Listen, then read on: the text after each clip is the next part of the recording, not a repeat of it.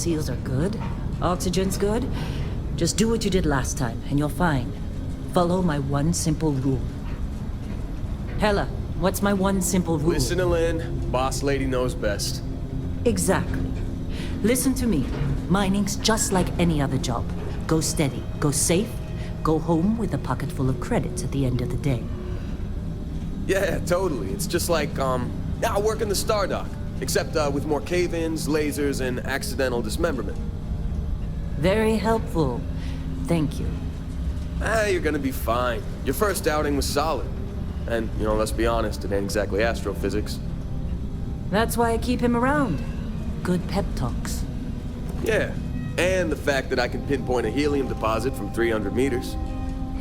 Not untrue. A shame we won't find any down here. But the metal deposits alone should pay for our own helium.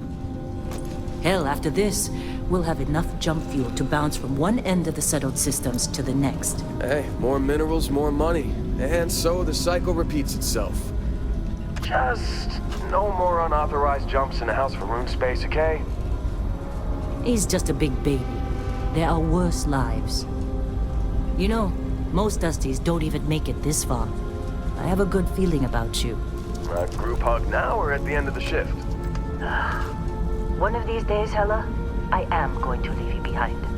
Promises, promises.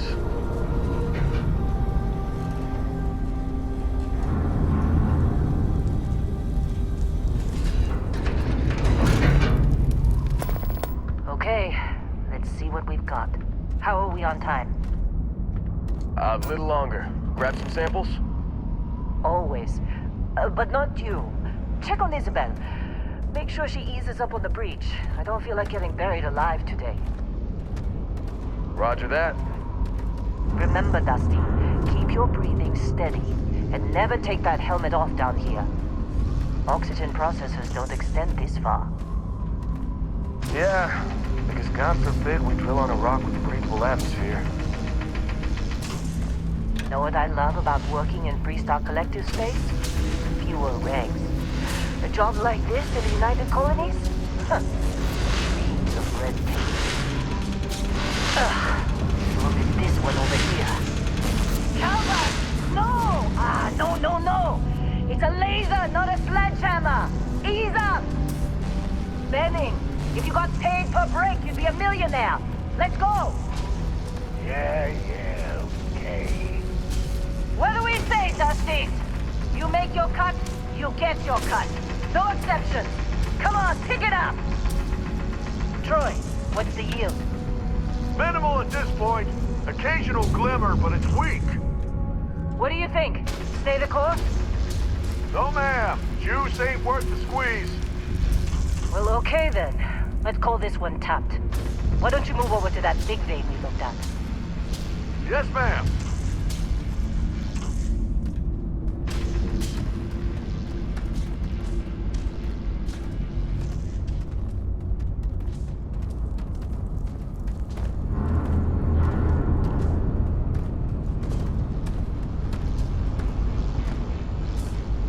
Dusty, you're up. Grab a cutter and mine what you can. Metal deposits are in that cavern. I'll shout out when I need you. You think we'll be done here soon? Oh, I hear this is the last day.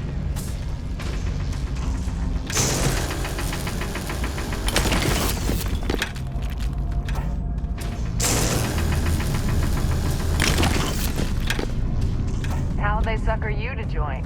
Fall for the fancy pamphlets? Lynn sure seems to like you. Guess she would know, being the boss and all. I'm busy. Anyone else to bother?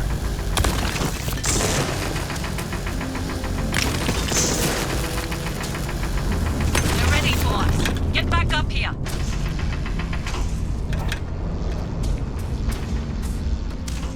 Come on. It's time. You're with me.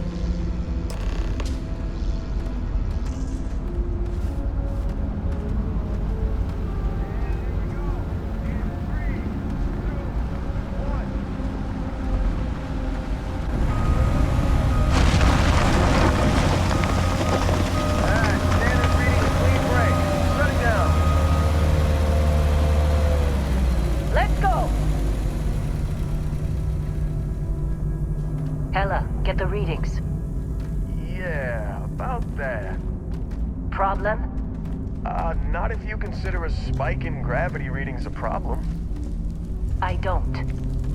You don't? What we're after, it'll read as an anomaly. That's what I was told anyway. Okay, now you're starting to freak me out. Relax. It's just another job. Come on.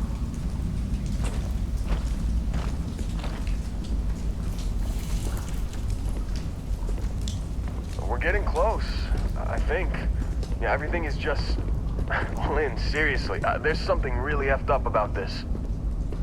Where is it, Hella? Through there, I think.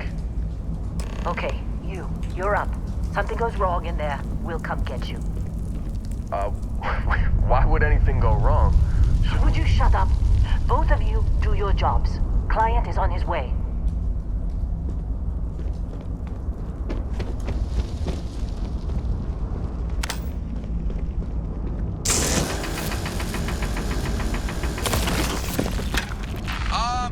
Still getting weird gravity readings.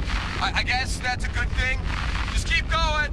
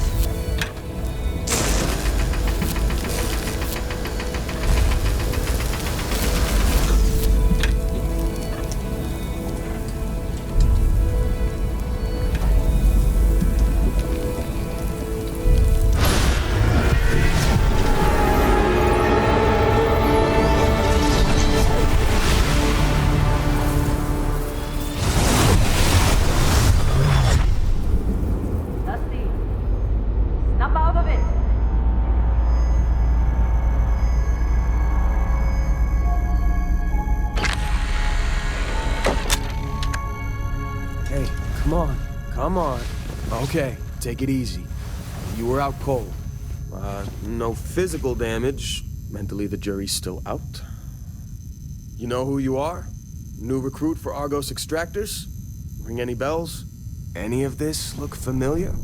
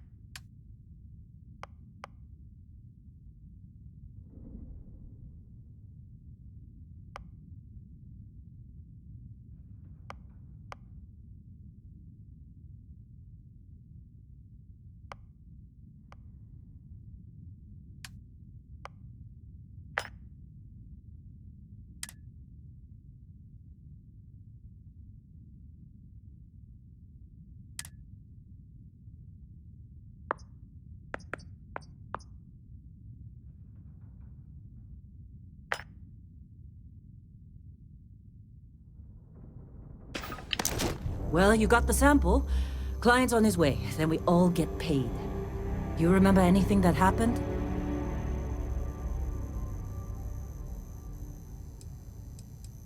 It's our payday, that's what. Sooner we get it off our hands, the sooner it isn't our problem anymore. Easy there, high flyer. Probably just the endorphins kicking in when you passed out. Don't go having an experience on me. You'll walk it off. More importantly, we got what we were looking for. All this trouble for that stupid thing? Huh. Sure don't look like much. Never mind what it looks like. It's worth more than this mine has pulled in all month. Will be... Speak of the devil.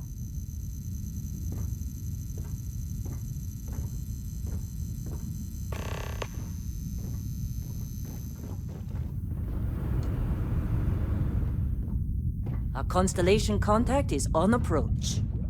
Wait, the Explorers group? I thought they were kind of a joke. Not a joke. You're just too young to know better. Hey, I'm just saying they got a reputation. Hell, I bet half the crew here doesn't even believe they really exist. Half the crew doesn't believe Earth exists, but it's still there. Same with Constellation. Yeah, come on. Exploring space? Who does that anymore? Ain't the space we've already got complicated enough? Not to them, apparently. All right, Dusty. Airlock. Put your helmet on.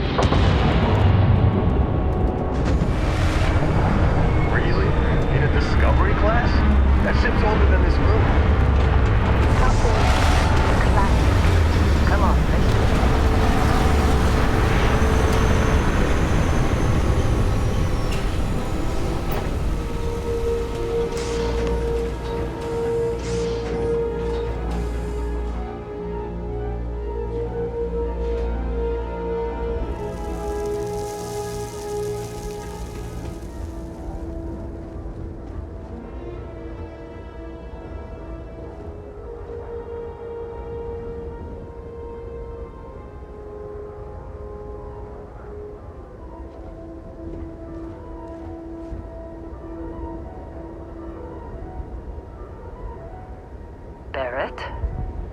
Man! Been a long time. Yes, it has. That mine on Bendy, right? Kazal, hellhole, like this place. Rare mineral contract. Your tastes are a bit more sophisticated now, huh? So, you found something? Right here. The new guy found it. That right. And everything went cool? Just like grabbing those minerals on Bendy? Kazal. And no, Barrett, not cool. He passed out after the extraction. Woke up saying all kinds of nonsense. Is that right, cowboy? Went on a trip, huh?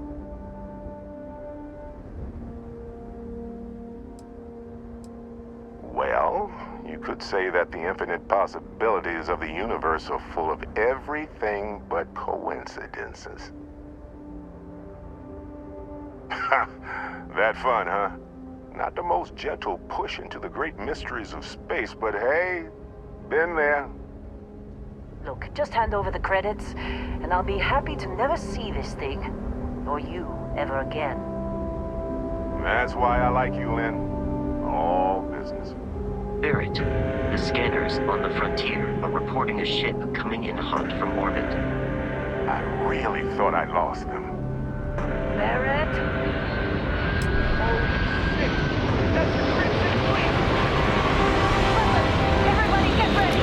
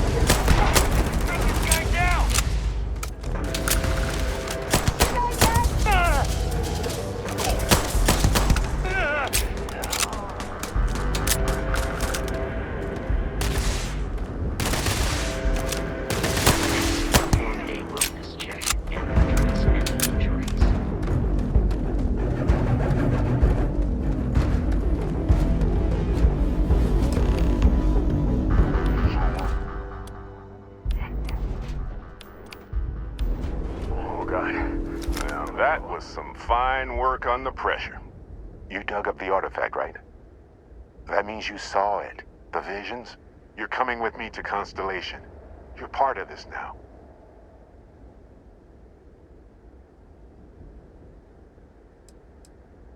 Hey, I wasn't gonna bring it up, but we don't exactly know what the artifact might have done to your head, and Constellation is really the only group qualified to help. Oh no, Barrett. No. You think you're just going to take off after the mess you caused? All right. I guess I did just put you all on the Crimson Fleet hit list. How about I stay and I send your Dusty here in my place? I know, but he's not some miner anymore, Lynn. Soon as he touched that rock, something changed. Don't tell me you can't feel it. Fine. It's a deal. Get out of here, Dusty. You're on to bigger things.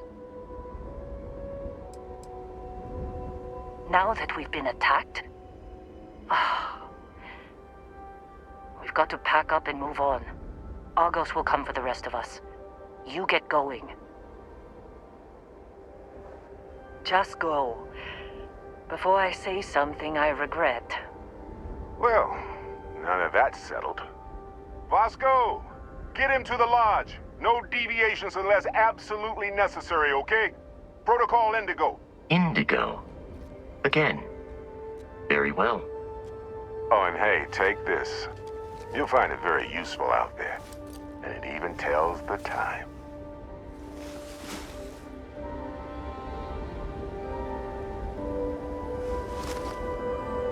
Hey, look at that.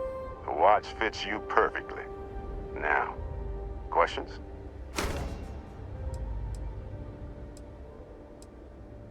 See, that's the problem with the settled systems. Too easy to take everything for granted. While everyone else is busy playing politics, we're the ones braving the unknown, charting the vastness of space. Without us, the galaxy is just a big room with the lights turned out.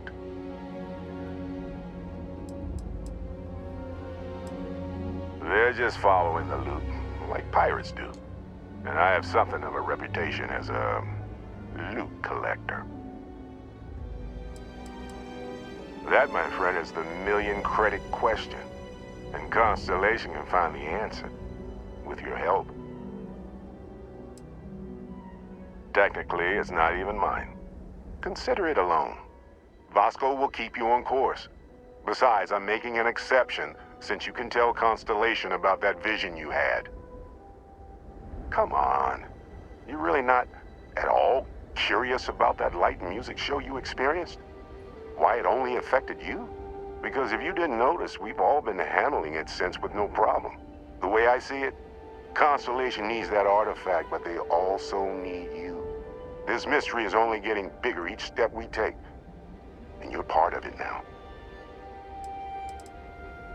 And Vasco, You going? don't let him break Staying my around ship. isn't helping us out any. Go. Make the delivery with Constellation. This is all one big write-off now. Hey, I don't know how you kept your cool back there.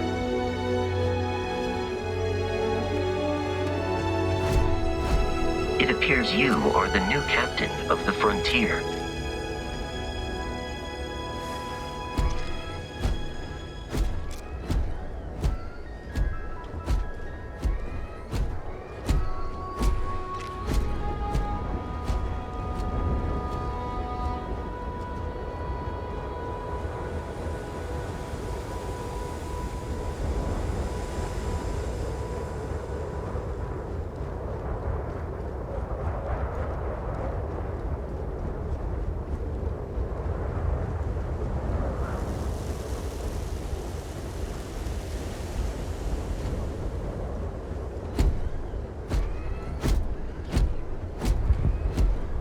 Just up the ramp, Captain. I'll be in the external robotics bay. Captain, Protocol Indigo is in effect. Captain, I'll guide you as best I can.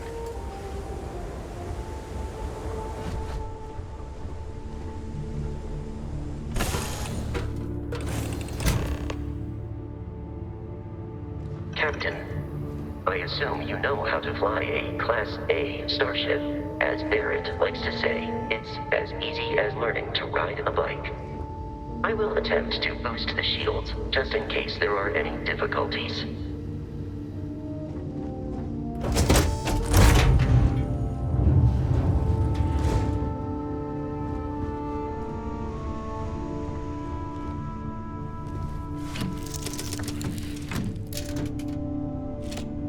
Shields ready. The rest is up to you.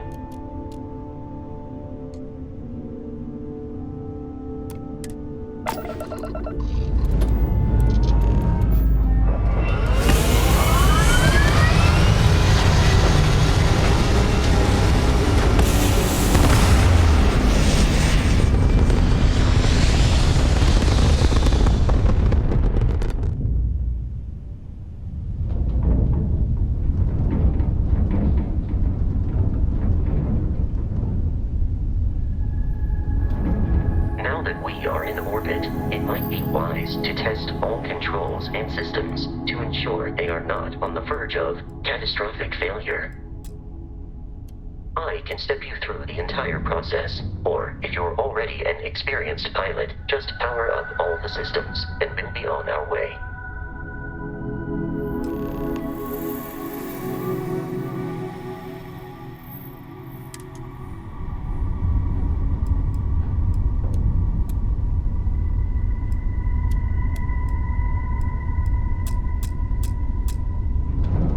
Each system on a ship requires power. Allocating power is under your direct control.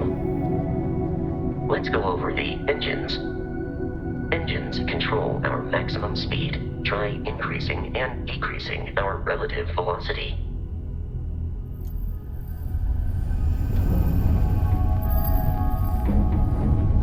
A ship's engine has a sweet spot for better handling during turns. Draw your attention to the HUD. You'll notice a speed indicator in the lower left with a gauge that goes up and down as you adjust the throttle. Try to center the gauge so that it lines up with the center of the vertical bars to its right.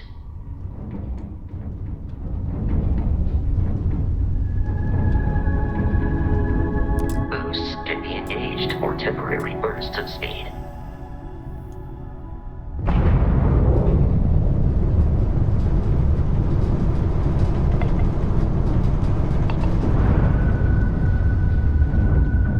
Let's turn our attention to the shields. Try adjusting power to the shields. Notice more power increases their strength. Shields protect the ship from hull damage. Without a hull, but be vaporized. Shield health is displayed in the lower right. Hull damage is below it.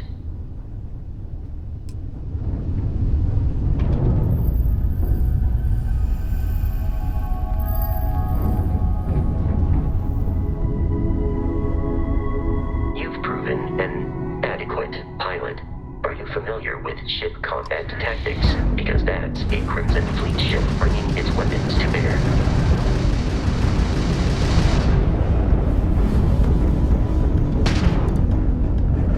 We will need to disable their shields. Laser-based weaponry is particularly effective. Is that you, Barrett? Give up that loot! If you can keep the enemy ship centered on the HUD, we can lock in to fire a homing missile.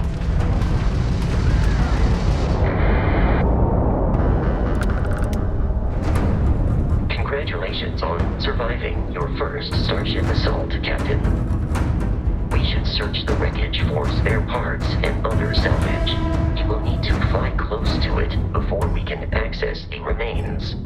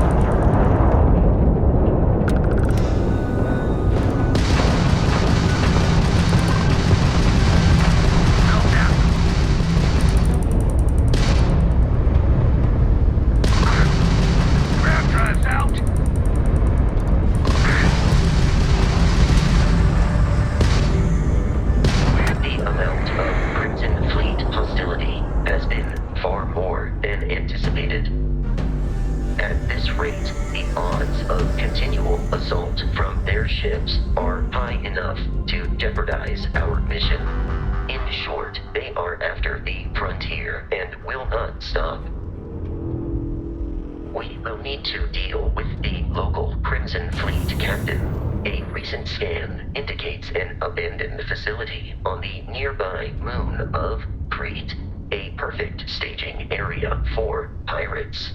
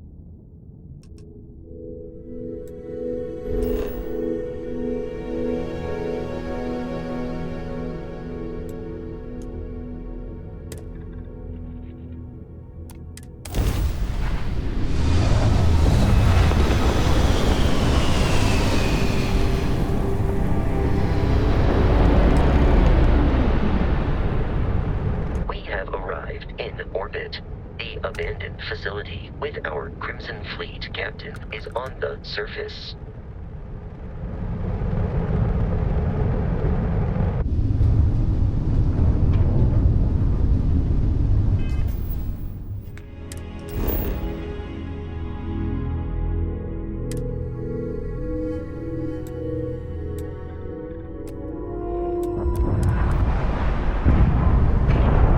I'll follow you from here on out, Captain.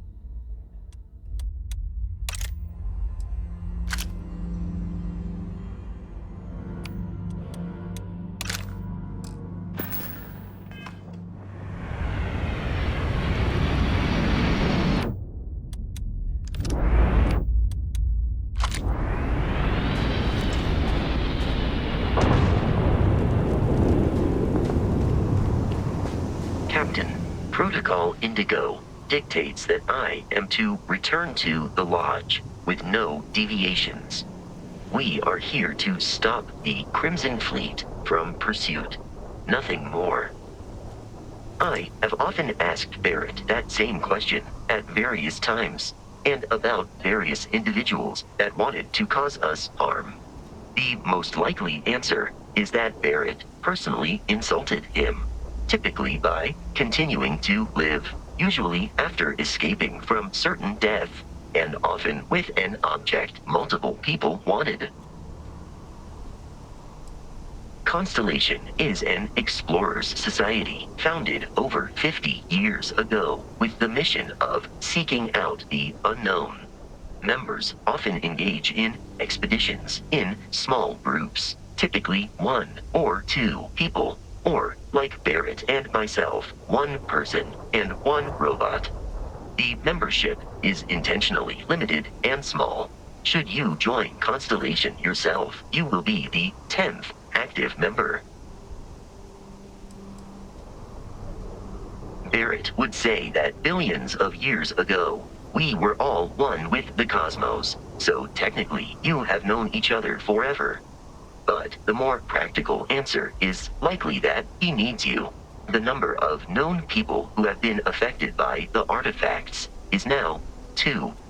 Without your investment in Constellation's mission, he may never know more about the experience you both share, so he is showing you trust in order to gain your support. Carrying objects is one of my simplest and most useful protocols.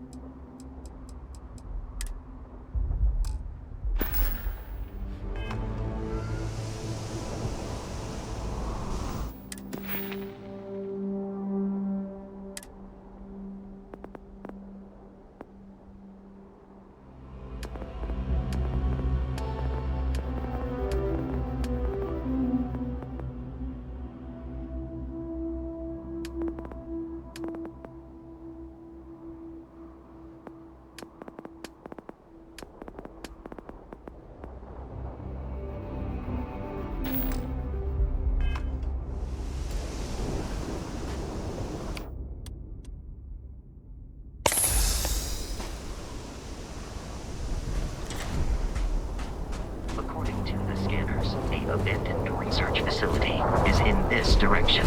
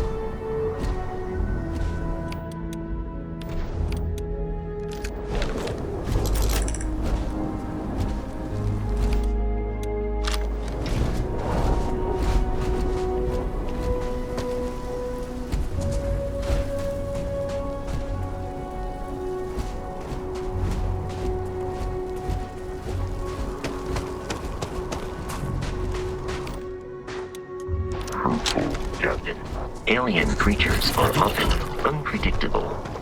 Commencing combat.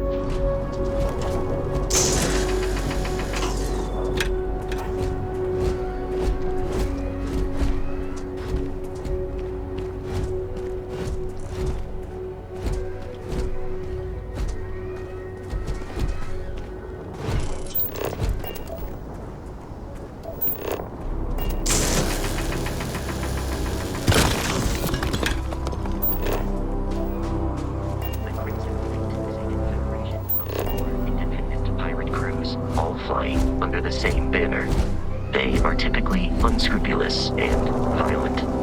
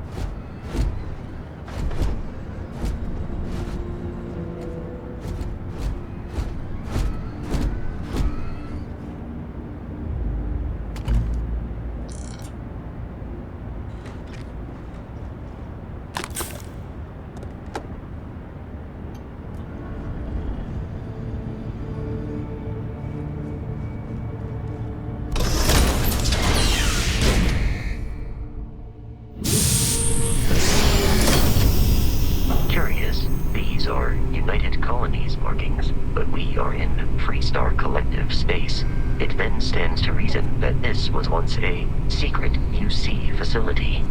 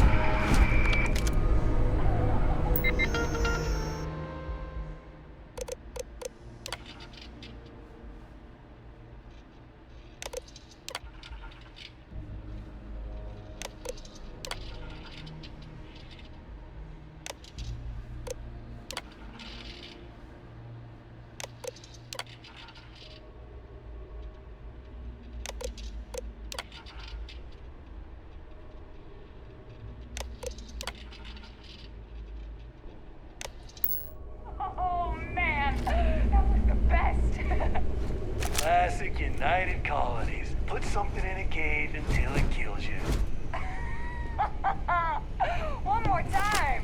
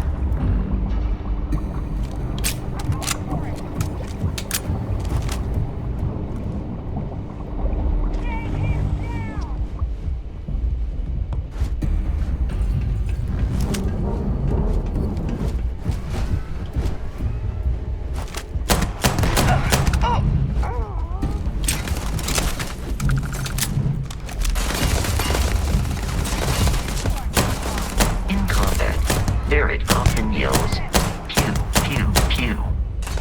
I am not sure why.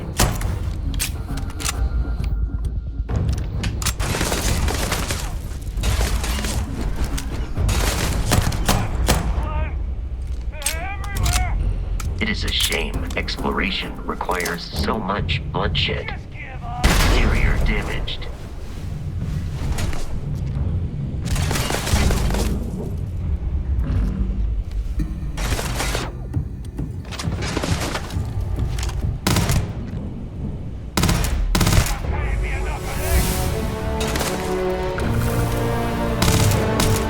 Peace is no longer a viable option.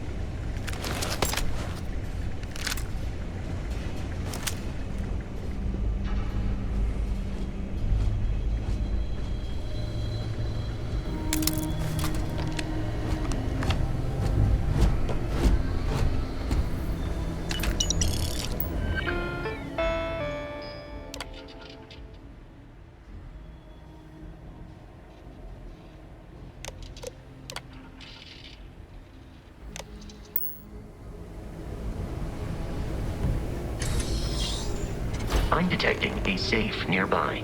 We could make use of whatever is inside, provided you had some digipics and a disregard for personal.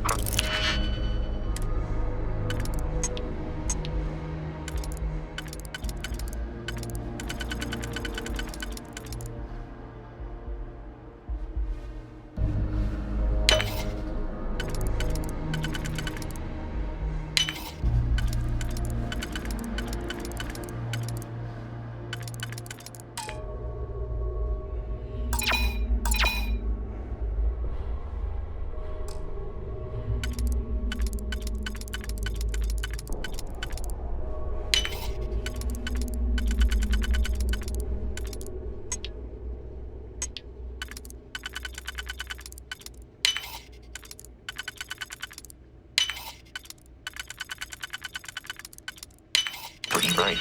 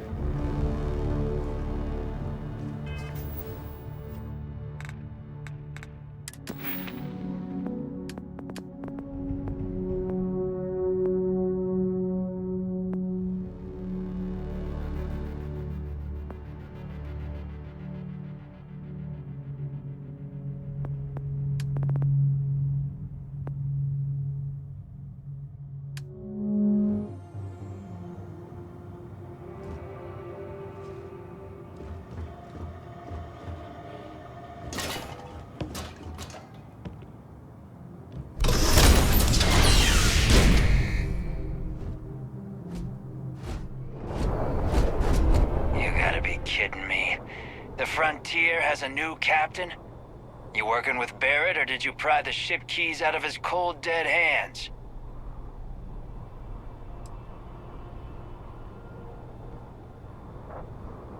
Oh no, you see, we weren't really after Barrett. We're after that ship. Every Crimson Fleet rook hears about the Frontier. That Constellation keeps treasure hidden in the cargo bays. The loot from 100 planets. That statement is partially correct. The Frontier has been to many planets and moons. But the only things held in the cargo bays are spare parts, dust, desiccated food particles, and a variety of species of ant. I don't care what kind of lies Barrett programmed that robot to say. We're taking that ship.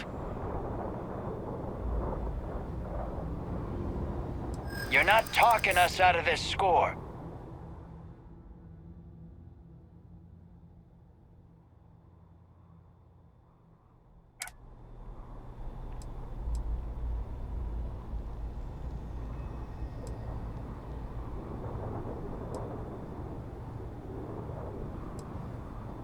You willing to give up the ship? Just like that?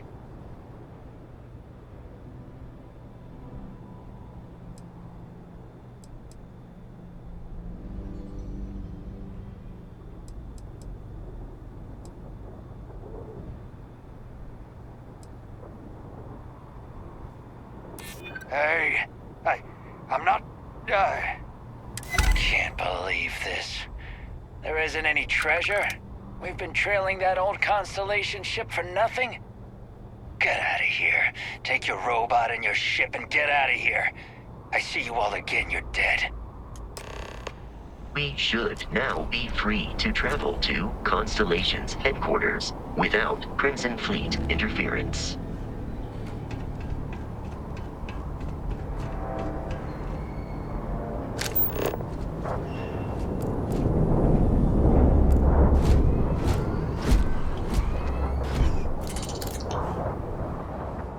Captain, to reach the Lodge, we must jump to the planet Jemison in the Alpha Centauri system, and then land in the city of New Atlantis. Do not worry, this will all become second nature before too long.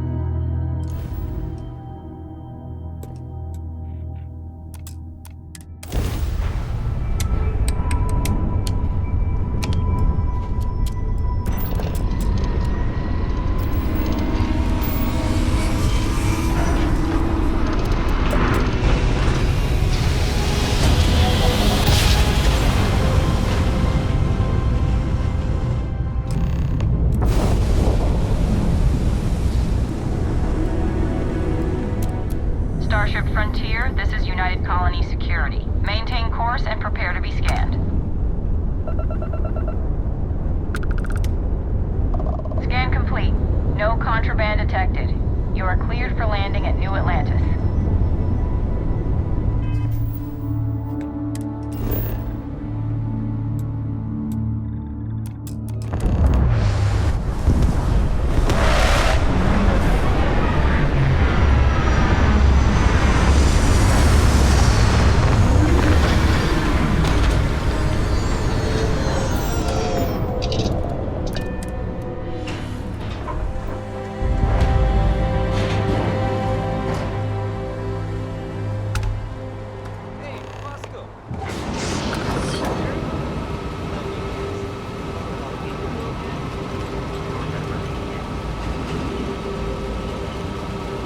And here's our new captain. My crew can take a look at your ship, and you can stop by the Trade Authority kiosk if you need to offload some cargo.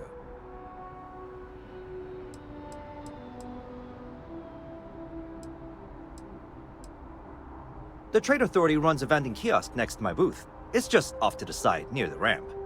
Besides that, Jemison Mercantile is your closest shop if you're looking for a bit of everything. That's further in, past the security checkpoint. Everything looks good here. I'll be at my booth if you need me.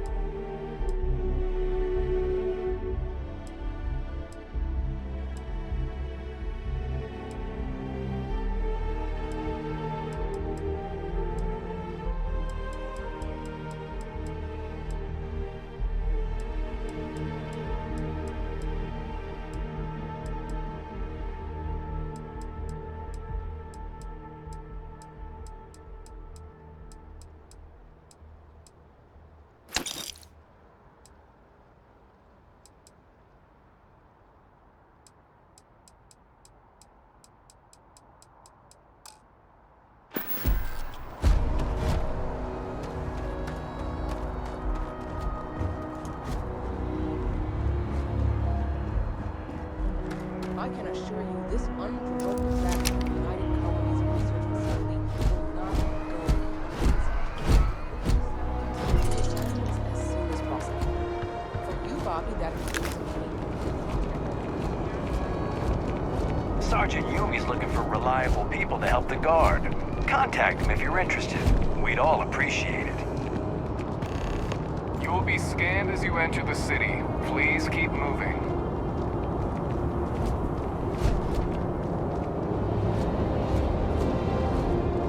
Okay, no bounty.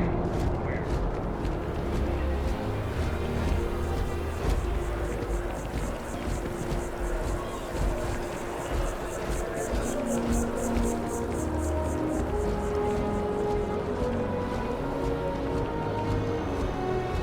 This is New Atlantis Transit, or the NAT.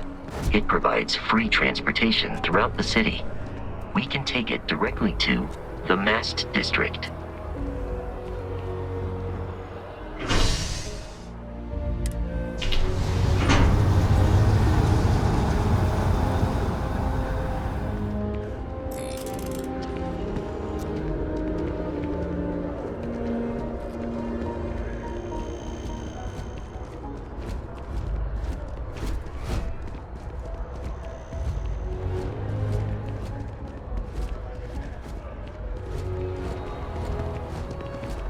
The water is quite aesthetically pleasing, or so Barrett has told me. New Atlantis relies on advanced hydroelectrics for most of its power.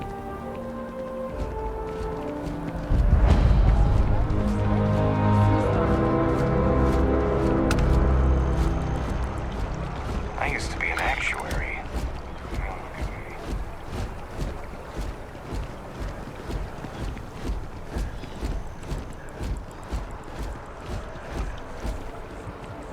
We may be in a United Colonies city, but Constellation is an entirely neutral entity, and always has been.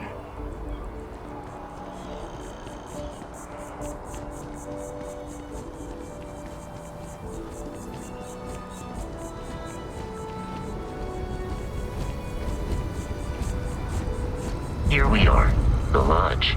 The front door should unlock if you hold up the watch that Barrett gave you. I have messaged the other members of Constellation. They will be waiting for us inside.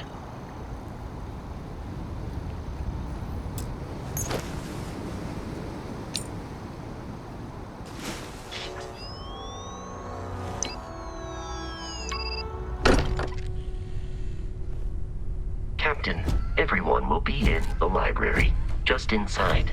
If Barrett were here, he'd probably tell you that you're part of something bigger now, and he hopes you'll make this place your home. Oh, ridiculous. Easiest bet I'll ever win. We appear to have a visitor. Welcome to Constellation. We have a lot to talk about. Would you care to tell us what happened to our friend? Why you're here and he isn't?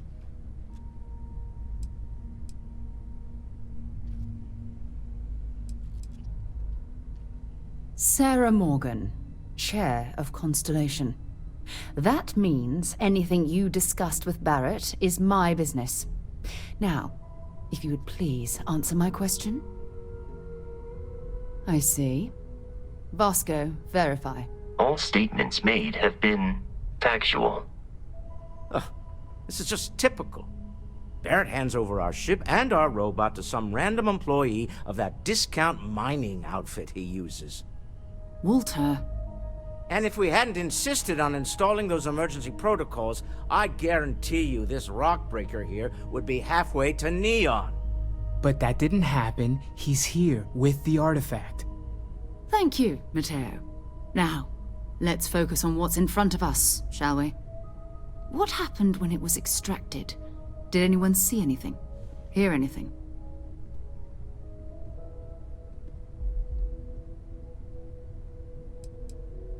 We think it's anyone else who pulls one out of the rock for the first time. Why? We're not sure yet. So if you wouldn't mind adding another data point. Interesting. Similar to Barrett's description of the experience. with less embellishment. Are you hearing this? Do you all believe me now? Whether it happened or not wasn't in doubt. But honestly, Country, if you expect us to believe in fairy tales... If this is the greatest mystery in the universe, why couldn't it be part of the ultimate mystery? But gentlemen, can we please focus? Noel, I think it's time we tested your theory. Right. Let's see. We know the artifacts react to each other. The pieces we already have move when they're in close contact. Now, if we add this new one to the two we already have...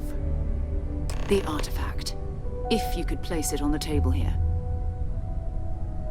That's it. Just like the others. And to imagine, we thought there were only 2 of them at first. Oh my god, that's it.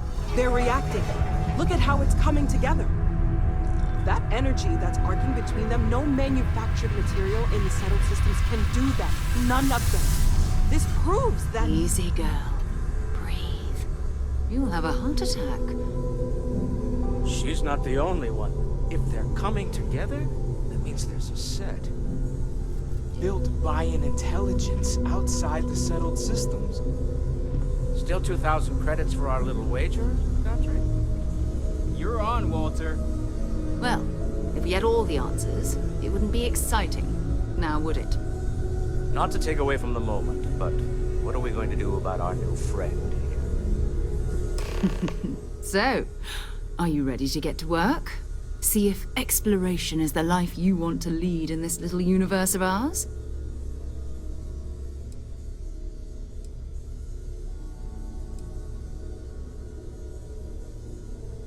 We're all here because we're committed to exploring space.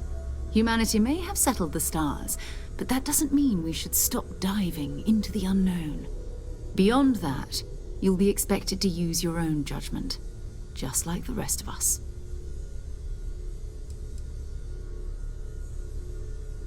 Individually, they're just odd hunks of metal, another oddity from the uncharted reaches of space. As to what they are, what they're building, well, you'll be part of solving that puzzle now. You should take some time to get settled in. Introduce yourself to everyone.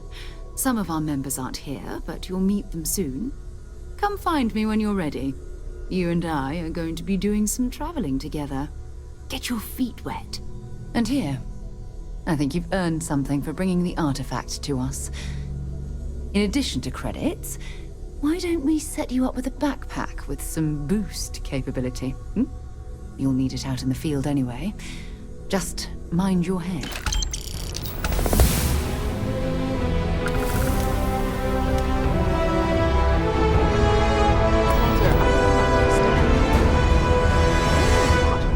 Like, almost all the time.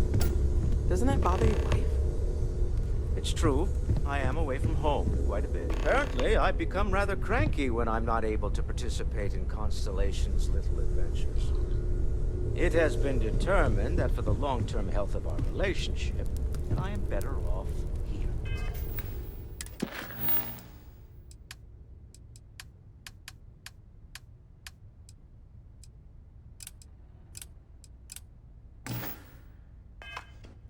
Rather than simply making things worse at home. Okay then. I guess if you're both okay with it. Sarah's the best possible person to be running Constellation at a time like this. Focused, no nonsense, and dedicated. Something you need? I hope Barrett makes it back to us. I know he gets into trouble all the time, and everyone just sort of accepts he'll be fine, but still. That was intense, wasn't it? The artifacts, I mean. Sorry, this must all be a little overwhelming for you right now. I guess a lot overwhelming, now that I think about it. I'm Noelle. It's really nice to meet you. And thank you for bringing the artifact to us.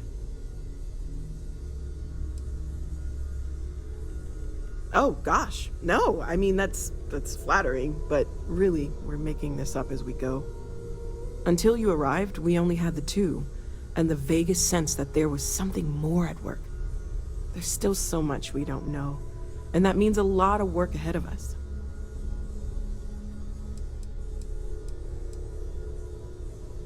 Well, Constellation's been around forever, more than 50 years now, but we only became aware of the artifacts recently. Barrett discovered the first one about 2 years ago, right under our noses, and he was the one who got this all in motion. It's a shame he isn't here to see this. Oh, right, that. If we're approaching this rationally, I suppose we'd call them visual and auditory hallucinations.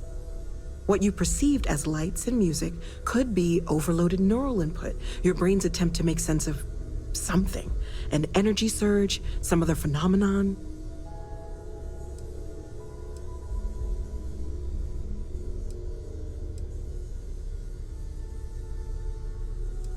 He did.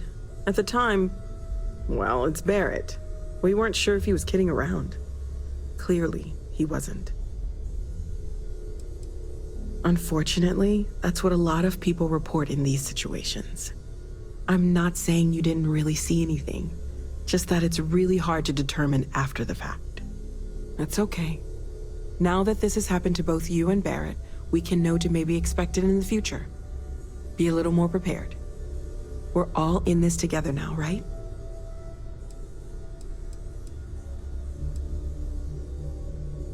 Of course, there's plenty of planets out there that no one has ever set foot on, and everything we learn about them is valuable. We have a board where we post anything specific we're looking for. A type of alien flora or fauna, or a planet with a specific quality, like if it's primed to have life but doesn't yet.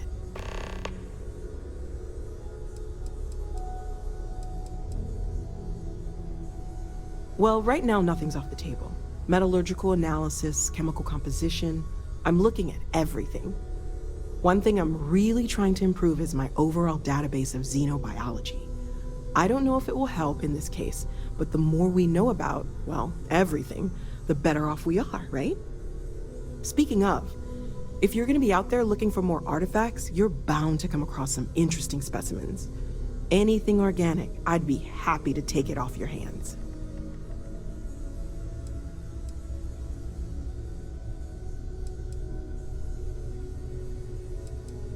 There's a galaxy chock full of resources. The more data I have, the more thorough an analysis I can do. And if it sweetens the deal, I can pay. Pretty well, too.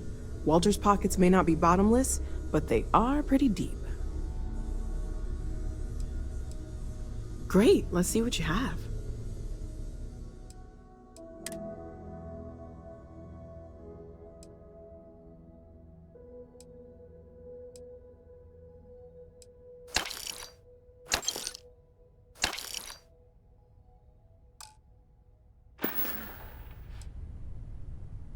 Planning on sticking around then? Good. I think we can find a spot for you. And along the way, I can give you the very abbreviated tour.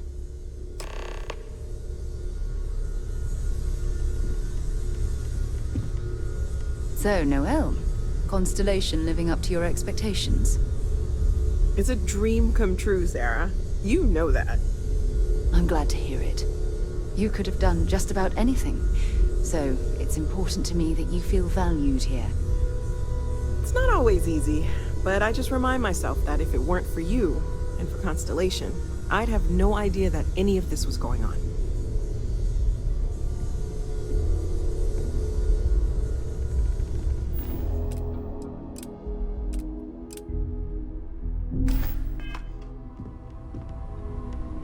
Yes? So, are you ready to get to work? Or was there something else?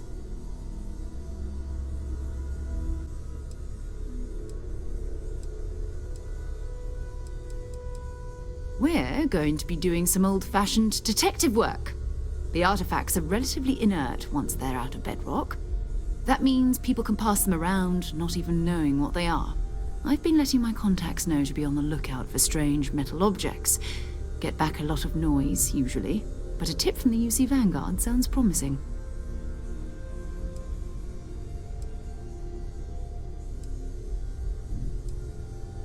We have to assume that we're not the only ones to have stumbled into this mystery. But most people aren't going into space looking for the unknown. They're looking for places to settle, resources to extract, territory to defend. An odd-looking rock or a single strange hunk of metal wouldn't mean much to them. That's why Constellation exists, in a way, to put pieces like this together. A volunteer force that helps defend the edges of United Colonies space. They're always looking for recruits. Lots of retired veterans and dangerous professionals mixed in with part-timers who barely have a laser cannon welded to a hull. My contact is in the recruiting office, so he hears a lot about what the volunteers are up to. Jumping to anthropology on me already? Oh, well, good. We all need our own reasons to be out there. But it's not just that. I want to take this opportunity to see how you handle yourself, and for you to learn more about us. I'm going to be sticking with you for this. We'll be traveling together until we either find an artifact or this lead runs dry.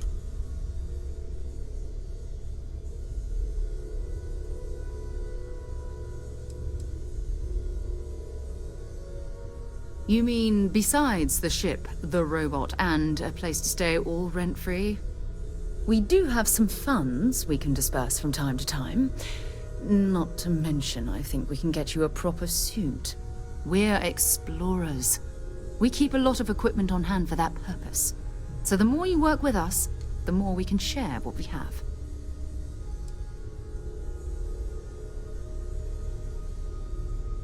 Go ahead. Just don't take too long or my contact's information might go bad.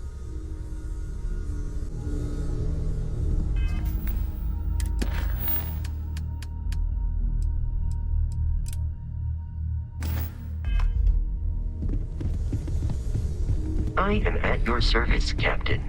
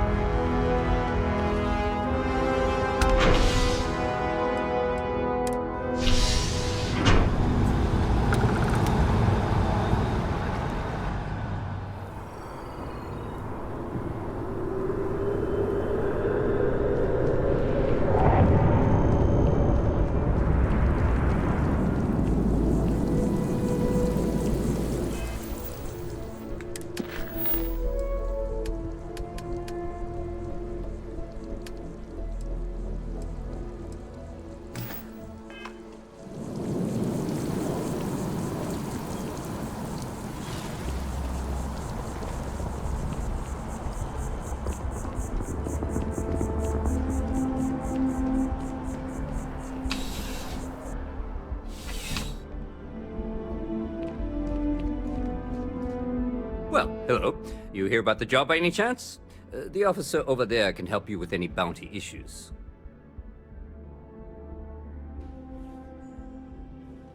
Part-time security officer. The position's very flexible. You can basically work whenever you're available. No pressure. We've had some gaps in the schedule lately. Macy's out on maternity leave, Jose's on loan to Sidonia. When it rains, it pours type of situation. So really, we just need someone to fill the void. Interested? Well, first things first, I have to ask, do you have any security experience at all?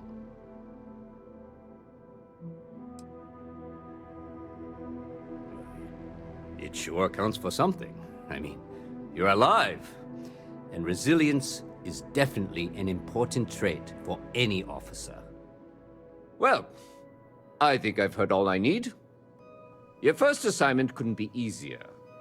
Go to Mast and check in with Agent Plato at Aegis. There was a package left at a dead drop, and they need UC security to handle it. He'll fill you in on the details.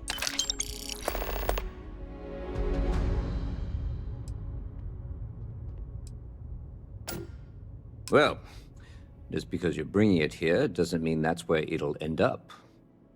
As for why, you can ask Aegis. As far as I'm concerned, it's none of my business. You know, MAST, the Military, Administrative, and Scientific Triumvirate. Giant building in the center of the city? Headquarters of the entire United Colonies? I really should have given you a more thorough interview. Let me know if you have any questions.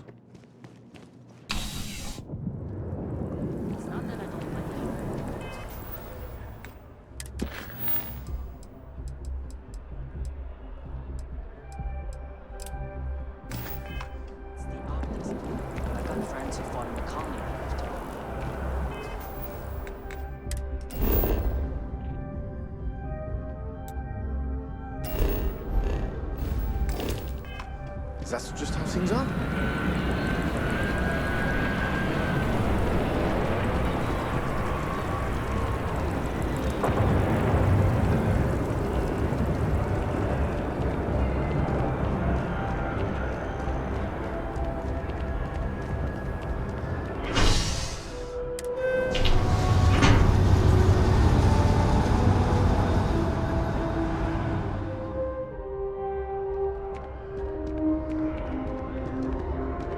By vectera, by vectera, by vectera! I can't believe it!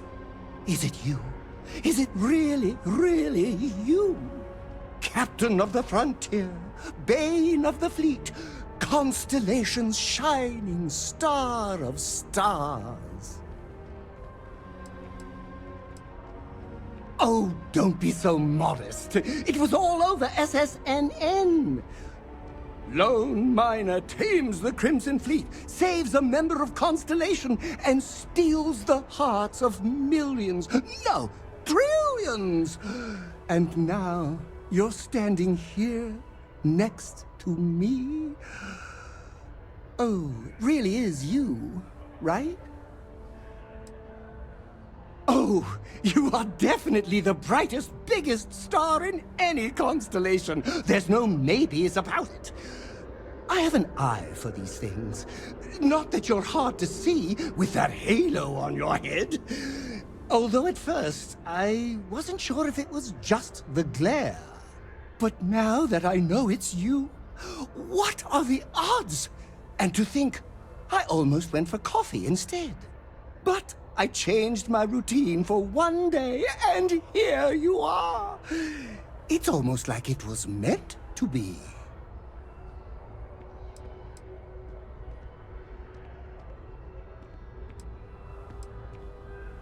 Me too. I was minding your business as well, visualizing it, dreaming it, and tending to it like a garden in bloom.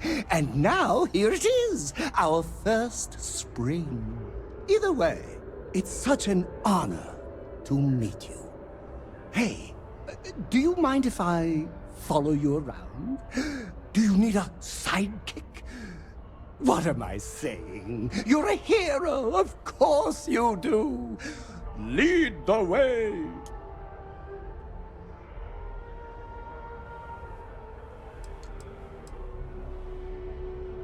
Good point. I'll start working on it right away, as soon as I learn how to sew. Until then, maybe I can be a sidekick in training. Do you have an academy where fans can practice groveling at your feet? If not, I can start one. You won't be disappointed!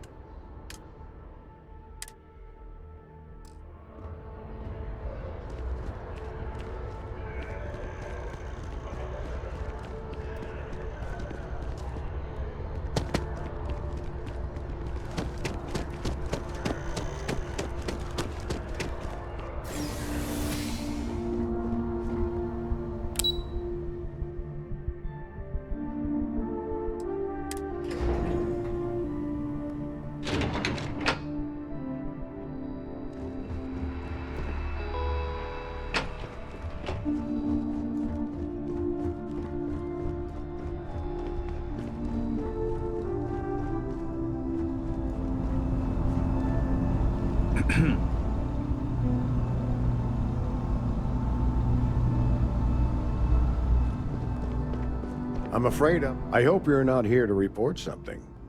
If you are, it means you've seen far too much. No. My parents would never have been so presumptuous.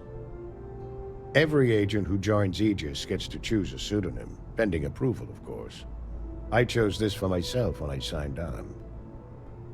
I have, of course, since learned that I am not nearly as smart as I thought I was as a younger man. I suppose none of us are.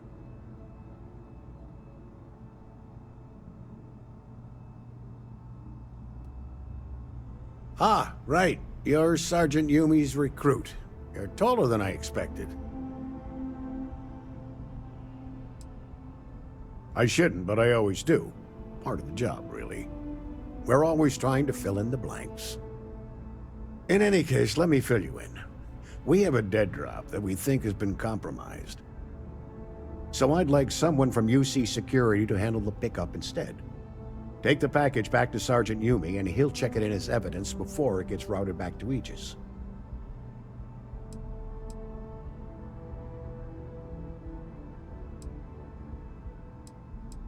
Well, I told the sergeant that anyone hired for this job should get my stamp of approval first. Nothing personal. It's just this sort of work isn't part of your normal detail. Take the Nat to the spaceport. There should be a Galbank ATM right next to the station. The package is taped under one of the benches. Grab it and deliver it to Sergeant Yumi and the job's done. You really should know better than to ask for classified intel. What is this, your first day on the job? Don't worry, I'm just giving you a hard time. I still can't tell you what's in the package, though. Good luck with the mission.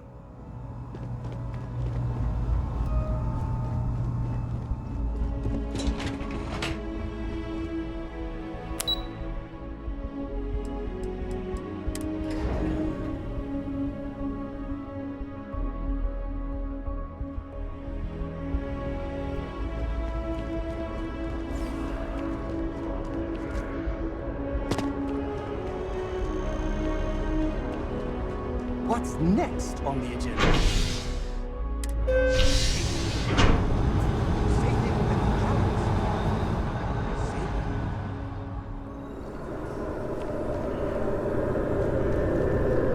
Doing okay?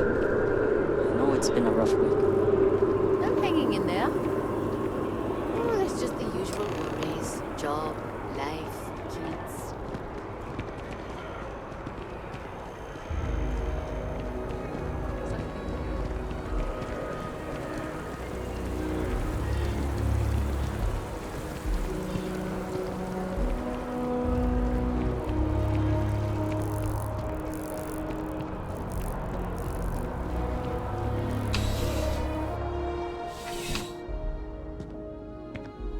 How's the investigation going? Still have questions? Go ahead and ask. Nicely done. It's really hard to find good help these days. That being said, my luck seems to be turning around. We've gotten a lot of new personnel as of late, not just you. Who knew all I had to do was put up a sign?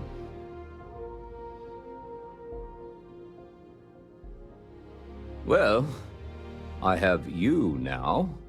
So I probably won't hire another person for a while. Anyway, here's your payment. And if I have any more work for you, I'll let you know.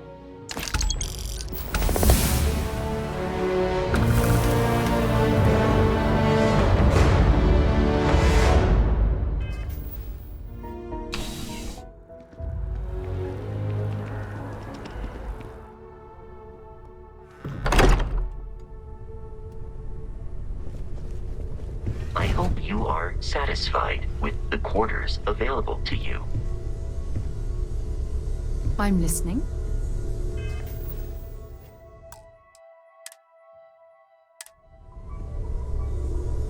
Ready to head out there? Or did you still need time on your own? Functioning well within established parameters. Right. Well then... We'll need to head to Mast. Check in with the Vanguard recruiting office where my contact works. And listen, whatever you were before, or whatever you do once you're out there, I don't care. So long as you don't bring UC security to our doorstep.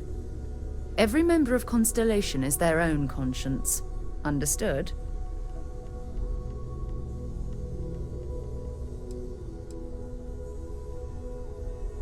I mean, Constellation has a roster of members who haven't always been on the right side of their respective society.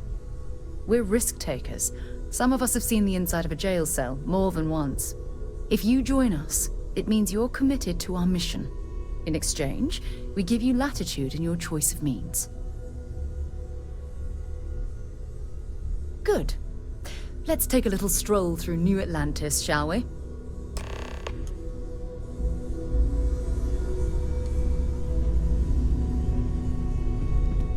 I am at your service, Captain.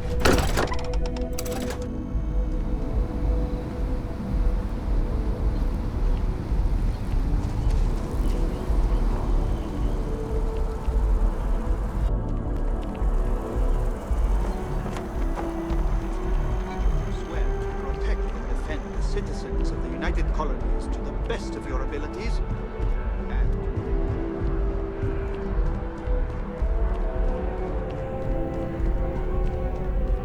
Sarah, good to see you. Who's your friend? Another space explorer. Hey, you ever think of joining up with the Vanguard? Help the United Colonies, earn some credits, even get your UC citizenship? United Colonies volunteer fleet. Independent captains enlist, get to use their own ships, and the UC provides them with sustained work and credits. And put in your time, and you're guaranteed UC citizenship and everything that comes with it. Discounts on UC goods and medical services, chance to own a place in New Atlantis. Only way a foreign captain could even dream of seeing those sorts of benefits. So, you want in? All right. Can't blame me for trying, right? I mean, I still haven't given up on getting Sarah to re-enlist. It's a game we play. He asks, I say no. Here's what I got for you two. Vanguard volunteer by the name of Moera. Helps patrol the old neighborhood. Sol, Mars, Neptune, you know. The Sol system? Which admiral did he upset to get that posting? He's Martian, born and raised. Not like I can get anyone else to care. Word is he's got some fancy metal ornament he's been showing off to the old grounders. Matches that description Sarah gave me. Oh, he goes way back. Think he was recruit number 81 or something. You kidding? Lowest posting request rate in the whole fleet. Only thing there the UC cares about is Mars. And no one wants to go to Mars. They want to get off Mars.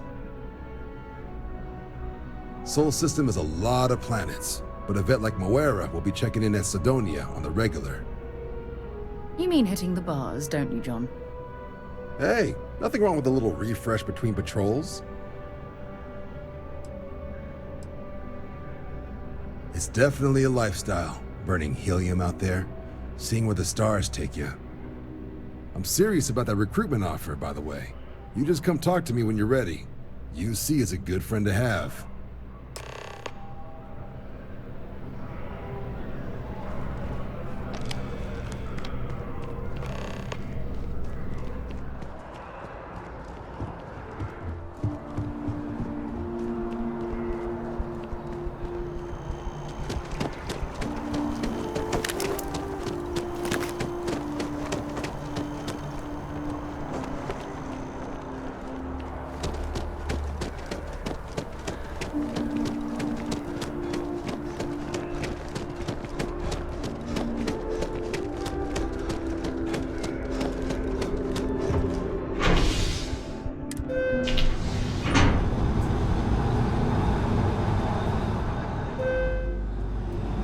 Flown across most of the settled systems in all manners of spacecraft, and yet I still get sick on the gnat.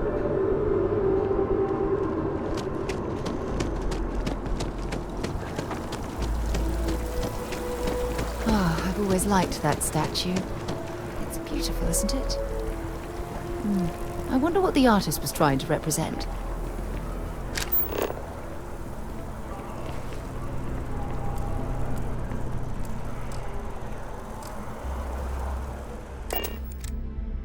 Pleasant change of scenery.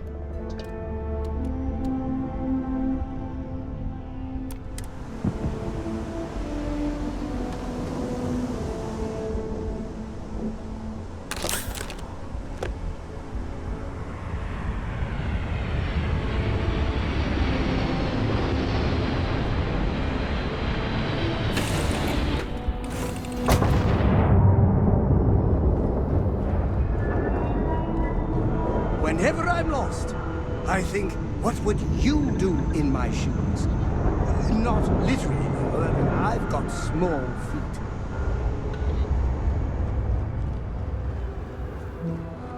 Been a long time since I've been to Mars. Sol System doesn't get a lot of traffic. Ask whatever you'd like.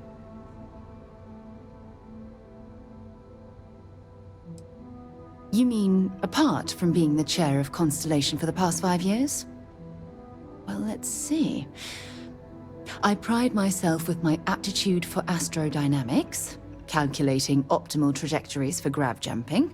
That's been quite useful in the past. And as far as planetary exploration, my area of expertise is botany. So, don't worry. I won't let you eat anything that might put you in the hospital. Exploration is my entire life. I consider it both a career and recreation. That being said, I will make a confession, but you have to promise to keep it between us. Before I graduated from school, I was in a band. And no, I don't mean the school band. I mean a rock band. We called ourselves Ironic Comet. A ridiculous name, I know. But we were just a bunch of teenagers getting together and having fun. And before you ask, no, I wasn't the lead singer. I actually played the drums. The band never really went anywhere, of course, but those were good times, and I remember them fondly. My parents considered themselves to be enlightened, but their lives were so busy they rarely pursued their beliefs. By the time I was old enough to start questioning these things, the idea of following any organized religion was almost an afterthought. It's not that I don't want to believe in anything, it's that my scientific mind is often at odds with my spiritual center. Having been out there, in the Starfield, seeing all those magnificent wonders with my own eyes, I need answers, not religious theory. I'm sorry if that disappoints you, but don't worry. While we're on this journey together, I fully intend to respect your religious beliefs. I hope you got something out of that.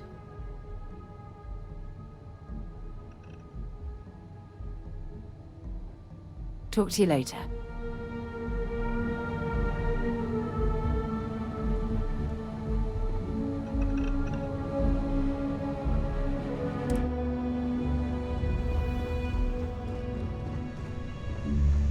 People say I need more hobbies.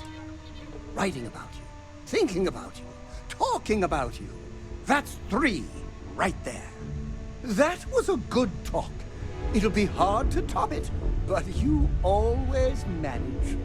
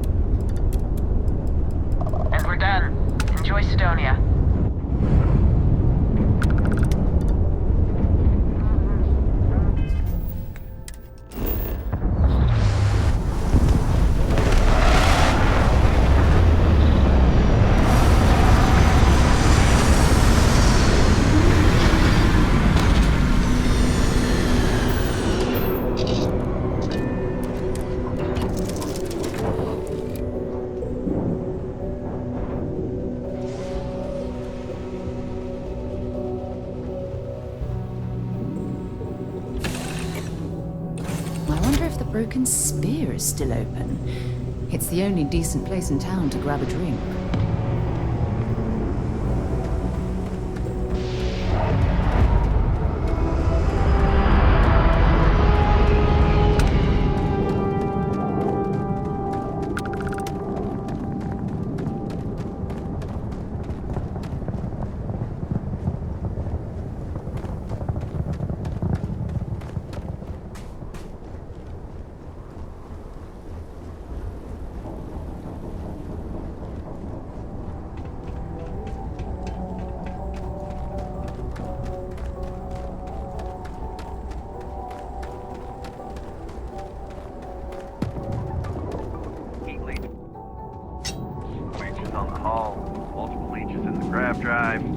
Suppose that would explain the brownouts. So, what's this going to run? There are no other surprises? Built in Sidonia completely underground was a clever way of keeping the city shielded from the harsh Martian man brigade. Find me when it's done. We're on it.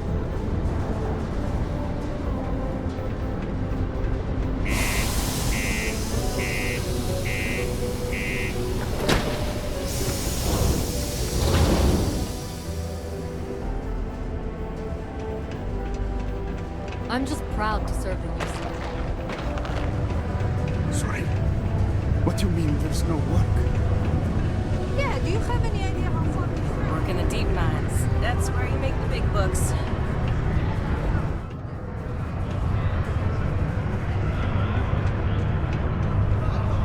Not everyone can say I'm a fan of excitement and drama around here.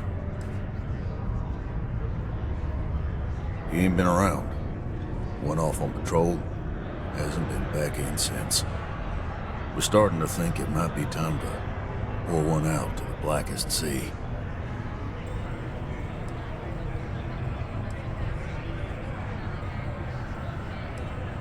You got another word for it?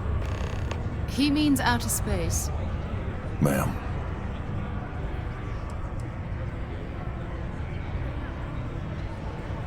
Sounds about right, yeah. Look, nothing more I'd love than to help out a fellow Martian. Especially one that's missing. But, He has a tab, and you don't know if he's coming back.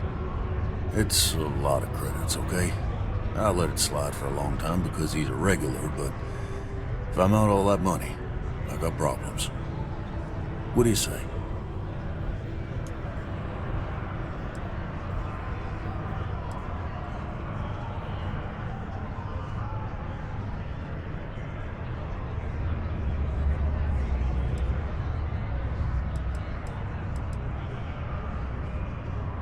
No, I've done this routine. Let's skip to the part where you admit you're lying about what he owes. You calling me a liar? I'll throw both of you out of this bar right now. Oh, please. Two strangers arrive from off-world asking for information only you have. You see an opportunity. Everyone always does. Lower the price. Don't think we can't find another way to get what we want. Fine. Agreed on a discount, right? Let me confirm the amount. Okay, let's talk. Last time he was here, Moera kept yelling about the Lady of Love, singing songs, all that kind of thing. Venus? That's only one planet. Hardly an entire patrol route. I got what I got, okay? Fine. We'll make do. Forget it. Let's get out. We get a lot of new faces back. Maybe it's not too late to push a right back. People always ask me what I think about Martin. Used to think I was Vanguard material. Until I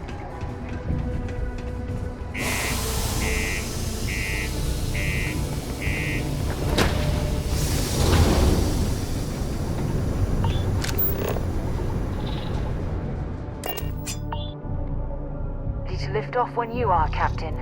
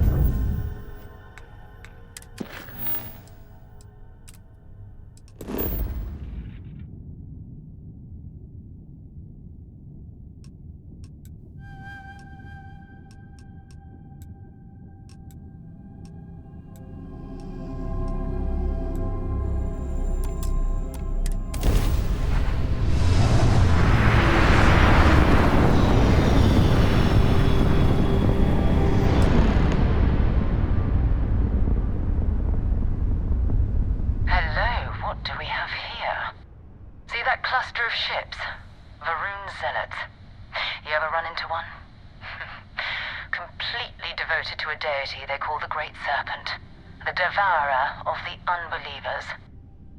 I'll let you guess what happens if they spot us. No other ship readings in the area, and I doubt they'd be so calm if a Vanguard had flown by recently. No idea. They appear and attack people seemingly at random. House Varun technically has diplomatic ties to the other factions, but the Zealots are outside of their control. Or so they say. No, but I think I see something else that might. There's a UC satellite beacon hovering distressingly close to those Varun ships.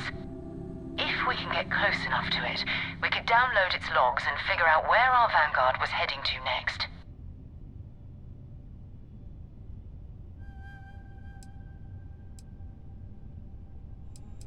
You worship the Great Serpent? Well, lucky for us. Alright, I'll broadcast out over our comm system. If this works, we should be able to get to that satellite without them caring.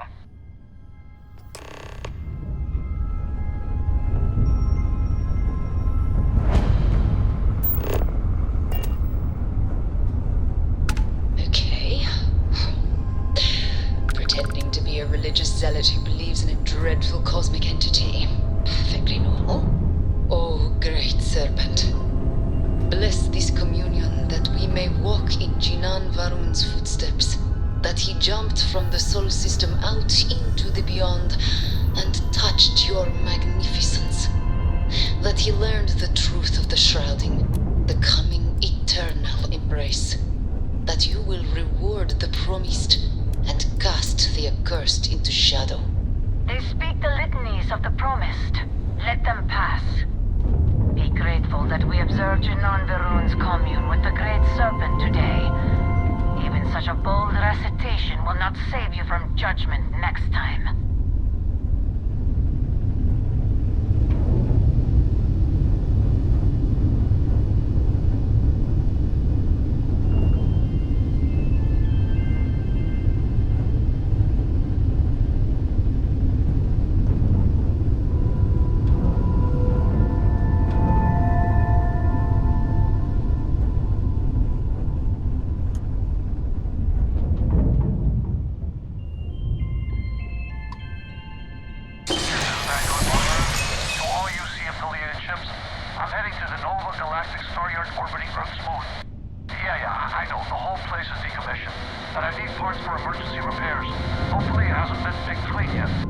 Oh, that's not good. Earth and everything around it was abandoned a long time ago, and the old star yards are crawling with spacers and other scavengers.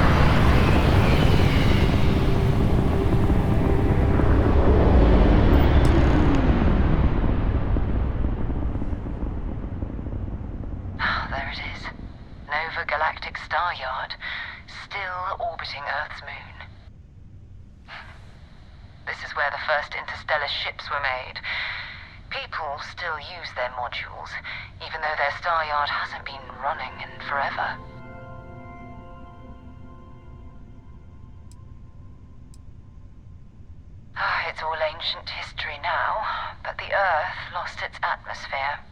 It started sputtering out into space. Humanity had about 50 years to evacuate the planet. That's kind of how the United Colonies government started, managing the exodus. Earth is more or less a dust ball now. You can occasionally find a few remnants of the world we left behind on the surface, but not much. Keep your weapons ready. Never know who else might be scavenging there.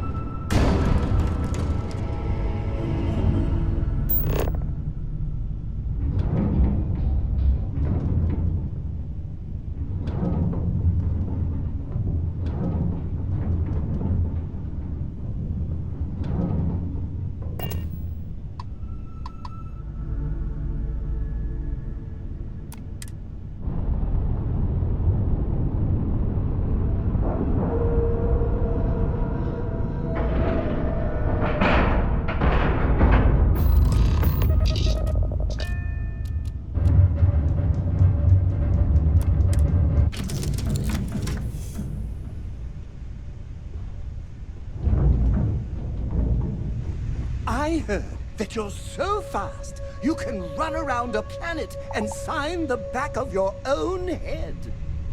We just need to find you a pen.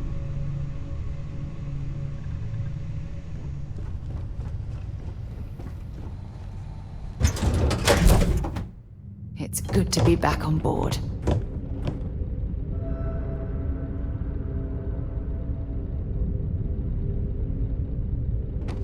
Two steps in, and we're already looking at a corpse. Okay. Looks like spacers were scavenging around here and someone else came in and said hello. Oh, this won't be your last encounter with the spacer crew. They pillage abandoned facilities and shoot anyone who gets in their way. They're even less organized than the Crimson Fleet. Just countless desperate groups scavenging and killing to survive.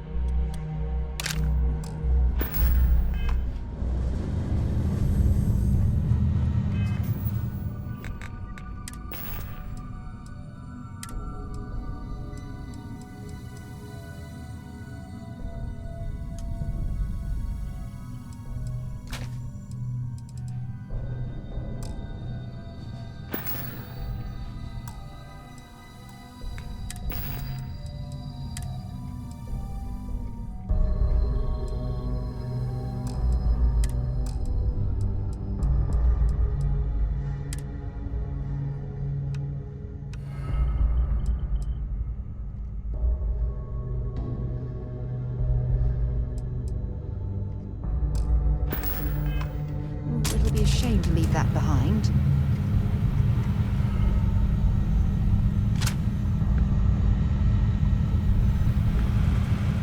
We still need to find any... Glad to haul whatever you need. Okay.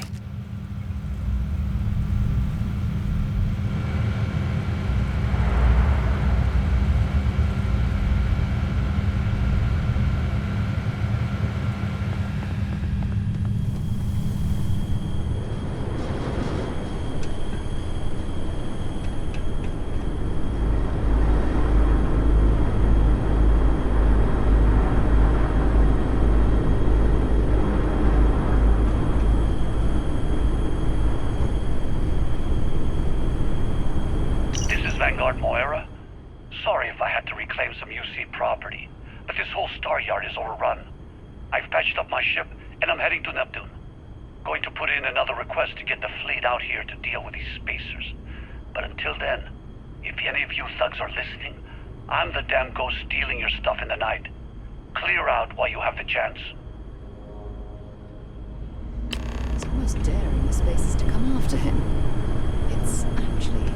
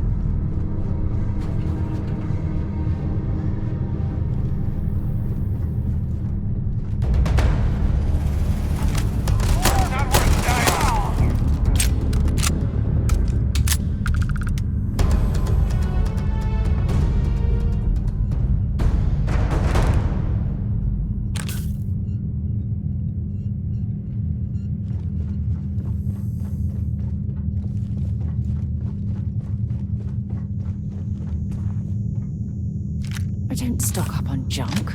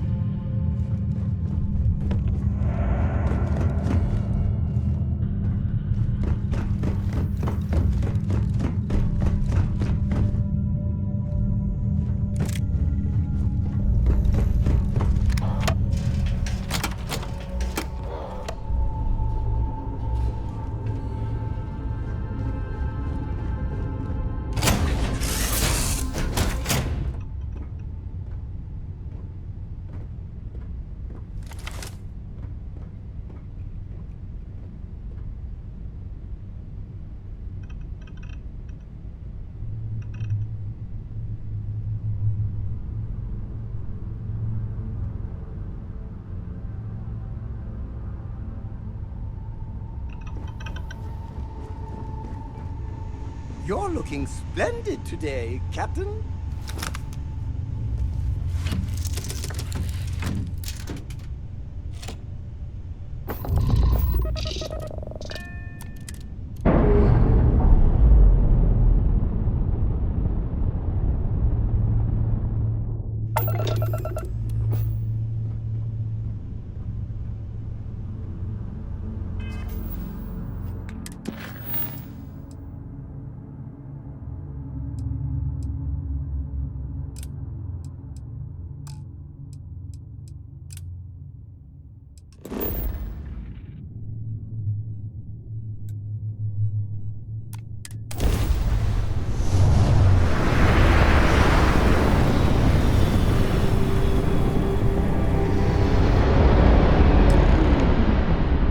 Whenever I'm lost, I think, what would you do in my shoes? There's a ship Not just drifting out there. but I've No got time to take in the small- sights.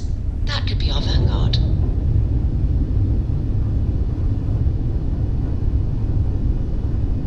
Something's wrong. The ship's weapons are powering up. Get ready.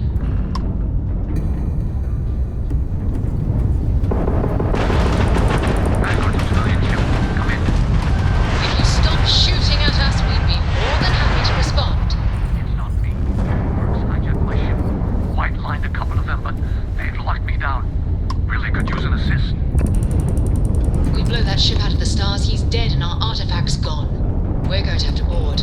Target the engines. Once they stall out, we'll have our chance.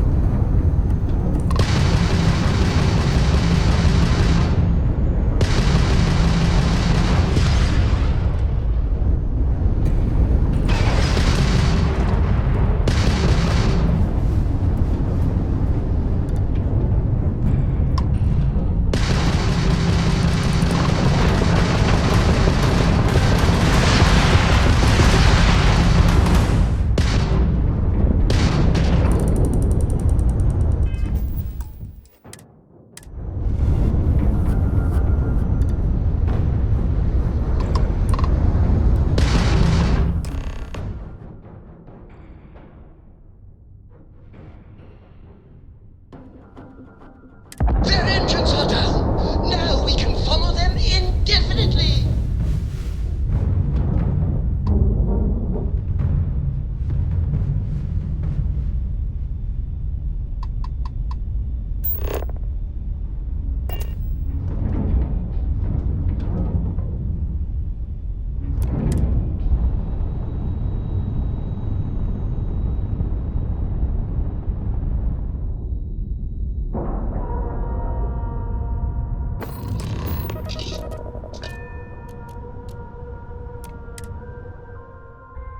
All right, let's get this crate into space.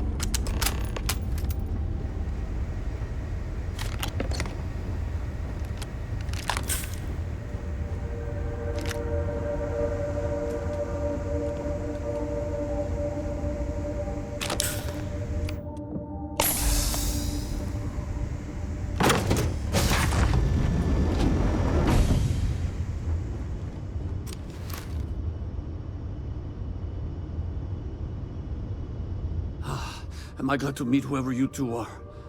Looks like we're all in one piece. Any day you walk away from, right? Ecliptic mercs. They'll work for anyone. And Vanguards don't exactly make friends with local pirates, thieves, and scavengers. Think enough of them finally got fed up and they pooled their money to hire professionals. I hear that. If the universe was a nice place, all soldiers could retire, and no home would be missing a seat at the table. Who are you two, anyway? Constellation. Seriously? Guess that's where the respect for space comment was coming from. Man, I've only heard stories. We've heard stories too, about a strange object you found on patrol.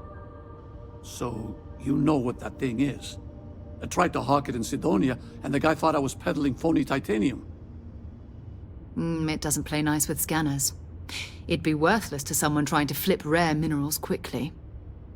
So you're saying I shouldn't be using it as a hood ornament?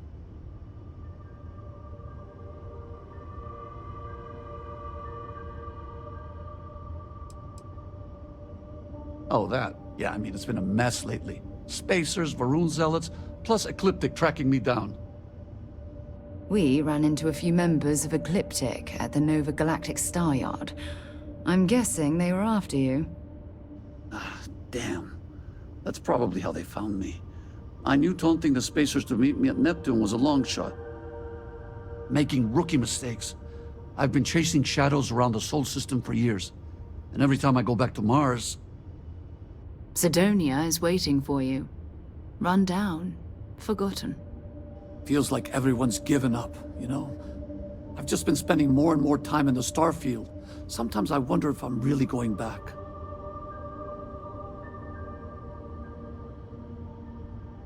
Yeah? You know, that's actually kind of tempting. I'd have to settle some things back on Sidonia. Maybe hit me up there later. If you don't mind, we came here for something. That strange object you found? Right. Hey, it's yours. Appreciate the rescue. Hope you figure out whatever that thing is. Let's grab the artifact. Good work. Let's get back to the lodge.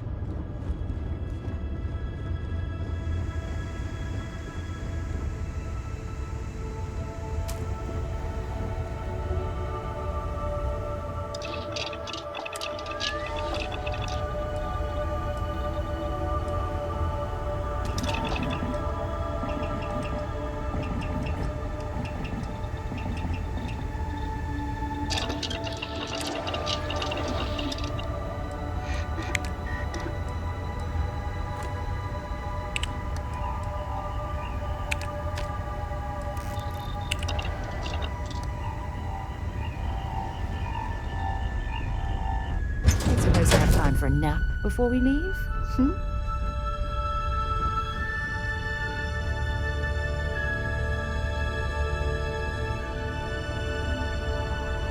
Back to the lodge, shall we? No, it's fine. Go ahead. So long. How do you think this adventure is going? Great. Fantastic? A moment in time we'll treasure forever? I'm thinking all three.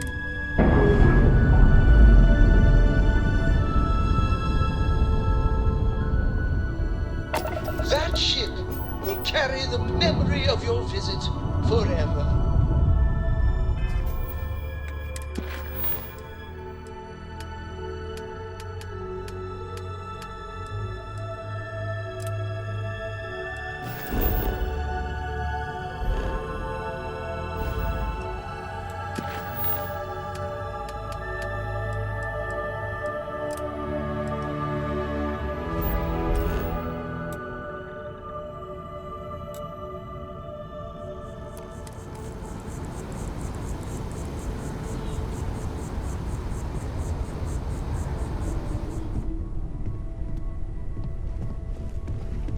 I am at your service, Captain.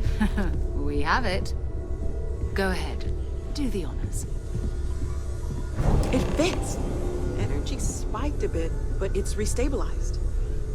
Is there anything new showing up? No, it's the same as before. There's a massive output as the artifact is added, then it harmonizes. Like it's waiting for the others.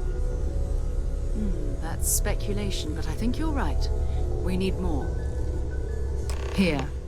You've earned this. Welcome to Constellation. As a full member this time. Honestly, this just makes it more official. Call it right person, right place, right time. But once the artifacts started coming together, you were one of us. Well, if you ever find a relic bottle from Earth, we'll all be happy to share it with you. By the way, how would you like to keep traveling together? I'm not sitting behind my desk for this. These artifacts are a new chapter for Constellation, and I'm going to be out there for it. And I want you out there as well. You got results. I need someone like you watching my back.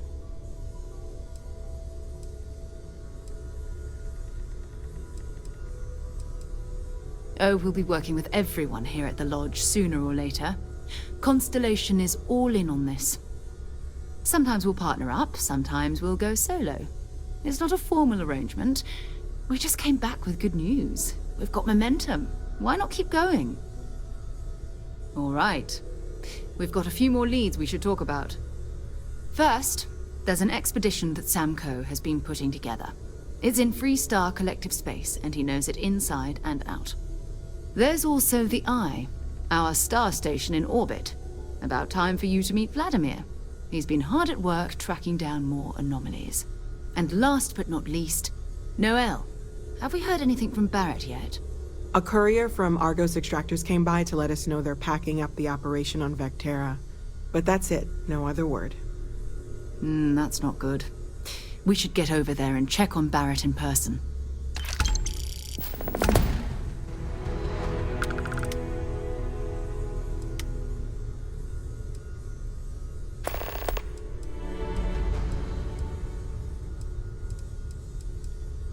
You can thank Barrett for that, if he's still around to thank when this is all said and done. Honestly, he took this seriously before any of us. It was at his urging that we started doing deep space scans. I will admit, it was something of a shock to see Barrett taking anything seriously.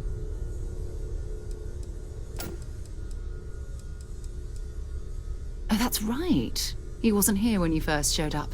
He should be back by now. I'll let him handle the introductions. If I steal his thunder, I'll never hear the end of it. His mind is always somewhere, but there's no arguing his knack for being in the right place at the wrong time. Oh, too bad he couldn't see the artifacts coming together. But knowing him, he'll be so excited when he gets a look, it won't occur to him that he's missed anything. We maintain a star station in orbit above us. It's where we do all our deep space scanning. Vladimir runs the station. Brilliant astronomer. Years of practical experience.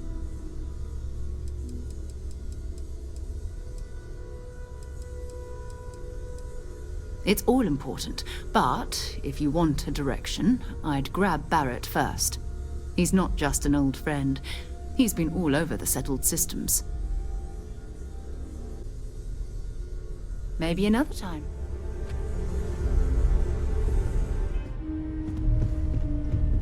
I cannot wait to meet him. It's been ages since Constellation has had someone new. I wonder what he's like. And you must be the latest poor fool to get dragged into our dysfunctional little family. Whoa. I know a few dark sides of the Aquila Moons, but if you're looking for deep history lessons, well, I'm gonna fall asleep before you do. Trust me. Don't encourage him. Kuriko, by the way. Hi.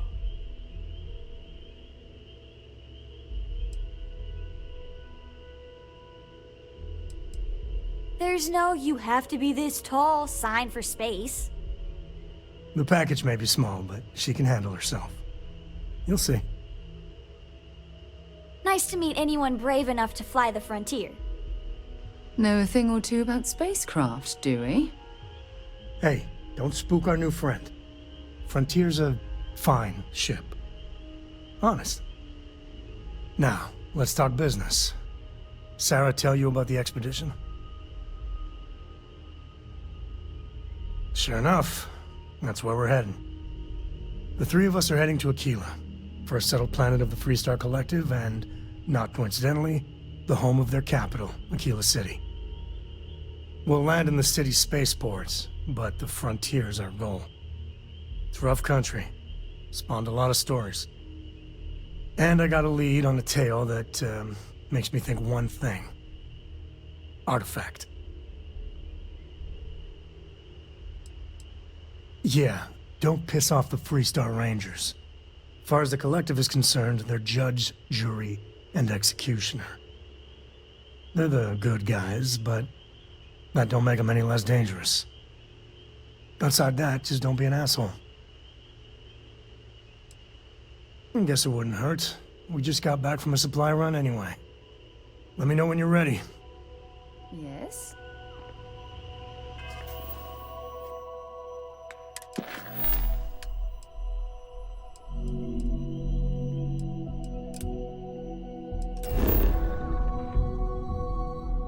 Suit pressure normal? It appears things have gone downhill since the last time you were here. Argos has clearly washed its hands of this operation. Well, you're back. Oh no, don't start. I've had enough Barrett for one lifetime. I don't need the sequel showing up on my doorstep. More pirates showed up when you were gone. We weren't as lucky this time. Calvert, Troy, some of the new Dusties, they didn't make it.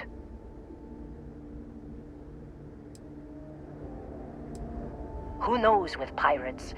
Revenge, peeking at the scraps? Maybe they're from a different crew and we just got hit twice by sheer bad luck. Well, how could you have? You weren't here. Anyway, I was pinned down behind some crates with Barrett.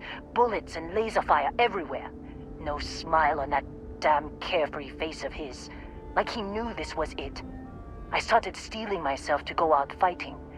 Then that idiot puts his hand on my shoulder and says, "Stay here, Lynn. I got you."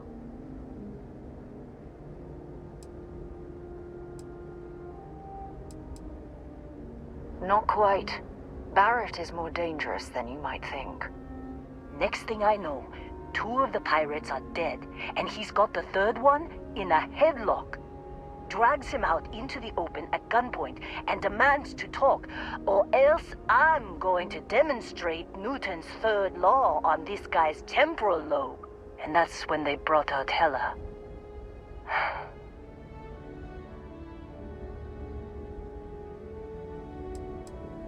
I didn't overhear everything, but after the 10 longest seconds of my life, Barrett put his hands up, and both of them ended up getting taken aboard the pirate ship. And that's the last I saw of either of them.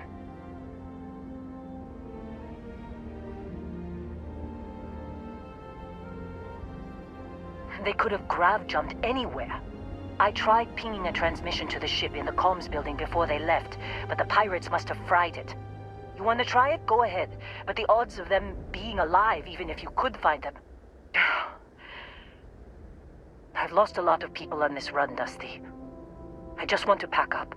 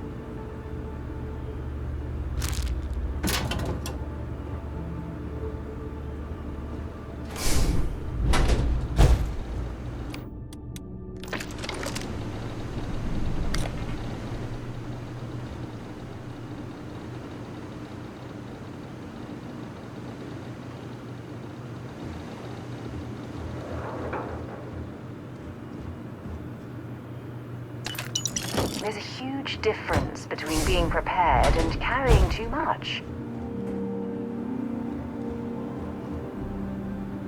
Yeah?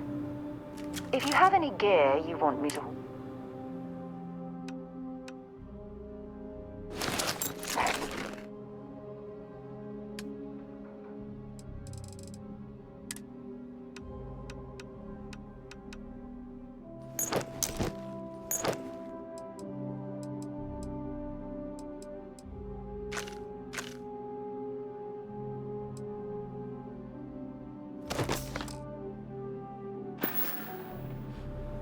Bye-bye.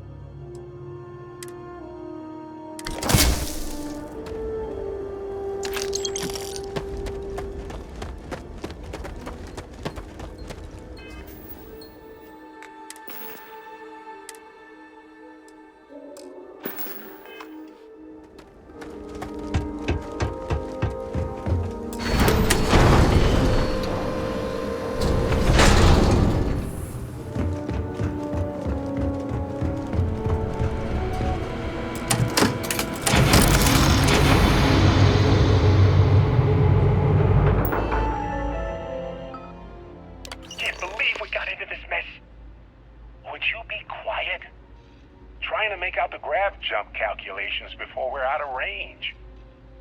Out of range of what? Out of range of the sensor array on Vectera. Would you keep up? Once we're outside the star system, the bandwidth goes from instant speed to effectively never. What good is sending a transmission down there? You gonna tell Lynn how royally screwed we both are? She doesn't even have a ship. You underestimate how many of my admirers there are in the galaxy, Heller. One of them is bound to show up, looking to reunite with this handsome face. We're doomed. Capital D, doomed. Got it, okay. Whoever finds this, I'm attaching the interstellar coordinates to the metadata on the transmission. Rescue us. Repeat, rescue us.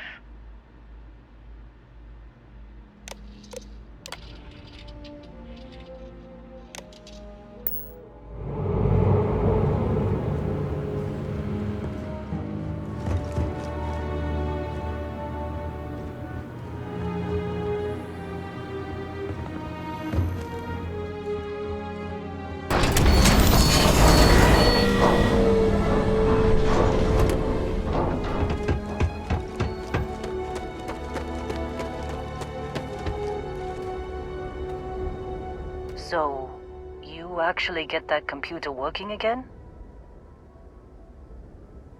What? Let me see that. Funny. Even knowing he's alive, I still never want to see him again. Hela, on the other hand... Okay. Let me send you the location data embedded in the transmission. Find them, okay?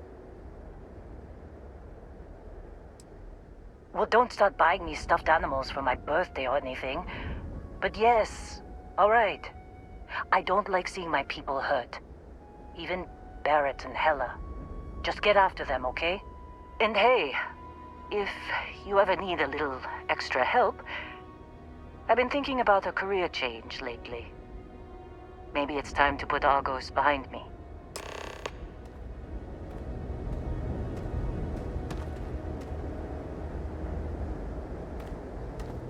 Seems like you've been keeping busy, Dusty.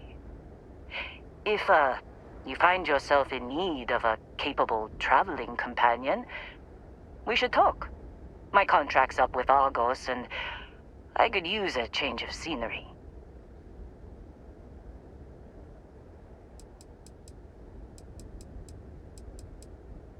Sure.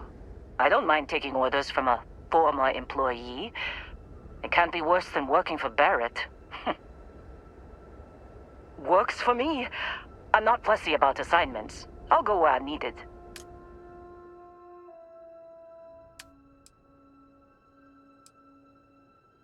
Right. I'll get to work. Let's catch up later.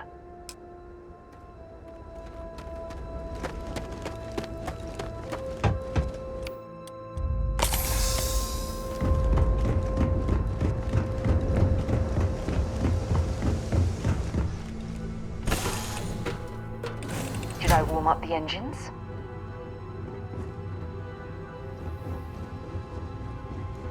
Good luck finding Barrett. Keep an eye out for Hela while you're at it.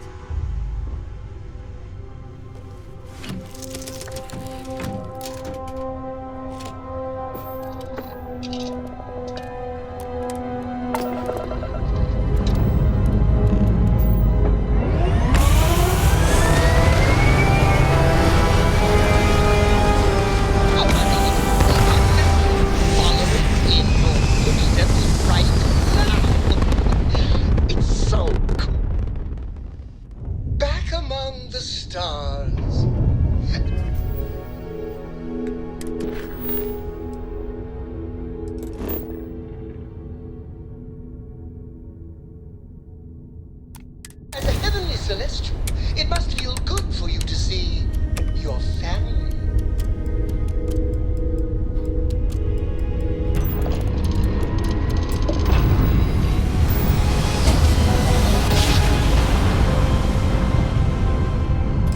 Another perfect jump. Just like you. This is Research Outpost U-309 to any and all Freestar collective craft. We are under heavy fire. Hostile spacers are overrunning our position on Altair 2. I'm not sure how much longer our outpost can hold on. We don't have much time. Private Mahoney out.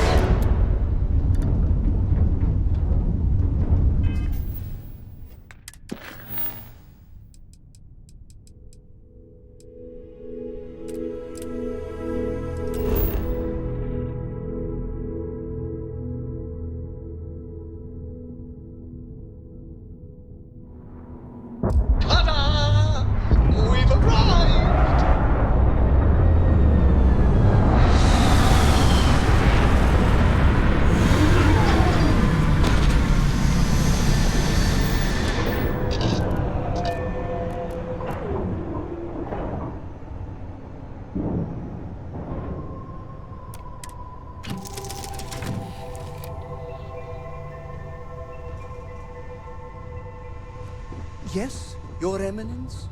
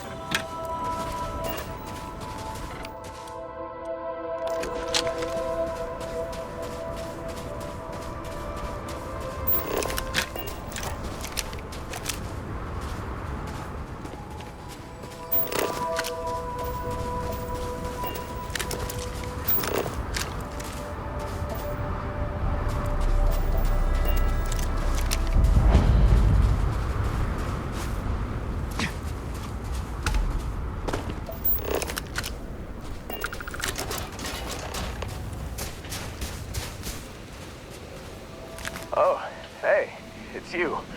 And here I thought you were some pirate coming back to kill me. Lucky me, right?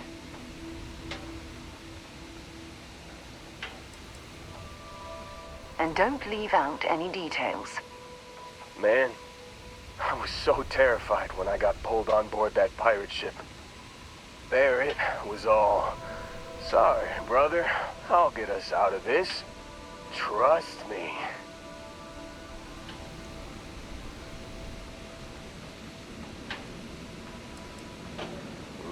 Not what you and I would call a plan, necessarily. Oh, I'm getting to that. He tells me we need to start pretending to fight each other. Trick the pirates into thinking they need to come in before one of us gets killed. I just remember him shouting, "This kid is a killer. How am I supposed to defend myself against these early whites? He's gonna bite my face off." I mean, I didn't think it would work, but they came in. All of a sudden, we were wrestling with two of them. Barrett reached for one of their guns. Bingo. Blasted the pilot right in the back. Through to the flight console. And dropped orbit like a rock off a high-rise. I blacked out. And when I came to, there he was, smiling like it was just another day on the job. You missed the fun part, Heller.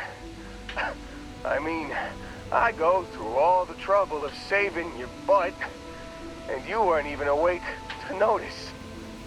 Then he did the little finger gun thing.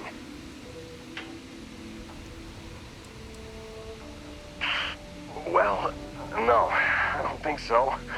I caught him holding his ribs a few times. Favored his left leg a bit, you know? Oh, yeah. Probably should have talked about that first. Did I mention I'm on a lot of painkillers? So, I was real excited when a ship showed up. Then, less excited when I realized it was a Crimson Fleet ship. And then, really, really less excited when Barrett said, "It's okay, I got this." He mumbled something to him, and then they were all gone.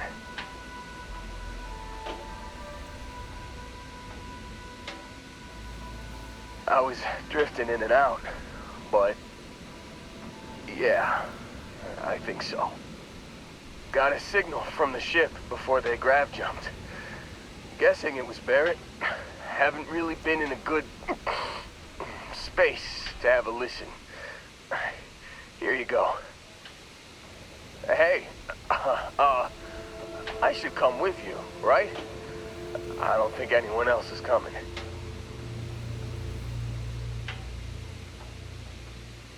Yeah, just, don't ask me to operate any heavy machinery for a while.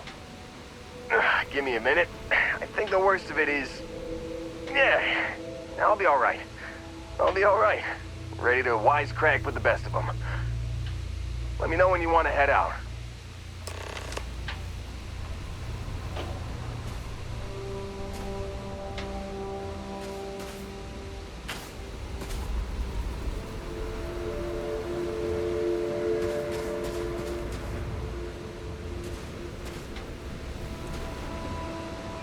Still think there might be a spot for me on your ship? I gotta get off this rock.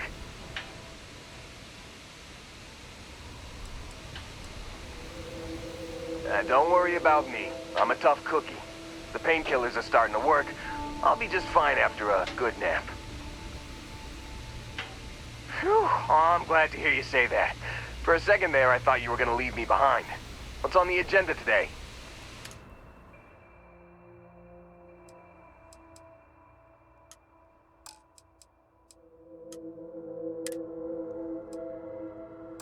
You got it. Catch you on the flip side, boss. Thanks for letting me tag along.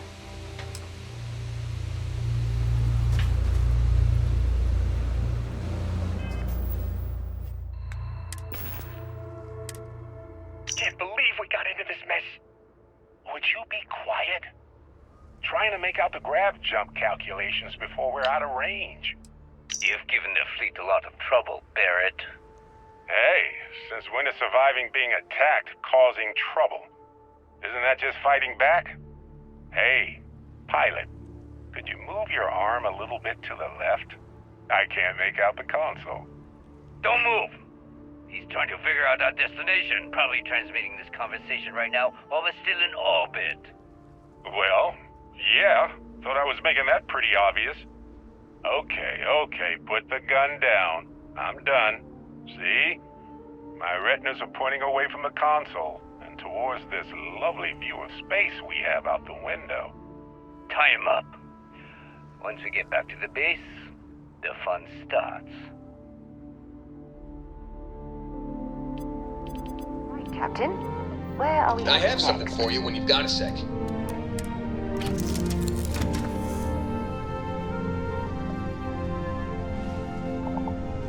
Just here for a chat? It's been too long, Dusty. Yeah, what is it? Thanks for taking the time to talk. I wanted to ask you about the artifact you found on Vectera. When you pulled it from the rock, held it in your hands for the first time, how did you feel?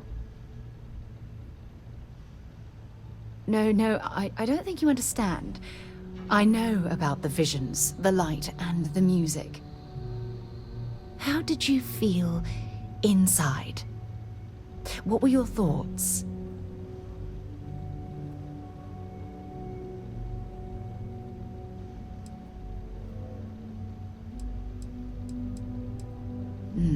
That's an interesting reaction.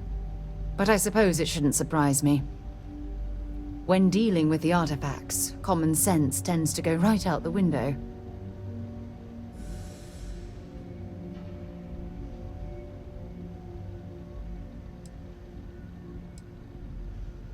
Honestly, I wasn't sure how you'd react. Some people would consider what you went through a deeply personal experience.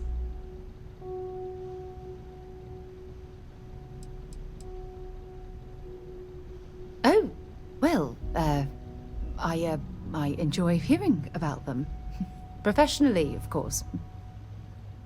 Either way, we need all the help we can get.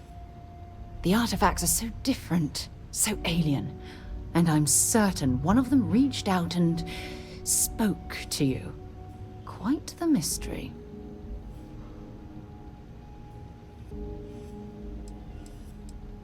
Well, judging from the fact that both you and Barrett claim to have heard music, I've made the leap that the artifact was reaching out. Music composition might not consist of words and sentences, but I'll be damned if that isn't an attempt at language. Agreed. Unfortunately, there's no way that I know of to reply, and believe me, I've been trying to gather data on the damn things for years.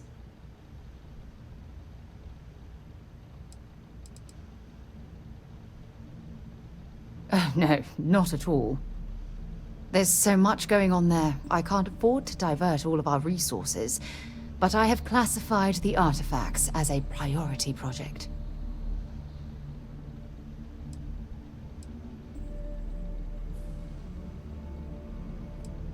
Not much, I'm afraid. All I have to show for my efforts are eyewitness accounts, scores of inconclusive metallurgical test results, and wild theories. No, that's not it at all. Solving a mystery like this, it's an explorer's dream. Believe me, they're all as driven as I am to find an answer. I knew I picked the right person for the job. Look, I wanted to thank you for taking the time to talk, and for keeping an open mind. And I also wanted to say, well, I'm pleased we're on this journey together. It's the best decision I've made in quite a long time.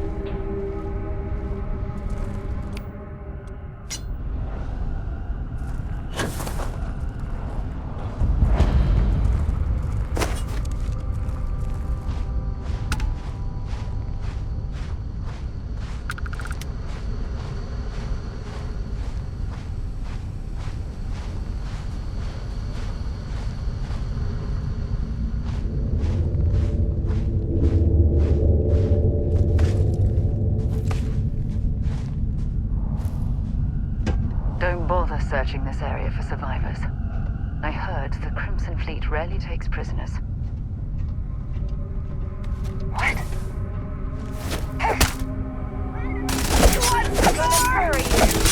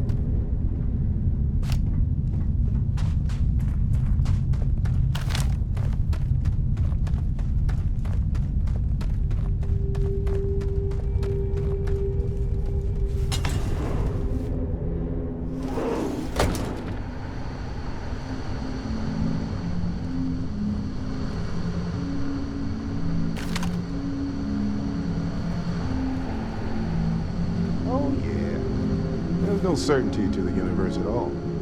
Once you really start getting out there, the laws of physics kind of change. Suggestions. Pulling my leg again, right? What's the weirdest thing you've seen? No exaggerations this time. Think. Unicorn. Not kidding. Wait. The magic horn thing? Come on. Was King Arthur riding on it too? Okay, it was more of an extremophile in the vague shape of a horse. But my point still stands. You need an open mind out there. You go into the far reaches of space too tightly wound, your brain is just gonna pop like a solar flare.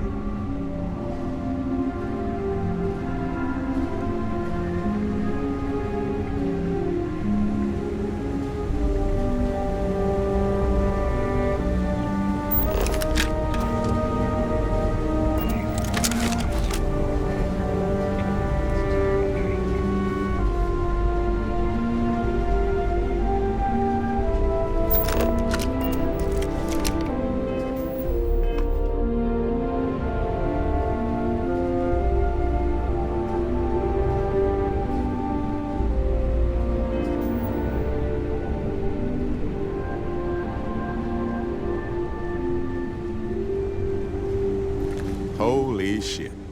You actually found me. I wish I could say this is the first time this has happened with Barrett. But, well, it isn't. Well, this is turning into a regular Constellation party, isn't it? I should have brought drinks.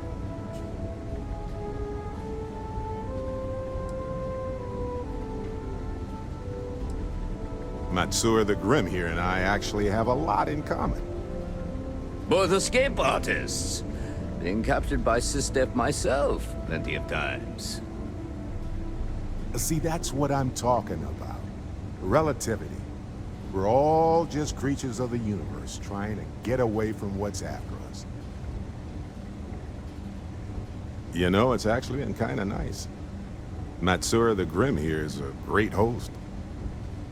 No sense letting people's last moments be unpleasant. See, that's what I like about you, Matsura. A real Renaissance man. I have enjoyed our time together, Barrett. But I can't just let you go with nothing to show for it. Is Constellation willing to pay ransom in exchange for this man's freedom?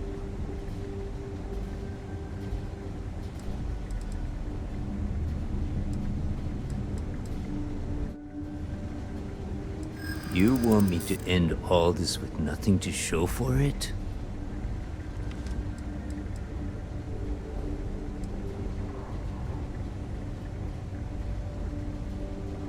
He does seem to be unusually skilled in that area.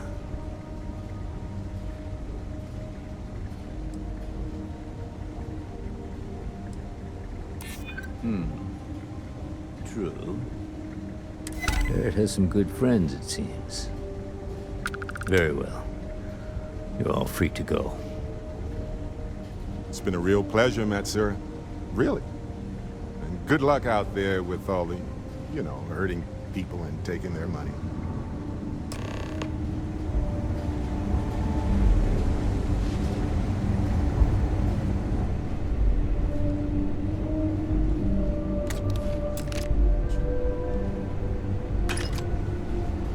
So, back to the lodge?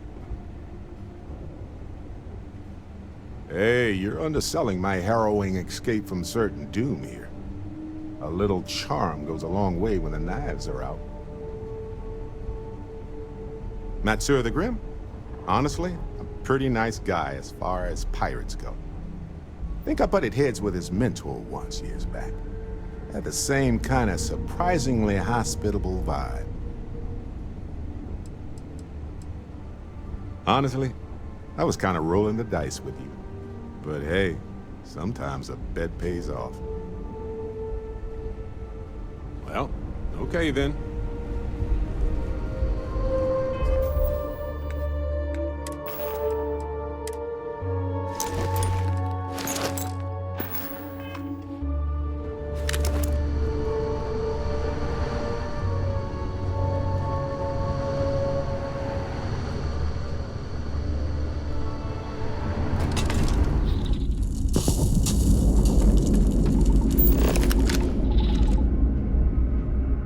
back on board.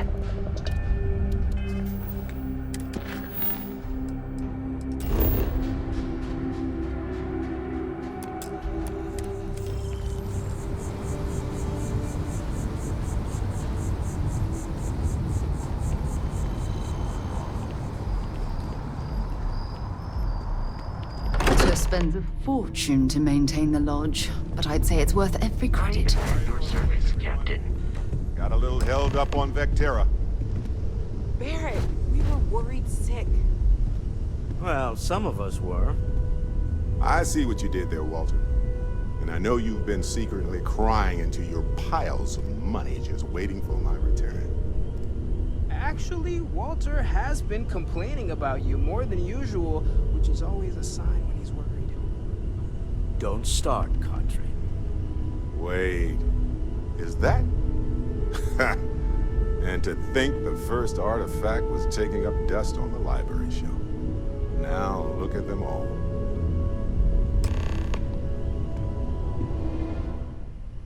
You feel it a bit, can't you?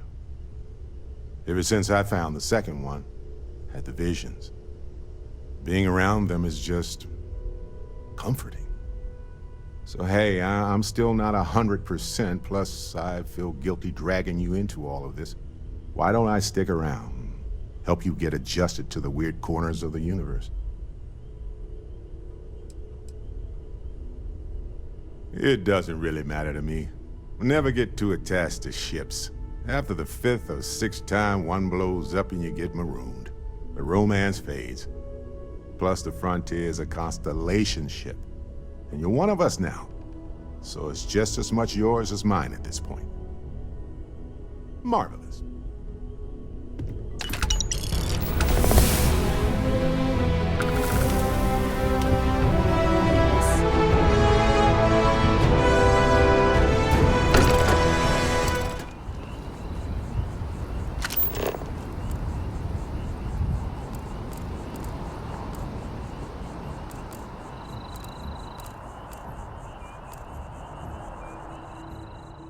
I have something for you.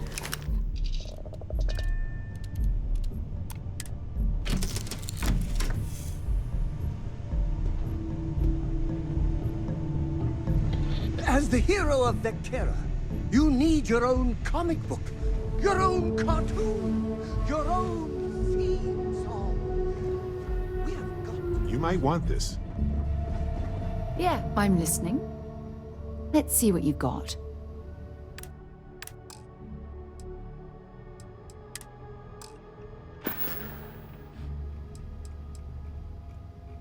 I'm more than ready. Let's go. Sarah! Sarah, good to see you again, my dear friend. I expect to hear some exciting tales when you two return. I'll try, but I doubt any of them will compare to the spectacular tales that we hear you spin.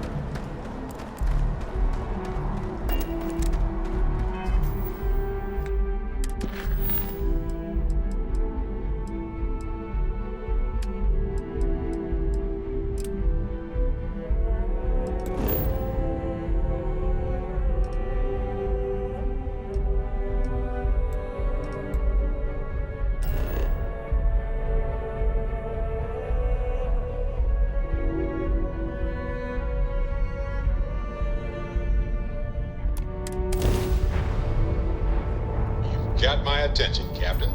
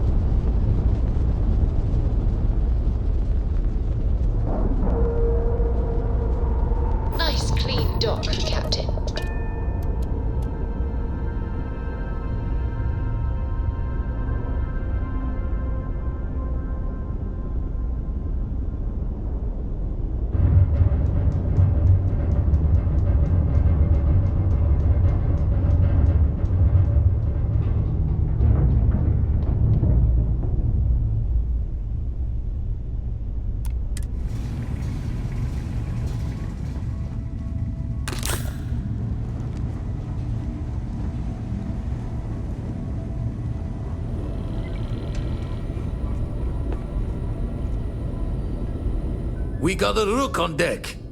Good to see Constellation getting some fresh blood.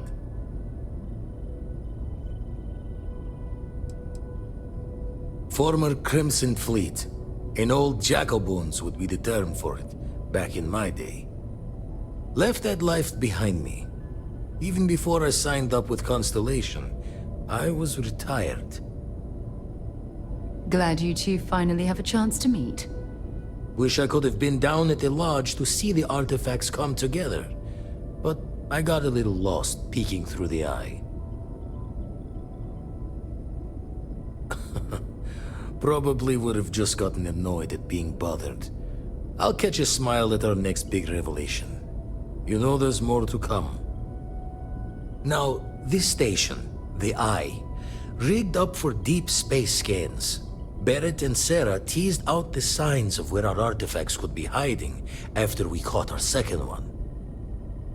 But the data takes a slow ride along the Sea of Light. Years or decades between us and the fringes of space without a grav drive.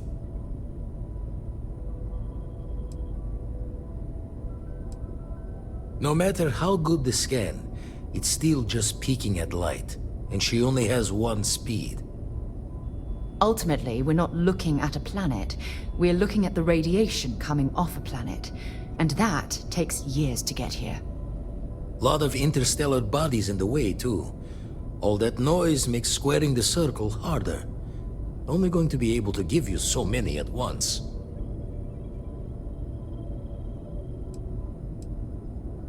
You won't be the only Constellation out there. Andreja and Mateo are both following up on scans themselves. Mateo went out recently, but Andreja, it's been a while. Hate to pull the worried old man act on you, but I'm an old man, and I'm worried. Another rook in Constellation who's making a name for herself. Likes to be on her own. I can relate, so I try to look out for her more than most. Yes, indeed. Stop worrying so much, Vladimir.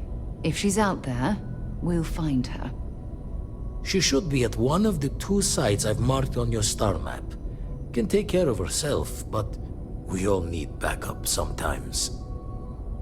Anyway, hopefully you'll be catching Fortune's smile, and we'll have some more artifacts to take a closer look at. Happy hunting.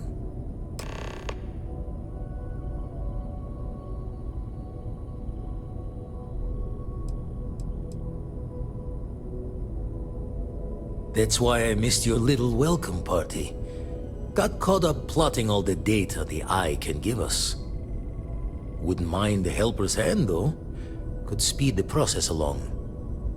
Up-to-date planetary scans would help filter all the data I have to sift through. Maybe help to find the anomalous bits. And Constellation can slide a credit or 2 your way. All part of the mission of charting the stars, right? Then we're hand in hand in agreement. Now, get out there and burn some helium.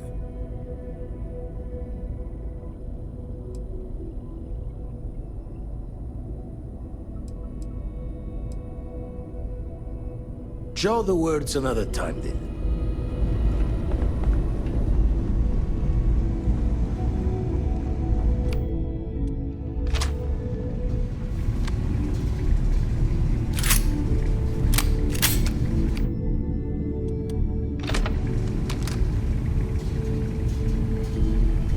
Time to get this ship moving.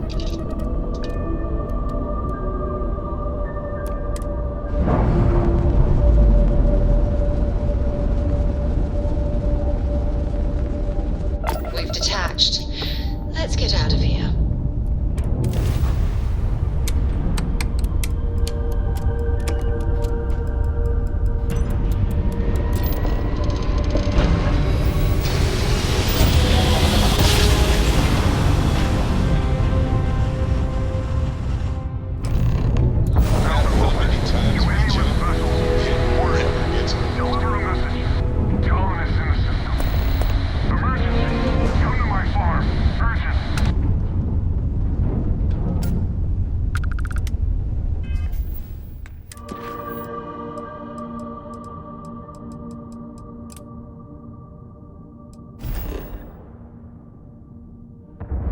Flight is clear.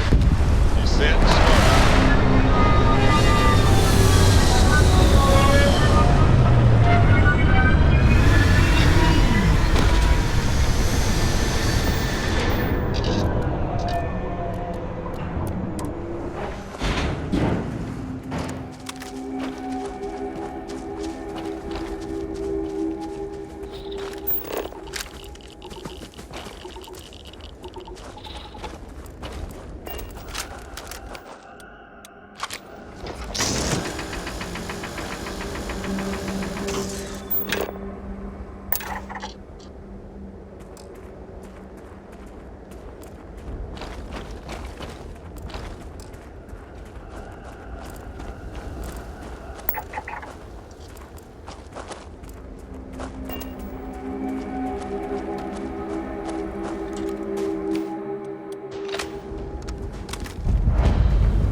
Mining facility looks stable, but at the first sign of seismic activity, we should get out of here.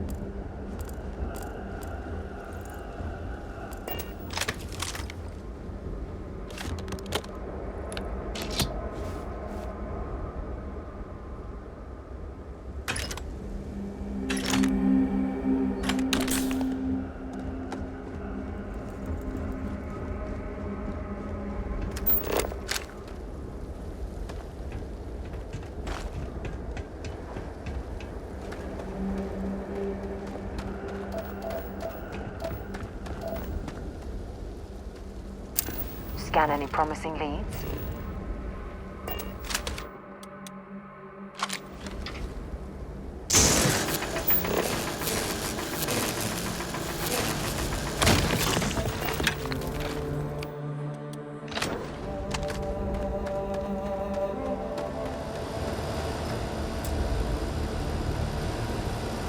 Geologically, this place is quite interesting.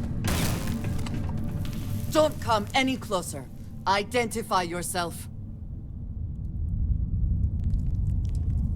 Ah, good. I suppose I should have guessed. It has been too long since I checked in.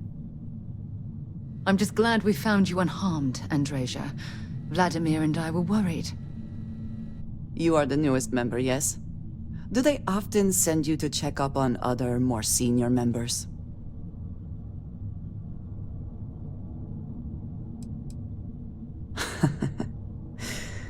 I suppose. And yet you are here, instead of checking up on Barrett or Noel. We waste time. We should complete our mission and then we can talk.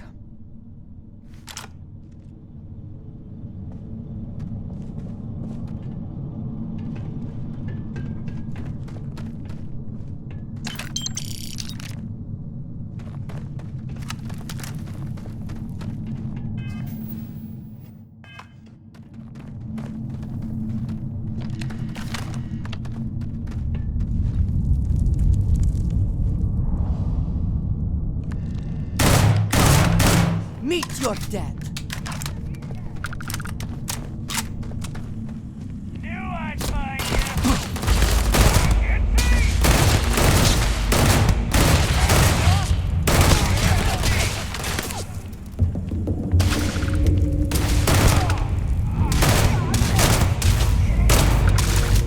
And once again, we are triumphant.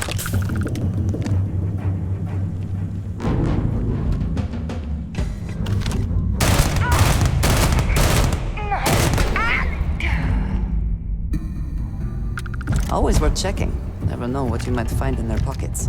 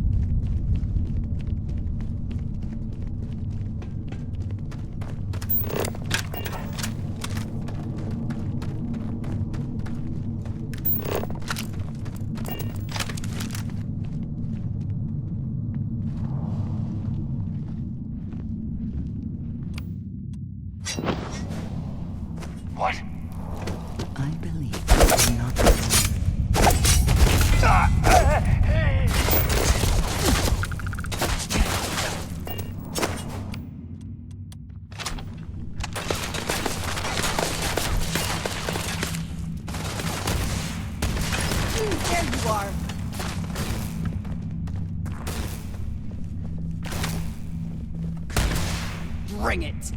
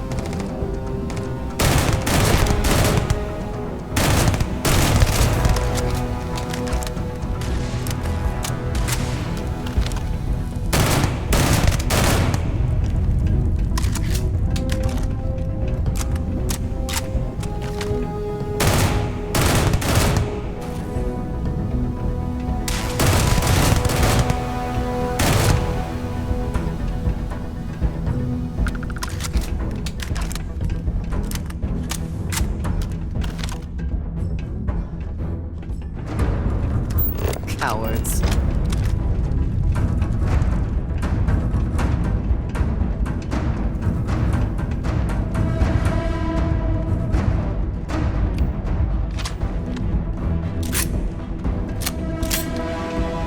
I got this!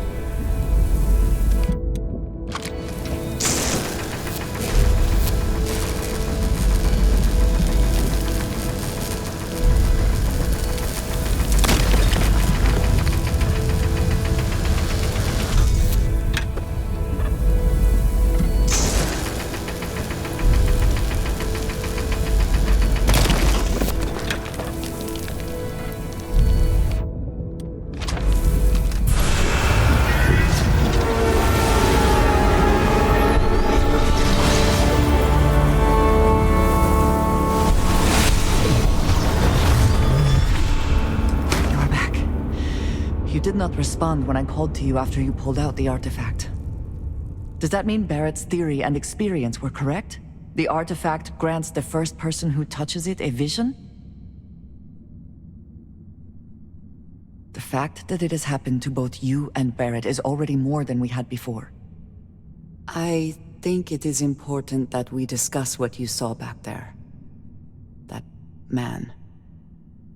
What I had done.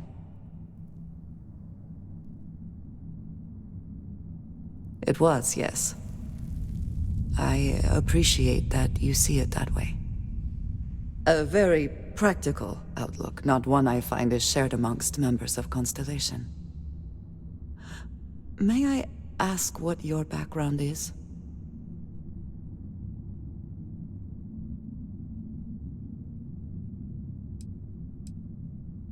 Argos. I have heard of this company. Small, reckless. Interesting. I do not have experience with this profession, but I have my own experiences with risk. We both seem to be unusual additions to Constellation. Please, I would ask that you not mention to Vladimir the circumstances in which you found me. This is not the first time that Va'ruun zealots have attempted to corner me.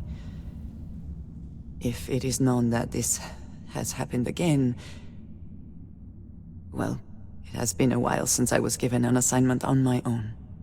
I would not want it to be even longer in the future. Do you understand?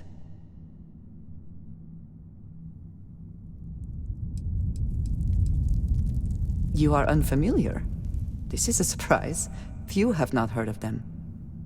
They are fanatics, having taken the teachings of House Va'ruun and twisted them into a belief that the galaxy must be wiped clean before the Great Serpent's return. So, in this I would say I have done the galaxy a favor.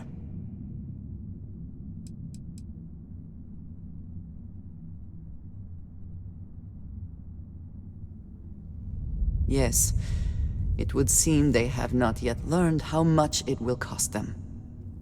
But then that is their fundamental problem, is it not? An inability to see anything other than the path which they have created for themselves.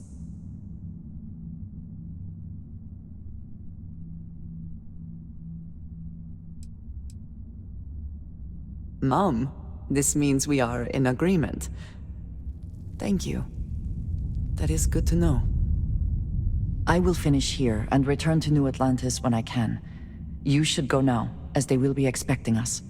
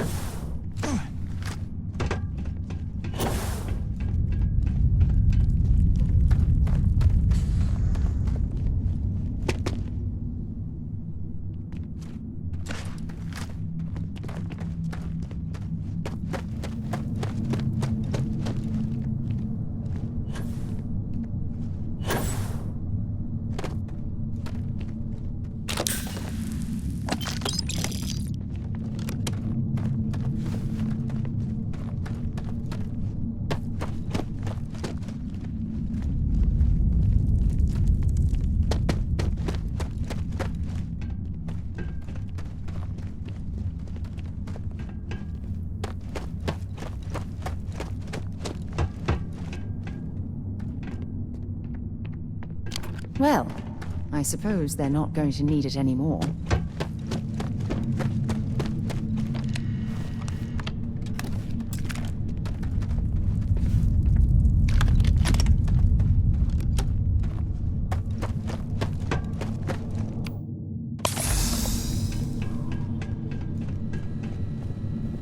Might want to check your power.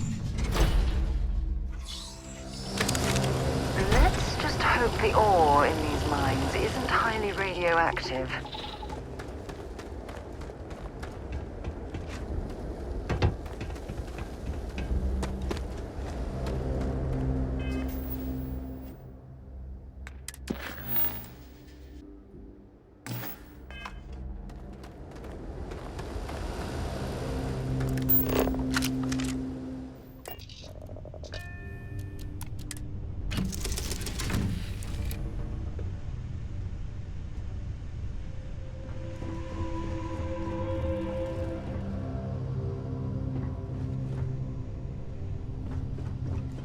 Hello, Captain.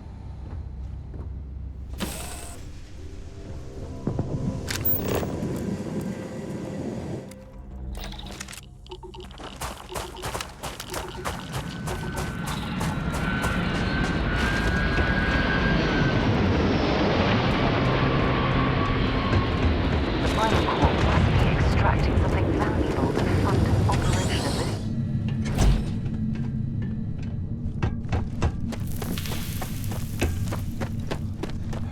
This cave would make an adequate shelter.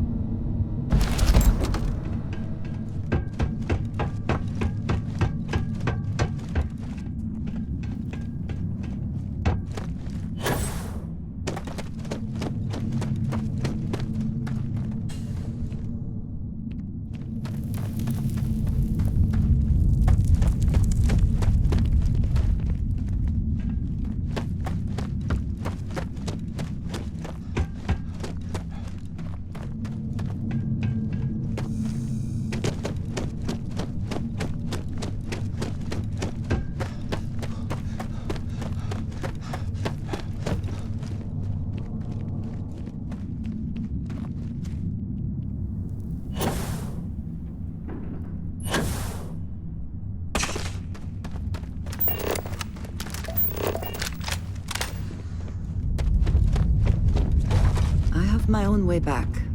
Go on without. I will meet you back at the lodge.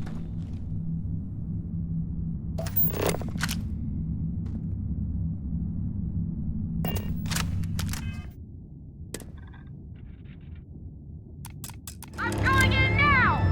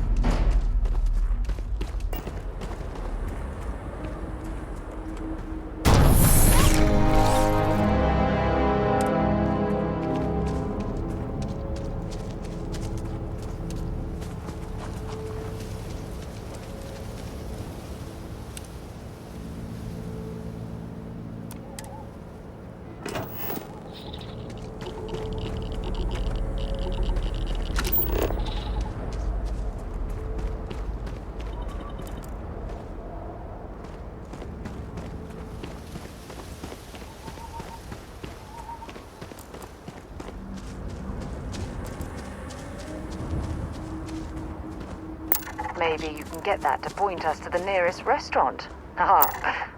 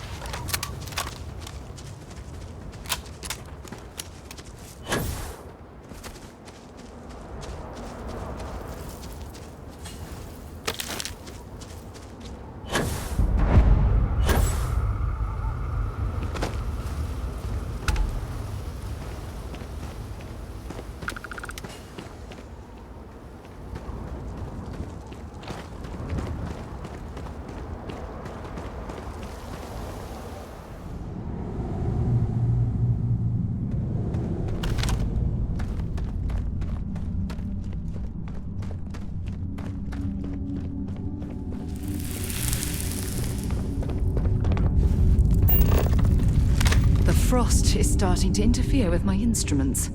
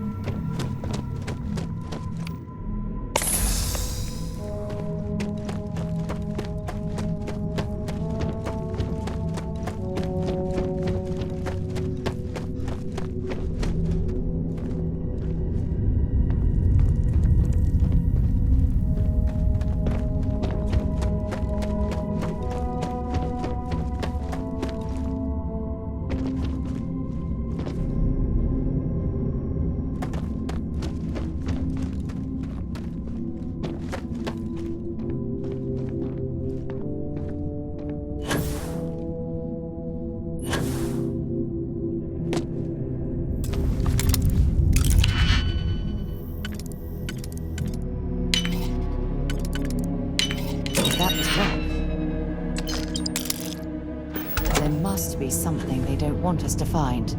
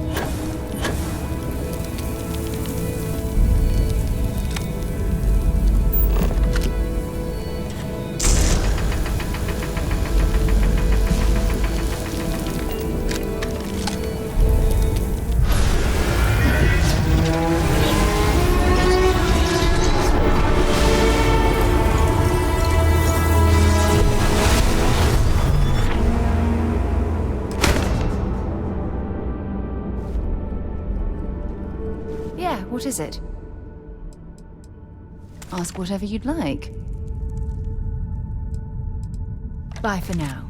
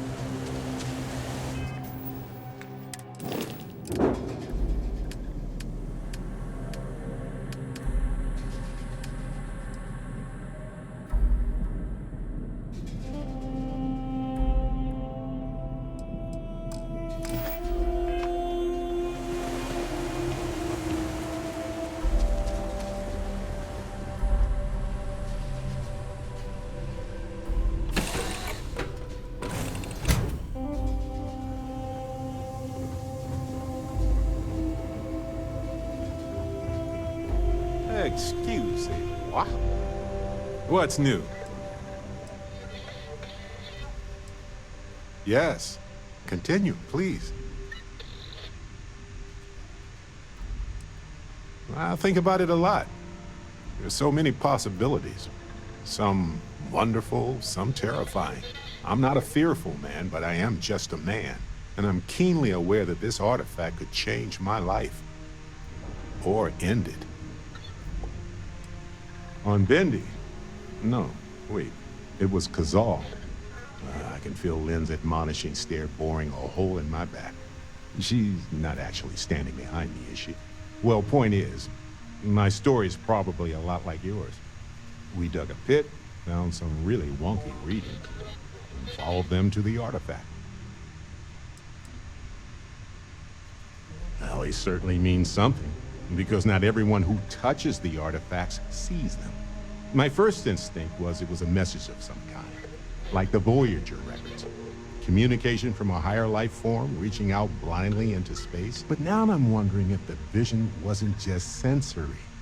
My new theory is something's changed in us physiologically, as in not just a message from beyond, but a delivery. Well, when I picked it up, I had no idea what it was. I knew it was something spectacular, though. I saw a vision. Flashing lights, the whole shebang. Mm-hmm.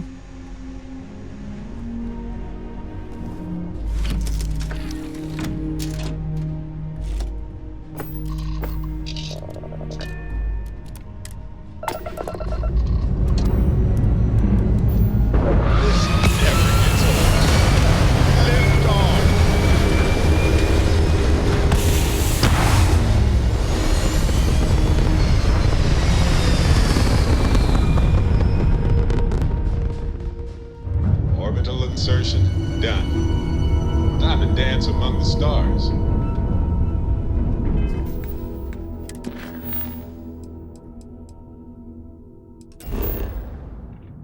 Hell of a city, isn't it? There's nowhere else like it in the galaxy.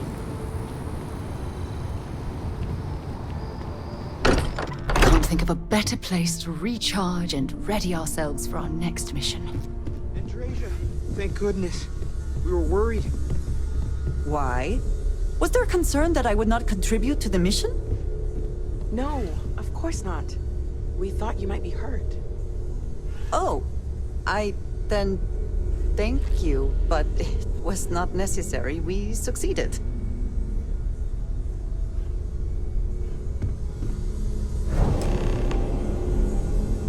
Look at you two.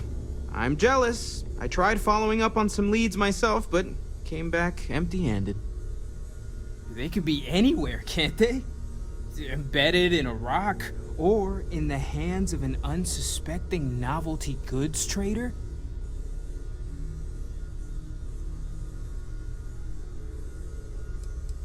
A couple of scans from the eye.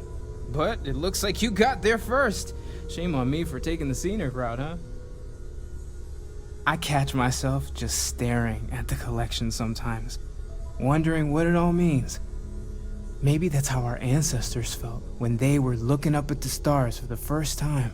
They didn't just gawk at the stars, Mateo. They explored. They tested. Science brought us to space, not daydreaming. I disagree. What's the point of science if not to enable humanity's dreams? And where do those dreams come from? Not every dream is a pleasant one. I agree with Noel. The work is what moves us forward. You're with me, right? Science or dreams? Which one is the true muse of space exploration? Exactly! We can't forget what really makes us human. Genes and evolution are what made us human, Mateo. Both of you clearly need to go back to school. Dreams are wonderful, but they don't pay for helium-3. Constellation's bank account can attest to that. You know what? I just realized I completely overtook this whole conversation. This should be about you and Andrasia celebrating a win for the group. I do not mind being asked to join in a debate. It was good to hear everyone's sides. But I do agree that we accomplished something together. Thank you for your help.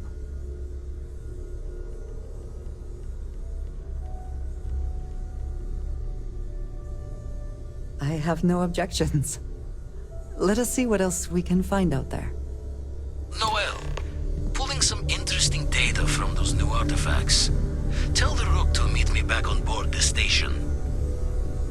Roger that, Vladimir. He's on his way.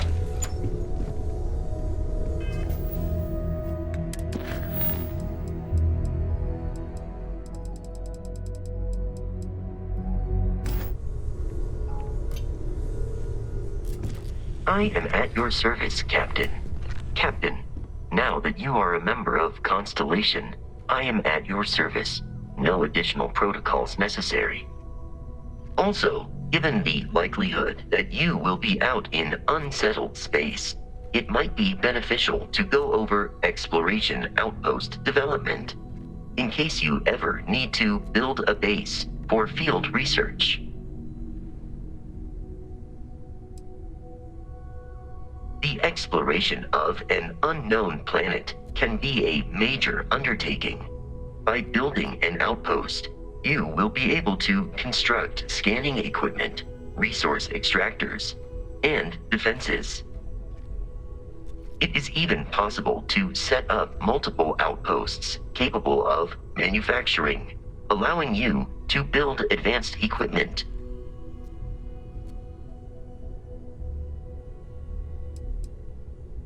A planetary scan will reveal the presence of key inorganic resources, although rarer elements will be harder to find without training.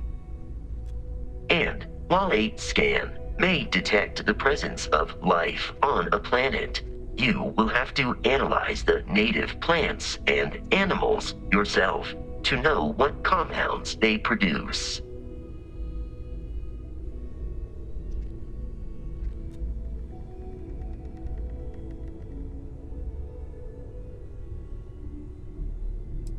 The scan booster is the most obvious, as it will enable you to detect landmarks and other points of interest from further away. Beyond that, extractors will allow you to collect raw materials of various types, while fabricators enable the manufacturing. A particularly prosperous outpost may even warrant the construction of cargo links, allowing you to share resources between other outposts you have built. The blueprints you need to construct an outpost should already be on your watch. It will automatically connect to any available materials for construction in your ship's cargo. Captain, I will proceed to my assigned post.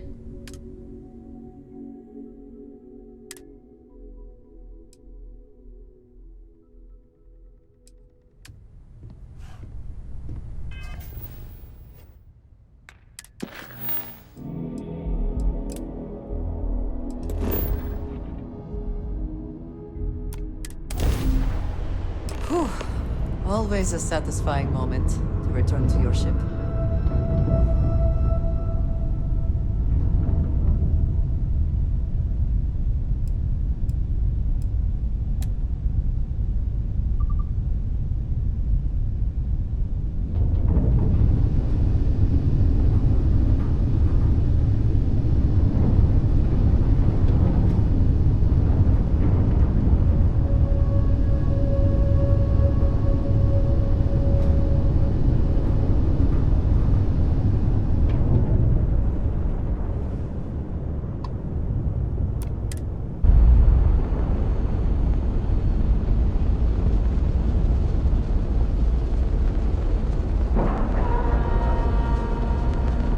Green lights on outer hatch. We're docked.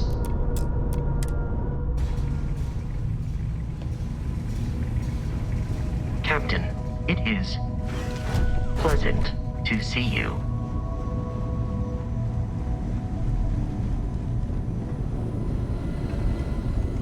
Now that those artifacts aren't just blips of hope in the blackest sea, I found an interesting pattern.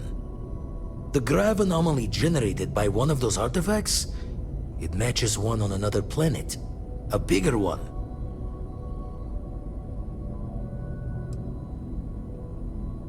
The ones we found, anyway.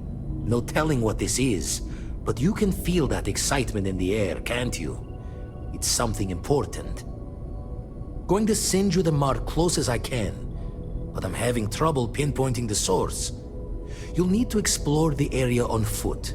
Put your scanner to work. Don't know what you'll find. Keep your eyes open.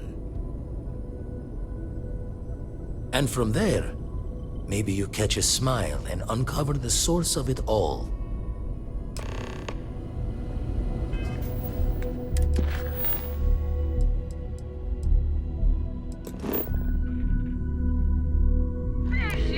And the grav drive is fried.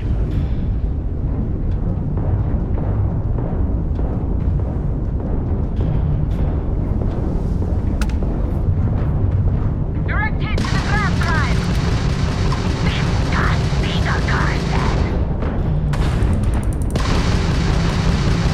No getting out of that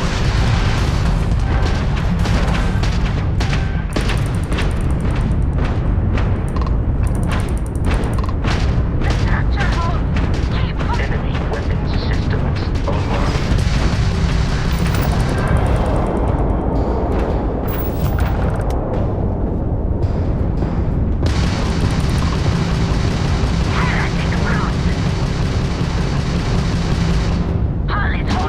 I hope they didn't need that grav drive.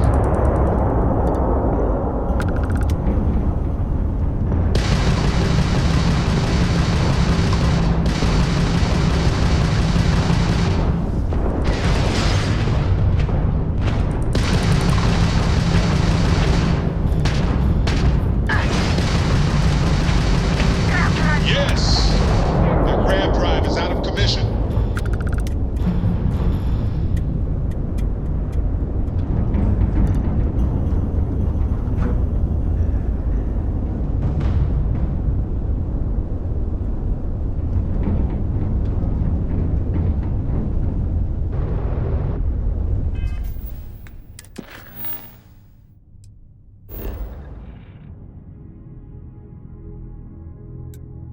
Time to park this buggy.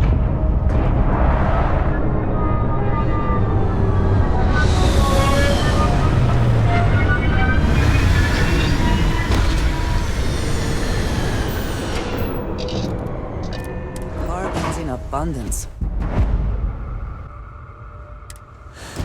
Let us see how they have arranged themselves.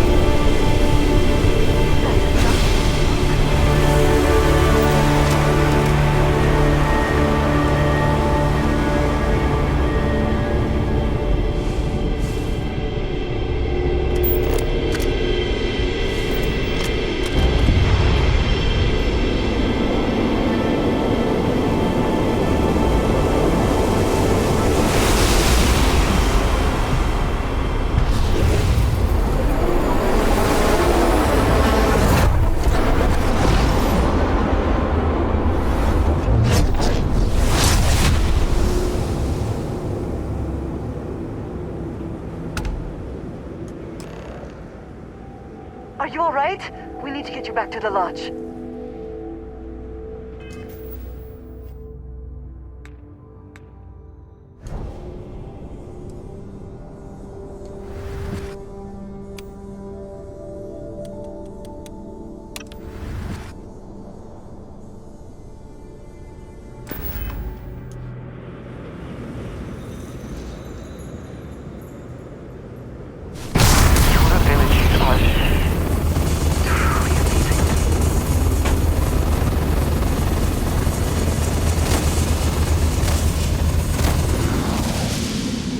Oh, hello.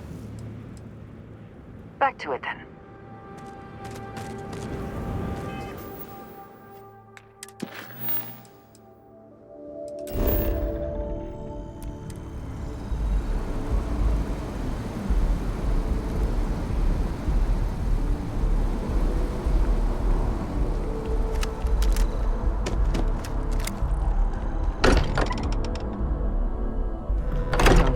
That Walter has used his considerable funds to maintain the lodge, are we not? Crix's bones. Look at you. If you don't mind, I'm gonna start doing some scans. Like, right now. We were right about the anomaly, weren't we? Tip our ears on the tail.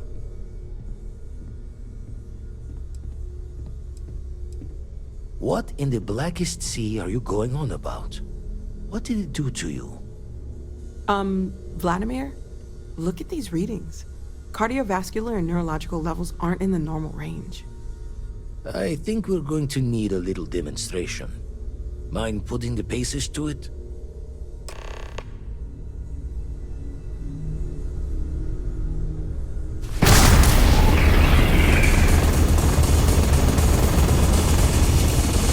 Everyone saw that, right? Like a literal gift from the heavens. And also the most practical consequence of our little venture thus far. Got no old shipwise for this one. Going to just call weird, weird.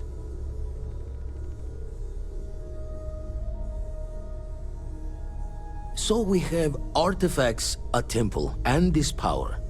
All connected. But we do not understand the connections. We need additional information. Can we find more of them? Already picked one up from the scans. Matches another one of the artifacts we found. In theory, there might be one temple for each. But sifting through all the signs to identify a match is tricky. Impossible if we don't have the right artifact to compare. And even then, it takes time.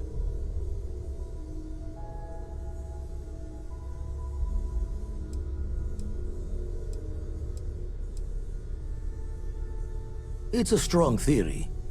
Couldn't find that planetary anomaly without the data from the artifact. We'll need one to find the other.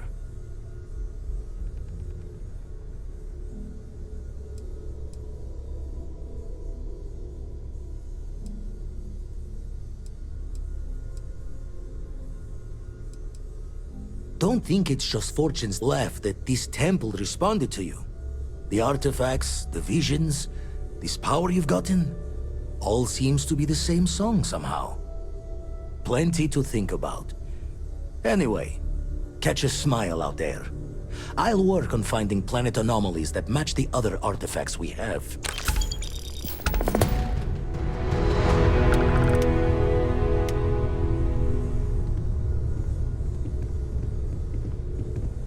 Ever since I got here, this has felt like home. These people are family. I hope it feels that way for you too.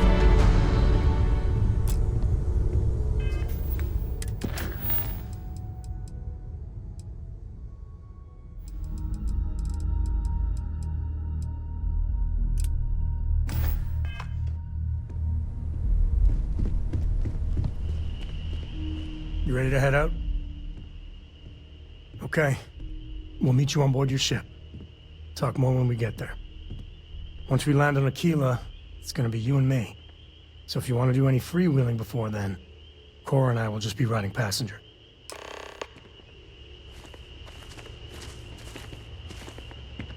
Dad and I will be riding passenger with you. The most boring job in space travel. I'll say. You ever heard of the Mantis? The famous bounty hunter? Some people say the Mantis has superpowers.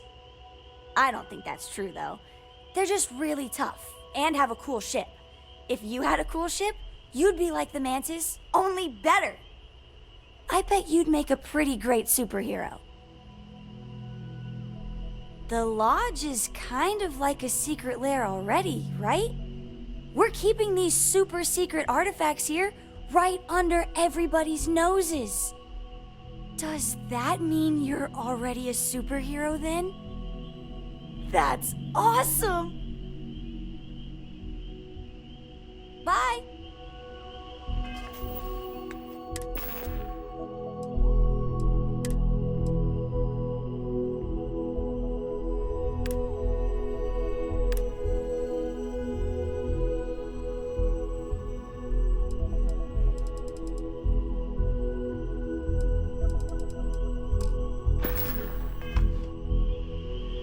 What is it?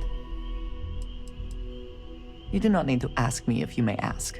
You may just ask.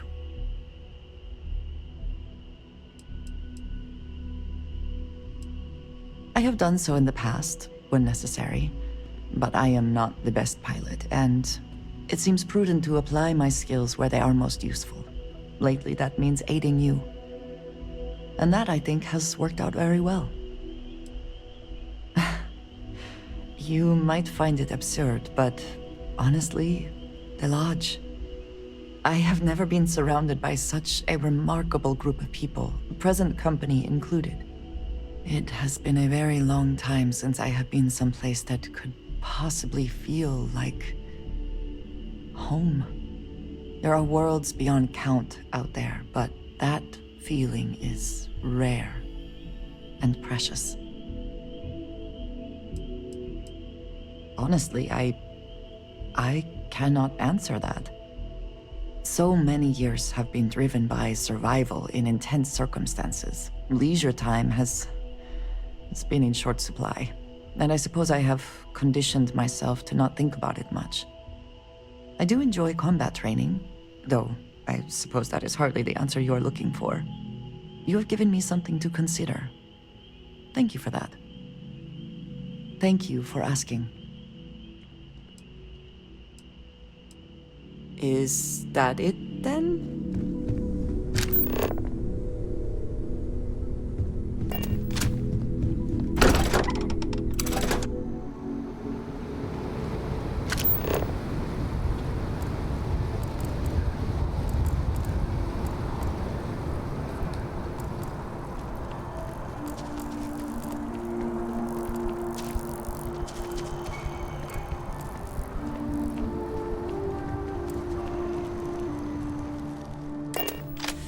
Any adventure you can fly away from.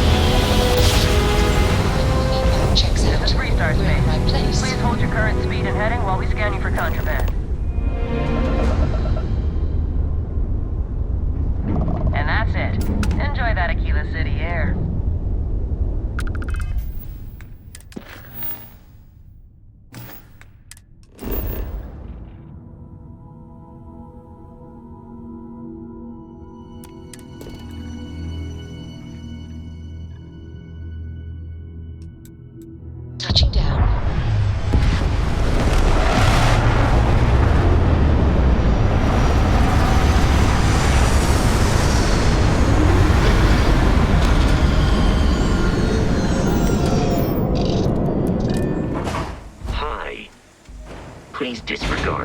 I attempted an informal greeting, but I am dissatisfied with the results.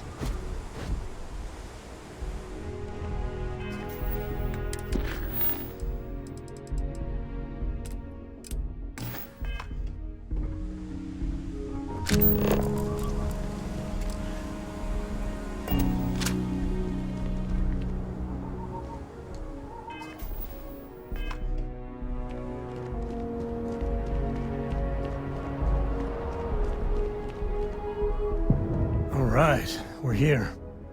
You ready? Because once we get started, I'm gonna be riding your tail till this is over.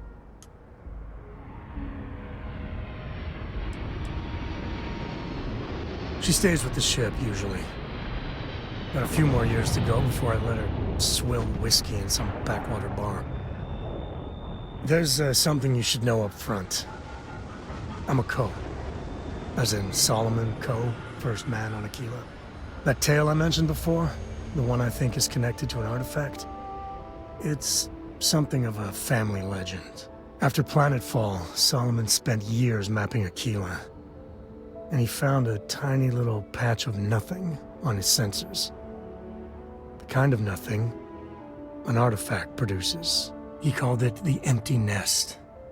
Said it was a place even the wildlife of Aquila wouldn't go. Yeah, and the Coast have been coasting on that for 10 generations now. Solomon's always a larger-than-life figure if you read the histories, but if you just listen to a few recordings of the man, he was simple. Just wanted to keep moving forward.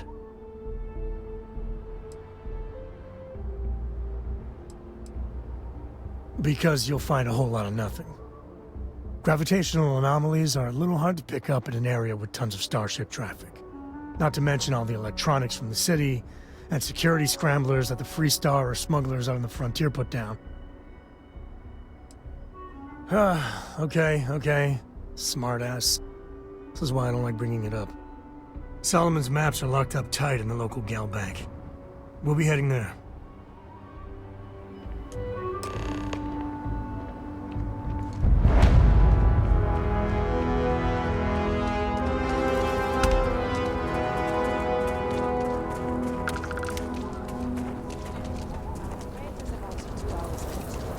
And you're springing for the new reactor?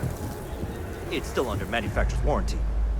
You should inspect your ship for heat leeches every couple land. I'm sure you can find something you like.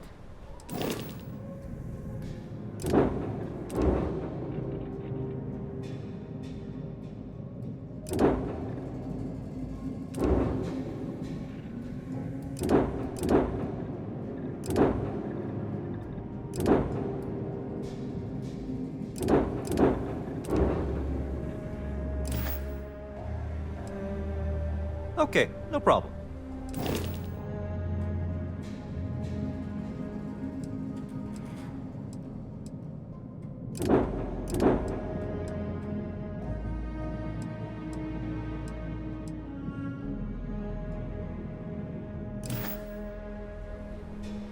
Yes.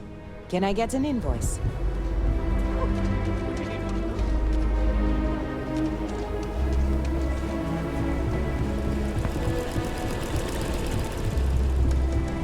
Hold it. By order of Marshal Daniel Blake, I need to inform you we've got some trouble at Gal Bank. Folks might be in danger, so you may want to steer clear. Never a dull moment around here. I know you. You're Sam Coe. Marshal will be damn glad to have another Freestar Ranger helping out. Afraid your information is a couple years out of date.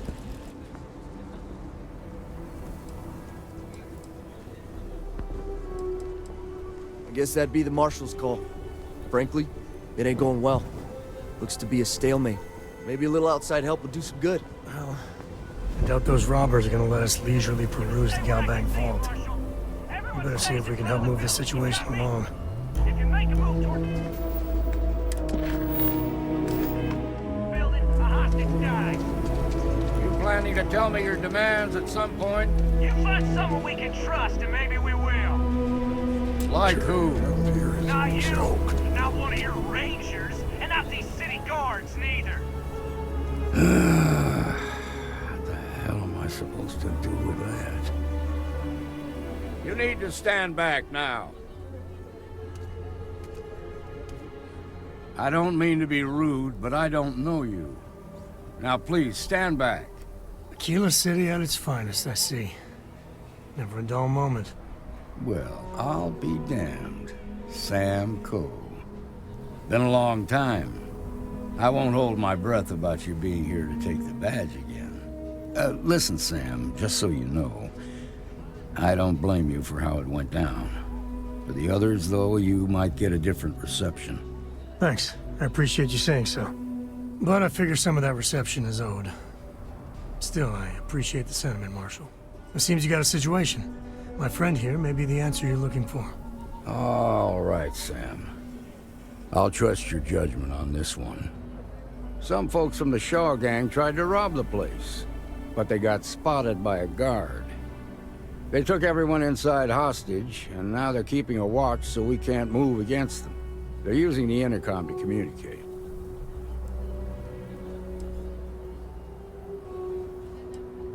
They won't talk to me. Say they don't trust the badge. They want a neutral negotiator. In other words, they didn't have a plan for this, so they're stalling while they come up with one. Without demands, I ain't got much to work with. About all we can do is wait and see. All right, I'm willing to allow that. But a few things first. Say what you have to, but whatever they ask for, there's no way in hell I'm giving it to them. Also, there are lives at stake, so don't get cavalier. Find out what they want, and then report back to me. Take it slow and steady. Look for every opportunity to de-escalate. You got this. Hey, you in the bank. I'm sending in a negotiator, so don't shoot. The Shaw gang's making fools of us all. Seems we've got a little excitement on our hands. You're the negotiator, huh? If you think you're just gonna walk up here and get us to surrender, you're dead wrong.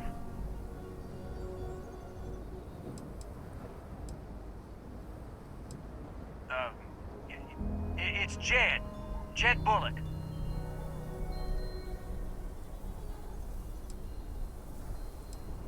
Sounds like you don't really give a damn. So tell me, stranger, how do I know you're gonna deal straight with us? I don't know you, so why should your word mean anything to me?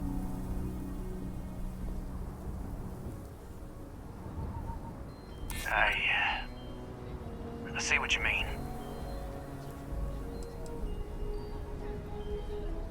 Keep barking, little dog. We're the top dogs around here. I guess that's true. Okay, I can see you're not just the Marshal's tool. You want what we want. A nice, happy ending where nobody gets hurt. So let's talk.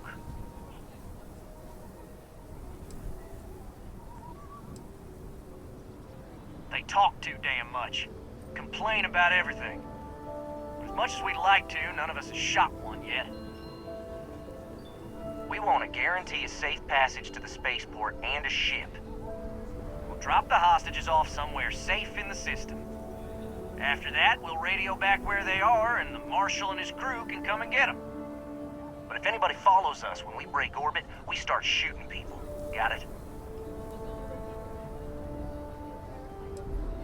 Then persuade the Marshal that it ain't. This whole damn job's gone wrong. It was supposed to be just a quick hit. Clean and simple, you know?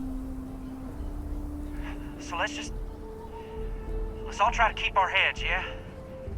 Because my guys, they're going crazy in here. I don't know how much longer we can last. What do you mean?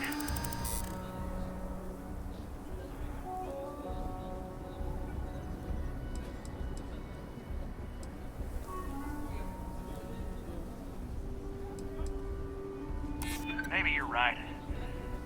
Nobody gets hurt, we won't have to rot in jail for the rest of our lives.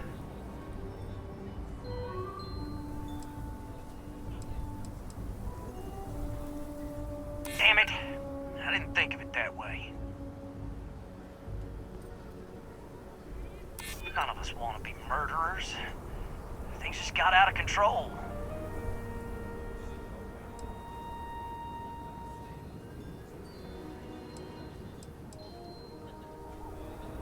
Yeah. I don't think any of us is ready to die here. Nobody's been hurt. So maybe the judge won't come down too hard on us. Yeah. I think this has gone on long enough. You go tell the marshal we'll come quietly. You'd make a decent ranger with the way you handled that.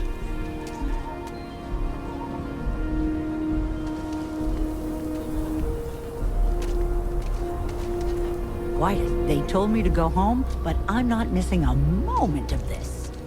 They've got the marshal by the balls. What's the word?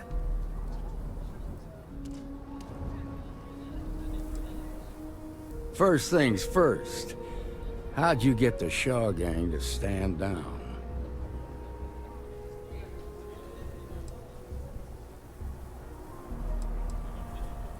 To be honest, no, I didn't. The Shaw gang isn't known for backing down. Good thing these were rookies. If we'd been dealing with some of the higher-ups, things might have gone differently. Ha! Well, you don't lack for confidence. Well, I bet you could sell dirt to a Dusty. Here, you've more than earned this. You got us out of a tough spot, and you did it with courage that's not common. As a matter of fact, you might just be Freestar Ranger material. If you're interested, head on over to the Rock and ask for Emma Wilcox. She handles the new recruits. All right. Now the lives are on the line. Let's get back to Galbank, see if we can get those maps. Take it from here.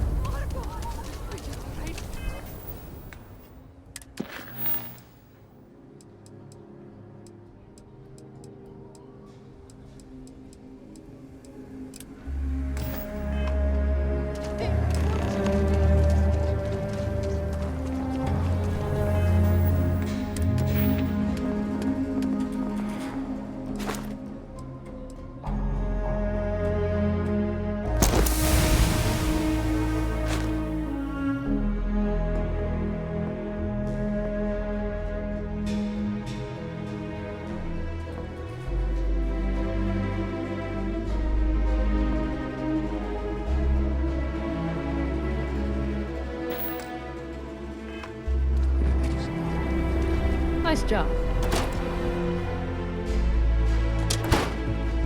Shaw Gang's gone too far this time. I suppose I'll have to write a report about all of this.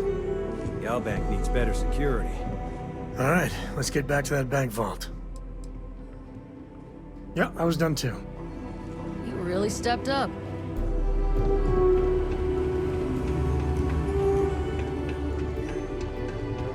All right.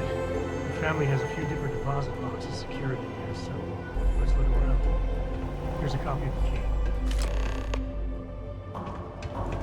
Okay, now remember, Solomon was from an earlier generation, so it's not going to be on a slate. Big bundles of paper is what we're after.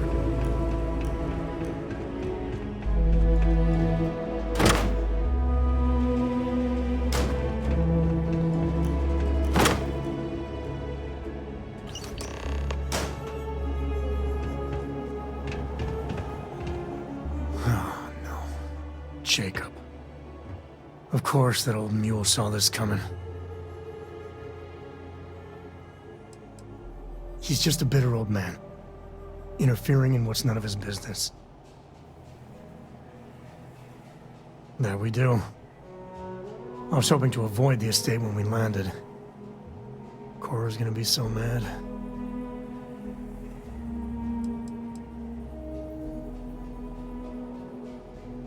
Because I told her we wouldn't have time to check in with her. Look, I was trying not to do this, okay? We really gotta do this? And why do you have to be so pushy, huh? It's not. I just... All right, fine. He's my dad, okay? We're not exactly on friendly terms. He probably figured I'd come for the maps at some point. Got ahead of me. Family business just wasn't something I wanted to get into, you know?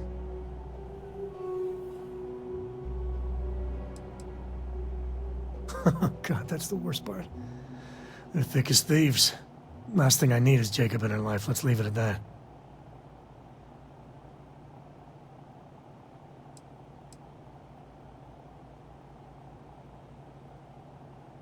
Yeah, well, sorry I'm such a pain about it. No forgiveness between me and my old man. It's, co-tradition. All right, shall we?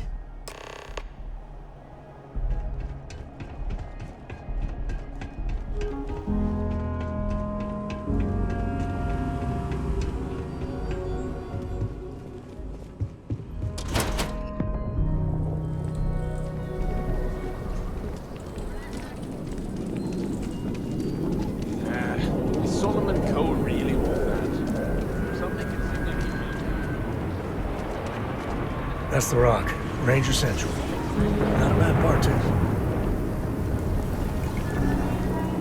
You heard of the Helios Retreat? Supposed to be some New Age healing center for reforming criminals or whatever. Going up in Ixel, too. I'm not holding my breath.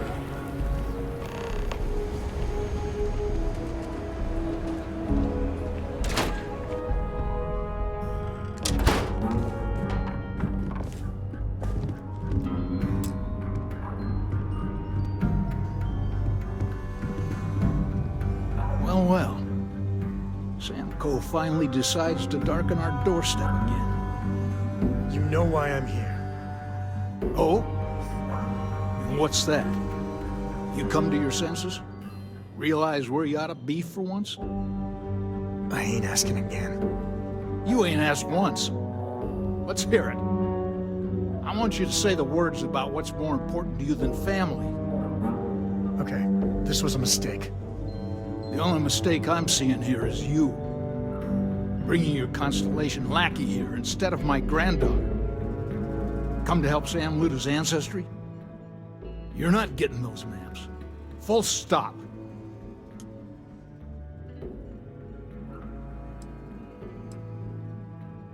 I got just as much right to those maps as anyone else in this family. That's exactly right, Sam. We all share Solomon's legacy. Only some of us are around to live up to it, and some of us aren't. All right, that's enough. Come on, let's you and I talk. In private. Welcome home, Sam. Make your visit short, okay? It's what you do. I hope Cora doesn't get too much underfoot. Give me a sec. All right, let's talk options.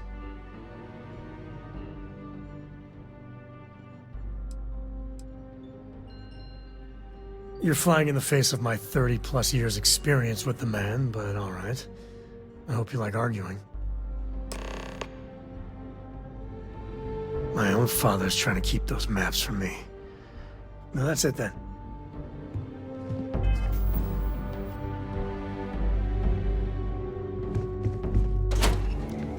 Keep your nose clean. Last thing I want is to charge you for a DP and AM. Come drop. We're home.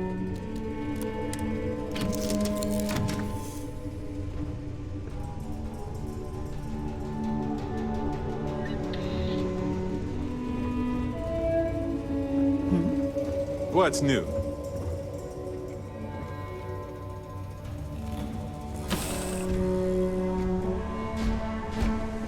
How can I be of service, Captain? Hey there. Need to make a quick getaway? Or is this a we're coming back for the better weapons kind of thing?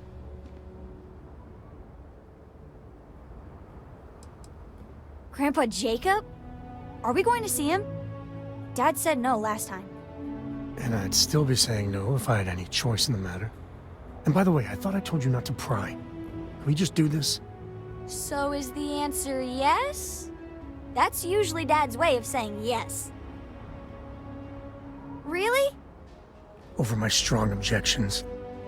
Works for me. Let's go.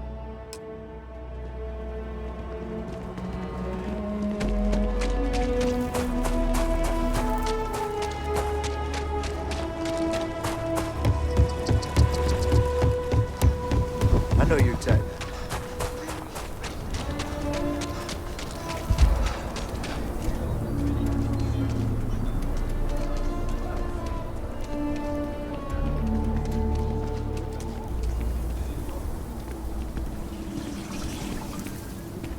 My brother-in-law just got back from 2 weeks in Paradiso.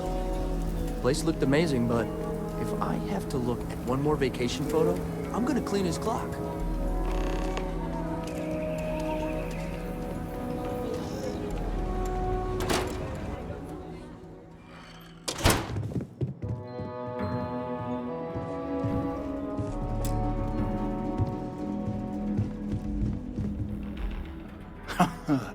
There's my girl. Look how big you've grown. You should see my right hook now. I bet I could knock you flat on your butt, old man. Now that's the spirit.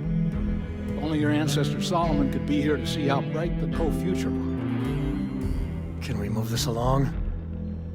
Don't listen to him, my darling. You should stay here with me during your visit. The co-estate's a much better place than some musty old starship. Can I, Dad? No. She was just popping in to say hi. That's it. You want those maps, Sam? Don't think I don't see what you're up to. She'll be safe here while you're doing whatever it is you're gonna do. Fine. Hand them over. Don't worry about me. Hanging out at the estate is great. All right. Let's see if we can find the empty nest. All right, let me think. The way I heard it, the readings he was getting were normal at first, then they bottomed out. And no creature, alien or otherwise, would dare step inside. There. Found it. Oh, boy. That's a problem.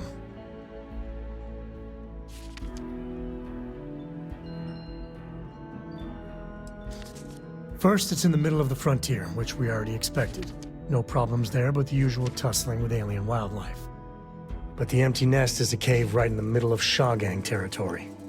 Same outlaws who held up Galbank.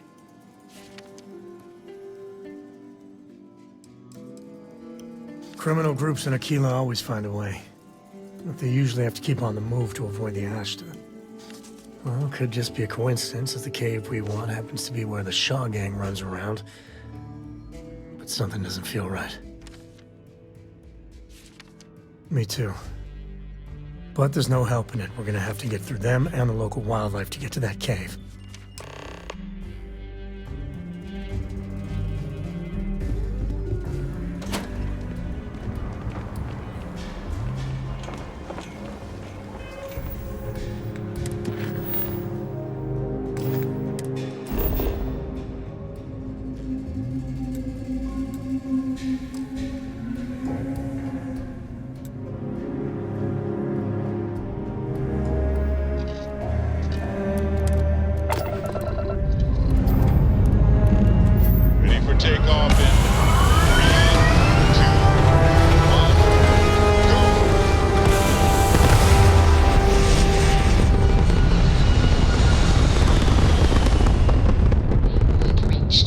Stable.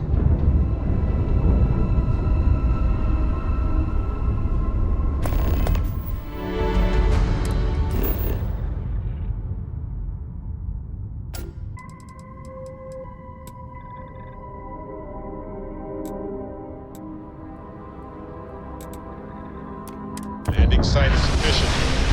Leaving the ship now.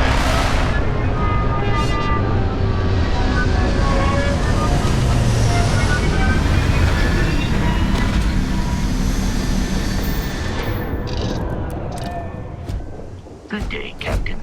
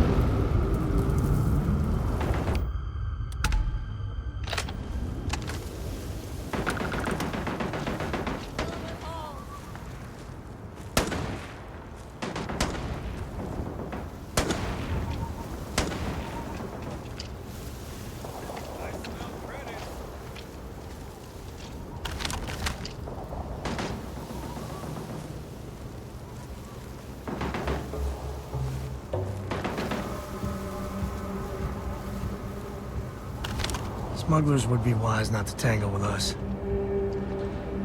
Get here! That's how you get the job done.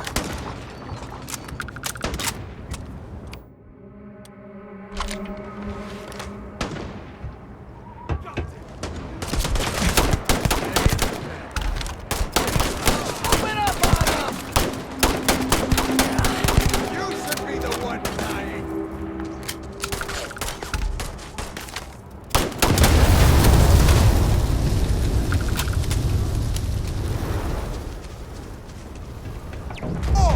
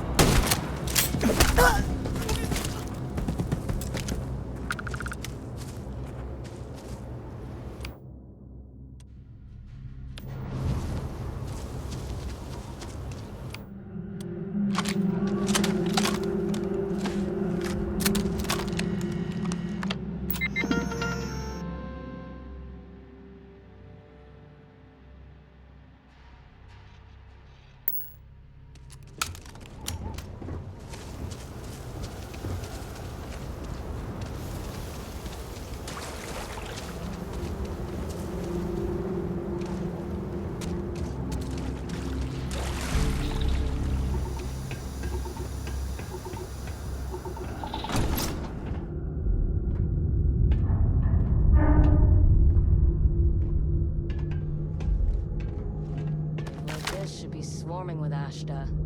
They won't put one paw in here. Makes me nervous.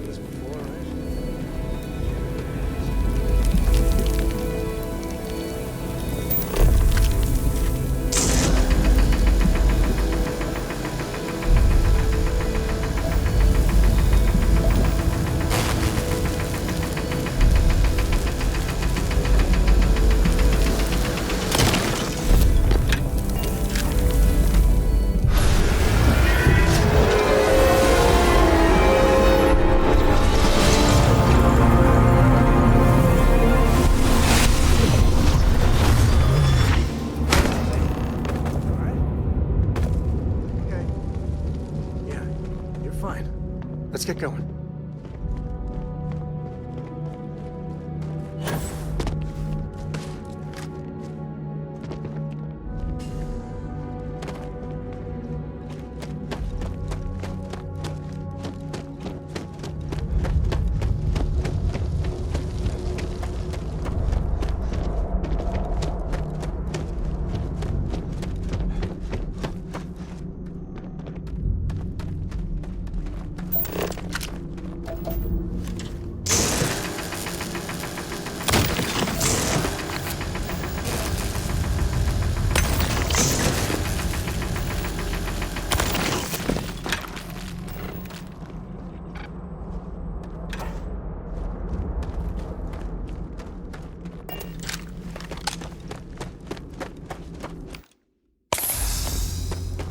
You might be able to break out those mining skills in a cave like this.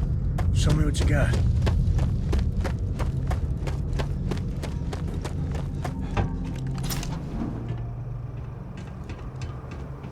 I think that's far enough. Hate to put a hole in the head of Akila's own prodigal son. At least not before we've had a word. You must be Shaw. What I am is disappointed. Samco in the flesh, and he's peddling around the frontier with the has-beens of Constellation. Now you got past my crew, who I pay quite handsomely, I might add. Grabbed something from that weird cave, probably whatever's been keeping the Ashta away. So, I'm down one hideout. Now, let's talk about what all that's worth to me. Your lives, your credits. One or the other, really. Oh, really? Let's hear it.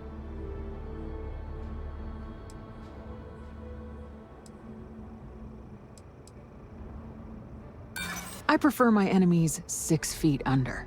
Ties up loose ends. You got past a few rookies, that's all. Maybe. Fine. Get the hell out of here before I change my mind. I see you again. You're dead. It's the Ashta. You. This is your fault. You better lend us a hand.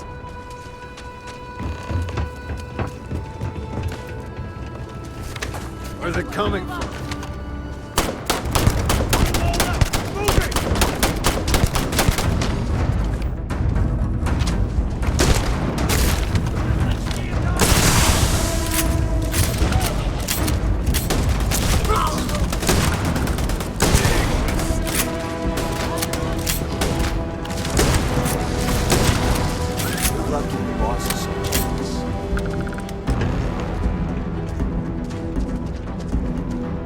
I guess I owe you get out of here before I change my mind.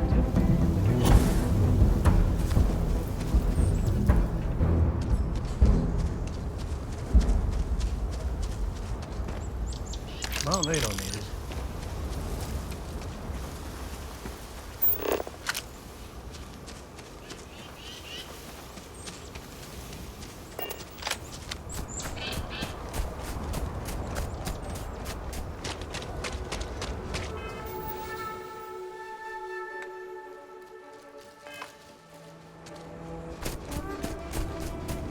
Captain, hello. I am satisfied to see that you survived your most recent sleep cycle. We're in one piece. I'll call that a win. Let's get back to the lodge. Your ship is way bigger than Dad's. Have any new books for me?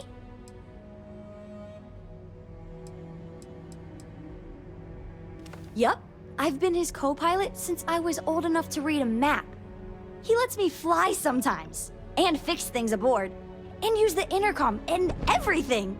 I just have to promise not to complain about having to stay aboard the ship when we're somewhere dangerous. Dad says when I'm older, he'll teach me how to use a pistol, and once I'm a good enough shot, I can go with him anywhere. I can't wait to get older. Won't lie. My heart stopped for a beat when you passed out. I'm glad you're still with us. Now that we have a moment, I wanted to ask how you're feeling. After your experience at the temple, you've given everyone at the lodge quite a scare.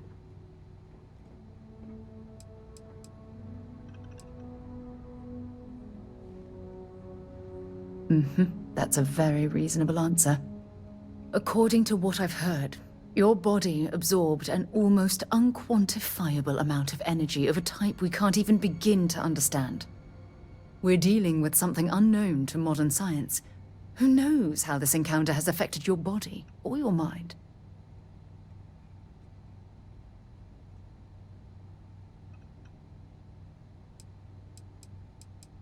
I know, and I feel terrible that I can't provide you with the proper reassurance.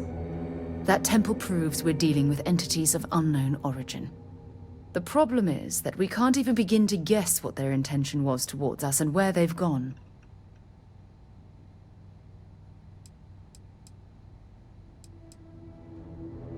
Perhaps that's true, or perhaps you were simply quite lucky. It's just that... Oh, I'm afraid that we're flying almost completely blind here. All we know for certain at this point is that whoever created the artifacts are the same beings that built the temple. Anything else is just guesswork. I might as well put on a blindfold and toss darts at theories written on the wall.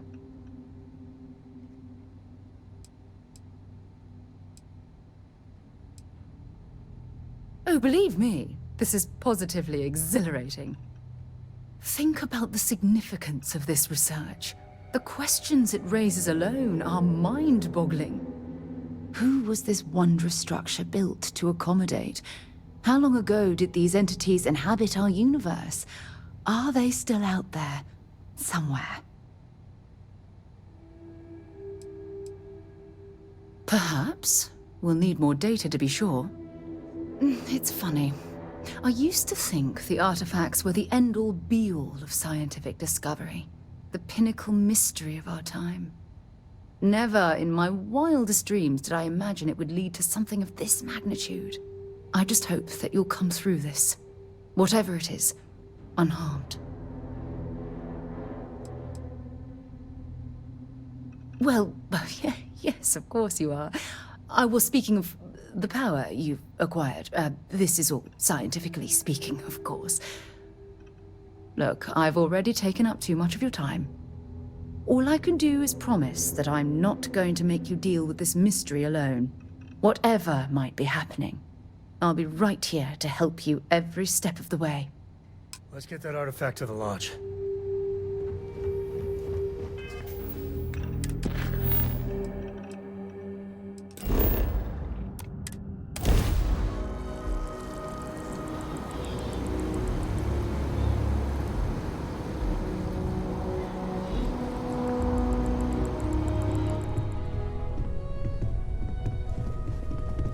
Hey, we're back. Newest member of our little family really pulled through for us. Is anyone hurt? You didn't let Cora handle the artifact, did you? We don't know what effects it might have on someone her age. Relax, we're fine. Go ahead. Time for that artifact to meet its siblings. Just, what are we building here?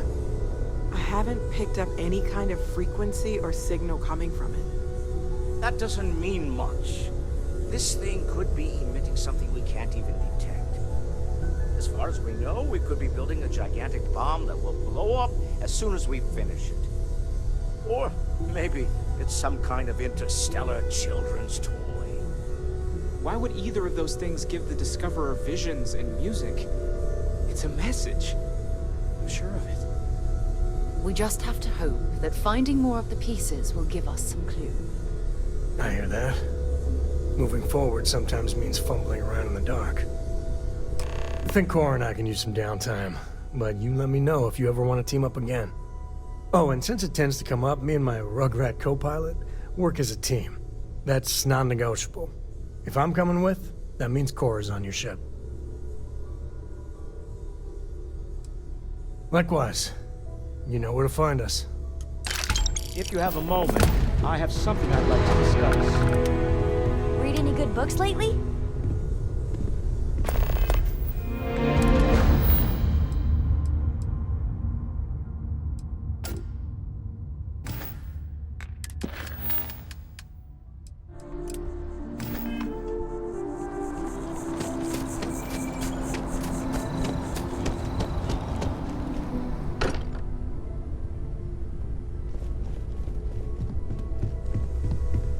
I must admit, you've surprised me. I thought you were going to take off as soon as you'd gotten something from us. But I was wrong. I want you for a little soiree I'm planning.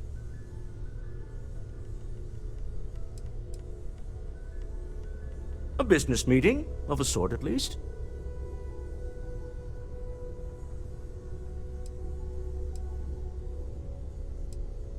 All right, fine. I need your help. It's about an artifact, and our goal is simple. We're going to purchase it. Our seller is a freelance operative in the city of Neon, which means the artifact is almost certainly stolen from someone. I just need a little more presence in the negotiation to show we're serious. And I think you'd be perfect.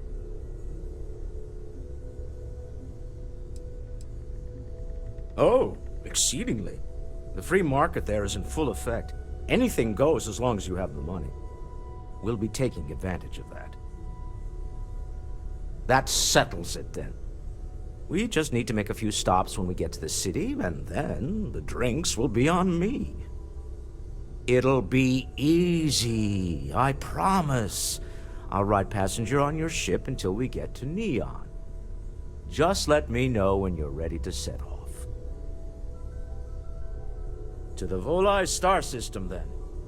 I admit I'm a little excited.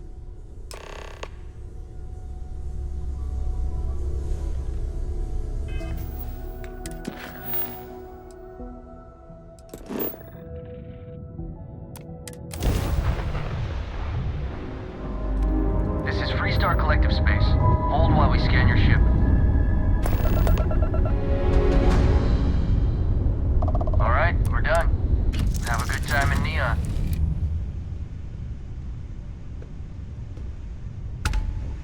Something you need? Hey. Always. Point the way and we'll be off.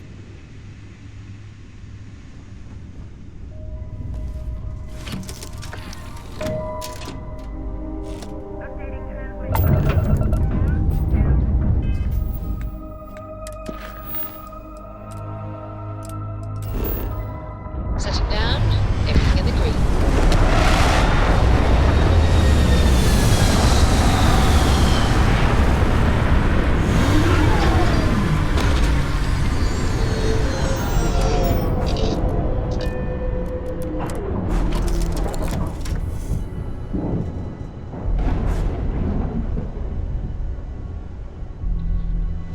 What's on your mind? Hello.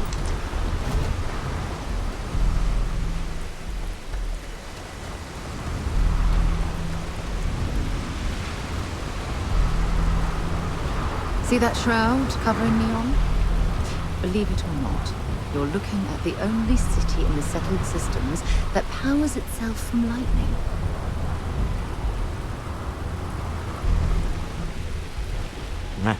Smell that? Construction, incense, industrial chemicals of every kind. But they still can't get rid of the odor of chasm bass. A native species of fish.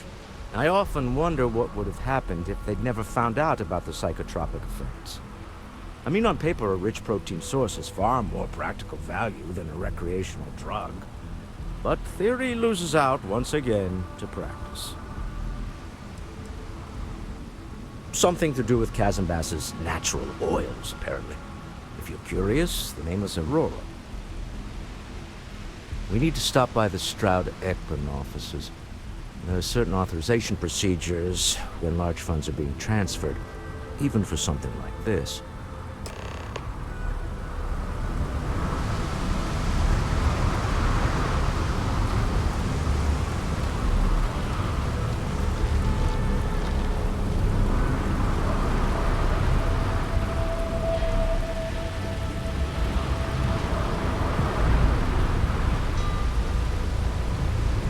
Looks like some sort of checkpoint ahead. It's probably designed to suck the credits directly from your pocket. See that shroud covering Neon? Believe it or not, you're looking at the only city in the settled systems that powers itself from lightning. Yeah, Snippers picked up the Aurora you're getting the second you stepped through. All right. Get up slowly and turn around. Try to run, and we open fire.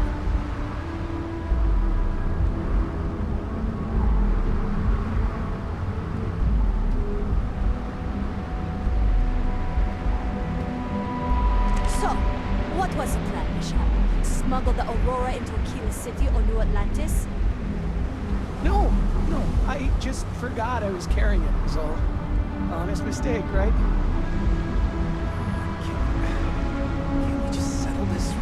I can pay the usual. We don't make the rules. That's Administrator Bayo's job. Now, shut up and start walking. Move it! Let's go!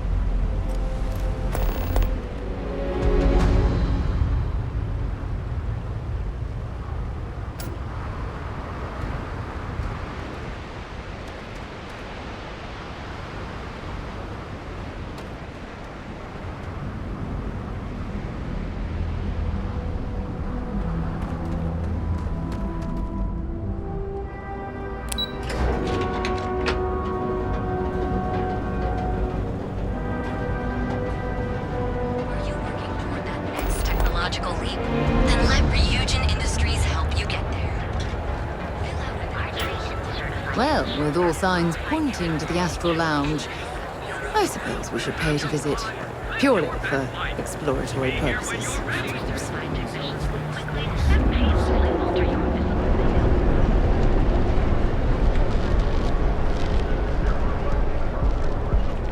If Benjamin Bayou's ego was as combustible as helium-3, he'd be able to provide enough fuel to power every ship in the settled systems. That's where real money's at. Got a problem?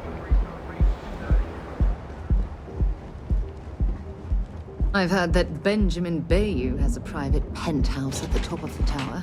The view from up there must be breathtaking.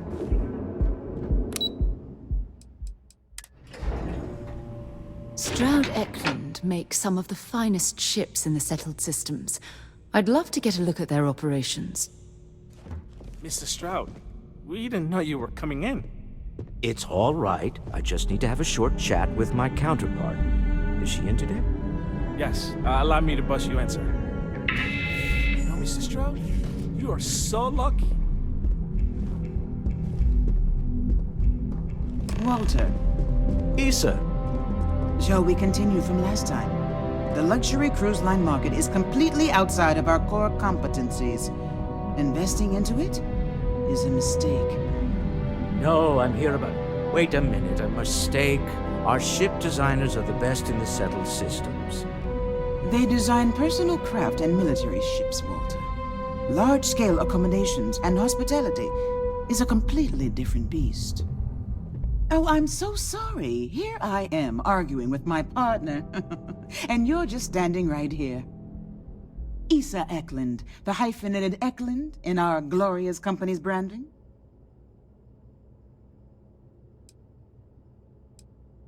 Co-CEO, heir to the Eklund fortune, and somewhere down there I'm his wife, yes. Didn't know our marriage was such a low priority. Oh, it jumps up the list at the right moments.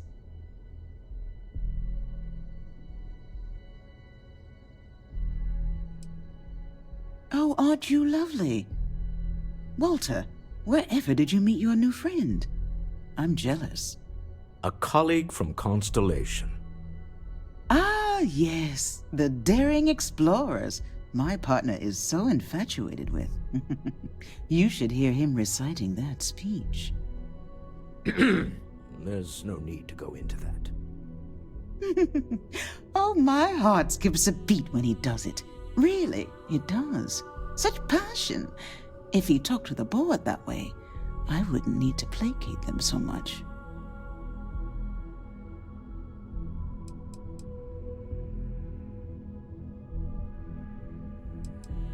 I know. It's my favorite hobby. Now, why are you here, my dear? The board meeting isn't for a while, and our vacations aren't coming up either. It's the discretionary fund, Issa. I need all of it.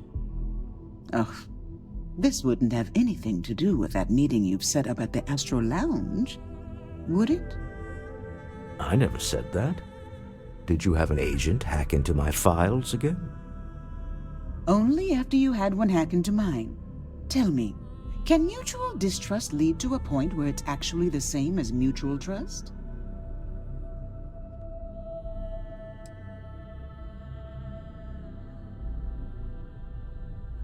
Oh, don't mind the two of us. Challenging each other intellectually is a cornerstone of our relationship. Now, I must point out the obvious. The Astral Lounge. It's a remarkably insecure location. That was the point. Neutral territory in the open. With no leverage. Oh, you must let me help. It's been too long. I have this all taken care of. Some investigation into the cellar. What's motivating them? Then, some preliminary casing of the Astral Lounge for security flaws. Give you the advantage if things go wrong. Bribe a few bouncers, alter the codes on the doors. Yes, exactly.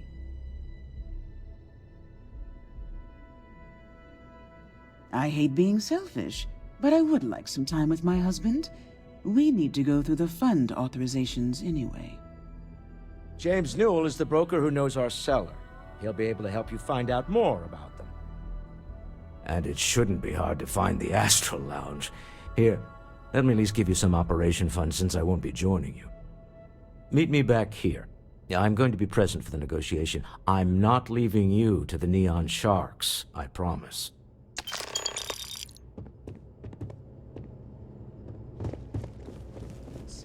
Normally, once we're alone, your shoulders relax.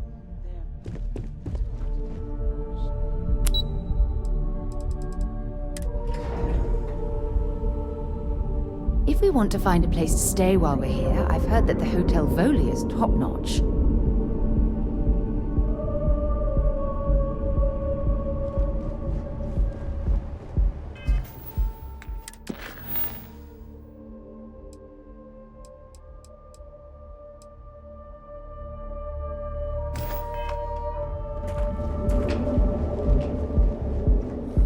Keep it moving.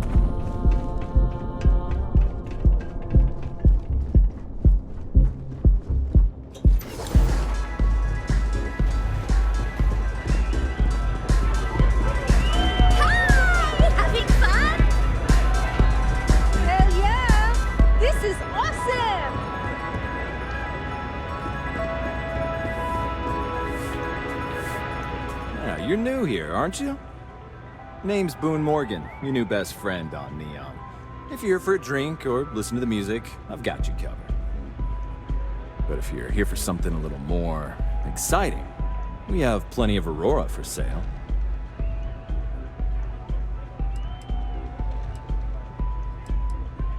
Oh, we have plenty of that. But why not try something different? New planet, new city, new experiences. It's what life's all about. Here, take a look at the menu. Now, I'm not going to lie. The Aurora is a bit expensive, but let's face it. Can you really put a price on pleasure?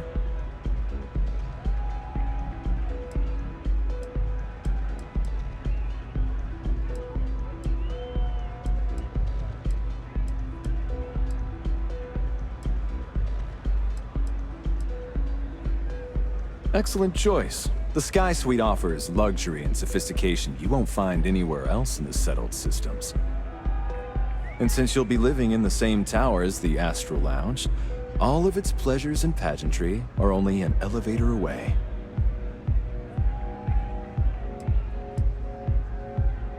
Of course, the Sky Suite features an open design with an emphasis on luxury.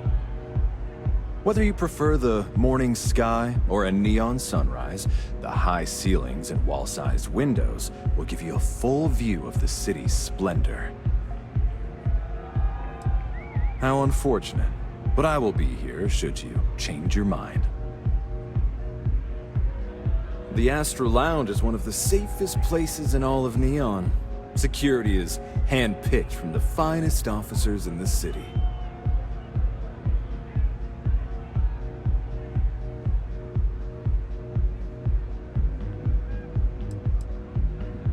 Private meetings are usually held in the floor above, just to use the elevators. Then I would say you'd be interested in the Astral Lounge VIP package. For a reasonable fee, our security can be your security.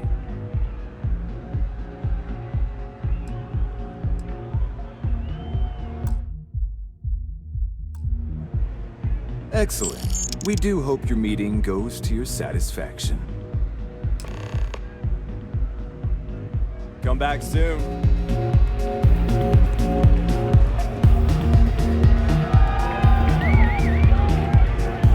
You good? Yeah.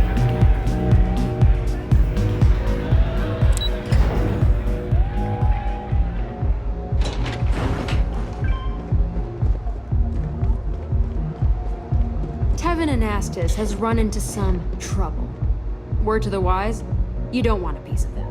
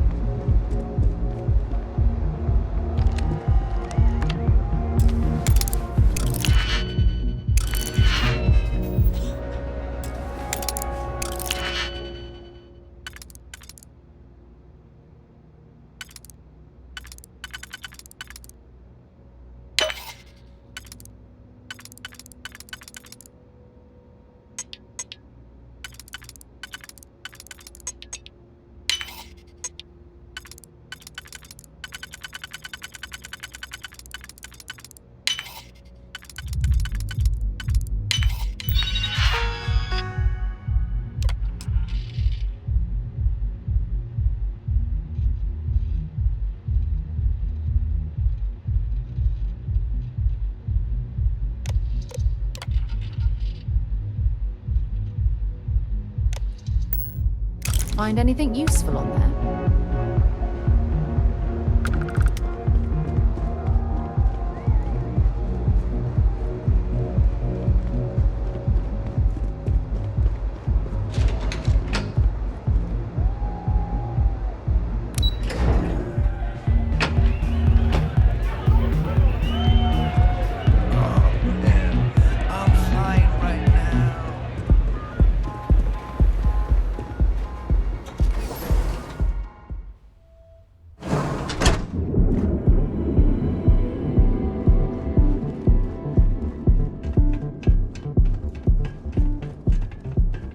Hey, no funny stuff with that boost pack. Got enough light trapping as it is.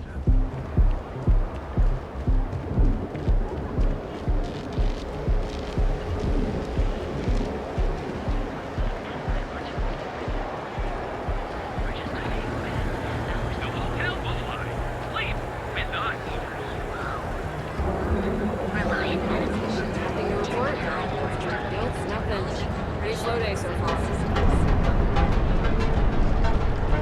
Interesting. This district certainly provides evidence that religion's influence has spread from their tower and Fully stocked and ready to sell. Welcome to Newell's. If you're looking for any specific goods, Rosa and I guarantee we'll beat Sieghart's lousy selection every time.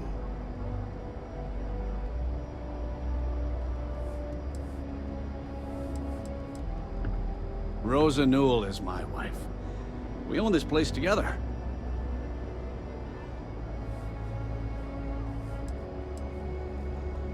I understand that. But when you're dealing with a snake like Siegert, normal commerce practices go right out the window. That man has absolutely no respect for the business community on Neon. He skips merchant meetings and refuses to participate in any of our group buys. Worst of all, he pays off Neon security to keep his place safe.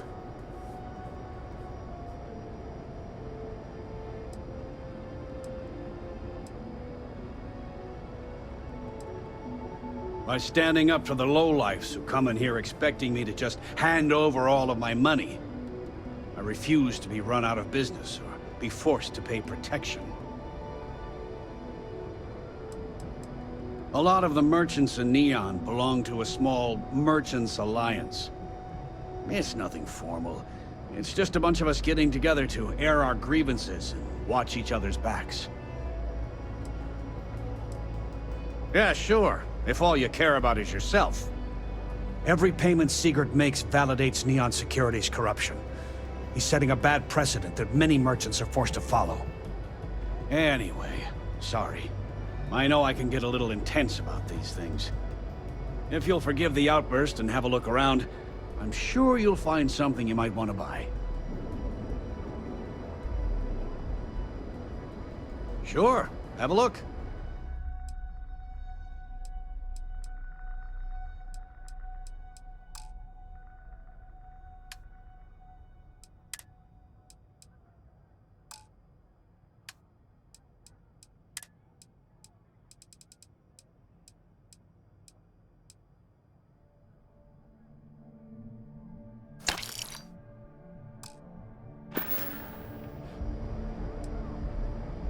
Maybe I did, maybe I didn't.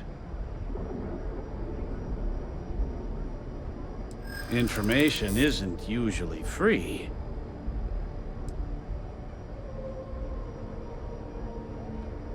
New intel, new transaction. Take it or leave it.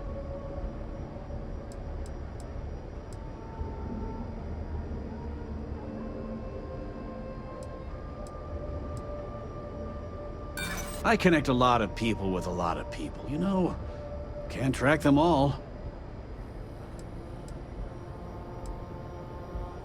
No, that's okay. I think I got it.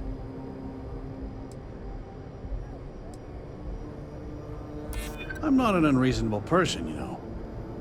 Okay. I don't know much. But I did have one of my freelancers tail the seller back to his place. Sleep Crate 1. Let me write down the unit for you. I had to chase more zone heads out of here today. I don't think they even knew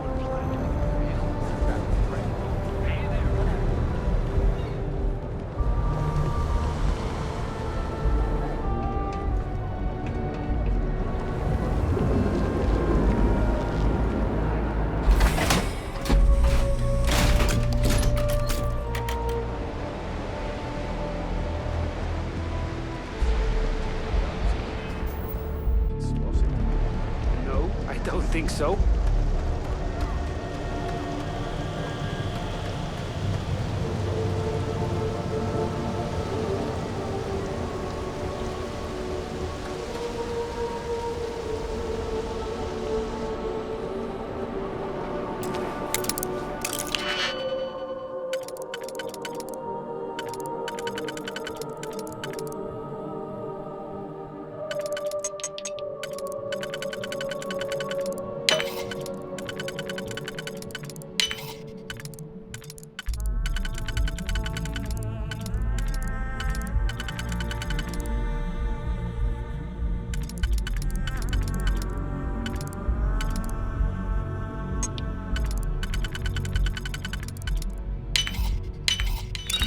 Did you learn to pick up? You know what, on second thought, I don't want to know.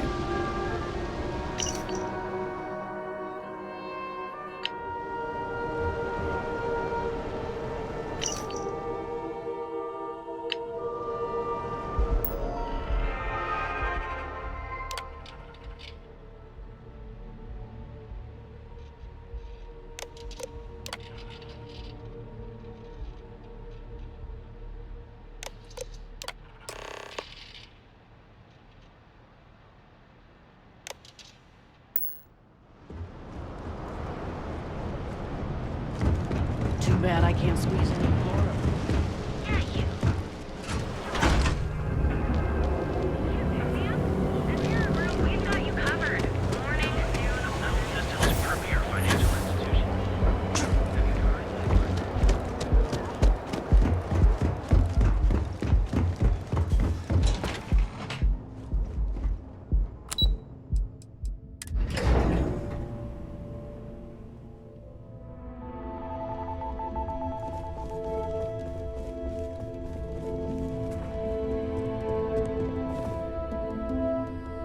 Any luck out there?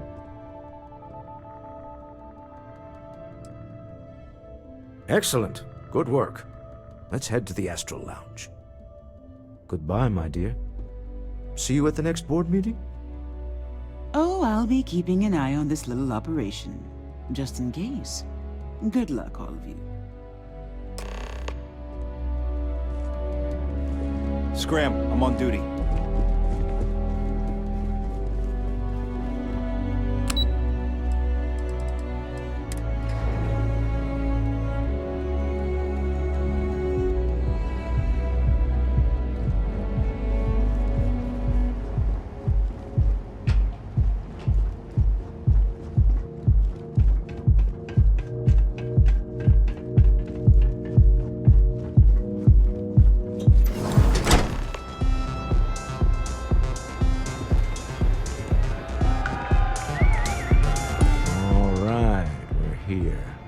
Now, I don't know what the cellar looks like, but they'll have a security briefcase with them. Larger than normal. Big enough to hold the artifact. We should split up. The code phrase to identify yourself as the buyer is Ramsey and Travers. Are they?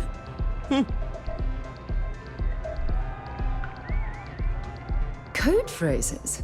My goodness, Walter, I think you're taking this espionage business a little too seriously.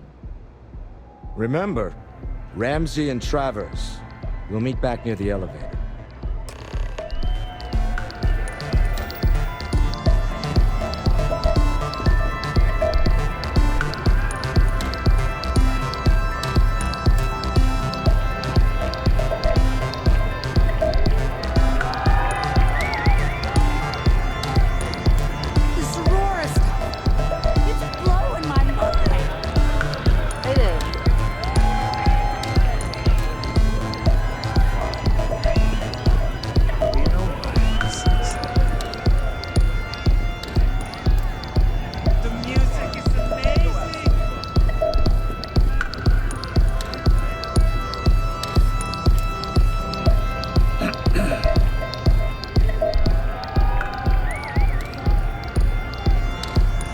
What is it?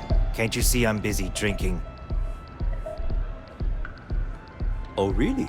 I heard you all have a meeting in a few minutes, don't you? In one of those fancy VIP lounges? Speaking of which, I gotta get going myself. Excuse me.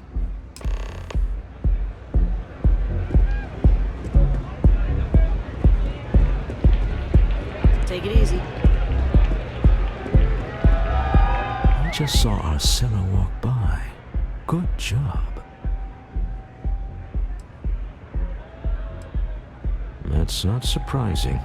This is a deal over stolen property, after all. Anything could go wrong. Now, before we head in there, let me go over the ground rules. He'll ask for twice what we agreed on. That's normal. He'll probably try to walk out. That's normal, too. Don't worry about the amount we actually settle on. The Stroud-Eklund Discretionary Fund is just a chip to you and me. Our goal is to get him to accept that chip in exchange for the artifact. Anything goes as long as it's in our hands, and we're not dead. How does that sound?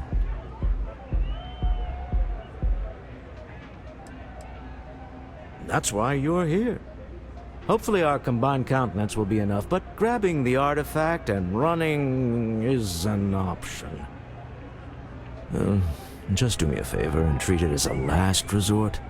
I have a reputation.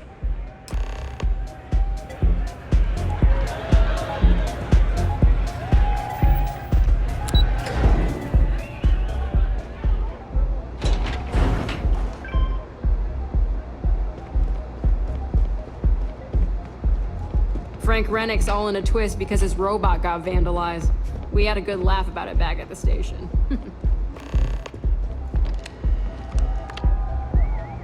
So you're Stroud. You look different in person. Our public relations always insists on doing some touch-ups for the official photos. Embarrassing, really. Your security here going to stand or sit for this little meeting, making me nervous.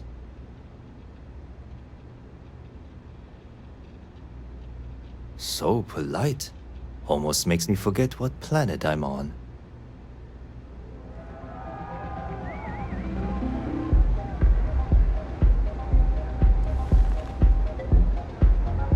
Am I to assume that briefcase has our item of interest? Yeah, here it is. Well, look at that. One of a kind. And I know you want it. I have the amount we agreed on. Things have changed. I want double. Now, how am I supposed to do that? I don't know, but your security here seems to have some fancy gear. Why don't they chip in?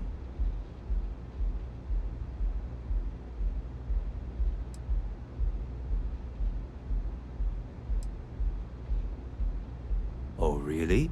And how do you know that? Who talked? Does it matter? We know you're in a fix, and we're still willing to buy. For the agreed-upon amount. I got people after me, okay? I can't just settle on what we agreed on. I need more so I can disappear. That's not our problem. We came here expecting one amount. Now you want another. You telling me Walter Stroud ain't got the cash? I'll walk out of this booth right now.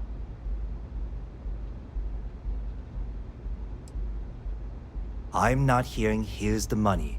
I'm on a tight timetable. And we would have wrapped up already if you hadn't gotten greedy. Our original offer stands. Now what's it going to be?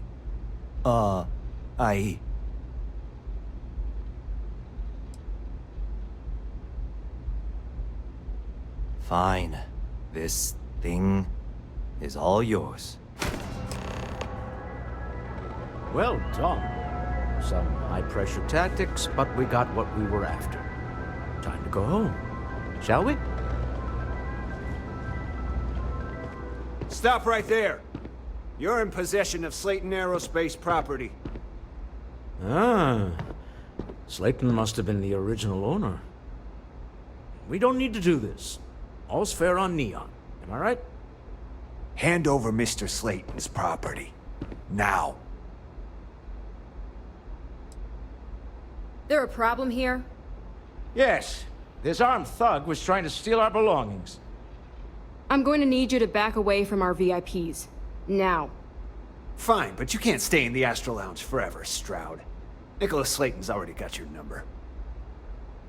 Sending our men into the Astral Lounge.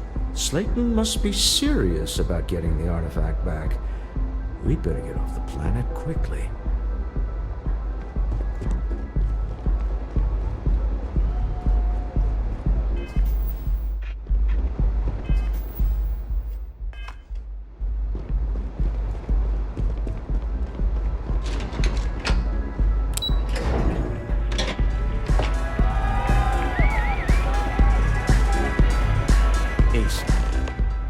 Something's gone wrong, hasn't it? Slayton has put a bounty on your heads. He squeezed a few palms. Your ship's been impounded at the spaceport. There goes our way out.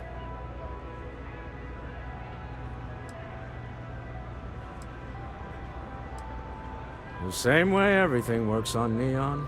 Money. It's terrible at keeping secrets. Yes, I'm fully aware this has not gone according to plan.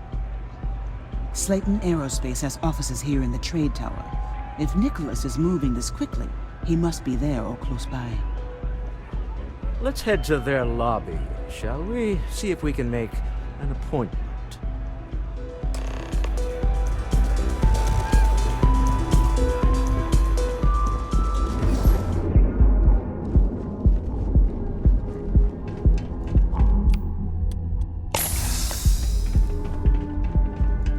If you're wondering what that smell is, it's... There are a ton of distractions in Neon, so I expect you to be on your best behavior here.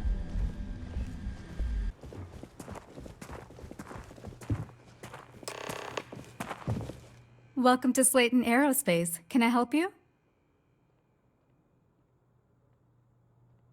I'm afraid Mr. Slayton is a very busy man. He did? Oh, yes, I do remember overhearing something about that. Oh, I think we can make an exception in your case. Mr. Slayton will see you. Just use the elevator.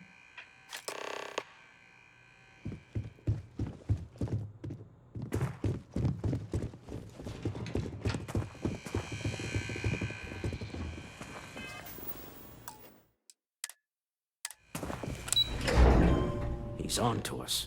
Walter, taking what's mine and then breaking into my office. A bold move, but one easily countered. Oh, we're trapped. Hello, Walter, dear, are you there? Issa? Took longer than I'd like, but I managed to pay off one of Slayton's security consultants. They've patched me in. All right, we've got her out. Once the door's open, just follow her instructions, okay? For the moment, Slayton will be scrambling his own security teams once he gets wind that we're no longer at his mercy. Our time is limited. I'm aware of the irony of me continuing to say it'll be easy. But it'll be easy. Doors will open in 3, 2, 1. Slayton's guards and employees are all over. Be careful. Okay. You'll want to use the vent system to slip around unnoticed. There's a cupboard just to the right of the elevator you came in on.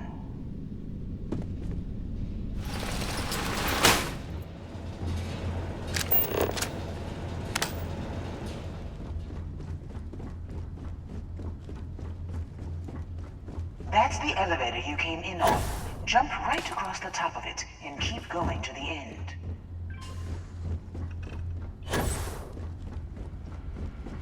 Drop down and follow the conduit all the way to the end, past the fork.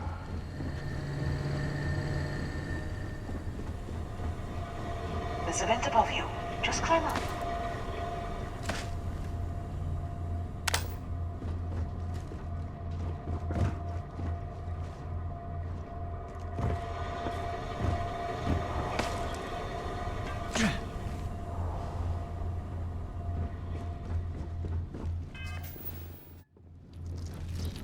The room below you is clear.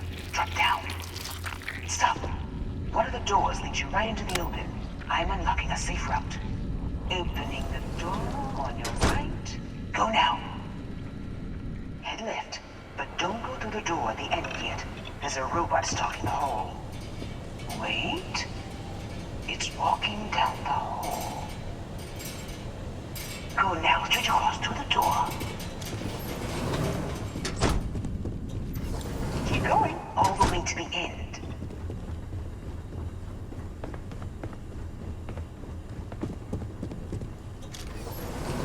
Wait, there's people in the room up ahead. Closing the shutters.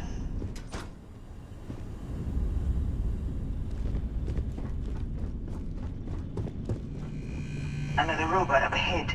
Wait for it to pass, then head straight across to the maintenance door next to the security gate. Go now. Let me just get that for you. You know the routine. Up the vent. It's a short one, I promise.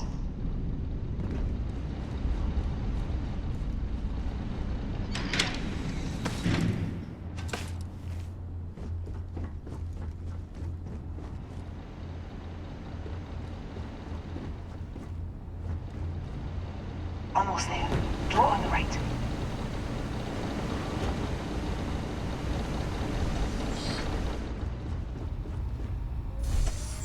There's the door. It should take you outside. Outside? You expect us to climb up the trade tower? There's a series of catwalks that lead directly up one floor to the executive level. Well, I guess after...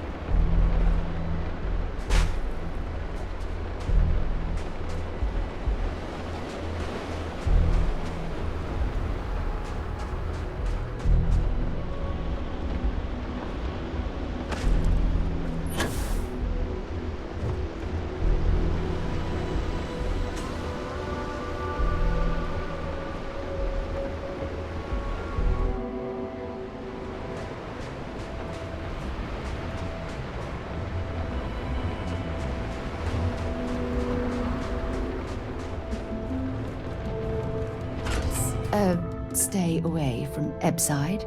The locals there don't exactly appreciate the tourists.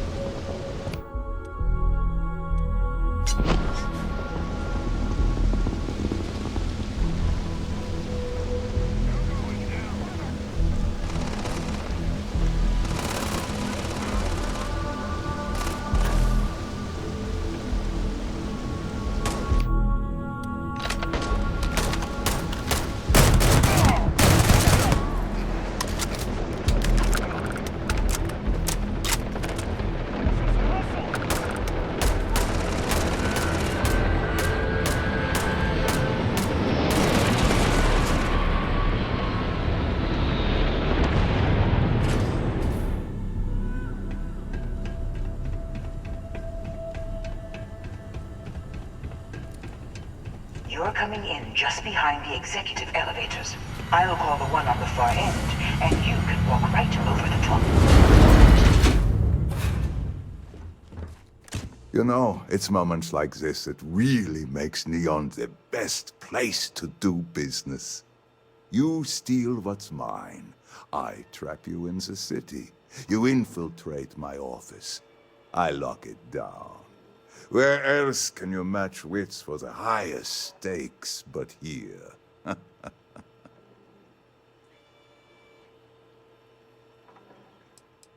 aren't you? In the back of your mind, through the tunnel vision of adrenaline, there's a part of you that belongs here. It happens to all of us. You have what's mine. I, indirectly, have what's yours. We are at a stalemate. Although, I do count a few more guns on my side. You do make a bold point, but that doesn't resolve our current dilemma. Perhaps I can help. We're both people of business, Nicholas. In the same industry, no less. Yes, I'm beginning to see the opportunity. There is, however, one final detail to disclose. Mr. Musgrove, my former employee, and the thief responsible for our serendipitous meeting, was caught prior to your arrival.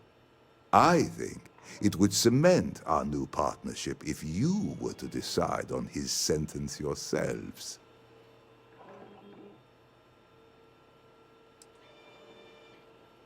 If that is your decision, you need only tell him yourself, and then we will handle the rest. It's a smart decision, one that I fully support. My security brought Musgrove to my office. I'm sure seeing you again will be a fine conclusion to your previous business. I have an opportunity to spare a man's life. There's I know something he I probably need to wouldn't talk do to the you same about. for us, but that shouldn't matter.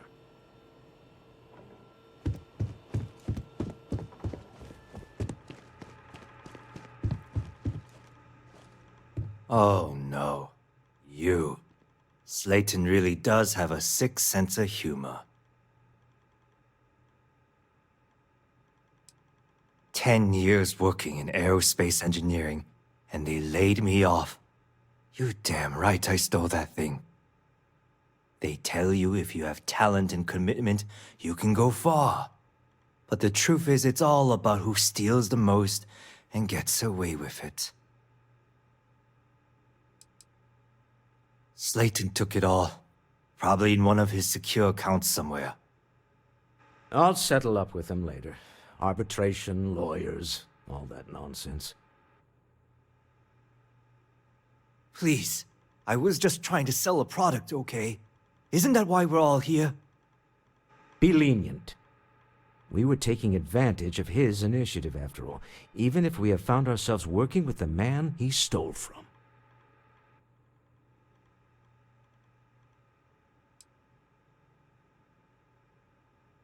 Justice for some, huh? Fine. Rather be caged than dead. A cage is too good for you, Musgrove. They should stick you on an asteroid somewhere and let you think about what you've done. I will make the arrangements for Neon Security to take him into custody. You're free to leave. Time to go. Let's talk more back at the ship. We should have a talk. When you have the time, of course.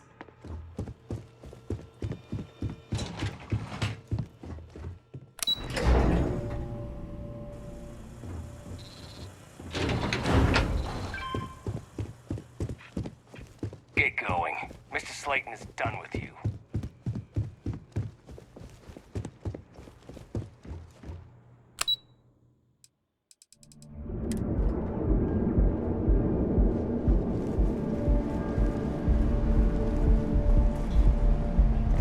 Catherine Luzion keeps demanding we look into her husband's murder. Murder, yeah, right. Hysterical.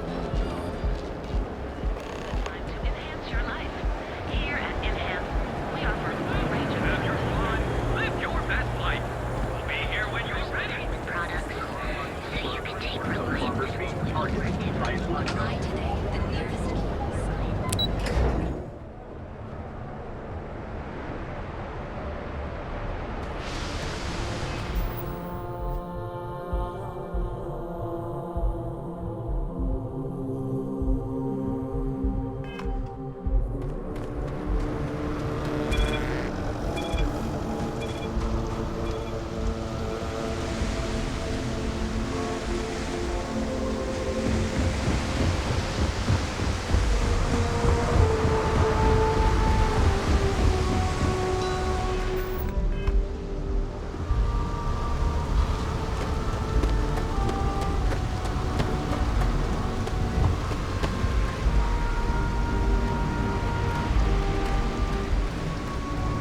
remember our last conversation when you told me the artifacts made your mind and body feel out of sync? Well, it got me thinking. So I dove into our archives and started looking through Constellation's older journal entries. Just because I wasn't familiar with the experience you described doesn't mean the same might have been true for my predecessor.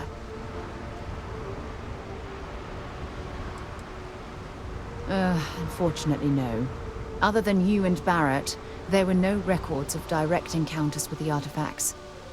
I have to admit, though, I did get more than a bit sidetracked reminiscing about old times. Really? I'm surprised that I haven't. After reading those journals, all of the pleasant memories of my time spent with Aja just started flooding back. Aja Mamasa.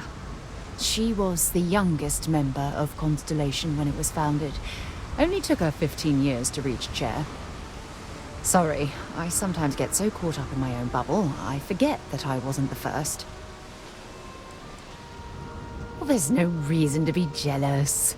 They were just, I don't know, different times. Aja was the one that taught me the ropes at Constellation and took me under her wing as her protege.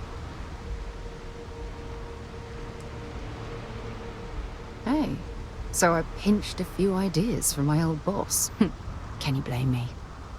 At any rate, we logged quite a few discoveries together, but it was the actual journey that I cherished the most.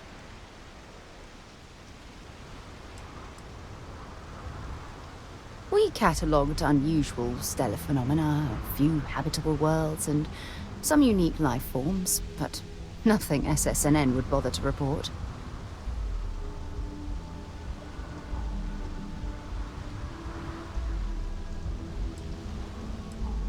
Exactly.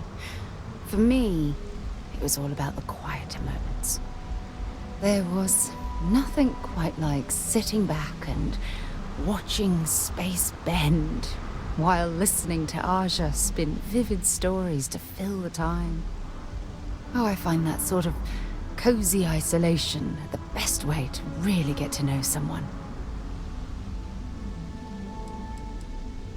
Yeah, you know, being alone in interstellar space, nothing but light years of black around you. Some people find that terrifying. I find it comfortable. It helps me bond with my shipmates.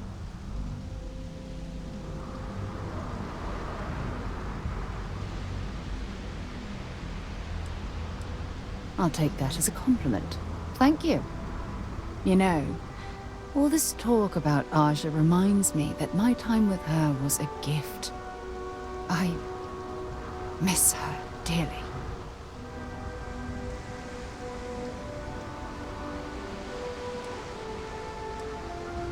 No, she retired.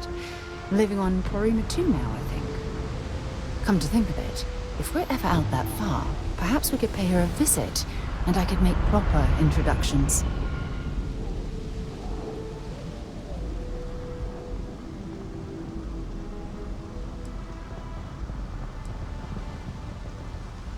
Yeah, you'll do. Look, I don't expect you to be an exact copy of Aja. Your hunger for exploration, to pierce the veil and seek the unknown, it's a common bond that we share. I wouldn't have it any other way. I don't know if I deserve to be that close to anyone right now. If you knew about the things that I've done, the way my life's unfolded, I think your opinion of me might change. Please, give me some time. I have to go.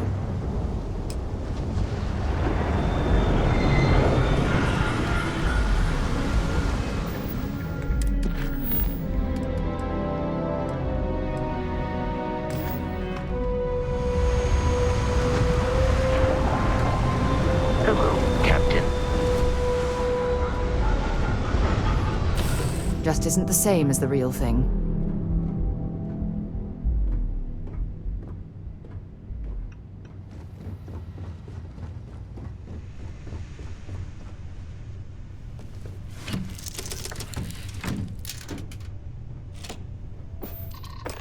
with a man who wanted us dead.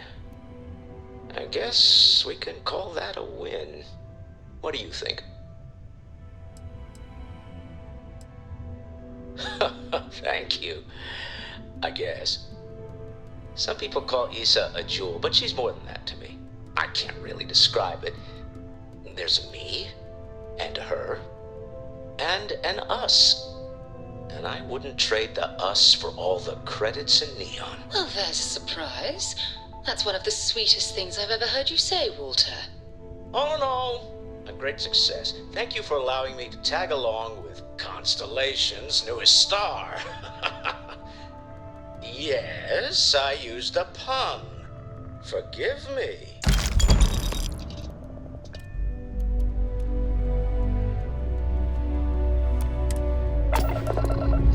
Exploring the galaxy is hard work. Trust me.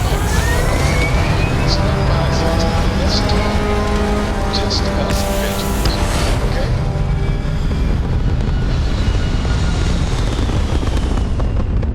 We're locking into orbit now. You hold something you have no right to. My people have killed for this. But I will offer you one chance to hand over the artifact and turn away from this path. That's not any type of ship I recognize.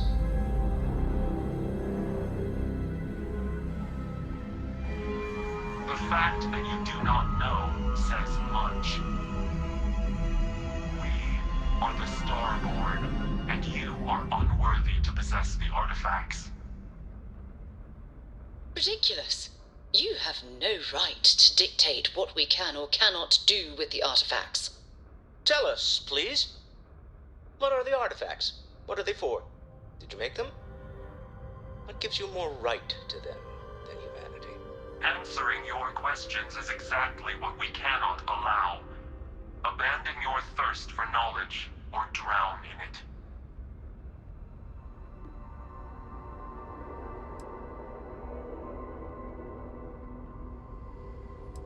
We are growing impatient. Cease your attempts to stall for time. But you speak our language. We know everything about you. That is why your kind cannot have the artifact. A sentiment that is shared by my kind about you. We're not the ones making threats. Your moral grandstanding is hollow, as is your position. Make up your mind, or we will act. I'm not liking what I'm seeing on the scans. Energy output from that ship is far above the normal range. If we spin up the grav drive now, we have a chance.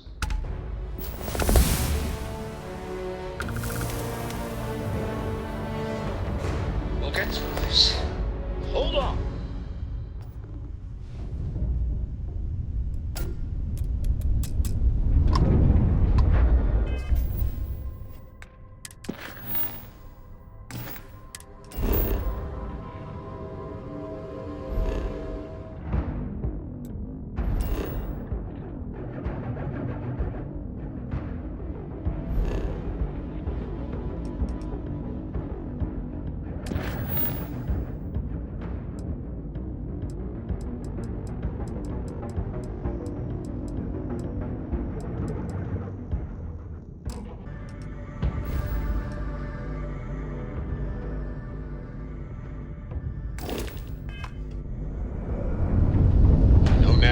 Best time.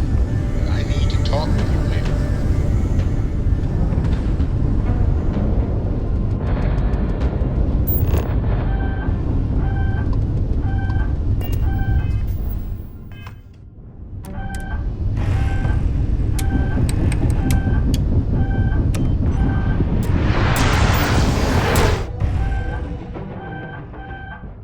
Jump down, Captain.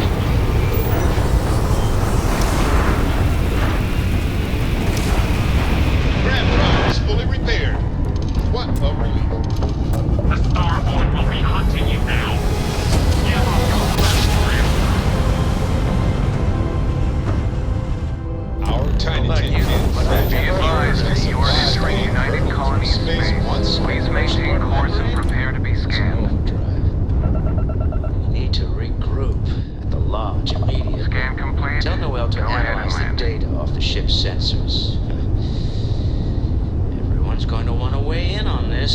Absolutely. We have much to discuss.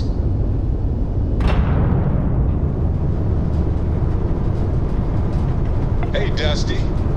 If you're ever thinking to yourself, I could really listen to Barrett's dulcet voice right now, then instead of dreaming about me, stop by and say hello, okay?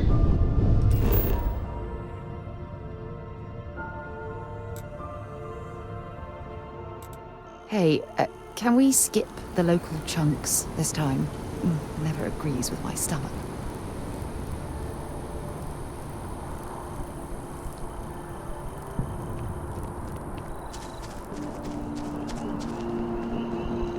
It's good to be home.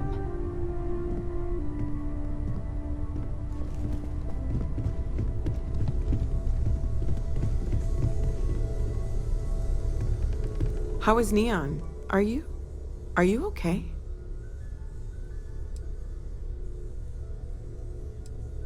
No?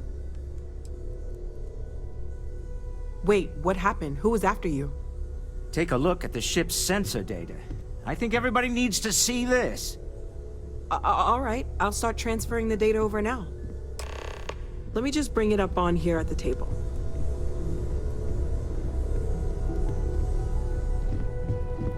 Is that a prototype? No, that material isn't anything we... What the...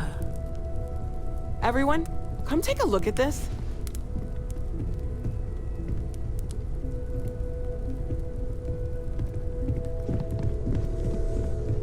That's no faction vessel or Crimson Fleet. Secret military tech, maybe? No United Colonies Admiral approved that starship design. They call themselves the Starborn. Demanded we hand over the artifact. Like we were children, playing with their parents' things. What do people know? Any offshoot groups go by that name? None in any corner of the settled systems I've seen. Maybe a distant human colony finally popping its head up. Another house for Rune. I very much doubt that. We ignoring the obvious here? A heretofore unknown group who just happens to know about the artifacts. I'm just gonna say it. Intelligent alien life, or extra-dimensional beings. The original creators from the furthest fringes of space. Or beyond even that. Is the metaphor of avenging angels coming down to keep humanity from forbidden knowledge not apt here? So, we have a lot of theories, but nothing concrete. Except that they're after the artifacts, and they're willing to take them by force.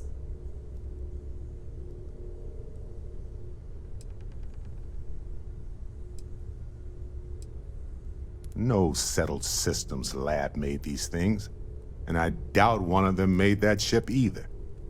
So, we got some weird extra-dimensional beings that coincidentally decide to build their spacefaring vessels exactly like we do. Not so sure about that. Noel, start analyzing all the data from the ship sensors. The gravitational wave they caused, scans of their weapons, shields, everything. We're in the dark. We need to learn anything about them we can, including some way to fight them if necessary. Until then, we stay the course. Collect the artifacts. It's even more important now that an intelligence we don't know or understand is looking for them.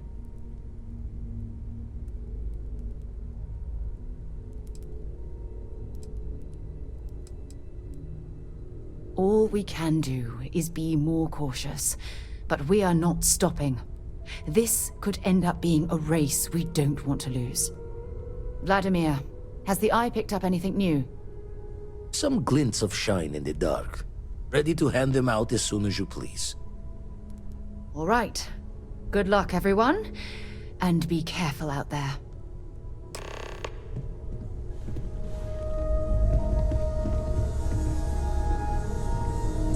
I think you need to get rid of some of that gear.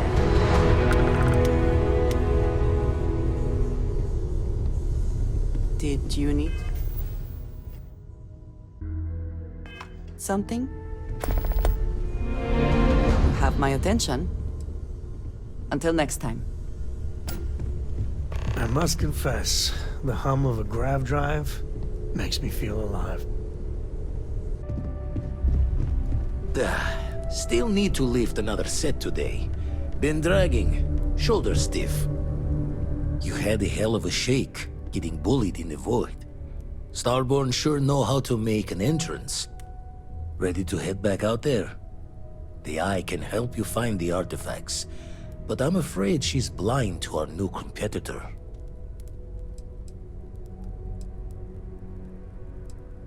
Double-check the safety and locks wherever you go, okay? Exploration's dangerous, even without some nefarious group trying to kill you.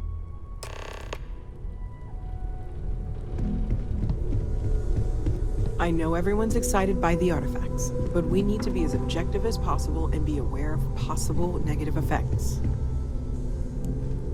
Yes? Not at all. Maybe another time.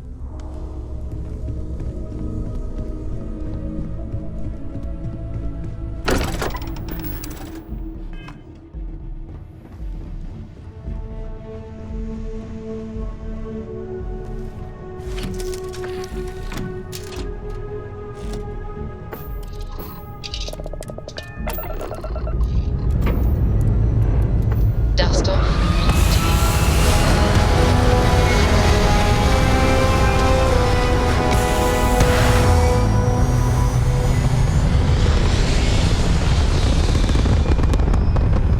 Orbital insertion completed.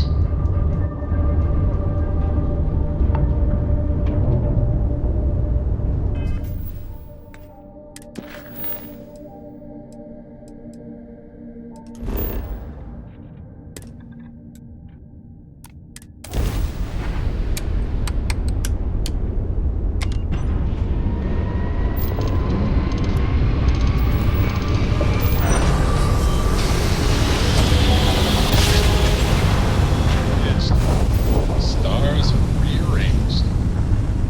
We are here.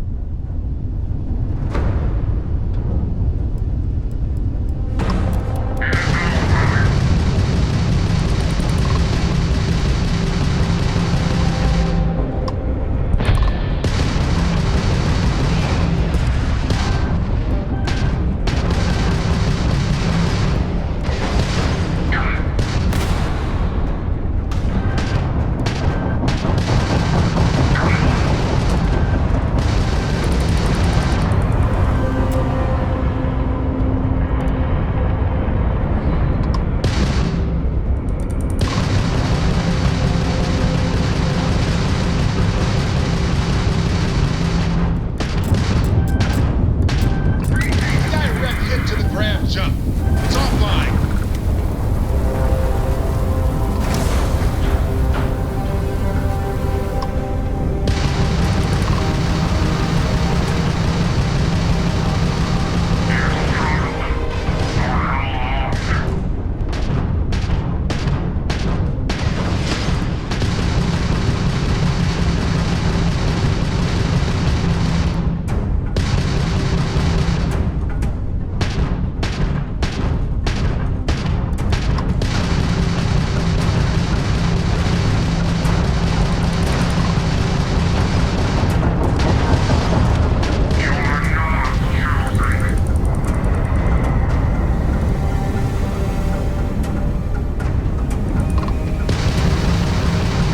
Pop of their engine.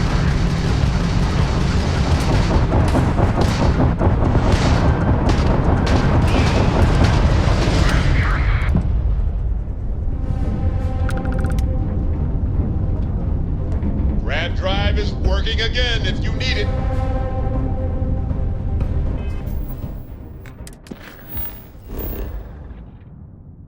Time to park this buggy.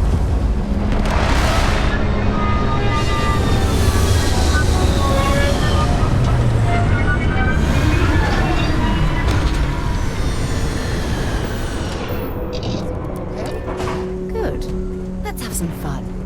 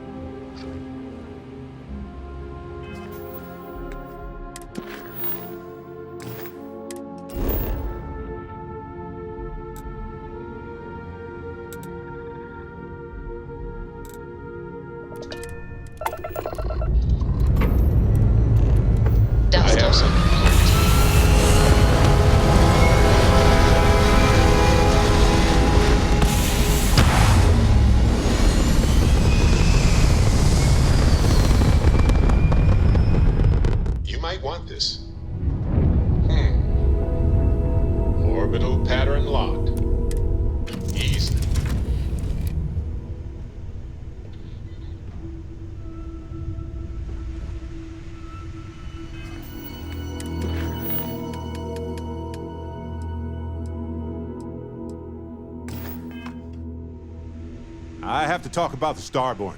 Do you have a second? You do, right? It was awesome.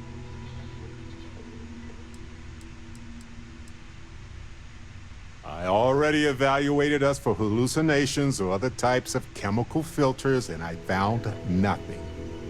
It could be the dawn of a new era of humanity.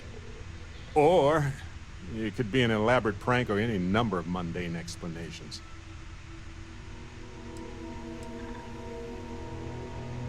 That's a smart hypothesis. Makes sense, but we have no observations to really back that up.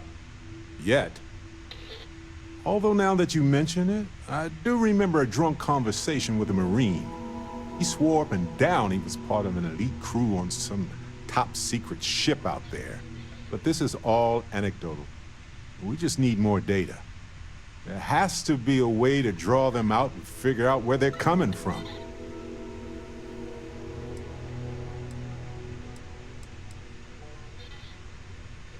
We're going to need a way to find them again, or lure them. This could be a turning point for humanity, you know?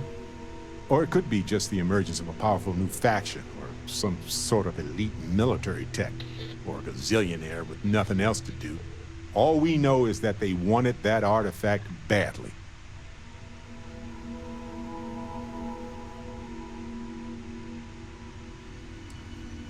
Yeah, that's how they appear right now. Maybe we can use that to our advantage, though. And who knows? Maybe we'll never see them again.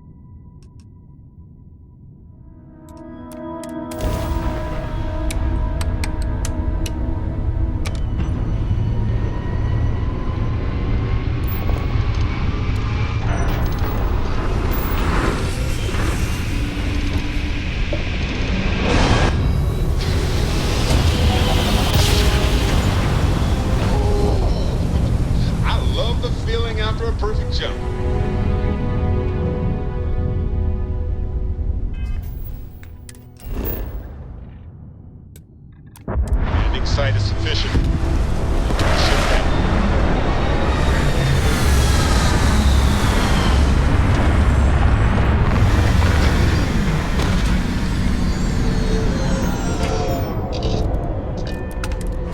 When you have a moment, I'd like to speak to you.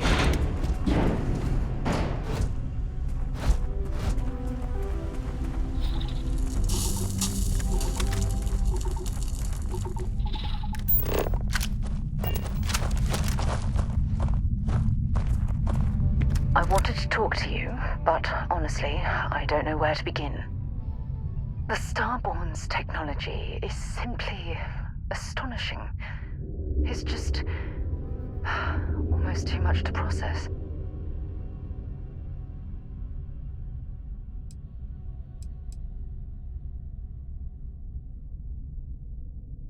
Of course not. No one has. If an encounter with this level of importance had occurred in the past, I assure you that Constellation would be well acquainted with it. Yes, I suppose I am. But you can hardly blame me, can you? You do understand the significance of this encounter, don't you? This is humankind's first contact with what I believe is an alien race. A race with technology that could be far superior to our own. Oh, we could learn so much from them.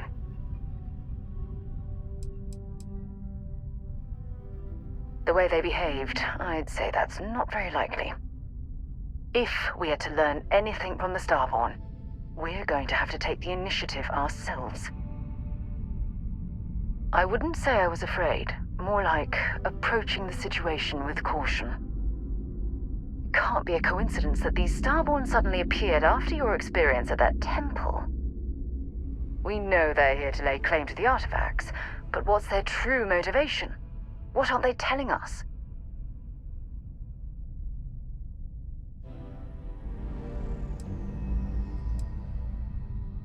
It's very disturbing, especially with all of that cutting-edge technology at their disposal. Damn. Oh, if only we knew more about the Starborn. What their species is like, where they're from, how they're able to speak our language. I feel like a cadet on my very first day aboard a spaceship. My mind is absolutely swimming with questions.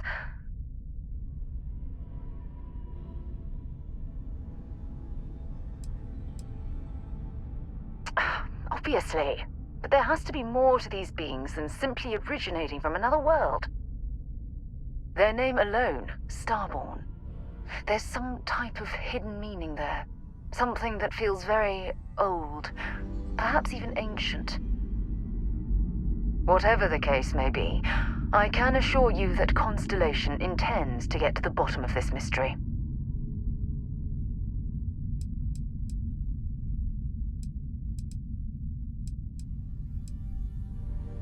I'm not really sure.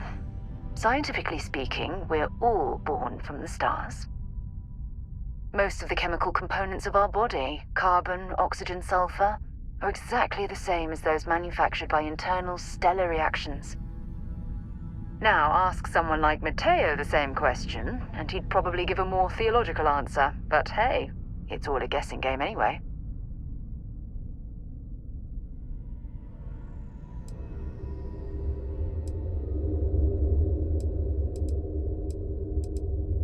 Exactly. We must use all of the tools at our disposal to learn more about the Starborn and their connection to the artifacts.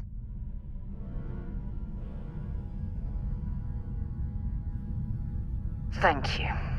I really appreciate your support right now. You know, it's funny. When I was a little girl, I'd lay on the ground and stare up at the stars. I was absolutely convinced they held a secret. I'd remain there for hours in silence, eyes closed, listening, waiting for the secret to be whispered in my ear. This encounter with the Starborn is that moment to me. The stars are finally whispering, and I need to hear what they have to say.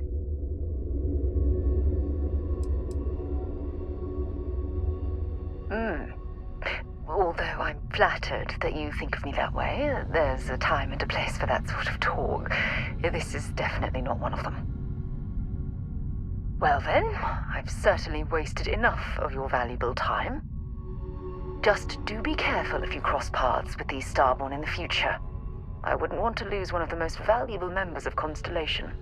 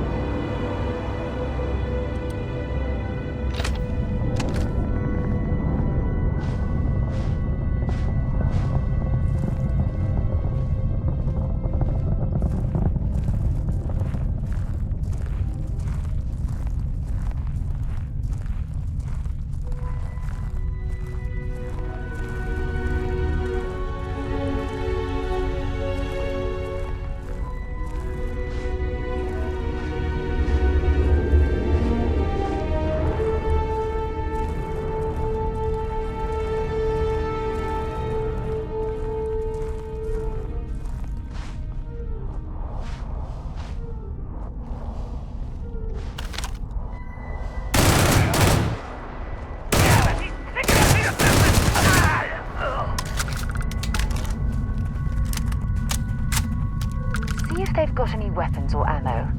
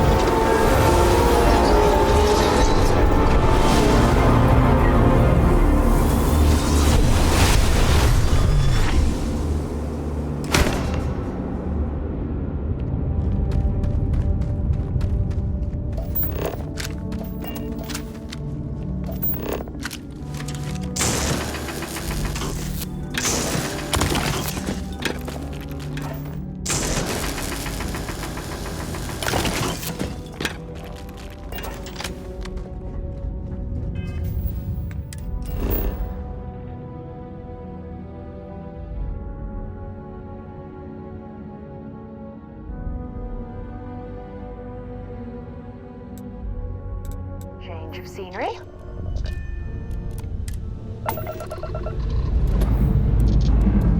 And we're off.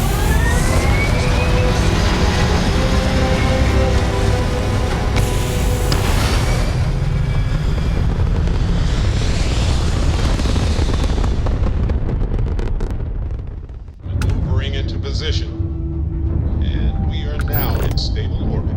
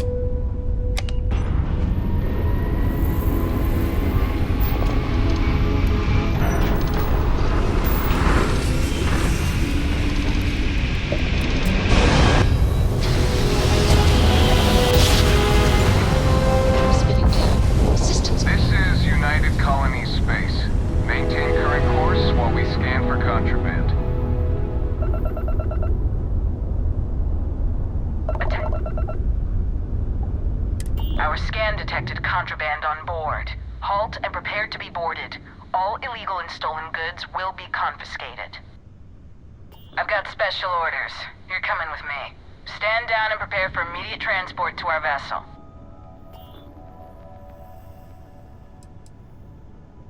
I've been authorized to inform you that you're being transferred to the UC Vigilance. You'll find out more when you get there. Other than that, I'm not at liberty to divulge any additional information.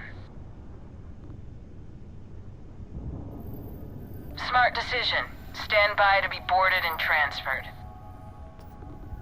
Boarding a vessel like this certainly brings back memories. I'm telling you, the commander's got plans for this loser. Why else would he be going through all this trouble? I still don't understand why he trusts a criminal. Seems like too much of a risk.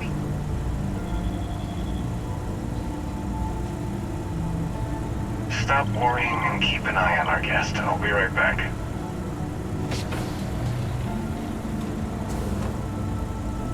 You just sit tight. The commander wants to have a little chat. The prisoner's ready, sir.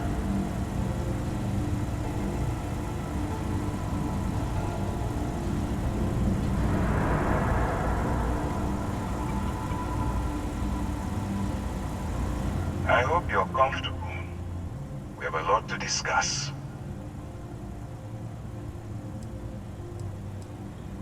I'm your ticket out of the mess you've gotten yourself into. That's all you need to know for now. Not this time. So, let me see what we're working with here. Pretty unremarkable past. Not much to speak of there. I also see that you've mined on Vectera, and now you're with Constellation. You've certainly been quite busy. Oh, and look at that. Right at the bottom of this list is the criminal incident that landed you in my crosshairs.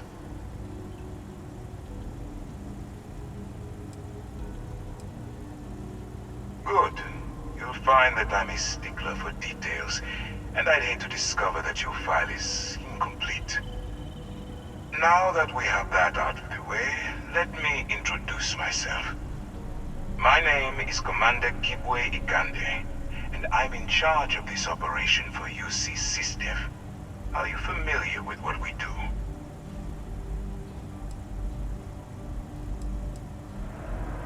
United Colonies System Defense. Does that help you figure out exactly what it is we do? UC SysDef is a division of the UC Navy. While they handle the big picture stuff, we deal with a very particular problem. The Crimson Fleet. That convict is where you enter the picture. No, you don't. Not yet, anyway. We've been prodding at the Crimson Fleet for years, trying to take them down one ship at a time. But we barely scratched the surface. If we can get someone on the inside, we have a shot at finding a loose thread we can pull to bring it all down. If the military rolls in and attacks the Crimson Fleet, we'd have a full-scale war on our hands. That means losses, heavy losses, that the United Colonies can't afford. Not for me, for yourself. Look, I'm going to make this simple. Agree to work for UC SysDef, and together we take down the Crimson Fleet. Refuse, and I tell these guys to throw you into the nearest lockup. Might even tack on an extra few hundred credits to your fine. I'm not coercing you into doing anything. I'm simply giving you a chance to redeem yourself. So, what do you say? You going to work with me, or should I find someone else? You aren't leaving until I have an answer. If I didn't think you had a chance, I would have left you in lockup. You're just going to have to follow your instincts and trust me. Smart choice. I'm going to have one of my men escort you to the operations center. I strongly suggest that you don't give him any trouble. And don't bother trying to leave the ship. I think you'll find all access to the docking area is fully restricted.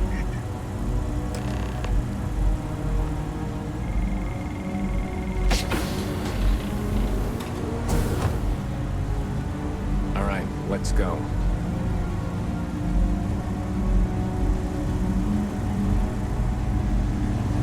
So, you took the op instead of serving the time. Gotta be the commander's new mole, huh? Jumping in all alone, infiltrating a bunch of pirates. You've got a lot of guts. Hey, still, it makes you wonder. Especially with the stories that go around. Like the one about how the fleet deals with informants by lashing them to the hull of a ship, and then slowly letting the air out of their suit. Could you imagine a worse way to go?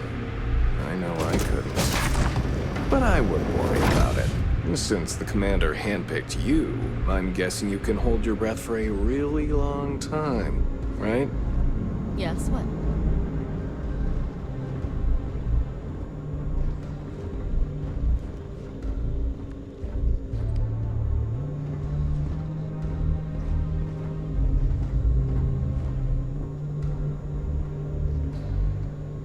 All right, this is as far as I go. Take the lift up to Ops. Commander Ikande should be waiting for you.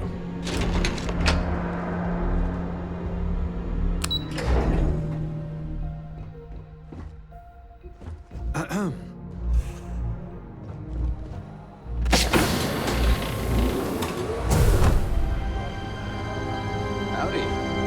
Excuse me. Ah, there you are. Excellent. Now that we've established your level of cooperation with us, I want to introduce you to your new home. This is the Operations Center of the UC Vigilance, SysDef's nerve center dedicated to the destruction of the Crimson Fleet.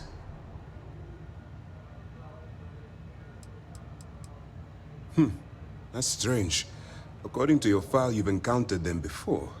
On Vectera specifically. They were the pirates that attacked your mining outpost? I'm surprised you don't remember.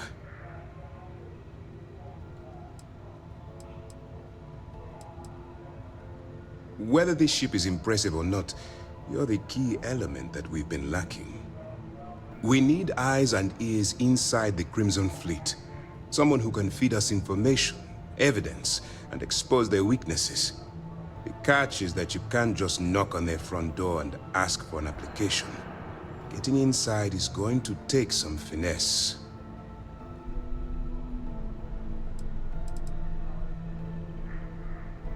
Let's get one thing straight right now. While you're working for me, I'm going to treat you like one of my own. Whatever crimes you've committed in the past no longer matter.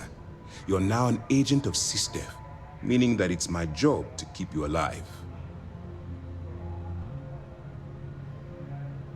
Good. I have just the right place for you to start. Our intelligence has managed to find a possible opening into the Crimson Fleet through Saoirse Bowden, one of their contacts. She works for the Trade Authority in Sidonia, so you'll be using a container of Aurora we've loaded on your ship to get her attention. That's classified. Suffice to say that the smuggler who was previously hauling it will be spending the rest of their life in prison.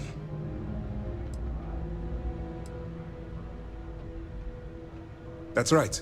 So it'll be your job to convince this person that you're the real deal. Once you bluff your way into the Crimson Fleet, then the operation proceeds to evidence gathering. That's where my second-in-command, Lieutenant Gillian Toft, comes into the picture. She'll explain everything you need to know.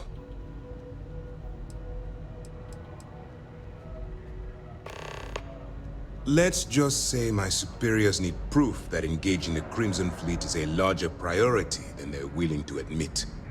If we shove enough concrete evidence under their noses, they'll have no choice but to allocate the resources that I've requested. At the same time, we can use the evidence to arrest members of the Crimson Fleet, weakening them enough to strike a fatal blow. We move quick around here. Better get used to it. Remember, This entire operation rests on your ability to infiltrate the Crimson Fleet and bring us the evidence we need to take them down.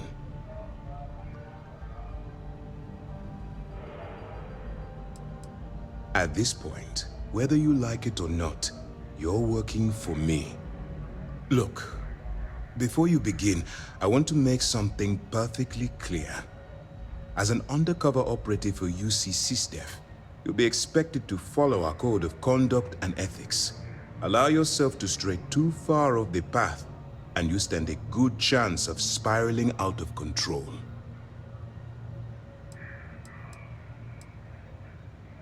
The Crimson Fleet doesn't follow the rules. They only abide by one thing: money.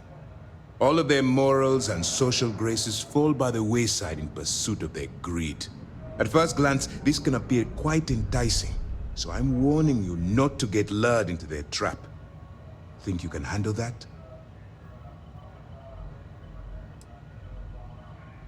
I don't want promises. I'm just asking you to think. Anyway, it's time to hand you over to Lieutenant Toft. She'll brief you about the details of the evidence-gathering portion of the operation. Now, get out of here, and good luck.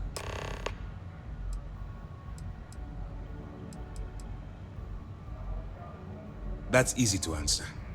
You don't. We'll be monitoring your activities from the Vigilance and attempting to keep it within your vicinity. When you feel you've gathered enough evidence, and at the completion of your assignments, head back here for a debrief. Beyond that, you're completely on your own. For your own safety, nobody but myself and the crew of the Vigilance will be aware that you're working for the United Colonies. Basically, if you land in jail, you're going to have to deal with the fines. All we know is that she's been with the Trade Authority for years, which means she's been privy to some seriously shady deals. She's shrewd and she's diligent. The only reason we were able to connect her with the Crimson Fleet at all was thanks to an informant. I'm afraid she's the best lead we've got. While you're running with the Crimson Fleet, you're undoubtedly going to be faced with some morally gray decisions. It's going to be difficult for you to weigh the consequences of pulling the trigger while maintaining your cover. Do what you have to do, but remember why you're out there in the first place.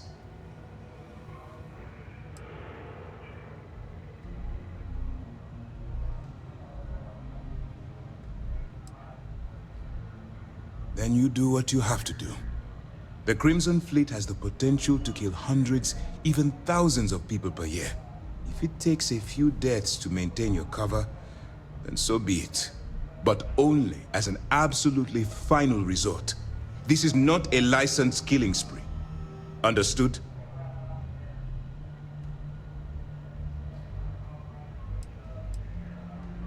That's why I expect you to constantly seek alternative means to overcome your obstacles, rather than blowing holes in them. Look, I can see that you're struggling with this. So let me simplify this for you. If there's a route to your goal which doesn't involve killing innocent people, I'm urging you to follow that path. Use your instincts. I'm certain you'll do the right thing.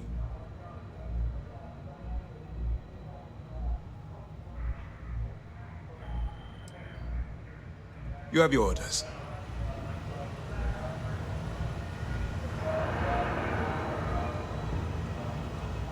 There's something I need to talk to you about. Yes?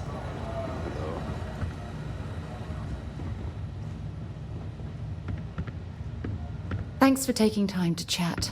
I really need a friendly ear right about now. I received a message from Constellation, and it's given me a lot to think about.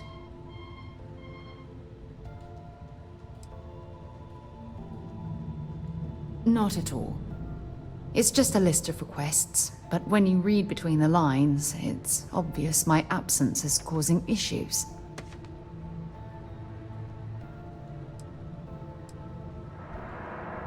You're not keeping me out here. I am. Just... here. Let me explain. Before I joined Constellation, I served for 8 years as the head of the Navigator Corps, until the UC decided to axe the department.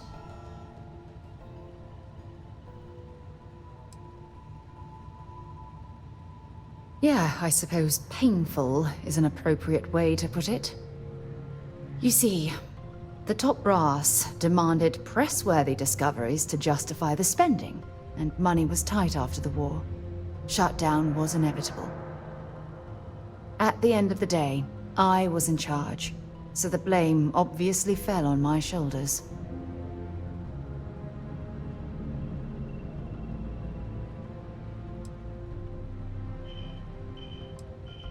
Seriously? The Colony War, of course. You know, that little incident that caused the death of thousands of decent men and women as they squabbled over border disputes. That war. Yeah? You once told me that you favored the journey over the destination. So I'm hoping you'll understand what I'm trying to say. I failed because I was more concerned about exploring the stars than pushing a pencil. Because of my lack of foresight, all I ended up with was a shattered division and a bunch of excuses.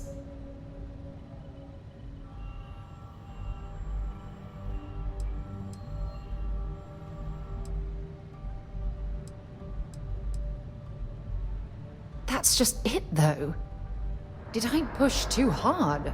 Did they shut us down because I wasn't quietly sitting at my desk approving meaningless memos? We'll never know.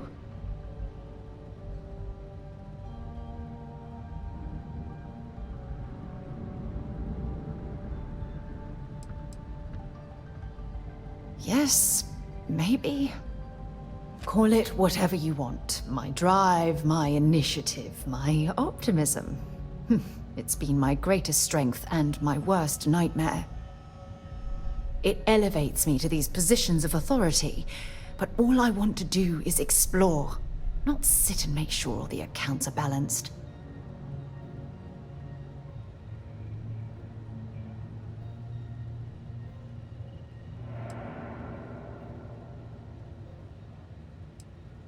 Yes, exactly. If it's obvious to you, imagine how obvious it is to someone like Barrett or Mateo. Oh, they must be itching to replace me by now. God damn it.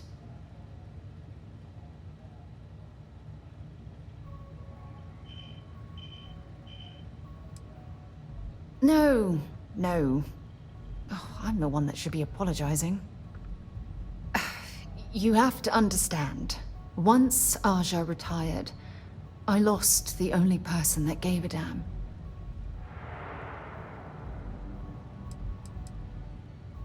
Look, it's clear that you have feelings for me.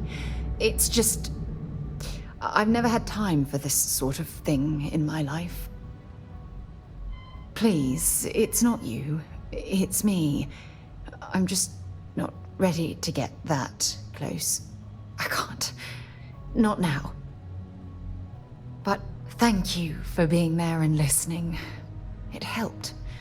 It really did.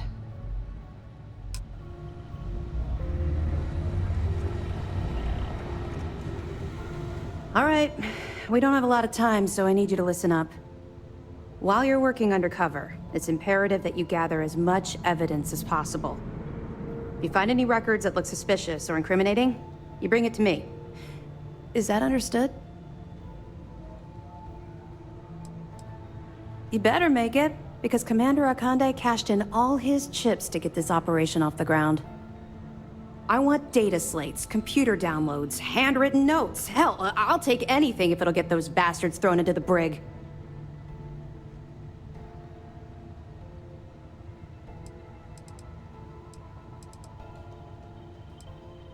You're damn right I do.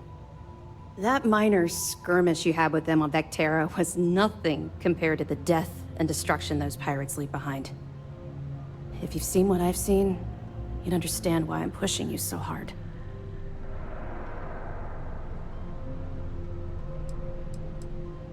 What? No. It's personal. It has nothing to do with you. Just stick to the mission and you'll be fine. That's all we're asking. Oh, before you go, there's one more thing.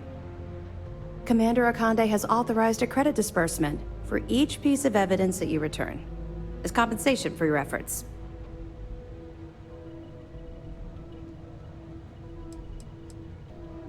Well, that's just it. You're not career military, are you? And speaking frankly, you're completely out of pocket during this operation. You'll be paying for your own supplies and other unexpected incidentals. So, if I were you, I'd stop asking questions and accept the compensation. It's not generous, it's motivational. Commander Akande's idea.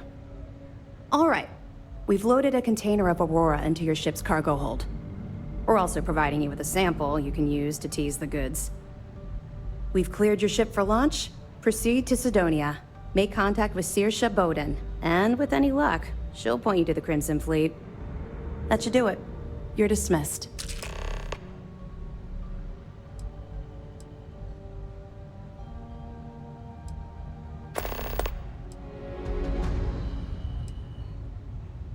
We'll be keeping them close at hand until this operation is complete. So, we'll be holding them in the Vigilance's brig. If you're feeling particularly ruthless, you could always head down there and say hello. I'm sure they'll be thrilled to see you. I'll be here if you have any more questions. Pardon.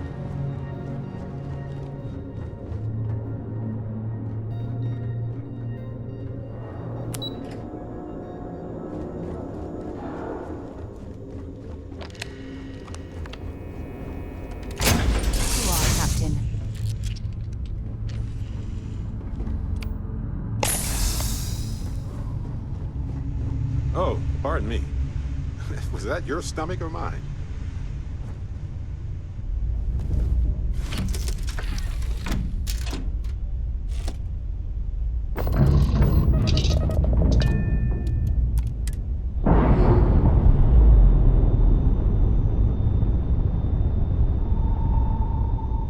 Pressure normalizing. Undocking complete.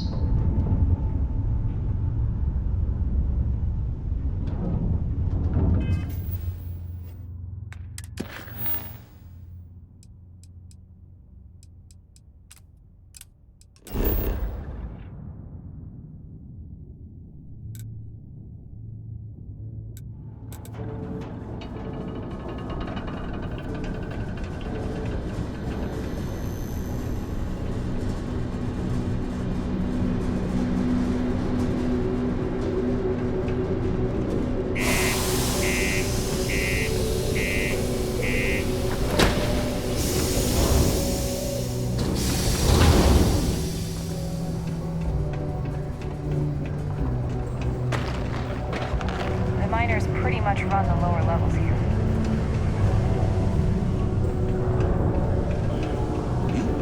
You want to talk to me? Look at this place. I can't imagine being cramped down here, choking on the fumes and the dust.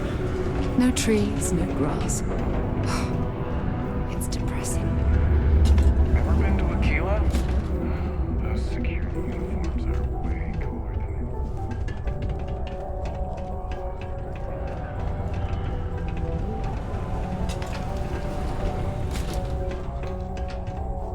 If you're here to buy or sell, you might want to talk to Octai. I'm busy.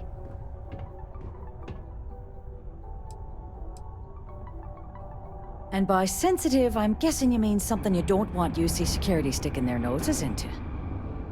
I can probably help you with that. What have you got for me?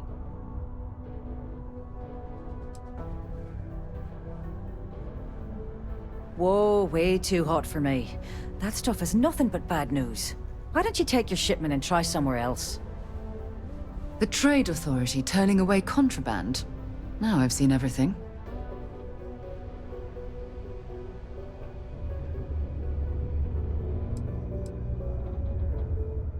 No, they're right. What they didn't tell you is that I have a self-preservation streak a kilometer wide. Of course, if there's a finder's fee you're offering, I might, well, bend the rules a little bit.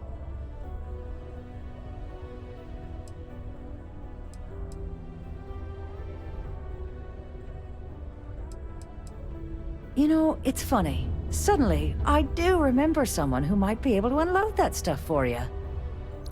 Well, well. It appears she suddenly remembers everything. How nice. There's a buddy of mine who runs with the Crimson Fleet. Goes by the name Adler Kemp. If he isn't passed out, you can find him killing the rest of his brain cells at the Broken Spear. Oh, and it's been a pleasure doing business with you. Take your time, and ask me if you need anything. I'm here to help. Yo, hey, what's up? You looking to do some shopping here at the Trade Authority? I'm Manaki. Feel free to ask me anything and I'll do my best to help you out. Cool. That's what we do here.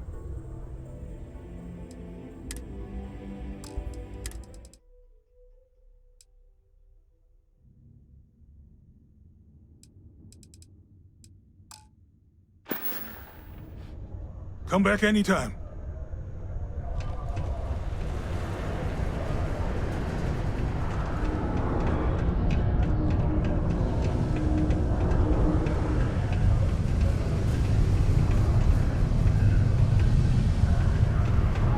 This here is the most important work in the galaxy. Unless you're here to serve me another drink, you can turn around and walk away.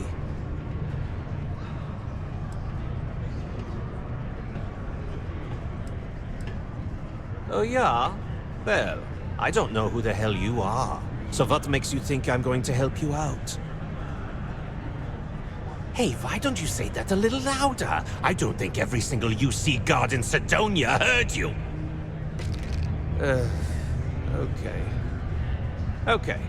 Yeah, I think we can help you with this. If you've got a whole shipment of this stuff, you're going to need to move it fast. But you're going to have to do something for us first.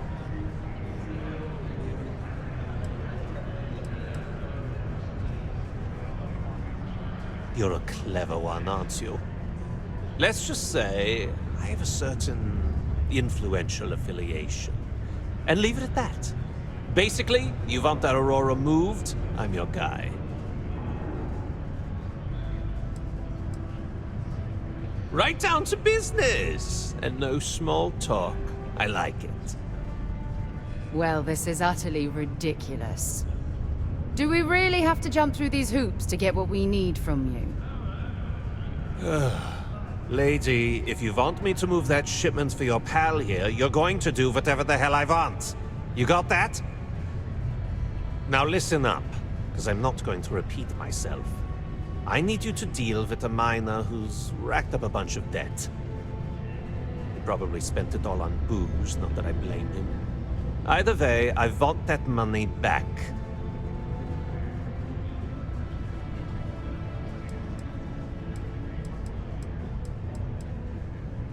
What do I need to do here? Write you an instruction manual? You can do this loud, you can do this quiet. I don't care. I just want my goddamn money, and I want this guy to remember who he screwed over. Perfect. His name's Carl Fielding. I think you'll find him wandering around the Deimos miners' quarters. Don't worry, you can't miss him. Just look for the most miserable-looking guy in the entire place.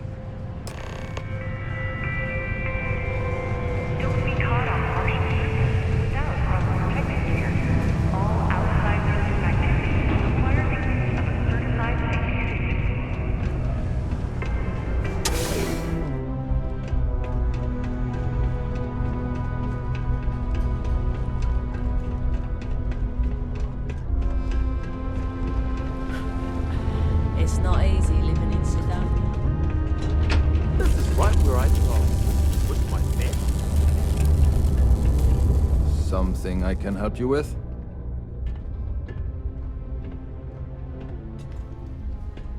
Adler Kemp. Who the heck is that?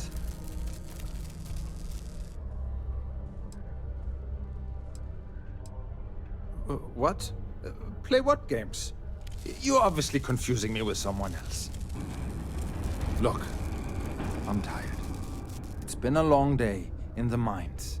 I just want to go home, wash off the dust, and relax. This has been fun, though. Whatever.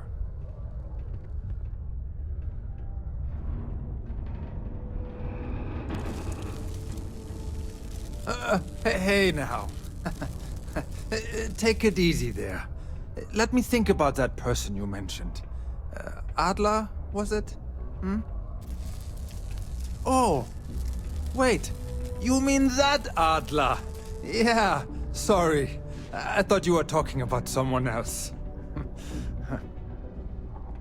I told him I'd pay up next week when Deimos cuts our next profit share check. I'll even bring it to him personally. Sound good? Yeah?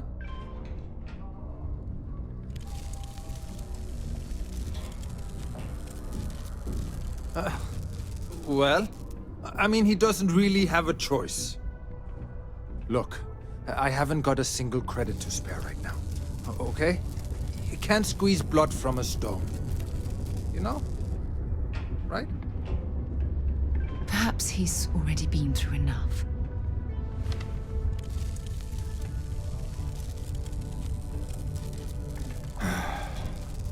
I'm a miner for Deimos. It's not what I was hoping for out of life. But here I am.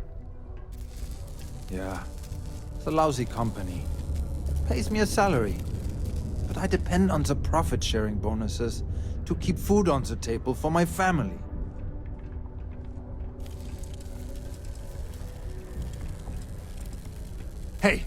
Hey, now wait a second. Just because things are tough, and I might be spending my afternoons at the spear, it doesn't mean I don't care about my family. Adler doesn't get to judge me. No, he's just a low-life pirate who thinks he can push everyone around. Holy crap. Really? You'd do that for me? Wow. I don't even know what to say. Thank you. For everything. And don't worry. I'll never borrow anything from Adler again. I promise. Can I help? Matt would like to join Sidonia in celebrating recruitment.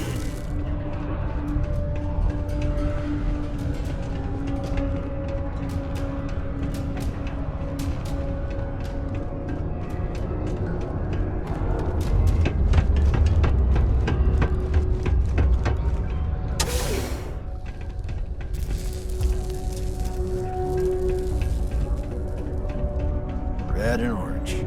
Everything's red and orange, as far as the eye can see.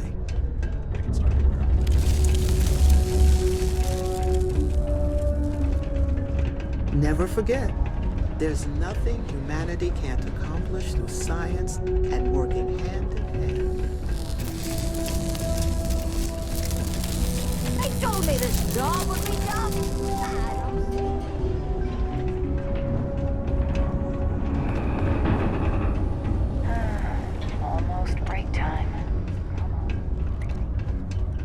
The military life may be tough.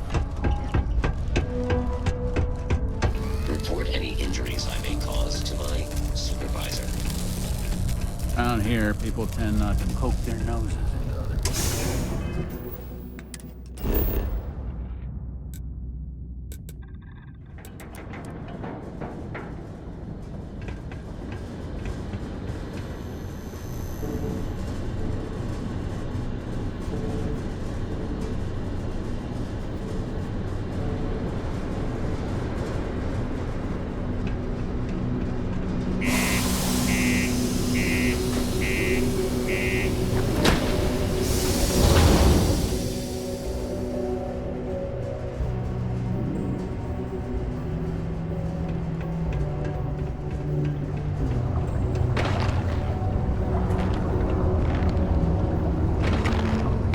To keep Sidonia and Freed free.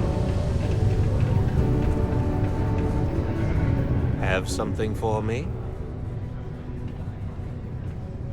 There, would you look at that? I knew that bum was holding out on me. He going to be a problem anymore? Or did he get the message? Nice. Nice! You're kind of a natural at this. Leaning on deadbeats comes easy to you. I like that. You know, if you like this kind of work, I can get you more. A lot more. You think you can handle running with my, associates?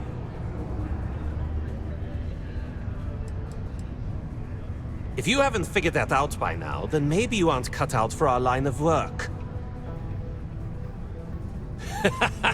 That's what I'm talking about. I like your style. All right. I'll call ahead and get a hold of Neva Moera. She's second to the big boss himself. Head out to Europa. You'll find her there. I suggest you listen to whatever she has to say. Oh, and I've taken care of that Aurora shipment for you too. Don't spend all that cash in one place. Something you need? The weeds truck oil? But it turns out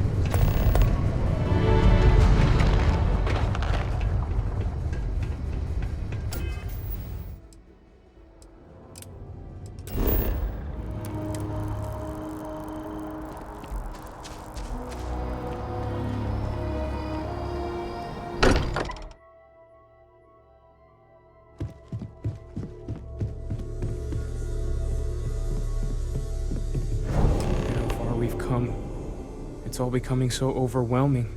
The Starborn, the artifact visions, the music. Is it all worth it? Mateo, are you having a crisis of faith? You? What if the Starborn are right? What if our hunt for the artifacts is a fool's errand, doomed to failure and catastrophe? You think we're doing the wrong thing? We just want answers. Isn't that why we all joined in the first place? The noble quest of discovery?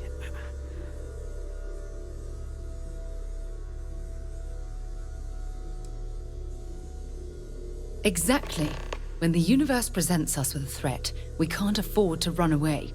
We need to stay in the fight. I'm sorry. I'm not trying to shame either of you. Blame the workings of a worried mind. I just hope that this journey doesn't turn us into something that we wouldn't recognize from where we are now. Hate to interrupt, but I have a favor to ask. Lot of equipment on the Eye has reached the span's end. If we're going to find more artifacts further out, we need work done. Got the nods and signs from Sarah and Walter for the materials, but I need hands.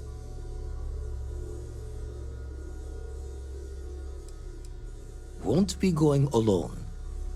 Need more than just the you and I. Asked around.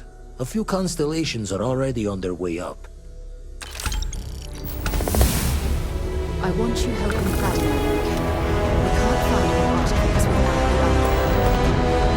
Everyone's excited by the others, but we need to be as objective as possible and be aware of possible negative effects. Sounds like Vladimir I'll could be use our heading to help the at Eye to station. assist momentarily. It's good to be checking in on Vladimir.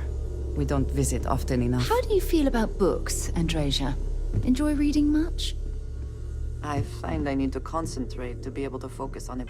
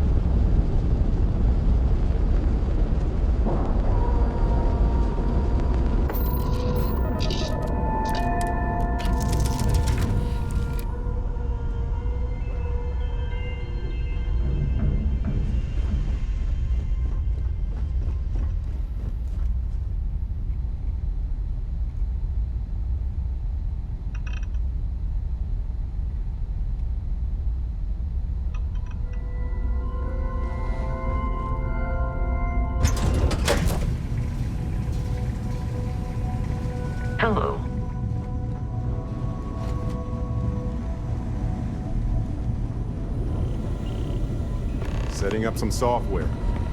Want to test the computer over there? Help Vladimir code up this system the first time. Now, how did this work again?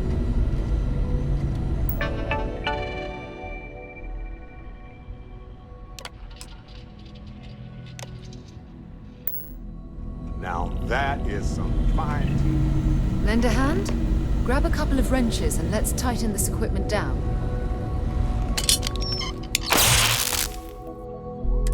Well, I'm certain that wasn't supposed to happen. Check with Vladimir? Gave up my room in the lodge so Andreja had a place to call her own. Everyone needs space to let their thoughts run solo. You color the wrong wires. Station showing red.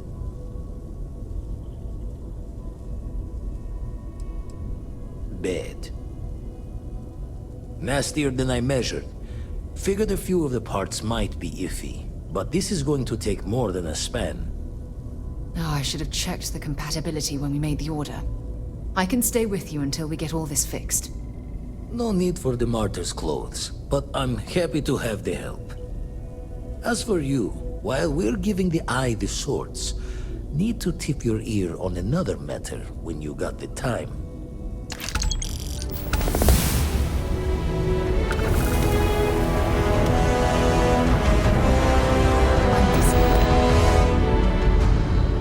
Don't want to worry anyone, but we got more competition. Not Starborn, rival collector. Captain Petrov owns a salvager vessel called the Scow. Runs it like a palace of novelties. And he's got a new prize in his collection. The Scavenger hires every gun and knife willing to chop relics out of their owner's hands for pay. Scrapes out any derelict ships his mosquitoes can find. Reached out through my hand-to-hands to see if we can do an honest swap. He says the rock ain't for sale for any price. Think we're gonna need a crowbar and bag for this one. He's got a reputation for seeing the gold in things, but he's no lab coat. Thinking he knows it's unique, but not why. All the more reason to clutch tightly.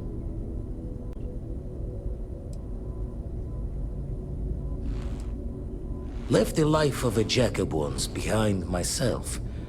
I know what I'm asking. But I see a clutch prize not up for the prying any other way. Not sending you lone hook on the job. I want Barrett with you on this one. You two will be foot to foot the whole way. So make sure you're ready.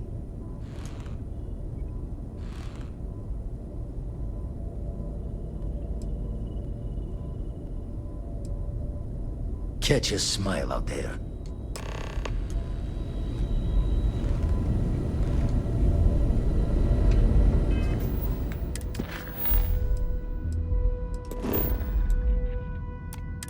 Hey, as much fun as that was, it's good to be back.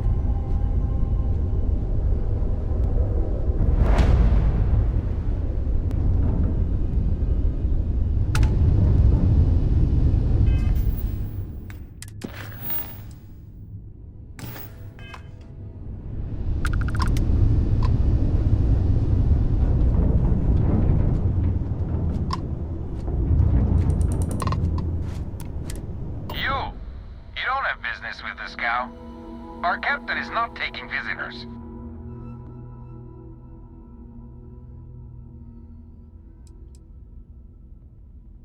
Hey, you tell Petrov his old buddy Barrett is here to see him. He'll want to talk to us right away. Barrett? From Constellation? You're specifically on the list of people not allowed on the Scow under any circumstances. Oh, right. Forgot about that. If I could just talk to Petrov myself, I'm sure he'd want to put that all behind us. Go. Away.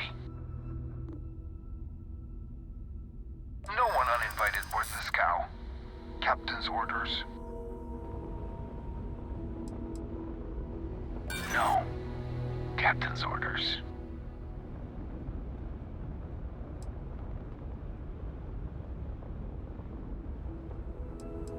Hey now. We're not looking for trouble. Oh All right. I'll clear you to dock. Keep yourself out of trouble, or we'll have every hired gun in the cargo bay after you.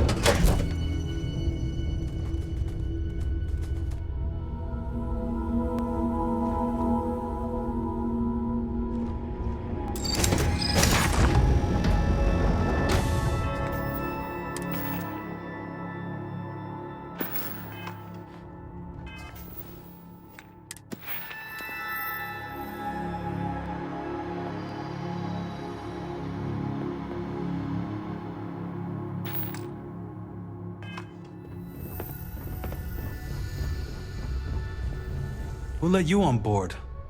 Thought Petrov was done hiring mosquitoes. Or maybe you're after something from the captain's collection.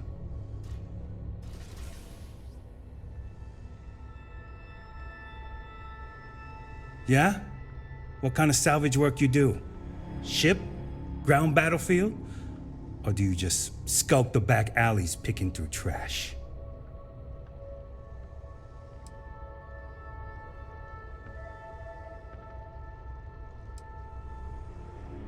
Ugh, I hate running through a dead ship. Like sifting through a damn tomb. I like the quiet myself. Good time to reflect and concentrate. You're all right, scavenger. Go on ahead.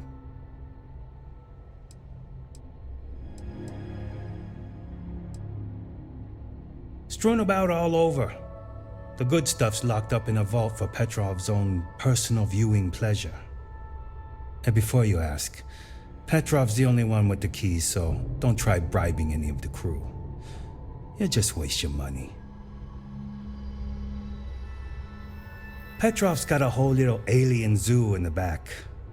He's asking for trouble with those things. But the locks on the cages are pretty high-end. Thankfully. Traded for it. Some dusty hauling ore from the fringe. Was glad when he left. It's all shakes and muttering. Fine. Just ignore me then.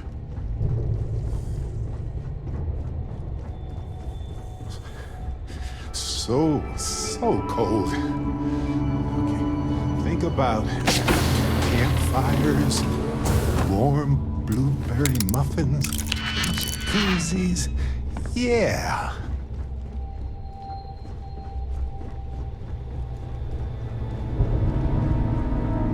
Welcome to Petrov's Palace of Peculiarities, the pinnacle of perfect procurement, the penultimate panopticon of prosperity. Ha ha ha!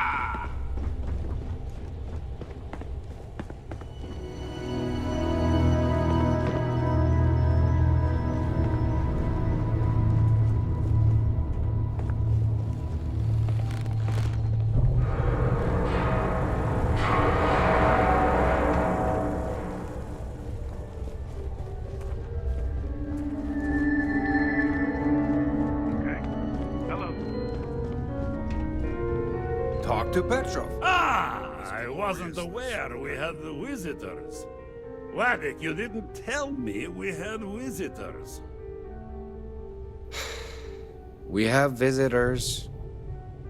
Excellent. Now that you've gone to all this trouble to get here, you should make yourself at home. Relax. Kick up your feet on the tables. I don't care, they have scorch marks on them anyway.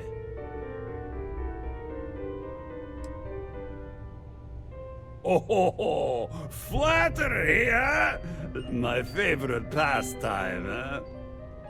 Between you and me, I do have something very special in the vault. Ah, but my jealous heart knows no bounds. I want to keep it all to myself.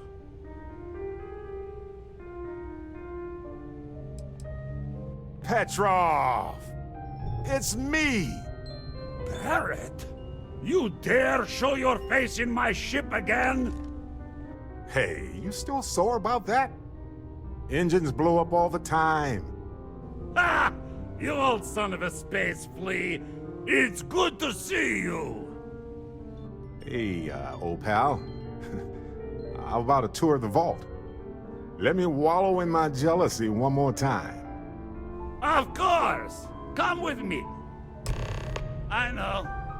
People look at me and say, Petrov, your whole ship is a testament of splendor. Why do you need a special vault? Well, all I can say is that even the greatest collection needs its own private viewing area. Plus, between you and me, there are thieves everywhere. So I spared no expense. Every door between me and my treasures is painful, but that is the price of security, huh? Que sera? Just a bit further. This ship and I have been through some adventures, I'll tell you. I once collected salvage from a Deimos Celestial class while it was exploding. The crew was scraping scorch marks and bits of metal off the hull for weeks. And of course, there was the time I accidentally steered us into a UC Navy vessel after a particularly uproarious celebration of my latest acquisitions of fine art. But we were wedged perfectly between their two thrusters and were able to just kind of push them back into the star yard for repairs.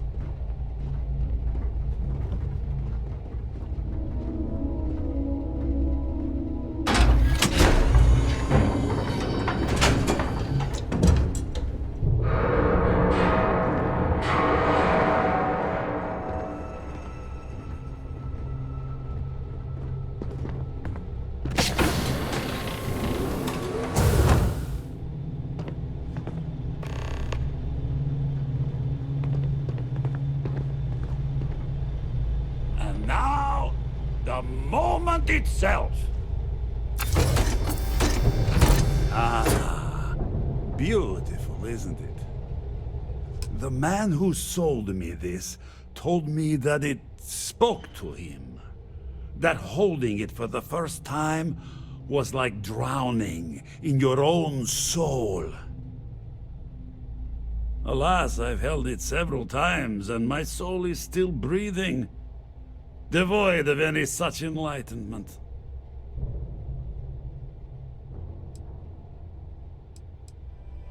Why, yes, he did.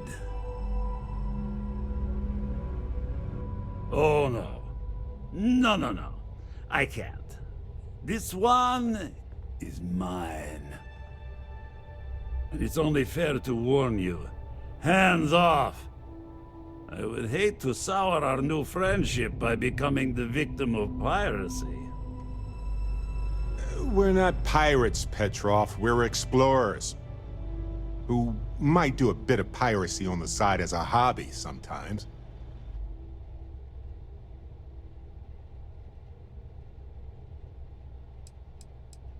I'm afraid not. I'm easy in all things, except my collection. Then I suppose it's just a question whether my immeasurable love for my collection and my crew of hired cutthroats is enough to stop you. Go ahead. Make a move for the artifact. Let's see what happens. Would it help if I said we needed it for scientific research? Steal what is mine, and I will ensure that every security officer in the United Colonies knows you're nothing but a common pirate.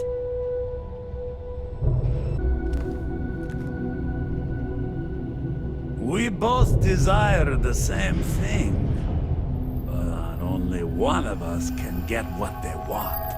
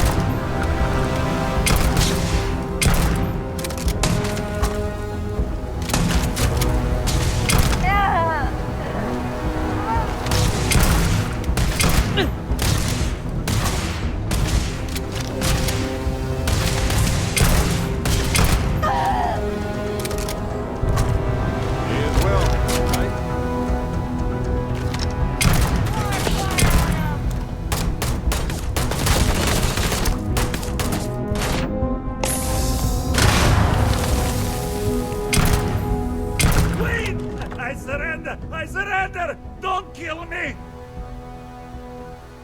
Captain's word is good. Done! Stand down, everyone. Let the nice pirate pass.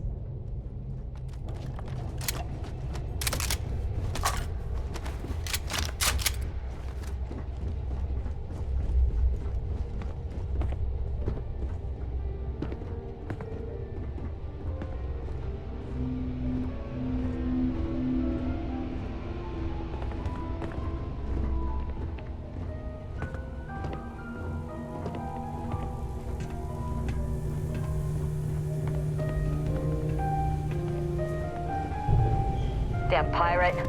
Get what you came for and leave. Wonder how much Petrov...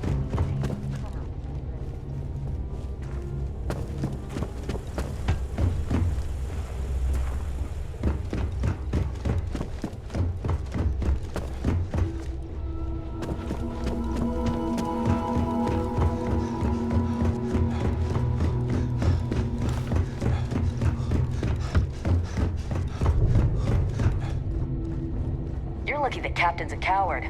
If it were me, I'd say we'd go a few more rounds. Who let you on board? Thought Petrov was... Fine. Just ignore me then.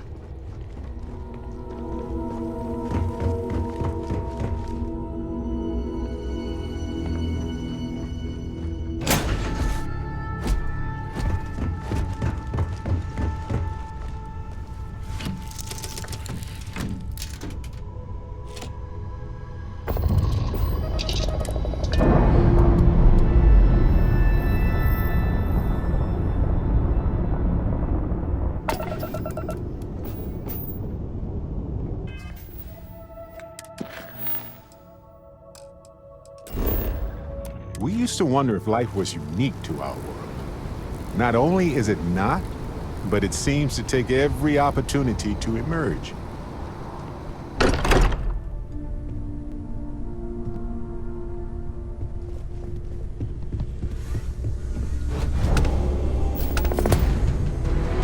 Vladimir! Vlad, come in! Come in! The eye's gone completely dark. I can't reach anyone on the station. Noel, Starborn, came out of nowhere. Vladimir, get out of there! He already left. Said he was going to the lodge. Sarah, she's still breathing, but oh God, all that blood. Hello, Constellation. Are you there? Who are you? What did you do to our friends? They call me the Hunter. And now that I'm here, your part in glimpsing the Unity is over.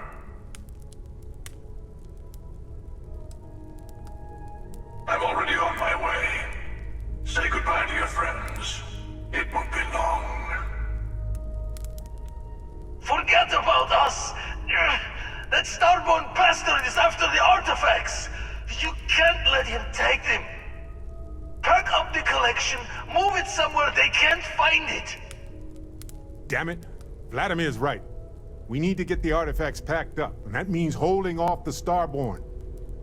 What about everyone on the Eye? We can't leave them to die up there. Look, I get it, but our best chance is staying here. I don't know how long it's gonna take to pack up the artifacts.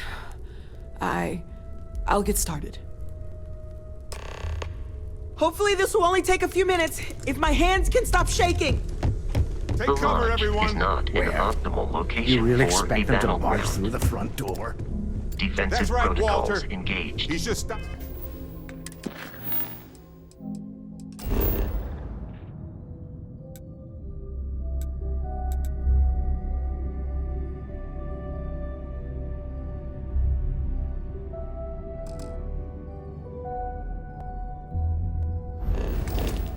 Stopping by for a chat and a pot of coffee. If you're going to leave, I'll be barricading the door on your way out. Won't be able to let you back in for anything. Right back at you.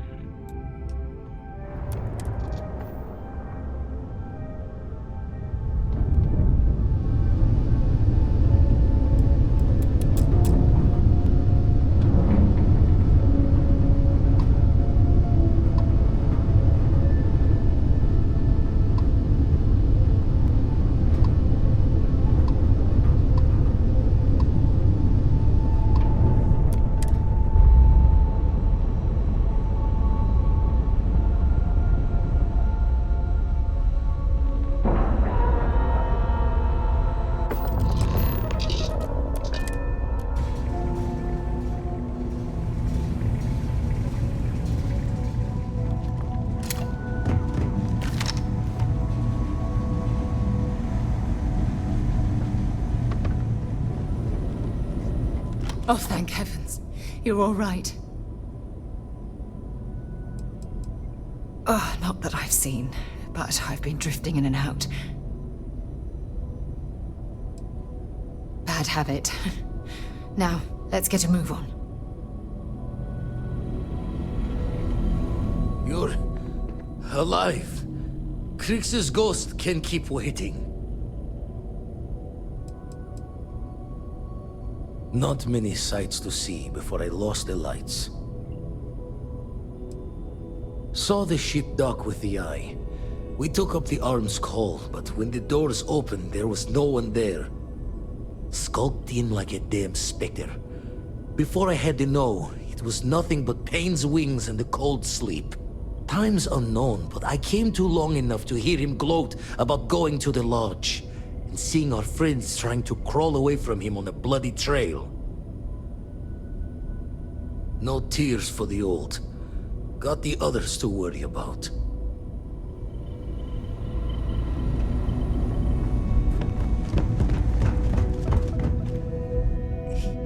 He came out of nowhere. We were working on the repairs when the ship docked. We ran to defend the station, but after the doors opened, there wasn't anyone there. Then, all of a sudden, Vladimir screamed in pain, and I saw him flying through the air. That's when I saw the Starborn. It went very quickly after that. Thank you. I don't think I can move right away. But I'll make it. Go on.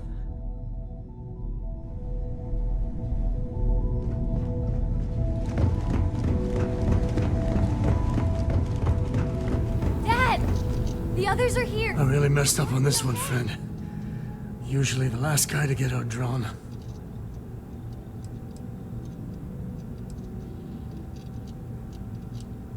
Back at you. I don't think I'm gonna be moving around too much for a bit. But I'll be alright. Oh, thank the stars beyond.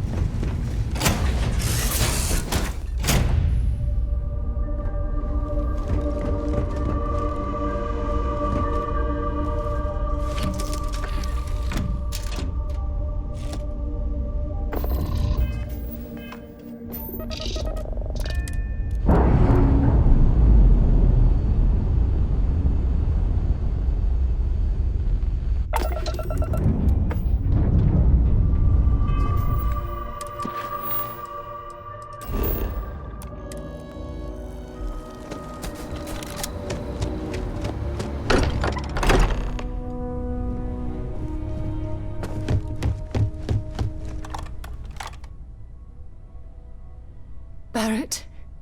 Barrett. It's Sarah. Hey. There's nothing you can do now. He's almost gone. Barrett. We're going to keep going. We'll finish this adventure you started. It's okay. Be at peace. He's gone.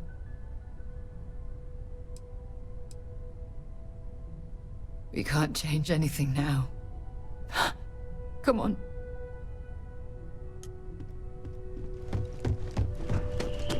It went quickly after you left.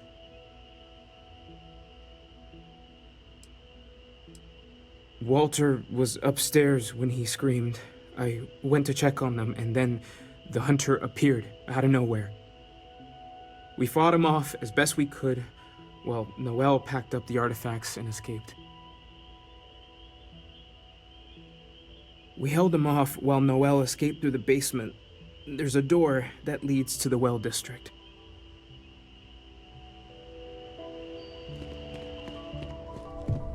I appear to only be seriously damaged instead of critically damaged. Fortunate.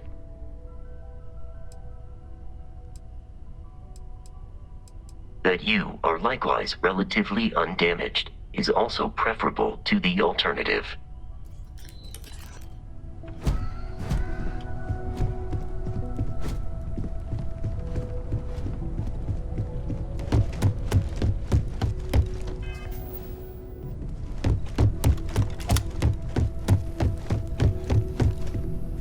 Took you long enough. I'll agree to that. You need to find Noelle. Make sure the hunter didn't get her. There's a secret door in the basement. Leads right to the well district. That would have been the safest route for her to run.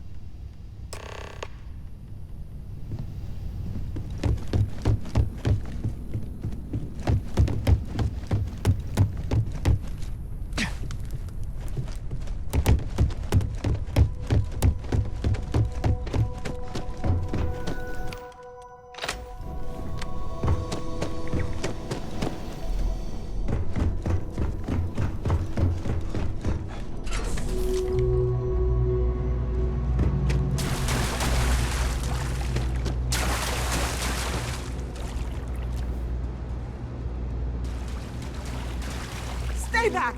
Oh, thank God. Thank God, thank God, thank God. I don't know. I just ran and hid. I keep thinking he's just around the corner. I still have the artifacts, but where do we take them? Ah, there you are. I wasn't expecting you to run to the eye. You're not getting the artifacts. Yes. Let's see if they can slip from my grasp this time, shall we?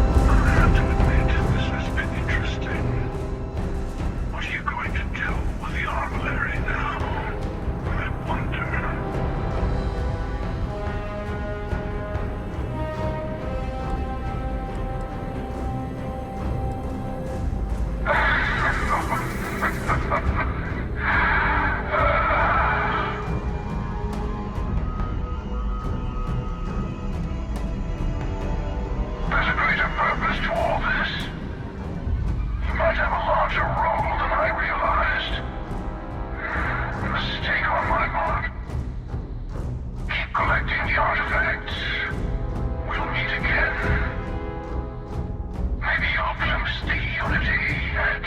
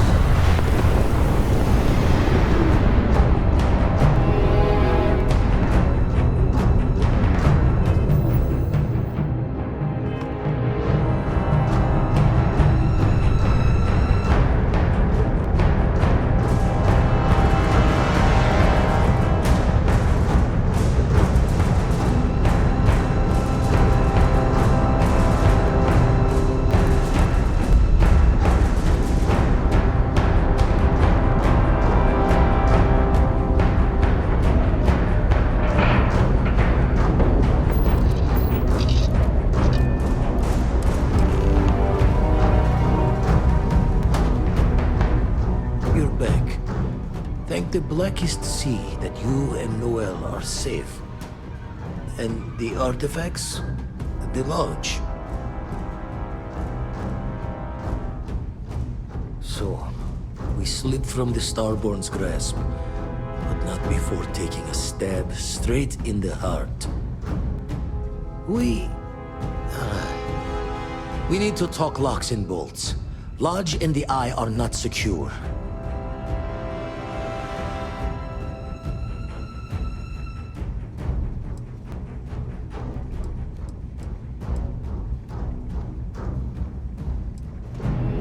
Just means he's playing the waiting man's game. He'll be back once we've done all the work of collecting the other pieces. Hunter, he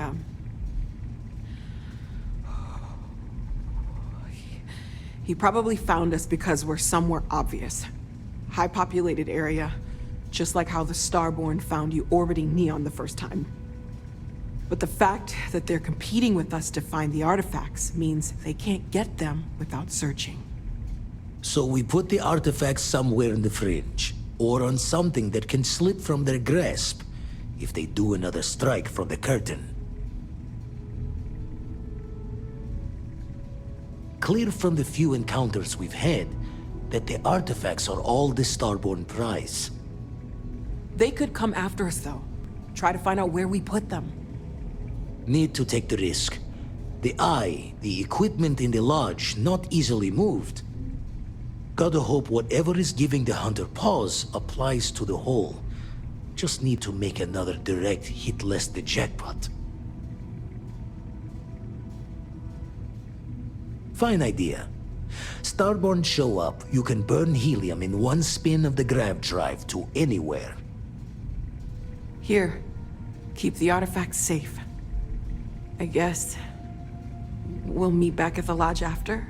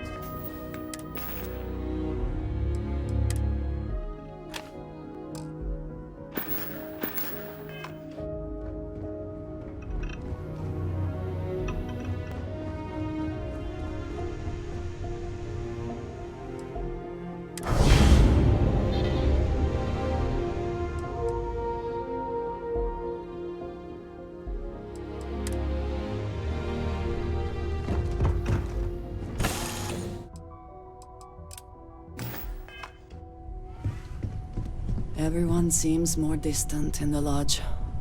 I guess that is to be expected. If I may, I know our encounter with the Hunter is the last thing anyone wants to talk about right now, but he said something that I can't get out of my mind. Unity. Do you remember that?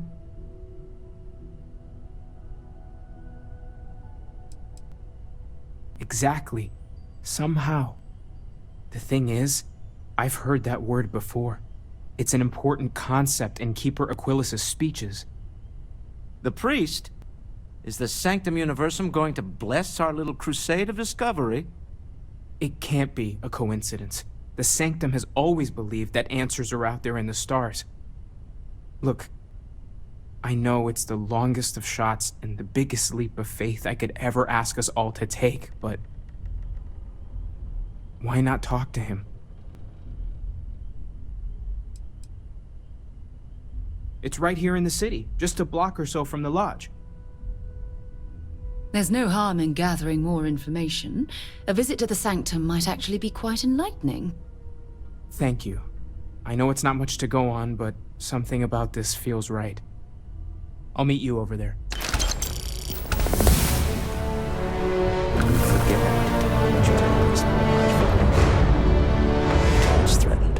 If you need time away from here, I'll understand. We all have to recover in our own way. No, it's fine. Go ahead.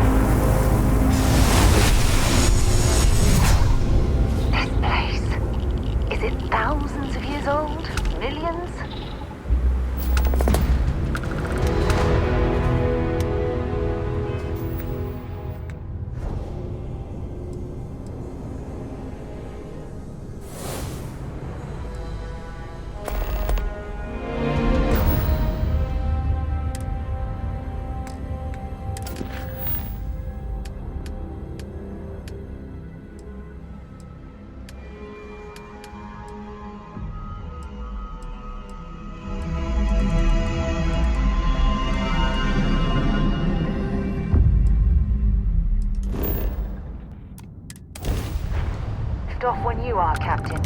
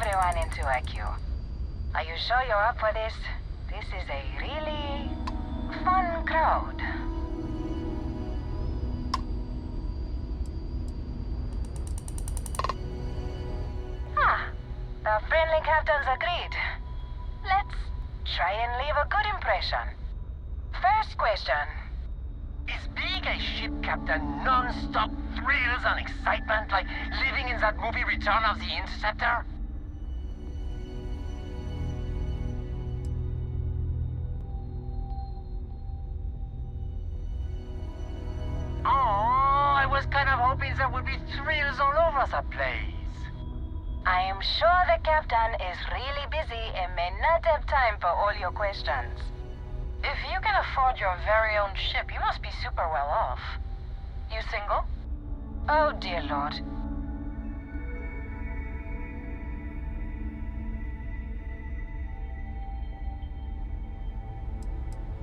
My, what a catch. Last question. Space is a lawless mess. If you could make the damn politicians fix one thing about it, what would it be?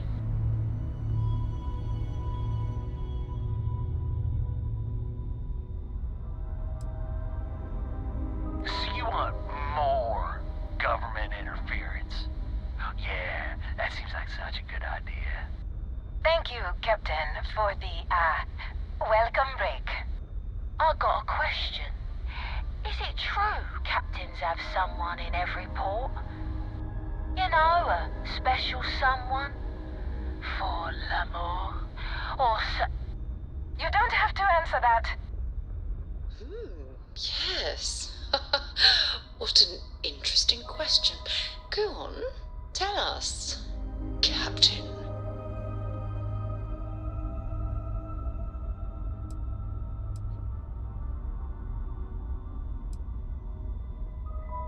Oh, come on. You have to have some... That's all. Everyone settle back in your seats. Cut the intercom? You have the patience of a saint. This tour group is very energetic. Here's some credits for giving them such an authentic experience. This is your captain speaking. We're about to head to our next destination. Remember, we'll be in Neon in 5 days, so don't spend all your money yet. Astral Lounge, here I come!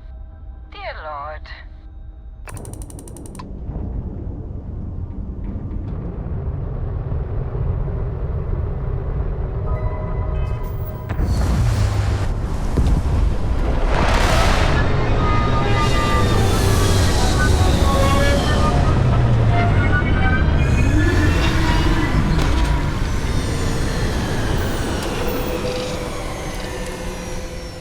Fire up your hand scanner. I bet you'll find plenty here to catalog.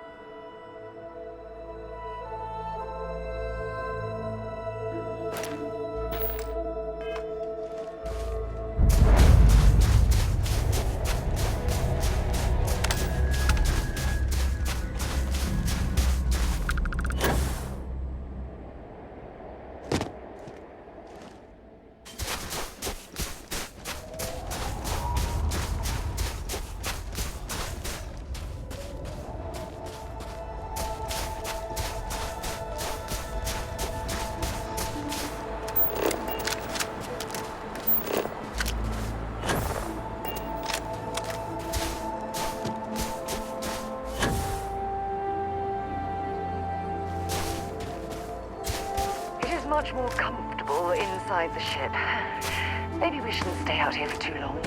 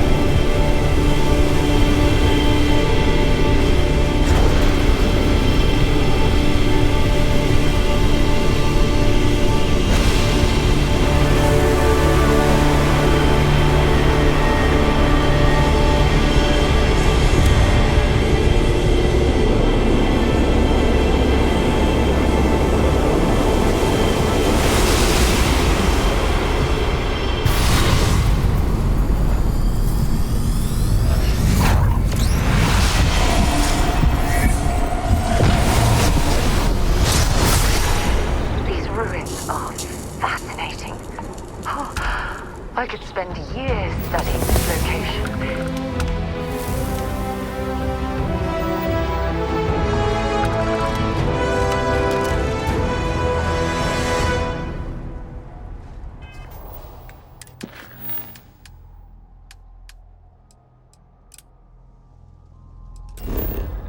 Let's pop into Outland while we're here and see if Joe has anything useful to add to our arsenal.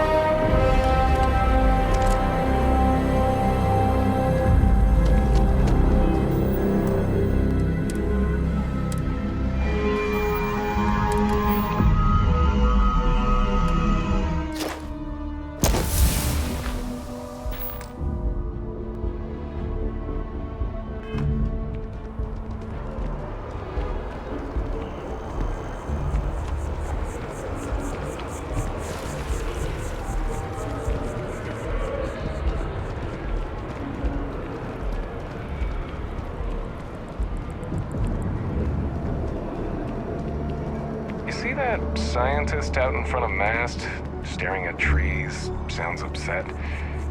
Whatever it is, it can't be that bad, right? Maybe we should stop for a moment at the memorial. You know, to pay our respects. Yes? Sometimes. But you don't. Well, not quite what I was thinking, but that's actually a great example, Marcus. The man in the story was cruel. Do you know why he was cruel?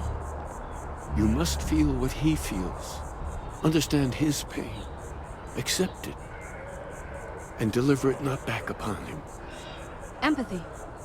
You mean empathy? But you say it like it's easy. Like anyone can just love a terrible person who has been terrible to them.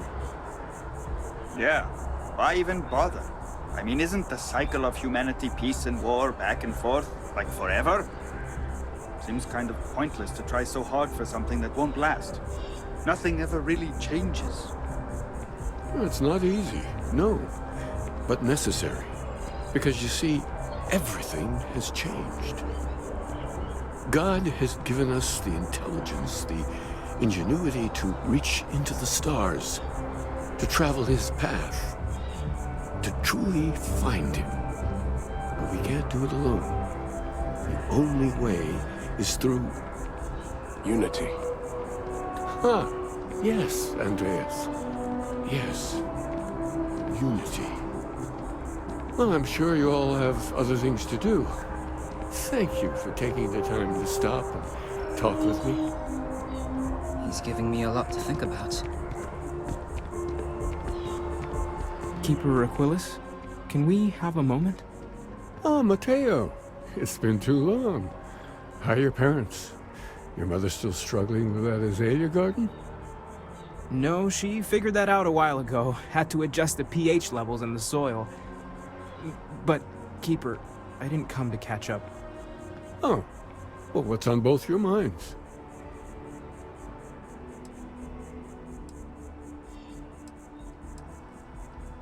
Oh. Yeah. How humanity comes together. How we are to love each other, even as our universe becomes even more complex. That's not exactly what we mean. Keeper, when you talk about unity, well, does it mean anything else? Something secret? Perhaps we should talk about this inside.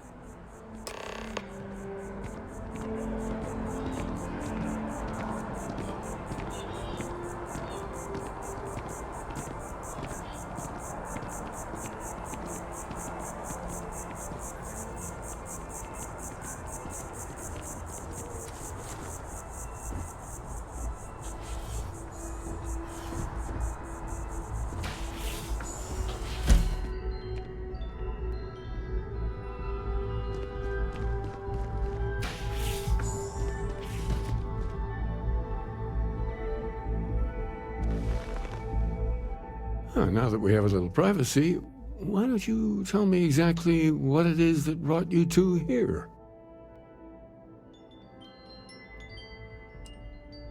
We've lost people, Keeper. Oh, I'm so sorry to hear that. And these Starborn, I take it they're different from the people of the settled systems?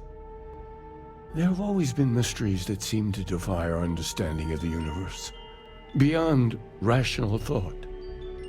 We enter life as an act of someone else's faith in us. There's no way of knowing who we will become, and yet the risk is made anyway. So you've pushed into the unknown, not knowing where it would take you. And it's brought you here. I think I can. If you're willing to find your way in the dark for a bit longer, I can give you a path to discovering its meaning. There's an old story, far older than the Sanctum Universum, of someone who walked the settled systems and saw every corner of it. This pilgrim claimed he found the true meaning of unity. I always thought of it as just a parable for trying to bring humanity together, but maybe it's more.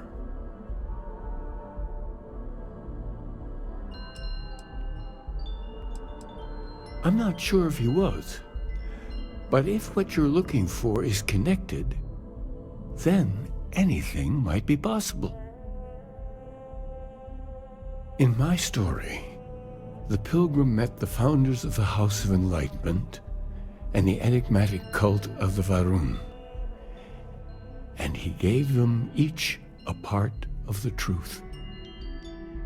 Then he goes to his final resting place to live out the rest of his days in contemplation of infinitum addendum, his addition or contribution to the infinite. But what if the story isn't a metaphor, but a code? A way of finding the pilgrim again, or at least his grave.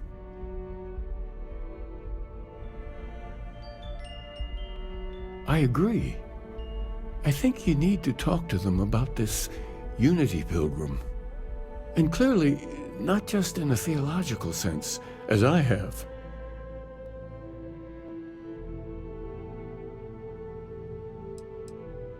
Because I wasn't looking to find unity in the same sense you are. A fresh set of eyes might reveal the truth. The enlightened work out of the well here in New Atlantis, helping the poorest citizens find a better life for themselves. The rune worshippers are more enigmatic, but there is a lone zealot that was captured recently for attacking UC ships. I visited her a couple of times.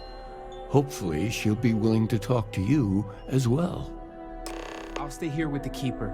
We need to catch up. And I wouldn't mind asking him a few more questions.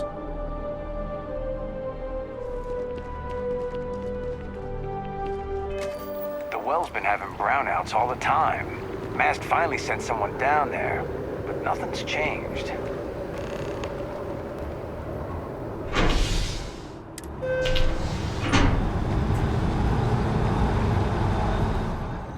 There's something I need to talk to you about.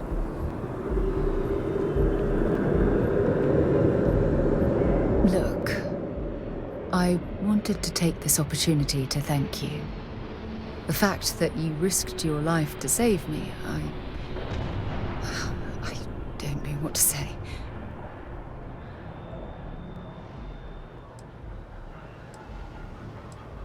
Well, yes, of course, but that's beside the point. My only wish is that my rescue hadn't come at the expense of Barrett's life. He was one of my closest colleagues and a cherished friend. He always knew how to make me laugh. I'll miss him dearly. I don't have to. I blame myself.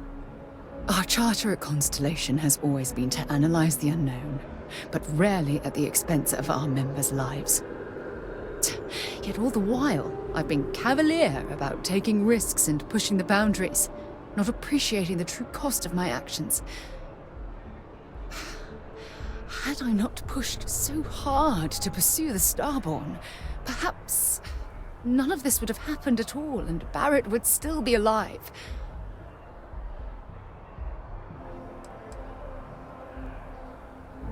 Of course I can. Damn it! Why is this happening to us? We're explorers. Our curiosity pushes us to seek answers to life's mysteries. It's one of the core traits of humankind. Yet in return, this is what the universe throws at us. Beings from God knows where who are trying to murder us. Why? What have we done wrong? No. I refuse to allow Barrett's death to be attributed to bad luck. It isn't fair. The question is, where do we go from here? Do we stop exploring? Stop pushing the boundaries? Take a more aggressive posture towards the universe? I don't know where to begin.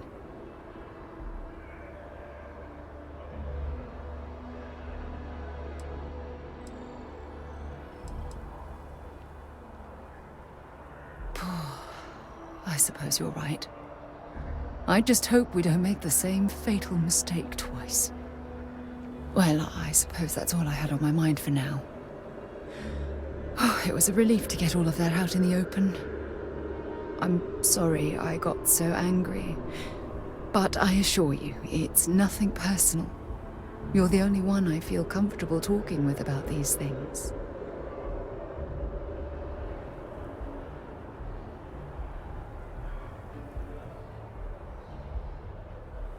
Good. Because I expect this won't be the last time I intend to cry on your shoulder or scream in your face. Well, we have a long road ahead of us. I suppose it's high time we get back to work.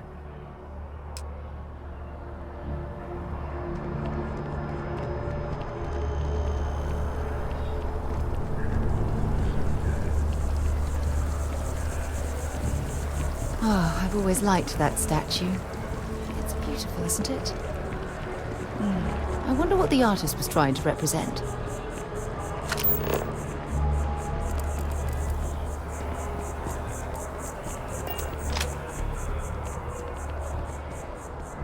Contrary to...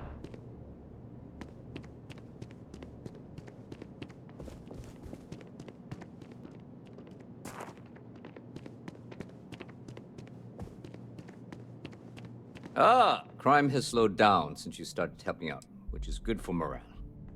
It's a lot of work, as always. People like to say, New Atlantis is the safest city in the settled systems. How hard could your job be?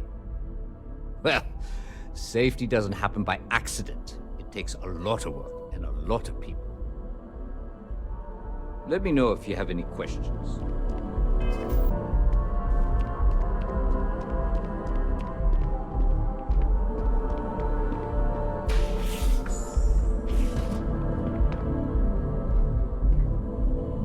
A visitor? I have all the company I need.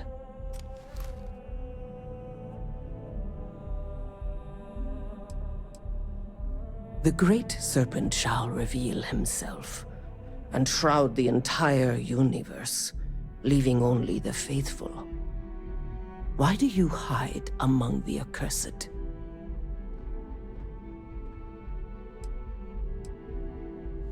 Say no more. The wise snake stays coiled in secret. I can respect that. Now, Kindred, what is it you need from me? I require no company.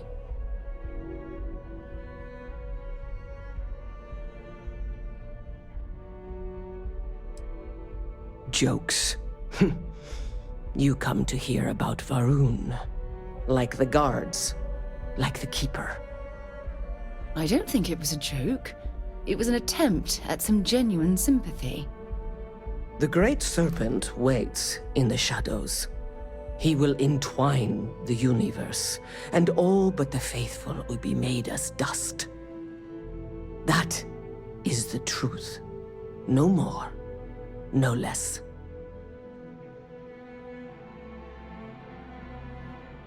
Anything you could tell us would be tremendously helpful. Yes, I have spoken to your Keeper about this. I will tell you what I told him, and then you will leave me. Jinan Varun meets the unbeliever.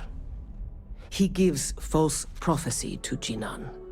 But such is Jinan's conviction in the Great Serpent, he does not hesitate. He cuts the unbeliever down. But the unbeliever returns. Jinan realizes the Great Serpent is testing him, and he will not be found wanting. 4 times they fight.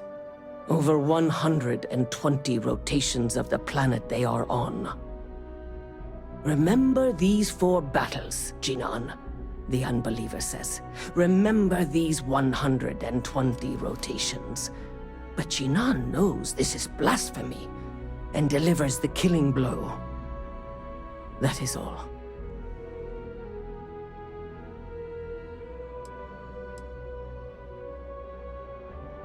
I have heard of no such thing. If it exists, it is a shadow that the Great Serpent casts to deceive the faithless. Then we are done. Leave me. And take this. It is of no more use to me, and it is better kept by a promise of the Great Serpent.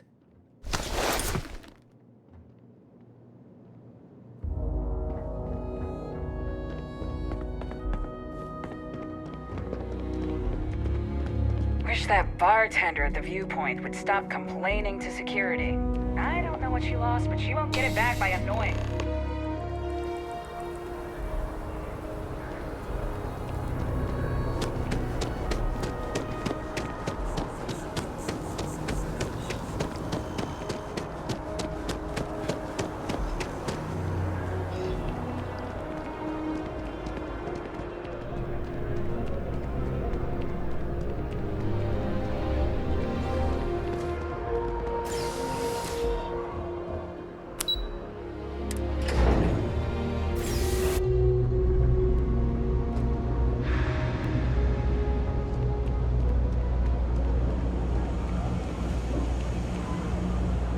tracker agent, my duty is to inform and advise.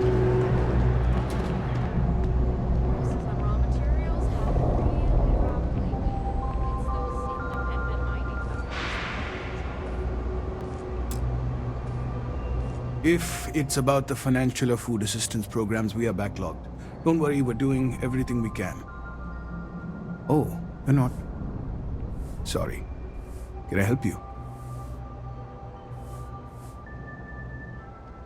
We don't mean to be intrusive.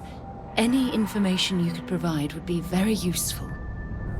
Listen, I've talked about this with him a ton of times, and there's no record of a Unity pilgrim, but since you both insist, our early records are mostly administrative. Humanitarian projects, group counseling notes, charity expenditures.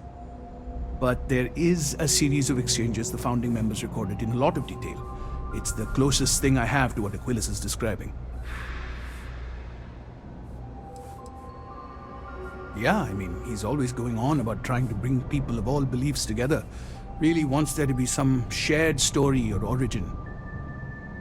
Look, I like the Keeper, but belief is the problem, okay? We don't need a shared narrative or theology. We need to help each other in practical terms. A man walks into the first house of enlightenment. The founding members just call him the Drifter. So they think he's a charity case at first, but no, the Drifter asks them a bunch of questions. If your philosophy is built on an individual's own morality, what about the second person? That second person might disagree. Isn't the problem of two what you're really looking for? And the founders respond, each individual must understand how the second person lifts them up. All of human effort is a story of cooperation pushing us forward. And it kind of goes on like that.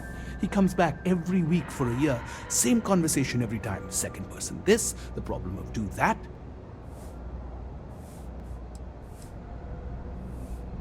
It's part of our core principles.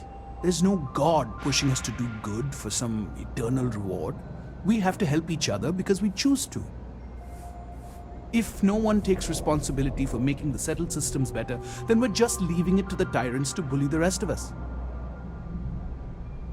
Honestly, I think the founding members made it all up.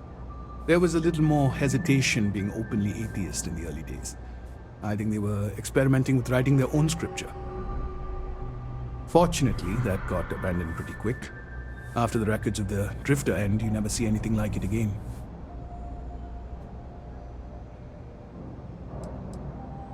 Besides what the Keeper would say about it, sounds like a gathering point, or a center.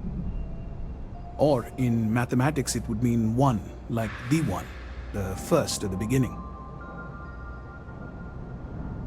Always happy to help. If you'll excuse me, I've got a lot of aid efforts to coordinate.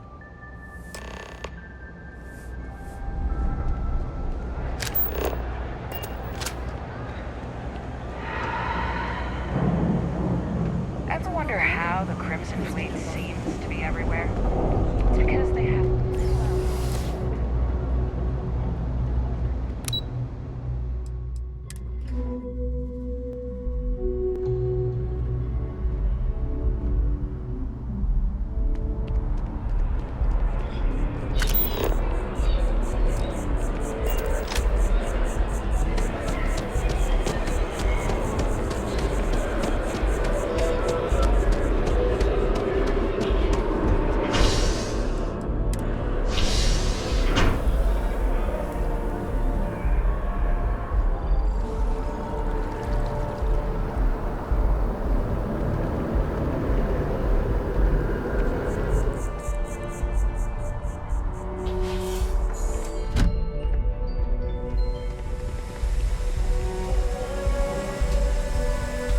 You're back. What did you learn? Was there something hidden in their stories, like we thought?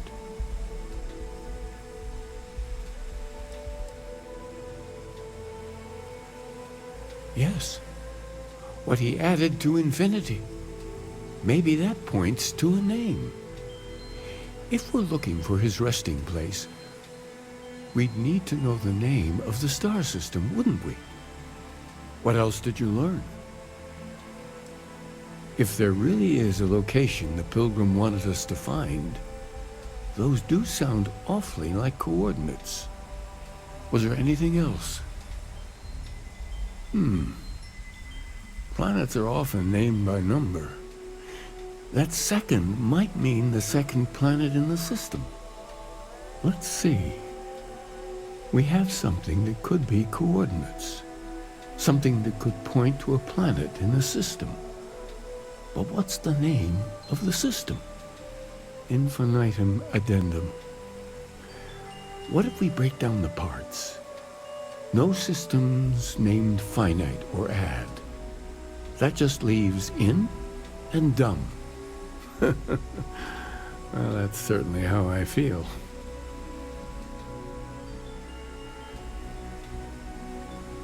Yes, that's it.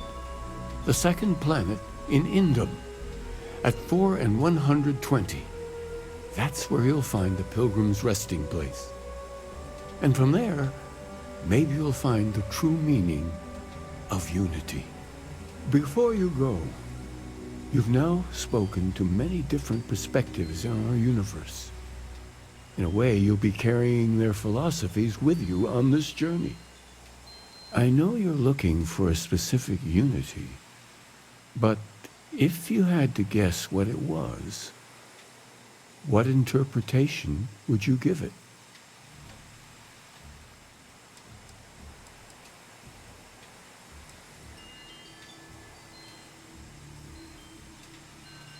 And once you know, what will you do? Even the most objective scientist holds the belief that observation itself will be of benefit to humanity.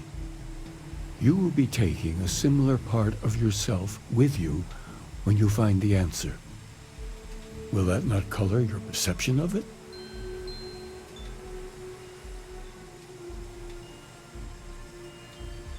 So you intend to find the truth, and then have that truth confirmed by your peers. Unity is a reality born of observation and agreement? It's the scientific method, and I swear by it myself. Well, I won't keep you any longer. This has been fun, I have to admit. Go, find your truth.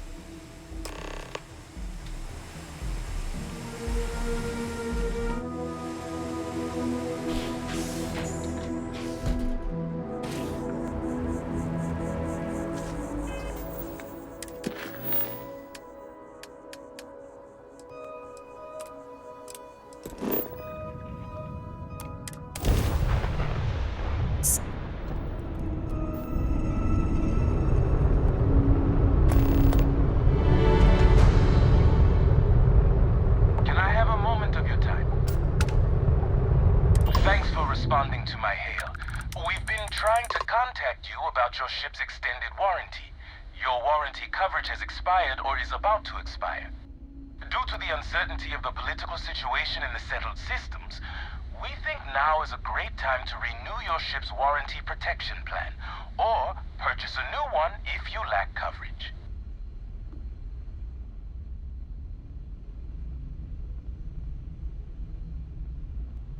It sounds like you're interested in hearing more.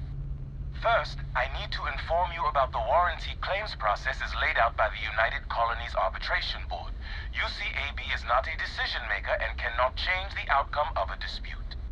Before filing, claimants must submit the following 10 forms of information: complete contact information, make and model of the ship in question, as well as any modifications made to the ship by one of our approved mechanics.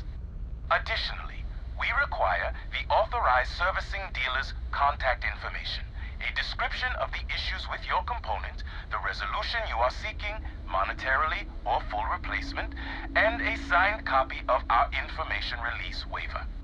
Claimants will also need to submit ship logs for the duration the part or parts in question were used, contact information for the 3 previous owners, and our customer satisfaction guarantee waiver. May I continue? It sounds like you're interested in hearing more. We have several tiers of warranty. Please listen closely as terms and conditions may have changed. Our Power Plant Plus plan provides coverage for an essential list of components related to engines, thrusters, and life support systems and starts at only 50,000 credits. Our Diamond Select plan includes everything in the Power Plant Plus plan with the exception of air conditioning and water recycling, as well as defense systems, limited to non-lethals, as well as bow-to-stern shield coverage for 100,000 credits. Our Platinum Elite plan includes everything in the Power Plant Plus plan and the Diamond Select plan, excluding thruster bells but including air conditioning, as well as a personal service agent, and starts at only 200,000 credits. Do any of these plans fit your needs or budget? We also have financing plans with excellent interest rates starting at 18.9%.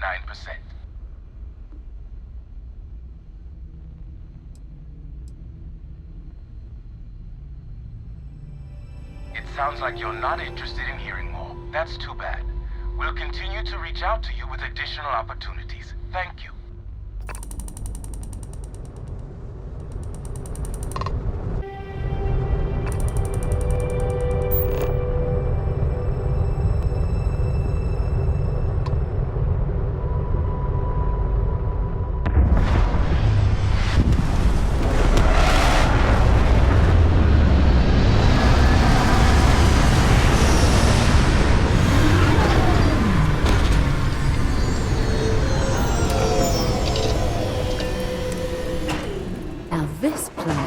This is more my speed. I could hike here for a while.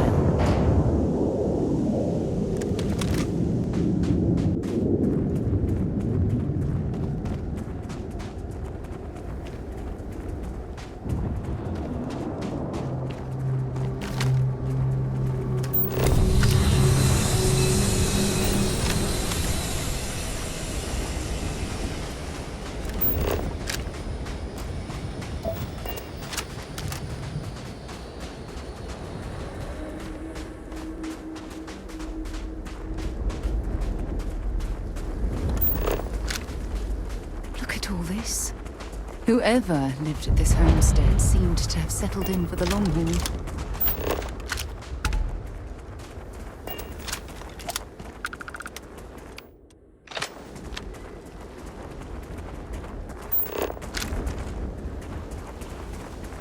Don't rush the scan. You didn't want to overlook anything valuable.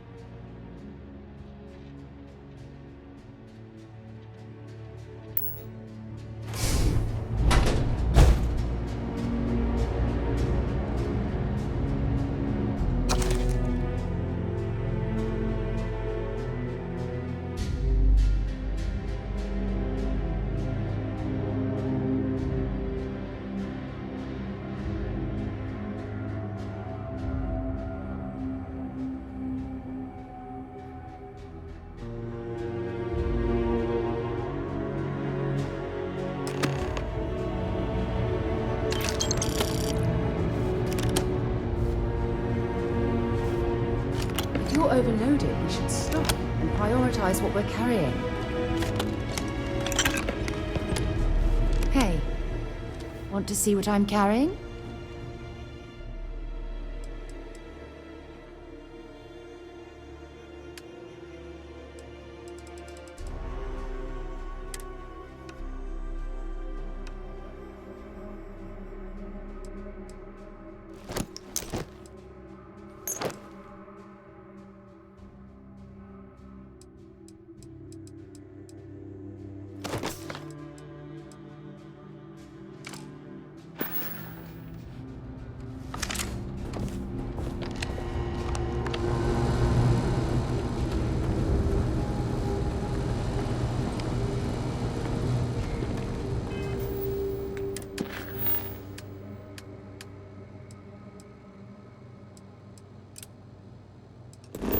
Wow. Look who finally had the guts to show up. Looks like Adler finally did something right for once.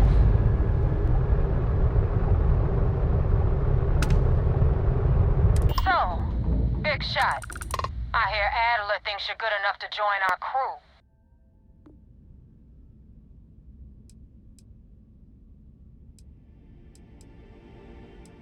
We'll see. When the waters get deep, it's sink or swim. So, before I put you to work, let's get everything out in the open. I don't know if Adler mentioned it, and for his sake, I hope he hasn't. But you aren't about to sign up with any average pirate crew. You're signing up with the Crimson Fleet. That's if you get through this little task I have planned for you. There's a medical supply ship called the Ragana, jumping into Enceladus's orbit. On board that ship, you'll find a traitor named Austin Rake.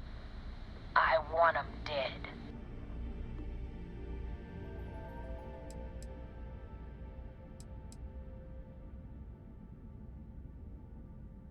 This job isn't about the loot, but I suppose every dog needs its scraps. Keep whatever worthless junk is on that ship. Just remember, the only thing that matters is that Rake dies.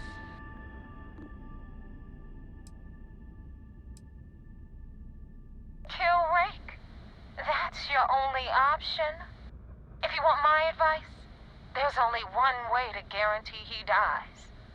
Turn the Ragana into space junk. Only way to be sure. It's done when Rake stops breathing. Head back here when you're finished. And don't keep me waiting for long. So that's the notorious Nova Moera. I have to say, if she's the finest that the Crimson Fleet has to offer, joining them might be a terrible mistake.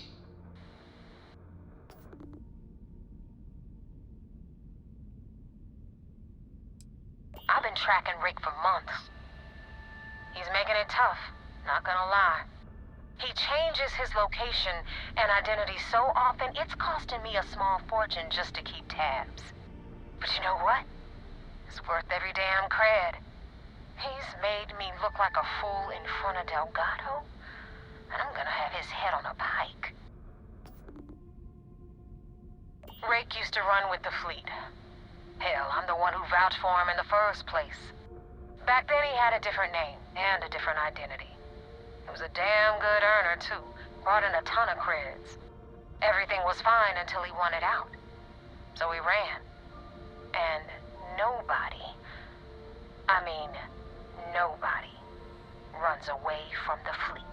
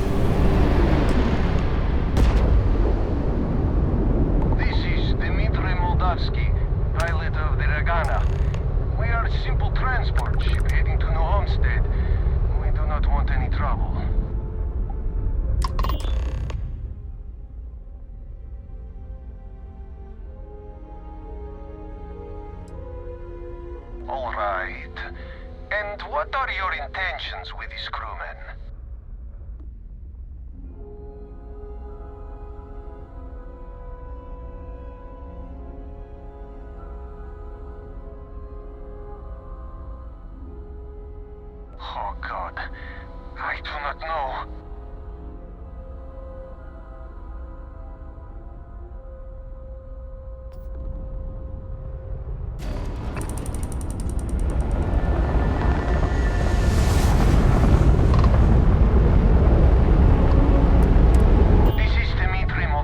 Pilot of the Regana. All right. Oh, God. Keep in mind, we're not threatening to board you. We're asking. The distinction is rather important. Well, normally I would say no, but frankly, it will be safer for us that way. All right. You can dock. We will talk then.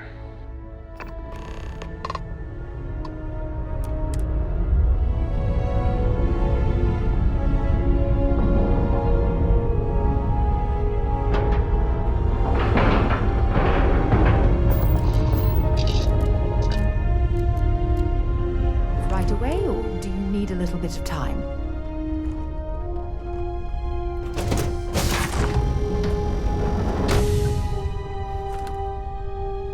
I am not sure what to make of you being here.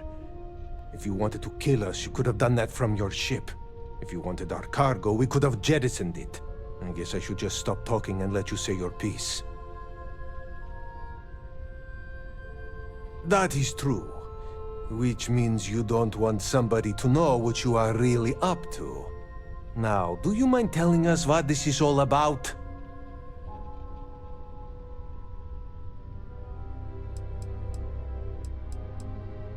You really do not know which one of us is Rake, do you?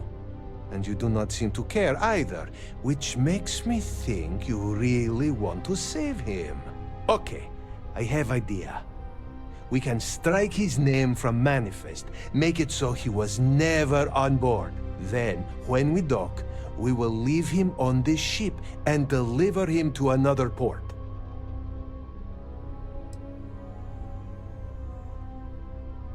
That is fair. We do not want any part of the fleet. Is that all right with you, Austin? Do I have a choice? It does not appear you do. Well then, it is agreed. You go back to your ship and we will make sure Rake was never on ours. And in case any of your handlers get suspicious, here. We had an extra crate of supplies loaded, in case one got damaged. This should be proof you were not here to bargain. Thank you for letting us go. So now what? They're gonna put me in a sys-def prison?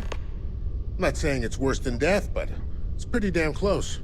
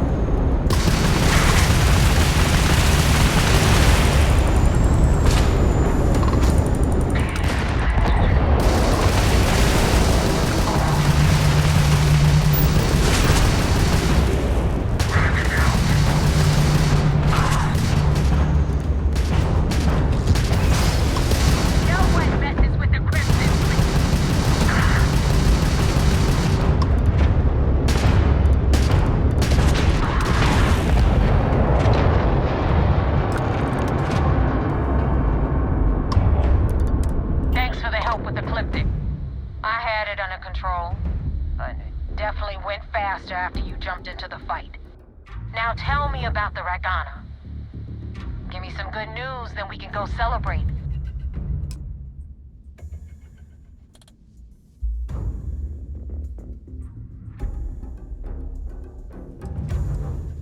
Mercenaries. Guns for hire that shoot their own parents if they were paid enough. I'll tell you, we do a hell of a lot of dirty work in the Crimson Fleet. But we'd never sell away our souls like an ecliptic merc does.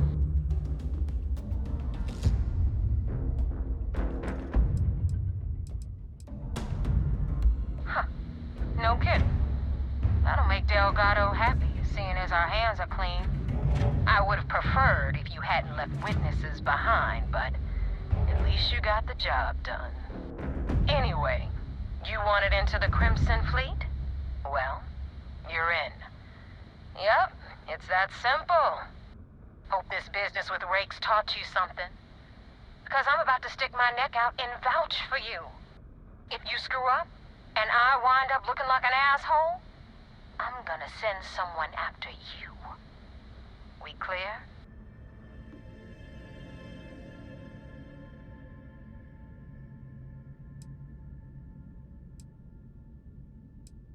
Yeah? Last person who said that was Rake. So you've already dug yourself a hole about 6 feet deep.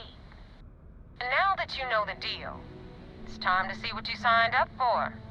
I'm gonna upload the coordinates for our headquarters in the crix system. Spacers call it the key, the fleet calls it home.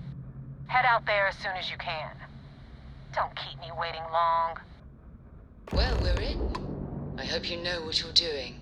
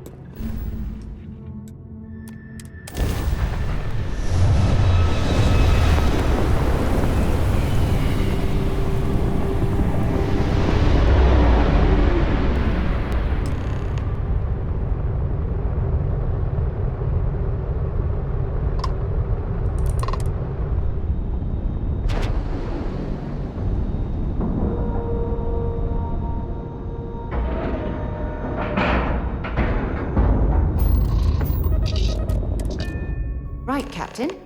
Where are we headed next? I had a friend on the Regana. I hope I'll be able to see him next time on shore leave.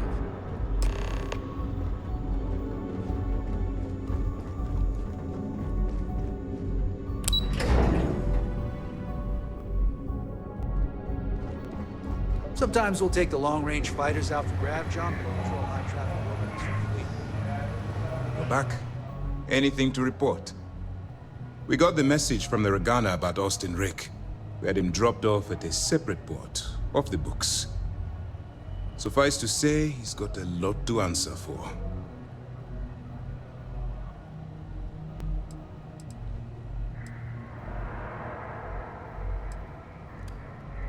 That's something we're looking into, but it doesn't seem like he knows much. He might be better served as bait. For now, we'll keep him in the brig. Perhaps you could pay him a visit there sometime? I'm sure he'd be pleased to see you.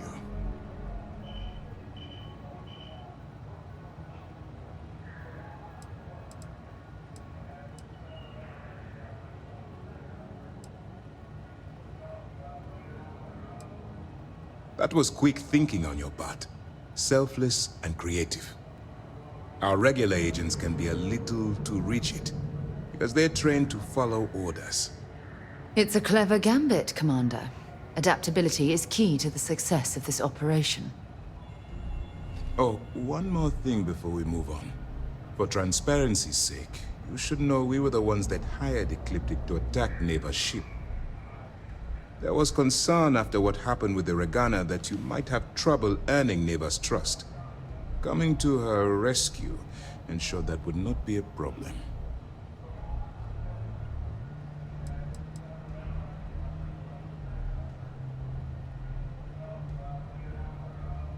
They are mercenaries for hire.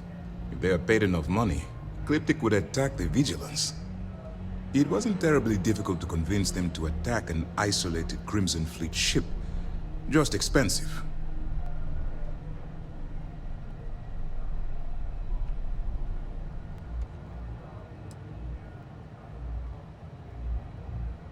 Ah, so I take it you have good news. Were you able to join the fleet?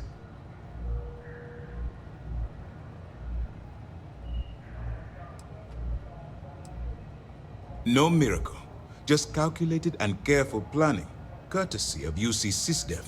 You should learn to be more confident in our abilities, and your own. Now it's time for the next phase of the mission. Our intel on Saoirse was correct. After we received reports on your interaction with Adler Kemp, we picked up on your rendezvous with Neva Moera. Our files indicate she's second in command, so getting on her good side will ensure you get into the Crimson Fleet.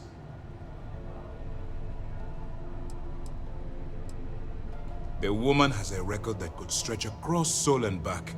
She started young as one of Neon's street rats, and worked her way up to second in command. She's a force to be reckoned with, so don't underestimate her. Yes, you passed your first test and you're still alive. But before we get too confident, that either means she suspects nothing, or she intends to make an example of you later. Just remember, these are ruthless criminals, so don't let your guard down. And their ruthlessness is only surpassed by their cunning. You should proceed with caution, regardless of how well you think you've ingratiated yourself. So what's next for you on Neva's agenda?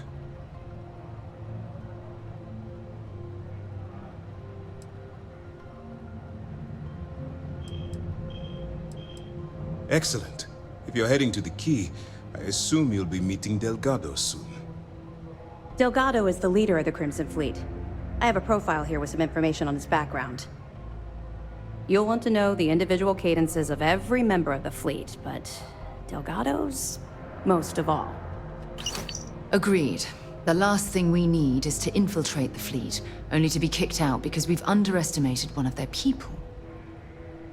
I don't disagree, but it's important to know your enemy, and the best way to defeat them. In any case, now that you're with the fleet, you'll be operating independently. We will shadow you eventually, but we'll need to maintain our distance for now, especially while you're on the Key. This will also give us time to bolster our defenses, should we need to engage with the fleet in the future. Sir, on that note, shall we begin implementing the upgrade to our shields? Immediately, Lieutenant. Notify the engineers and relay the information to the crew. I hope your entry into the fleet has overcome any doubts you may have had regarding your mission. It certainly increased my estimates on success. Keep up the good work. We'll expect further reports. Dismissed.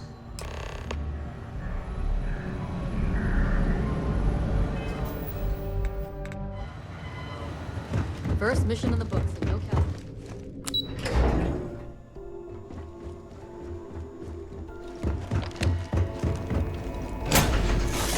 Let's get this crate into space.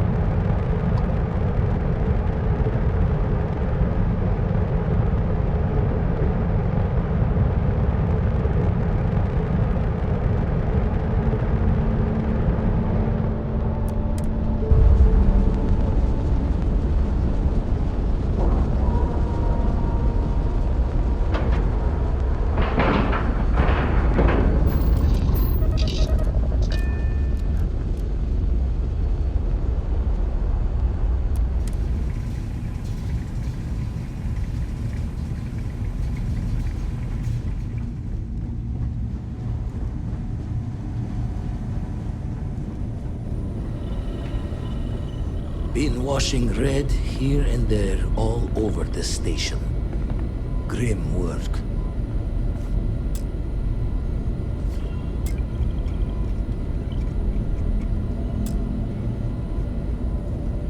The spanner's torque is what the eye needs now. We'll fix her good as new. The eye's showing signs over another one of those big anomalies. Here, catch a smile.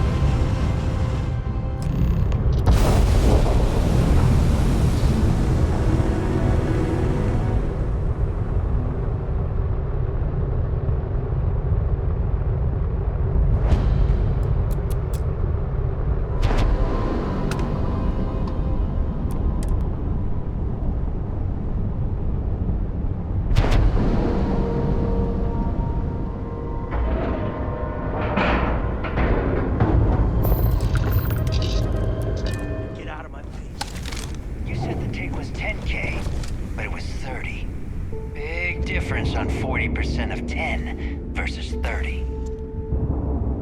You wanted 4K, you got 4K. Not my problem. If you're stealing from me, you bet your ass it's your problem.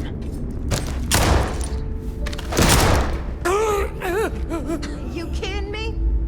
Way to make a mess in front of my new rook. Hey, steal from me and get caught?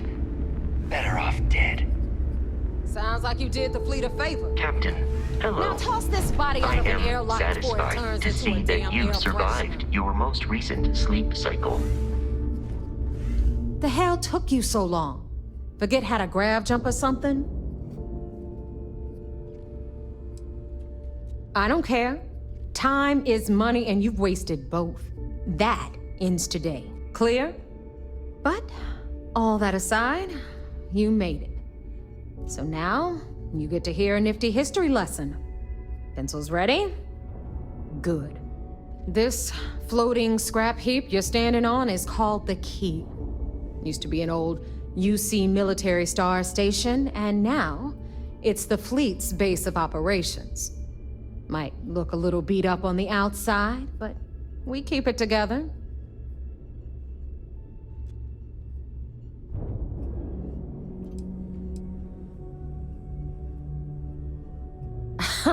You think?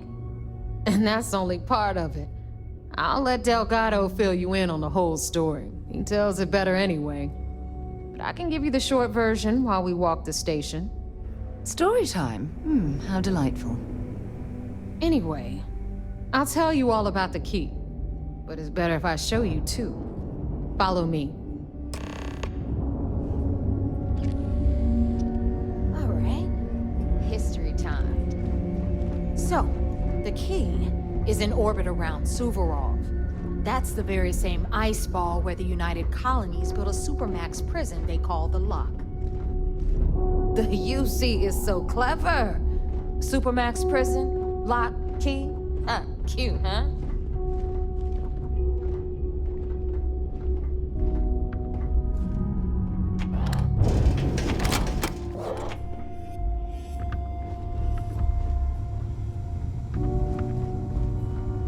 Now, we've got everything the fleet needs right here. Of course, you've got to pay for it. Remember, on the key, credits are king. What the hell is this? All right, hang on, Nev. Before you get pissed, I've got my hands full. Jasmine, sweetie, I'm trying to give a tour here. So you want to tell me why those damn doors are sealed? It's called a malfunction. You know, that thing I spend most of my day dealing with. Believe me, my people are on it. Have a little faith for once. Aw. And you always, Angel. This here's Jasmine. You need anything for your ship, she's got you covered. We'll hit up the depot next since these doors have given out on us.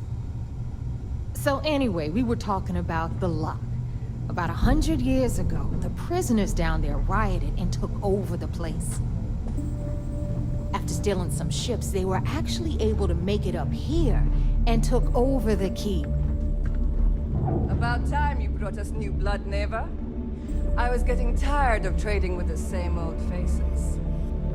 You're just ticked everyone's getting wise to your ridiculous prices, Aludra.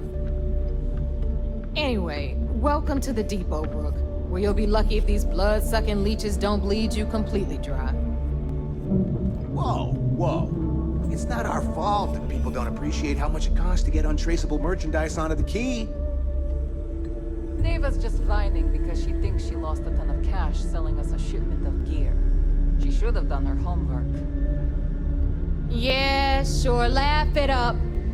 I'll remember that next time I need something from you cheapskates. Let's move on.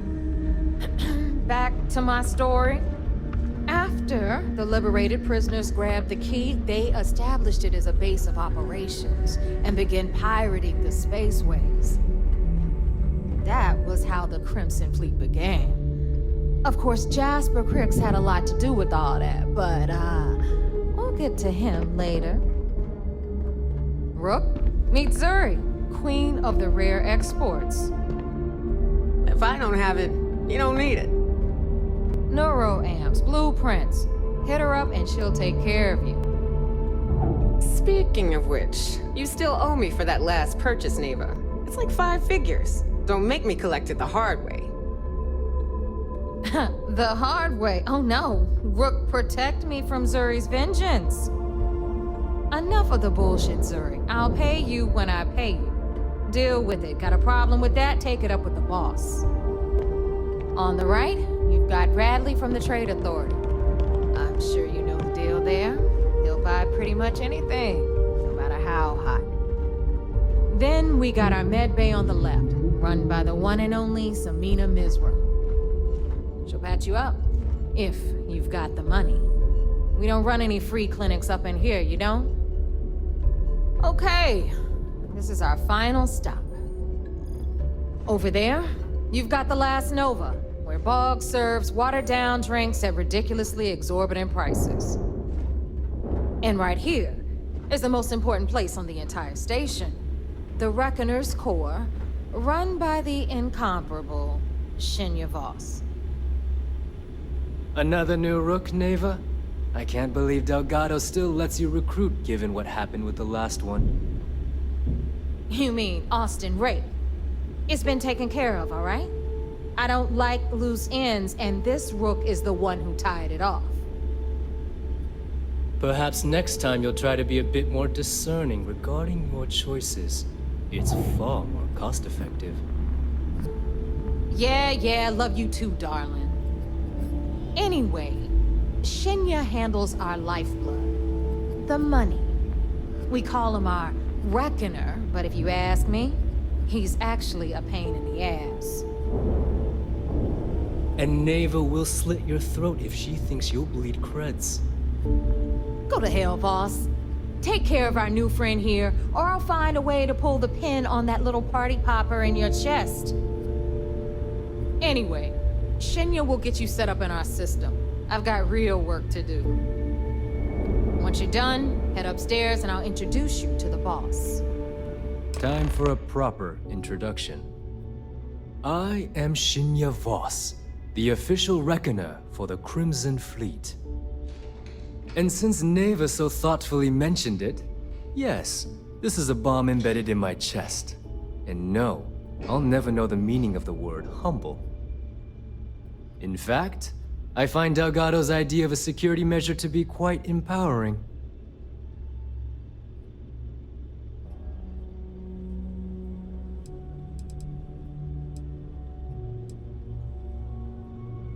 That's amusing. I don't think I've heard that one before. Oh wait, yes I have. You might as well dispense with all the stupid jokes. I've been hearing them for years.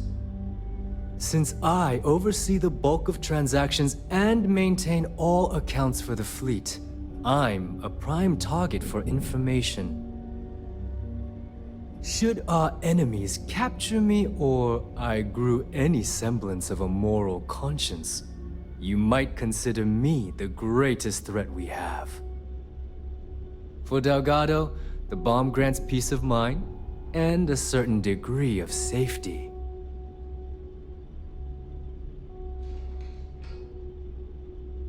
It's why he's the boss. Of course, I'm not the first reckoner to bear a bomb under my ribcage, but Delgado was smart enough to continue the tradition. Now, let me get you set up. A moment while I convene with the core. Thanks to advanced modifications even Eugen would envy, I can interface directly with our mainframe and the Galbank network. This allows me to move and clean credits faster and more efficiently than any run-of-the-mill cyber runner. There, you're done. All you need now is Delgado's blessing, and you'll be one of us.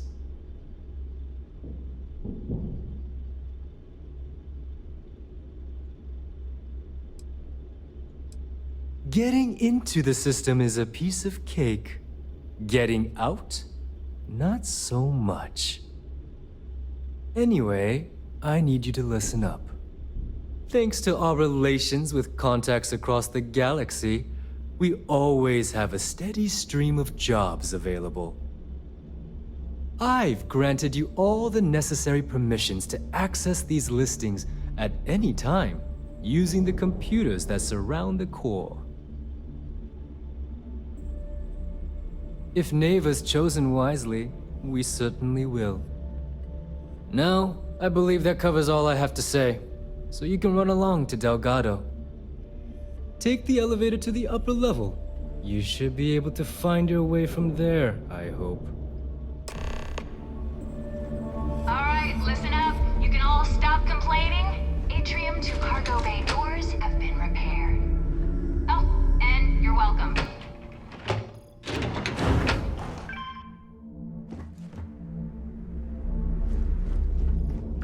Those creds ain't gonna steal themselves. There's our other new recruit. So, now that we are all here, it's time to get down to business. The two of you are the only rooks that have made the latest cut. The rest, well, let's just say they won't be joining us ever again. Neva's willing to put her neck on the line and vouch for you, which means you've got what it takes to join the Crimson Fleet.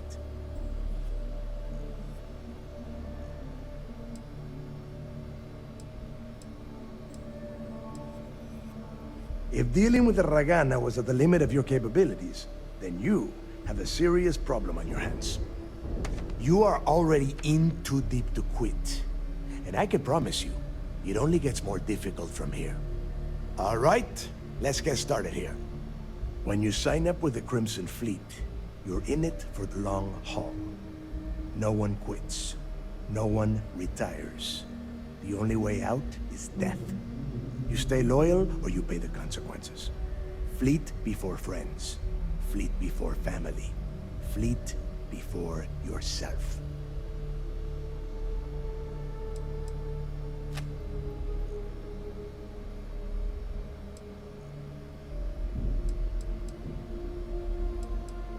Hey, if you've got a problem, I can decorate that wall behind you with your brains. Room could use a little color if you ask me. It's all right, neighbor. I admire this rook's backbone. Takes a lot of guts to crack jokes with the threat of death staring them in the face. Can we get on with this? I want to get drunk at the last Nova. I'm impressed. That is the first intelligent thing you have said this entire time, Mathis. Since you two seem so eager to move forward, let's get to your next job. Pack your cold weather gear, rooks. Where we are going, you're going to need it. Oh, God, don't tell me you're dragging him down to Suvarol for another one of your little initiation runs. 10 Johns to the surface, 12 dead rooks. You'd think by now you would have given up on that goddamn campfire story. Crix's legacy is no story, neighbor. We've got fresh eyes in the fleet. And if these two want to impress, they're going to help me search those ruins. I hope you're right, Dale. That new code we grabbed for the lot cost us a ton of credits. And a decent captain. This initiation, as Neva calls it, is your chance to see where it all began. On Suvorov with Jasper Crix. Crix led the riots that gave birth to the Crimson Fleet. And if his legacy is still out there, we're going to be the ones to find it.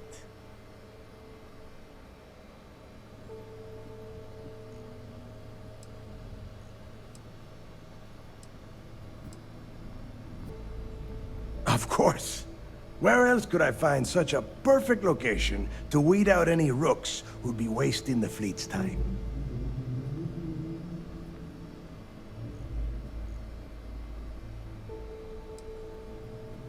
Through a bit of luck and a hell of a lot of cash, Neva was able to get her hands on an access code to the inside of the lock. This will be the first time someone from the Crimson Fleet has set foot in there for, well, since Crix left the place behind. It has been frustrating, being this close to potential clues, but not being able to find a way through those prison walls.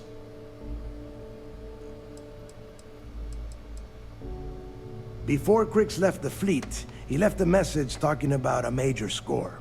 One that would set up the fleet to be a big player in the settled systems. Somewhere down the line, they started calling it Crix's legacy. And everyone who's tried to find it has wound up empty-handed, missing, or dead. If we're gonna beat those odds, we'll first need a lead. And I would wager we will find one on Suvorov. Dale's leaving out the best part. That this whole search is based on a handful of words on a very old slate. Crix left a lot of big talk on that recording, and not a lot of facts. Some of us believe in it more than others. Don't listen to her. When we get our hands on Crix's legacy, the fleet will be operating at a completely different level. We will become more than a match for UC SysDef.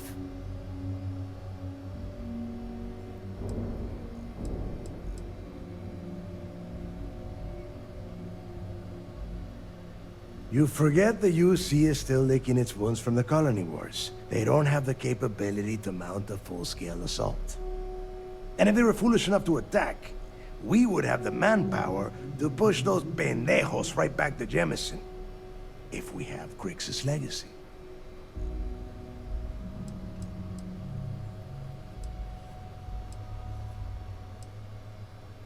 Exactly. Now you're beginning to understand. Okay, enough discussion. We have got a lot of work to do. To that end, the next stop is the lock. I've had Jazz feed the coordinates into your ship's computer. Since Mathis doesn't have a ship, he's going to ride with me. I'll see you down there, Rook. Don't keep me waiting.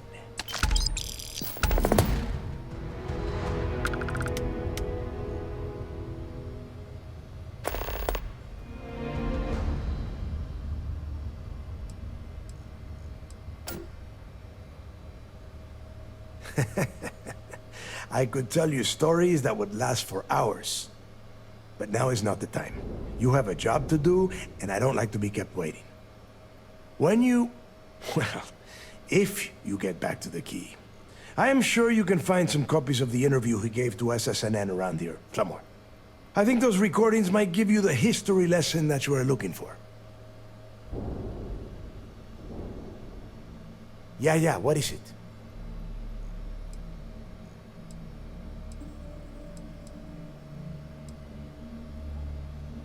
The UC built the lock as a supermax prison a little under... well, it must have been at least 100 years ago.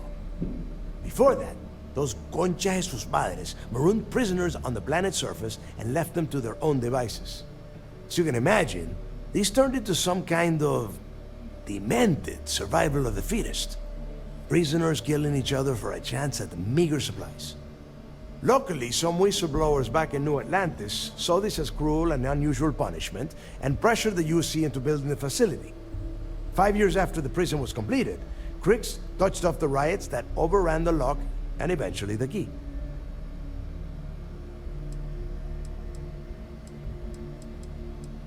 There is no deal.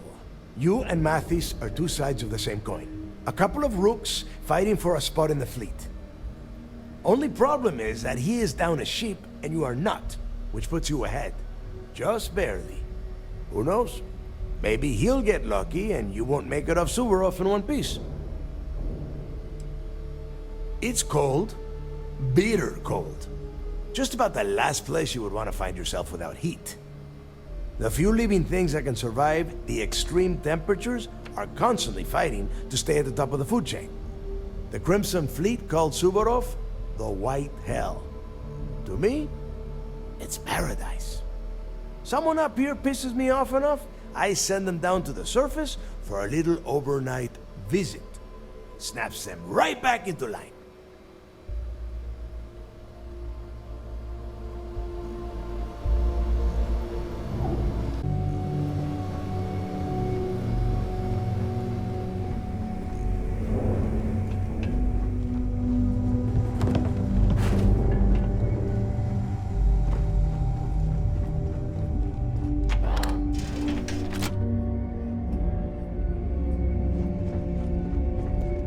So there I am. You see security on my tail. And I go after it.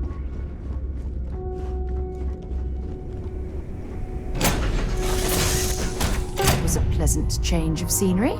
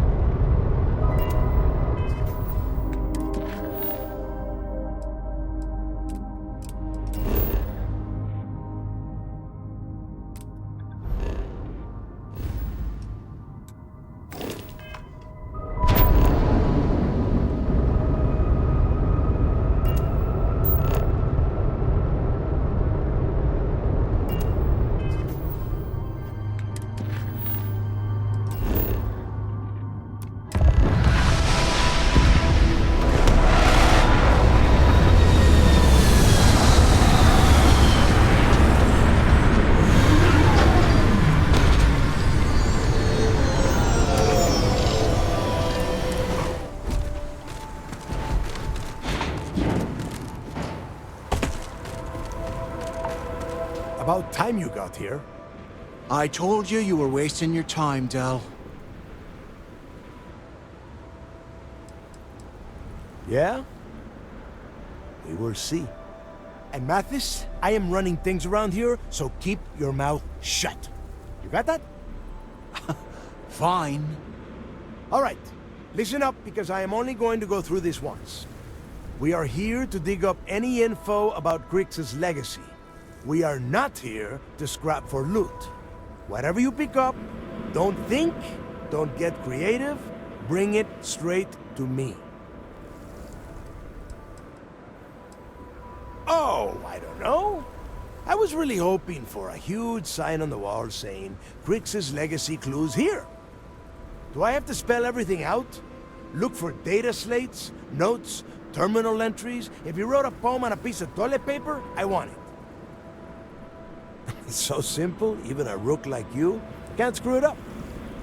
Hold on, no scrapping. How the hell am I supposed to make money around here? All right, that's enough. If either of you want to fly with the Crimson Fleet, then you need to follow one simple rule. When you're on a job, you do exactly what I say. No questions asked. If that doesn't work for you, just say so, and I will leave you on this ice ball without a ship. You will be dead within hours. Yeah.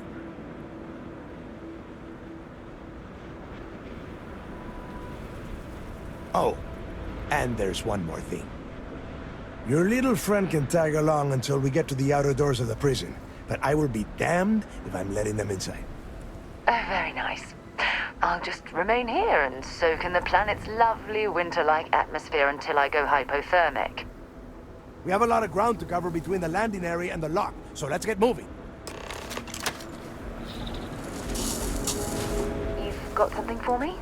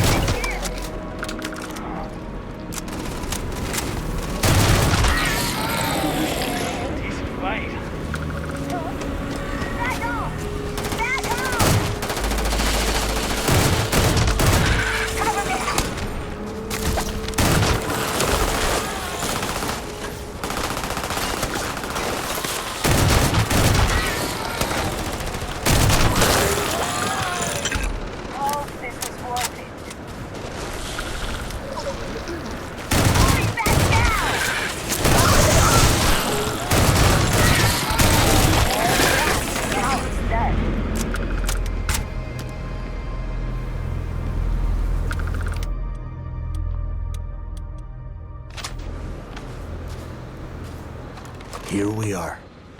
The place where Jasper Crix laid the groundwork for finding the legacy and eventually the Crimson Fleet. The lock.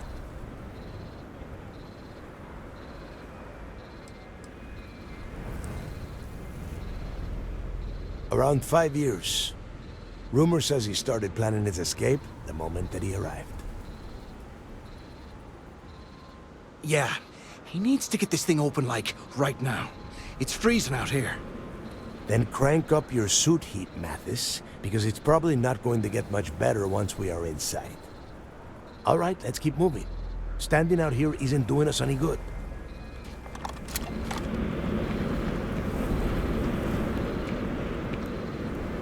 This ID card cost a small fortune. Let's hope it pays off. We are in. Let's go.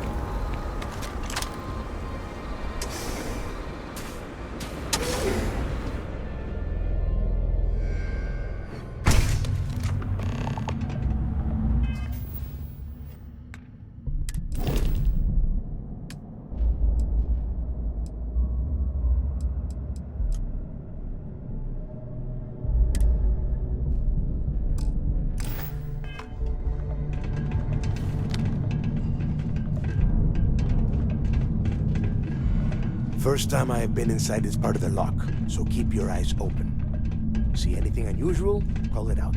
If it's hostile, take it down. Couldn't be simpler. How many people did the UC stick down here, Dal? A couple of hundred at least. Might not look like much, but it was better than trying to survive on the surface. Not much better. Even with the heating on, this place looks like a goddamn dump. Now you know why the prisoners got fed up and looked to Crix to lead them out of here. And that's how the Crimson Fleet began. Yeah, we've all heard the story. It's not a story, Mathis. It's history. Remember that. Now, keep your mouth shut.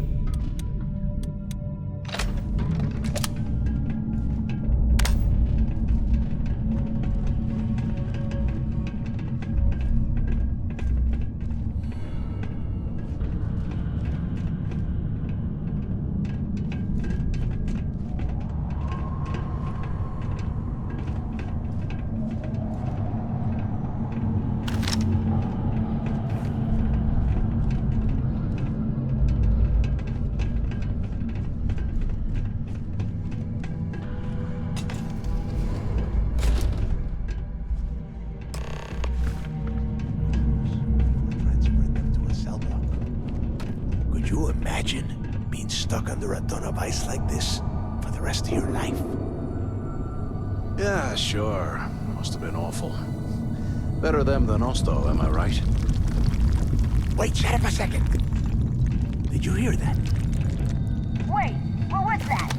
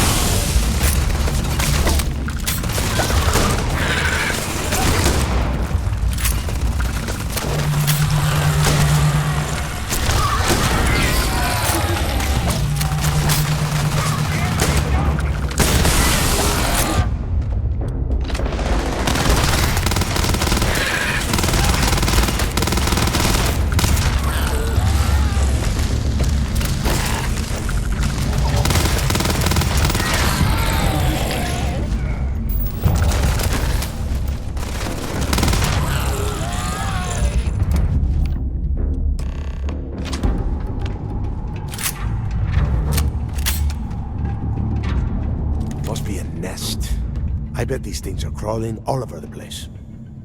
Yeah, and their buddies probably heard us firing from about 1 kilometer away. Hallelujah. If we weren't on this job with Delgado, I'd drop you for saying that. Enough already! I should have known better than to bring both of you at the same time. Now let's see. Looks like we are inside some sort of prisoner transfer area, but everything is locked down tight.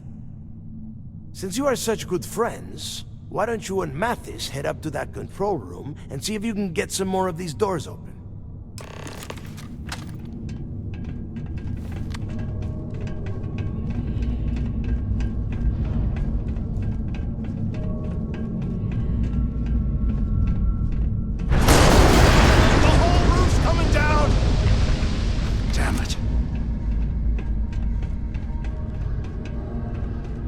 ice and rock must be several meters thick. God damn it, we're cut off. Hey, Del.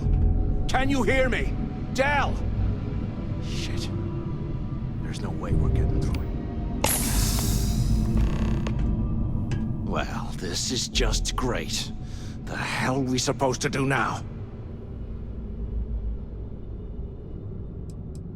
What's there to think about? Let's face it, we're on our own now.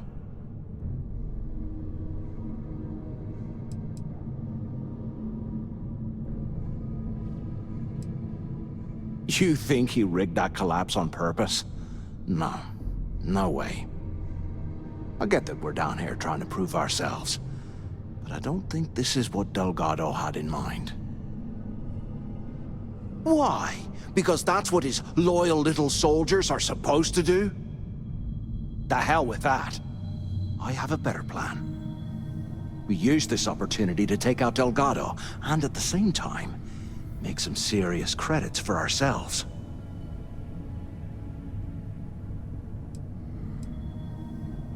Whoa, hang on. Give me a second to explain. Let's pretend for a second Delgado's correct, and there's information here about Crix's legacy. Once we get rid of him, we'll dig up the garbage ourselves and sell whatever we find to Neva. We'll be rolling in credits.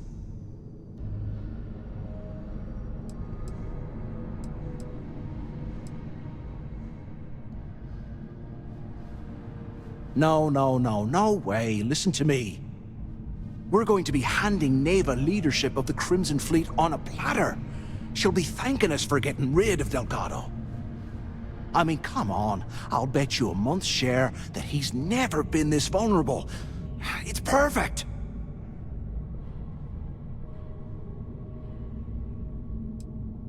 Playing it safe, huh? I can respect that. But you better have me back when I make me move. Now, let's find a way out of here.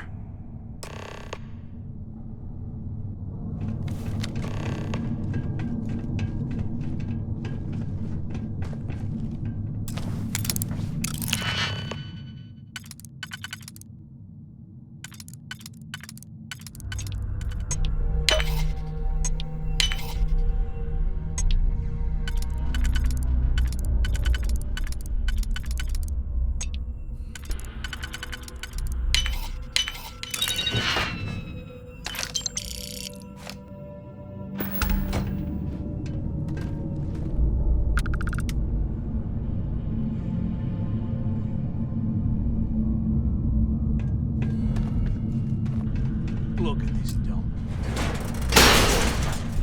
I guess that's one way through.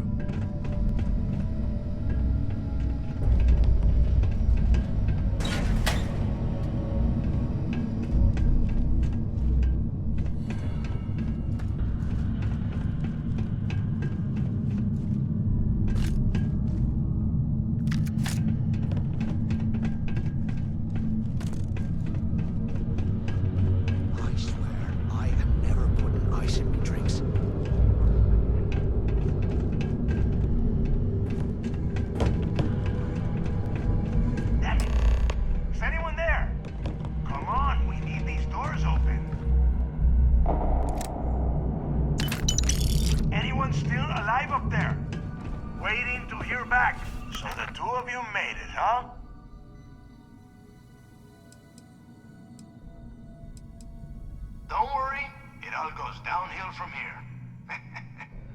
Now listen up. We have obviously been cut off, so I need you to do two things. First, I want you to keep looking for a way to open the rest of the doors down here. Otherwise, I'm not going anywhere. And second, try and dig up whatever you can about Jasper Crix. You both got that?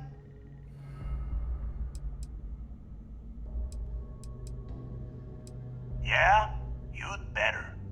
And tell Mathis not to get any bright ideas, or I will gut him myself.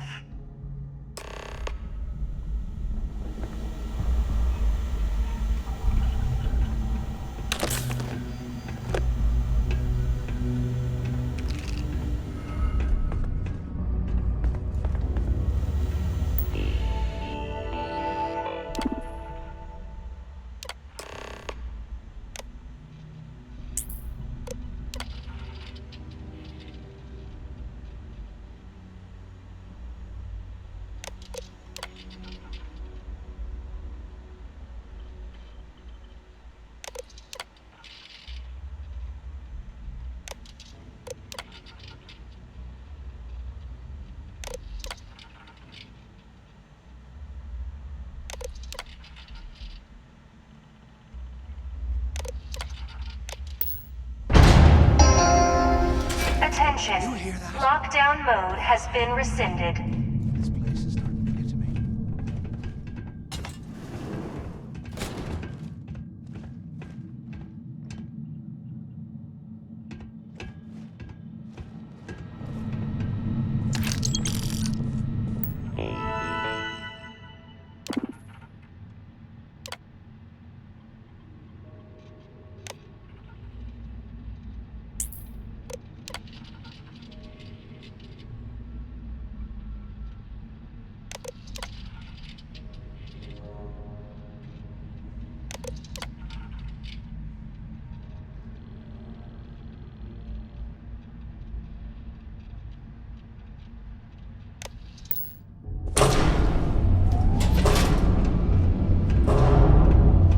What's that over there?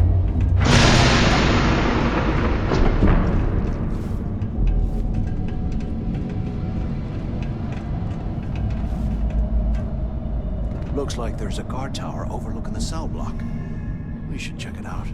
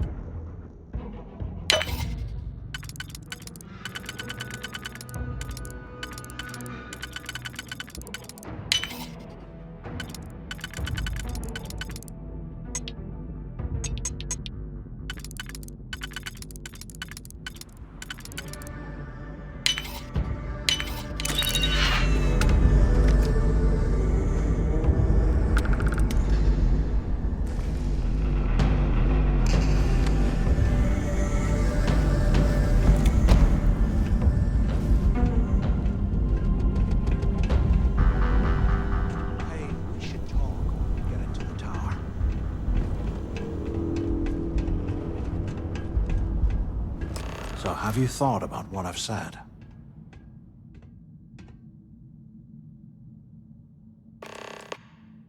Well, maybe we won't have to. You saw it back there. Those things, whatever they were, they've probably ripped him to shreds by now. Did the job for us. And if they haven't, we can still handle the job. We just have to get our hands a little dirty. Wouldn't be the first time, am I right?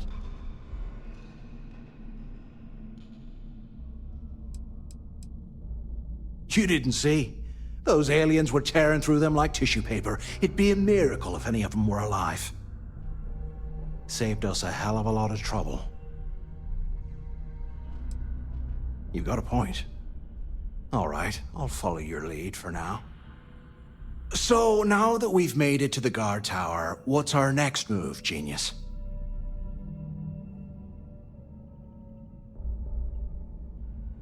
Keep doing what we've been doing.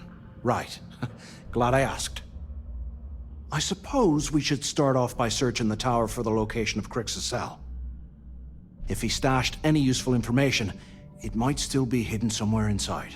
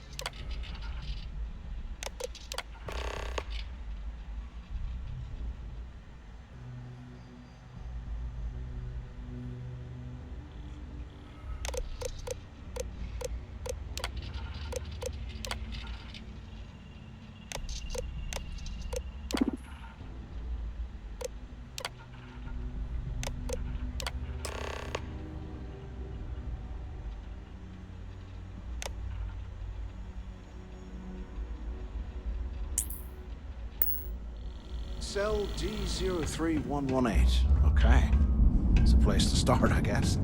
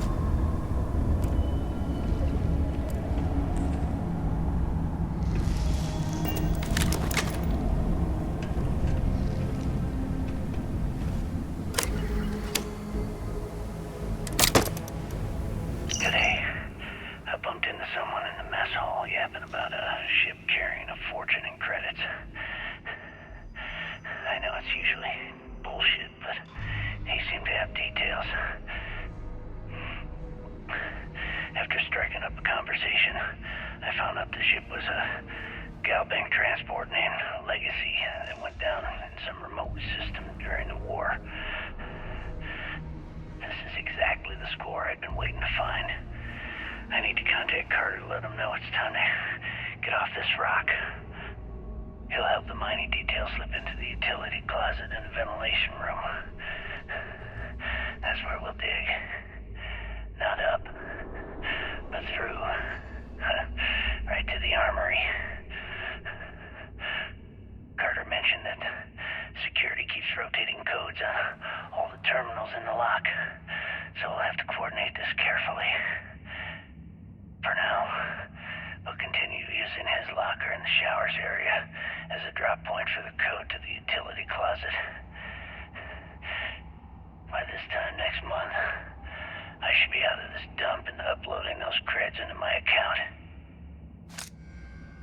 Delgado was right. Crix must have hit the Galbank transport and stashed away the money somewhere.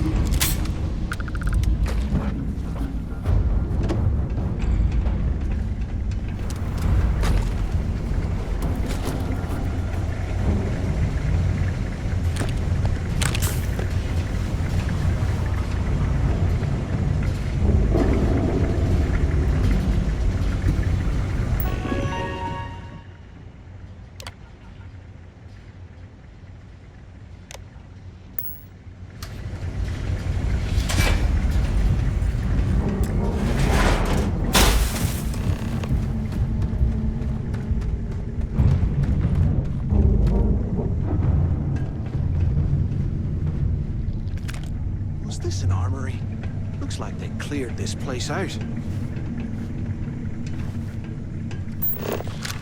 Well, well, what do we have here? Give me a sec. This ought to come in handy.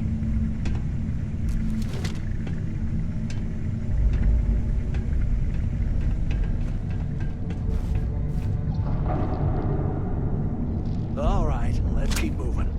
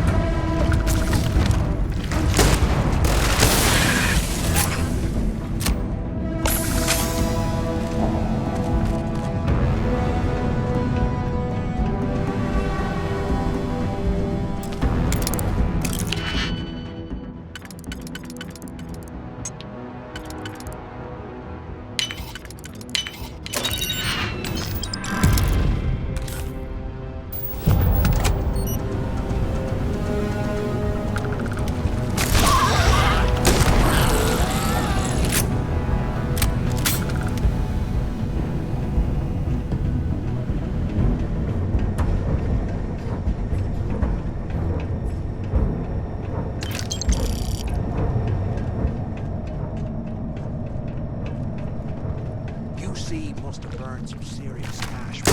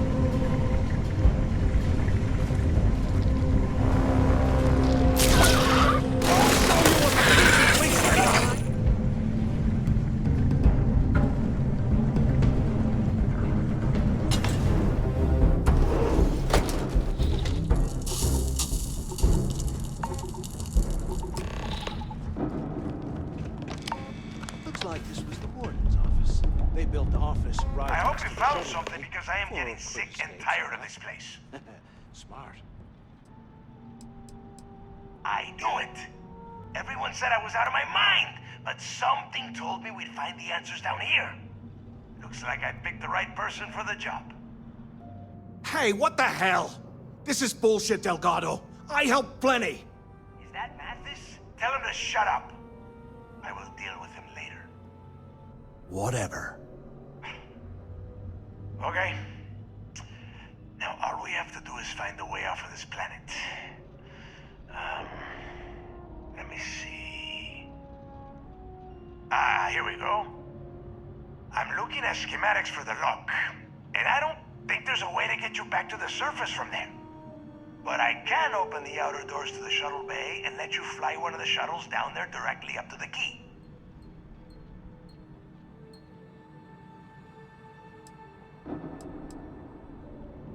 Don't worry about your ship. I will send some people down to get it.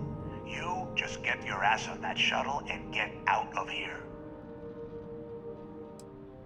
Yeah, sure, and I wish gold coins would start raining from the sky.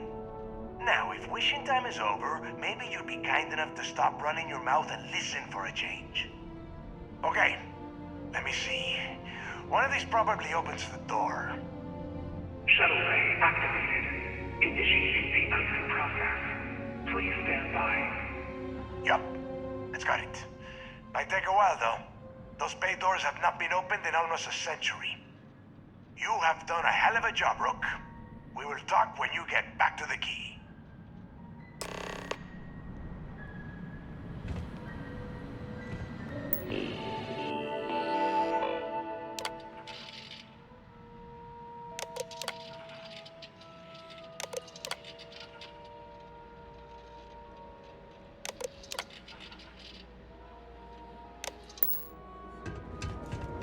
Why the hell did you lie to Delgado about me?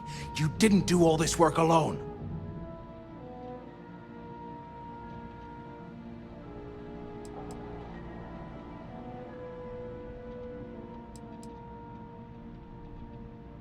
Hey, come on. I was just looking out for both of us. I could have cut you out of the deal, but I didn't, right?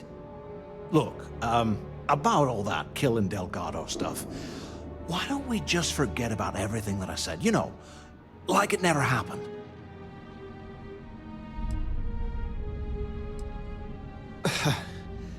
Thanks. I promise that you won't regret it. Now, let's get the heck out of here.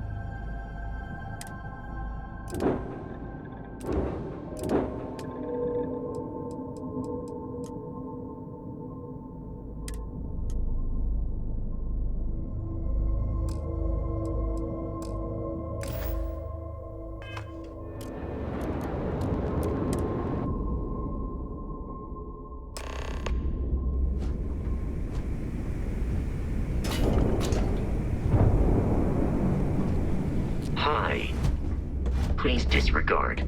I attempted an informal greeting, but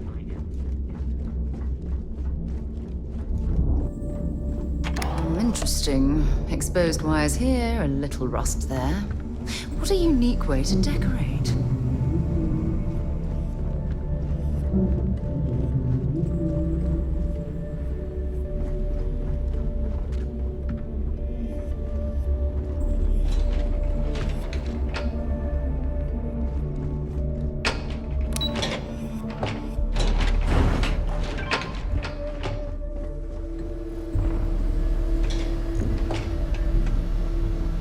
There you are.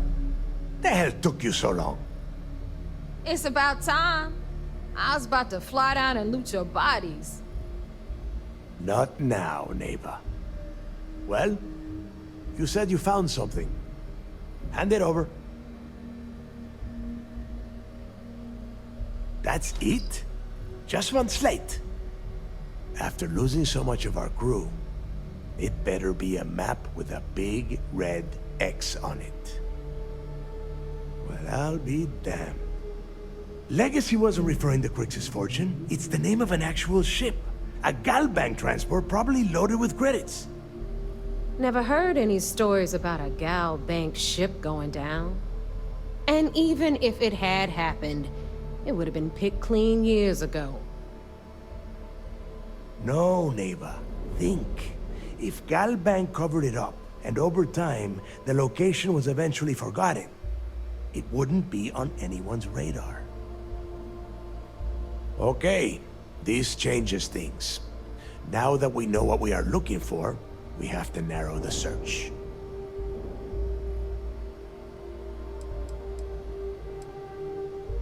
I'm sure he did not have a choice. People would kill to get a crack at a score this big. I know I have. Let us start with what we know. It was a Galbank ship, which means the company is going to have records of where it went down.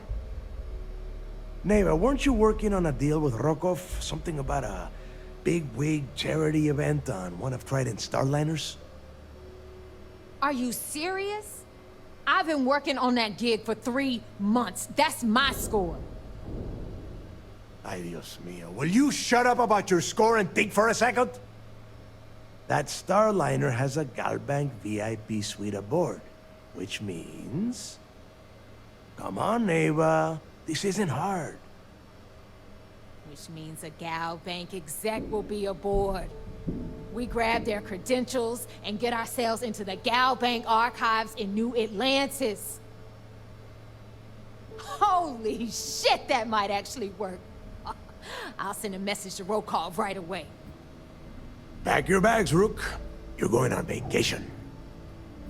And since you've earned it, take this gun with you. Might come in handy when Rokov screws everything up as usual.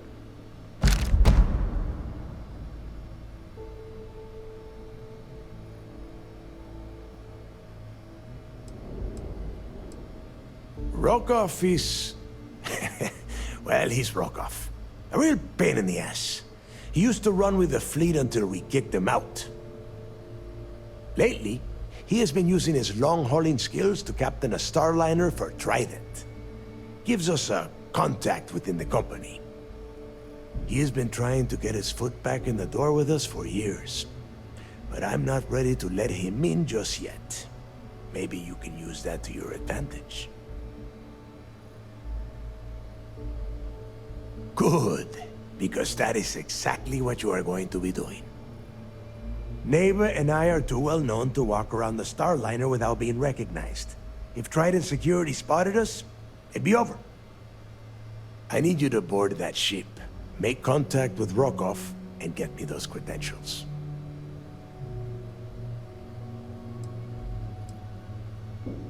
You know what? I'm gonna leave that entirely up to you. If you think he's come through for us, you can promise him he'll get paid. But if he gets in your way, then you take him out. You'd better. Oh, before you leave, I wanted you to know that I took what you said about Mathis into consideration, and I've decided to cut him from the fleet. Honestly, I'm surprised he made it off Suvorov in one piece.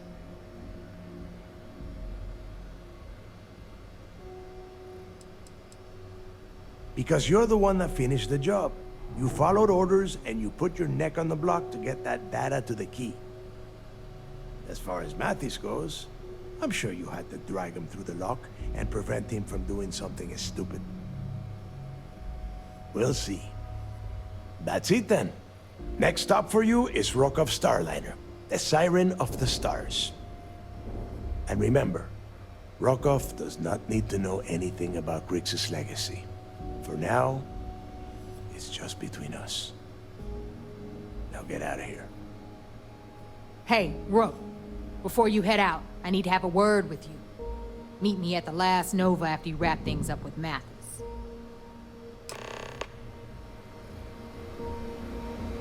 Hell of a job you did down there, Rook. The fleet is family. Stealing from each other is just what you call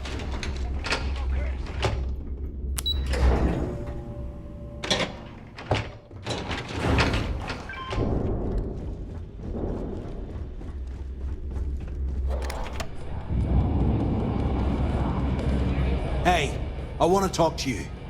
Thanks to you, Delgado's cutting me from the fleet. Well, you know what? You better get your own fleet, because I'm coming after you. Yeah?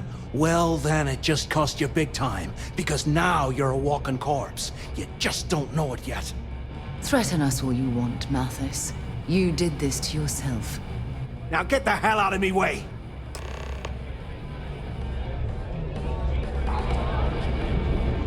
Normally, pirates don't mix Well, isn't this cozy? It appears we've stumbled across the embodiment of the phrase absolute mayhem. Better get a move on before Dale sees you slacking. There you are. All right, look. I've been lining up a score with that asshole Rokov on the Siren of the Stars for months. I'm not about to let a payday slip through my fingers. So guess what? You're gonna finish the job for me. Seems to me, instead of trawling deep space... I'm about to tell you, so shut up and listen. Rokov's been tipping me off about some kind of bullshit charity event that the Siren of the Stars is hosting. At the event, they're gonna give away something called the Earth Savior Award, which is worth tens of thousands of credits. So it's simple. While you're on the Siren, swiping those Galbait credentials, I want you to grab that award and bring it to me.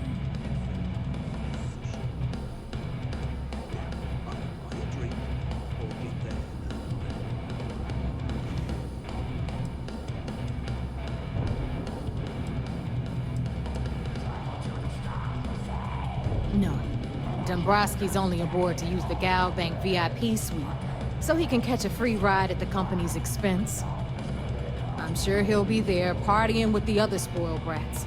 I guarantee he doesn't give a crap about what's going on at the event.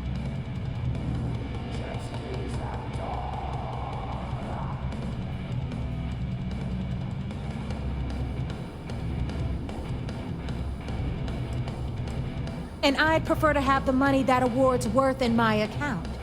So you're just gonna have to deal with it. Look, you can make all the jokes and excuses you want.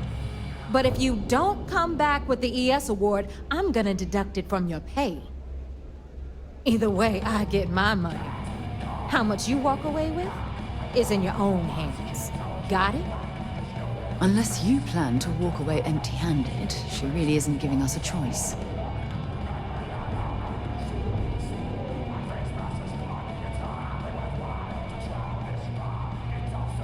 Then it's settled. Good. All right, Rook, we're done here. Now, get your ass to the Siren and bring me my goods.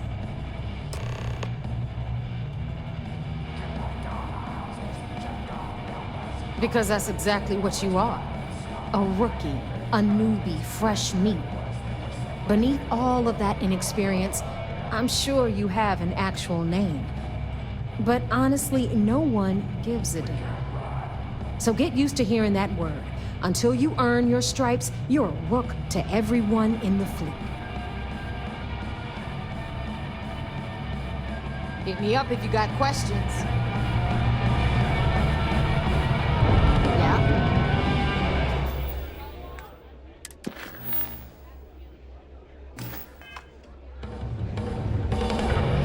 Need something?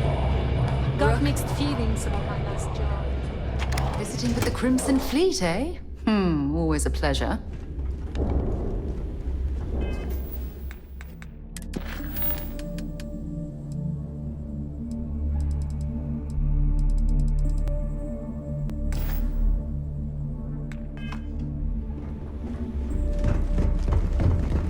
So there I am. I don't know about you. Kinetics, electromags, energy.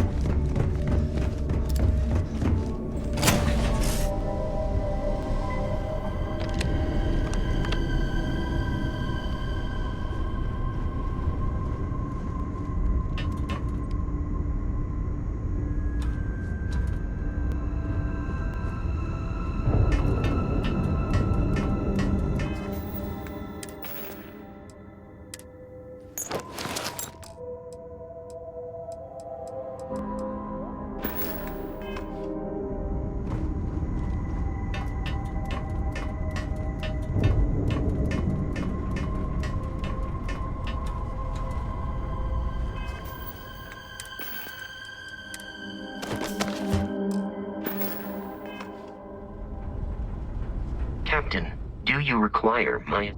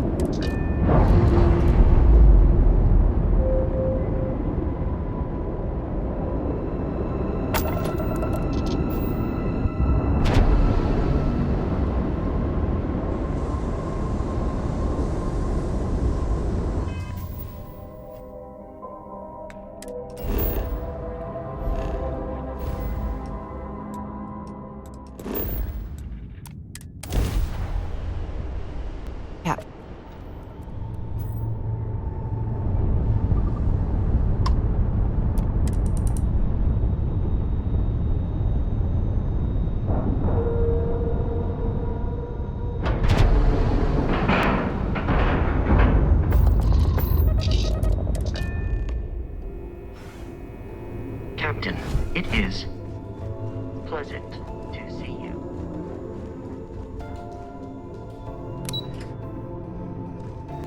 United Colonies System Defense at your service.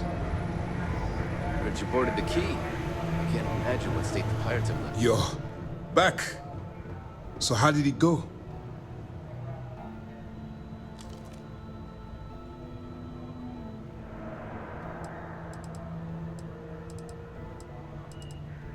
Frankly, it's because we've never gotten this far before. The last agent I sent to infiltrate the Crimson Fleet ended up in a morgue on New Atlantis. Then things are moving forward. Perfect. Nice job, Rook. I was certain we'd fool Delgado, but never. She's a sharp one. Overcoming her scrutiny is no small matter. Did you discover anything worth reporting yet?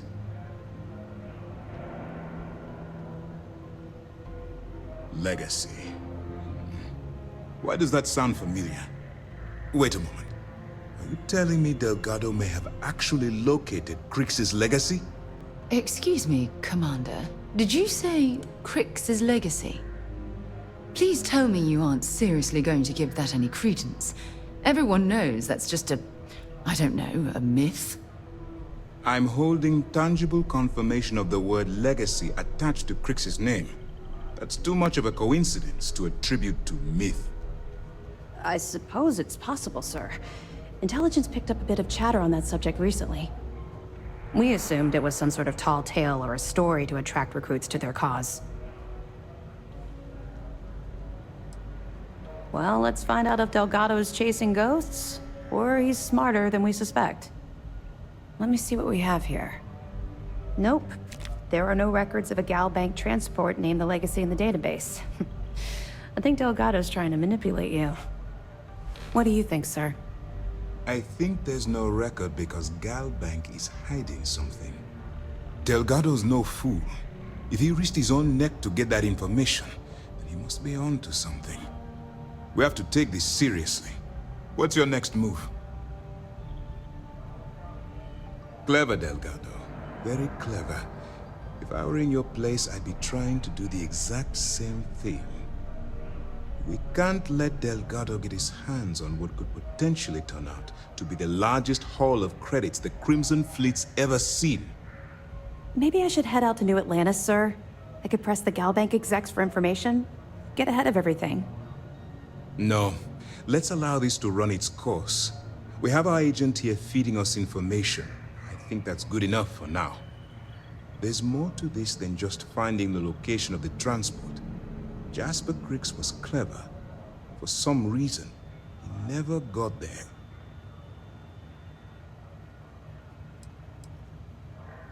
Because the Crimson Fleet would be a totally different adversary, and Crix wouldn't have disappeared years ago.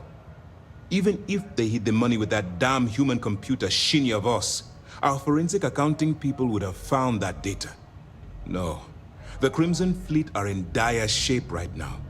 They haven't seen that much currency, well, ever.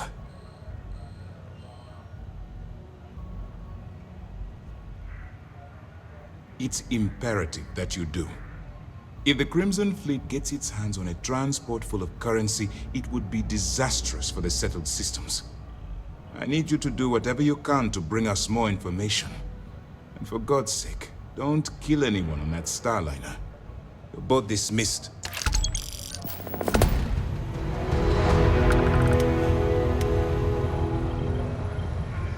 I bet operations on the key are in cloud.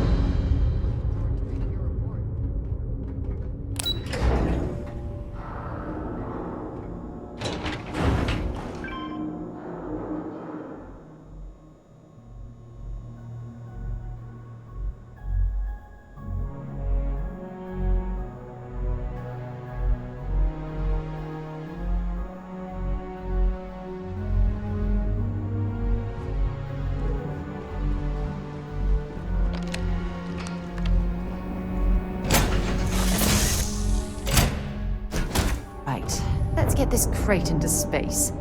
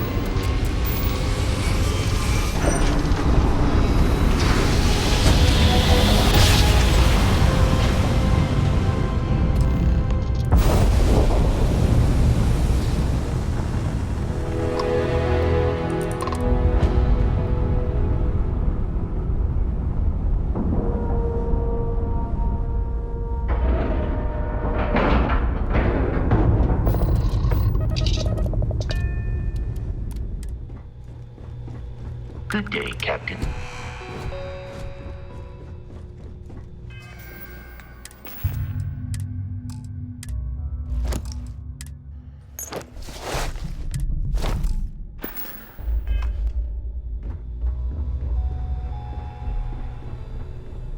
About time you showed up. All right, I want to know what's going on. I've been trying to get Delgado's attention for, I don't know, 3 years now.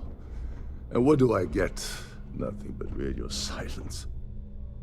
Then out of nowhere, just when Neva and I are closing in on a huge score of our own, Delgado orders me to help you out.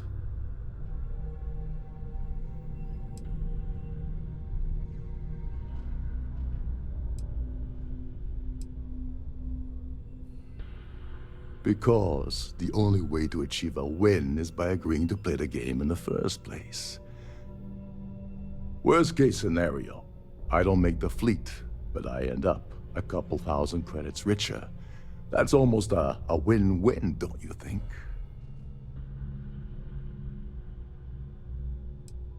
Happy? Oh, I'm thrilled. Still, this leaves me with a lot of unknowns, and in our line of work, unknowns get you killed. So Neva's message said you were here for Dombrowski.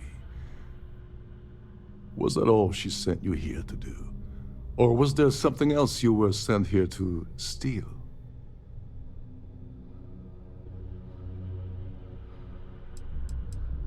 Don't play games with me. We both know pinging a message back and forth to the key is going to take longer than we have to do this job. We're supposed to be working together on every part of this. So, you gonna tell me what else you're here for or not? Oh, really? Did she now? I can't believe she's trying to cut me out of this deal. Without me, the award never would have ended up here in the first place. She told you to hold that over my head, did she? Oh, that witch. Fine, I'll help. But you're doing all the legwork, and I'm still taking my cut of the payout. Anyway, we'll get to that later. First, we have a much bigger fish to fry. So why are you targeting a Gall Bank exec anyway? Not exactly your average Crimson Fleet prey. Why the interest?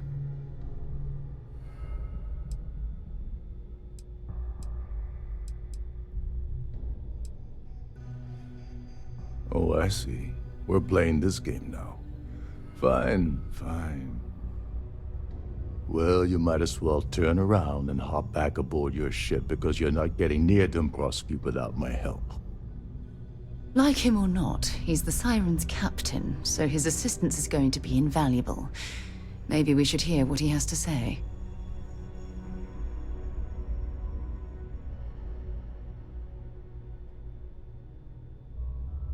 Well, well, it appears we have a mind reader here. You're absolutely right. I don't want money. I want back into the Crimson Fleet. It's as simple as that.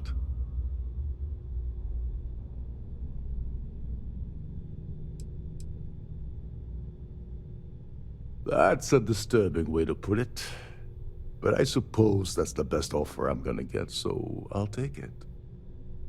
Dombrowski's a full-timer aboard the Siren of the Stars. Probably spends more time cruising the space lanes than actually working. Fortunately, the Siren is hosting the Terran Preservation Society charity gala. Larry won't be able to resist showing off his VIP clout. To get what you need, you're gonna have to attend the gala, talk to his fellow philanthropists, and dig up some dirt. Oh god. I'd rather hunt down Varun's zealots than mingle with those egotistical frauds.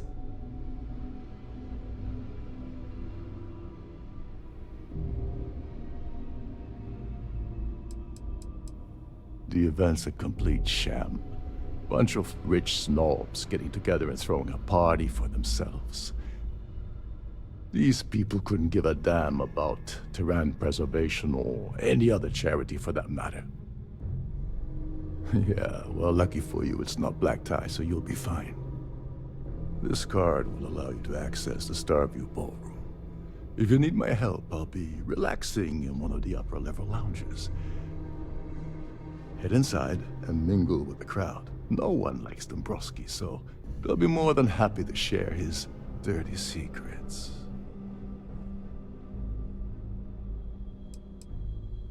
He's a VIP executive, which means he either worked really hard using blood, sweat, and tears to make the arduous climb to the top, or he backstabbed, lied, cheated, and betrayed his way up the corporate ladder. From what I've heard, it's the second option. Well, you better learn quick. Oh, there's one last thing. Trident equips all of their starliners with the latest acoustic threat detection. Meaning that you lose patience and kill anyone aboard the ship, security will be alerted and all hell will break loose. Anyway, I suppose that's enough to get you started. Good luck. As long as you remember that I'm getting paid my cut, I'll help you with anything you want. What's the status of your plan? Okay, then let me point you to the person in charge of the award. Her name's Sheila Holbrook, and you can probably find her in the Starfield ballroom. I'd press her to reveal where the award's hidden, and we can go from there. And if you're thinking of pulling the trigger on poor Miss Holbrook, remember that any gunfire is gonna set off the ship's alarms.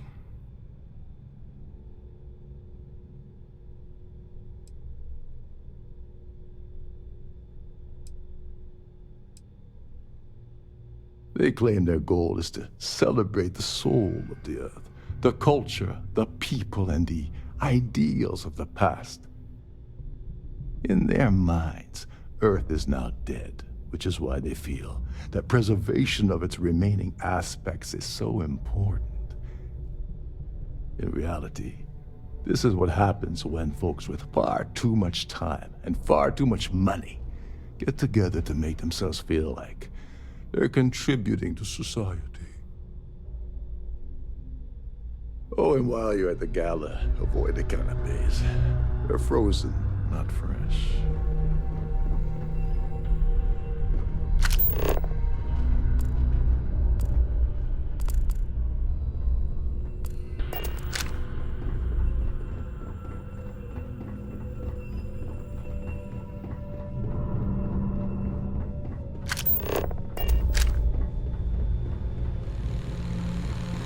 Trident must have spent a fortune at British.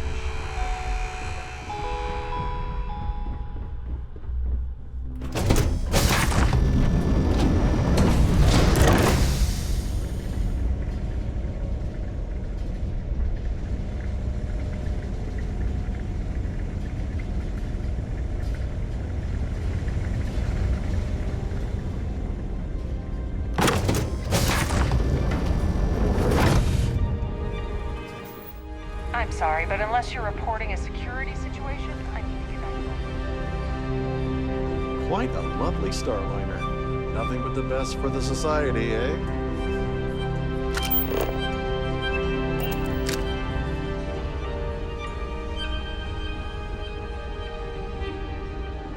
Have you tried the canopies? Yes. I'm extremely busy preparing for the award ceremony, so this better be important.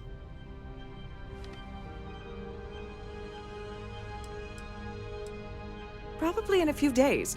I don't want the award transfer to actually occur until we're safely in orbit at our destination. Of course, if I keep getting interrupted, the ceremony might never take place at all. Yes, I am. Actually, I've been entrusted with the transfer of the award for the last 7 of its 9 years. Why do you ask?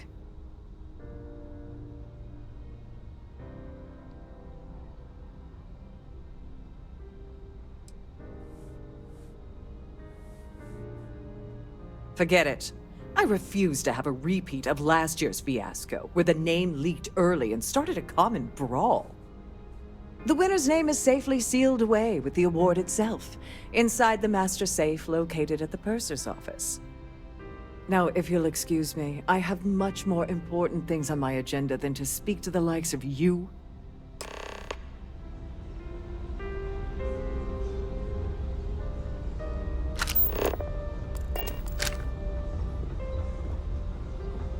The ship's purser can assist you with any...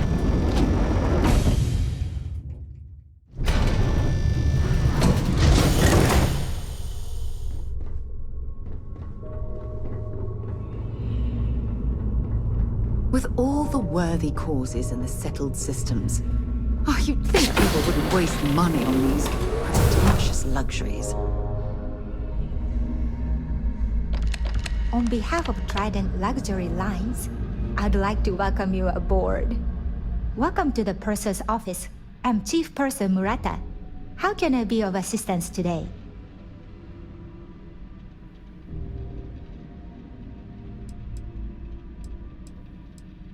An excellent question.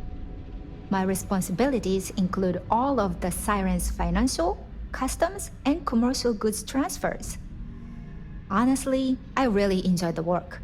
I get to meet people at every port of call instead of being constantly stuck below decks.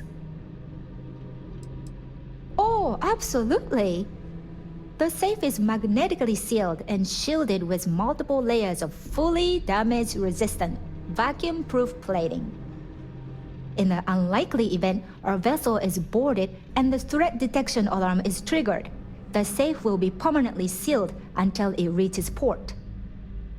In the even more unlikely event this ship is destroyed, we can assure you that your loved ones will be able to recover your goods from the wreckage. So, as you can imagine, your property will be completely secure until you decide to retrieve them from our safe. I've only seen it briefly myself, but I can assure you that it's quite lovely. Unfortunately, the item is locked inside of our safe, which can only be accessed by presenting an appropriate claim ID. Is there anything else I can assist you with today? Well, if you change your mind, I'll be here. Have a wonderful trip. Please let me know if there's anything I can do to make your stay more comfortable.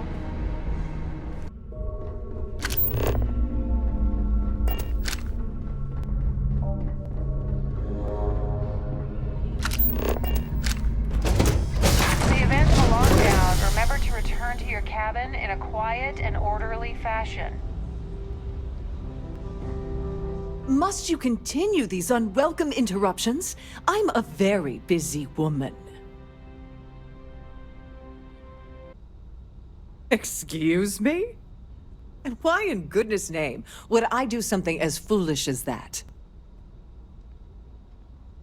And why in goodness name would I possibly agree to that ridiculous demand? I mean, it might be okay. Nice try, but no.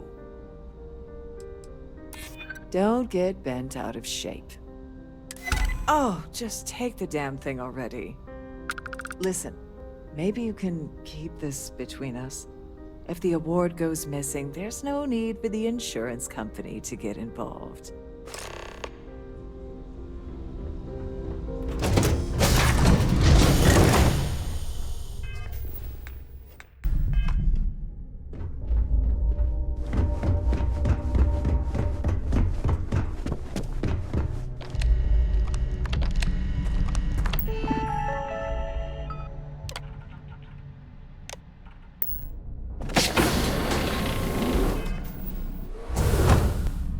Glad to have you aboard.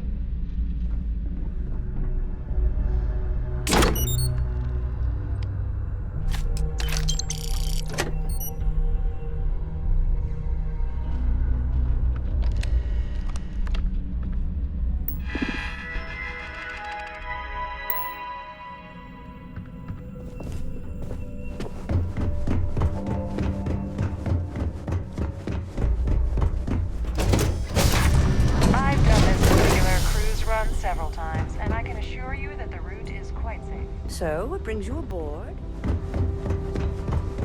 Please remember to obey all... Yeah, can we do this later? I'm busy. An open bar would have been nice. Trident's gouging us for every credit we've got. Pleased to make your acquaintance. I certainly hope they decide to hold all future society events aboard the Starborn. The society chair has really outdone herself this time. Here for business or pleasure? Hello. Are you a member of the society? That view is absolutely spectacular, isn't it? When you join, they send you a small chunk of rock from the Earth itself. I keep mine on my desk.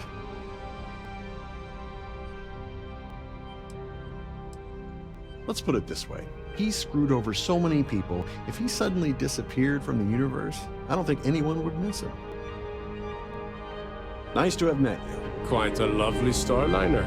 Nothing but the best for the society, huh? Hello. Are you a member?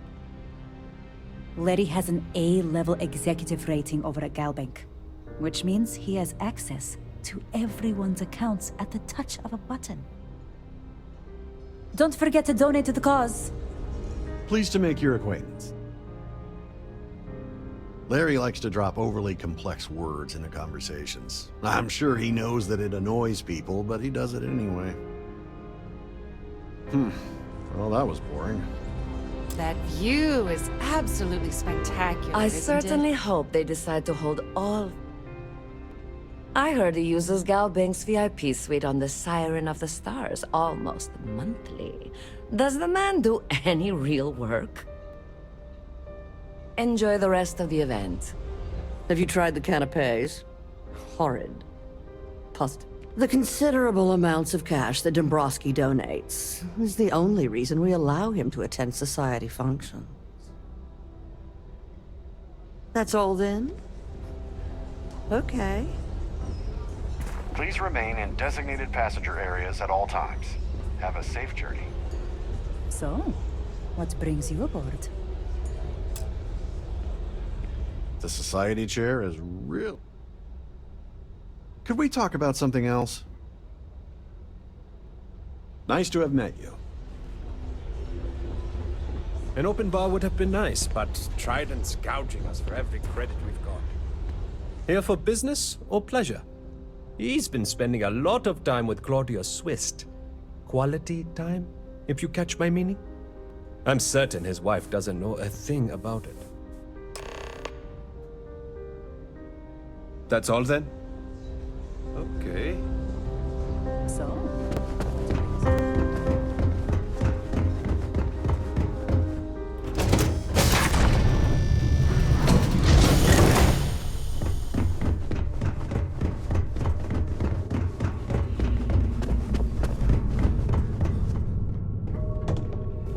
Sorry, do I know you? Okay, wait, are you seriously... are you trying to pick me up?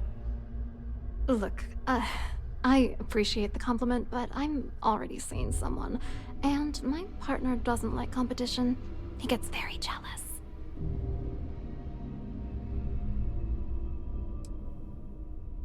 His wife? Oh, for the love of God. I told Larry to keep his big mouth shut, but did he listen? No. He had to impress his friends and treat me like a trophy. Look, I've been in this business for a long time, and I know how this game works, so let's skip all the banter and get it over with. What's it gonna take to make us both happy?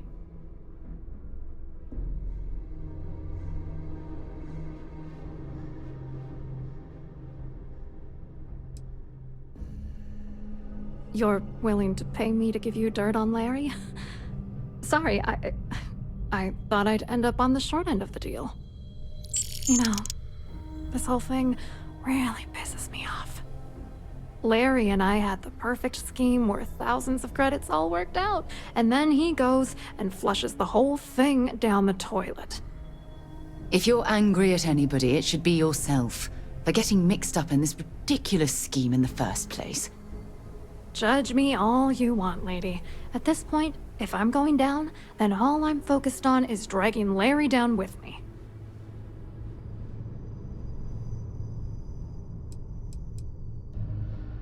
I didn't know who the hell you were. For all I knew, you were working for Dombrowski. It's called playing it cool. You should try it sometime. Yeah, I'm getting to that. Larry got together with myself and this other guy, Gabriel Vera. He's some bigwig over at UC Security. I doctored the transactions, Larry wiped them off the system, and Vera kept the legal pressure off of us. We were scamming Galbank for months. It was going well until I discovered Larry was cheating everyone by changing each transaction in his favor before deleting them. I wish I had some. Maybe you should try talking to Gabriel Vera. He should be around here somewhere. If he doesn't want to cooperate, just mention my name. That should grab his attention. Good luck. You're gonna need it.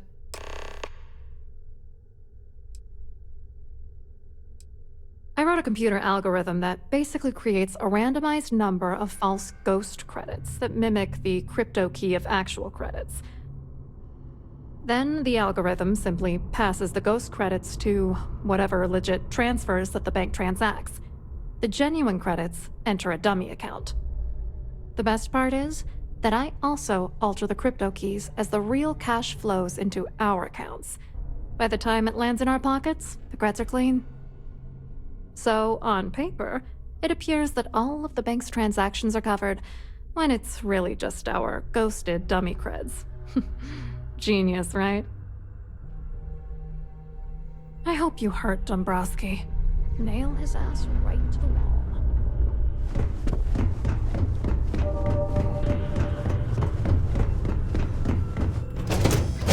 Don't forget to keep your Starview pass handy at all times, or you won't have access. The society is chair. absolutely. Hello. You here for the charity event?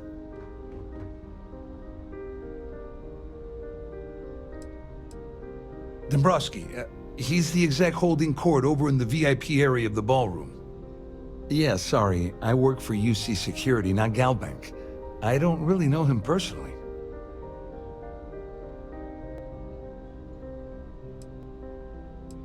Claudia sent you, did she? Look, friend, I don't know if you're just a little drunk, maybe a touch crazy, or both.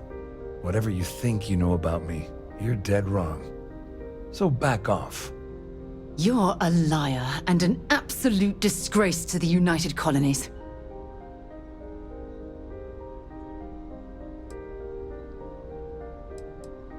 Don't test me. You have no idea how high up the chain I am with UC Security. Not only can I make you disappear, I can also make sure the settled systems forget you existed in the first place.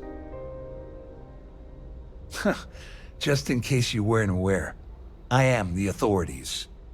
Anything you try to report will boil down to your word against mine. And since I work for UC Security, who do you think people will believe? An open bar would have been nice, but Trident's gouging us for depth.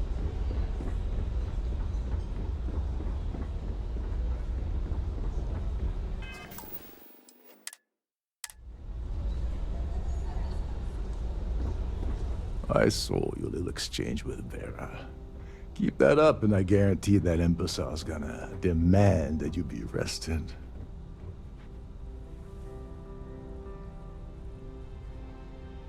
Which is why he's threatening you. That makes sense. We need hard evidence of their scheme. It's gonna be tricky. The problem is he's not gonna talk to you in public. We need to get Vera isolated so he'll spill everything he knows.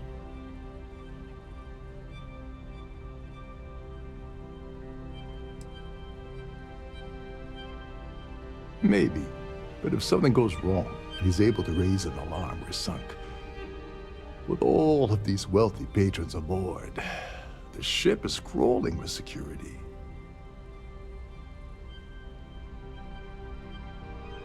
Smart. If there's an emergency, standard practice is for all passengers to clear the decks and report to their cabins for lockdown. I think the best chance we have would be to tamper with the life support sensors. Manipulate a few controls, and you can fool the monitoring system into thinking there's a life support failure. And there you have your emergency.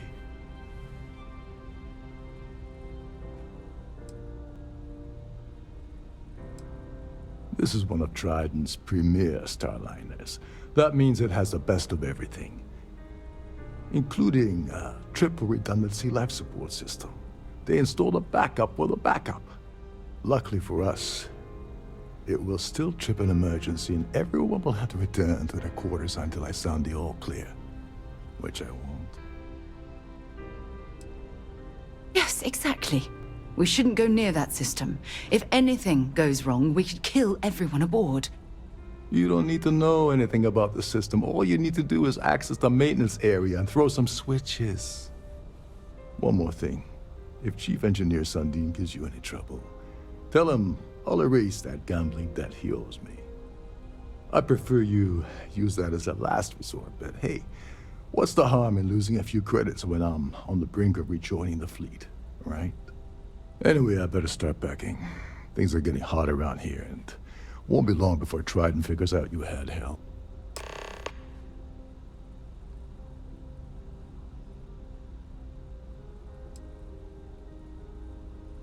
There's access to the crew section that you can reach through the Starview Ballroom. Chief Sundin should be there, wasting time at his station as usual. Have fun with that guy. He's a real piece of work. Once you're past Sundin, just look for the room marked Environmental Control. Everything you need is inside.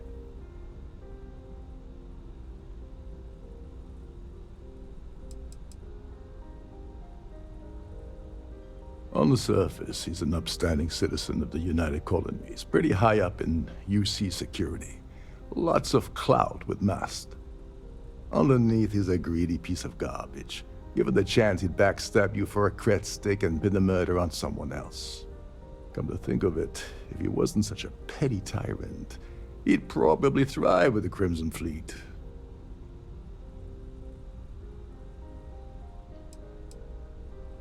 All passengers are instructed to immediately report to their cabins. That way we keep the halls clear and avoid a panic. Fortunately for us, all of the passenger cabin doors will automatically unlock. This is normally to ensure the crew can check cabins quickly and without interference.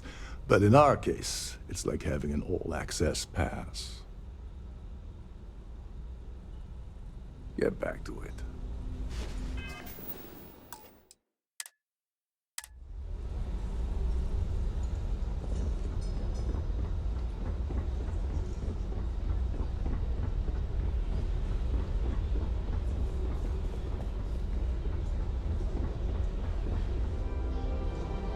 Here for business or pleasure?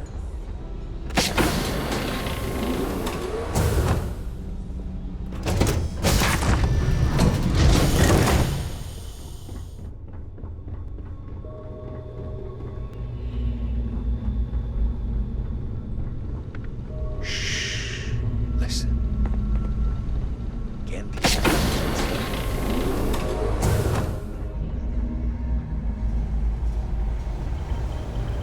There's some heavy security protecting this area, but judging from the fact that this is the life support control, it certainly makes sense.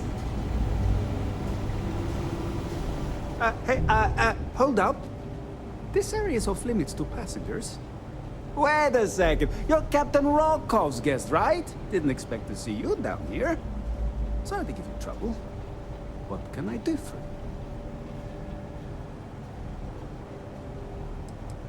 Yeah, a little. A few of the techs call this deck the dungeon. I think you can see why. Not exactly Starliner-class comfort down here. Don't get me wrong. The quiet gives me time to gather my thoughts, catch up on work, and all that, but I'd rather work on the bridge. Oh, sorry, that area's off limits. No exceptions.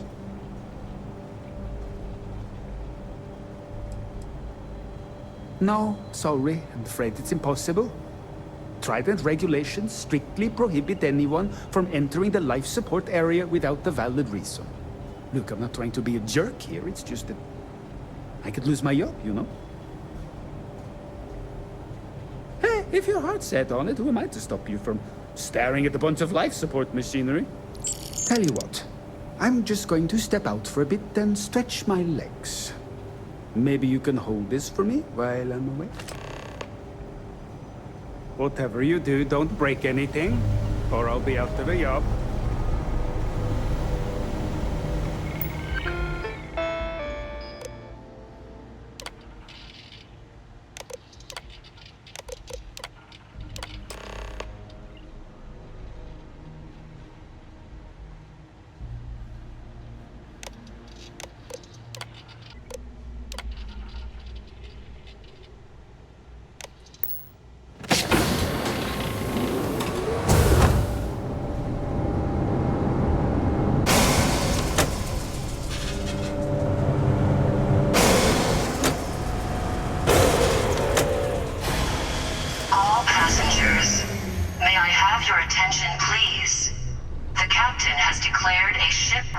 Emergency.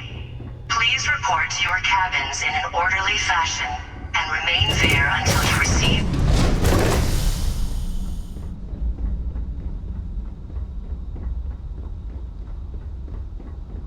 Well, it appears that we've definitely ruined the party. Everyone's gone.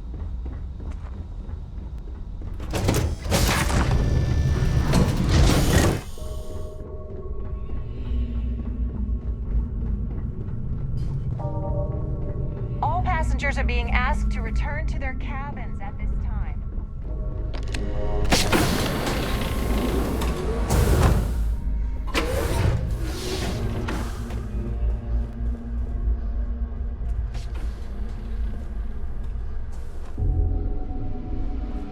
Can you believe the size of this cabin? It's large enough to accommodate a family of 12. I was wondering if you were the cause of the Ridiculous ship-wide waste of emergency. space. It's time you stop playing games and tell me why you're here.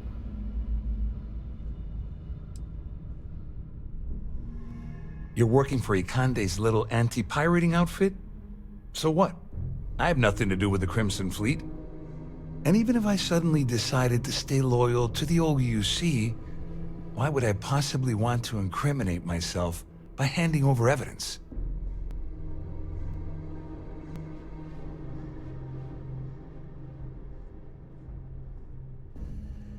Claudia said that. You sure? Damn it! That means my money's already gone. And Dombrowski's going to walk away with a fortune. I'd love to see the bastard fry. But if I give you that information and it falls into the wrong hands, I could end up in jail.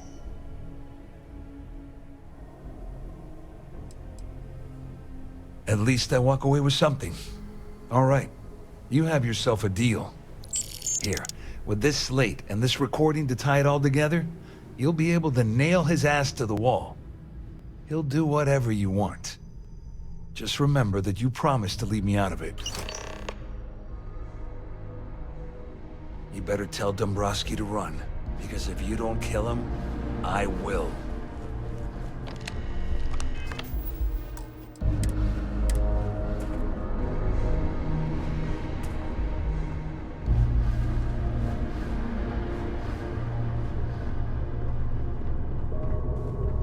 Our security team would appreciate if you'd please shelter in your cabin during this emergency. Thank you.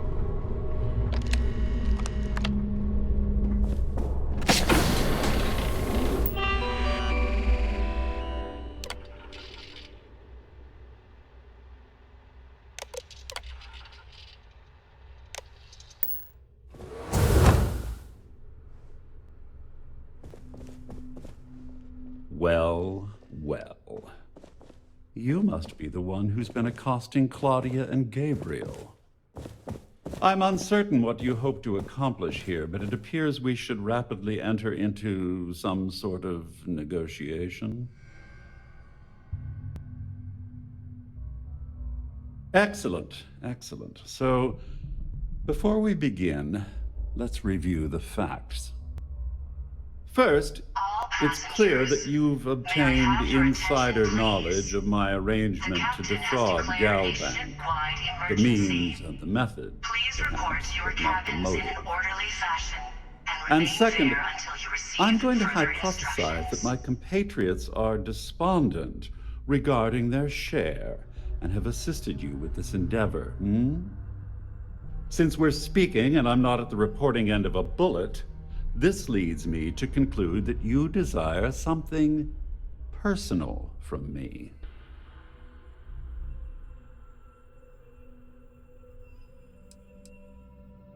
I see.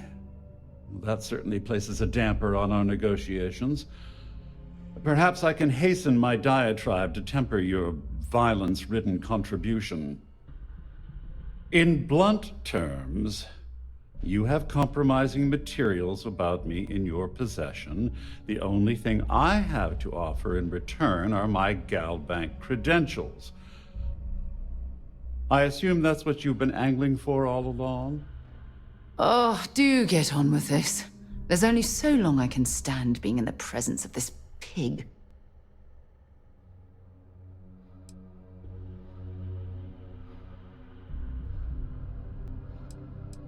Well, I'm surprised you even posed that question at all. The answer is quite obvious.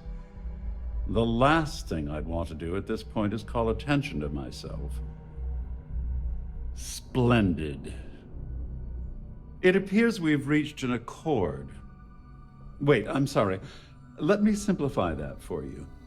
It sounds like we have a deal. All passengers, may I Oh, of have course, your I attention, trust you'll please? understand if I ask for us to Captain has avoid any declared a further ship-wide contact. emergency. Now, Please report if you'll to your excuse cabins me, in an I orderly need to fashion formulate how I'm and going to remain utterly there until you ruin receive two further very annoying instructions. business associates. Good day.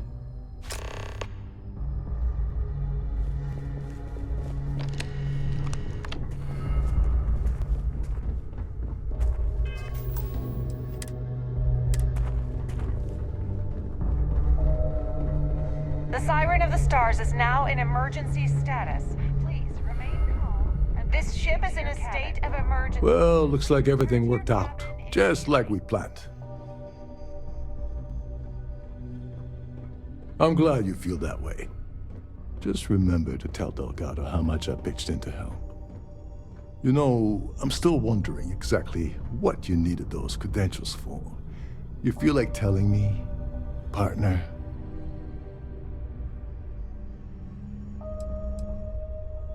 Ah, so he told you to keep it from me. I see. I wouldn't want you to risk your position with the fleet like I did, so I'll just leave it alone. Anyway, I suppose there's nothing stopping me from rejoining the fleet now. It's been a long time coming. I owe you one, Overreach.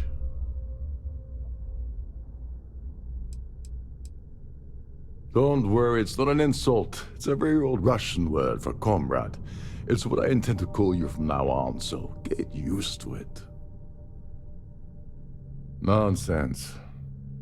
If there's one universal constant you can depend on, it's that Yevgeny Rokov always makes good on his deeds. Always. May I have your attention, please? Well, I suppose this is where we part company. Hopefully the next time we meet, we'll be aboard. Please report to your cabins in an orderly fashion and remain there until you receive further instructions. There's no cause for alarm. I'm sure this is just a minor malfunction or a drill.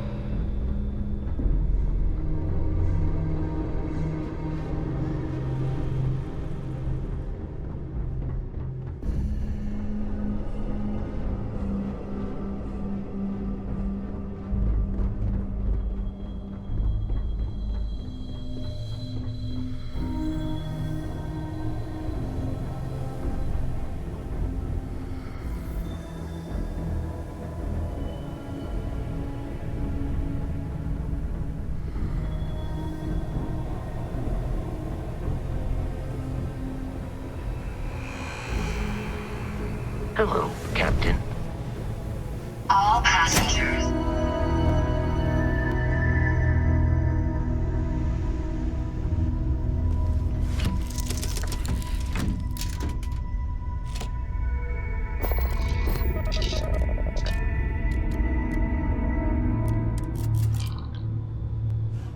Captain, greetings.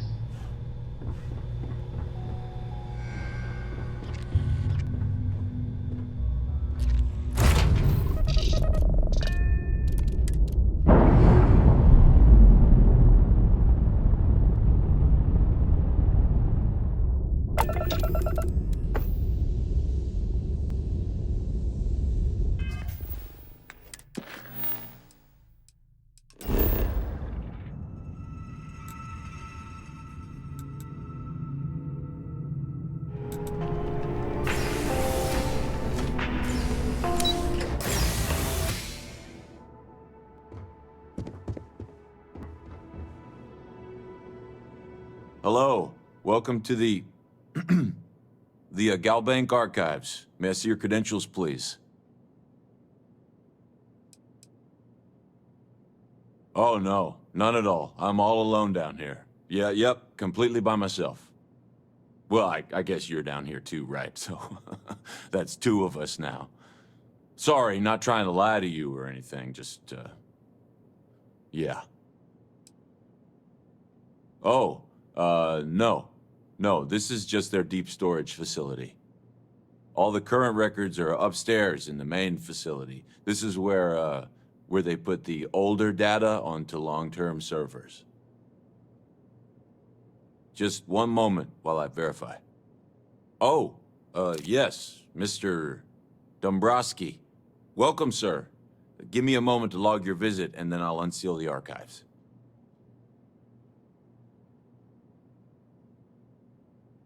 Me?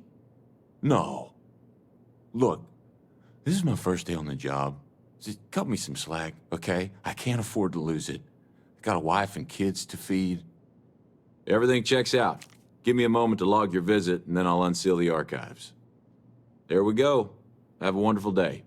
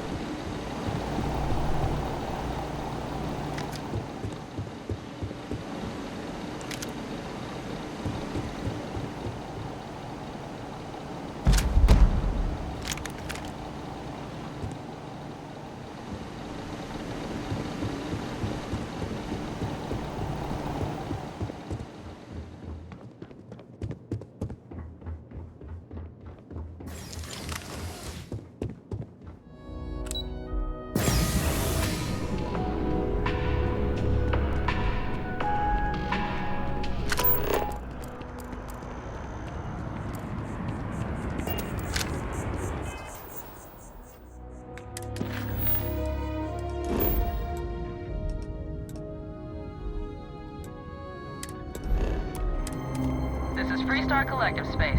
Hold while we scan your ship.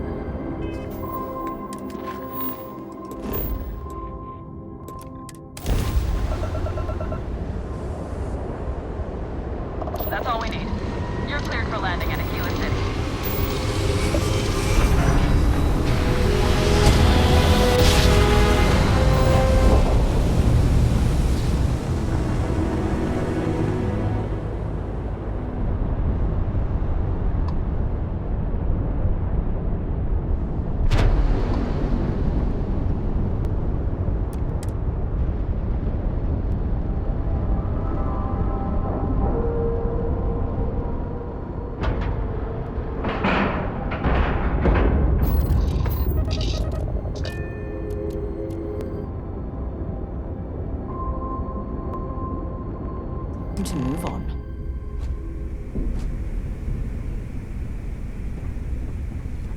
Captain, hello.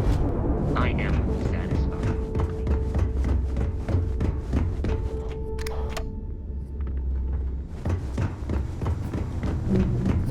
Next time you see Bog, tell him to lighten up.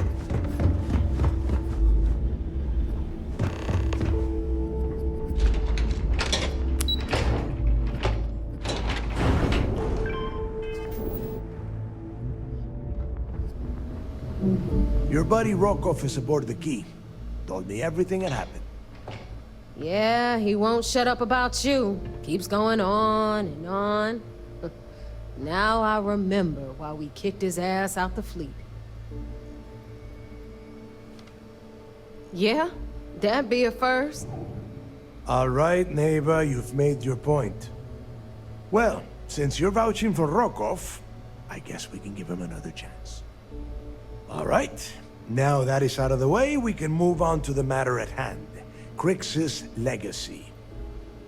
Speaking of which, let me see that data you copied from the Galbank archives.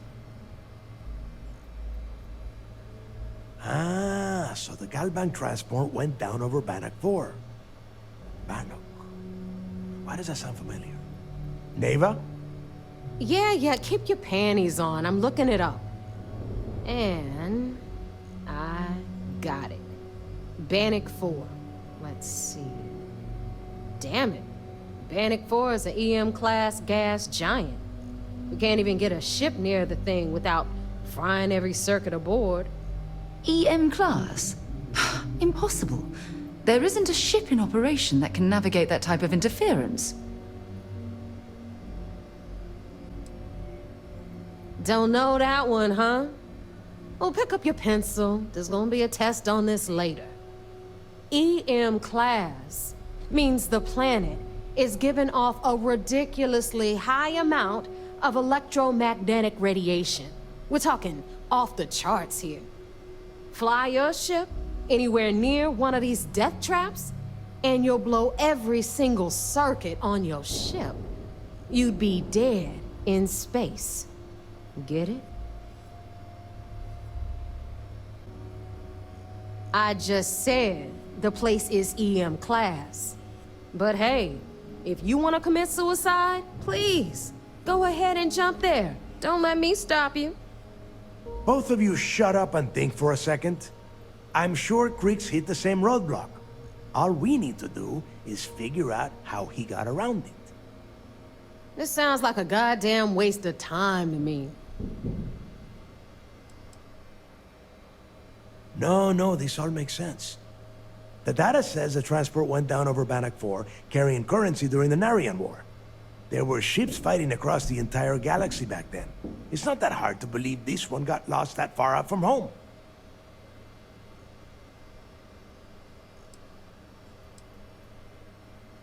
That's the spirit, Rook. That is the essence of the Crimson Fleet that has been slipping away lately. Neva, the Galbank data says the transport had a CBR-27 transponder. Can we track that kind of thing? Pinpoint its exact location? That transponder is military grade.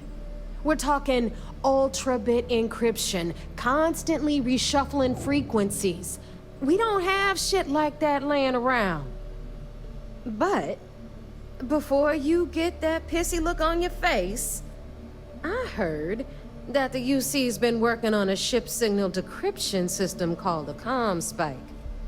We grab that little beauty, and we'll be able to track anything you want.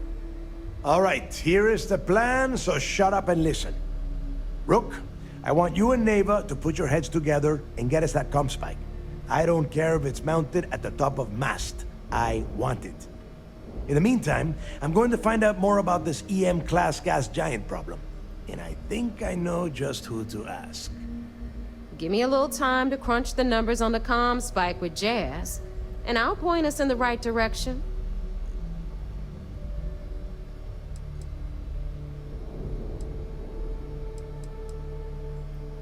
I promise. You gonna write that in your diary, little girl? All right, that is enough. We are in arm's reach of Crix's legacy, and I don't have time to deal with this kind of bullshit. Now, both of you, get the hell out of here and get to work. All right. let's get this over with. Follow me.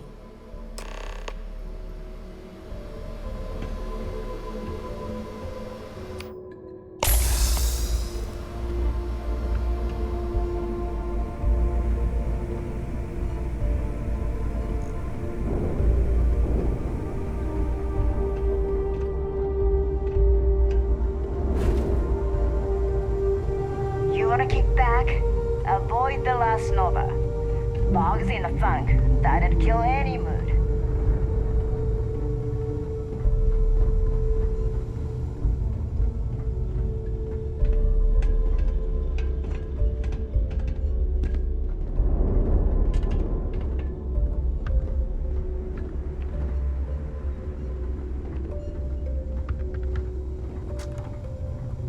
So there I am. You see security on my tail, and my grab drive just chokes. You know what I find back there? The baddest bleach I've ever seen.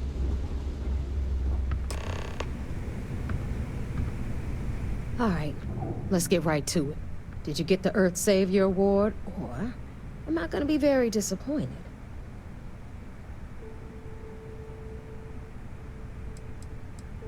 Well, that's because you'd be absolutely right. You see, everyone above you in the fleet is making more than you are off the same gig. That's why we're all fighting our way to the top. Understood? Good. Now, you might want to hand over that award before I have you tossed off the key. Just a thought. Well, well, look at that. You followed my directions, and now you're gonna end up with some credits in your pocket. Of course, it would have been more money if you hadn't blabbed about the damn thing to Rokov, but that's on you.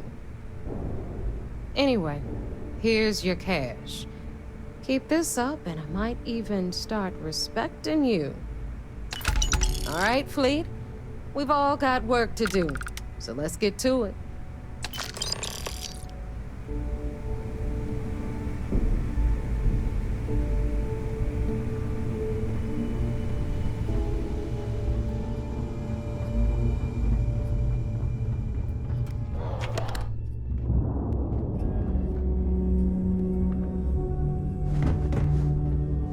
Need something? Time for a nap before we leave?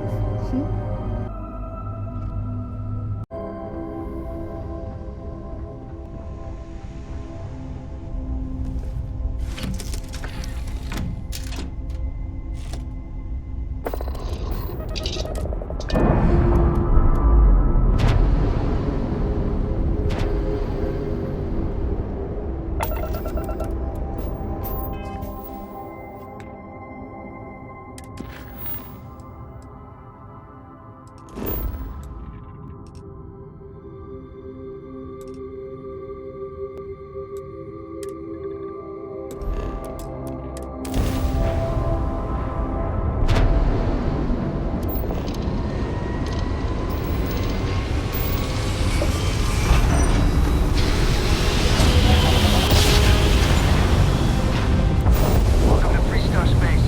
We're gonna do a quick scan for contact.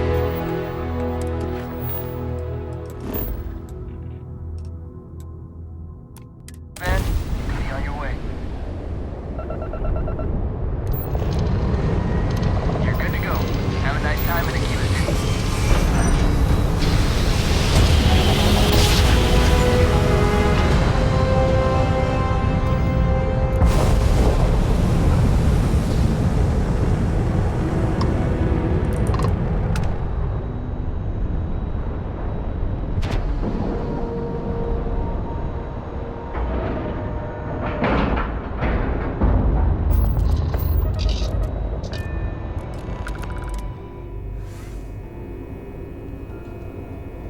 How can I be of service, Captain?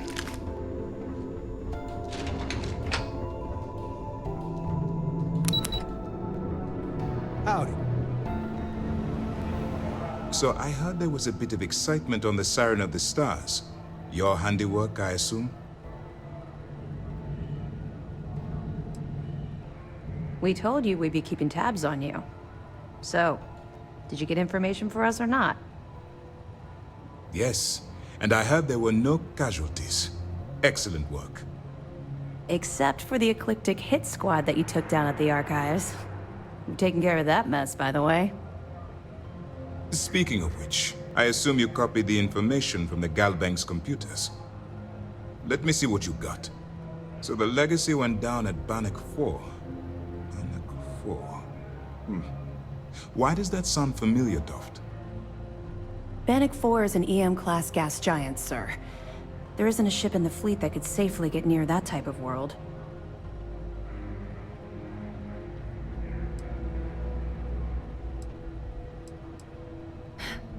It sounds like you admire that lunatic.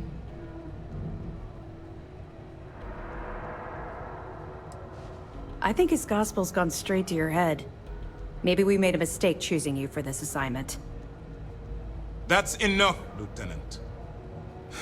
Even if Delgado has an immediate solution to the EM problem, there's still the matter of tracing the Legacy's transponder signal. They have information about the comm spike? Damn it. I'm afraid I'm not familiar with that device, sir. No, you shouldn't be familiar with it. It's a highly classified project. It's an advanced signal decryption and tracking device that the UC Navy's been working on for years. How the hell did the Crimson Fleet find out about that? There must be an information leak somewhere, sir. It's the only thing that makes sense. I'll see what I can find out. Fine. This is what we're going to do. You keep playing along and go after the comm spike. Lieutenant Toft and I will see what we can find out about Bannock 4.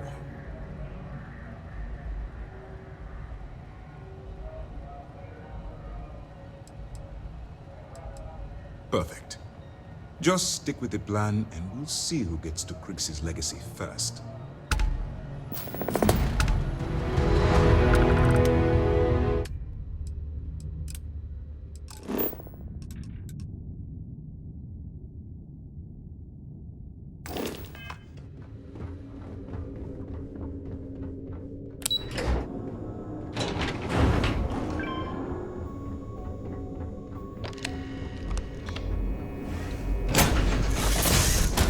Be Jemison, but this ship is starting to feel like home.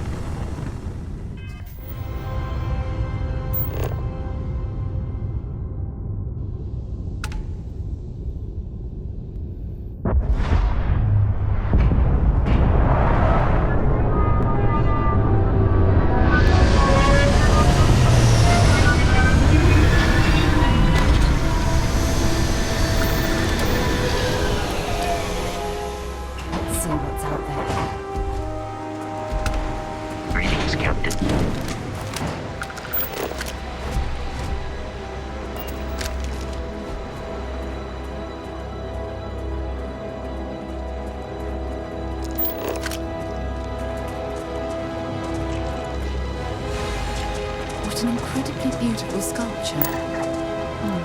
I suspect it was placed here for some sort of specific purpose, rather than as an artistic statement.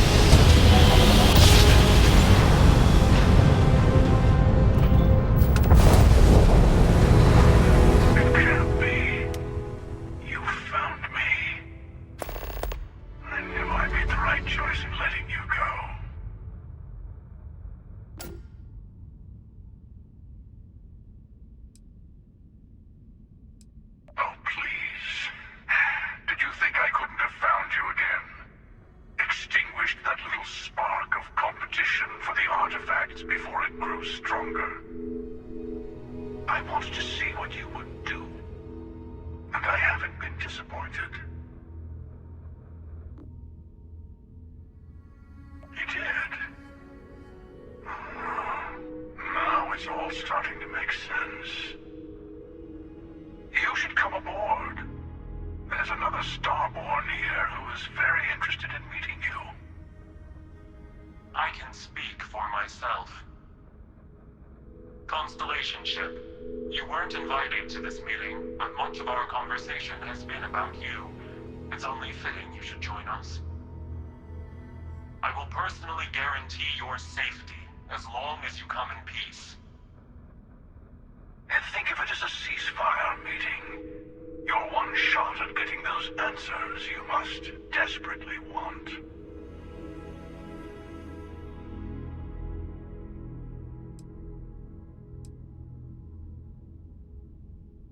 Not a bad description, actually. We'll explain when we meet. In person. Good. See? We can all get along. For now.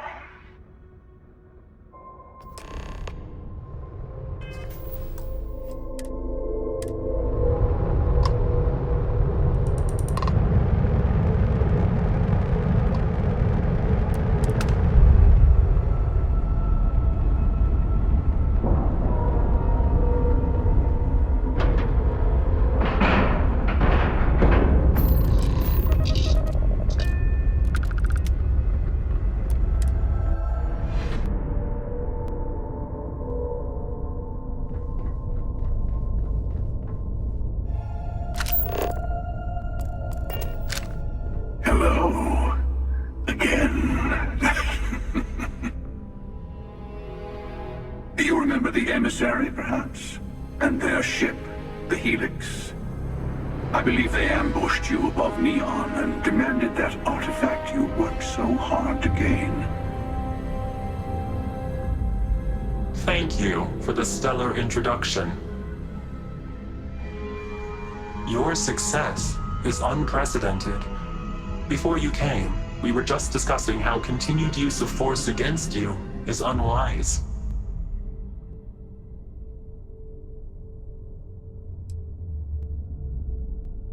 Yes, we did.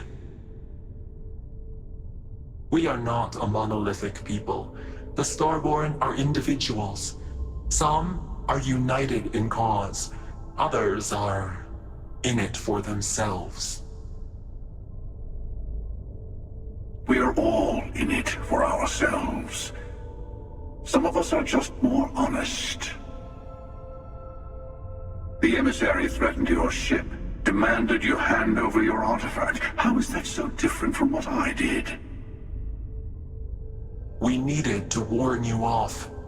Every encounter with one of our kind could spell disaster. For whom, exactly? I say whoever can collect them should.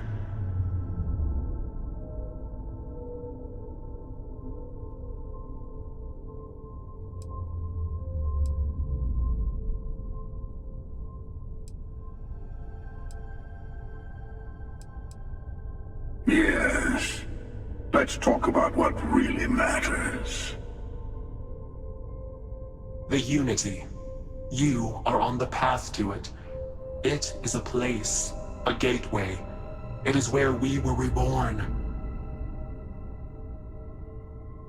Not a relatively expendable Dusty anymore, are you? Look at where you've ended up. I'm not who you think I am. This universe is only the first one you've been to. I've seen hundreds. Where I came from, I was the one who ran to the Eye. I left you behind to protect the artifacts, and the Hunter killed you. One of me, at least. I collected the remaining artifacts, and they opened the way to the center of my universe, and the doorway to an infinite number of others. That is the Unity. When I stepped into it, I became a starborn. It's how I've entered other worlds, including yours.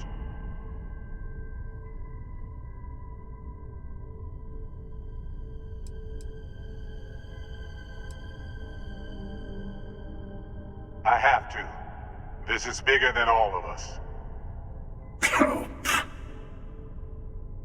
All the artifacts are needed to complete the armillary and open the way to the Unity. In every universe, the Starborn fight over them. Innocent people die. You've witnessed the power granted by the temples, the anarchy that can be unleashed. Someone has to decide who should get them. Here it comes. The emissary tells you only the worthy should enter heaven. You're twisting what I mean. They're hypocrites. They use the chaos caused by the hunt for the artifacts to establish an order where they decide who's worthy. I attacked your lodge because I wanted the artifacts, and you held me off. You got away. That wasn't some morality play. You didn't survive because of righteousness. You won because of persistence, luck, and skill. As I have done countless times. I was also human once. But what does it matter who or what I was when eternity is within your grasp?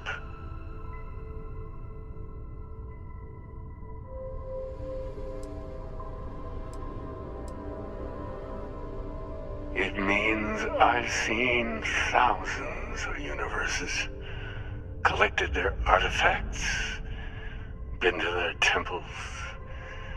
You have a small taste of their power, but it keeps going.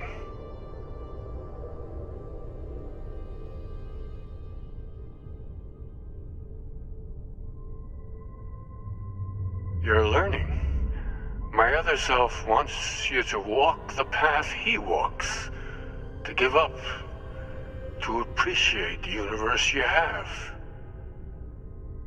Easy for a person who's seen everything, done everything. I think you should see it for yourself. You've never come this far. Not in all the universes I've seen. The path to the Unity is opening to you. You're going to tip the scales one way or another. Better your hand be on one of our sides.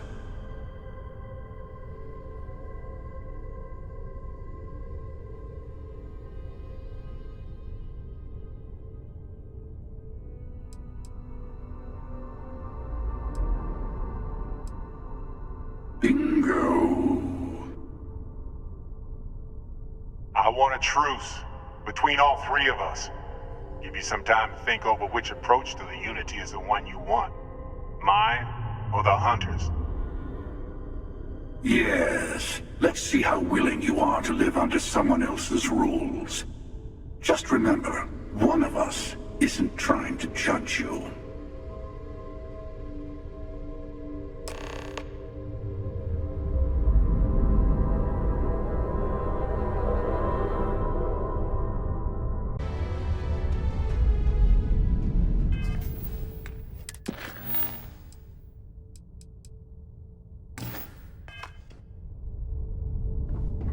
I know we're not... I'm sure you have more questions.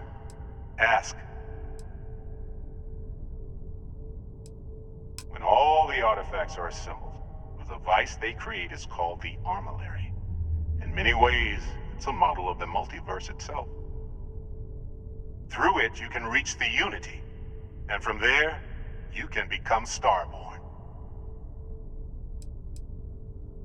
You've seen the terror the Hunter causes.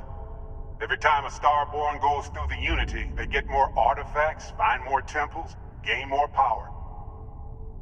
We can't let more like him abuse these gifts to destroy whatever's in their way. Different? I never know who you are when I meet a new version. But so much of you stays the same. It's hard, But each universe is precious in its own way. Mine will never have its original you in it again, as yours won't have its real me.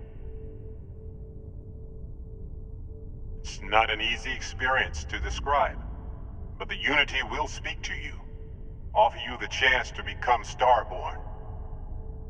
You will be leaving this universe behind to be reborn. Everything you were before will be gone. Maybe that's why it offers the choice. Compassion? Or is it testing us?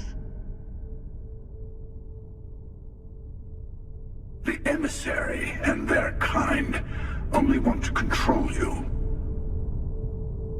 You might think the emissary is on your side, but your persistence is what forced them to tell you the truth. Remember that. They enter the Unity, take artifacts from others, employ force. All the things I do. I am many things, but I would never tell anyone what to do with their gifts. That is your decision, not someone else's. The emissary wants to become the judge of who gets to enter, but the Unity itself doesn't judge.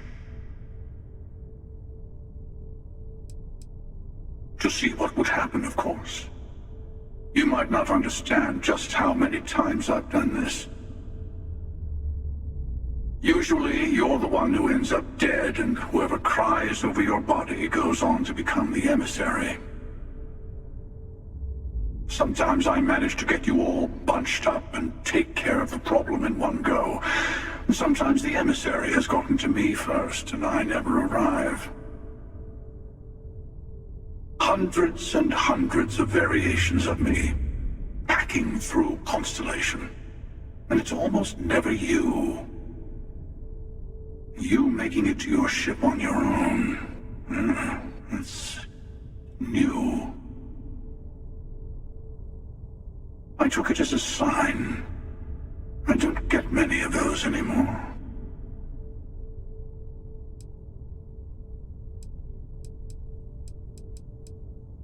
Whoever created the artifacts and built those temples is playing a game with us.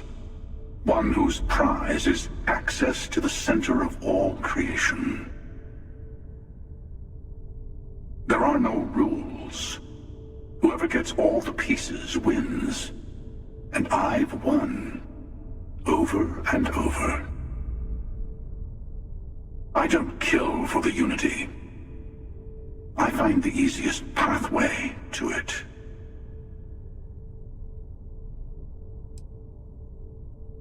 I've simply found that it's the quickest way. Talking, forming alliances, waiting for the right moment to commit theft.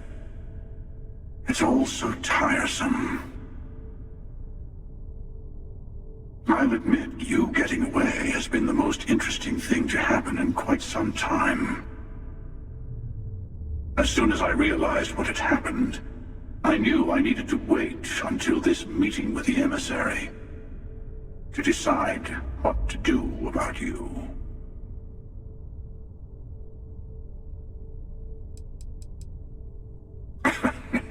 No, we always end up having this meeting at this time. But it's the usual affair. Can we make peace? No. Oh, how tragic. Honestly, I was beginning to wonder why I kept attending. That it's a bad habit I started a long time ago. Perhaps I just like meeting the emissary to gloat. But you have provided something quite new to talk about. Maybe you're a random die roll. Or maybe the Unity is finally responding to all my hard work.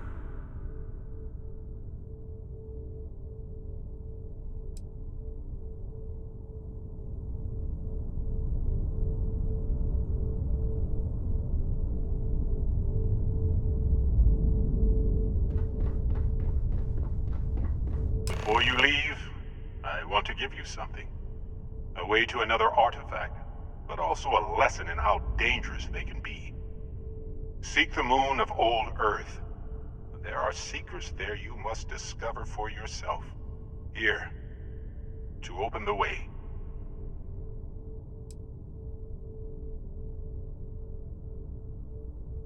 I do not always know if you are a person I should be helping. Forgive me. I have also found that advice is a poor substitute for experience. I ask you again, go to Earth's moon. You should also talk to your colleagues in Constellation. I am sure that they have gathered more information on the remaining artifacts in the fringes of space. Part of me wonders what they will all say about what you have learned. But I will leave that to you.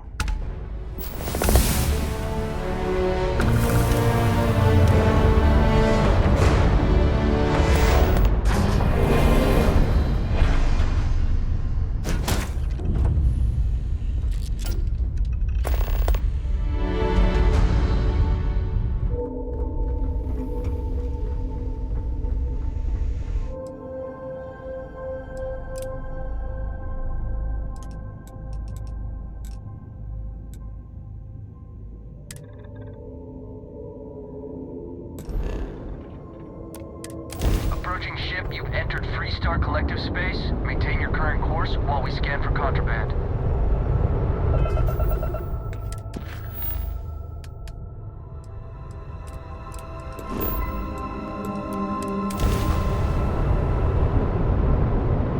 Scan complete.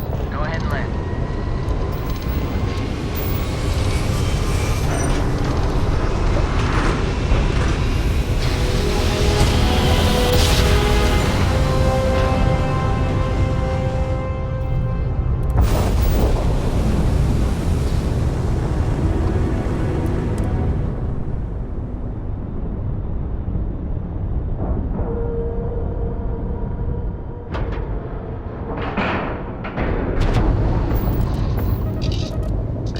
I know it's difficult to resist, but try not to pick any fights while we're here. Do you require my assistance? Rook.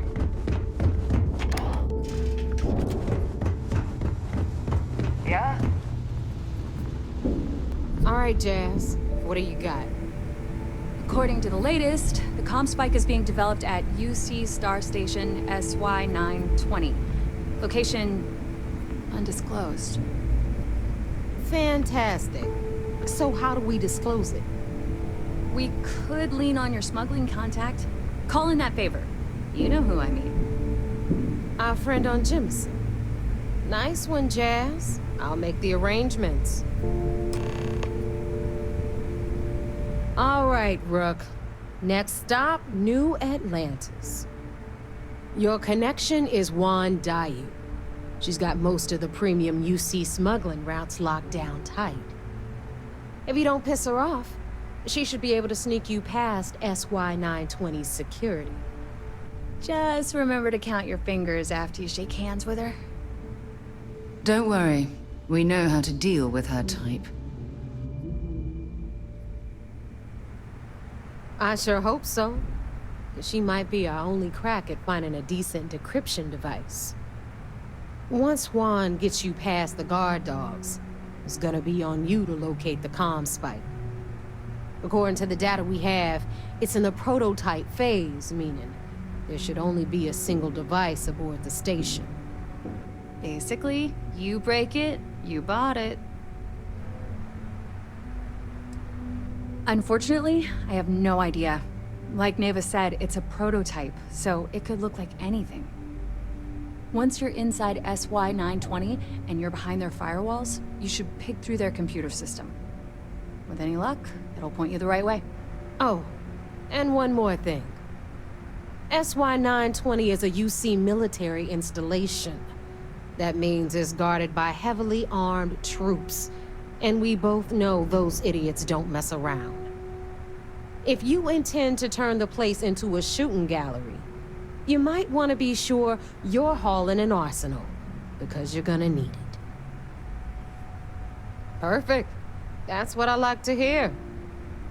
Okay, so I'm gonna arrange a meeting with Juan, at Kay's place in the well. In the meantime, I'll make sure Jazz comes up with a solution to the electromagnetic atmosphere problem at Bannock 4. Oh, okay. You'll make sure? More like, get drunk while Jazz does all the hard work. Typical. Privileges of rank, my darling. We'll discuss it a little later. And you, get the hell out of here. And don't come back without that comm spike in your cargo bay.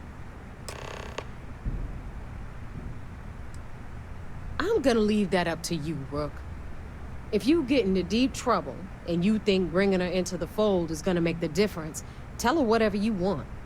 At some point, Delgado's gonna be promising everyone their cut of Crix's legacy. If we want him to stick with the fleet, it's inevitable. But until the money's within reach, the less people that know, the better. Good luck. If you want to stay under the radar, I've got just the thing. I don't mind helping, but it'll cost you. Oh.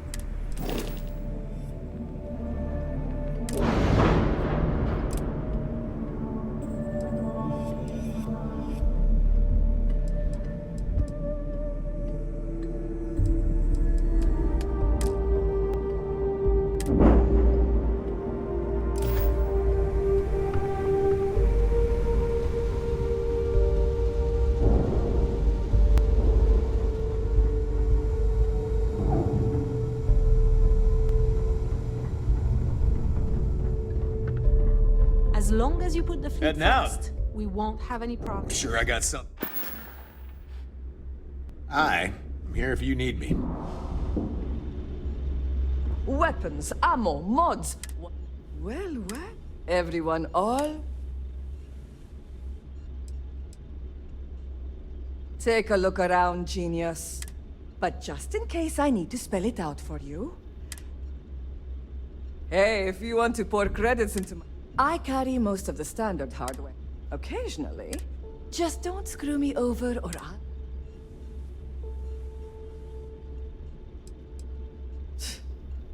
Not a little advice, Sadiqi? You bleed for the fleet. Anyone who says up... Well... Most people... Take your pick.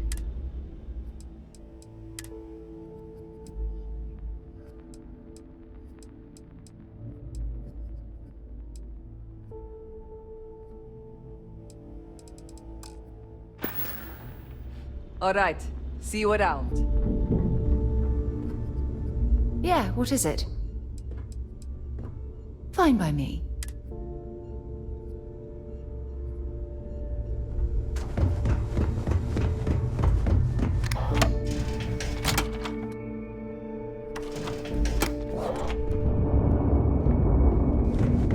That last job didn't pan out. I need one.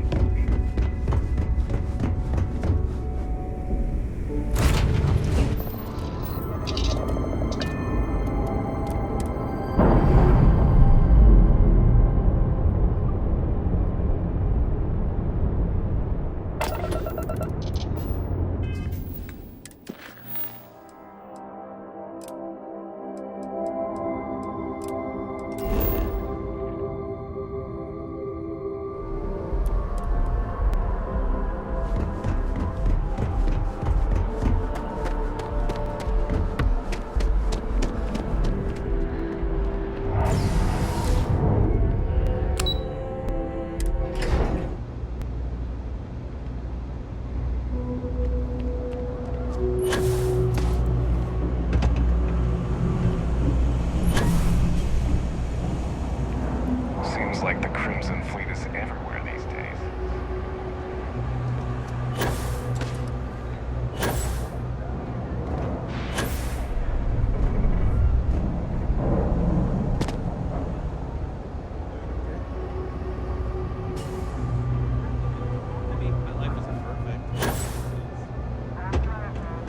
You didn't hear this from me? Those eclectic mercenaries? The factions use them. I take it your Nava's new recruit?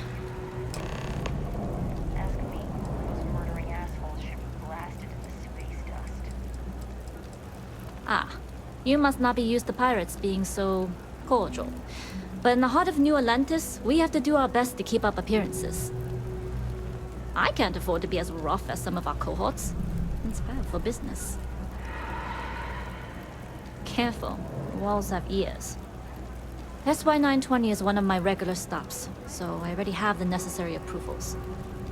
Neva says you're after a piece of UC tech. So to get it, we're going to need to get you on board. I can do that, but I have conditions. Good. If I can be candid, for this job to work, we'll have to do this my way. We take my ship, and you're a member of my crew. But make no mistake, once you board, the risk is entirely yours. This route is highly lucrative, and sacrificing it is not an option.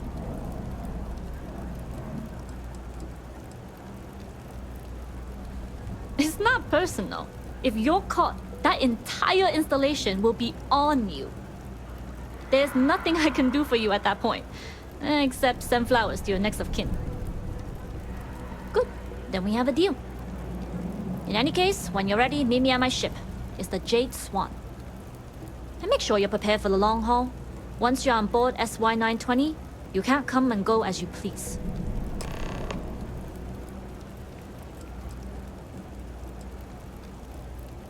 We'll talk more on the ship.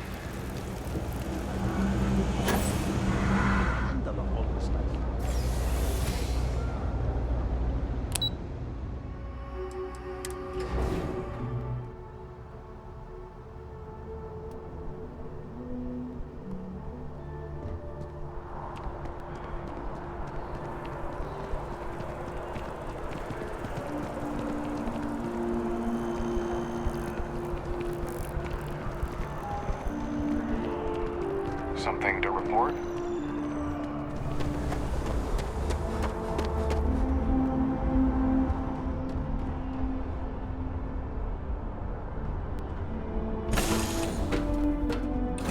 Head to my crew position.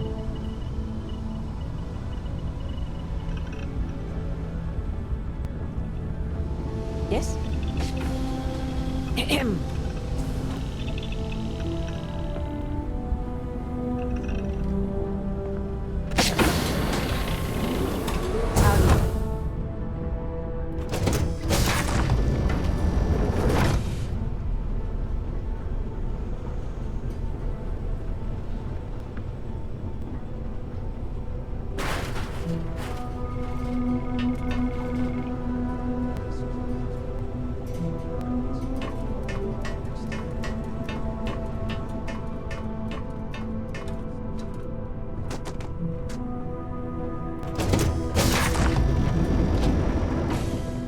Glad you're in the fleet. If you weren't, I would have killed you. All right, a few things to note. When we get to the checkpoint, UC military will be hailing us. Let me do the talking. Pretend you're a piece of cargo if you have to. Good. Say nothing and let their minds fill in the gaps. As long as we aren't actually stuffed into the cargo hold with the rest of the crates. You'll have the same accommodations as my crew, provided you follow the rules.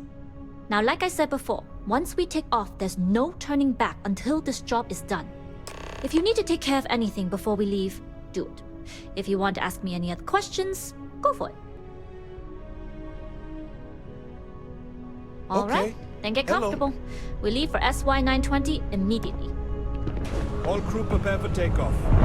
Routing power to engine and grab drive. All systems.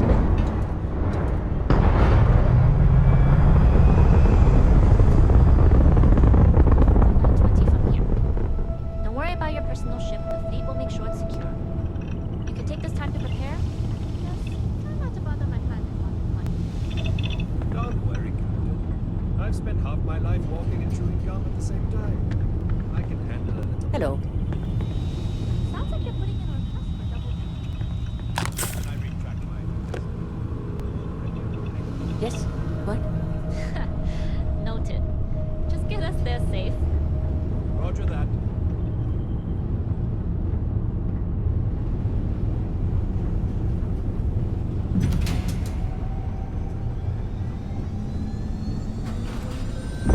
Secure UC military space. Identify Identify yourself or you will be considered hostile.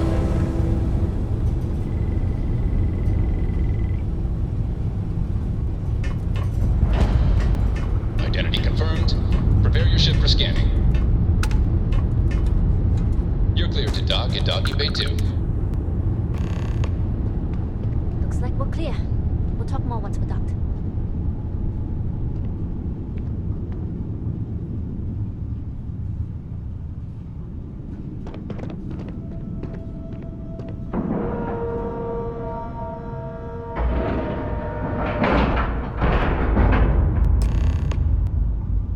Next bounty's gonna be my last. Then it's off to Neon to retire. As long as the credits keep rolling in. Okay, we're in. First things first. The station is enormous, with checkpoints everywhere. To get past them, you'll need a military uniform. And to get a uniform, you'll need to get to the barracks. There should be a way through the vents. You can get to them via the maintenance store downstairs. There's an intercom there as well, where we can make contact. Once you get a uniform, it should be fairly easy to find an elevator to the command bay. But if at any point your cover's blown, I'm gone. I would hope not. But if they do, we'll cross that bridge when we get there.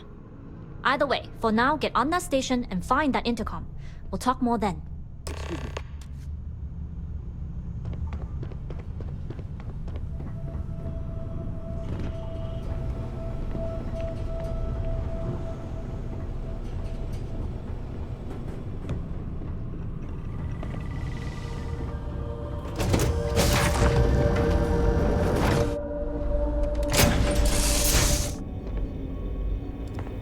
Hello. You with the Jade Swan? Loading and unloading only. Stay clear of the military barracks.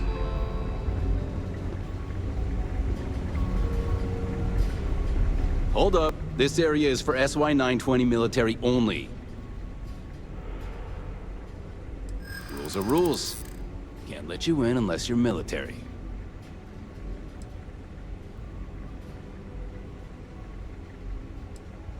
Well, maybe if you hurry. All right, fine. You're good. Just be quick about it. That goes for your friend, too. Understood. Will only be a moment.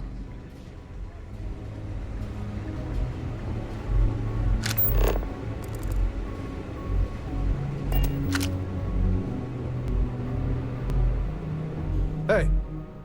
Authorized personnel only. Let's hope I see a Marine next time.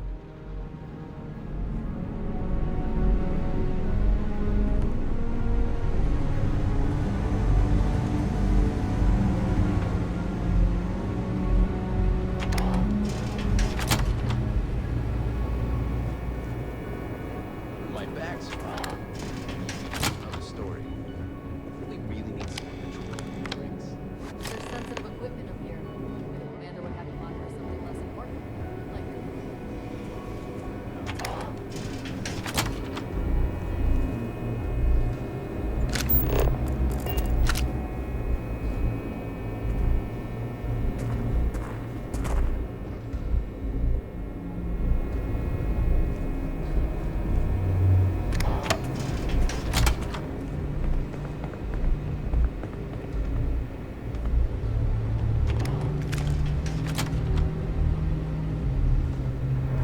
another day, another patrol.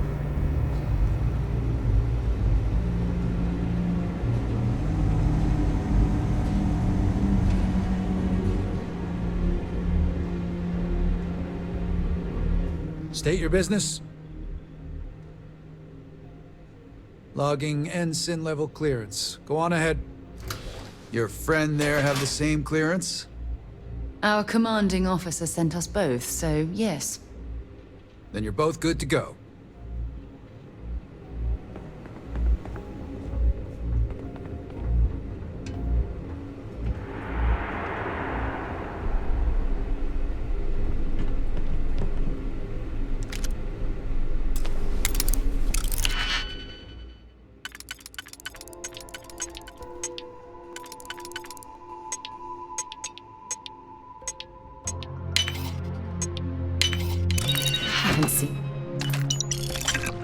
lock-picked that easily since I traveled with Vladimir's soul.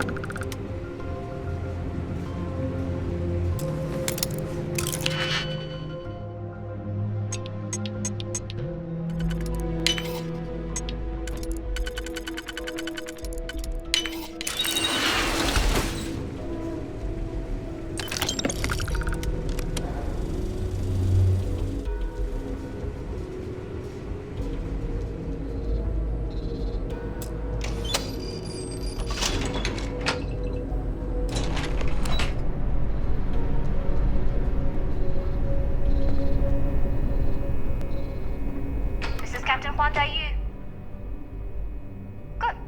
And no alarms or warnings on the comms. Music to my ears.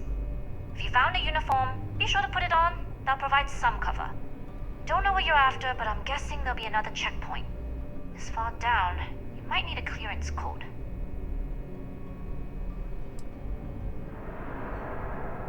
I don't like deliberately drawing attention to yourself, but a disguise is never a bad idea. The uniform won't be enough though. You'll need to find a computer with the code. Try the security office. They likely have a computer there that has what you need. Going down for now. We'll talk again once you've located your target.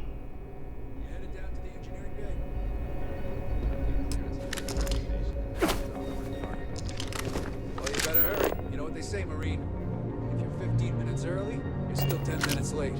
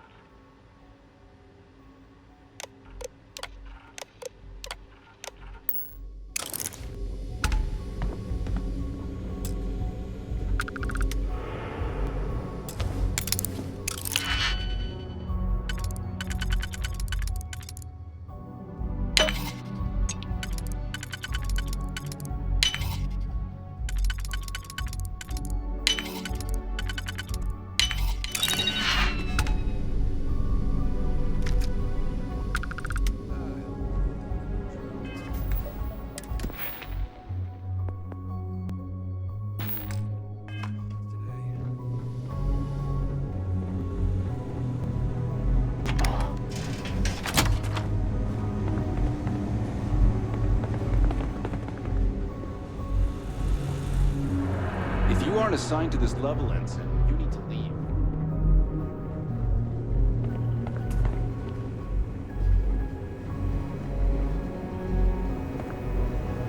Need your clearance code, Marine. All right, Ensign, let's hear it. You're clear, Ensign Akasaka. I assume the two of you are together? We're from the same unit, yes? Then you're both clear.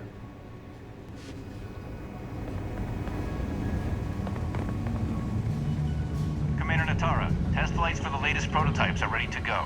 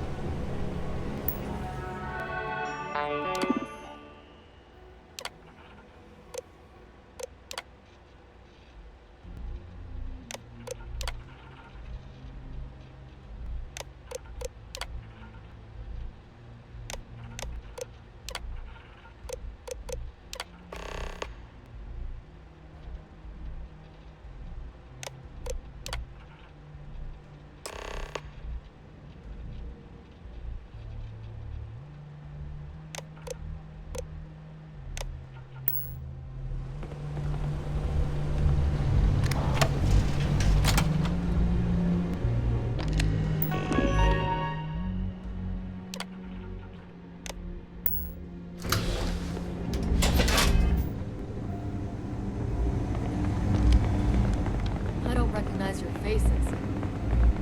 How are the tests for the comms pipe going? Dr. Vogel has put in a request for more personnel. It seems there was an accident. always something with that doctor. Not to change the subject, but are we concerned about potential leaks? No. Ugh, recycled air. Just isn't the same as the real thing.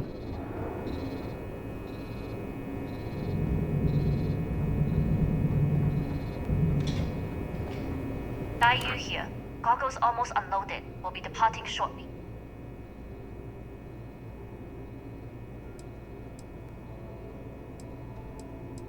It's nothing you've done. You've managed to get through the entire station without raising a single alarm. But the longer I stick around, the more people ask questions. And that's before they find out what you've been up to. You are, and I've delivered you just as Delgado asked. That being said, I can stay in orbit for a short while. I'll need to send word to Delgado anyway, if you don't get off that station. But it looks like you'll need to find your own way off the ship. That doesn't mean you're trapped. On a station this big, there are bound to be other vessels you can steal. As a member of the Crimson Fleet, I trust you can handle that.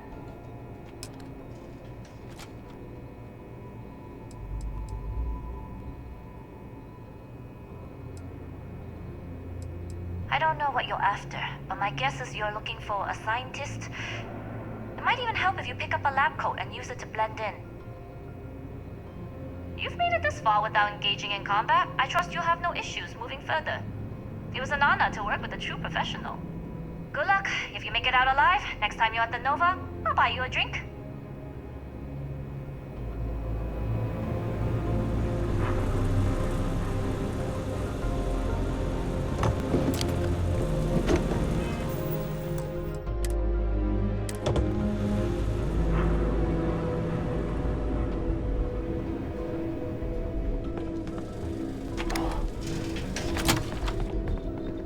Research is coming along nicely.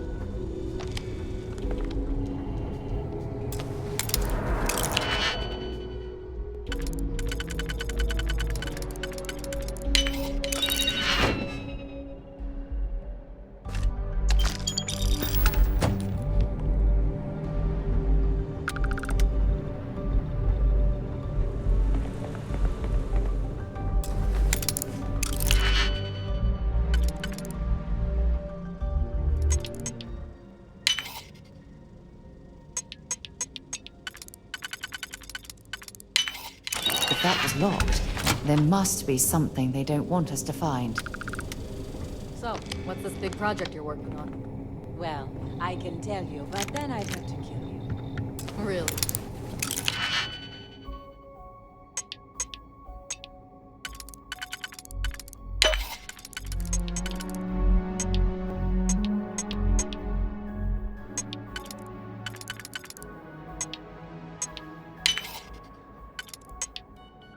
Anything disgusting?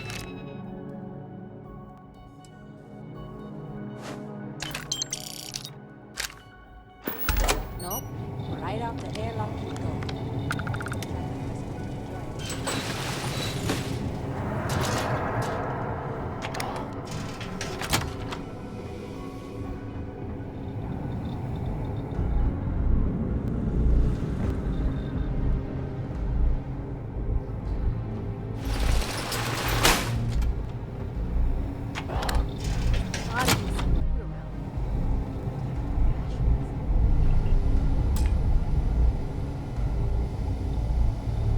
Talk to the commander. Get me reinstated.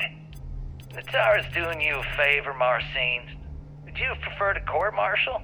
Dishonorable discharge? Because all of that was on the table. I would have preferred things to remain as they were, so I made a mistake. But my work on the Comspike was and is irrelevant. Dr. Vogel will do just fine without you. Besides, we both know the only reason you were on that project was to bloat the budget so we could embezzle the creds. And to that end, your share of the funds should be transferred to your GalBank account shortly. What am I supposed to even say to that? Those funds are the reason I don't have a job. You could start by saying thank you. Hell, I even warned you not to poke the bear. Commander Natara being the Ursine predator in this analogy. Aaron was right. I should have never hit send. Yeah, you screwed up. Royally. But you can protect Dr. Gong and all the King's subjects by keeping your mouth shut from now on. Yeah. Hey, you want my advice? Find some planet at the edge of the galaxy where you can relax for a bit. Lean back. Really dig your feet in the sand. Just get your mind off all this. Oh, and stop with the sad puppy dog face, too. Makes you look guilty. And what kind of face am I supposed to have? The face of someone who got away with it.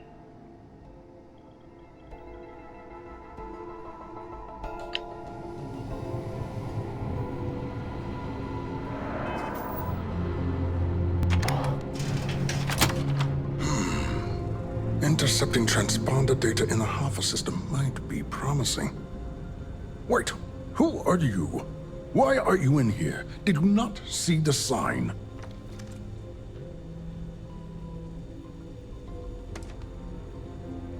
Don't you mean access to the ship? Because the comm spike isn't a device, it's a module. It's attached to a prototype in one of our docking ports. We're still in the testing phase, running decryptions across a variety of signal types, but the results so far have been very promising. It can even interpolate signal data lost in the retrieval. It really is a wondrous technology.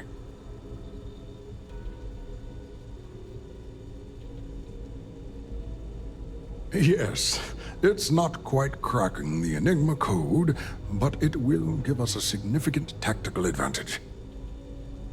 We'll be able to infer everything from battle plans to meal consumption. Not that we'd care about that sort of thing, outside of the effects of diet on combat readiness. And yes, there are certain kinks to be worked out, missing parts and the occasional traumatic injury here and there, but it's all part of the adventure.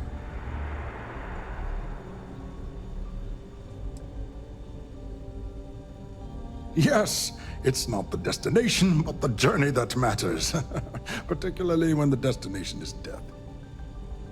But don't worry. We've corrected the problem with the ship's life support systems, and statistical models show a failure rate of less than 2%. In short, I've requested a full squadron of these brave and fearless Marines to be transferred to the station. They'll give the prototype a final run, and provided there are minimal casualties, we can present our findings to MAST.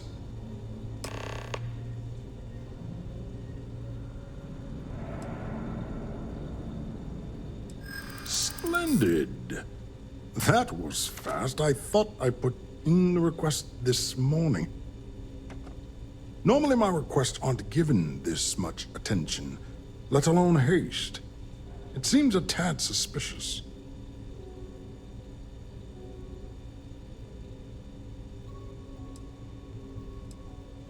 Commander Natara has never once shown me any favor.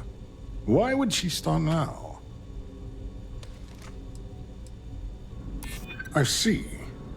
It would have been nice if they kept me in the loop.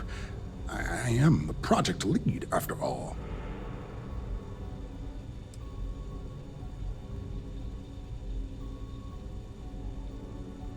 Commander Natara, you say? Oh, well, we don't want to make her angry. She's terrifying. All right, you've convinced me. You're the new test pilot. You'll need a uniform and a terminal password to authorize a flight and get past Natara's cumbersome checkpoints. The uniform you can get in the locker room area, the password you get from me.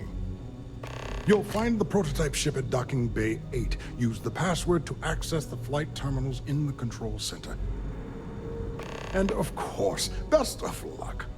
You are doing science a great service by undertaking this sacrifice.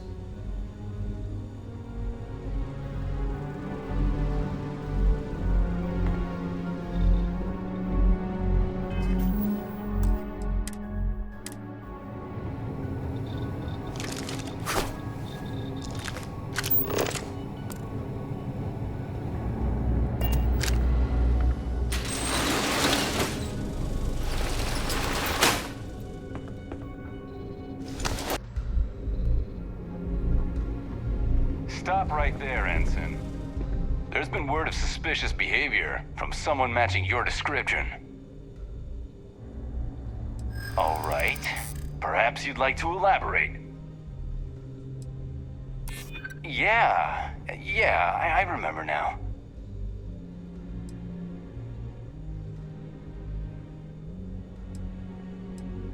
Well, if you say so.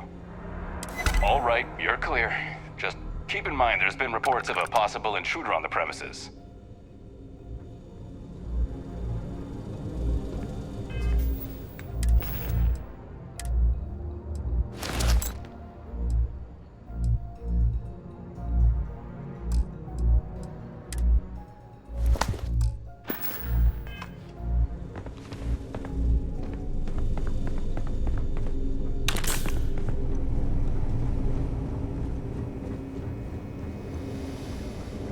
I've heard the team is looking for more test pilots. Yes, if you have experience flying, you should talk to Dr. Vogel. I don't know. I've flown a Discovery class, but I'm not. Newer ships are generally easy.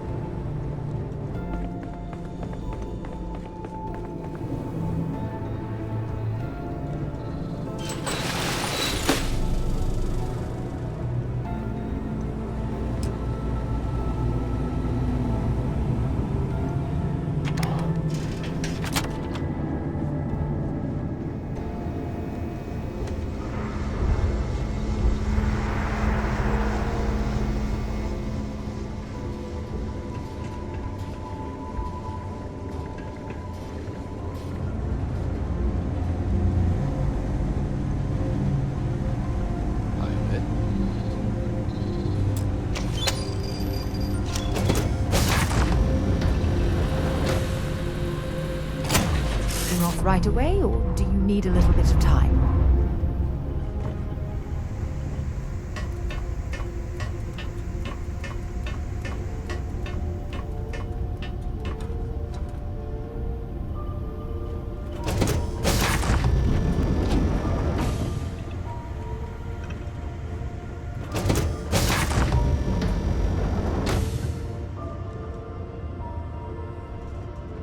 Prototype ship, you are not cleared for takeoff. What's going on over there? Unauthorized launch from engineering. All ships, secure the prototype. Engaging Tango!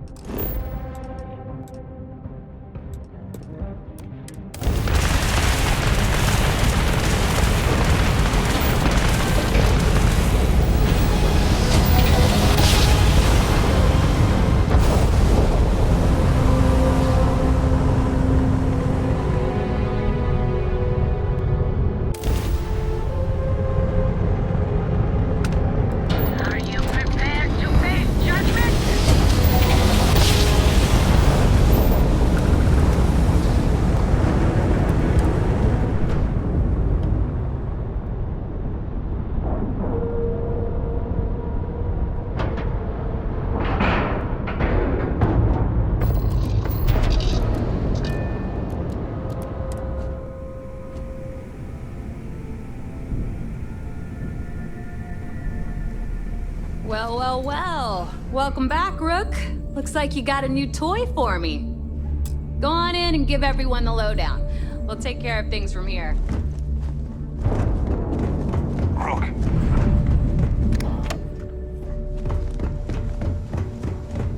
You see you'll never crush the fleet.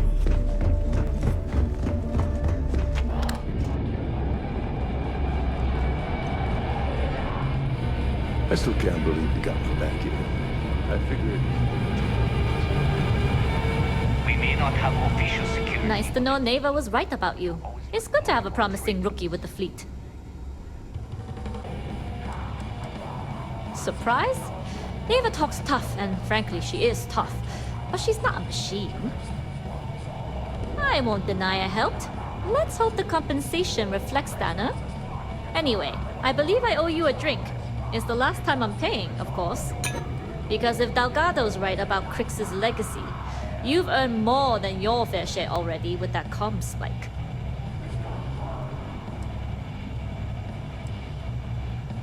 Yeah, although I get why you didn't give me the details.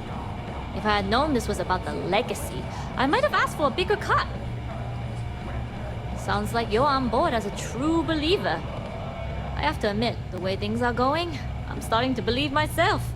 Discovering Crix's legacy would solve one of the settled system's great mysteries. Oh, I'm as curious and excited as anyone to see what we'll find. Anyway, I've kept you long enough. Now that you've had your drink and my debt is paid, it's time for you to give Delgado the good news.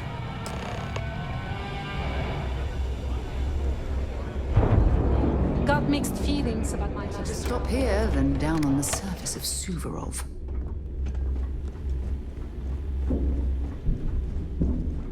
You check out the Reckoner's core. She's a beaut, ain't she?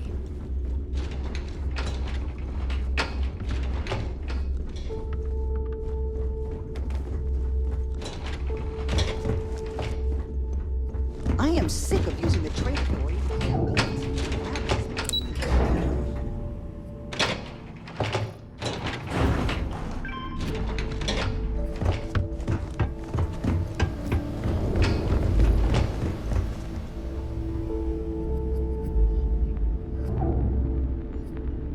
Jasmine tells me that you not only brought us the comm spike, but an entire prototype UC ship. I'm impressed, Rook. Very impressed. Don't worry your pretty little head about your damn ship. We had it brought back here safe and sound. Now pay attention. Dale went out of his way to tell you how impressed he was. You just gonna leave him hanging like that? Should have taken the compliment, Rook. Dale doesn't give those out often. Juan gave us the full rundown of your little smash and grab operation. She gave you some really high praise. Said you were a pro. And from what I hear, receiving praise from Juan Dayu is quite an accomplishment. All in all, a job well done. Now, on to the business at hand. Jasmine, are you there? Yep, I'm here, boss. What's up? How's it going? I already have 2 of my crew tearing the ship apart from one end to the other. Comm spike shouldn't be too tough to extract. I'm looking forward to seeing what those UC techs have been up to. Keep me posted. All right, that leaves our electromagnetic atmosphere problem. And I think we've discovered a solution. There's a corporation in the city of Neon called Generdyne. They're responsible for the massive conduction grid that powers the city. We get our hands on their electrical absorption tech, and Jasmine swears she can tame it to handle Bannock 4. You damn right she can. My girl can piece together a jump engine with her eyes shut. Literally, I've seen her do it. Lost good money on that bet. All right, let's not get carried away, neighbor. Now, why don't you give us the info on our Neon contact? You get to meet up with the lovely Estelle Vincent. She's had her deft little fingers on the pulse of Neon for some time now.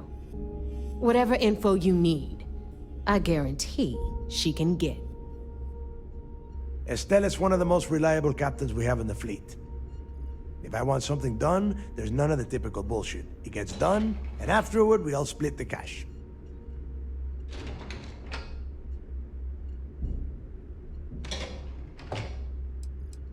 You'll find I rarely imply things. In fact, I take pleasure in declaring my words straight to your goddamn face. Here is an example. I want you to do everything Estelle asks. Follow her instructions to the letter. She is valuable to the fleet. You piss her off and we lose her as a contact, you're going to be answering to me. Understood.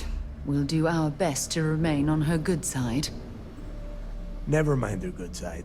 You'd be better off appealing to her bank account. That is what drives her. Estelle will be waiting at Madame Sauvage's place. I'd say don't keep her waiting, but chances are she won't mind. Girl loves her liquor. And keep your eyes on the prize. Neon's one big distraction for people like us, so I want you focused. We are one step away from Crix's legacy, and we cannot afford any screw-ups.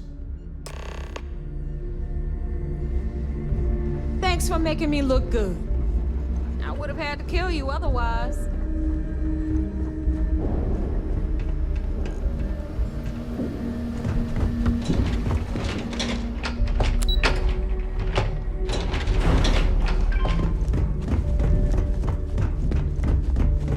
Bog's grog is fine.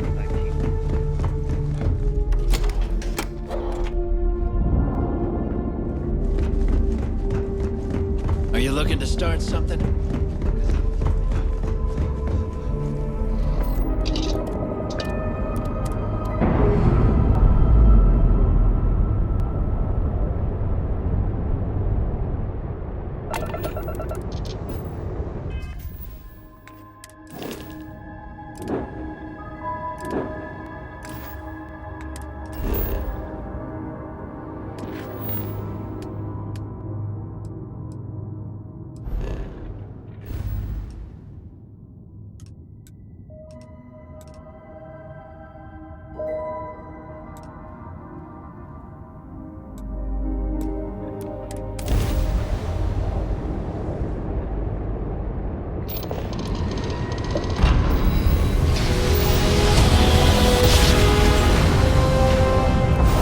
Welcome to Freestar Space. We're going to do a quick scan for contraband, and you can be on your...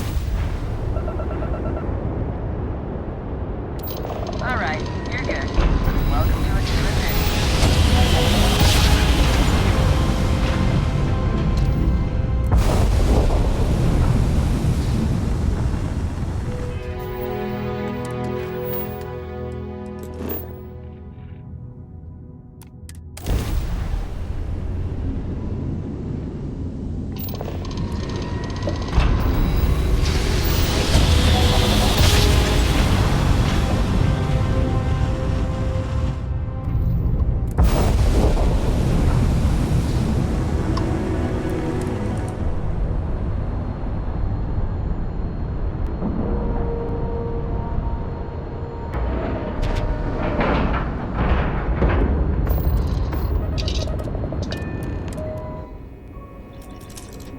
Good day, Captain.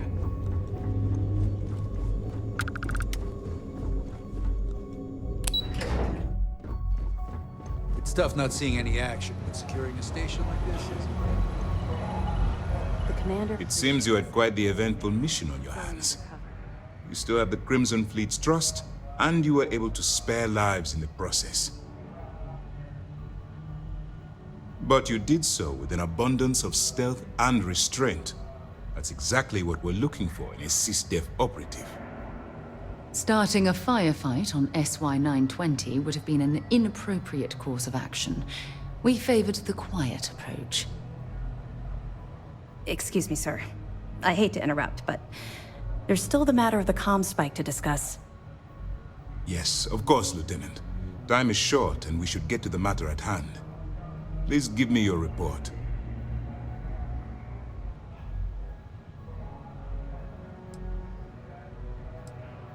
With the acquisition of the Comspike, the fleet is one step closer to Crix's legacy.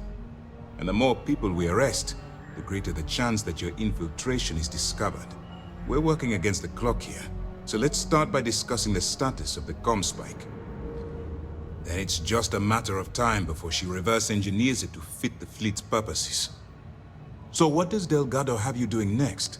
Has he solved the Bannock 4 problem? The conduction grid?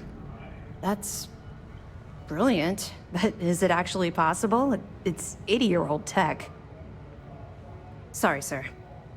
The conduction grid is how Neon generates its power. It essentially absorbs lightning strikes and converts it to usable energy. It would take a hell of an engineer to modify the technology to handle Bannock 4's EM field. An engineer, like Jasmine Durand. That's the case. Inform our contacts on Neon that our operative will be touching down there in the near future. Absolutely, sir. And before you depart, I wanted you to know that your efforts are helping us gain interest among my superiors. They're finally beginning to believe that we can take down the Crimson Fleet and make amends for the UC's embarrassing mistake.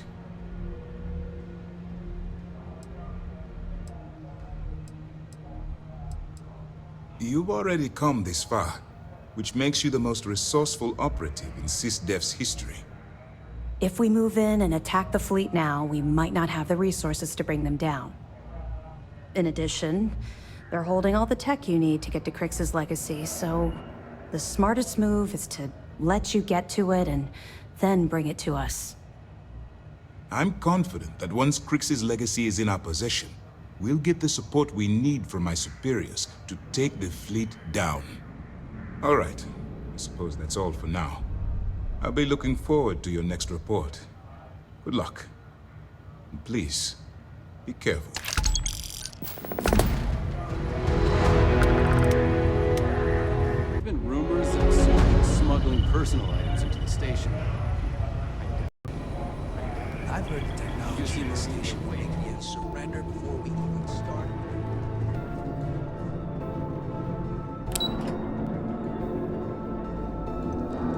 It's tough not seeing any action, but securing a station like this is pretty...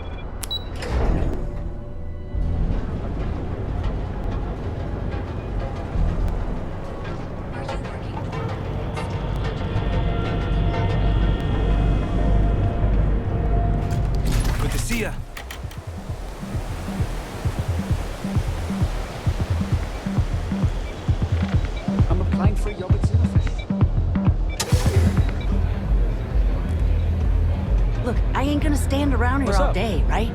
You want the stuff or not? I'm still interested. Take it easy. You looking to get zoned?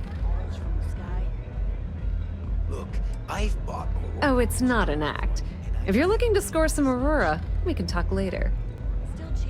But for now, since you're clearly the rook that Delgado sent, let's talk business. Save both of us some time. Turn around, fly back to the key, and tell the big boss that I'm in no mood to screw around. We'll make this deal when he starts taking me seriously.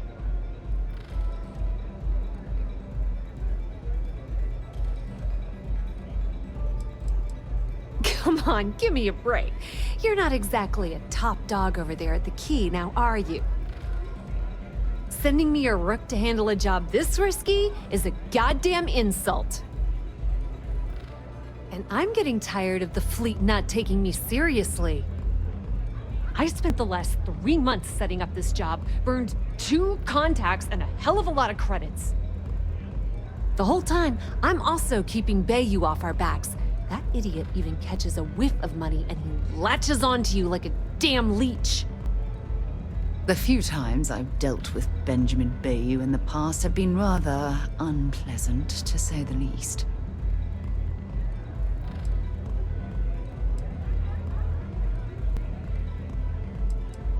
That's the way it's gonna be, huh? Fine. I don't have a ton of time to stand here and screw around, so I'm gonna make this as clear as possible. You want the conduction grid tech, then you're gonna have to download it from the power core of Generdyne's facility in the underbelly. Love the confidence, but before you pull the ripcord, I'm afraid I need to add a bit of a wrinkle. While you're inside Generdyne, I need you to plant a virus into their system. It's a simple side job that'll earn you some credits. I think you can handle it.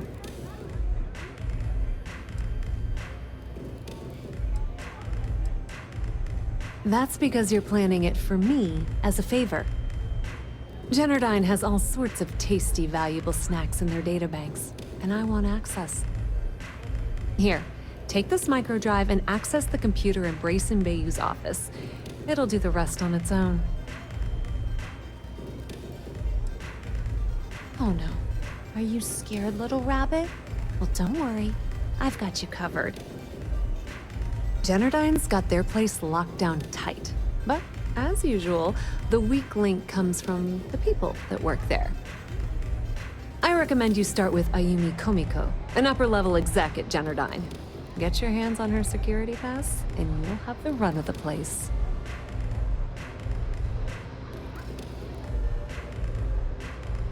The catch is that Komiko's having a little fling with Benjamin Bayou. Anyway, you can find Komiko at Euphorica. Talk to the owner of the place, Micah. She'll point you in the right direction. As for dealing with Komiko herself, she's got an office in the trade tower if you're looking for something incriminating. The rest is up to you, Rook. When you're done, come meet me at the VIP booth in the Astral Lounge so we can celebrate.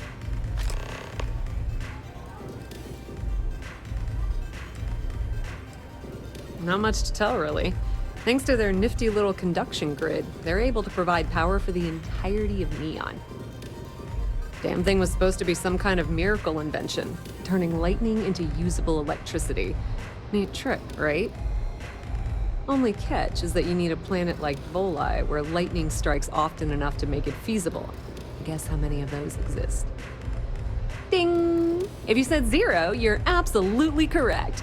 So Generdyne has been in dire financial straits for years.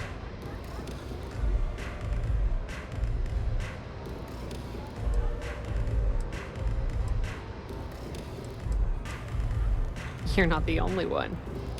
The only reason they haven't folded is because they charge exorbitant fees for power. I'm talking 2 or 3 times what it costs in New Atlantis. Okay, now, on to round 2 of our little game. Guess who has a major stake in Generdyne and soaks up all that delicious profit?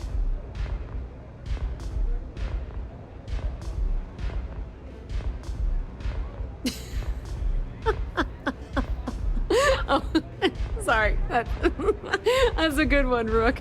No, it's not Generdyne's shareholders. It's good old Benny Bayou.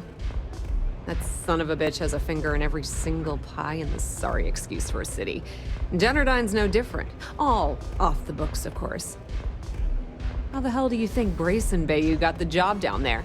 It wasn't because of his good looks or smarts, I can promise you that. Just grab that tech and plant the virus. Should be a cinch. Nothing like velocity after a rough shift at Xeno.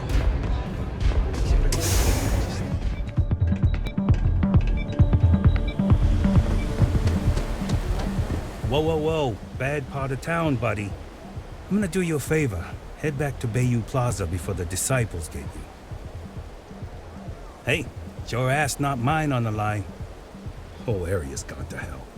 Us crate rats used to think the Ebside strikers were awful, with all the muggings and shakedowns, but now that they're on the ropes, kinda wish they weren't just holed up in Madame Sauvage's. Streets are getting bad. Real bad. Well, you find them at Madame Sauvage's. They're always holding auditions, as they call it. Looking for new blood. So, being so helpful, chance for a donation. Come on, might be saving my life. What with the disciples and all. Have a heart. Hey, thanks. Look, I mean it. Go back to the plaza. Ain't nothing but shit and misery over here.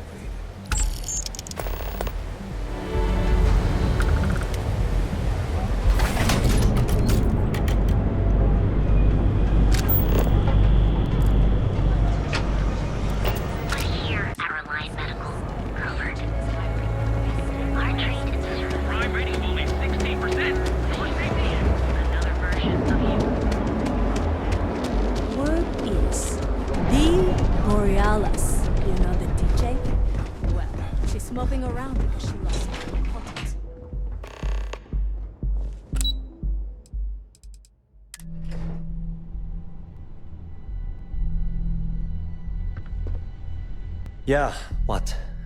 Is this important? I'm really busy right now. Let me save you some time. If you're here for a job, we're not hiring. If you're here about the conduction grid tour, we shut it down a year ago.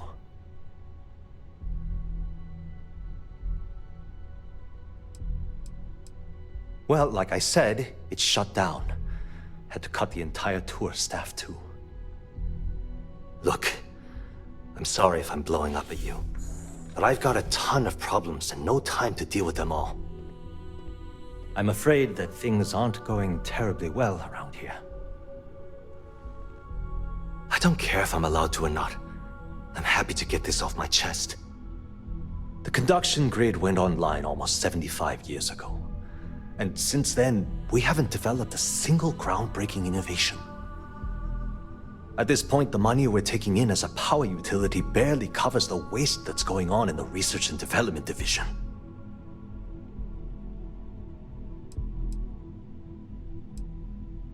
No, of course not. We still produce smaller power systems and backup generators, but nothing even close to the magnitude of the conduction grid. Genodyne needs to come out with something spectacular to put us back on the map. If not, we'll remain stagnant forever, or worse.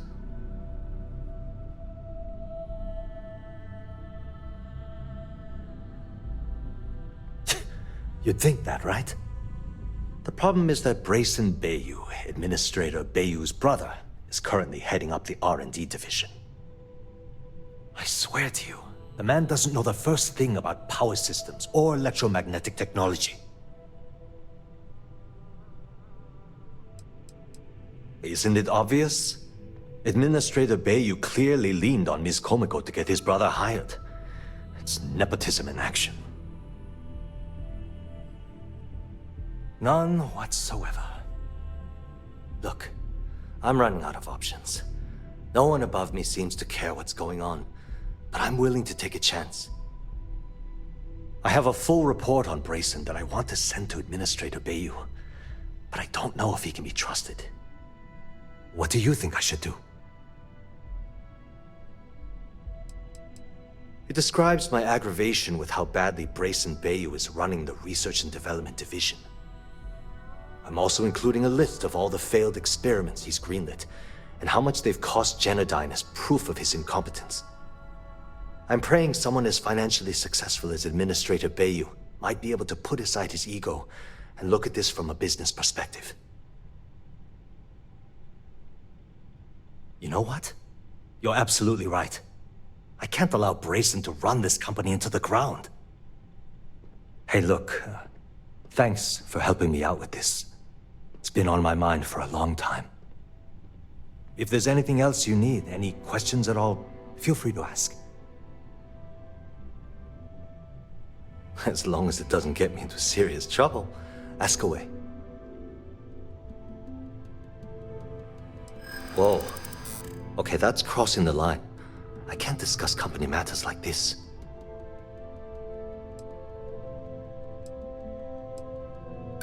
Not happening.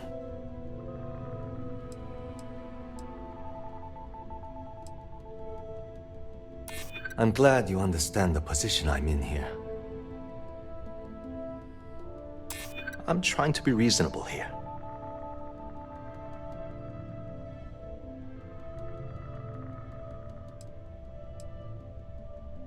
I mean, it might be okay, Hey, listen. You didn't hear this from me, but I know she's up to something with Benjamin Bayou. He was in her office a few weeks ago, and they had some kind of shouting match. It got really heated until Bayou stormed out the door. I don't know what it was about, but I happen to know Miss Komiko keeps audio recordings of all her meetings in her safe. And before you ask, yes, I'll unlock it for you. Just don't tell anyone I helped, okay?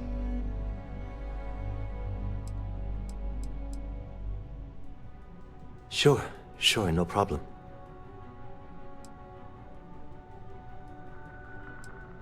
The span above the city is outfitted with a specially developed electromagnetic absorption system. When a lightning discharge hits the span, the energy is instantly distributed across the grid to prevent overload. The energy is then transferred through a series of polyphasic capacitors and rectifiers to ensure all of the negative and positive strikes are equalized. At this point, the energy is clean, and it gets stored in massive storage cells in Neon's underbelly, from which it's parceled out and used for power. Thanks for taking the time to talk.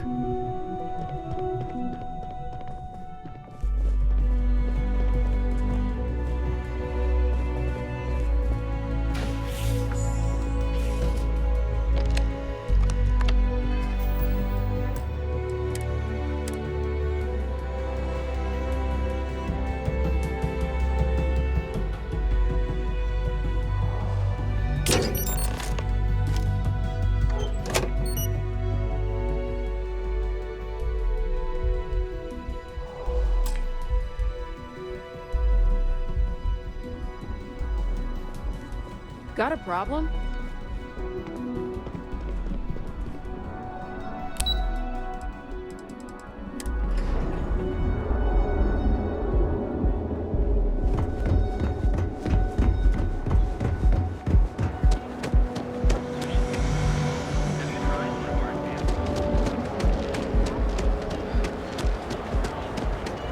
My mother wanted me to be a doctor.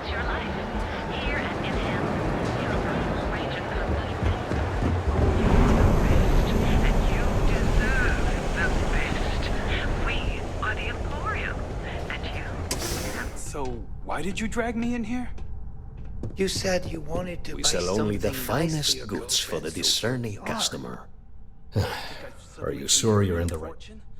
This place is way out of my price range. My apologies, then. You're the one Please forgive my disrespect. We have quite a few, shall we say, thugs that find their way into my establishment and create a disturbance. In fact, there's a particular Seoka member who calls himself Headlock, who repeatedly torments me by damaging my goods. Ah, yes, the authorities. Neon security. Corrupt, bumbling idiots who couldn't solve a crime if it occurred right in front of their faces. Sadly, I think he's right. Neon security isn't going to do anything about the problem. Anyway, I've already taken up too much of your valuable time. Was there anything else I could help you with? I'm sure you'll find the perfect gift.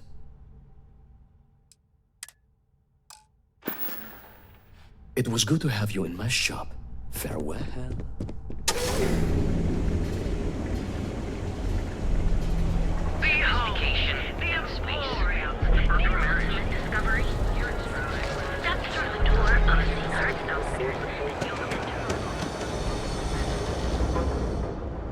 If it's too hot to handle, we can take it off your hands. Yeah?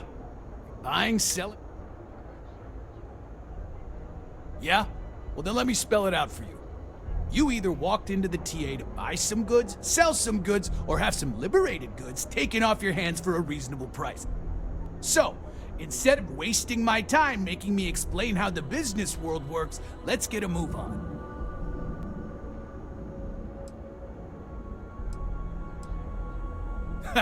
Getting caught? By who? Neon Security doesn't give a crap, and the Freestar Rangers here are a joke. Look, let's stop playing games. We both know what I'm talking about. Now, what'll it be? If you got the money, or the goods.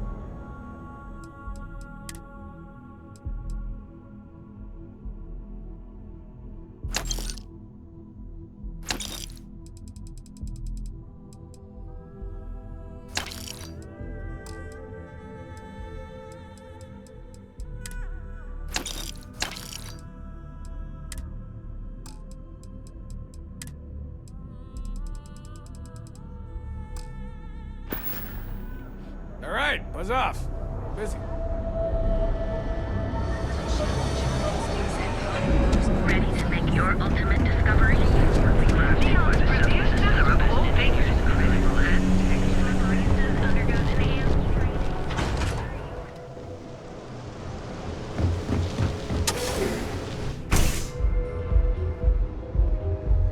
Okay, let's settle this once and for all. Velocity or... Welcome. Please, make yourself comfortable. I can offer you a drink, or perhaps you're here seeking access to our members' lounge, where you can enjoy your Aurora experience in peace. See, you just proved my point. Down your third velocity. No, not this again. By the third chimera, You people should leave her alone. What do you want with her? I don't know about you, but that's where I'd rather be. Yeah, I guess you're right. Where the hell did Micah learn to mix it? Yeah, like sure. that anyway? Tell me another one. Let's face it, some people You debt collectors are low-life assholes. She's broke, okay? Now get out of my club before I get really pissed off and have you thrown into the street. No, really? I'd like to see you try.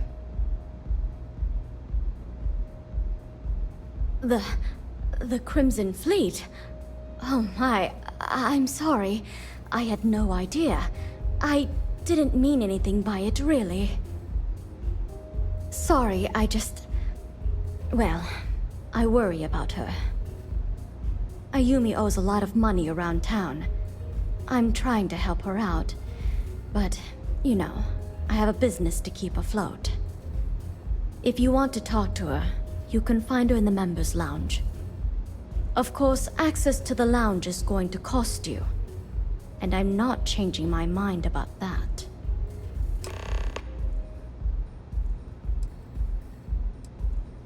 Excellent. Then here is your access key. Please let us know if anything in the lounge interferes with your comfort. Enjoy your stay.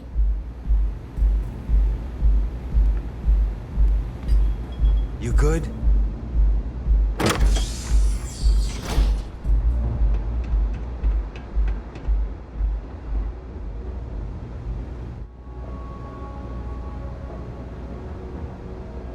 Yeah. What do you want?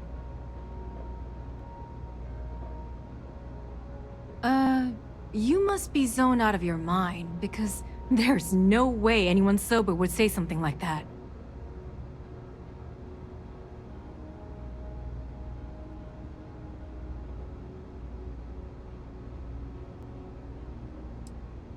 The Crimson Fleet, huh? This is interesting. So tell me, what does Delgado need with my Pastor Genodyne? How the hell did you find that?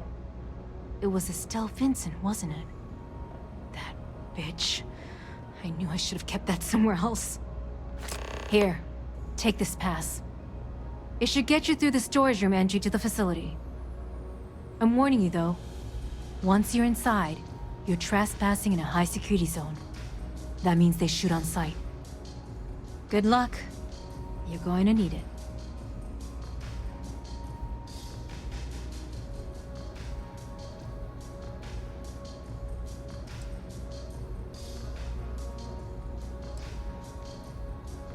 I suppose if I don't explain, a copy of that recording you found might end up on the next SSNN report.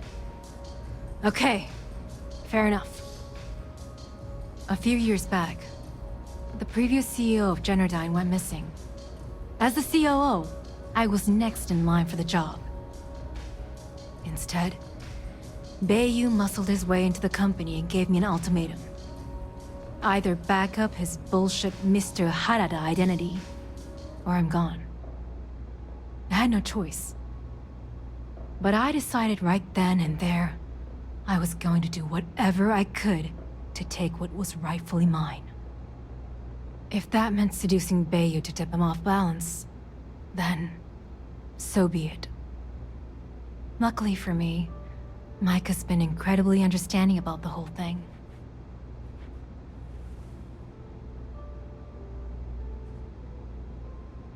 More than you can possibly imagine. Micah is the only person in this godforsaken city that's kept me from going completely under. She doesn't want money, doesn't use me for influence or as a stepping stone to get ahead.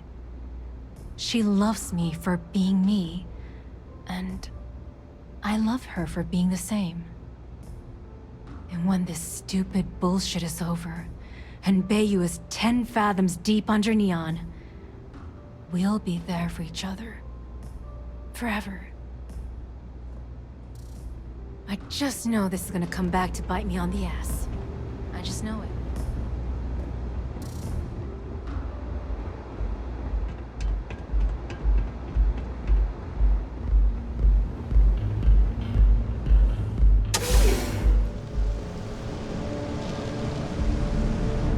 I'd be making a fortune if they'd let us fish for cousins.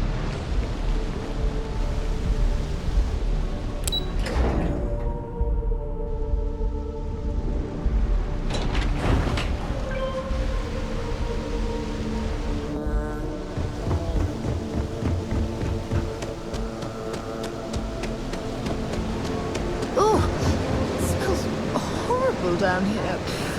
Oh, how can these workers stand the smell of rotting fish and goodness knows what else?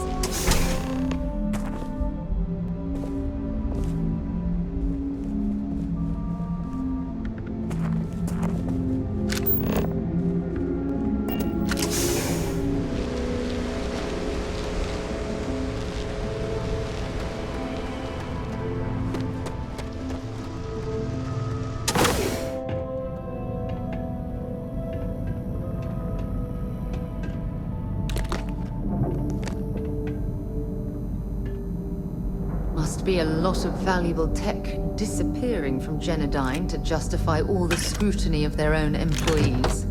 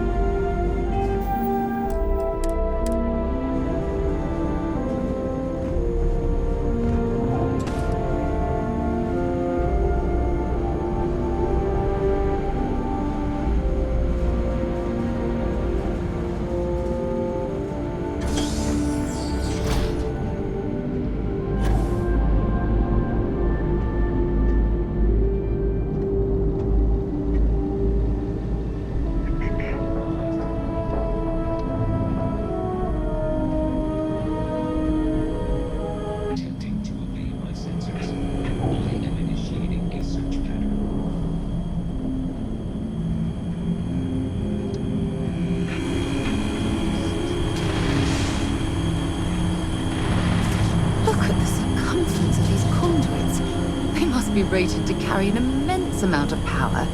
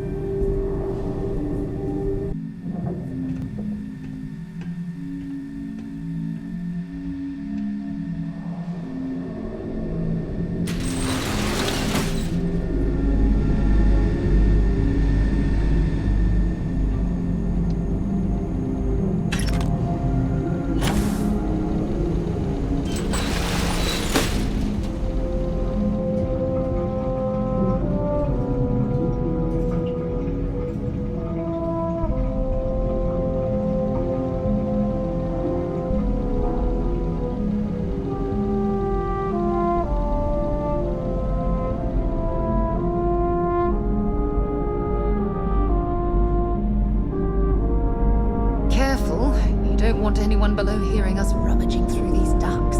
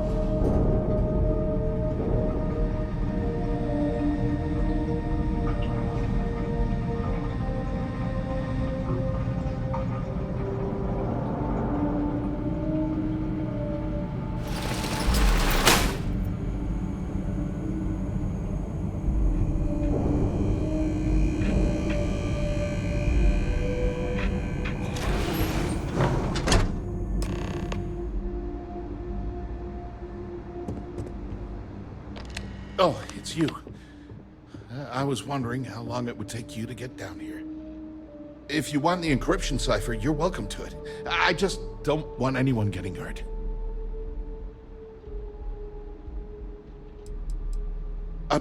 When you access the computer in the power core, it sent a notification to me here. I knew you were coming, I just didn't know when. No catch.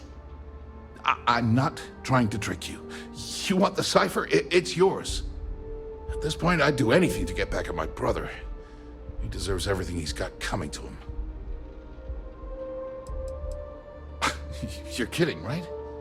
My brother is Benjamin Bayou. The one and only. He's the administrator of Neon. And the reason I'm so damn miserable. I think you could safely say that most of Neon would agree. You know, I've spent my entire life living in Ben's shadow. Everything always works out for him, while I've been bouncing from one job to the next, barely keeping afloat. And all the while, he laughs at me behind my back. Thinks it's hilarious to make fun of his stupid brother. Like I wouldn't eventually find out. Tyrants like your brother eventually fall. It's inevitable. Perhaps you should just give it some time.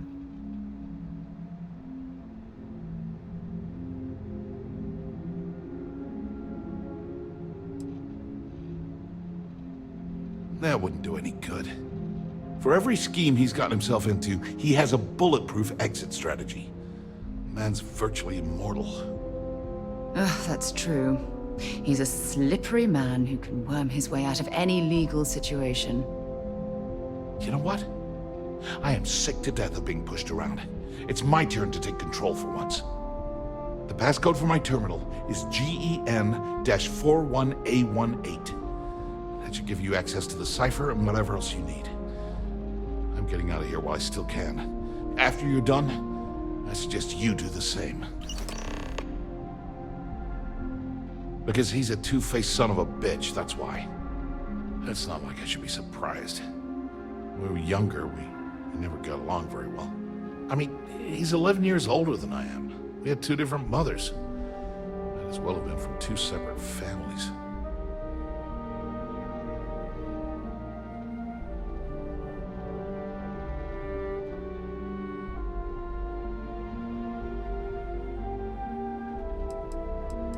That's an understatement. I never knew my actual mother. She was my father's mistress. And I was told she vanished from Neon when I was only 2 years old. Ben's mother, she didn't give a crap about me. Wouldn't even let me call her Mom. I just had to call her Liliana. Can you imagine? And then there's Dad. So buried in the day-to-day operations of Neon, he didn't have time to pay attention to his bastard son.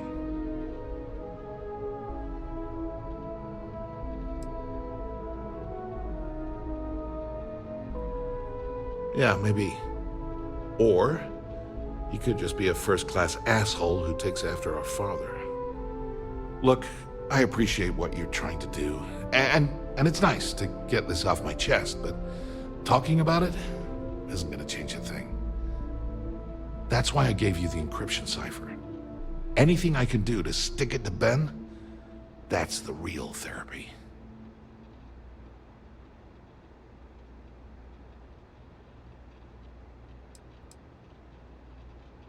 Feels good to be in control for a change.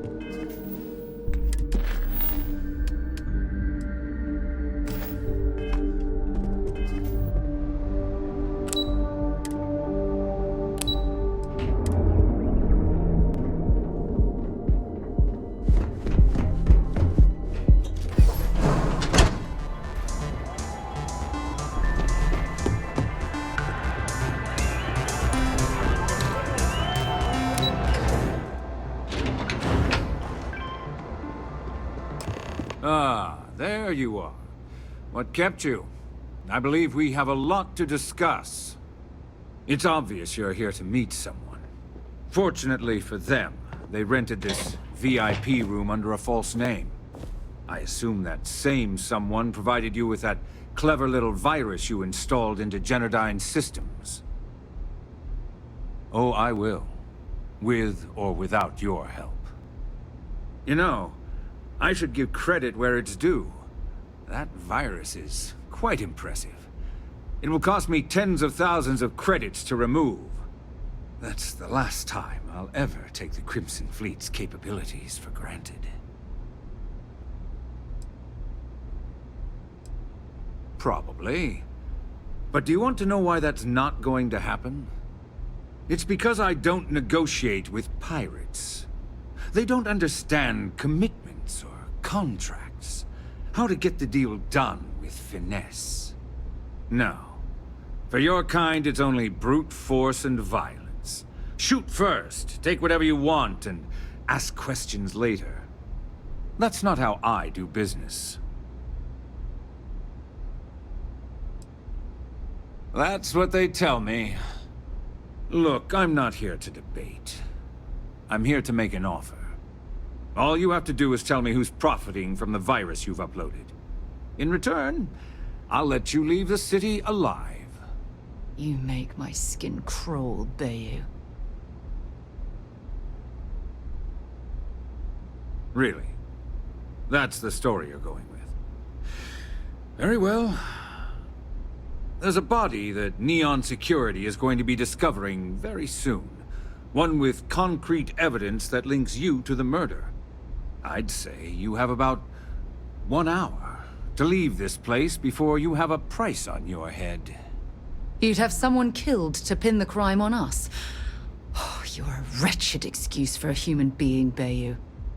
So, I assume this concludes our little arrangement, and you'll be leaving our fair city. Oh, when you get back to the key, be certain to give Neva and Delgado my warmest regards.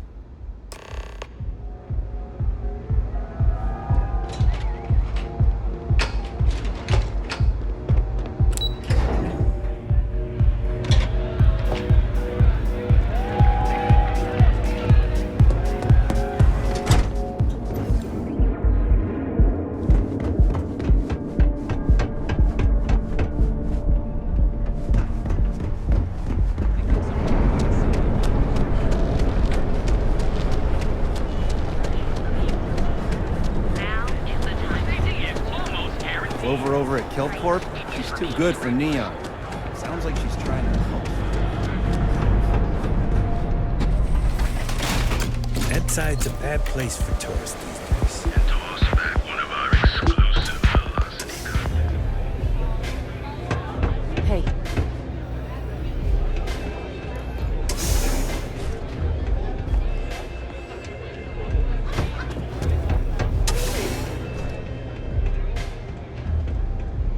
Glad you're back.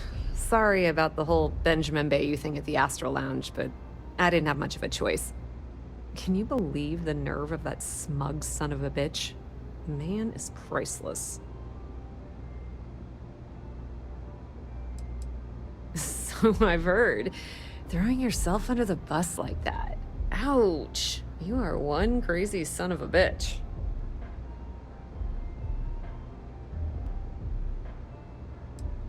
Yeah, I'm pretty much dead in the water at this point. Since Bayou flagged the virus, I can't risk accessing the system now. All that work I did trying to crack Generdyne is gone. Now I'm in a bit of a bind. The prep work for this job put me in deep for a bunch of cash, and I have no way to pay it all back. That's pretty cool of you to offer, but I know what he's gonna say. Sorry, Estelle. This was your scheme. You're on your own. Believe me, he's not gonna be much help. Look, I was hoping you'd pick up on what I was trying to ask, but the hell with it.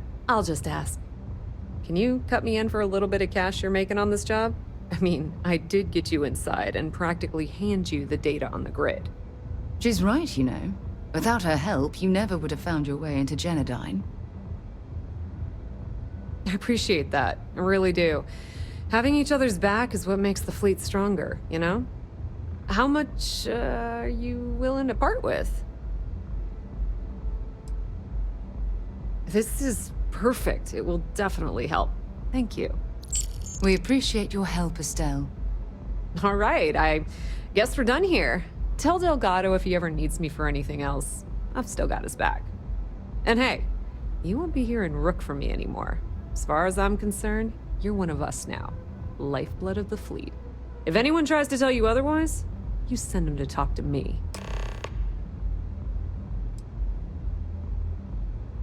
I hear things are heating up back at the Key, so I might fire up my bird and head over to check things out. Rumor has it that Delgado has some solid info on the Crix's legacy story he's been hawking for the last few years. If there's even a chance that it's true, I want to be there when Shinya Voss starts splitting the loot, if you catch my meaning. I hear rumor has it that Delgado has... If there's even a chance... Completely ruined? Nah. I was hoping it would stay on Generdyne's mainframe for the long term, but hey, at least it's already fed me a huge amount of data. Nix really knows what he's doing, though he charged me about 6 months worth of earnings. With any luck, I'll be able to recoup my costs in no time. Tell Neva she still owes me a drink for our poker game. You good?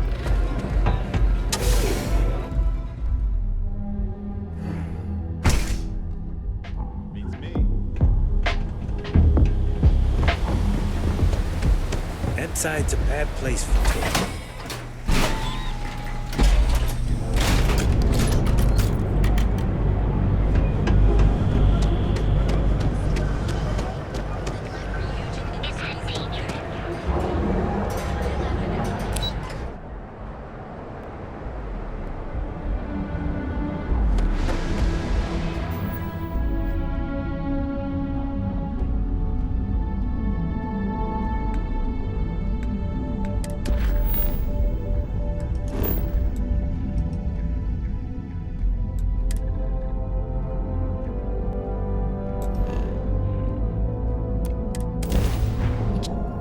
This is Freestar space. Please hold your current speed and heading while we scan you for contraband.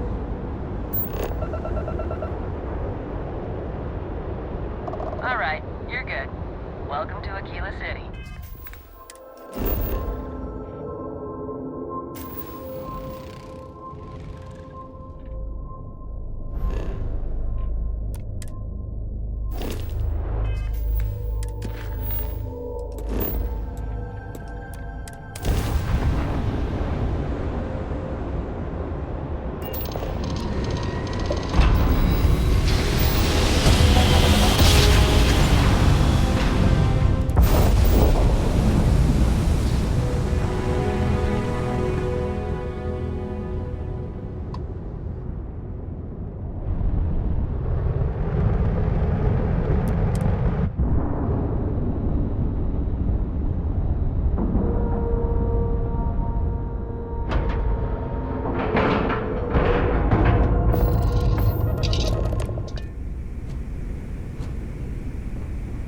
How can I be of service, Captain? All hell's breaking loose, Rook. Delgado needs you in the repair bay with Jazz as soon as possible. Oh, that's hilarious. You're a real comedian, you know that? Now get your ass to the repair bay. Go!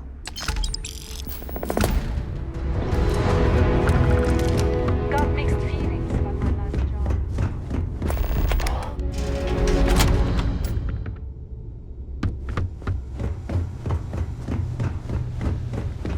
And you are sure we will have those defense batteries up and running? No. I'm not sure. They're in bad shape, Del. Really bad shape. I'm already using duct tape and spit to keep the station from falling apart, and you want me to pull a rabbit out of my hat?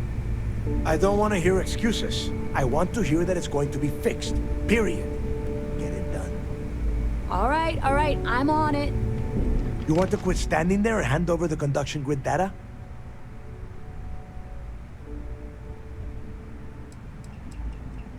Nothing you need to worry about. Stay in your own space lane and let Jazz do her damn job. Now, do you have what we sent you to Neon for, or not? Ah, perfect. I'll take that. Dependable as always. Unlike some people we know. Oh, that's real funny. All right, listen up because I don't want to repeat this twice. We've gotten word that UC Systef is massing somewhere nearby for an attack on the key. While we prepare for their arrival, I want you to head straight for Bannock 4 and bring Crix's legacy home.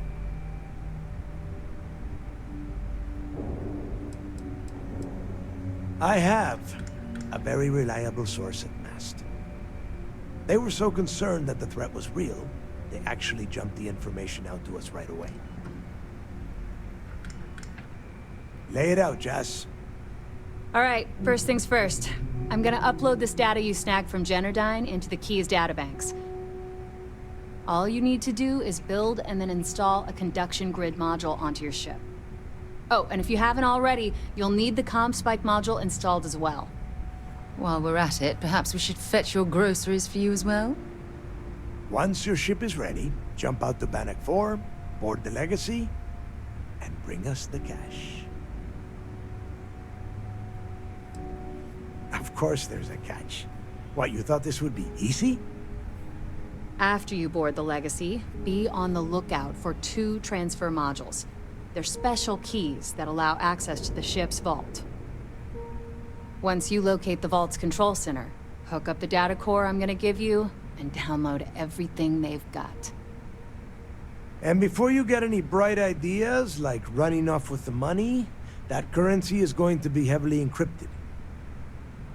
Only a genius like Shinya will be able to crack that encryption. So bring it back here right away.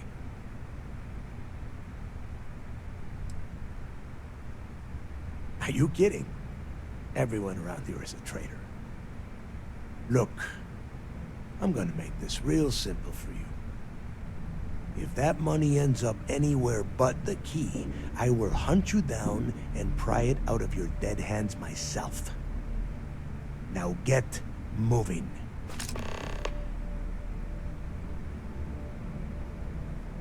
Now get your ass to Bannock 4.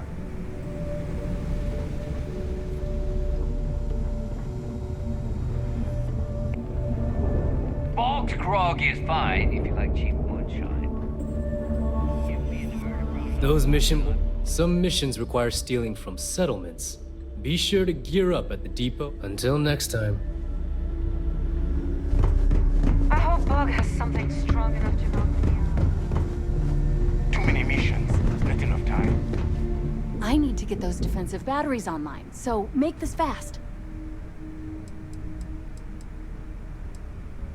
The comm spike traces and decrypts coded signals. As long as you have the transponder ID, you can track pretty much anything. That file you lifted from the Galbank archives contained the Legacy's transponder code, which I'll program into your nav system. All you have to do is get within the vicinity of Bannock 4, and the comm spike will automatically point you to the target. Cute toy, huh?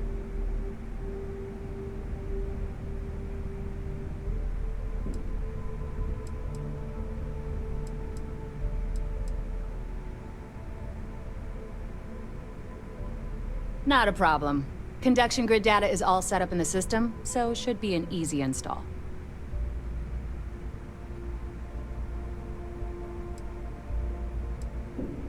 I bet you would. I'm just kidding. Let's take a look.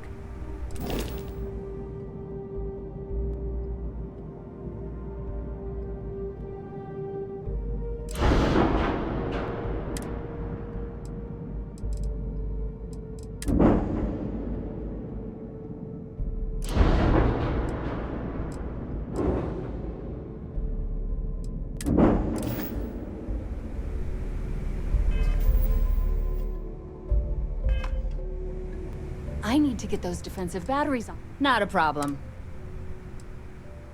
You just watch your butt out. I need to get those defensive...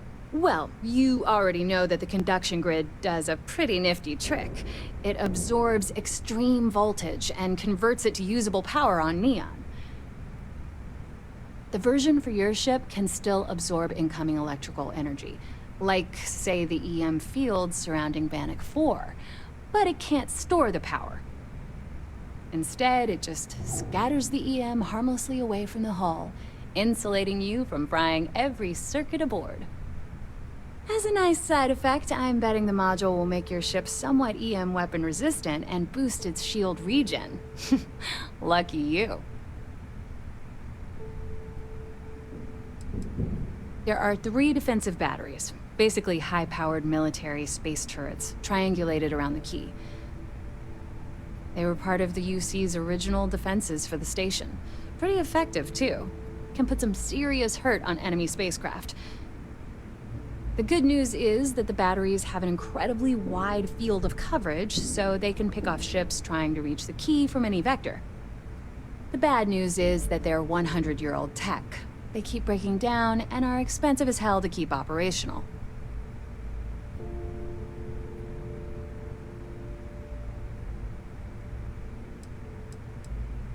Not a problem. Conduction grid data is all set up in the system, so should be an easy install.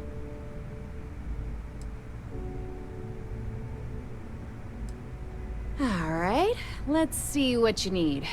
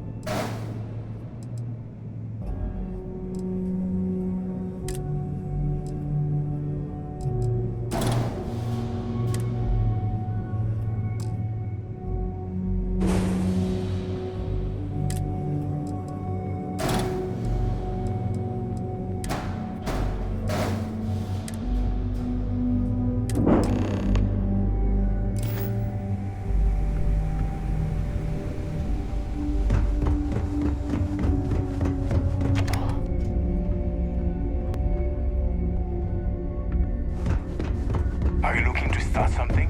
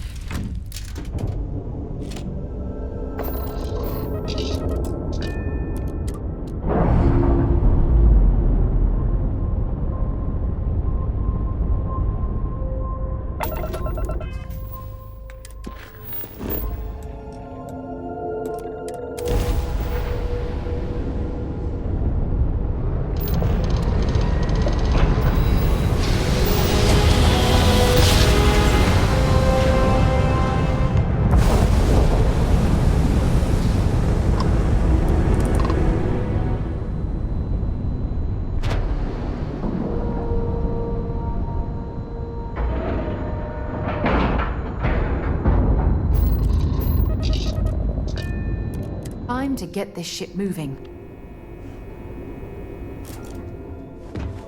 Hello. Sys-Def Marines are the best. The Vigilance is a state-of-the-art. All support ships have arrived, Commander. Good. After we're done here, arrange it briefly. I want all of their CEOs over here as soon as possible. Yes, sir. There you are. Where have you been?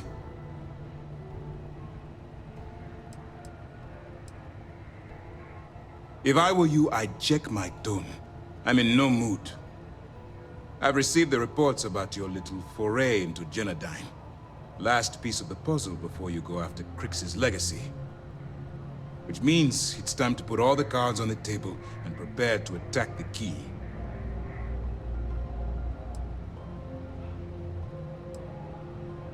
Thanks to your evidence, we are finally able to convince them to task us the necessary resources. Before you jump to Bannock 4, I need to make one thing abundantly clear. The credits from that Galbank transport cannot reach the fleet.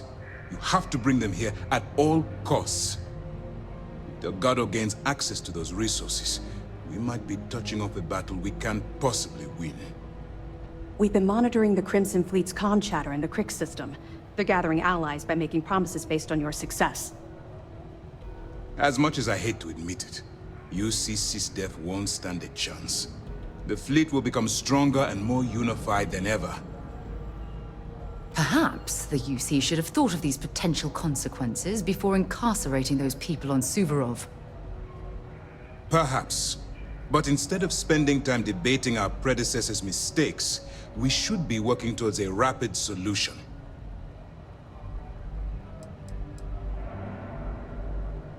I'm pretty sure you're joking. But just in case you're fishing for what I'd say, I can tell you this. That money doesn't belong to you, or the Crimson Fleet, or even UC SysDef. It was for war reparations and belongs to the people. Allowing Delgado to get Crix's legacy, or keeping it for yourself would have extremely serious repercussions. Hey, don't worry about it. You've come this far. We know you've got what it takes to bring the prize home. Well said, Lieutenant. All right, I guess this is it. Do whatever prep you need to do aboard the Vigilance, and then head out to Bannock 4. When you return here with Crix's legacy, we'll begin the attack. Good luck.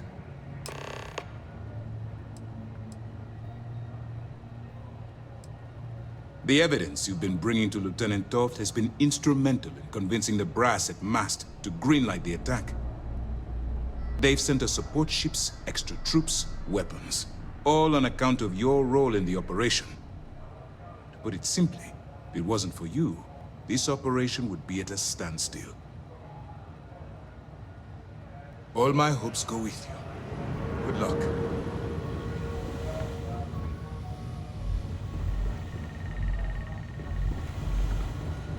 Early reports say your mission on the Siren was a success. I'm sure the commander...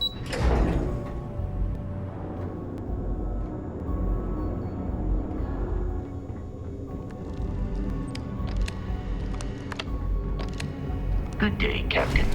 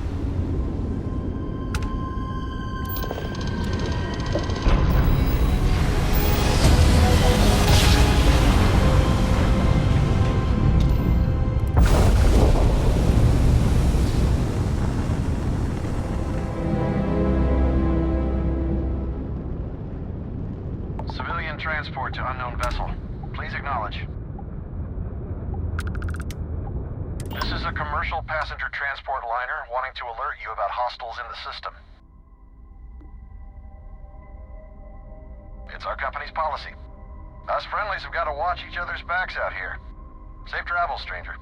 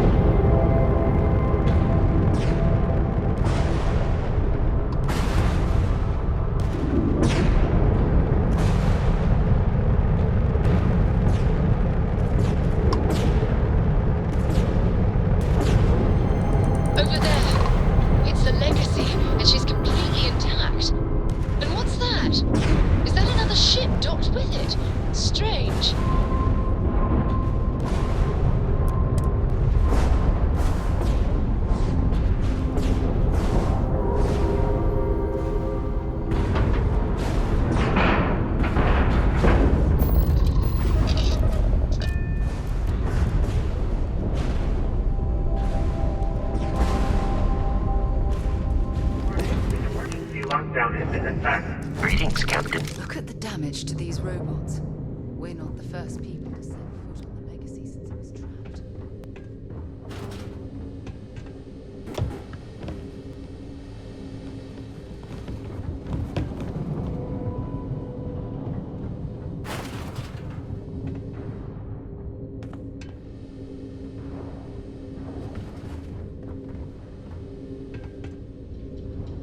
Crew recording initiated. Alright, the system should be all set up. Just shout out when you want the computer to record. Should work for everyone. Okay, fine. Now, give me the bad news.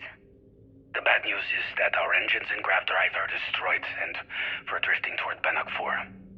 Wait, doesn't that put us smack into Bannock's EM field? We hit that! Every circuit on this ship will overload! Easy, Simmons. What's easy about it? Huh? She's right. We end up in that electromagnetic radiation, and we're dead. Hey, there's no need to talk like that. It's Simmons' first time out. Can't you see she's scared? Yeah, Bakara, pipe down. You aren't helping. Everyone stop. Right now, we all need to take a breath. We're in bad shape, but I need everyone alert and level-headed so we can figure a way out of this mess. Osterholt, you're my engineer. Give me options. We don't have any options. Kellner and I need to work on a shielding solution. Fixing the propulsion isn't even on the table. Fine. You two get on it. Simmons and Bakara, I want you to walk the ship and give me a full damage report. Mayfield, see if you can help Aguilar with that arm injury. Let's move out, people. Crew recording terminated.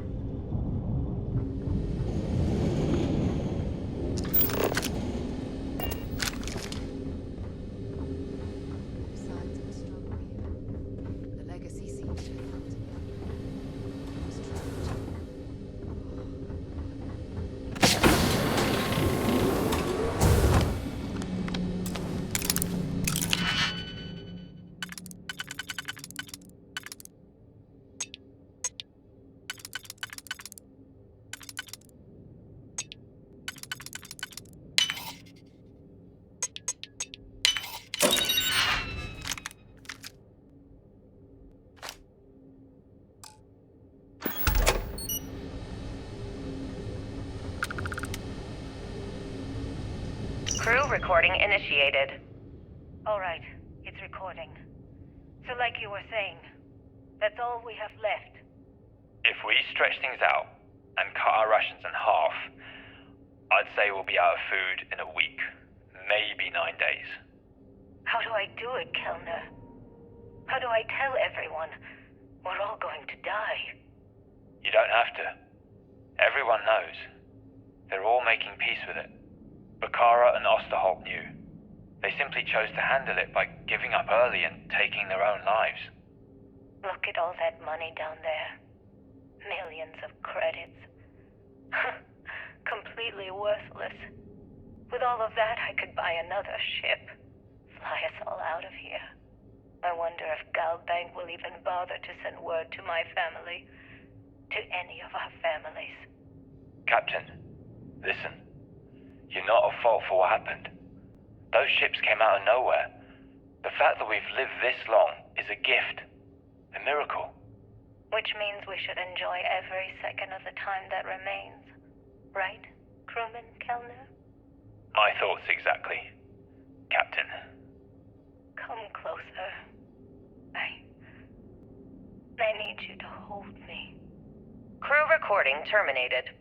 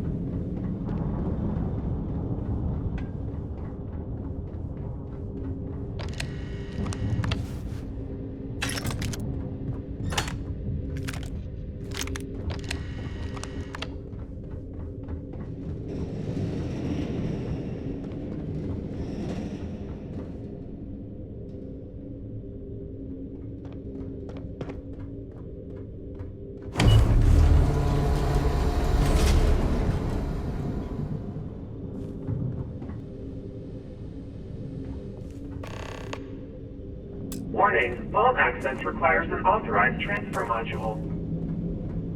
Warning, vault access requires an authorized transfer module.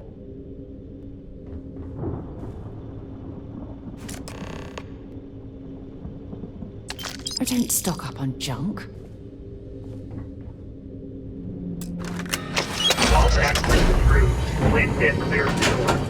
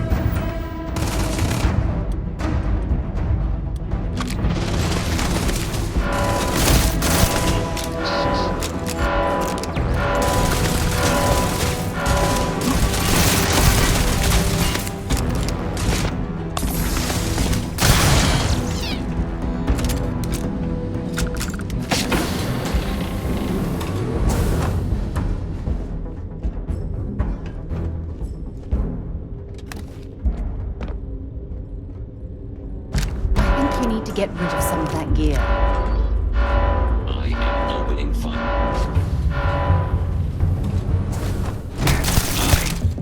Catastrophic damage.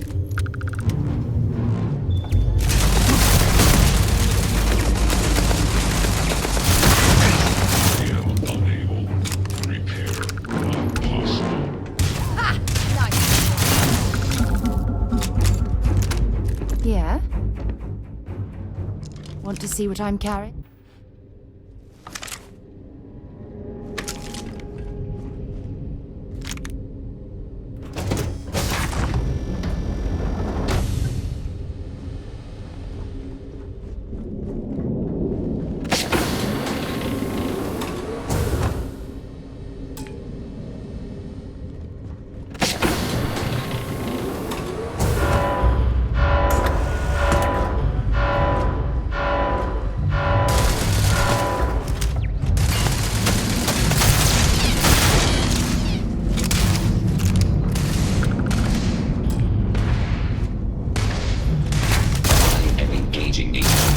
System failure. Damage. All.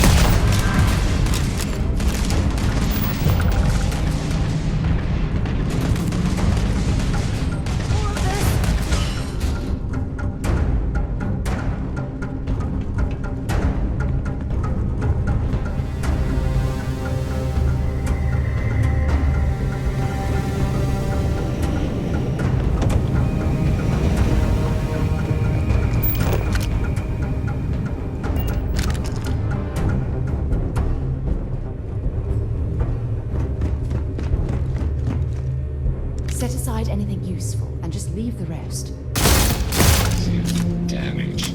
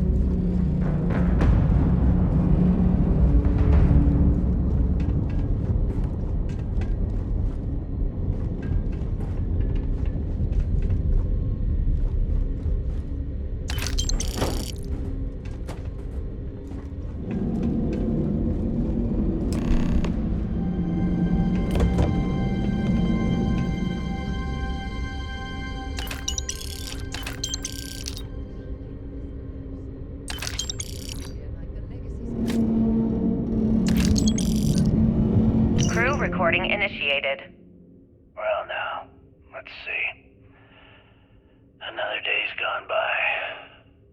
What's it been now? 6 weeks? Who the hell knows? Food packs from my ship are gone, so it looks like the clock's running down for me, and Issa wins. What a clever woman.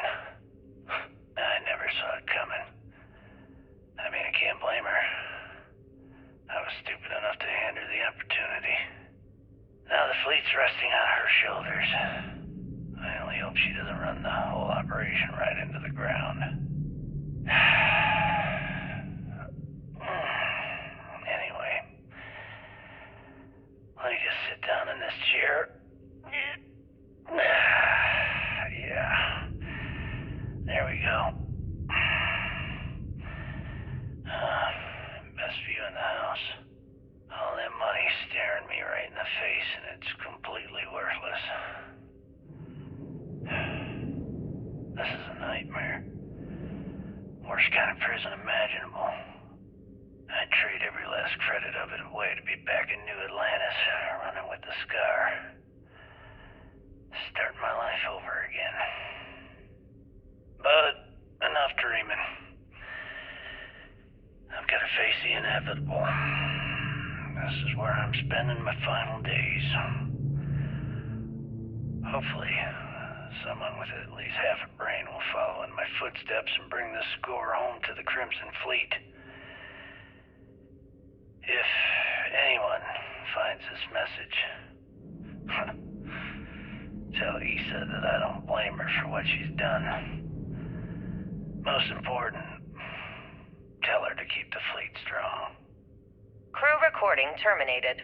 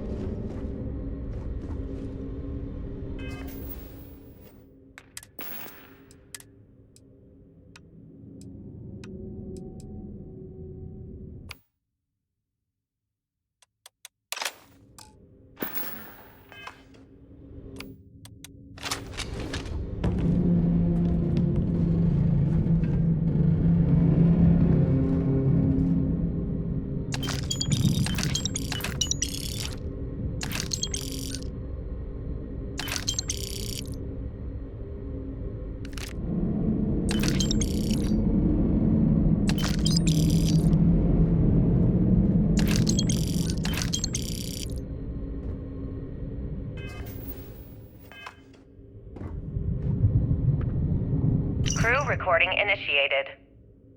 Son of a bitch! Nothing. Complete waste of time. I've tried everything I can possibly think of, and I end up right where I started. Oh, here I thought I was so clever. Thought I had it all figured out.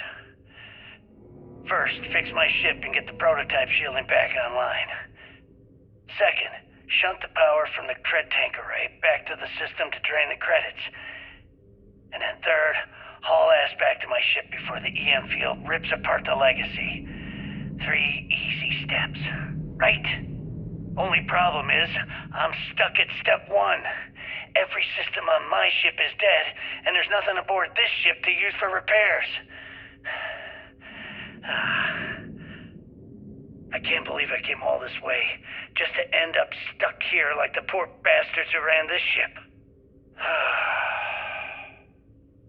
Actually, wait a second. Issa will figure it out. I told her where I was going for a reason. She's smart. She'll know something's up when I miss the rendezvous. After all, we're supposed to split the loot. All I have to do is sit tight and wait until she figures out that something's gone wrong. Then she'll come here looking for me. In the meantime, I should start rationing my food. They could be waiting for a while. Crew recording terminated.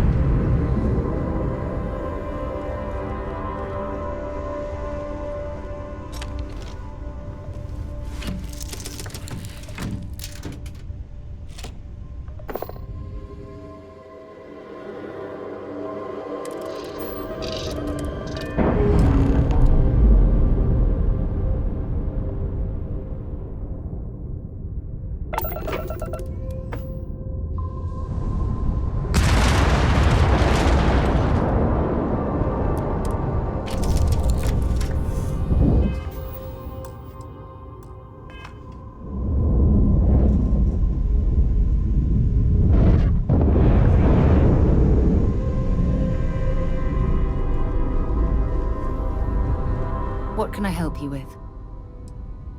Really? I'm surprised you have to ask. You gave Commander Ikonde your word that you'd bring Crix's legacy to the Vigilance and end the Crimson Fleet once and for all. And in my eyes, and in the eyes of Constellation, your word is your most valuable asset, far more valuable than what that data core holds. So you're going to have to ask yourself, is it worth selling your morals for those credits?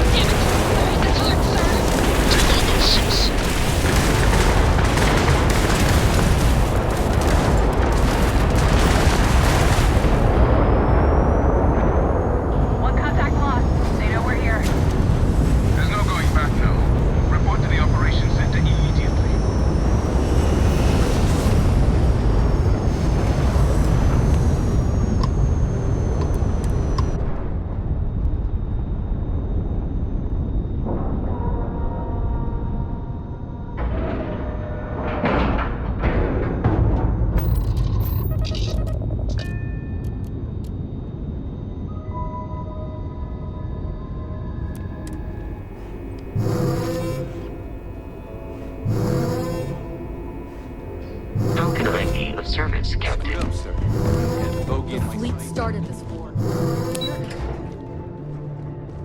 Everyone's saying this is it. Final battle's coming.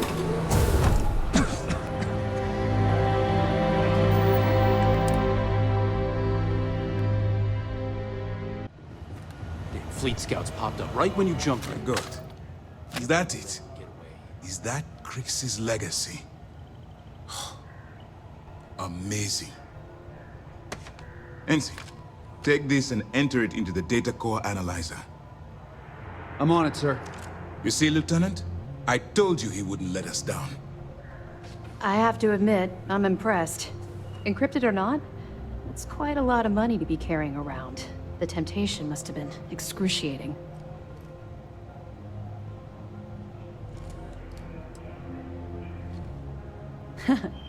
It just so happens we did. And with all that money you're carrying, can you really blame us? You could have set yourself up for life, but instead, you chose to do the right thing. It's incredible.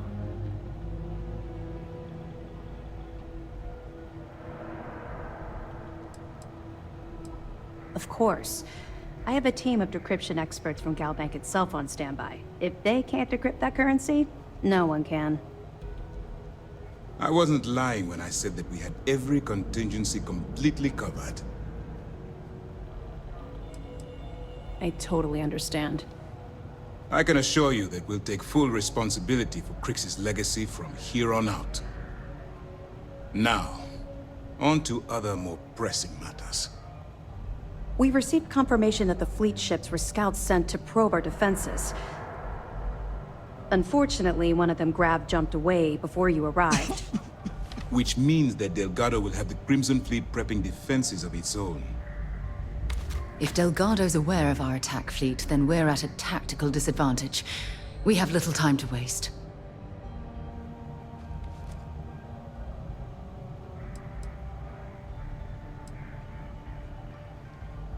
I've spent years studying the Crimson Fleet's tactics. Their decision to sacrifice those smaller ships told me everything I needed to know. That's the plan. Lieutenant, if you wouldn't mind explaining our strategy. Yes, sir. The Vigilance is equipped with the latest in hyper-resistant shielding, making it the only ship that can safely approach the key. The catch is that the key has access to 3 orbital defensive batteries that can fire electromagnetic energy. One hit, and we lose those fancy shields. Our mission is to take out those batteries. In fact, I'll be personally leading the assault on Battery Alpha. I need you to be my support. Sadly, we didn't get as much support for this mission as I would have liked. There just wasn't enough evidence gathered. We weren't able to convince MAS to lend us additional squadrons. They feel like they've committed too many resources already. That means we'll have to take out all 3 batteries ourselves. It's unfortunate, yes. But we wouldn't be here if I didn't believe you could do it. We've also given you a call sign, Renegade, to help coordinate our movements during the attack. Once those batteries are destroyed, you board the key and bring Delgado to justice. You won't come quietly. You do what you have to do.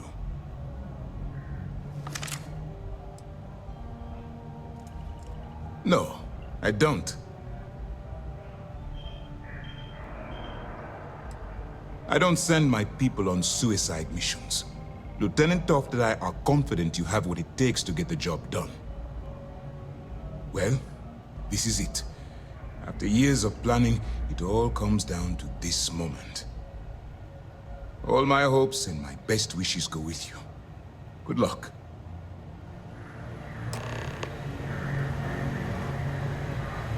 Time to show these pirates how SysDef does things.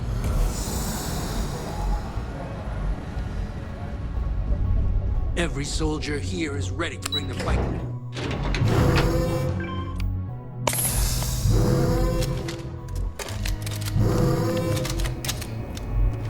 Straight into space.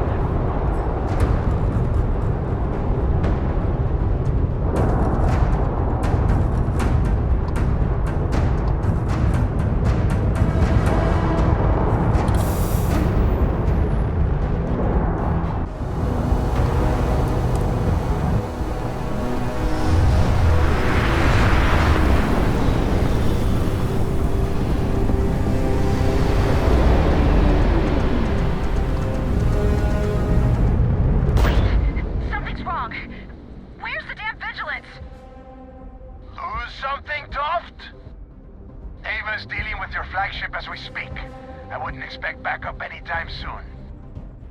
Gives me plenty of time to blow your ships out of the void. All right, fleet! Triple share to whoever takes the traitor down! All ships, defensive formations!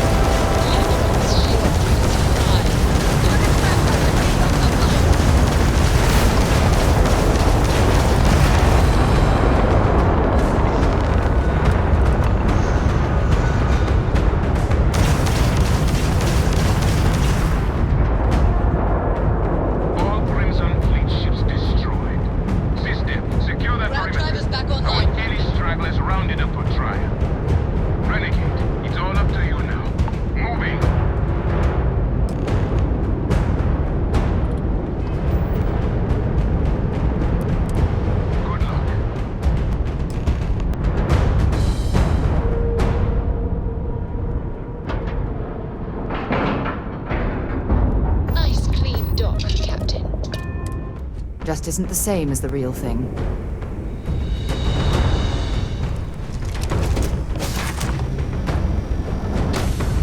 Hello, Captain.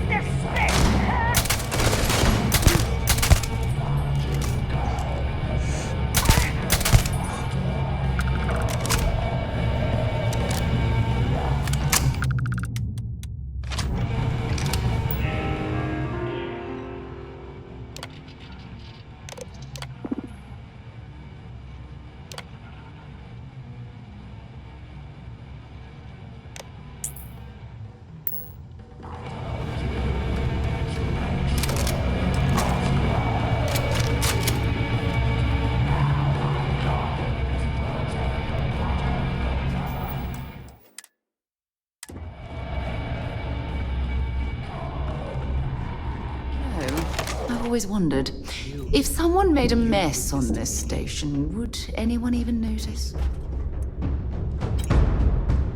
I can decrypt and re-encode thousands of credits in seconds, but something as simple as this, I didn't see it coming. Not in the slightest. And now because of you, my bomb's been activated. Which means I'm as good as dead.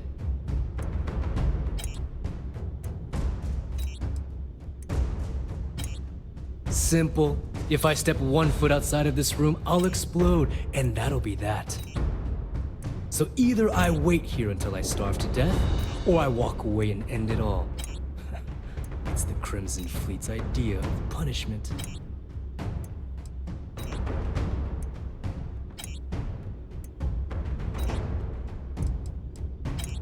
Now that Sistef is here, the Crimson Fleet can't afford to have everything I know fall into the wrong hands. The moment the Vigilance arrived, Delgado pushed the button, which is as good as putting a gun to my head and pulling the trigger. Forgive me if I don't take you at your word, since you've been lying to me from the very beginning. I've paid you well, treated you with respect, and kept trouble off your back more than a few times. Look me in the eye and tell me why you've allowed this to happen to me. You owe me that much.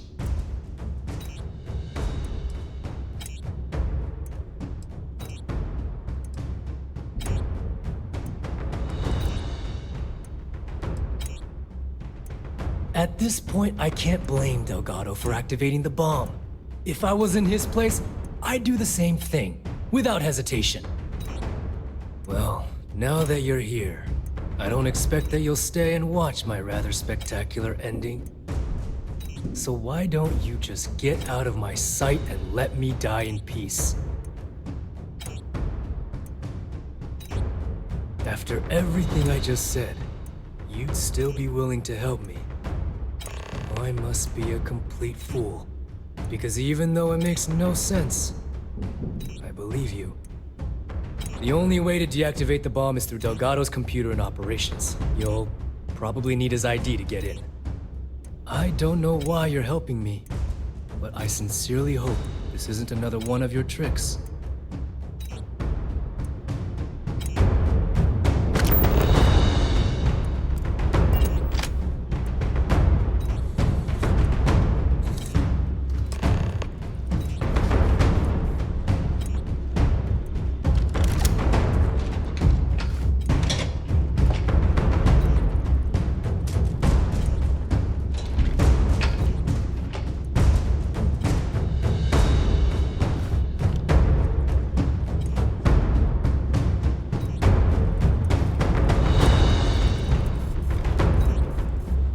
The controls for the bomb are in the briefing room.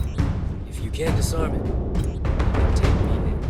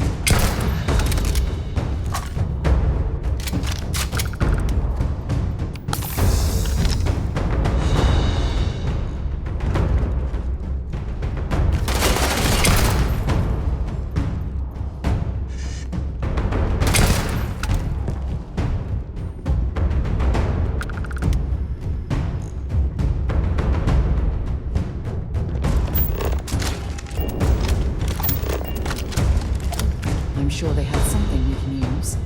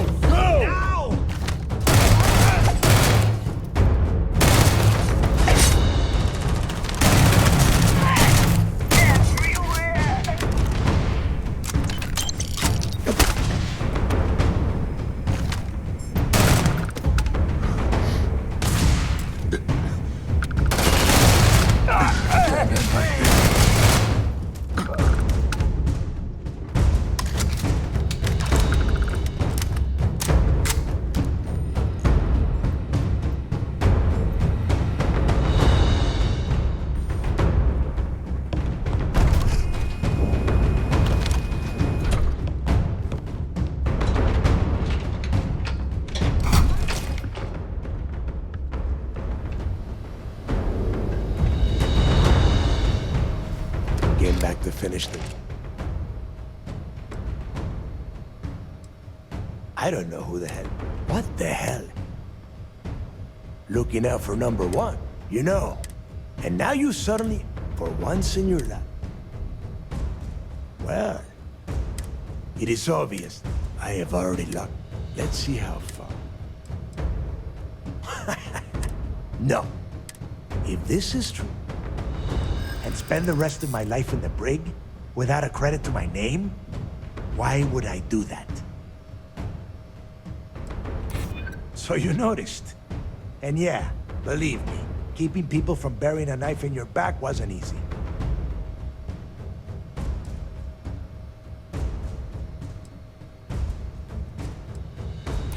Now that's more like it, Rook. You're a killer. And if you want something, you threaten a person for it. Fine. You win. Standing down the reactors. With the legacy gone, we're dead in the water anyway. But before you have Ikande lock me up, I'm gonna leave you with some parting words.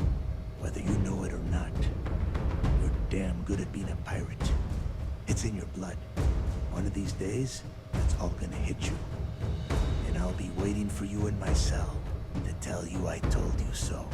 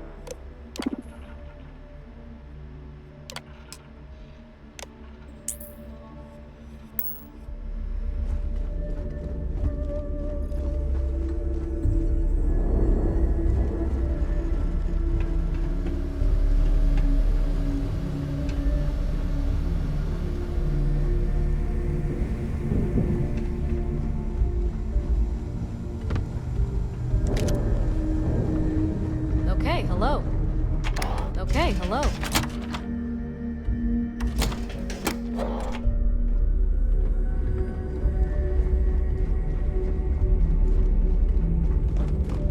Howdy.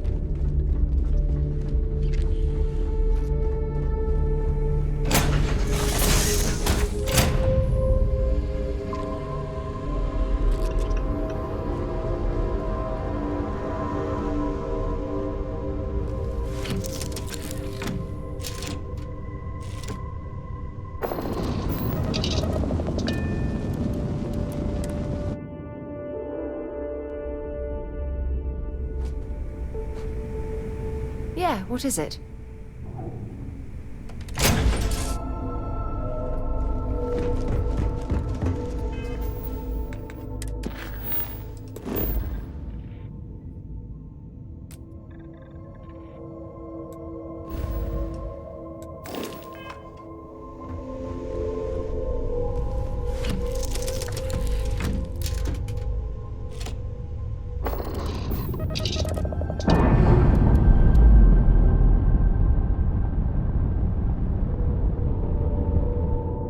detached.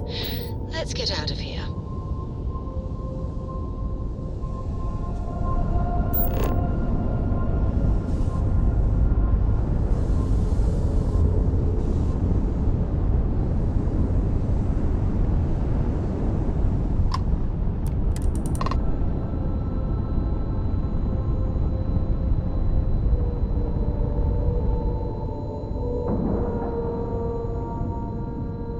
Docking site complete. That was real impressive flying, kid. You earned your wings today. Thank you, sir. I was just trying to do my part.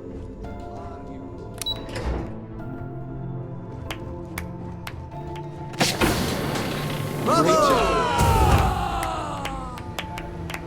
At ease, soldier. I believe congratulations are in order. With this decisive blow, the end of the Crimson Fleet is all but assured. But as much as I'd like to begin this celebration, technically we're still in the process of wrapping up the operation. On that note, Lieutenant, what do you have for me? Reports are coming in right now, Commander. Delgado and Shinya Voss have been taken into custody. Also, we've transferred personnel to the Key to secure the location until the United Colonies decides what they want to do with the station. And what about Neva Moera? According to our reports, Neva led the strike force that attacked the Vigilance. Unfortunately, that was the last we saw of her. It looks like she managed to escape. We don't know her current whereabouts, but I have our operations team looking into it. That's fine. Overall, excellent news, Lieutenant. I have to admit, for the first time in 7 years, I don't know what to say. How about you? I know that was difficult. You hanging in there?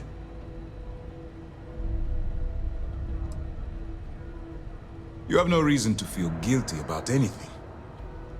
No matter how close you were to the fleet, you have to remember that they're terrible people that did terrible things, and don't deserve your guilt. I've twisted arms and cashed in some favors at Mast. I wanted to make sure you got a share of the money you recovered from the legacy. Call it a reward, a token of appreciation, whatever the hell you want. But you've absolutely earned every credit. While it was satisfying enough to watch the Crimson Fleet meet its end, having an account brimming with credits is a pleasant bonus.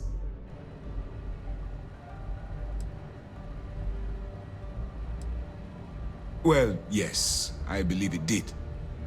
But even if the money is ever returned to its rightful owner, I believe it will, eventually, I'm sure they'd agree you deserve your share. Don't thank me yet. If it had been completely up to me, you'd get a lot more than they're giving you. Now that you're rich and famous, maybe you'll still remember us little people, huh? Decorum, Lieutenant? Damn, I'm going to be really sorry to see you go. You've really become an important part of our team. It won't be the same around here without you. Although, if you feel like staying aboard, I'm sure I could give you access to the SysDef mission board.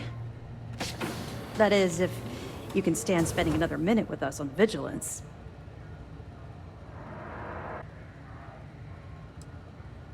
I understand. You've done more work under my command than some law enforcement officials see in a lifetime. If you change your mind, the Vigilance will be stationed here at the Key for a while. We have quite the mess to clear up. Anyway, enough talk. You've earned a break, and I'm sure you wish to celebrate. Here's your promised reward. And wherever you might find yourself, my best wishes travel with you.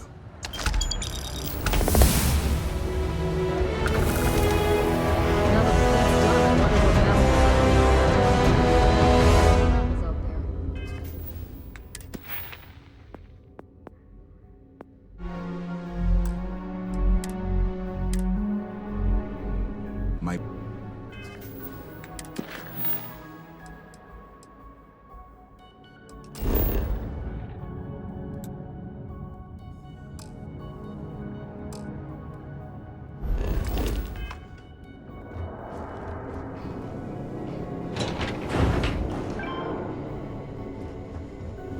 Your actions save countless lives.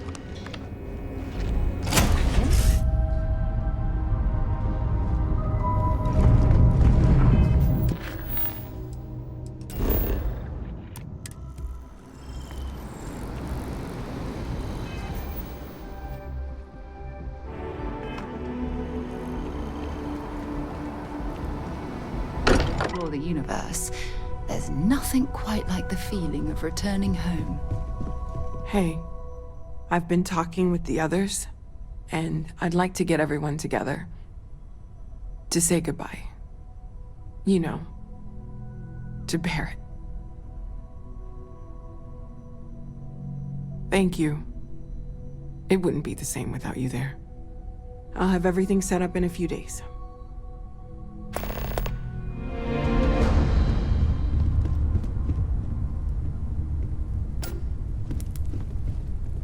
Mateo told us about your pilgrim's voyage. You found it, didn't you? The meaning of unity. Wait, say that again? Multiple universes? You can't possibly mean what I think you mean. Let's take a step back.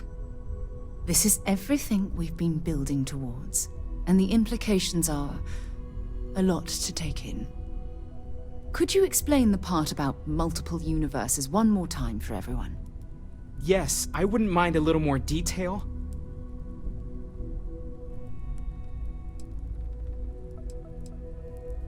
And that's why the Starborn want the artifacts so desperately. They're the keys to unlocking the infinite. I don't even want to think about the physiological changes you'd need to travel between universes. Plus what it would do to the mind? Enlightenment? Or oblivion? Like the Hunter. You have the opportunity to reach the closest thing to your god that might exist. And you're second-guessing it? One doesn't approach the afterlife without some trepidation.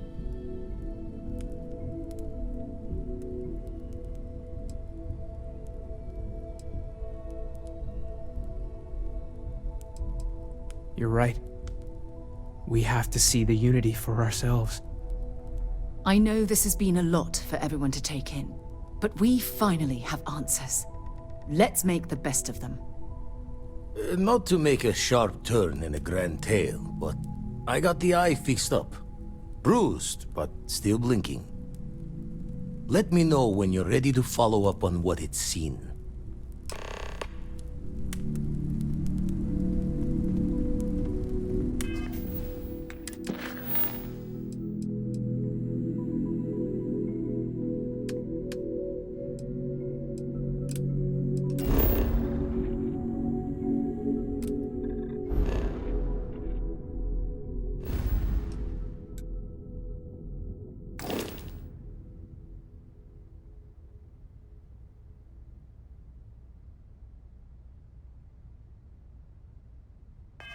Everyone is staying in their rooms a lot more lately.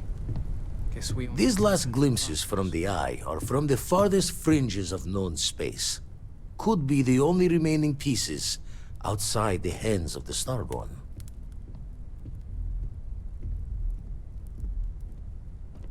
Catch a smile out there.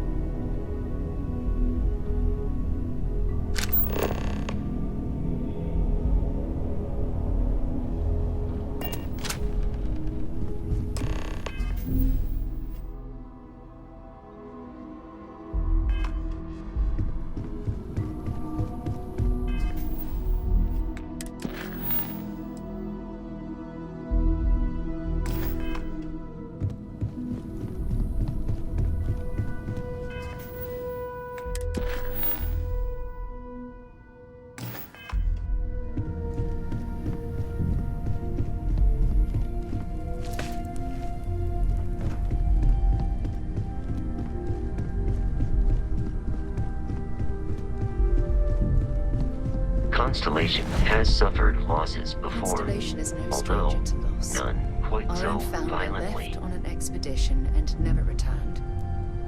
It is easy to talk about the glory and excitement of breaching into the unknown, of lighting the darkness. But it is harder to stare into the face of the cost.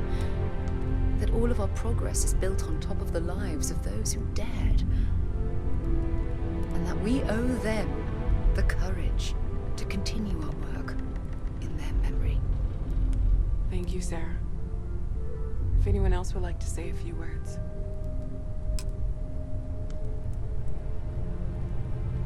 Everyone is in mourning. I understand, but I cannot quite share in their emotion. I have seen death. I have lost people I considered close. But this is... it is not the same. I cannot explain why. I am not sure I am making sense. Thank you. If you are... This is harder than I expected.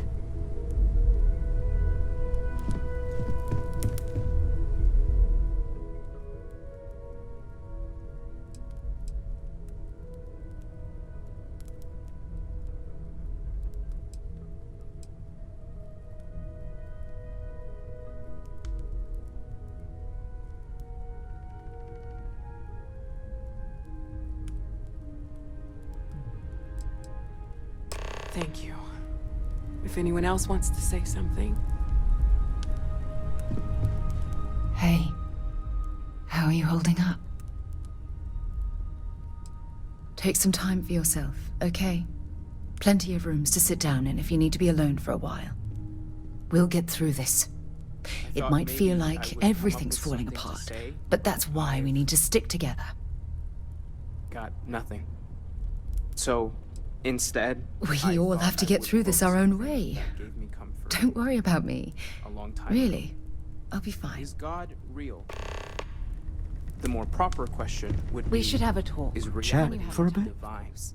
Normally, I hate talking to Existence people at itself funerals, is a mystery but, well, which yearns to be uncovered.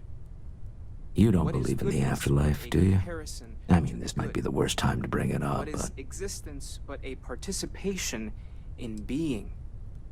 For where the diversity It's of the universe inspires comforting, awe isn't and it? wonder, it exists only You haven't in really lost contrast to someone. a simplicity You're just so waiting to pure see them again. that it may only And you don't even exist need as proof. primordial and even You just need to believe it. divine.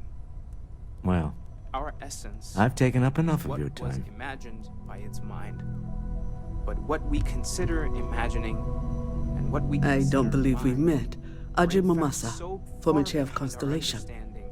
I wish the circumstances of my visit were better. We're like the tiny white caps on a massive surging sea. Unfortunately, There's more, but this isn't the first Constellation funeral those are I've the been parts to. that speak to me the most. After 35 years, you say goodbye to a lot of friends. I hope you don't mind me saying, but I feel numb just thinking about it. I was the one who invited Barrett to join. Does anyone else want to say Oh, anything? he was so brilliant. Even if the rest of us couldn't always keep up. Oh yes, I was Sebastian Banks's protege. If that gives you any idea of how long I was part of our little club.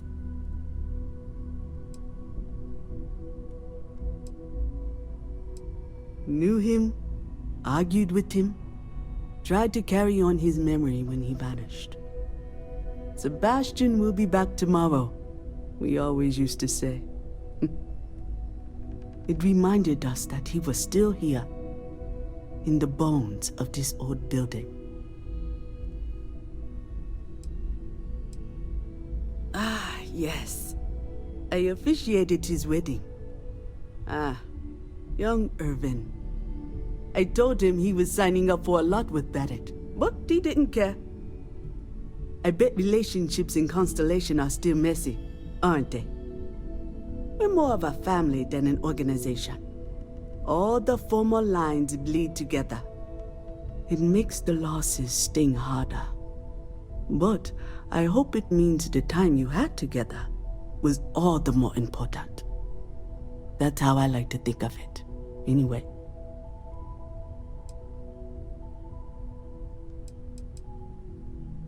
He never mentioned that. I suppose he didn't want to talk about it after what happened. The colony war took so much from us all. Exactly the same as when you met him, I bet. All smiles. Saying just the wrong thing at just the right time. You don't mentor someone like Barrett as much as you let him go and try to contain the damage later, eh?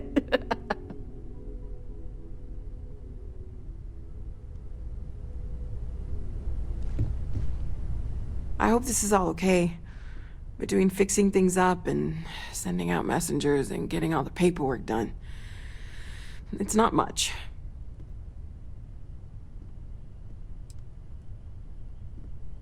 No, it's fine. Sorry, if I talk any longer, I'm gonna start crying. Could you excuse me? I don't often speak about what I believe in. It seems so redundant with how I live. But death is one of those occasions where it's hard not to look inward. Our friend is gone. There's no afterlife, or second meetings. No God in heaven that is curating a perfect ending for him. So it's up to us. We are what lives on. If the pain of loss inspires us. It almost feels action, then that wrong to be grieving. Selfish. No amount of tears will bring the dead back. Humanity. It's just easier to feel guilty, if you'll excuse me. We are the ones that judge things to be good or joyful. I am told these types of gatherings are a sad occasion. That assumption appears to be correct. I appreciate you verifying my analysis, although I am certain my thanks will do little to improve your current psychological trauma. If you would like, though, I can add some consoling language to my programming. It will take some time to adapt, but it will be okay. How was that? I will note that feedback for later.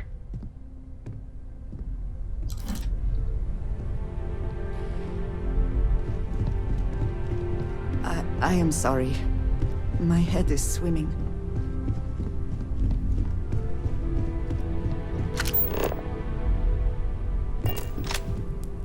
Hi.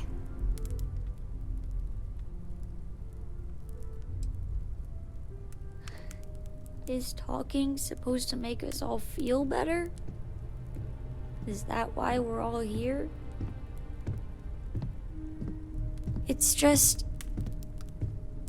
it doesn't change anything, does it?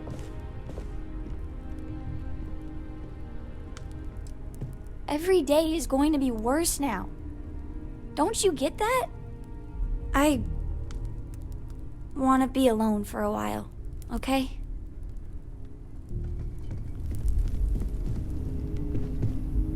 Is it quieter in the lodge, or is it just me? Death is a bastard. Comes for us all. You know, there's an old Aquila story about two pioneers who got lost trying to find a new frontier to settle. One of them takes ill. Clear he's not gonna make it, he turns to his partner and says, "Don't bury me. Let the ground take what it's due. I'd rather be a ghost chasing after you than walk through the pearly gates knowing an eternity of loneliness until you get there." Sad story, huh? Yeah, you got me. I hate funerals. Drink? Pour one out to the blackest sea? Appreciate a chat. Two old friends. May their ghosts go past the edges of space, to the great beyond. I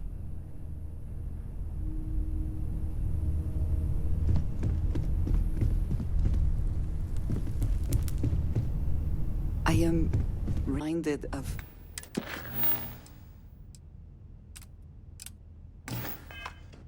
how different Constellation works.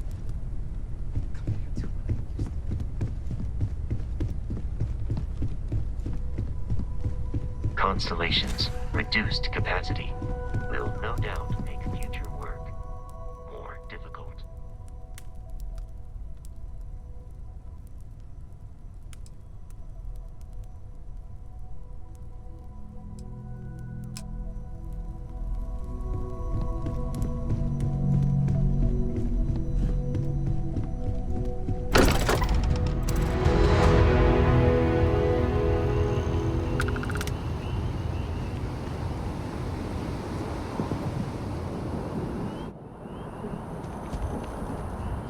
Captain, do you require my assistance?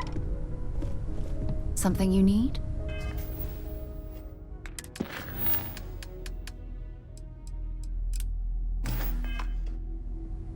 Forgive me for pulling you aside again, but, well, there's so much to process right now.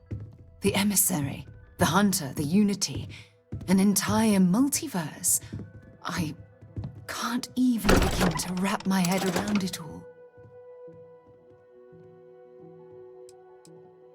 I don't know where to begin. The fact that we are the origin of the Starborn. Humans literally reborn by entering the Unity. The same, yet different. It's unbelievable. I feel like most of the knowledge we've amassed in the last few centuries about the universe has just been made obsolete.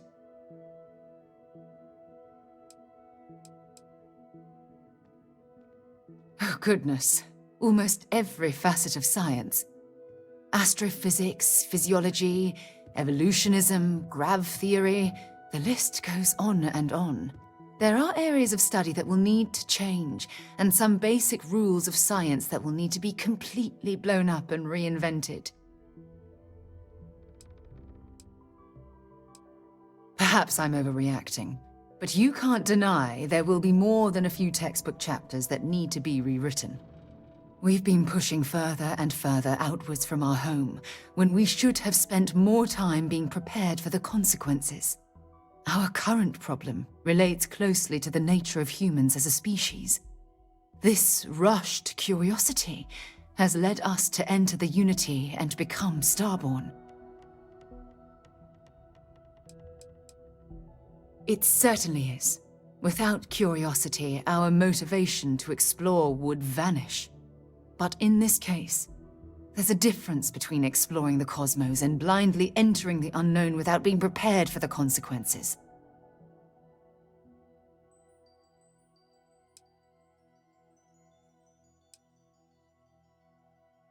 But it has made a difference. Here we are, caught in the middle of some sort of needlessly violent crusade between the hunter and the emissary. You'd think that a technologically advanced society would have evolved past petty squabbling over something like the artifacts. It almost makes me wonder if entering the Unity has done them more harm than good.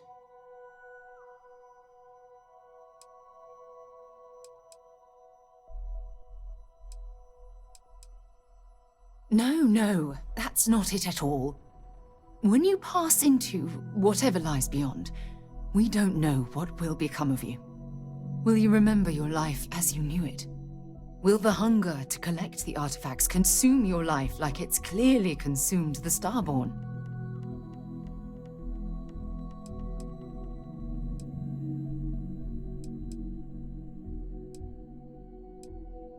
This goes well beyond the boundaries of simple exploration.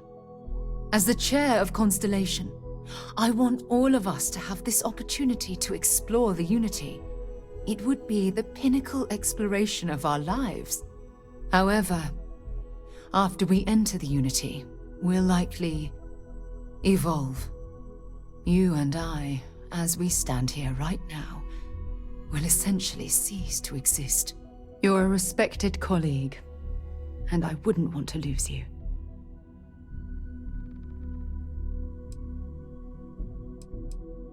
I'm not sure. I'm guessing based on what we've learned.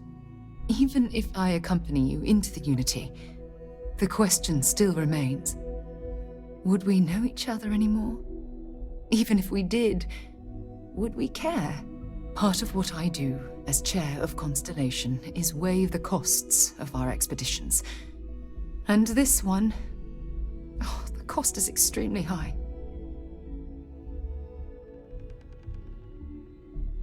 I know. Damn it. I know. Listen. I realize nothing that I say is ever going to change your mind or diminish the enticement of this incredible opportunity. All I ask is that you research the facts before you blindly stumble off into the unknown.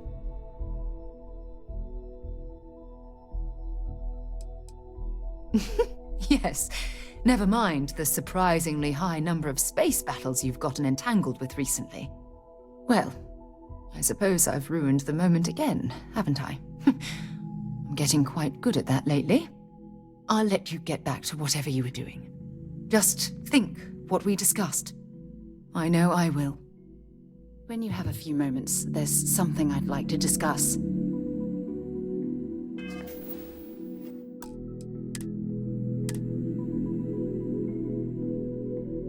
Thanks for giving me a moment of your time.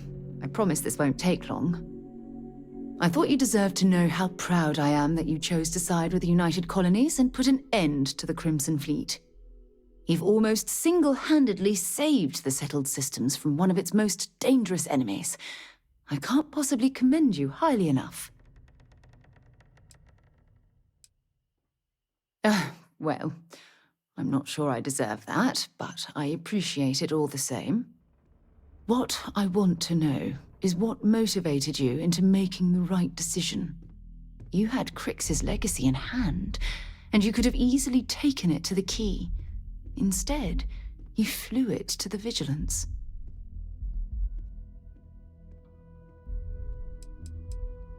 Oh, well, I'm flattered that I have such a profound impact on your life choices, and you seem to know me quite well. So, no regrets betraying Delgado then? I imagine you and he formed quite a partnership right up until the end.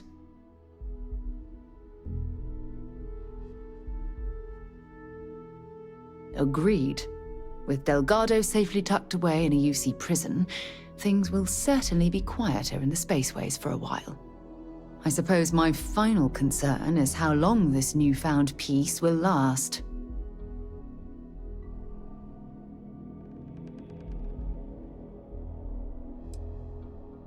Perhaps my only concern are the reports that Moera was never captured or killed. My hope is that she was smart and went into permanent exile. I suppose only time will tell. Well, it appears I've soured the mood of our lovely conversation. I trust my mindless prattle hasn't been too much of a bother. Thanks for taking the time to listen. Can I help? I'm right behind you.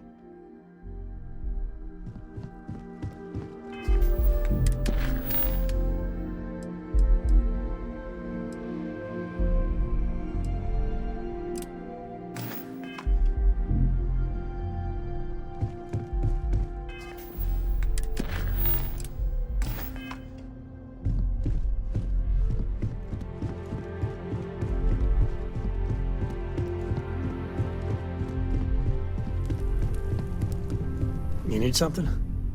You are straight out of one of those film noir novels. Working undercover and thwarting the bad guys. Just walking around the Key makes my skin crawl. How'd you pull it off?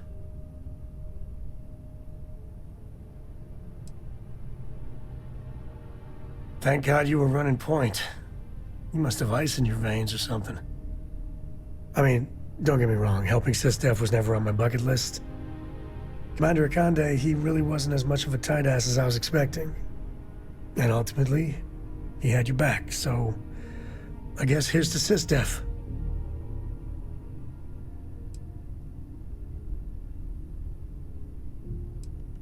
You are a different breed than I, then. I just wanted to say, when we first teamed up, I had a good feeling about you. But this... you really helped people. Helped everyone. I can't wait for our next adventure. You got time for a quick chat? I'd appreciate it when you're able. So we know the answer. Who are the Starborn? Well, we are. We're some cracked mirror version of ourselves. The whole thing seems unreal.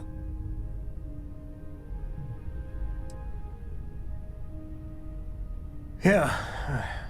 Who's keeping track? You know, yeah, +1 for Team Sam. I was hoping the Starborn were somehow so advanced that their concerns were cosmic, significant. Instead, they're fighting over goddamn toys like we've been doing since caveman times.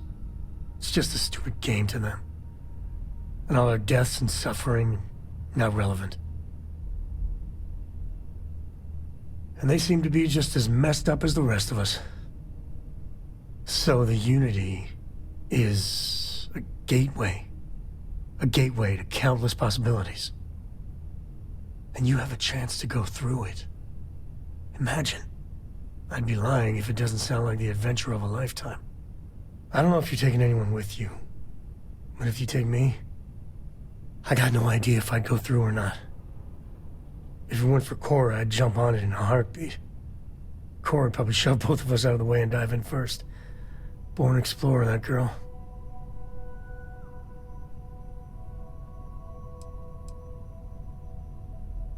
Exactly, right? I know it's your decision who to work with, but you gotta remember that the Hunter murdered our friend. Sure, the emissary may be a version of Barrett, but he's not our Barrett. But that doesn't make what the Hunter did right, not by a long shot. If the Starborn are party crashers from different universes, I'd side with the one that's not willing to murder innocents to win.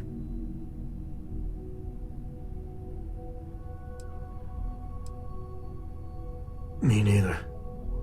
My head is still spinning. Maybe after a few nights' sleep it'll be clearer. Take care.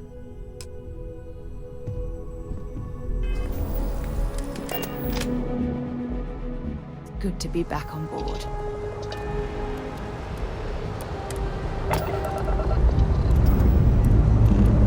Pressure holding. Take off course control.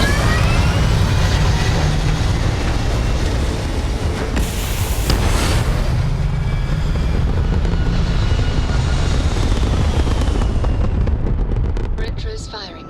Orbit stabilized.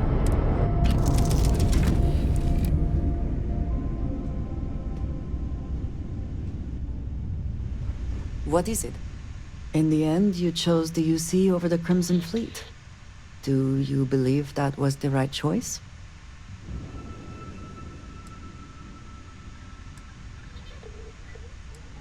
I wondered if that might be the case.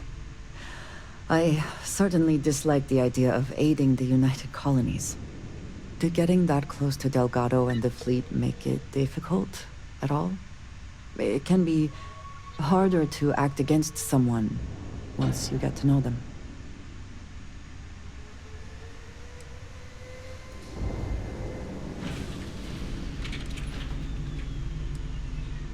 Nor do I think you should be, but in this case, I believe you made the right call. They were pirates, after all. It would be foolish to think, though, that we have seen the last of the Crimson Fleet. We may have eliminated the leadership, but there are many more pirates out there. I would say you have done more than enough. For now, you should enjoy your hard-earned victory. You have done a service for all of the settled systems.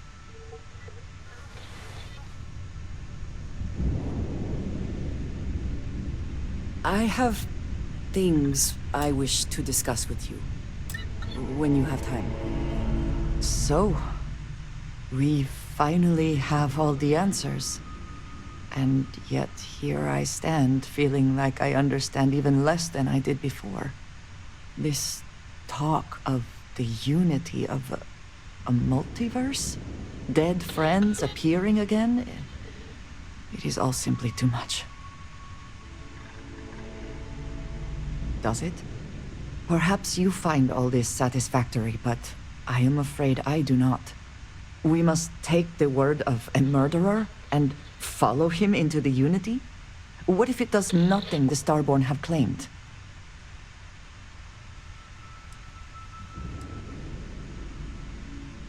So you would just step into this Unity based on what? Feelings? You have no idea what will happen if you do. None at all.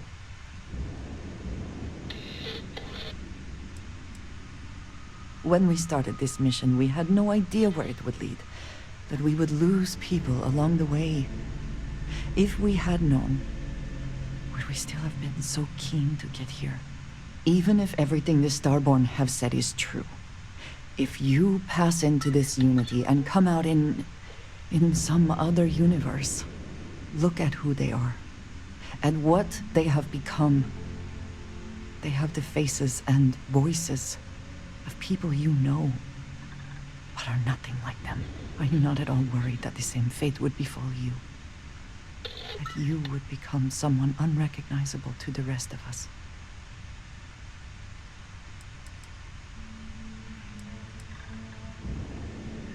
Yes, I know. I can see it in your eyes. For your sake, I will try not to imagine the worst. Focus on the positives instead. But you must understand that I do not find this easy. We should get back to it. Now that we know what to work towards, there's no time to waste.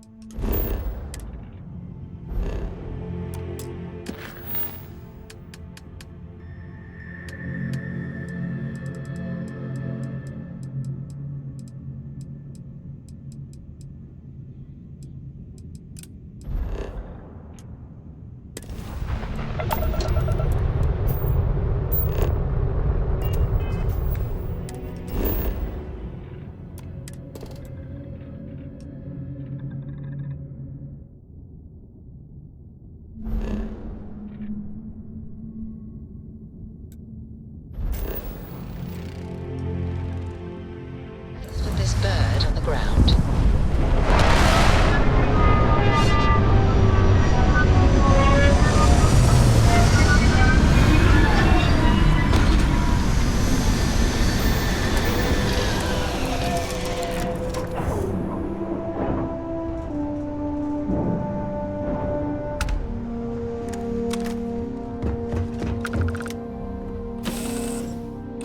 Sure it's safe out there.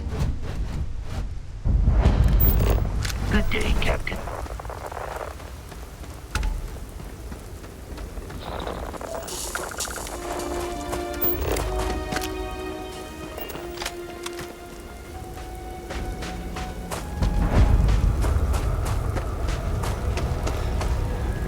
Can you imagine the technology to build something like this?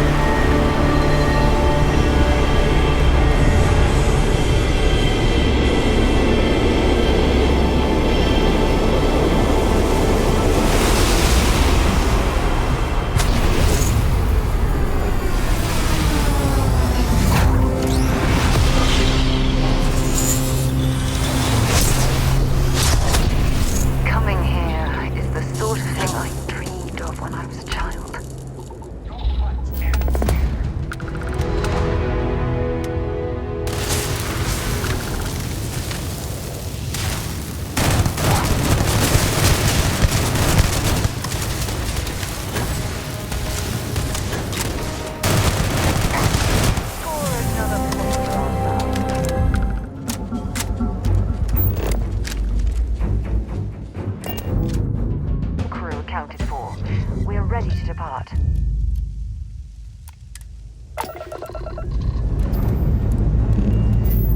I picked up something you might be interested in.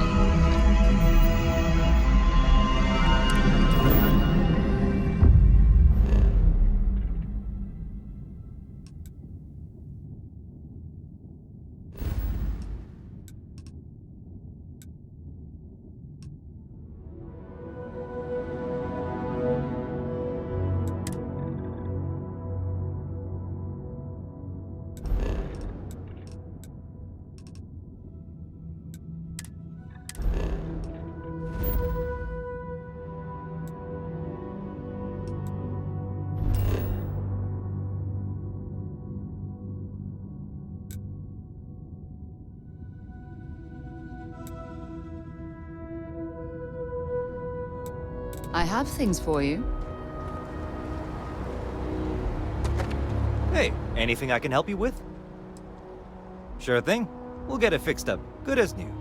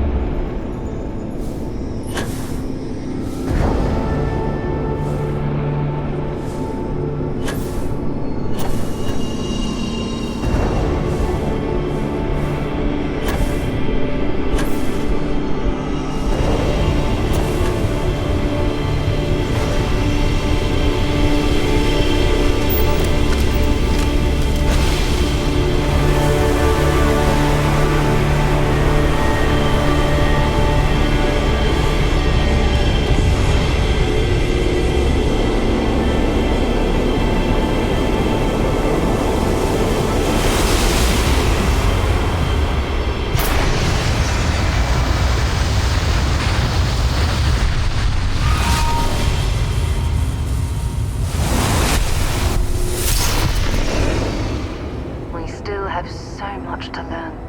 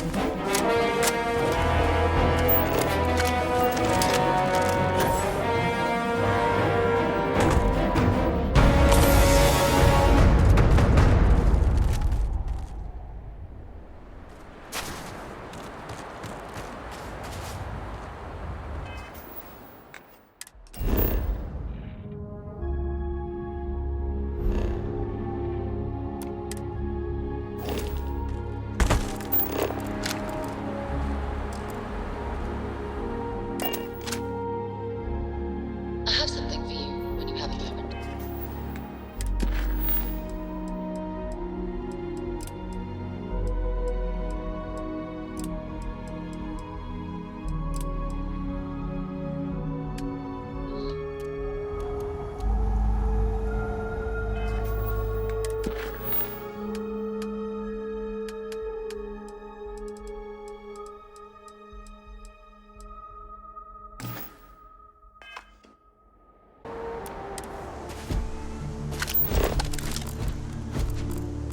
Hi.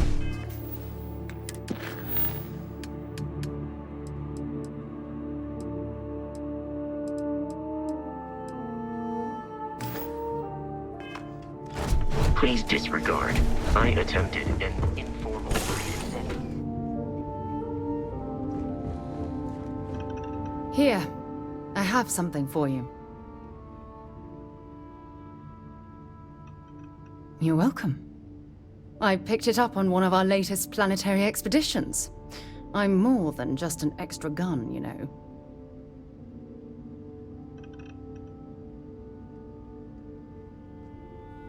I'm just pleased I get to utilize some of my old field collecting skills. It's been a while. Check back with me from time to time after we return from our planetary jaunts. If I pick anything up, it's all yours.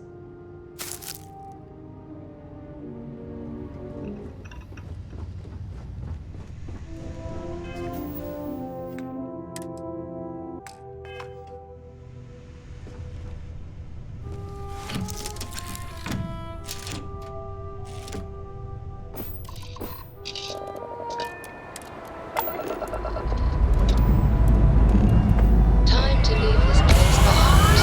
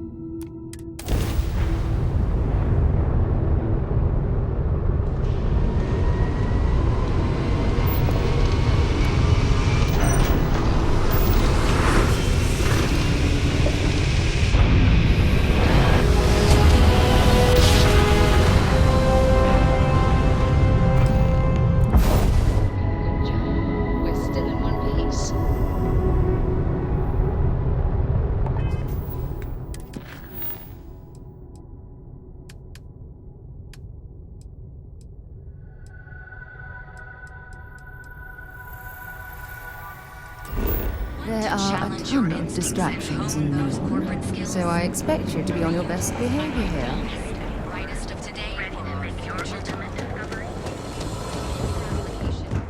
If it's too hot to...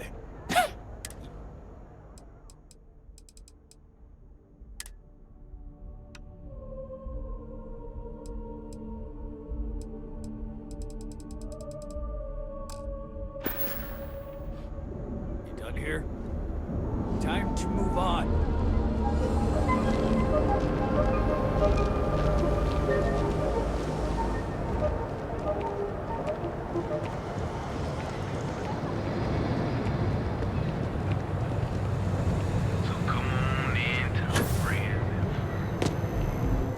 We're fully stocked and hey there, welcome to best deals in town.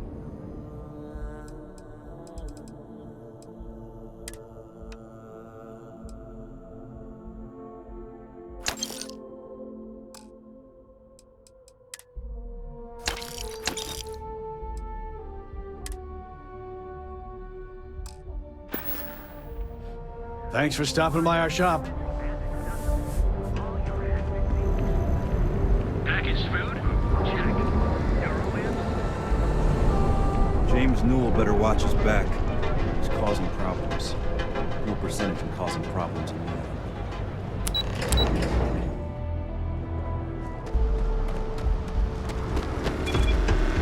People joke, so does yourself.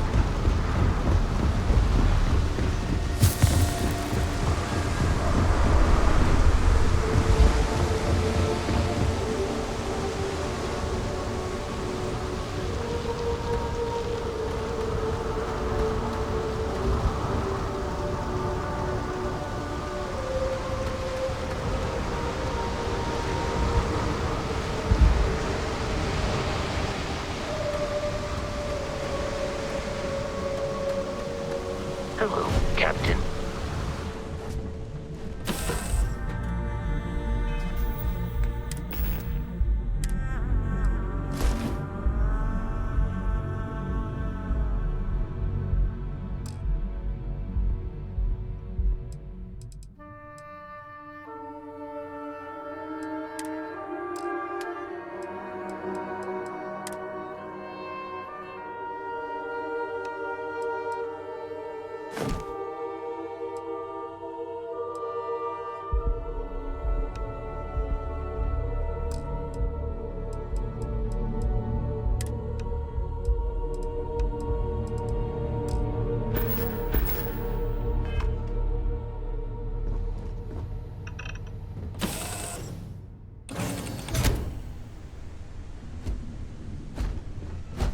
Greetings, Captain.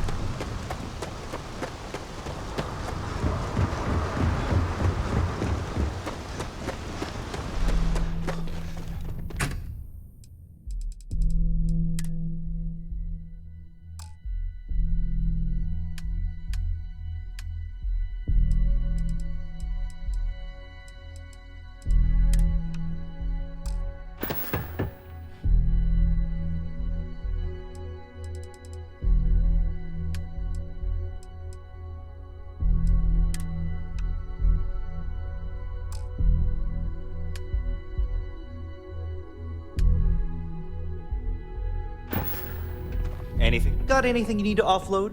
Trade Authority is always by. I'm sure you can find something you like.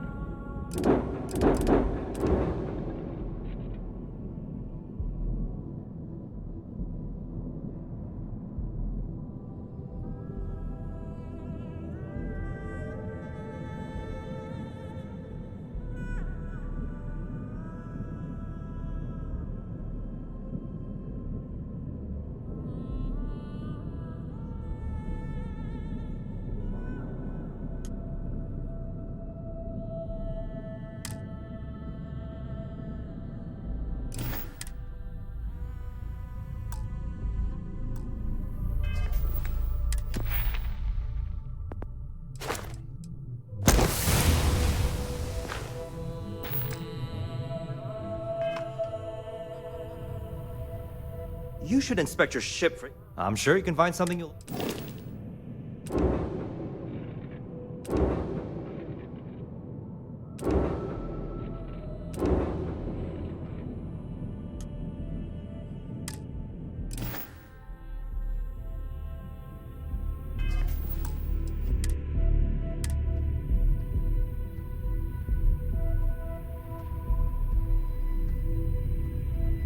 Need some work done? I'm sure you can find something you like.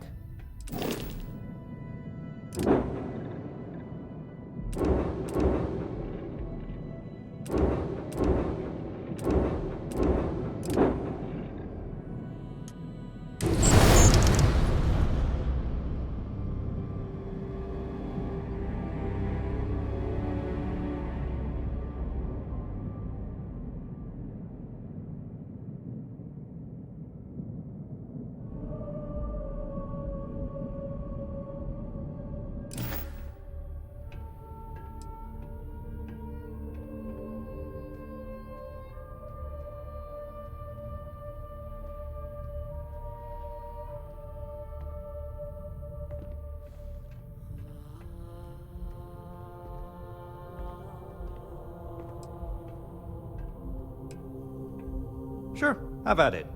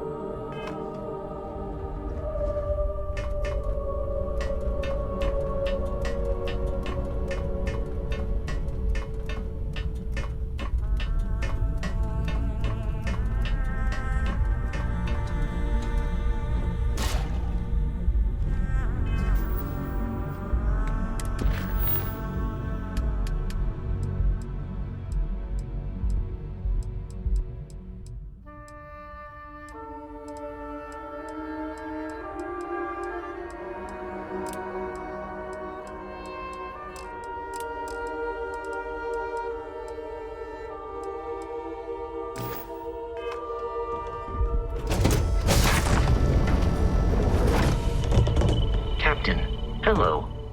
I am... Good day, Captain.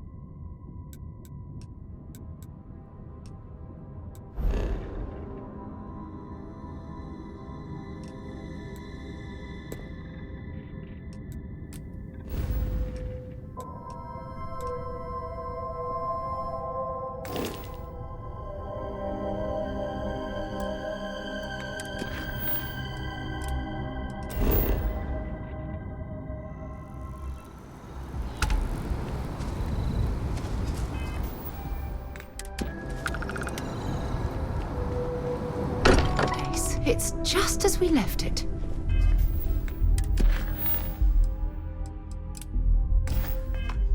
You know, I've often wondered who keeps the lodge so meticulously clean. Hmm? Oh, sorry. Was doing the tally's work in my head. Inventory on the station, next supply run. Got one. I'd go into the astronomical charting data with you, but clear as day just to point you right to it.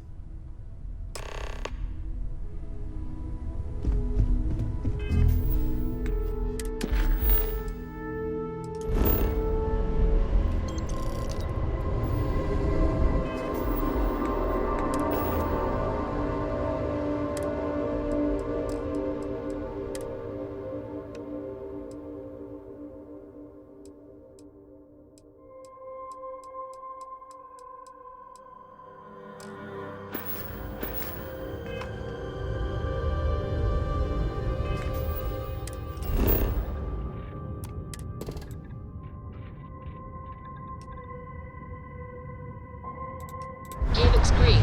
Ready to land.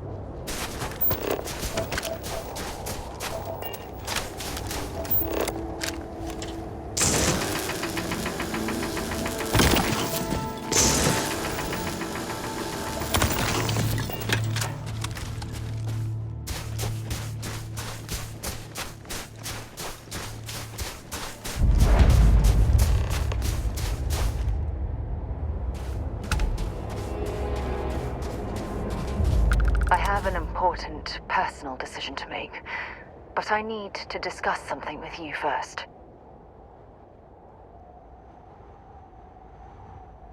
Phew, thank you. So, where to start? Before I was with the Navigator Corps, I was career military, part of the United Colonies Navy. When the Colony War broke out, I was posted as the chief navigator on a warship, the Dauntless.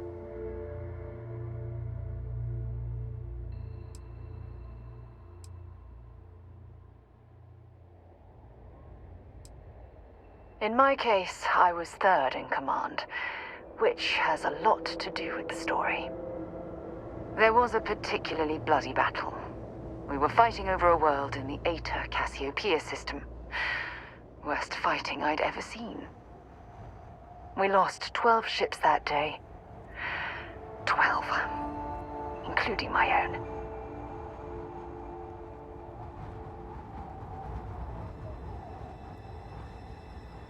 No. This is important. I need to tell you this. The ship was barely intact.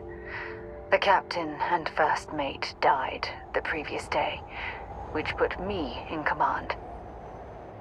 A shrewd captain would have called for the crew to abandon ship, but I was so angry. I wanted to stay. I needed to fight.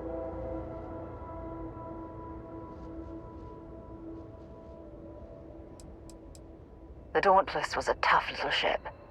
No shields and the hull was breached, but it still had power. And weapons. That's why I remained in the battle. Huge mistake. Well, I didn't have the luxury of indecision. I had to act. We fought for hours, but the damage was fatal. I gave the order to abandon ship and the crew piled into the escape shuttle. As the shuttle launched, I could see it was damaged. I heard screams before the radio cut. The last thing I saw, they were spiraling helplessly towards the planet's surface. There was nothing I could do.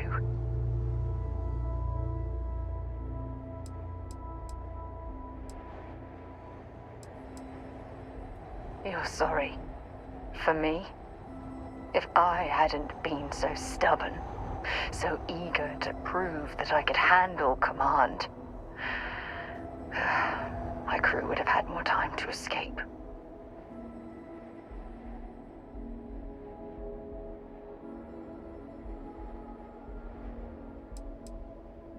My superiors. When the dust settled, the United Colonies gave me a medal. Can you believe that? A damn medal. I never even had a chance to find the shuttle wreckage and give my crew a proper burial.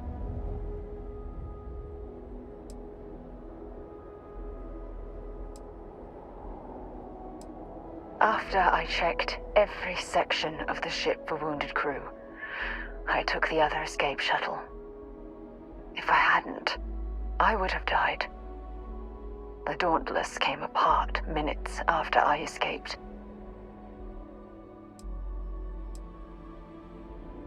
That's true, but still, it doesn't erase the real issue here. Remember when you said no one but me would have pushed harder to keep the navigator core going?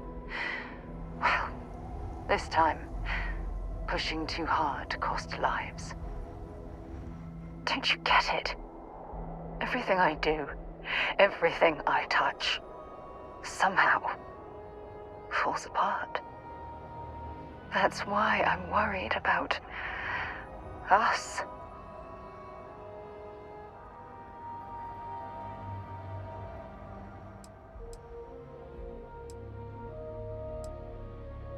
You still have faith in me. I don't even know what to say. I never realized how much you cared about me.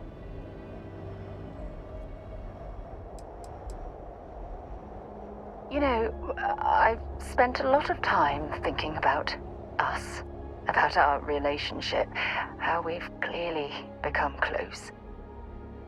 I practiced what I was going to say when the moment was right, and now that it's here, my mind's gone blank. Look, you deserve the best. Someone who can give themselves to you entirely. But right now, I have too much baggage, too much on my mind. I hope you'll forgive me for pushing you away. I just need time.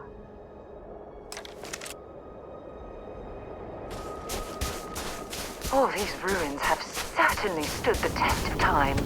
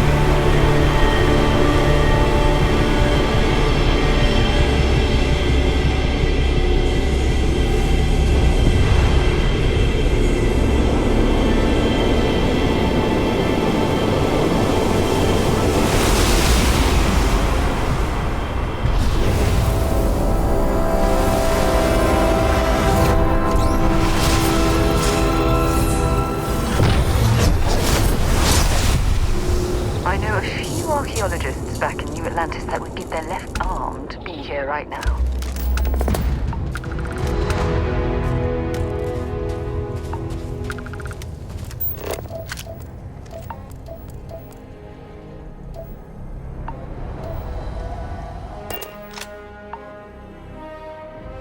Warm up the engines.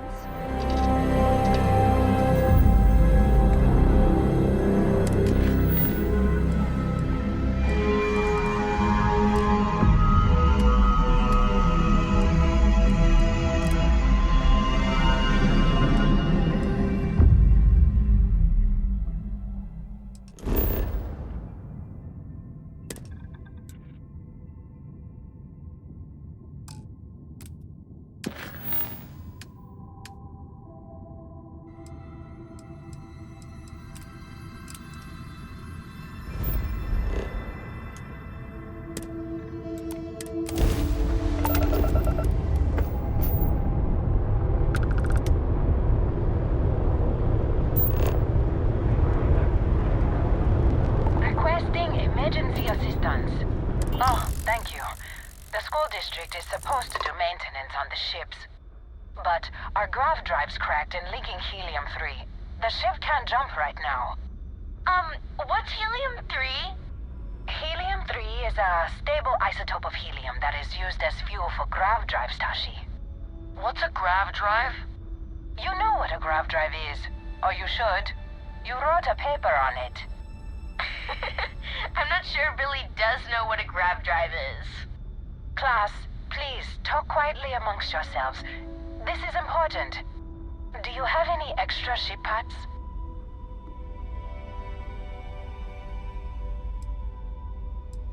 Let me see. Mrs. Whitmore, who are you talking to? Is it a pirate? Pirates? There are pirates? What? No. No pirates. Everyone is safe.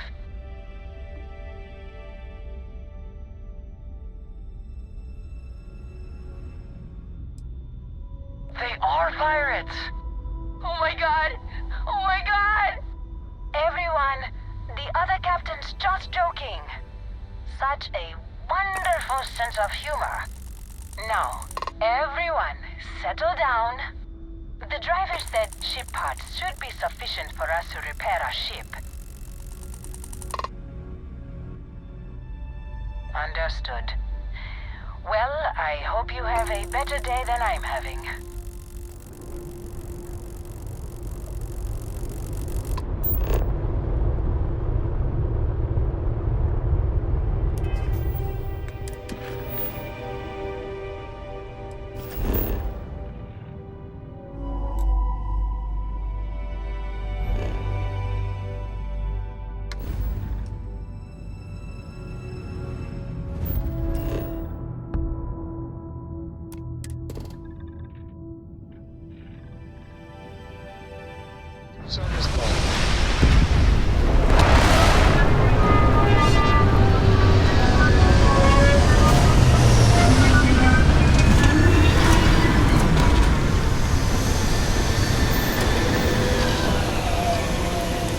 Inhospitable worlds like these that I've visited.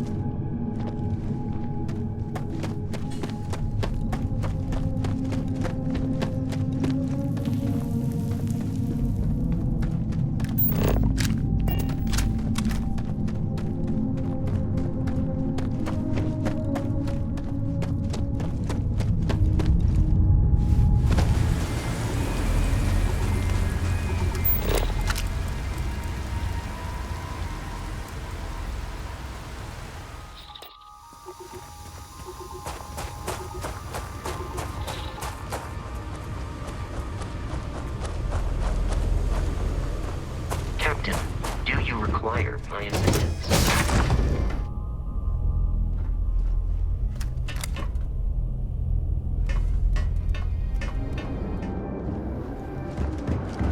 Man, the galaxy's too big to be stuck in the same place.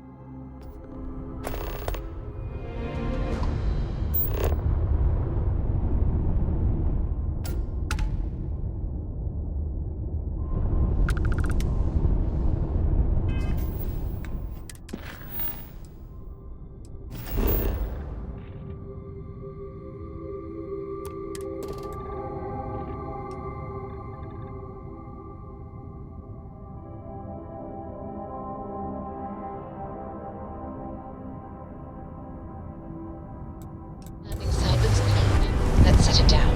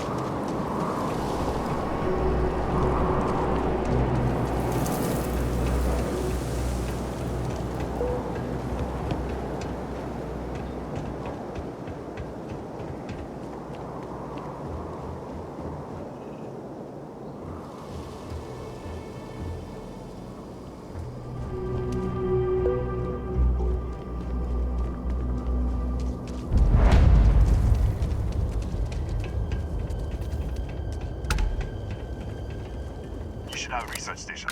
You speaking. What is your business here? What? We haven't sent a distress signal? Nothing on the comms. No other ships in the system since our last supply drop. Look, what are you trying to pull here?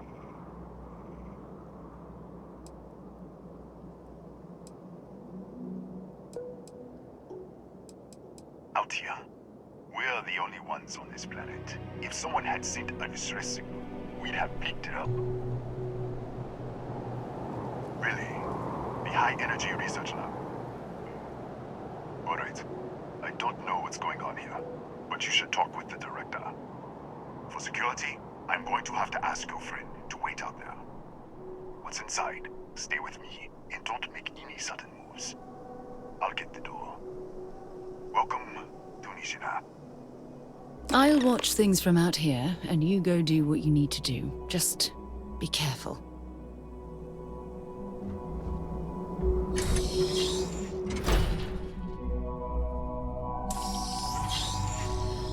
Step forward. Scan is clear. One moment.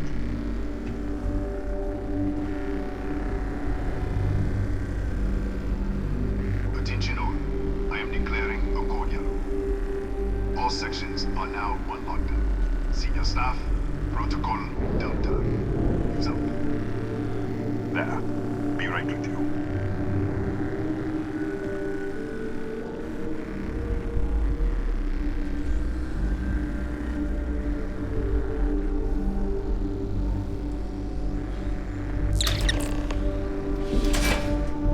Ethan Hughes, Chief of Security.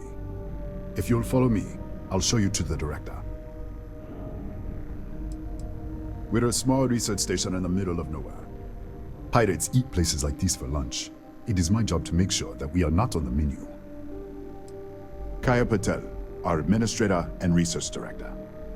28 years in quantum particle physics, or so I'm told. It's beyond me. We'll take the back way up.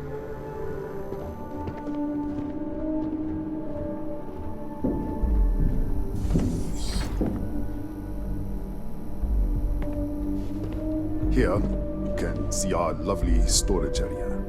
Don't touch anything. So, Nishina was built.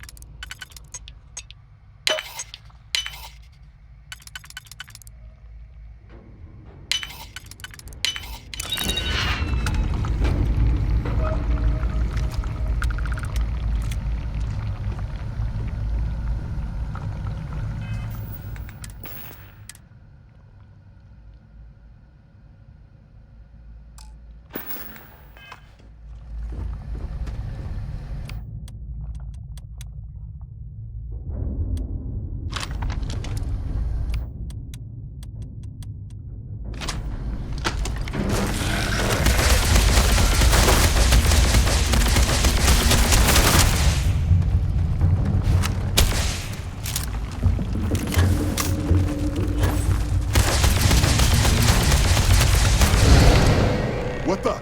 Easy! Easy! What the hell was that? 1 minute, you're following me, and then you're just gone. Minute later, you pop in out of nowhere looking like you were in the middle of a fight. In our storage room. I should have never let you inside. What is this? Some kind of stealth tick? Who are you working for?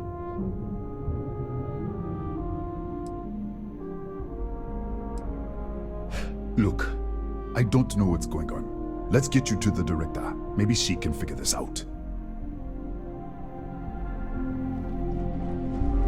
Come on, this way.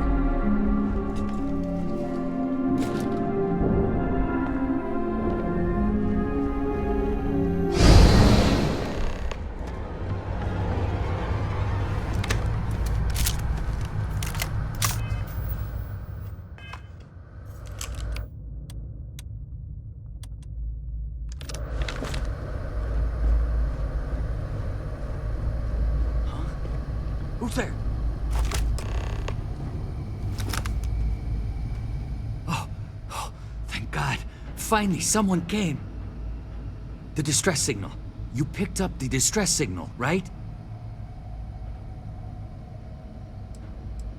What do you mean? Wait, how did you get in here? Hughes? Ethan Hughes? But he's dead. No. No. This doesn't make any sense. Unless... the accident. Maybe this is a side effect of the accident. If the probe is still feeding power to the distortion, then... Right. We were studying a gravitational distortion. 3 months ago, I was calibrating an experiment in our high-energy research lab. There was an accident. An explosion. It caused a gas leak. Sparked a fire. I was trapped in the control room. There was nothing I could do. They're all dead.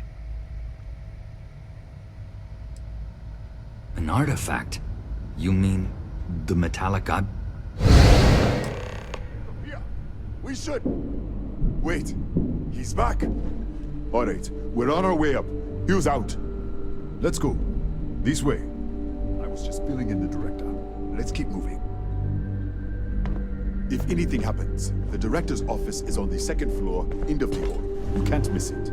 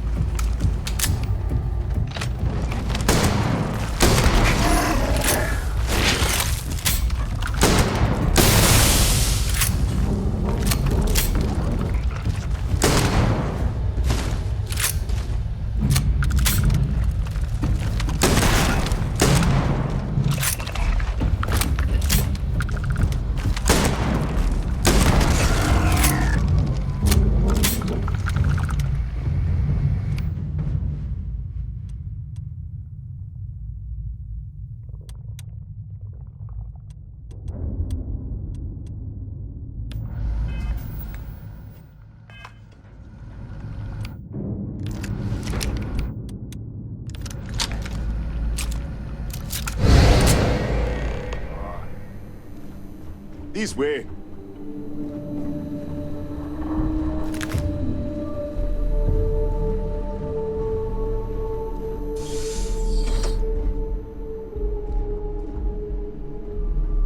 Director? Thank you. Come in. Kaya Patel, Research Director. And this is our Chief Scientist, Maria Hughes. Ethan said you disappeared right in front of him. Twice now? 3 times? Director, you can't be taking this seriously. Look, I don't know who you are or what you're doing here, but there has to be a rational explanation for all of this. What does our research have to do with this? No, it's fine. Let's start there. This facility and the research level 2 kilometers beneath us were built to study a gravitational distortion. 3 months ago, our chief engineer was calibrating an experimental probe when something went wrong. We still don't know what happened. There was a series of explosions, and somehow it's still running. That would make sense. That's why the field strength keeps increasing. We have a control unit for the probe. After the accident, I tried to use it to shut down the system, but the kill switch isn't responding. We could shut it off manually, but the entire research level is locked down. We can't even get down there.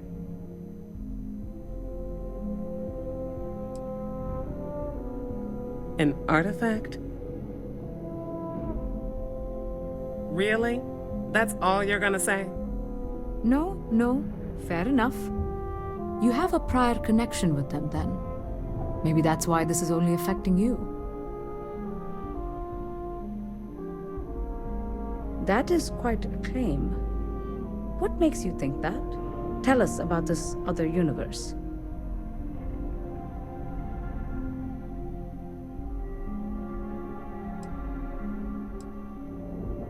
Raphael died in the accident. He... Wait, burned out? The leak? Director, there was a hydrogen leak right after the accident. It was contained in a minute or 2. But if it hadn't been, it could well have caused an explosion. Another universe, though. That's a lot to swallow. Presumed dead. As Maria said, the research level is still locked down, so we don't know exactly what happened. If he survived, he could have ended the lockdown, but...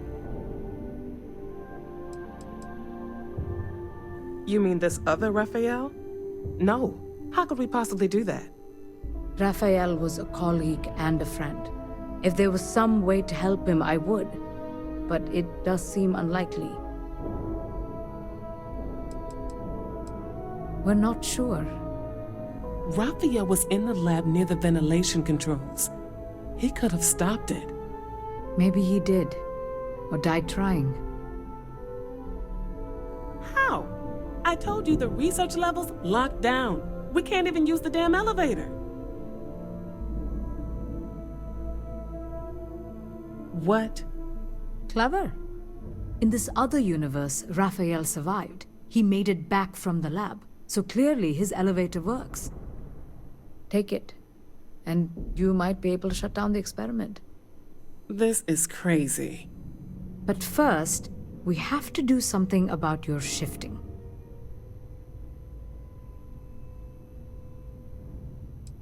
Maria, do any of the other controls still work? Could we adjust the particle sampling rate, or the beam voltage? You can't be serious. We have no idea what we're doing. This thing is already tampering with space-time. If this gets any worse... It may also get worse if we do nothing. Right now, this seems to be our only path forward. All right. It's worth a try. Then it sounds like we have a plan. Come with me. The control unit is in the fabrication lab next door. What have we gotten ourselves into?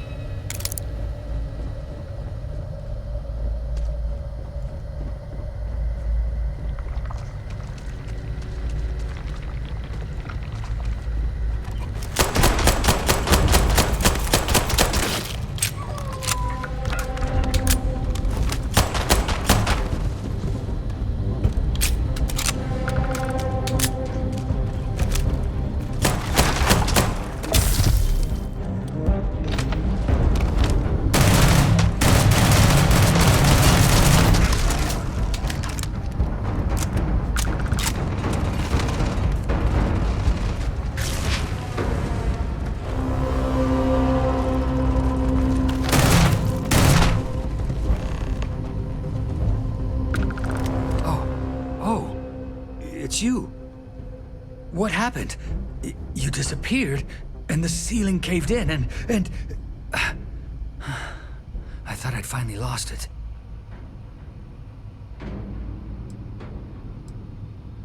What? How?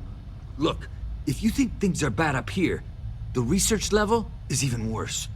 I barely made it out, and that was months ago. I don't understand any of this. If I hadn't seen you disappear with my own eyes, I wouldn't have believed it. Okay. You're my ticket out of here. We'll do this your way. We can get out through the pantry. Here's the key. I'll back you up, I guess.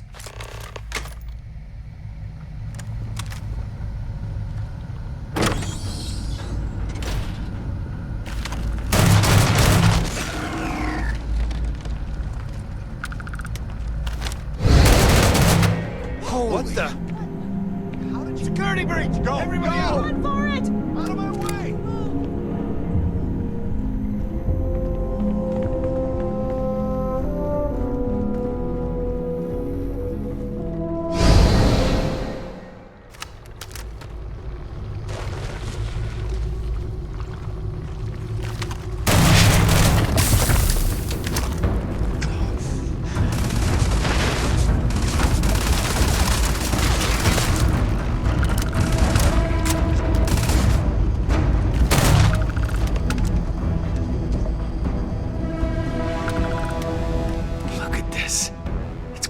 Hours to clear this out, assuming the rest of the building doesn't come down on top of us. I was in the lab, working on the frequency calibration for the probe. I was walking out of the control room when it happened. I heard the tanks rupture. The alarm sound. I only had a second to react. I jumped back into the control room. The doors sealed. I was safe. From the gas, the fire, everything. But I was trapped. There was nothing I could do to stop it. If I had gone the other way, maybe I could have made it to the ventilation controls. Killed the system. Even if it killed me. I don't know. I don't want to think about it. They're a native species. We had an electric pulse field to keep them out. The fire took out the generators. Damaged the foundation. They just keep coming. I'm not sure. It might stop whatever's happening to you. It's a reasonable theory, I guess. How should I know? You're the one who keeps winking in and out of existence. I just want to get out of here. Go do whatever you're going to do. I'll see if I can clear a path to the door.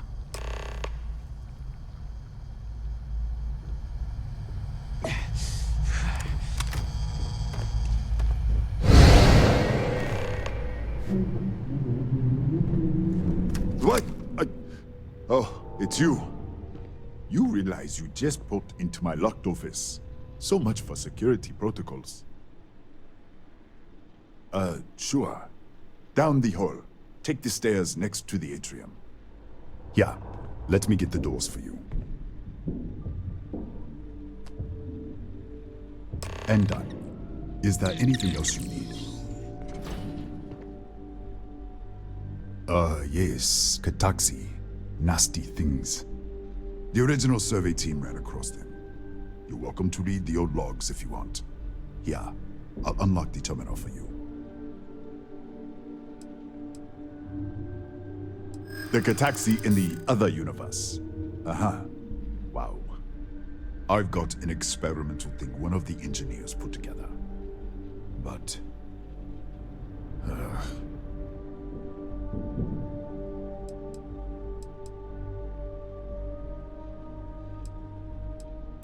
Easy. We are just talking, right? I'm glad you understand the position I'm in here. All right. Yeah. It's never been field tested, but all yours.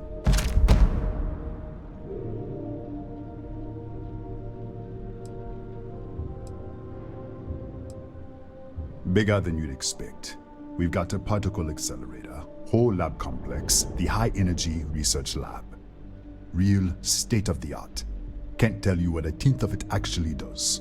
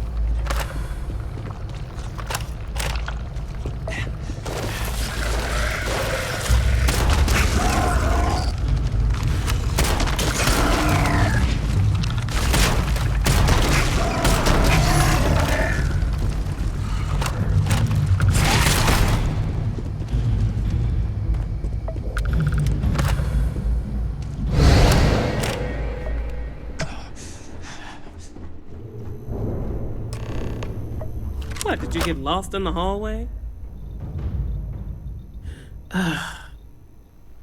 Alright, this is the probe control unit. Most of these controls aren't responding. I'm going to very carefully adjust the settings I can.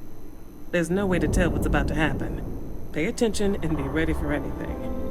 I'll begin by adjusting the energy feed of the electron beam array. We're at 93 teravolts. Calibrating to 95, 97, 100. Nothing. Let's try the other way. 91, 89. What the? Okay. It looks safe to approach. But what in the world?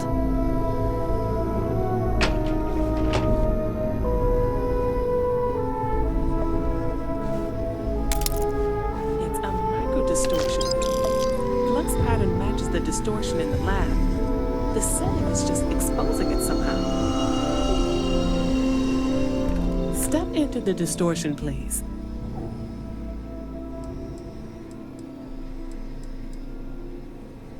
It's possible. That's what I want to test.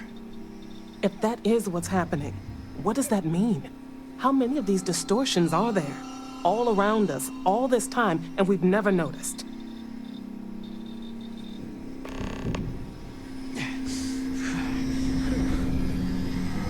Nothing. No, hold on. There's a slight pattern change. Some kind of resonance. All right, stay there.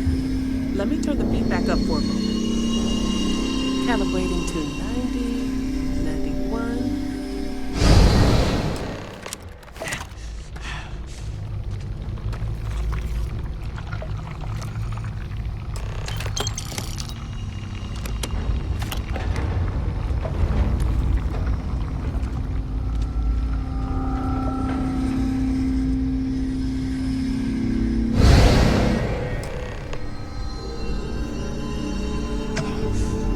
What happened? Are you all right? So, the lower setting causes the distortions to manifest, and the higher causes you to shift. That seems promising. Keep it on the lower setting until you want to shift, and you should be able to avoid any more accidents. I'd give you my control unit, but it looks like you already have one from the other universe. Love to take a look at that when this is all over. No. No, we still don't understand what we're dealing with here. If we found something that works, let's not press our luck. You may want to practice shifting just to make sure this works reliably. Closer to the distortion, conditions may be less stable, if that's possible. Right? If you can get down to the research level, you need to make your way to the high-energy research lab. Disengage the power interlocks, then pull the emergency shutdown to stop the probe. That should finally put an end to all this. Oh, and before you go, the director wanted to speak with you. Try not to get lost in the hallway again.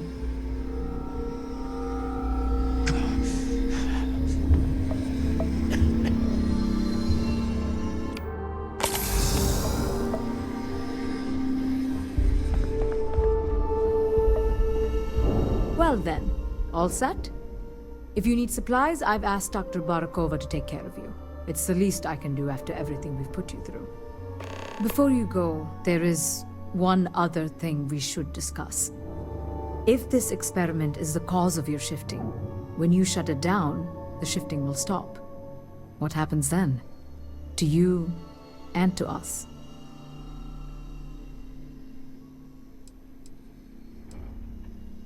There's no way to be certain, but let's theorize. Nishina is a closed system, two potential states held in tension. When you shut down the experiment, that tension will resolve. You are the outside observer in the system. Whichever reality you are in, at that moment, is what will become real. For you and your universe, at least. The question is, which will you choose?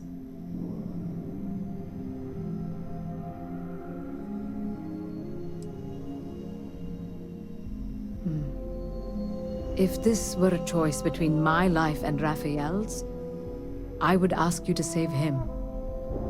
But as the director of the station, I am responsible for the lives of my staff. 30 people. People with families, careers, futures ahead of them. In this universe. It's not an easy decision, but I am grateful. Thank you. Now, it's time you are going. With the network offline, we can't shut down the security system on the research level, so you can expect some resistance. Be careful. Ethan, unlock the elevator lobby, please. Ma'am, research level is still locked down. I'm aware of that. All right. Done. Good luck, dear. It's been a fascinating day.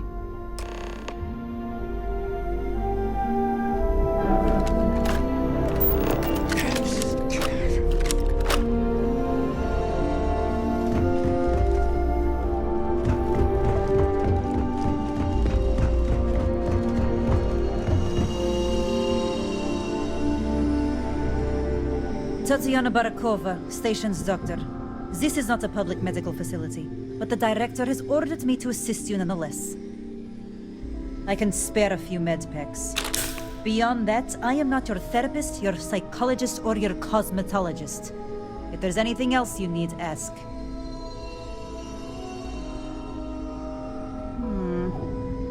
I would have thought you were tougher than that.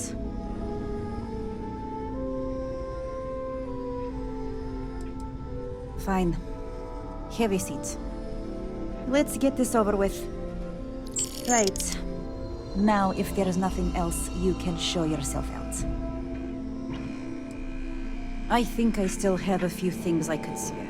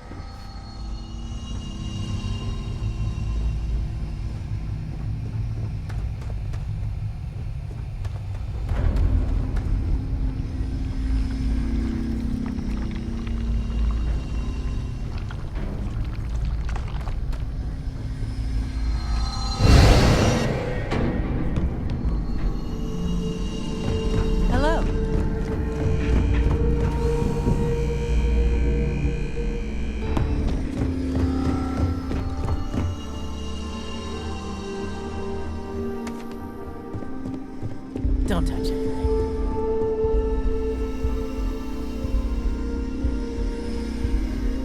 Howdy.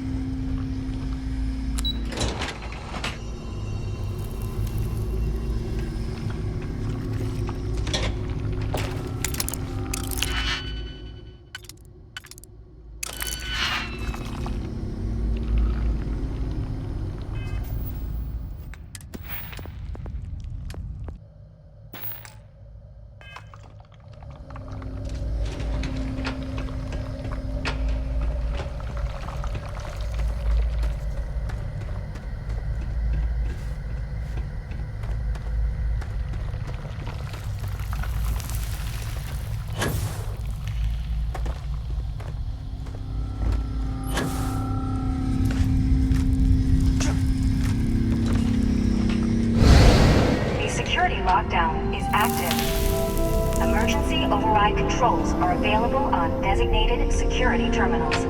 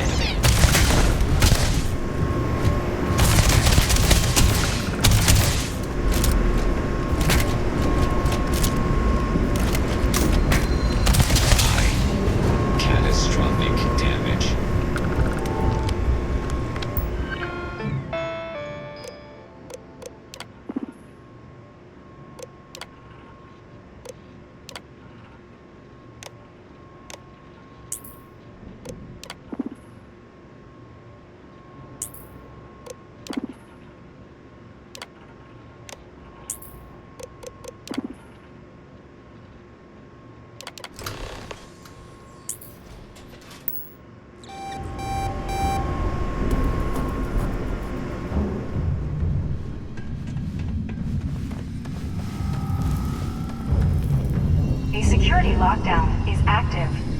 Emergency override controls are available on designated security terminals.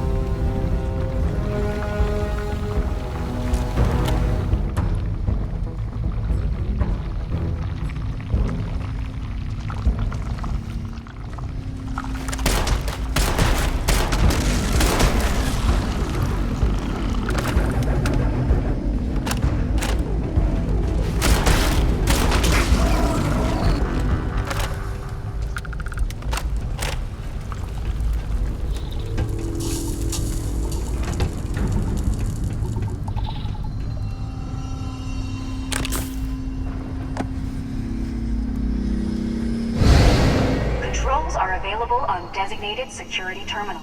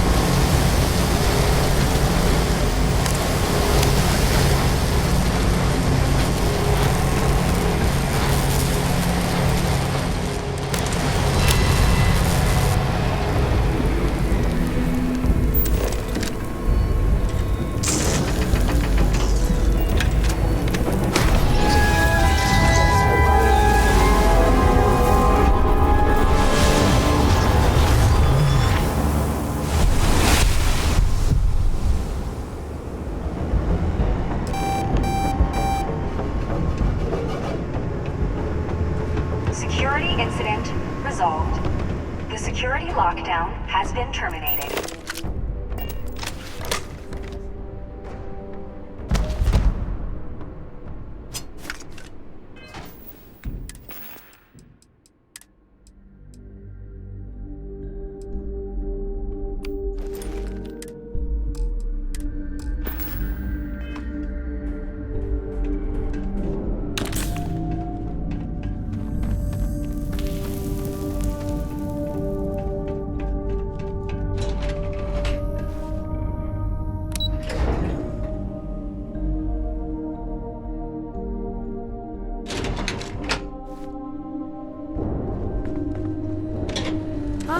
There you are.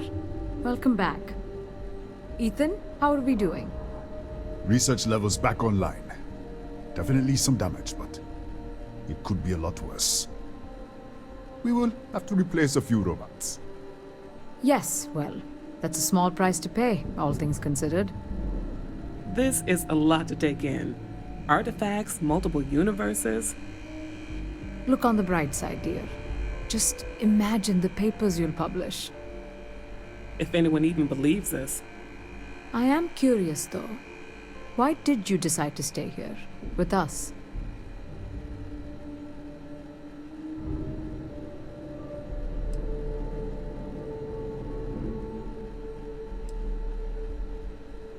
Maybe so. Still, it must have been a hard decision. Our next supply ship will be arriving soon. I'll have a full report ready for them. For now, I'd like to extend our gratitude and what compensation I can offer for everything we put you through. Thank you. This has been a truly remarkable experience.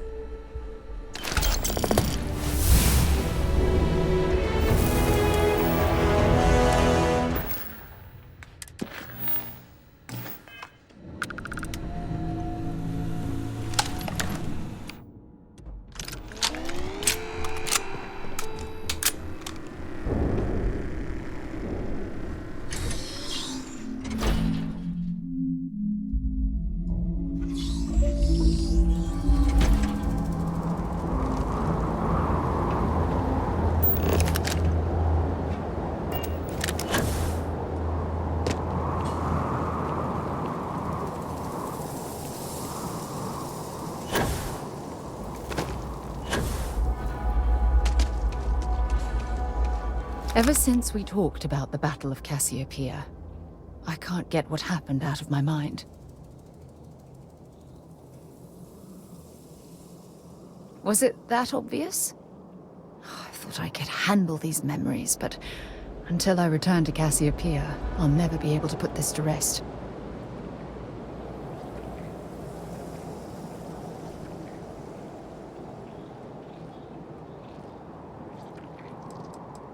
The last time I saw my crew, their escape shuttle was headed for the planet's surface. I need to find the wreckage to ensure their memories are honored.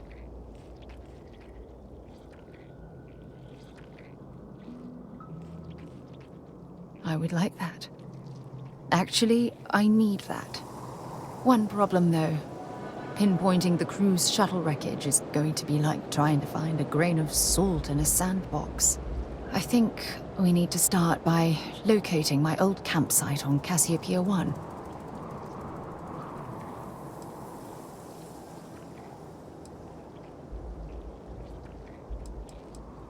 The Dauntless took heavy fire to the docking section during the battle.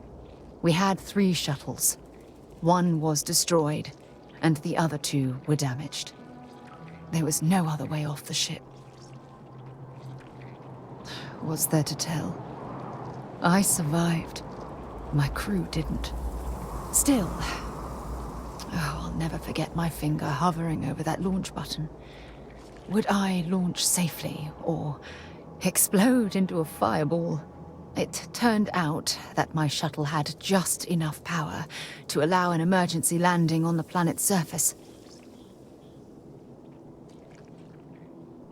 I wouldn't call what I did a soft landing, but thank you all the same.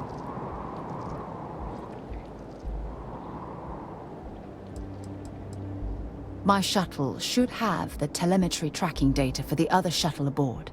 It should give us an idea where it went down. That's if scavengers haven't completely stripped my ship for parts. Hold on. I don't know the exact location of my survival campsite. For that, we are going to have to head to Mast and see if we can get the information from my old friend, Admiral Logan.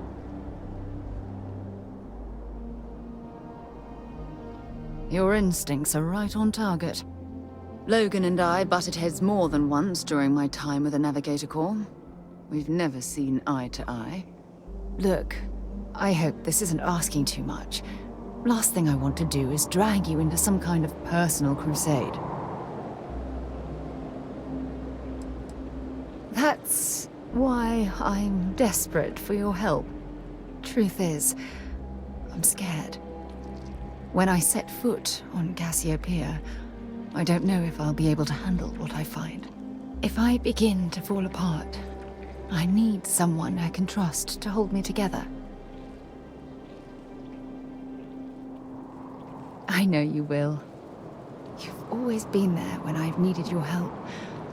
Why you continue to support me, I'll never understand. I don't know what to say.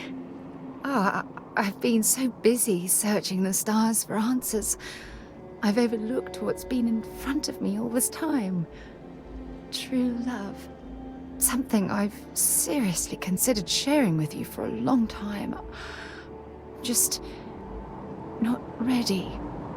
Not yet.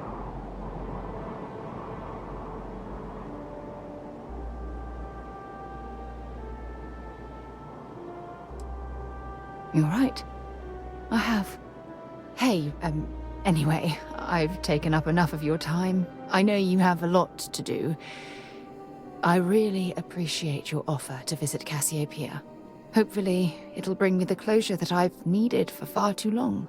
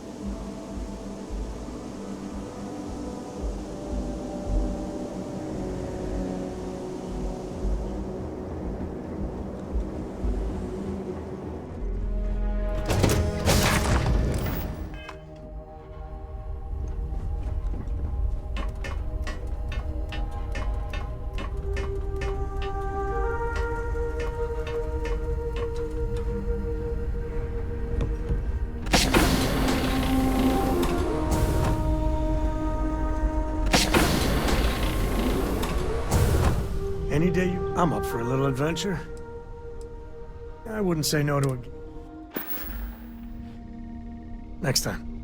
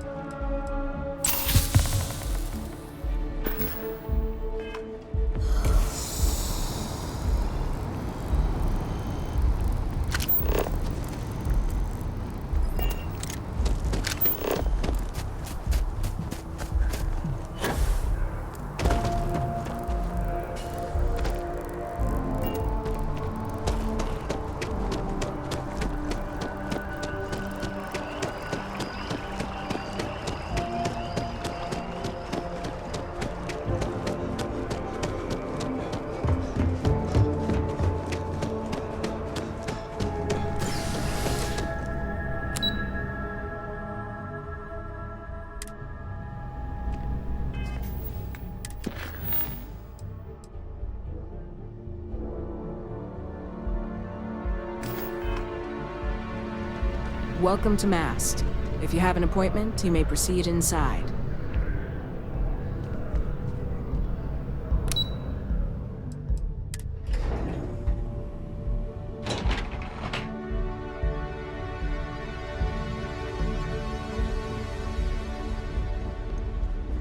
Okay.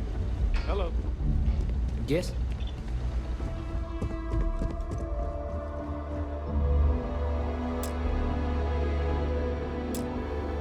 Sarah Morgan. It's been what, almost 10 years? Admiral, it's, good to see you again, sir. You're not required to address me as sir. That protocol ended the moment you dropped your clusters on my desk, remember?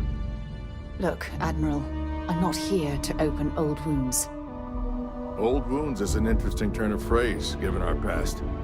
Listen to me, Commander. I'm not sure why you're here, but whatever it is, why don't you just get to it? I'm here because I need your help, Admiral. You need my help. That's interesting. The last time we spoke, you made it quite clear that you were turning your back on the Navy. That was a decade ago. Things change. People change. Admiral, please. I didn't come here to argue. I'm here to come to terms with my past. Your past is sitting in a closed file in the archives. That's where you left it when you walked out on the United Colonies. And what about you? Just who in the blazes are you anyway?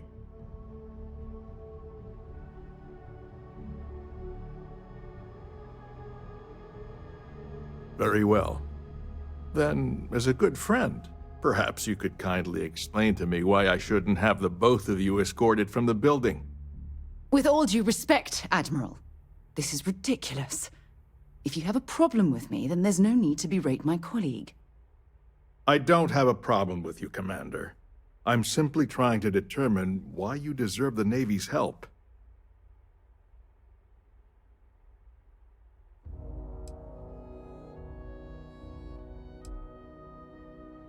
That's quite a noble gesture. Is this true, Commander? It's about Cassiopeia, Admiral. I'm heading back there to find out what happened to the crew of the Dauntless, and hopefully, to bring their legacy home. That sounds like a dangerous operation. Are you certain it's worth the risk? I don't know.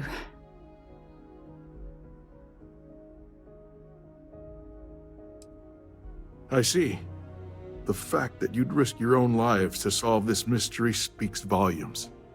They were my responsibility, Admiral.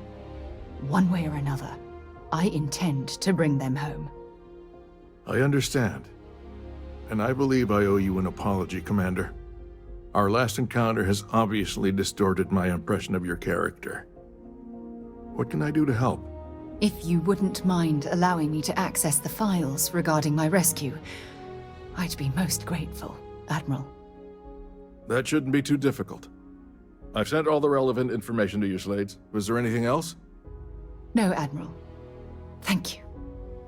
You don't need to thank me, Commander. I just hope you find whatever it is you're looking for.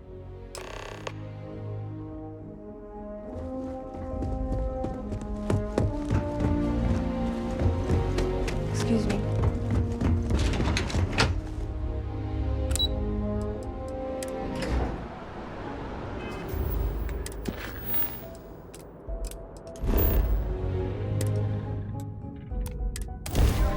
We've knocked out their shields!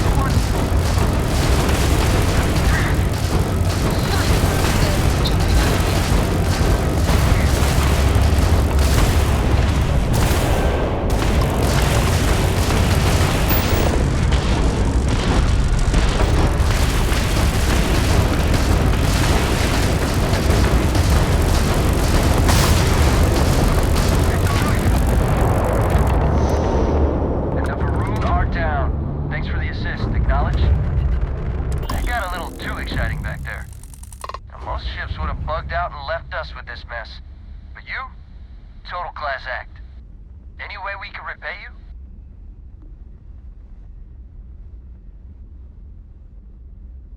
Done. I can't stay here gabbing all day. Fly safe.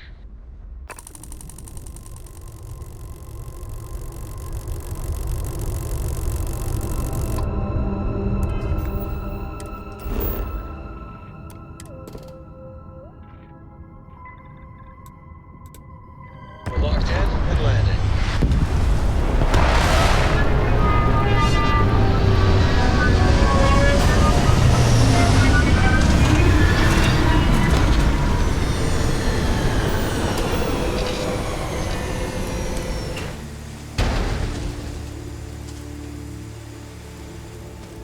I can't believe I'm here.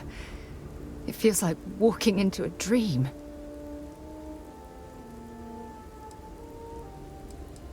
Oh, it's been nearly 20 years, but it feels like a lifetime.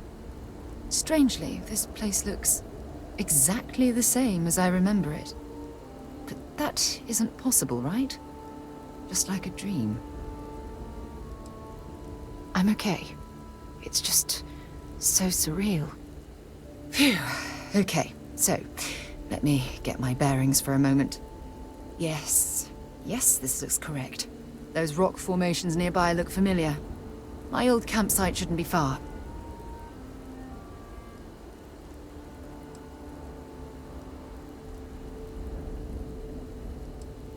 Knowing that is the only reason that I'm here. Once we get to the campsite, we'll use that as a starting point to search for the cruise shuttle wreckage. Let's go.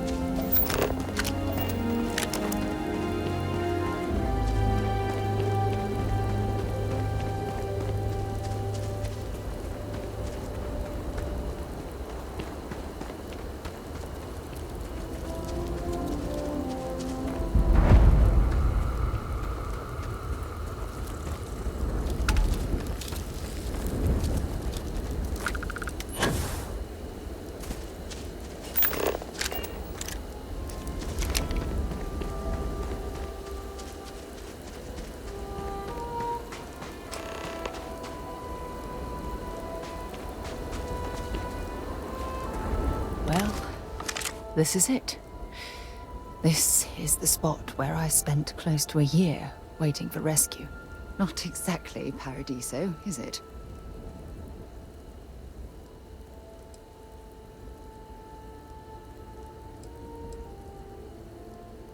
I never said I walked away. When my ship hard landed on the surface, it broke apart. There was no fire, but I was pretty badly injured. Had to crawl from the wreckage. When they finally rescued me, the UC medics said I had 3 broken ribs, shattered my ulna, and had internal organ damage. I was in the medical ward recovering for almost 6 weeks.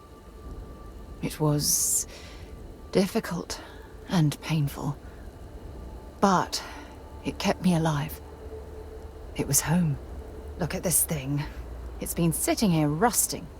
I think we need to grab an emergency power cell to get the ship's computer up and running.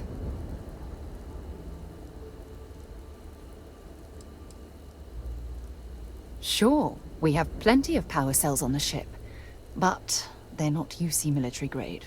They won't work. I'm afraid we'll have to do some scrounging. Sure, if we're lucky. When I was stranded, I set up a distress beacon powered by emergency power cells. The beacon was up there on the plateau.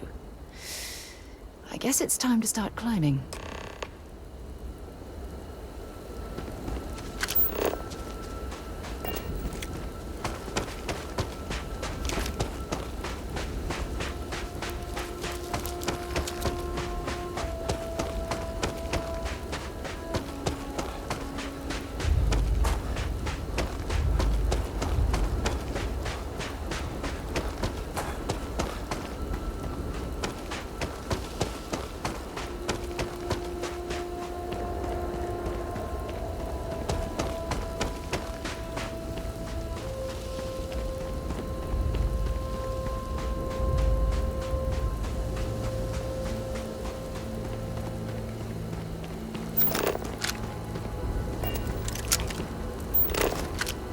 Setting up this beacon probably saved my life. Scan any promising leads?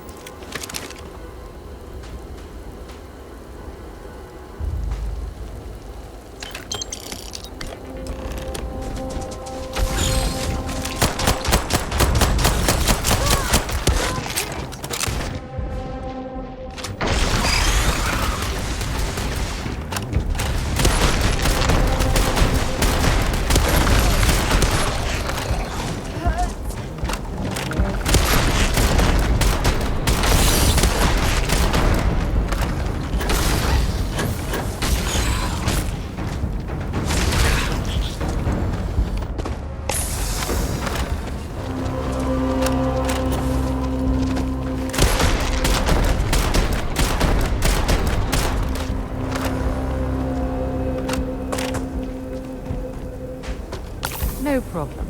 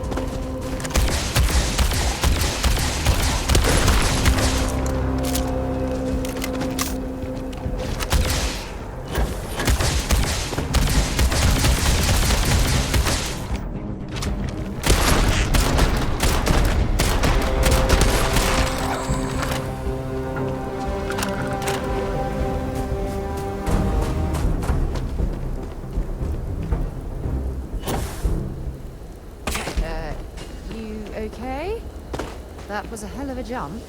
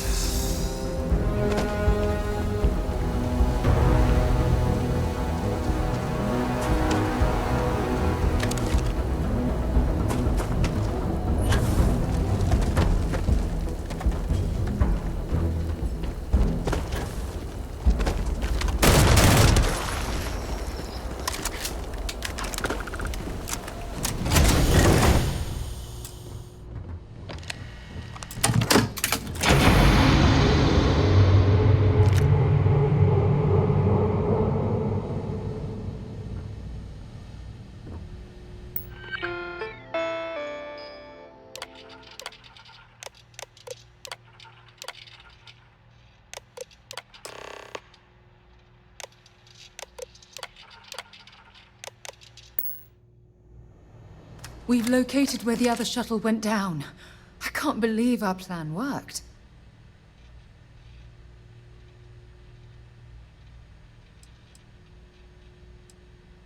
Well, we're not there yet, but damn, it does feel good. The telemetry data puts the wreckage out of range to hike. We're going to have to head back to the ship and land on a different part of the planet. Let's get going.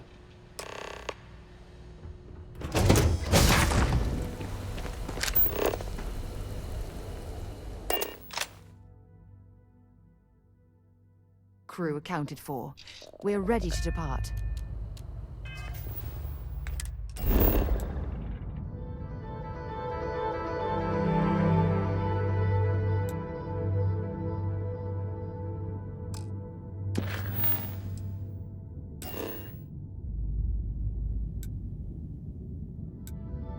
Good to go for landing.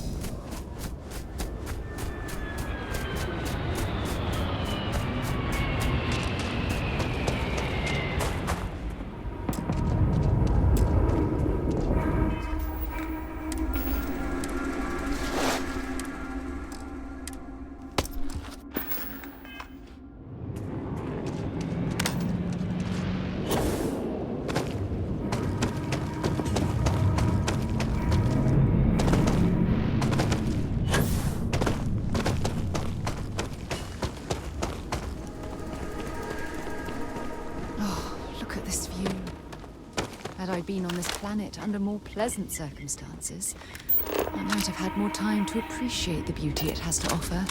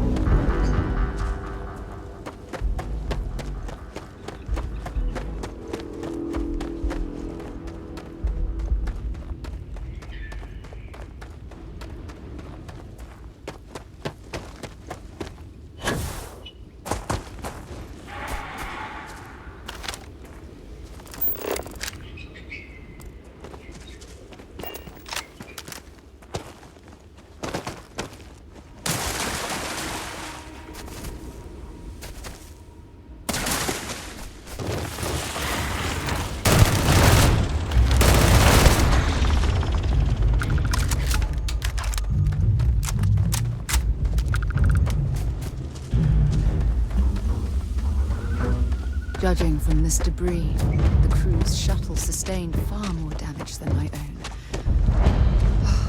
Those poor souls. This is what's left of the crew's shuttle. But it looks like parts were scavenged and dragged somewhere else. Could there have been survivors?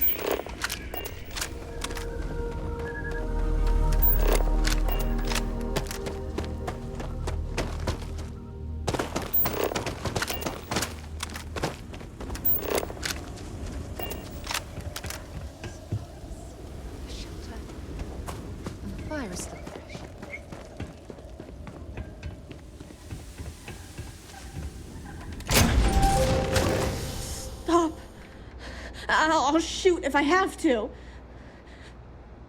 Just turn around and leave. I know how to use this thing, and I will. Oh my God. Who are you? I'm nobody. Just go away. I'm not going to let anyone take my stuff again. No way. Both of you, just go!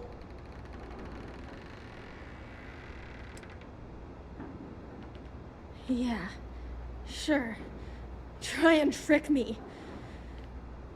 No. No way. I'm not getting fooled again. Forget it. Stop it right now. Put away that gun and talk to us. We want to know what happened here. See? You're not nice at all. I knew it. You're a liar. That's all grown-ups do is lie.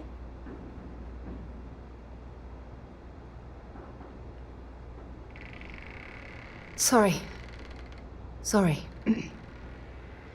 I was wrong to get so angry. We are here to help you, and we promise to tell the truth. I don't know. You're kind of scaring me. Why should I listen to you?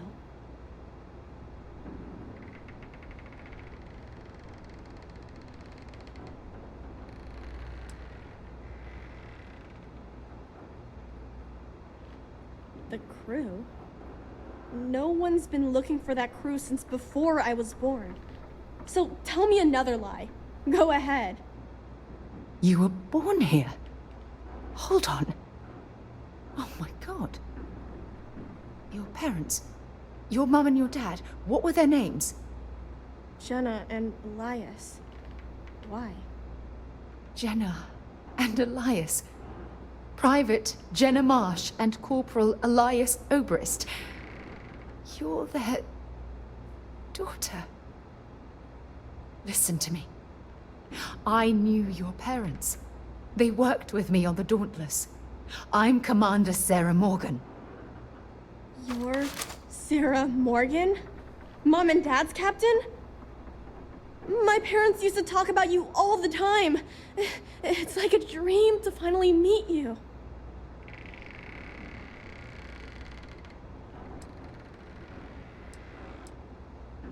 I know this is Cassiopeia. I've been here since I was born. I know my mother and father were from Gemsun or something like that. I bet it's like 1,000 miles away.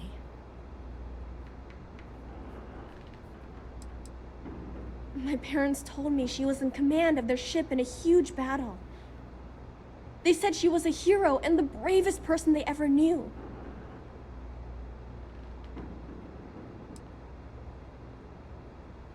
Yeah? Well, I wish you wouldn't have taken so long. My parents are dead. My father died a long time ago. And my mother, she was killed by those monsters at the graveyard. It's just me here now. All by myself. Let me ask you a question. Actually, I don't even know your name. Oh, yeah. My name's Sona. Sona. What a lovely name. Sona, you mentioned a graveyard. Is that where the crew is, you know? Buried? Yeah. It's a bunch of stones with those necklaces like the ones my mom and dad had hanging on them. Thank you, Sona. I'm going to talk to my friend here a minute, okay? Okay, Sarah.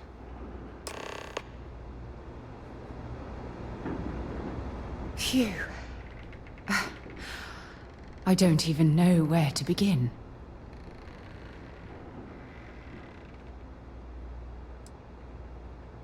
Whew. Yeah. That's probably good advice. Oh, there's so much to process. But I don't have time to deal with it right now. If you want to help, then find that graveyard and bring me those necklaces Sona mentioned. I'm hoping they're my crew's gene tags.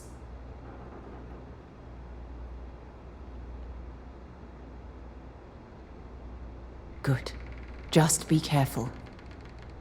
Sona's monsters are undoubtedly hostile life forms that have claimed the graveyard as their territory.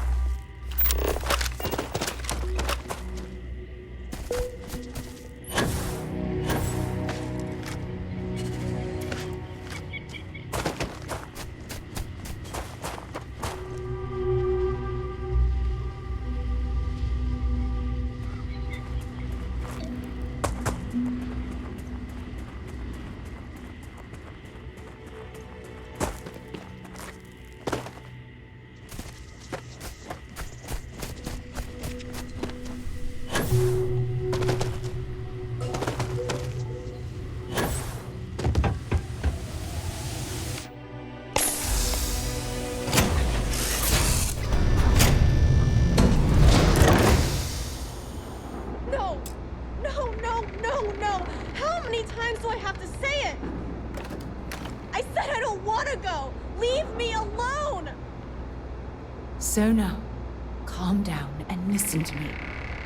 It's much too dangerous to stay here all by yourself, darling. I don't care. This is my home. You can't make me leave. We can't leave her here. It's not safe. She has to come back with us to Jemison. Oh, I don't know what to do. Can you talk to her?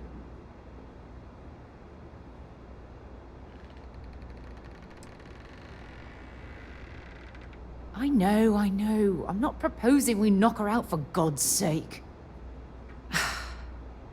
Look, maybe you can talk some sense into her. Help her make a decision. I'm sorry, I can't do this right now. I can hear you talking about me. And I don't care what either of you say. I'm not going anywhere. Look, I'm clearly out of my element here and not in the right state of mind. Could you just talk to her, please?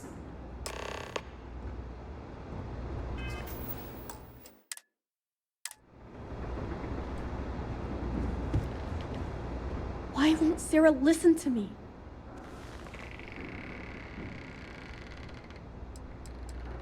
I mean, kinda. I just met her. The only reason I'm trusting you at all is because my mom and dad said Sarah was a good person. I know she probably wants to help me out, but I really wish she'd listen to my part of the story. That doesn't make a lot of sense. She's only known about me for a little while. That still doesn't mean I should leave the only home I ever had, does it? Mom and Dad told me there was a whole universe out there, with thousands of planets. They showed me the maps and the star charts. That does sound pretty cool, but well, it's also kind of scary. It would be hard to leave the only home I've ever known.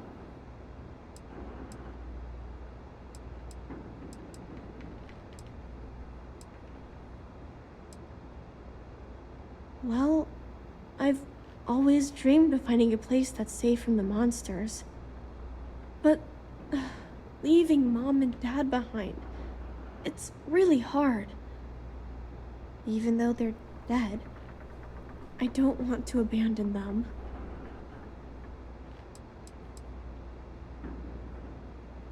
I am safe. Those monsters can't catch me. They've tried, but I learned how to trick them. They're pretty dumb. And if bad people visit here, I know how to hide. I was even watching you when you landed. I bet you didn't even see me. This planet doesn't bother me. That's why I'm not sure I need to abandon my mom and dad.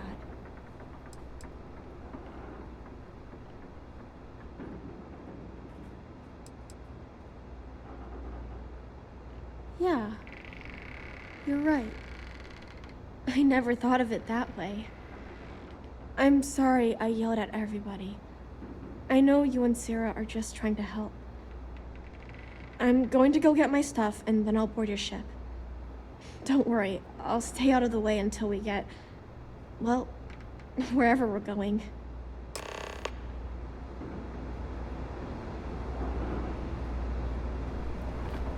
That poor girl. I hope we've made the right decision.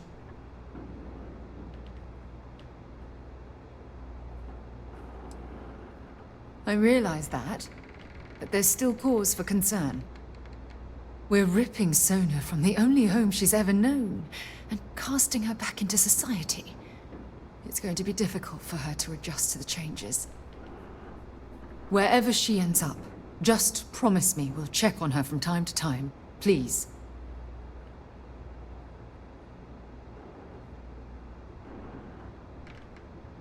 Thank you. Look, before we leave Cassiopeia behind, I wanted to say one more thing to you. Perhaps at the overlook we passed on the way here? I promise it won't take long. Let's go.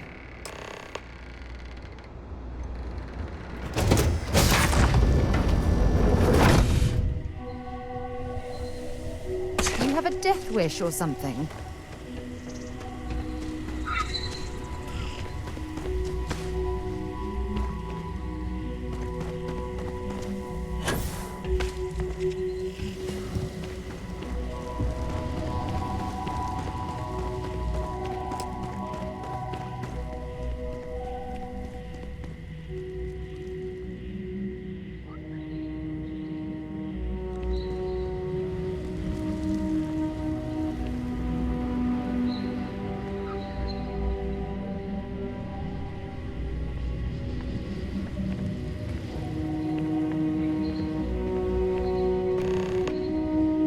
Look, before we head back to the ship, I wanted to tell you how much of an amazing gift this has been.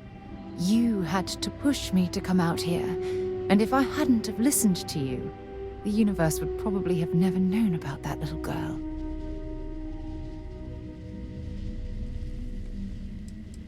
And I intend to repay you for that, even if it takes the rest of my life. You know, this is the second time I've been on this world, and until this very moment I never stopped to reflect at just how magnificent it was. Oh, look at this place. This is the reason I'm out here, exploring the stars. Worlds upon worlds, just waiting to have their beauty discovered. Shedding this burden of my past has finally allowed me to open my eyes, wider than they've ever been opened before. And it's all because of you. Perhaps. I suppose we'll both have to think about that for a while now, won't we? Well, I suppose it's time to bid goodbye to Cassiopeia once again. This time, under much happier circumstances. Now, let's head back to Jemison.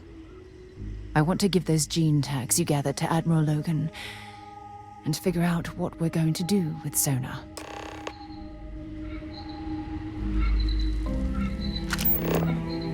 Let's get this crate into space.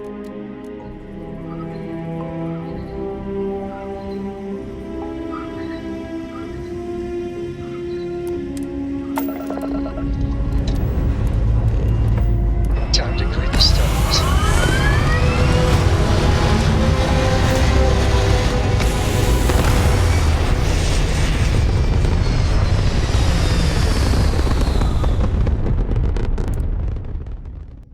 Back where we belong.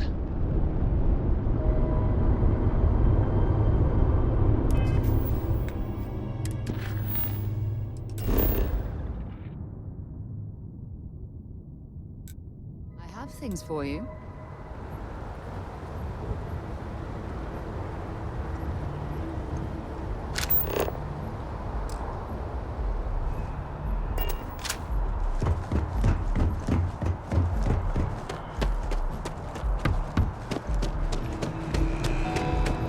Hey, no, you won't be scanned as you enter the city. Okay.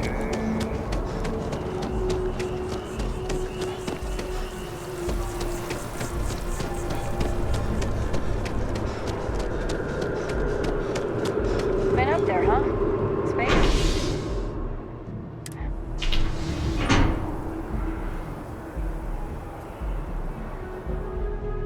So, what's new with you today?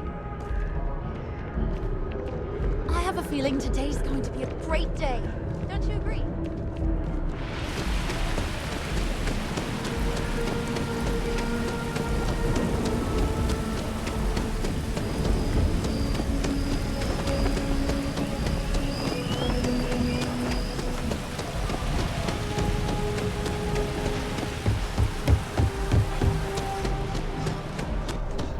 Only those on official United Colonies business can access.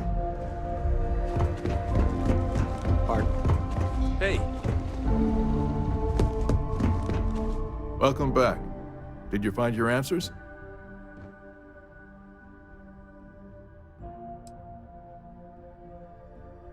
And we did it for the child that was marooned there. A child, born from 2 of the crew, that survived the crash. After her parents died, that poor girl spent years surviving on that hostile world, alone. We abandoned her, Admiral. We let her down. I'm sorry. I had no idea. How could we have possibly known?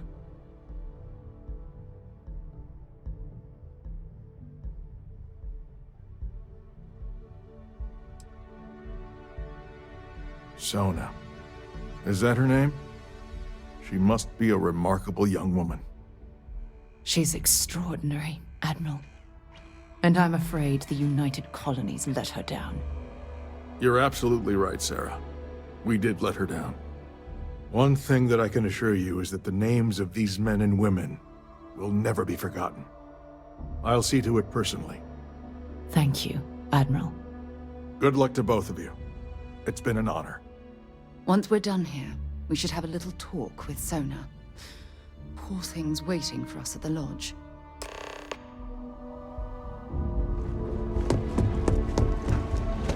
Yes, what?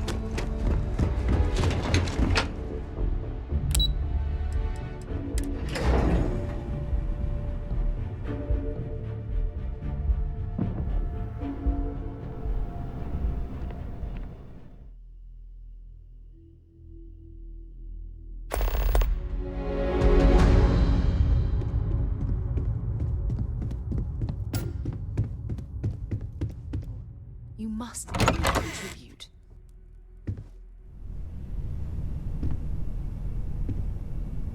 We should probably talk. There you are. I was wondering when you'd come and say hi to me. Hello, Sona. I see you found your way to the lodge without any trouble. Yeah, it was kind of hard though. All these people around. Never seen so many people in my entire life.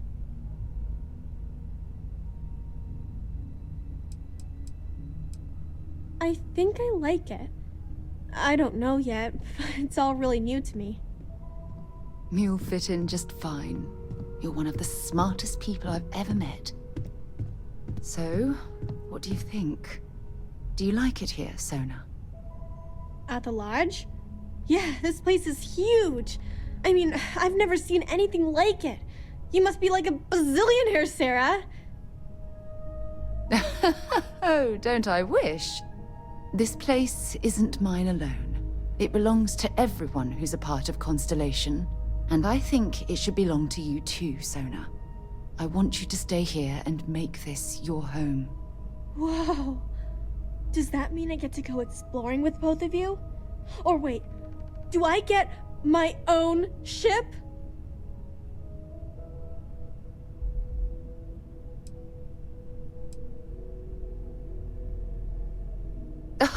Well, Auntie Sarah can't exactly afford that right now, but she can provide you with the best exploration training in the galaxy. I understand. Oh, and don't worry, I learn real fast, so you better get ready to have another member of Constellation signing on for missions. I can't wait. Well, anyway, thanks for letting me stay here. I promise I won't let either of you down. I'm sure that you won't. Well, I think we should let Sona get settled. If you wouldn't mind, I'd like to visit the Colony War Memorial now. I want to pay my final respects. Let's get a second opinion, shall we? Walter and I were just discussing the expenses incurred during the attack. No, I was explaining that there's nothing to discuss. It's been taken care of. It seems that Walter has taken it upon himself to cover the costs of the repairs to both the lodge and the Eye, as well as any expenses relating to the funeral services. Barrett, for all his antics, was an essential part of this group. And a friend.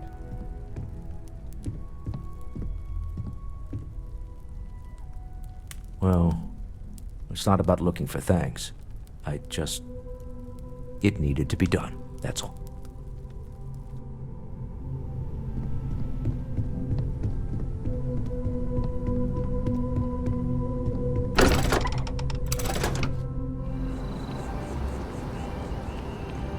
The Colony War Memorial is actually quite lovely, in a solemn sort of way.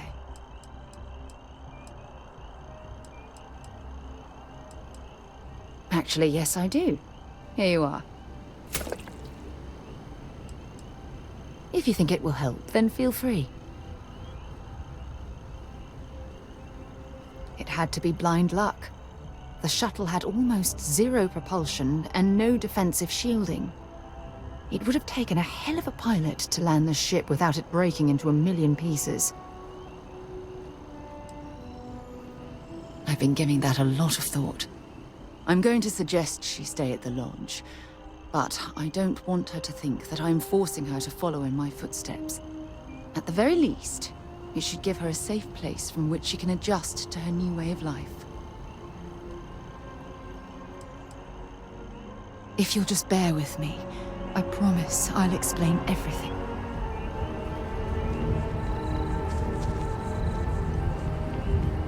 The Colony War Memorial is actually quite lovely, in a solemn sort of way.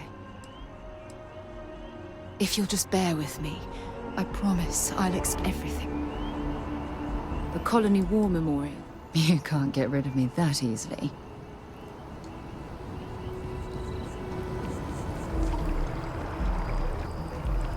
It's amazing to think that this tree predates New Atlantis. Can you imagine all the changes it's seen?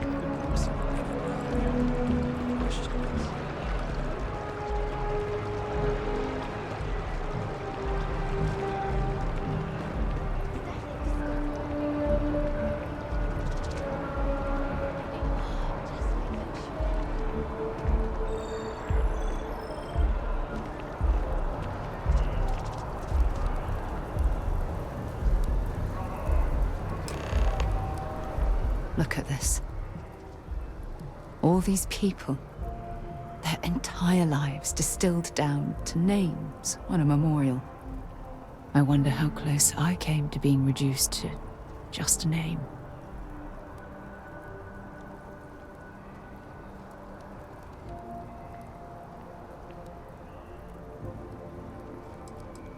These people laid down their lives for what they believed in, and it cost them dearly.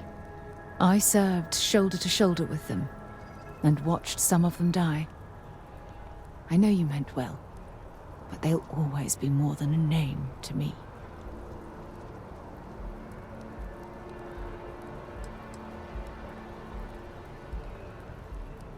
And I care about you too.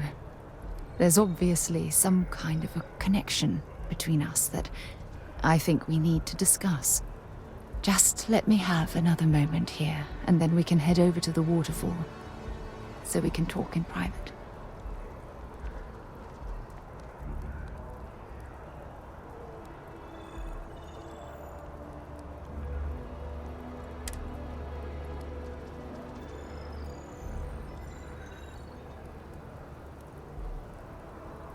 Okay, I'm ready.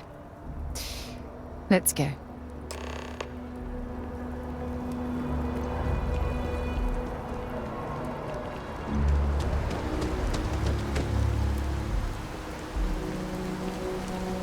When things at the lodge are too much, I love coming to this spot to just sort of, I don't know, melt away for a while.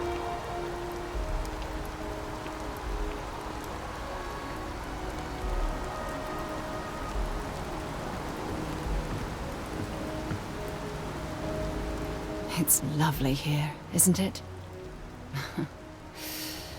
I've been from one end of the settled systems to the other. But this place, this exact spot, there's nowhere else like it in the galaxy.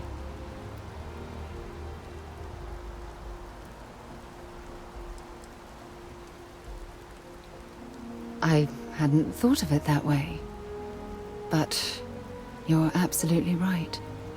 I usually come up here to mull over some of the heated debates we have at Constellation. You'd be surprised how many decisions I've made on this very spot.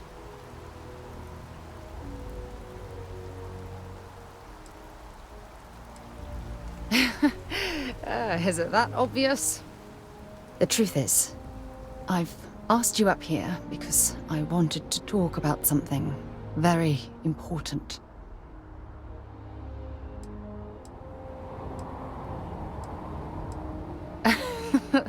No, nothing like that at all. I just have a lot on my mind, and I am terrible at getting right to the point. I know you are. Just give me a moment. I have a lot I need to say.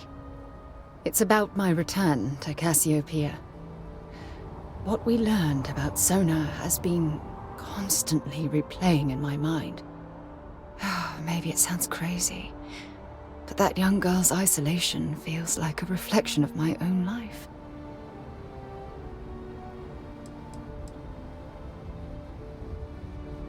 In all honesty, I don't. She simply reminds me of my own isolation. Maybe not in the literal sense of the word, but I certainly relate to some of her loneliness. Am I? I've spent my life surrounded by all sorts of people. Constellation, the Navigator Corps. Hell, even the UC military. Despite that, no matter how hard I've tried to make them a part of my life, they tend to drift away and disappear.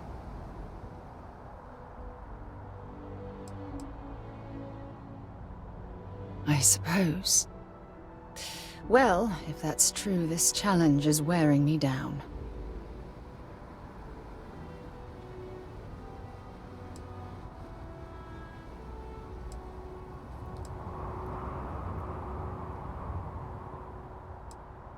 Right now? Are you talking about Constellation? Or what exactly are you saying? Ha! Sorry, I just need a moment to gather my thoughts. From things you've said in the past, it's obvious you want to have a serious relationship.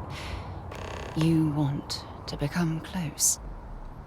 So, if you're willing to take that leap of faith with someone like me, then I'm ready to do the same.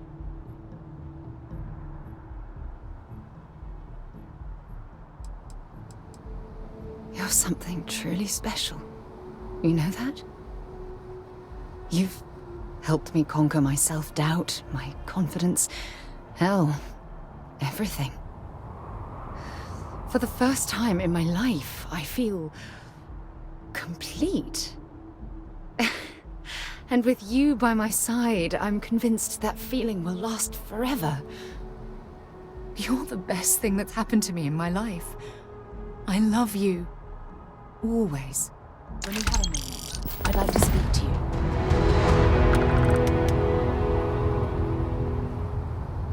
I received a message from my mother a few days ago. She's returned from another one of her sightseeing cruises. Yeah, you know, one of those luxury liner journeys that shows off binary stars, gas nebulas, asteroid fields. Pretty photogenic stuff. Apparently, it's my mother's new favorite pastime.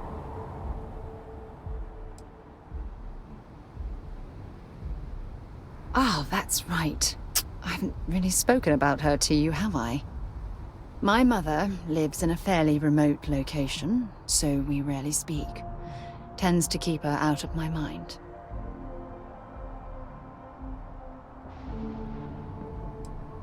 Good. When I say that to most people, they look at me like I'm crazy. I don't think they realize how much control parents can exert on your life, especially when their dreams conflict with your own. No, we should have discussed this a long time ago. You see, both of my parents were diplomats working under the flag of the UC Administrative Division. After I completed my basic education, they signed me up for a one-year apprenticeship in their department, without bothering to ask.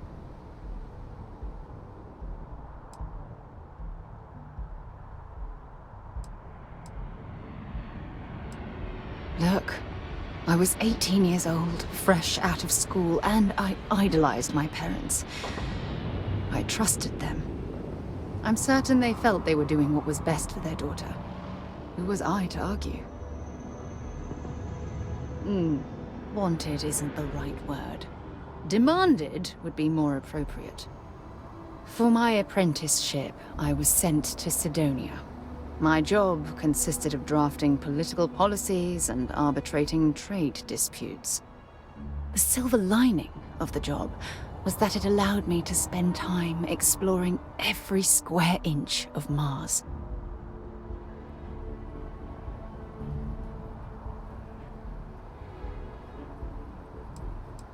I was swallowed by it. Months before the apprenticeship ended, I dumped my diplomatic certification and joined the UC Navy. Of course, my parents didn't approve. We had a huge argument that resulted in all ties being severed between us. Well, that wasn't the worst of it. You see, my father was killed during the opening shots of the Colony War. I returned to Jemison for the funeral and reunited with my mother. After that, we vowed to stay in touch.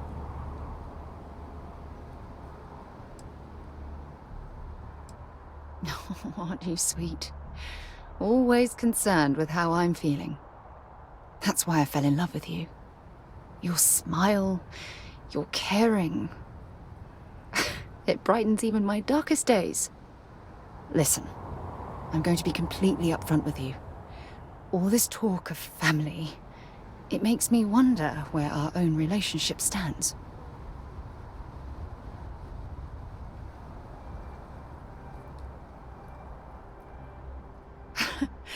You mean that? You'd do that? For me? I've been dreaming about this moment and still...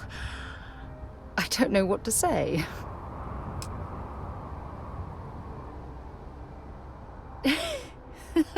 Yes, yes, of course, yes. I just need a little time to think about the ceremony. I have some thoughts about how we should move forward. You know, I used to dream about finding the love of my life, and here you are. All I ever needed was you, right here beside me.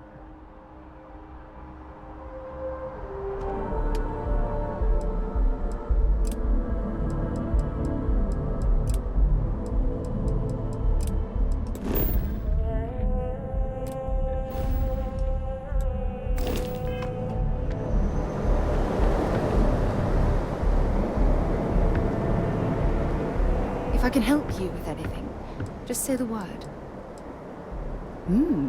What's on your mind?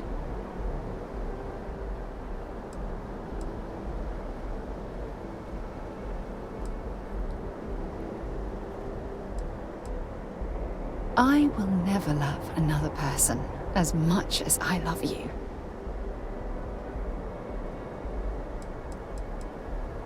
It was nice talking to you again.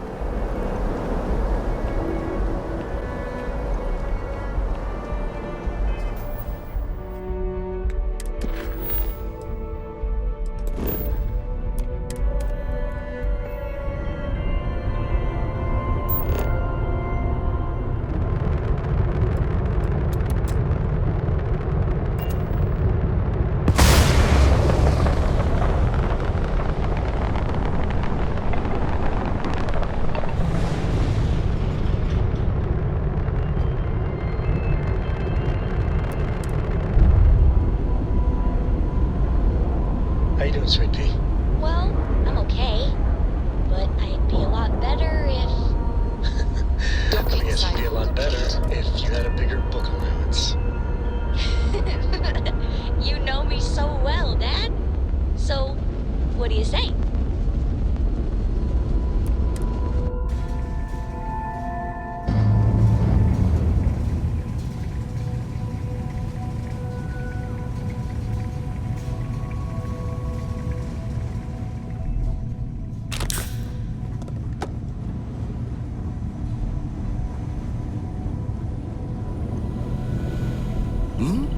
Sorry. Was doing the tallies work in my head. Inventory on the station, next supply run.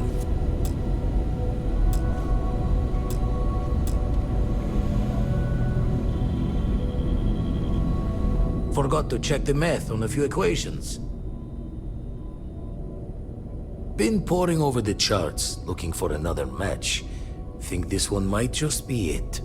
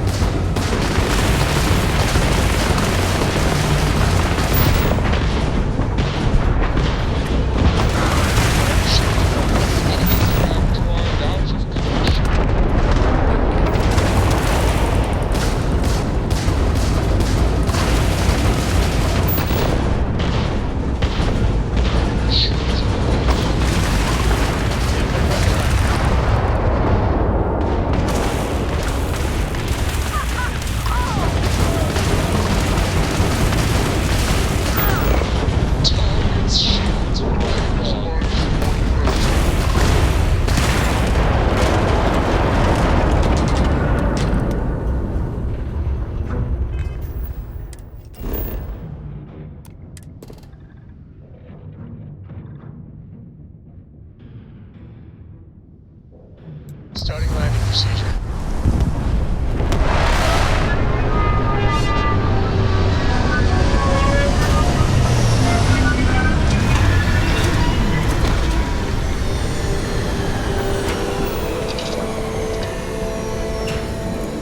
Otherwise, we won't last long in this environment.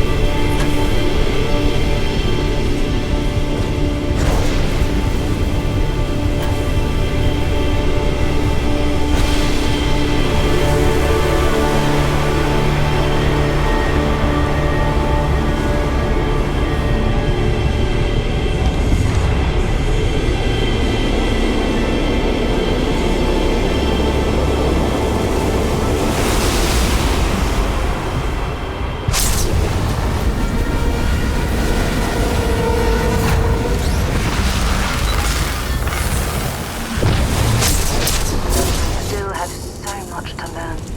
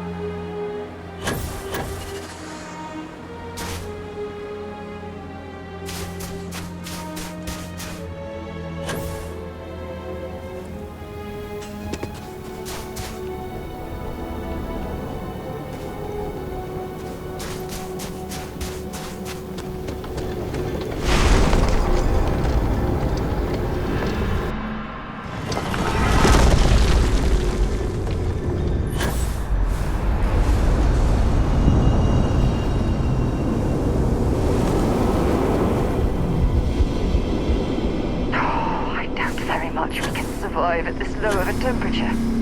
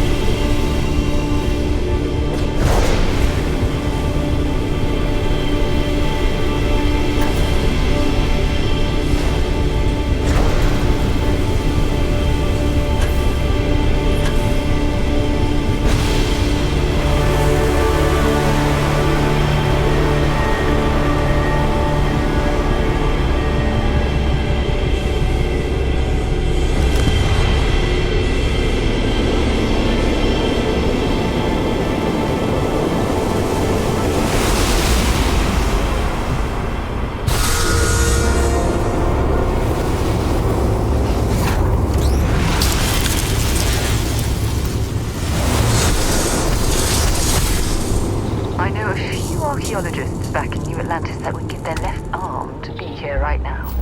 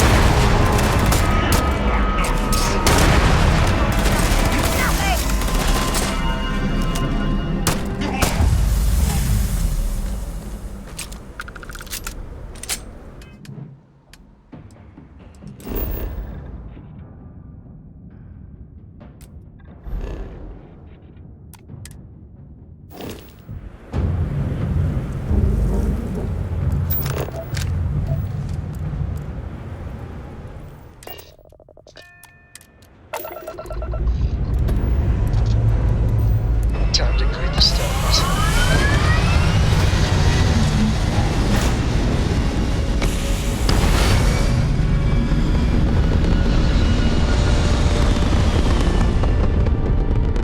Locks in.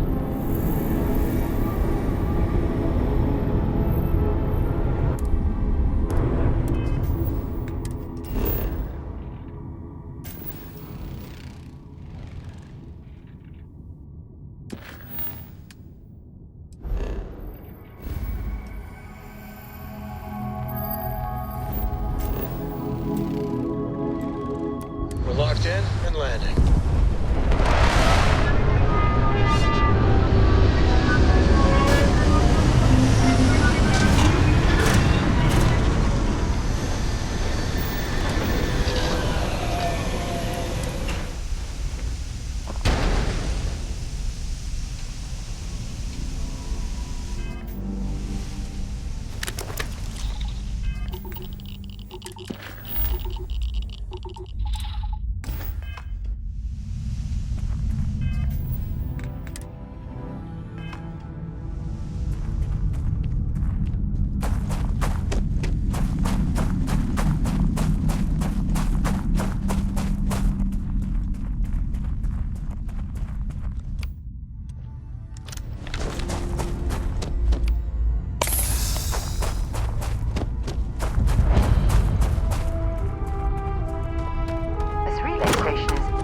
Over 100 years old.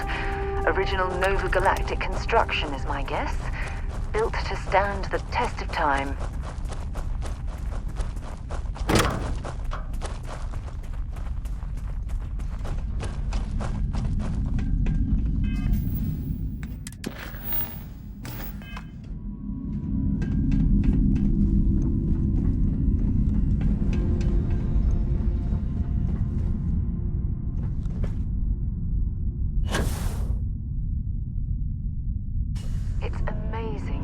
We're standing on the same planetary body where humankind first ventured into space.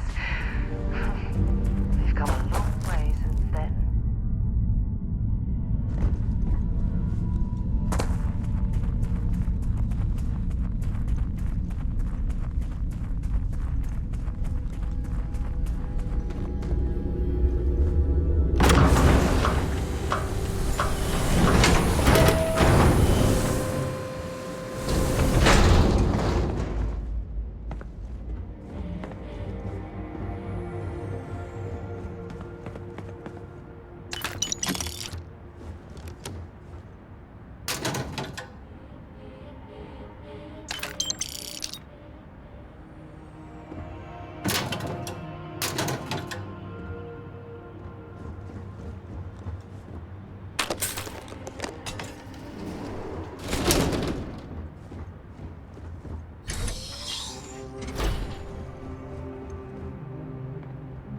Look at the state of this facility. I wonder why this place was abandoned in such haste.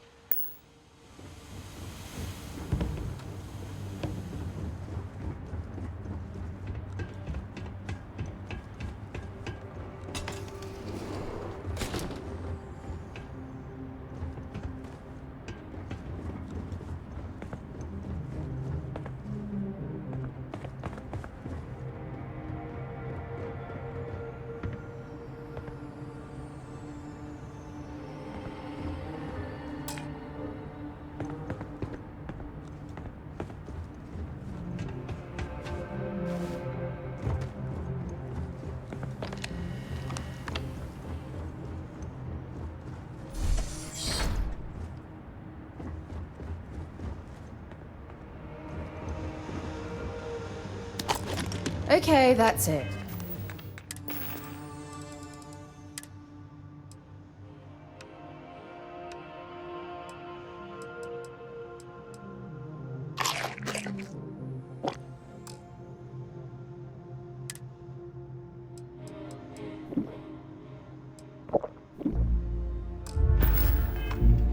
Time to sell some of your junk.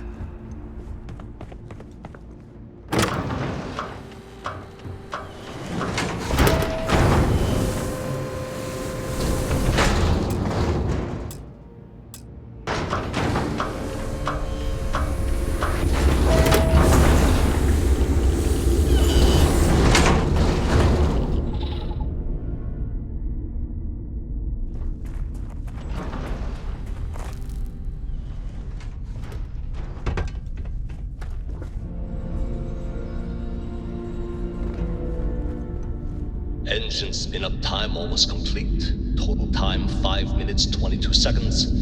Right on schedule. How are the helium-3 valves holding, Nova? We double-checked the leakage concerns this morning before the launch. All signs green. Any changes to the calculation sequence from Voltaire? No changes since we uploaded the last figures yesterday. It's a clean shot from here to Jupiter. One day the computer will be on board the spaceship. Just imagine that. One miracle of science at a time, Canaveral. Counting down in 5, 4, 3, 2, 1.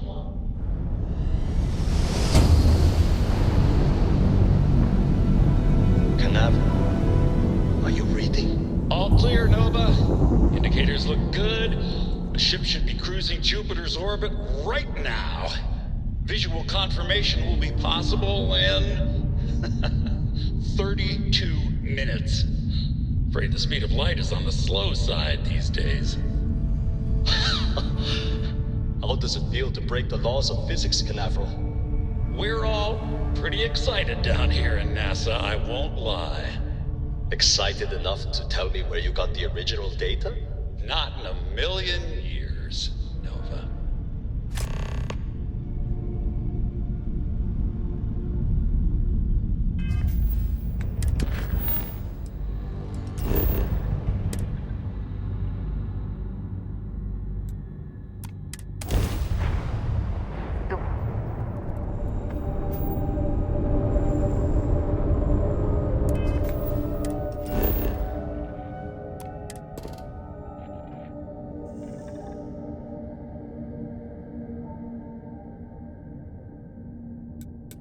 Let's put this bird on the ground.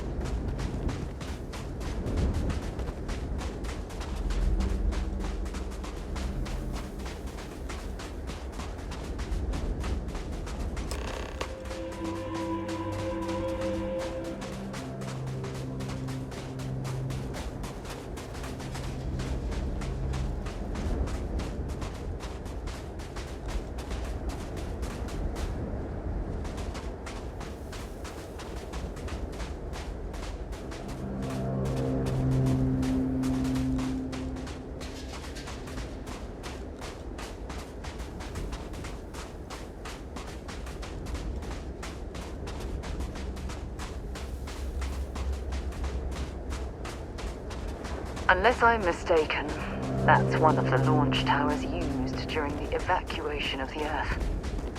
I can't even imagine the chaos.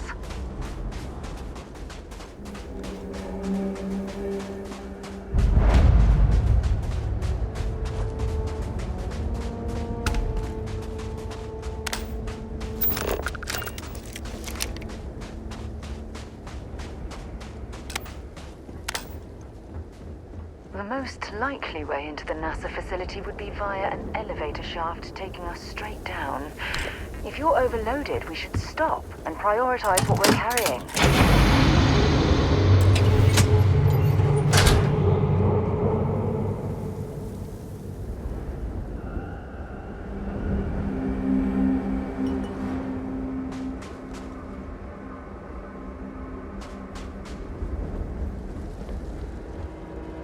Important or not, let's see what you've got.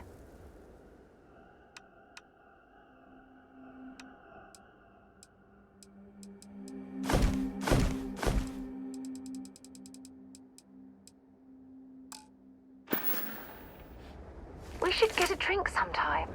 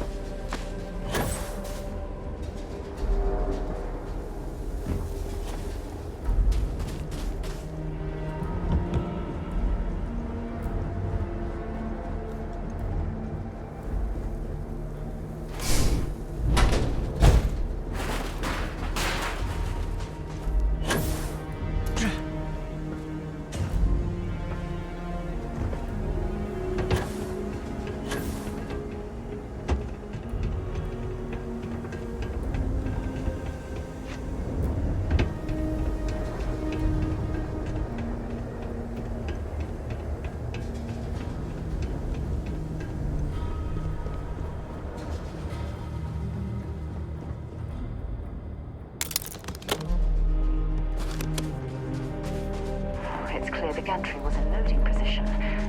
I'm wondering what prevented this particular colony ship from lifting off. The lift system seems to be completely offline.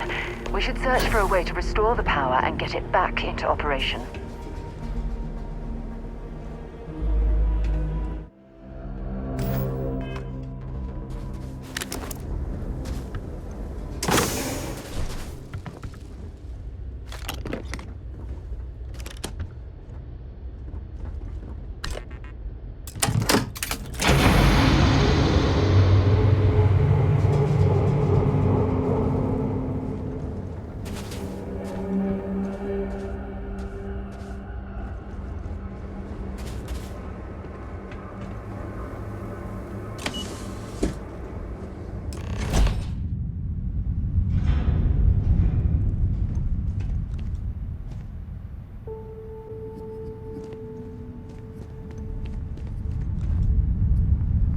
Looks like it was some type of crew preparation area.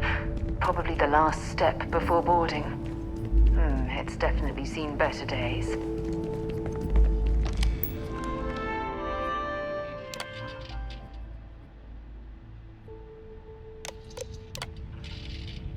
Station log.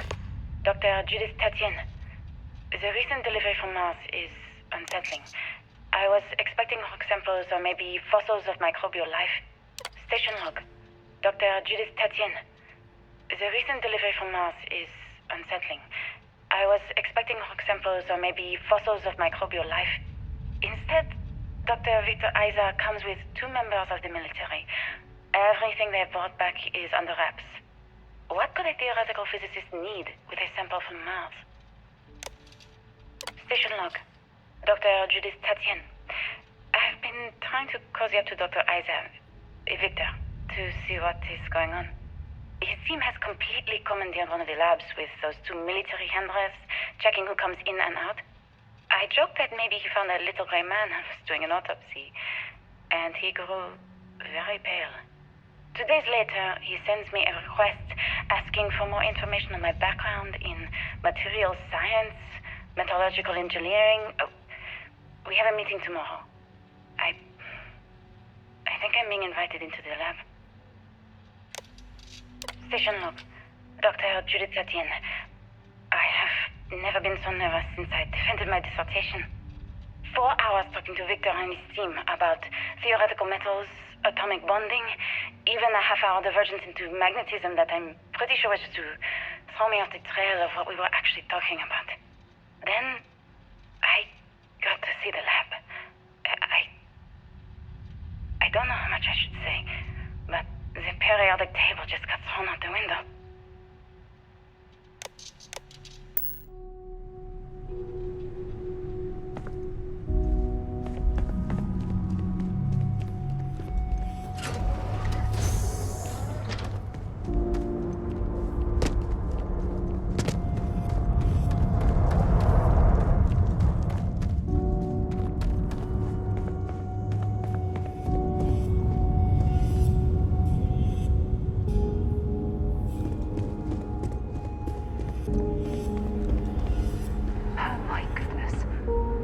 Artifacts here are from the earliest years of NASA.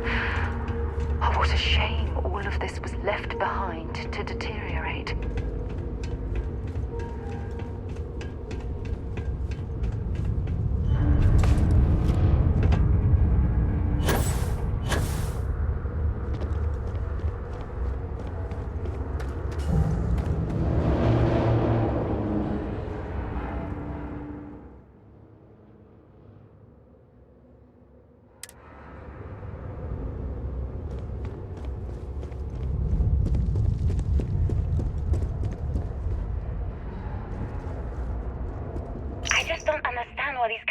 Came from? There's something wrong with the math? I think it's quite straightforward. That's not what I'm asking. We've had no success extracting even a sample of material from the object. No explanation for the gravitational effects, no motion graph to explain its harmonic frequencies. I can't even establish a melting point. Judith. But you've had me building these prototype colliders for months. And now you want me to pump helium-3 into it based on this equation you've written on a goddamn napkin? I just need you to trust me. I have been trusting you. We keep slamming our heads against a brick wall, getting nothing. And you keep coming up with something new to try. Like, you know what's going to happen. Where are you getting your information, Victor? I'm sorry, Judith. Look, not here, okay? Somewhere off base. I'll tell you everything. But I'm not lying, okay? We're going to discover something important here. I promise.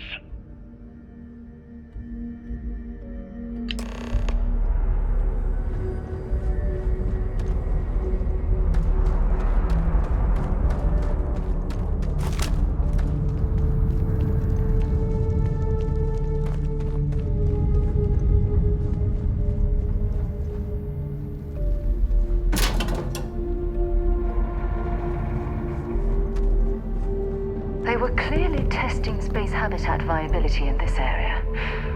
It seems as if they knew the inevitable was on the horizon.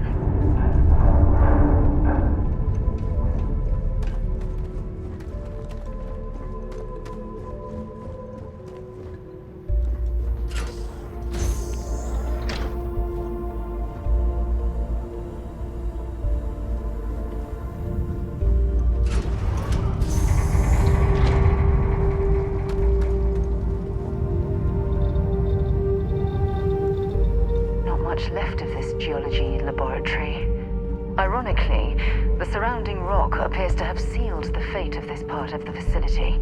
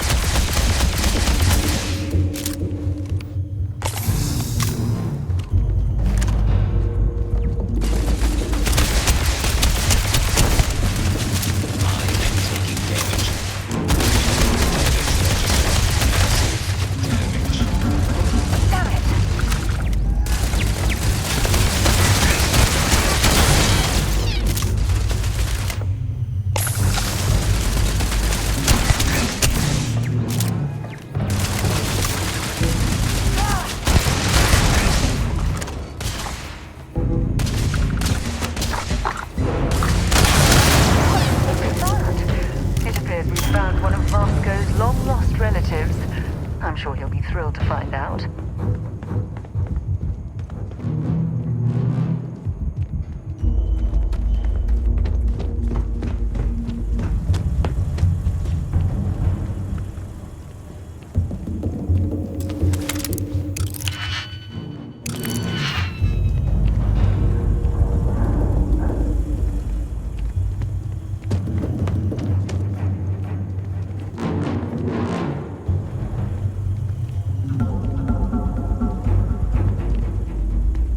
Don't leave any of that behind.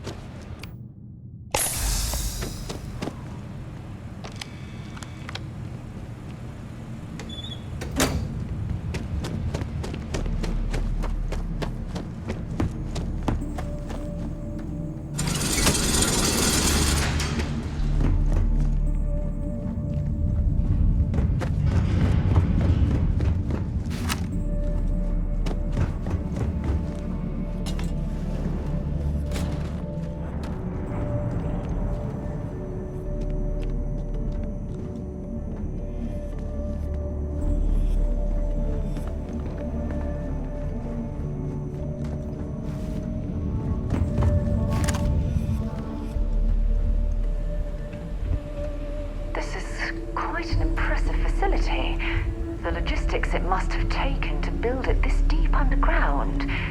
It's astonishing.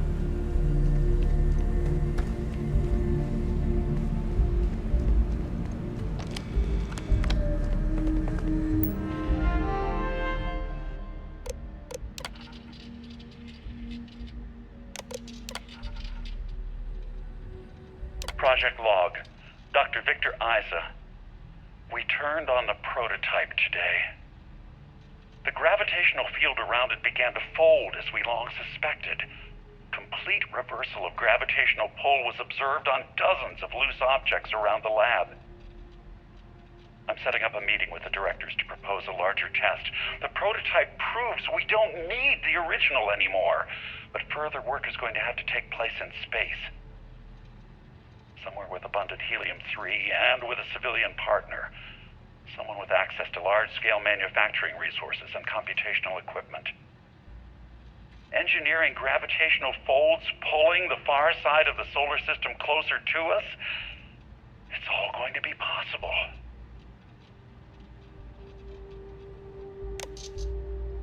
Project log. Dr. Judith Tatian. I watched the gravjet tests from the moon today. It was the first time we were able to talk to the team at Nova Galactic directly. So many things were under wraps before, but now everyone wants all the publicity they can get. I'm already seeing proposals for manufacturing androids of drives, expeditions to Alpha Centauri and beyond. It's also overwhelming and worrying. It could take years, decades, before we know what all the side effects of operating a grav drive can be. But no one wants to hear that right now. Like a bunch of pioneers racing towards the edges of the frontier without knowing about the grizzly bears in the mountains.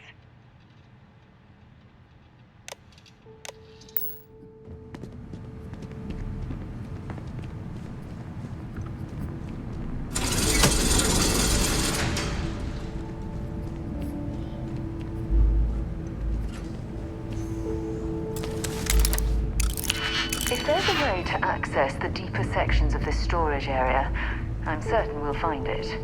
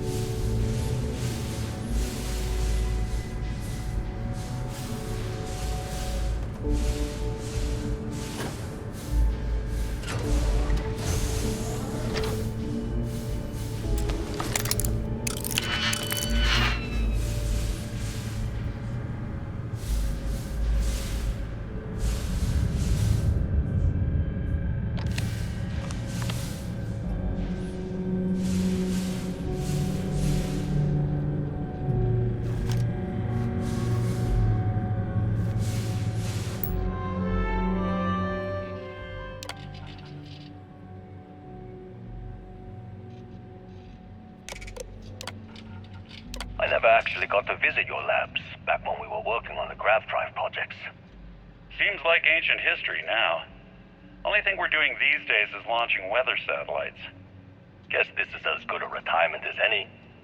Now, Project Demeter, you want our help manufacturing scanners to better track these new meteorological patterns we're seeing. Our guess is that the poles might be naturally shifting, causing some gravitational fluctuations that are throwing off our old models. Why do you need the scanning tolerances to be so small? What are you trying to find? I just want to be sure. It's not like we're doing much these days anyway. The glory days are over. Why not give ourselves a challenge before they write us off in the history books?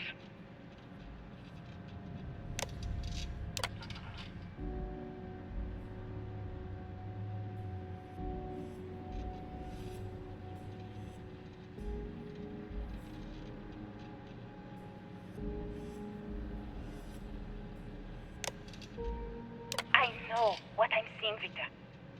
The data coming back from these satellites is very clear. It's the grav drives. All those jumps from the moon.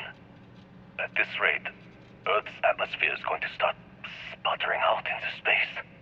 Can the drives be fixed?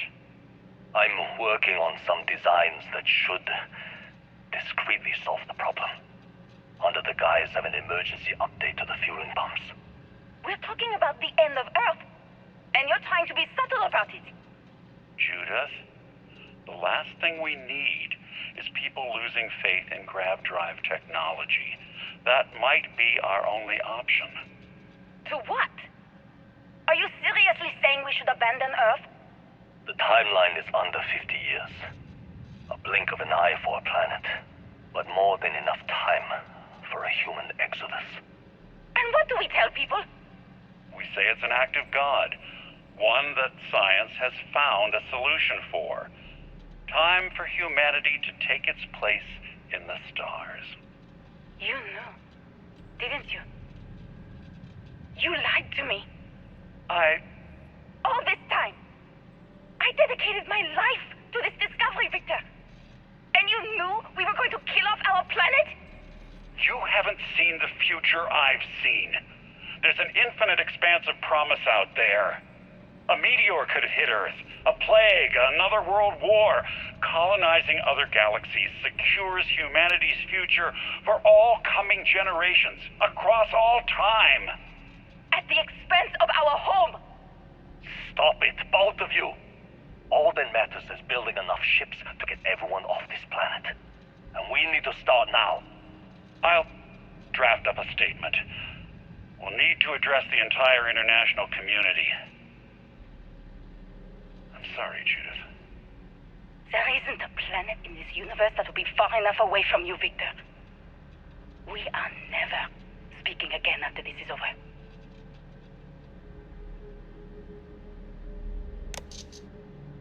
My name is Dr. Victor Isa. And if you're listening to this, then you probably already know the truth. I was young when I first headed the retrieval team of an odd gravitational anomaly on Mars. But I kept what really happened that day hidden from everyone except one other person. Even she didn't believe me at first. But I have no reason to lie to anyone now, so I hope you'll accept this confession, whoever you are. When I touched the anomaly, I experienced 12 days of lost time. I met myself. He told me everything that has since come true. The grav drive equations, the tests on the moon, Earth's atmosphere sputtering away because of what we had done. But he also told me about a city thriving on a planet orbiting a distant star. Human culture, art, music, lifestyles evolving and shining brightly across all of space. What price would I be willing to pay for that future? Maybe you don't believe me. Maybe Judith was right and I'm just a coward who wants to believe his mistakes were justified. But everyone has forgotten about the real origins of the grav drive, this artifact from Mars. I hope you make better use of it than I did.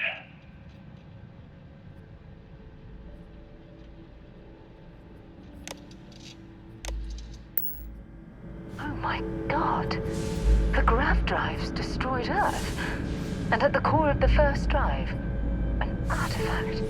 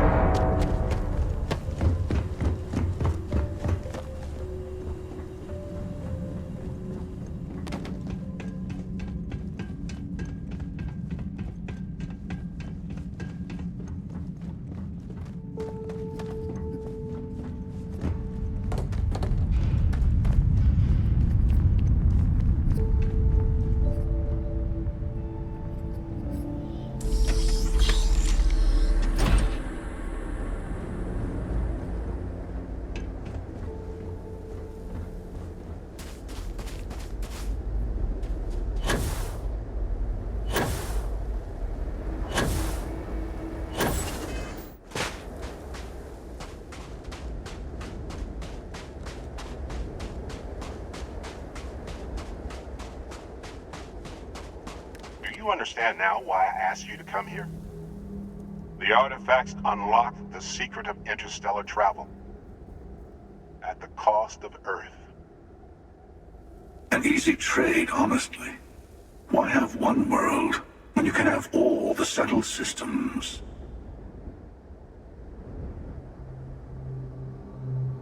Assuming we weren't going to lose it anyway.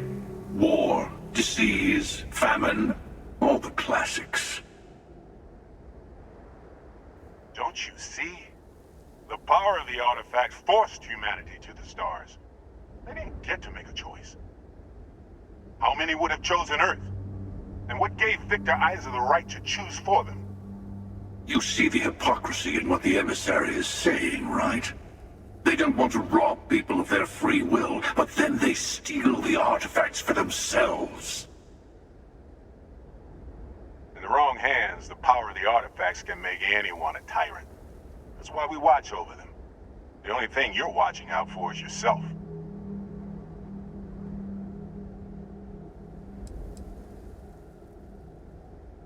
Don't be a fool. The emissary and I may have our differences, but you do not want to give us a common enemy. For once, he's right. Don't do this. We can collect the final pieces together.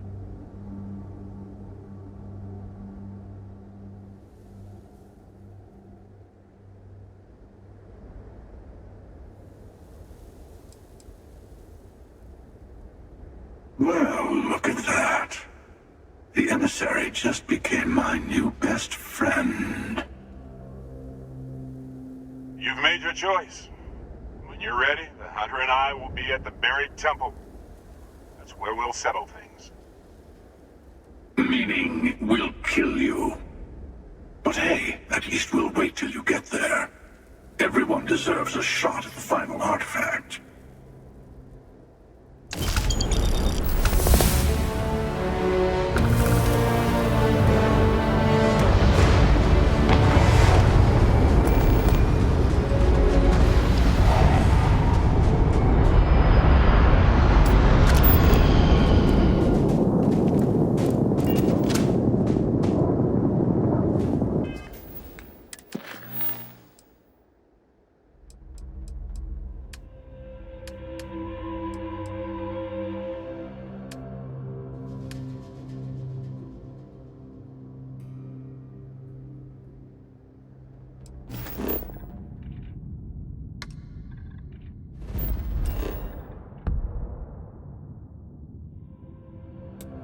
Have a moment. I'd like to speak to you. Happy to listen. So, I've given everything we've discussed a lot of thought, and I've decided I'd like Aja Mamasa to conduct our marriage ceremony.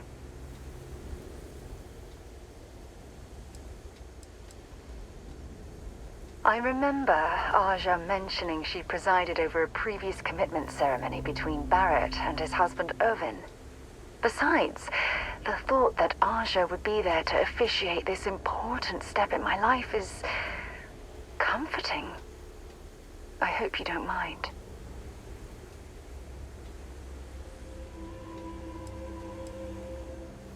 I knew you'd understand. So, with that settled, I suppose we just keep it a quiet ceremony? Just the two of us? Oh, that's sweet of you to suggest, but I think bringing Sona all the way to Aja's home would be too much anxiety for the poor girl. We need to give her some time. If anyone else had suggested that, I'd say no.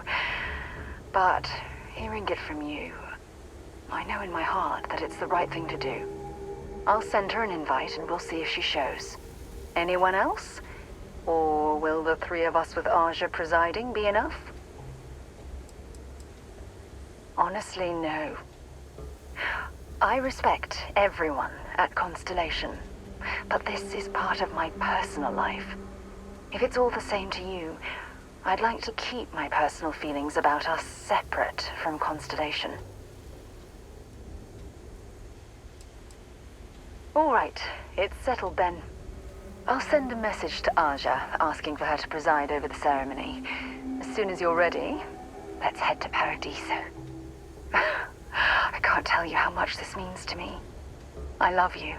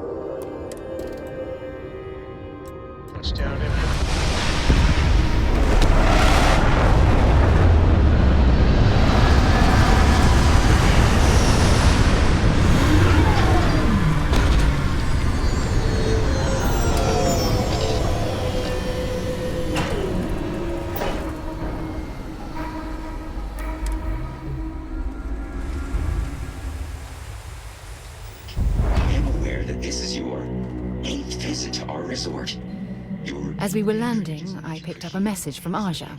She said to meet us at the park overlooking the ocean. Before we go to the ceremony, I want you to look me in the eyes and tell me this is exactly what you want.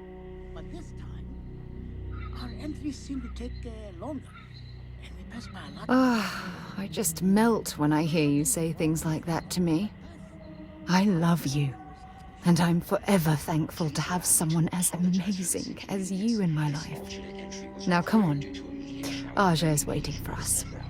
But first, we should probably say something to my mother. Once again, we are dreadfully sorry. It's okay, Viet.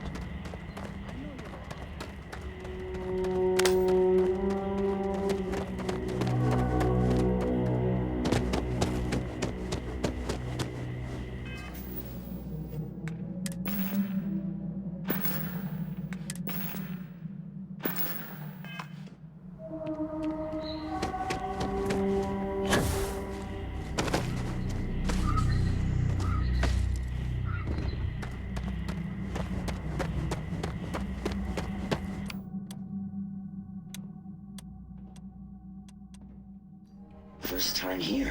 Thank you for choosing Paradiso for your vacation destination.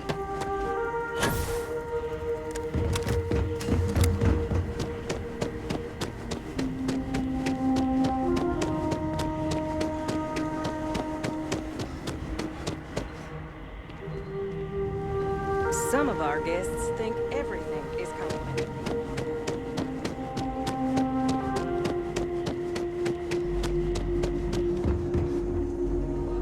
I'm here to satisfy your needs. Oh, this looks like a lovely place for a stay. Might also be the perfect time to stop for some food or a tranquility. Where should we begin? Can't wait to get out of here for the day. Welcome to Paradiso Gift Shop and Convenience. Feel free to look around, but don't break anything or you've got to buy it. And before you ask, there aren't any discounts, so don't even try to haggle with me. You're going to make me do stuff, aren't you?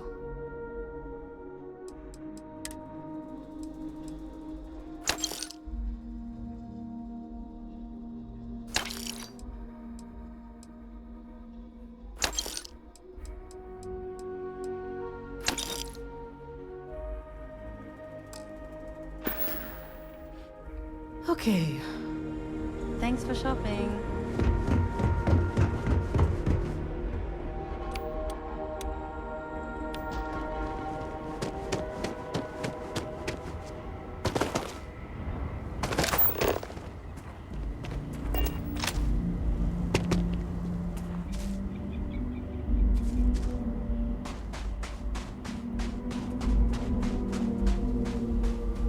It certainly was nice of you to think of me when sending invitations to my daughter's wedding. It's good to see you too, Mum. I just wish you would have given me more notice. Or maybe some time to get to know your dear partner. I barely even know his name.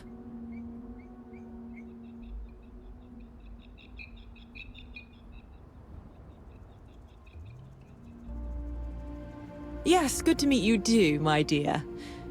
If only my daughter had thought to introduce us sooner.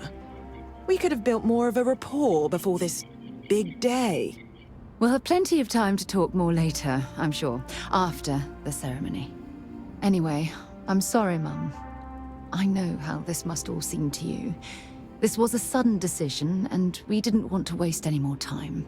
We wanted to keep the ceremony small, and involve only the people I care about the most. Sarah, dear.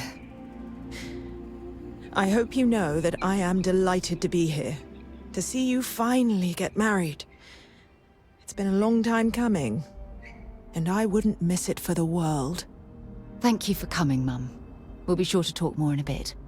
But for now, let's not keep poor Aja waiting. As soon as everyone is present, we will begin. It's so lovely to see you, Sarah. It's wonderful to see you too, Aja. This is the one I told you about. I've heard a lot about you. All of it good. You're quite a catch. 10 seconds in and already you're embarrassing everyone. Before we go any further, I just want to make sure that you are right for Sarah. She's quite special,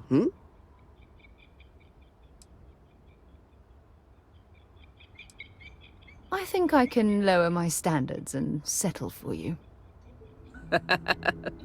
Aren't you two quite the pair? Well, I've seen enough. I can read people the moment I lay eyes on them.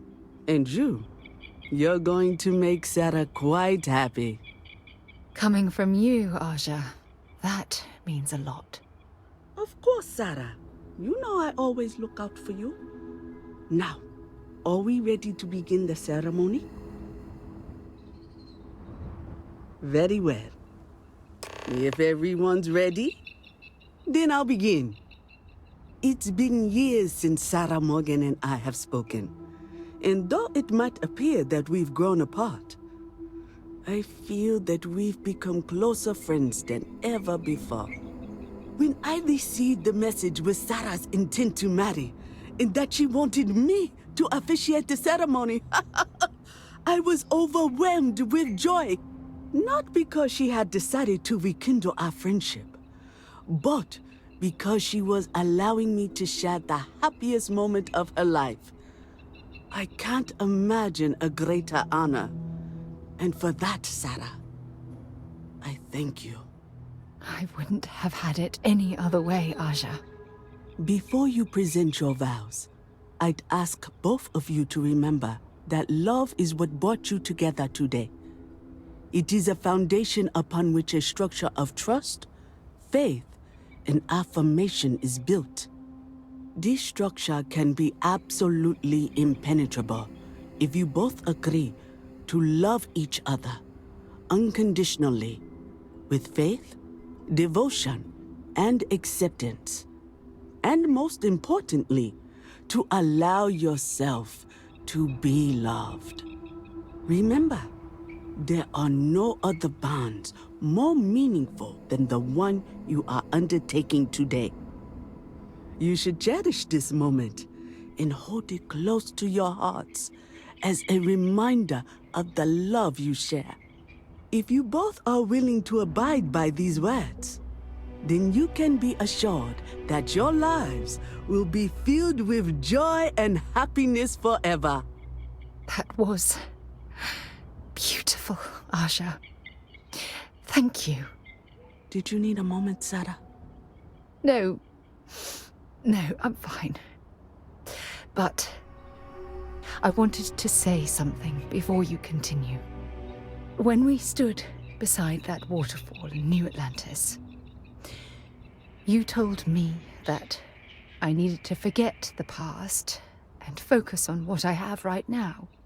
I swear, with every fiber of my being, that the past will no longer be an obstacle in my life. And I will honor your words by focusing my affection on the most important thing in my life. You. This is my solemn pledge to you. From deep within my heart, from deep within my soul, for all eternity. And you? Did you have anything you wanted to say to Sarah?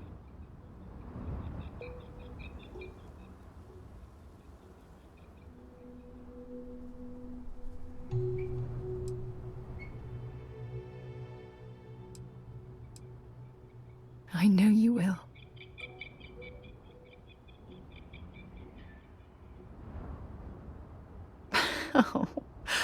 Oh, you're going to make me cry. You had a gift, Sarah? Yes. I wanted you to have this as a token of our love.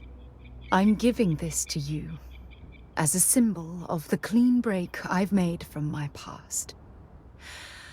Oh, it would have been impossible without your help. And for that, I'll be forever grateful. With these promises of affection and these vows you've exchanged, by the power vested in me by the Articles of Constellation, I happily pronounce you life mates.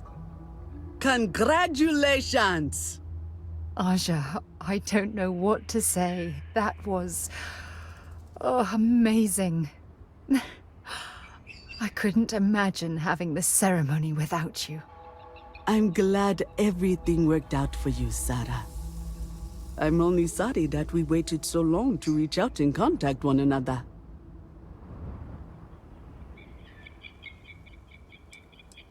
That isn't necessary.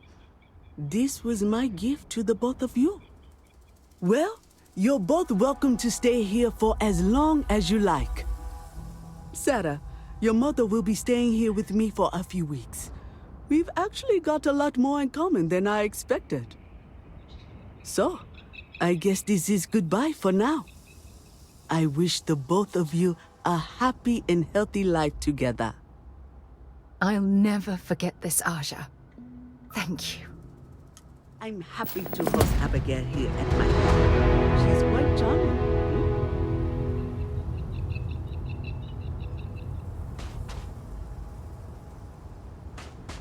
Let me guess. You missed me and you couldn't stay away. I'm loved. You have no idea how wonderful that makes me feel.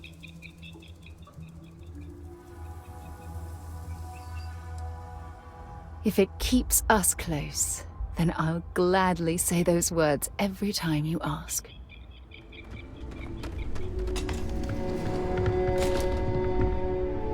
Welcome to Paradiso. Jiro Sugiyama at your service. Do you have a security concern, or is there something else I can help you with? Ah, yes, of course. I'm glad you came. As you can imagine, we're in a bit of a predicament. Under normal circumstances, we would not enlist outside help in this manner. But this is a matter we can't afford to worry our guests about.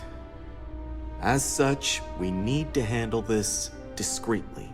Failure on your part to do so could have severe consequences.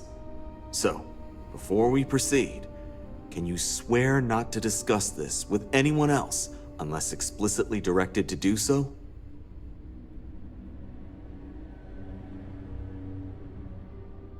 Great. I appreciate it. Not too long ago, a strange and enormous ship appeared in Parima space. It is now locked in orbit around our planet. So far, it doesn't seem to be hostile, but any attempts to communicate with it have been in vain, so we're unsure of the ship's intentions.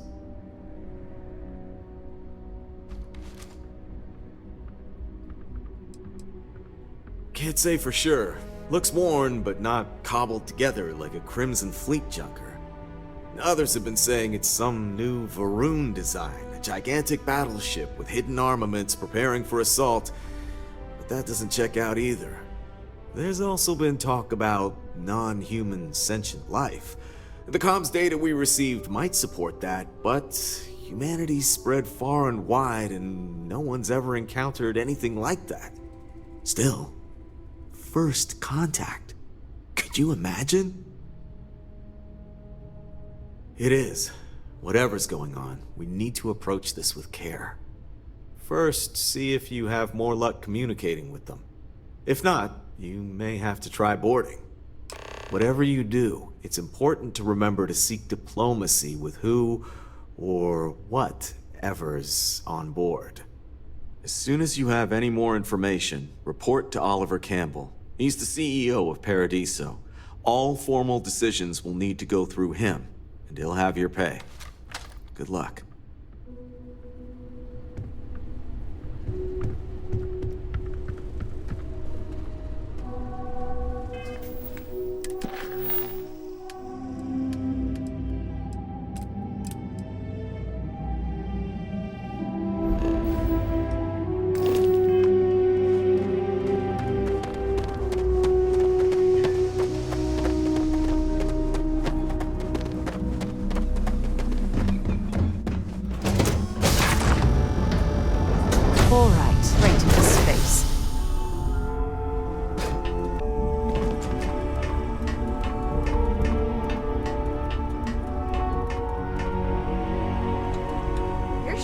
So much better than Dad's?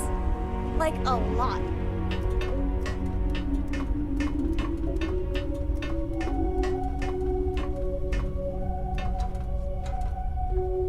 Do you have my attention?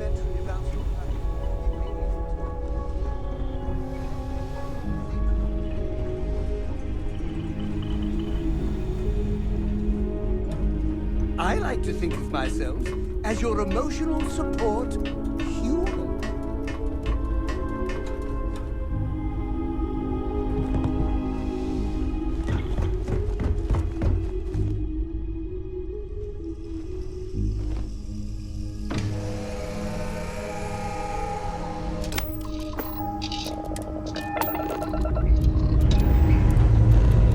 Escape trajectory lost.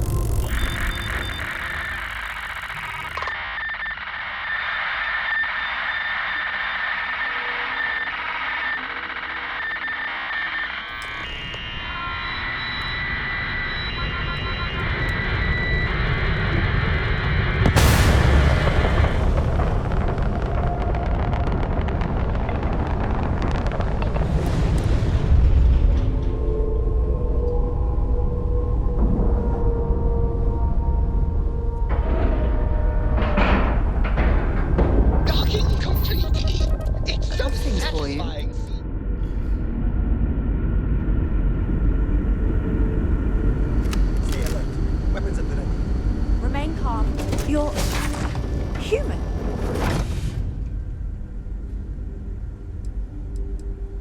Oh, we're human. From the planet Earth in the Sol system.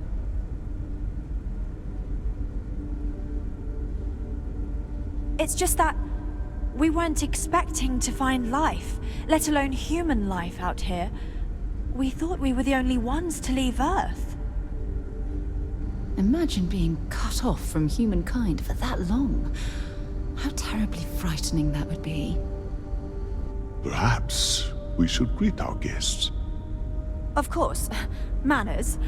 I'm Captain Diana Brackenridge. This is Security Officer Bomani Reader. And this is Dr. Mabuti da Costa, one of our elders. A pleasure to meet you.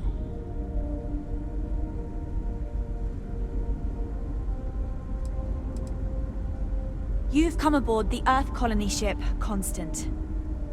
Generations ago, we set forth from the planet Earth with the mission of colonizing a new habitable world, in the spirit of our ancestors nearly a millennium ago.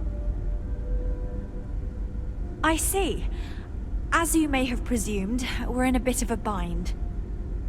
Our ship has finally completed its near 200-year journey from Earth, only to find our new home seemingly colonized by... well, we don't know. Communications haven't been successful, so your arrival is fortuitous. Perhaps you'd be willing to act as a middle person between ourselves and... the others.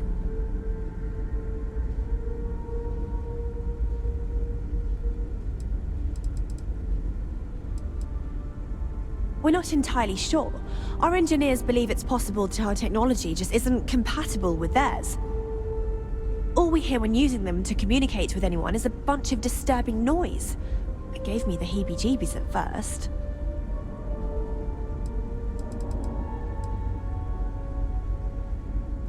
Well, the short answer is, we didn't. It's a generation ship, which is to say that most of us lived long, happy lives on board and passed our mission down to our children. It was never intended that the original crew would make it to our destination. The goal was always the preservation of the human race, above all else. Though, it would seem that was perhaps a bit presumptuous. We do. Well, sort of. We saw structures using our surveying equipment. We've also seen the various ships pass us by. Some even seemed to want to communicate, but couldn't. Of course, we had no idea that they were being piloted by other humans.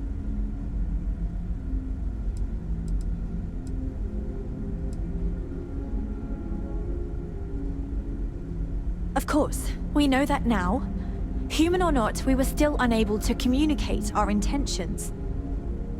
As soon as we discovered them, we fully expected negotiations would be necessary.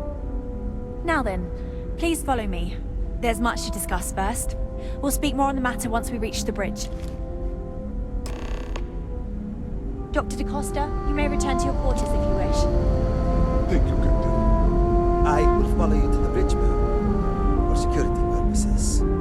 I do not believe we have need to fear our guest, but I'll allow it if you insist. Welcome to the Earth colony ship Constant. In the early 2100s, my ancestor, Rupert Brackenridge, researched a number of scientific scenarios: climate change, asteroid impact, nuclear war, global pandemic, and more. Each scenario showed the likelihood of an extinction level event to be within 50 years. He fully believed Earth was destined to be rendered uninhabitable.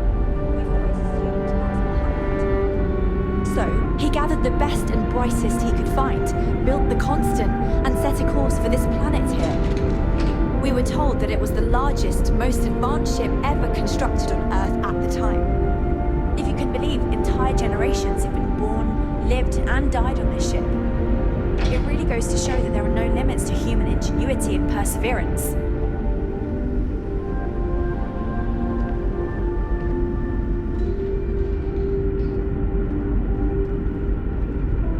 Careful waving that fancy gun around. We don't need to see what it can do. Never seen a ship like yours before. Then again, I haven't seen any ships before. So, here we have to say, with technology this outdated, I'm amazed this vessel is able to navigate at all. It's almost like walking through a museum. We didn't believe anyone would be out here, but I'm glad for it. A bit frazzled, as you can imagine. People are anxious about discovering that we're not alone, and also worried about what will come to pass. While we hope we can work out a deal with the people on the surface, they seem reluctant to reach out, so there's no telling what will come of that. I do know that we can't afford to stay here in orbit forever. The ship was built to sustain us for many years with backup provisions just in case, but even that will come to an end eventually. Well, as I mentioned, we've been unsuccessful in communications with anyone up until you arrived, though not for lack of trying. But since you're asking, maybe you'd be willing to be a sort of diplomat between us and them as we attempt to resolve our situation. Does that sound agreeable to you?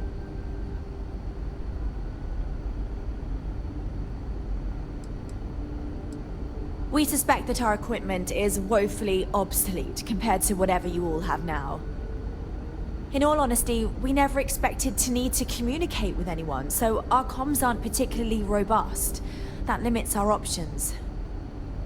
We even attempted communicating with lights and sounds, something we saw in an old movie, but I don't believe they picked up on it. If anything, it may have inadvertently alarmed them. Ah, so they have a name.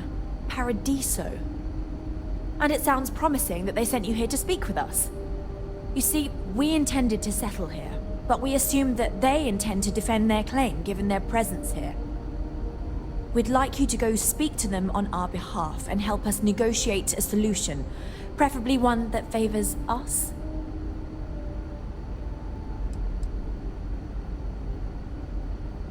When we left Earth, there were no claims to planets this far out into space.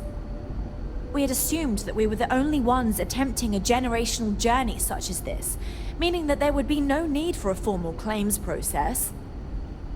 Regardless, my ancestor, Rupert Brackenridge, did manage to file a charter for this planet's first colony, to be named New Jamestown. According to his records, no one took it seriously when he filed it, so likely it was either ignored or the records were lost to the ages. Given humanity's lack of interest in colonizing the far reaches of space at the time, it shouldn't have been a problem, but again, here we are now.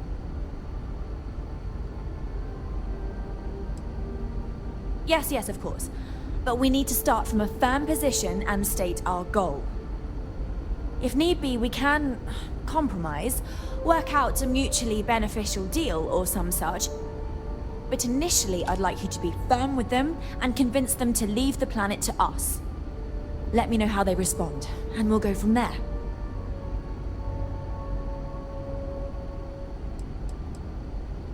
We thought about it, but it simply won't do. I need to think about the distant future of our people. Sure, our first settlement may be small, but our predecessors dreamt of our new civilization spreading across the globe. That will be difficult if someone else plans to do the same.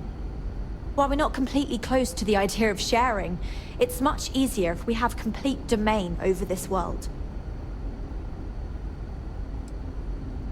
Now, it makes little sense to give up before you try. Thank you, and good luck.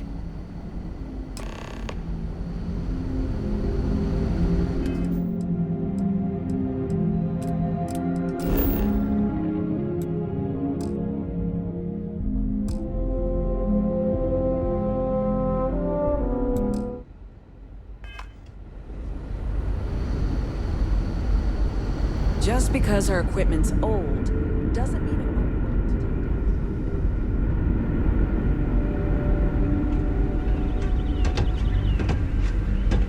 Just stay out of trouble.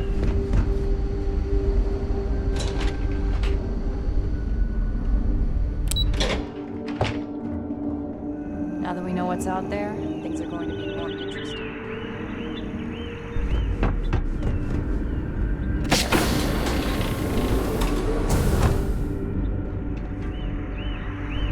Hey there.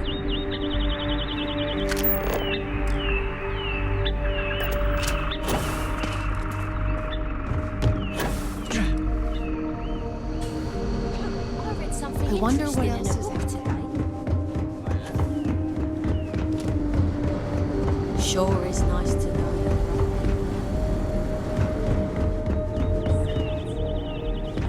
I wonder what it's like out there. Oh. There's so much more to learn about now. We were never trained to address threats coming from outside our ship.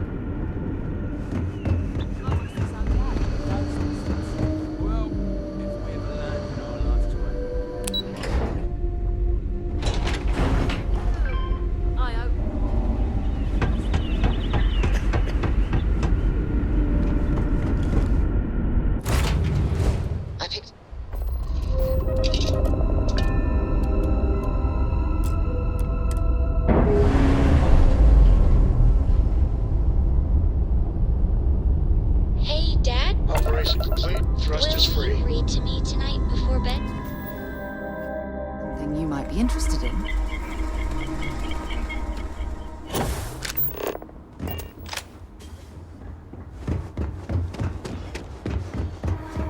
Have a great day.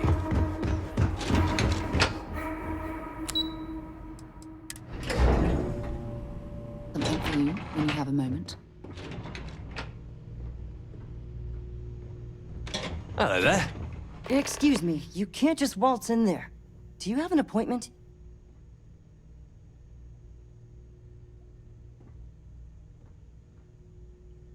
Oh, you're the one they're waiting for then. Do you need anything else from me before you meet with the board?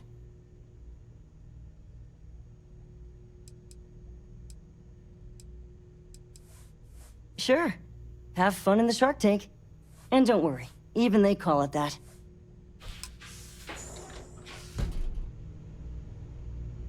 No major incidents in a while. Let's hope it stays that way. I just feel that we should be Hello? focusing on the I natural didn't realize beauty TV of was this letting planet, people in here. not our amenities. I am. And you must be the diplomat Giro told me about. Welcome, welcome. Normally I'd offer you an all-inclusive stay at our resort before we spoke. But given the circumstances, I'm gonna cut to the chase. We've got our friends, the aliens, up there, causing all sorts of problems for our resort. You like that? The marketing team came up with it. The thought is, if we can't get rid of them, it might actually attract more tourism. Come see the aliens!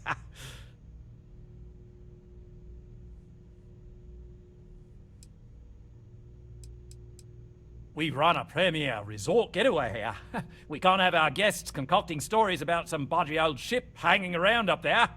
As it is, we've had to reroute our luxury liners around the other side of the planet on entry so no one sees it. It's bad for business. We need to nip this in the bud and take care of it before the tourists catch on and cause a scene. Despicable? Hardly. Just a backup plan in case we can't get them to leave. But you're right, no one's gonna buy aliens. Remind me to fire the marketing team. So, tell me, what's the actual deal with this massive eyesore of a ship, besides scaring people away?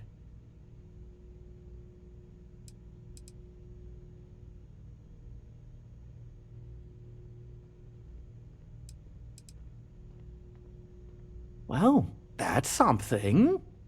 Shame we can't just tell them kindly to bugger off. Something tells me that's not going to work. Now, tell me, what are we going to do about it? Give me some proposals, people. I need something to work with here. We could offer to resettle them here. There's more than enough space. They could stay here, temporarily, but it'll cost them. Quite a bit, too. They'd need to work off all their debts before being allowed to leave. Maybe not. What if we help them get out of here? Outfit their ship with a grav drive so they can find a new home. We could even lend our engineers to help and give their captain an updated star map. What do you think? Sounds costly. We can't absorb that cost, and it's unlikely they even have compatible currency, let alone enough for the transaction. Someone else would have to foot the bill. Oh, I swear this would be a lot easier if they ceased to exist entirely. Anyway, Seema's got the right idea. Either works for me. Just tell me what you want to do.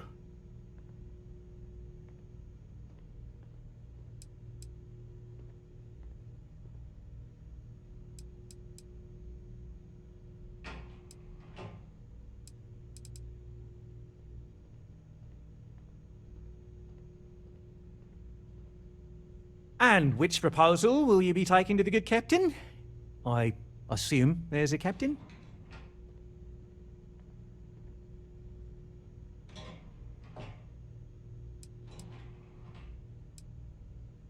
They'd be hard-pressed to defend their claim in any courts. Our charter goes back years. It was registered with both the UC and Freestar Collective, per the Centaurus Proclamation. We may be outside the settled systems, but that charter's official as can be. I'm sorry, but you're going to need to be the one to break the news to them that they need to make a compromise or leave. Ah, good on you. You want to see a man named Benny St. James over at Hope Tech. He's the best in the business. If anyone can retrofit a 200-year-old ship with a modern grav drive, it'd be him. We'll coordinate our engineering team with his when you return, though you may have to help the Constant engineers prepare for it on their end. Good luck. I know this was a difficult decision, but if it's any consolation, I think you've made the right choice.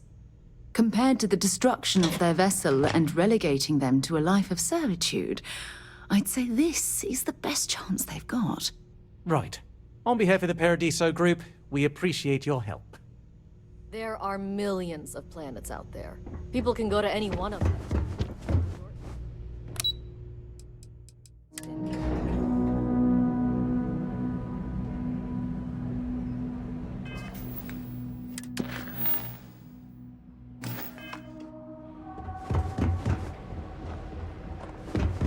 Every day's nice around here.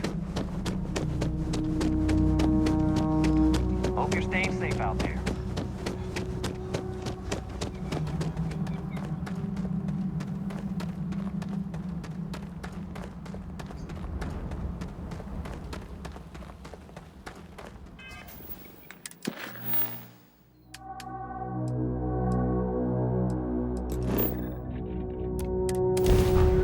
This is Freestar Collective Space. Hold while we scan your ship.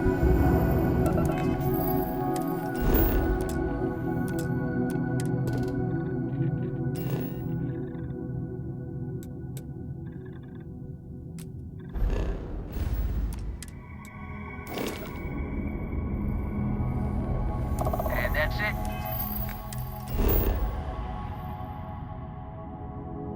System down, everything in the green.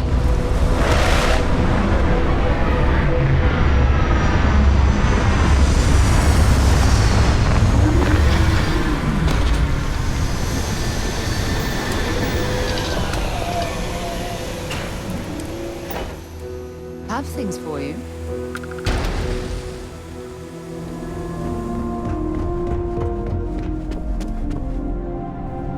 Oh, hello. Someone worth paying attention to. Oh, hello. I'm not used to people wanting to talk to me. Sure, that sounds like me. What can I do for you? I'm a little busy, but I think I could spare some time.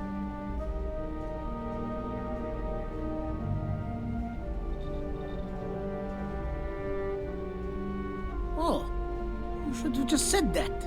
Of course I can help you. Oliver sent a courier ahead of you. I did some research on ships from that era, and I have a decent idea what we're dealing with. So grav drives didn't really take off until after the ship was built. But I've got access to an ancient grav drive that looks like it could be compatible. It's some minor adjustments. It's in good shape, too. Parts not cheap, though. Neither is the labor. Just pay the combined cost of parts and labor, and it's yours.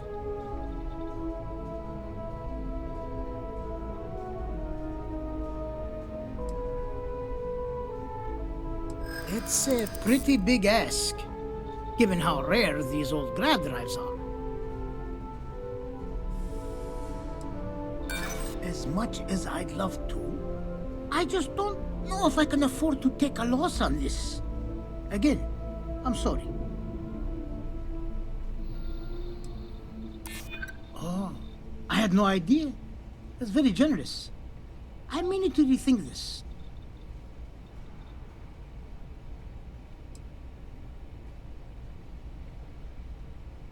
True. I keep telling myself I'm holding on to it for the right time. Perhaps this is that right time. Tell you what. Sounds like this is for a good cause. While I can't give you the part for free, I won't charge you for the work. You're darn right it is. I'll get to work on it right away. I recommend you go back to the ship and ask the captain to prepare for its retrofit. Standard stuff. I'm sure they have an engineer on board to help. We'll send the part along when it's ready and install it with the help of Oliver's people. Pleasure working with you.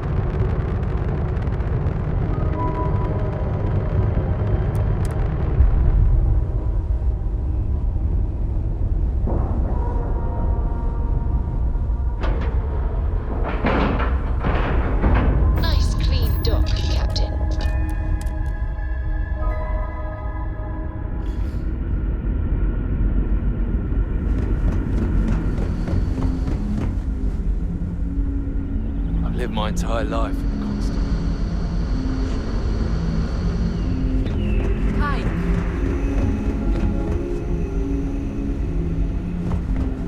Just because our equipment's old, doesn't mean it won't work. Hydroponics. Pools. This must be...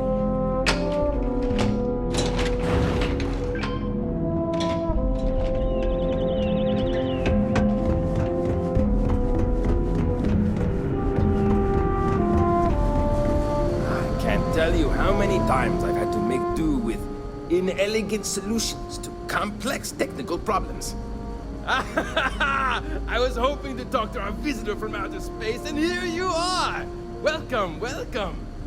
I have a million burning questions, but I won't overwhelm you. There will be plenty of time for that later. Please, indulge me just a couple. How did you do it? Did humanity finally discover faster than light travel and eclipse our poor old ship?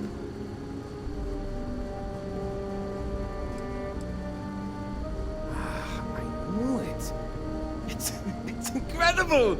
I read about this technology in our archives from Earth, but it was only theoretical back then. Amazing! I'll have to learn more. Oh, I've got so many questions, but I'm being rude. I haven't even given you my name. Chief Engineer Kazemi, but you can call me Amin. And, I might add, I'm one of the reasons we're still floating out here today.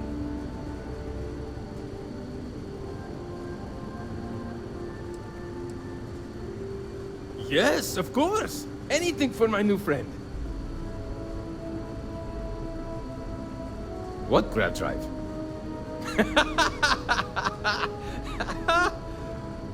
Just joking with you. The Paradiso engineers filled me in. Okay, let's see what we need to do. All right. This will be fun. And hopefully there will be no explosions in the process. I have just received word that the drive is here. Ready to get to work? Great, great, great! There are 3 preparations I need you to help me make while I set things up on my end. First thing I need you to do is reroute the power from the port turbo pump to the auxiliary cryogenic radiator. Then, turn the plasma runoff inhibitor function to 5%. Last, you'll need to decouple the magnetic flange pipe enclosures from the auxiliary module assembly. Got it? Let's hop to it!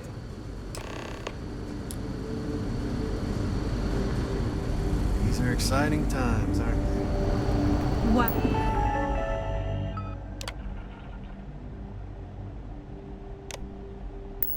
Ow. Why?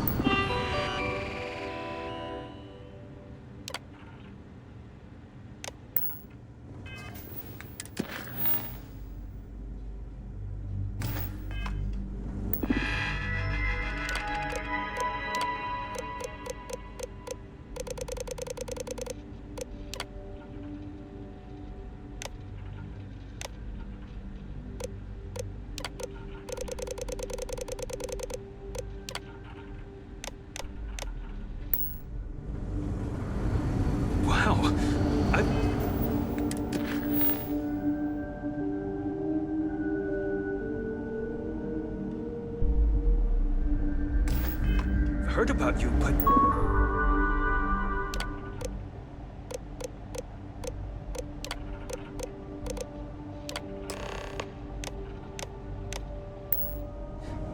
Here you are. Both your end and mine.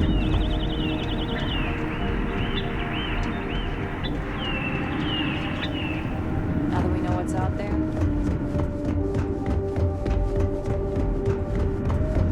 Constant.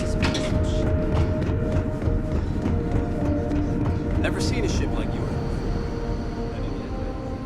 now that you're here, I can finally give my crew a chance at a new life. Well, well, it would appear we have the means to go nearly anywhere now, thanks to you. The engineers even upgraded our communications equipment so we can speak with passing ships. Turns out it was a pretty easy fix. Thank you again for all you've done. Without you, we'd most likely be stuck. But you went above and beyond. I'll make sure people tell tales of your generosity for as long as our society lives. I don't know if we can ever fully repay you. Thank you again.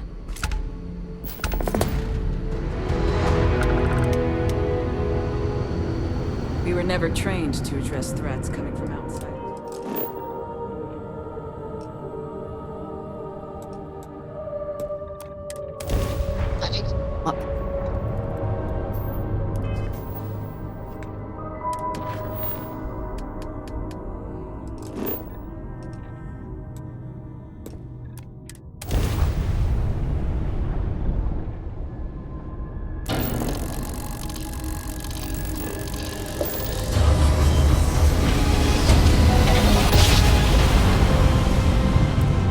Navigational feedback checks out. We're in the right place.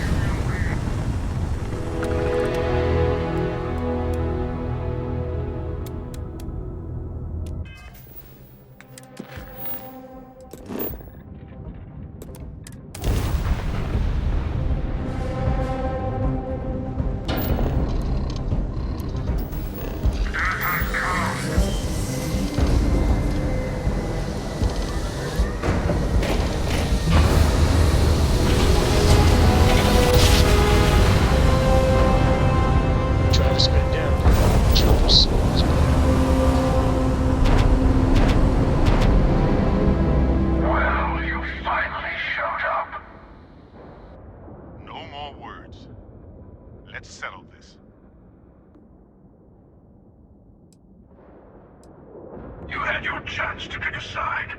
Don't go walking back from your lone wolf strategy now.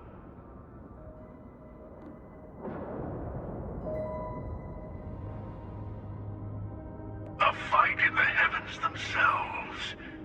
What more could we ask for?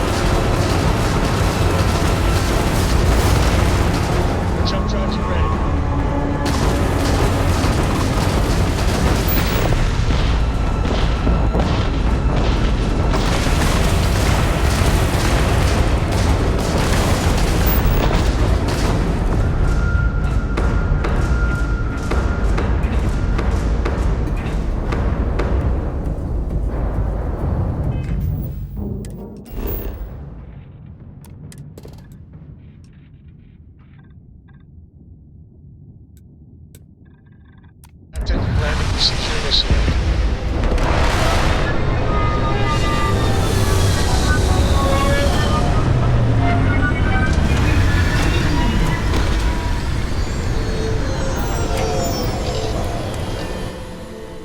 Can't even imagine to tell you the number of inhospitable worlds like these that I've visited.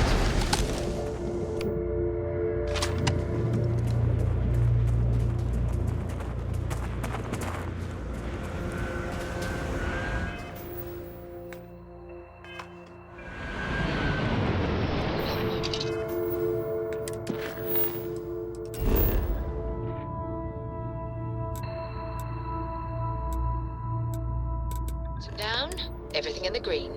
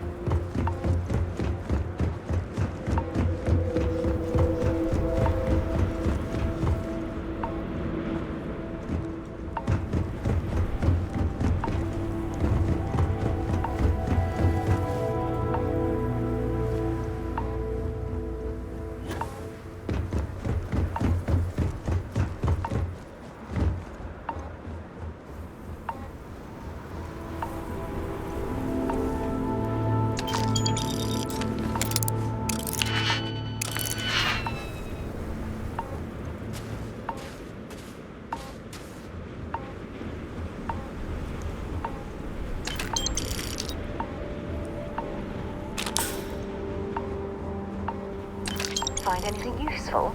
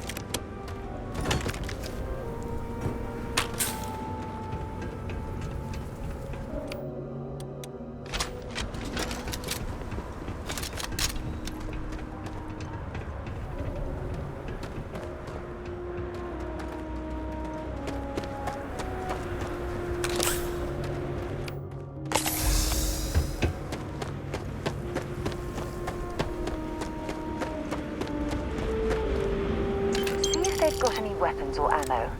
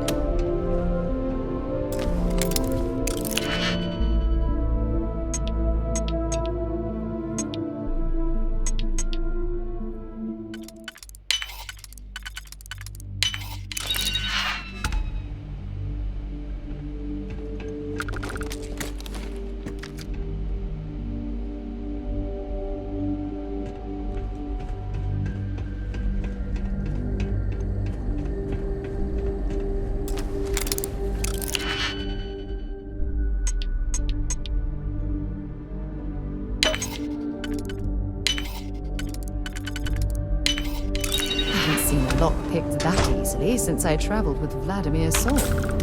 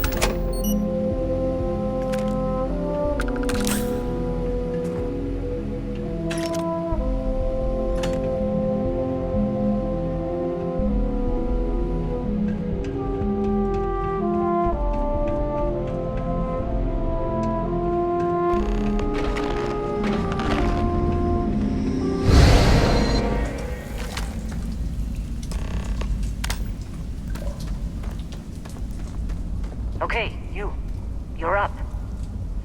Something goes wrong in there, we'll come get you. Why would anything go wrong? Shouldn't we... Would you shut up? Both of you do your jobs. Client is on his way.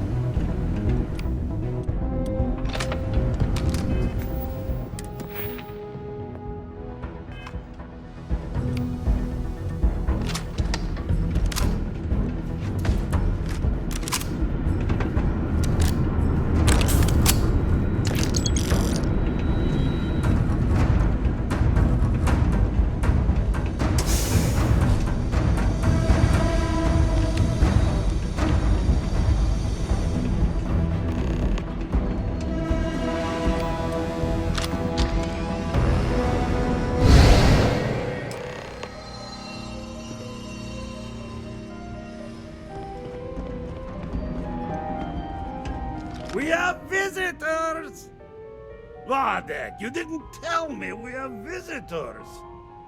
We have visitors. Welcome.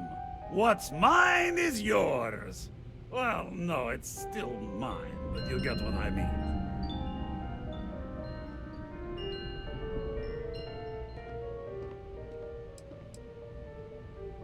Now, how am I supposed to take a strange comment like that?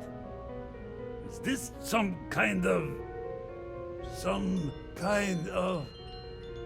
You don't deserve the final artifact. This life you've led, you're nothing but a thief, an opportunist, a liar.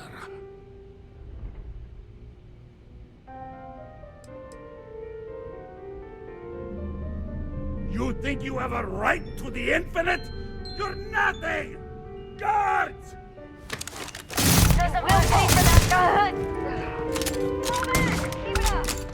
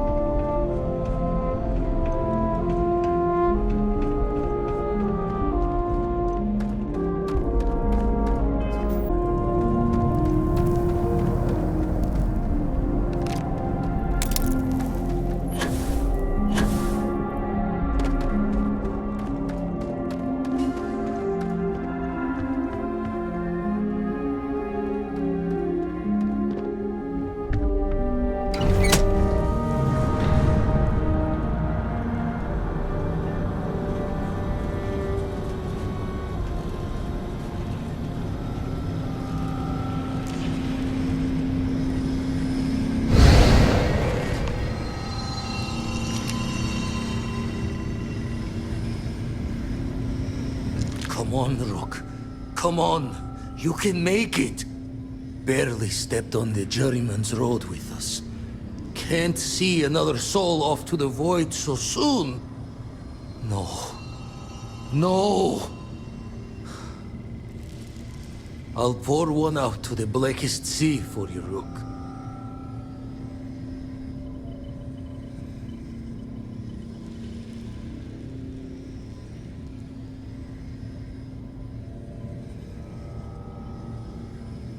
What the? Crix's ghost? What kind of cruelty is this? This some starborn trick? Come to mock me before you twist the blade? What are you then? Some lost soul? No salvation here. Not sure if you're just a reflection of a shattered brain, but okay. I get your meaning. Well, ghost from the other side. I'll keep what you said rolling around in my head for a spell. But for now, wouldn't mind if you gave me a bit. I just lost a friend.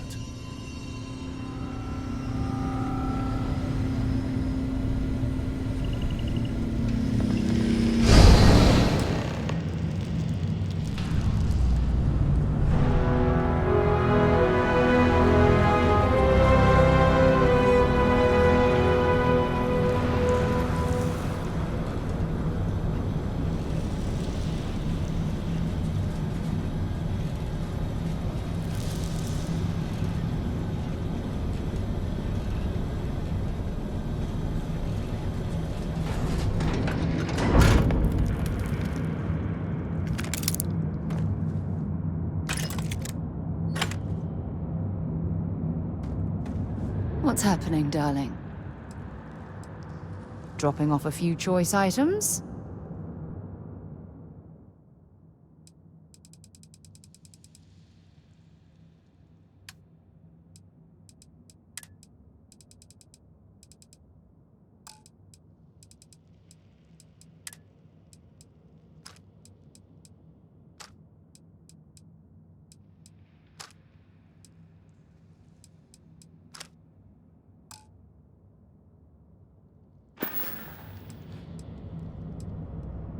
You support all of my dreams and aspirations.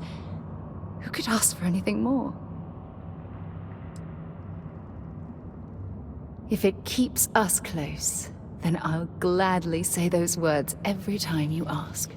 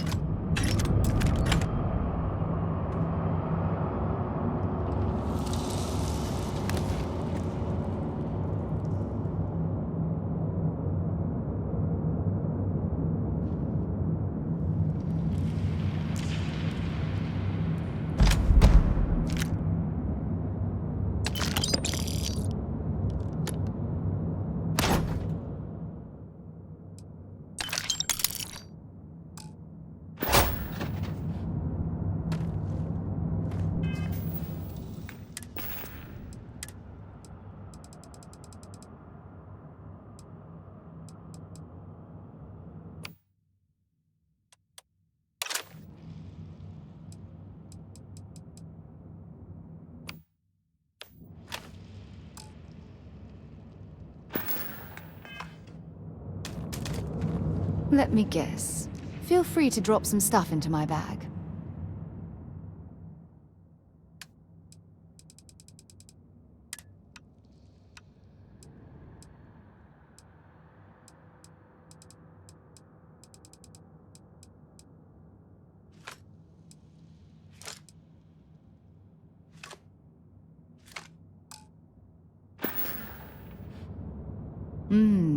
Maybe if you're lucky, we'll talk again later.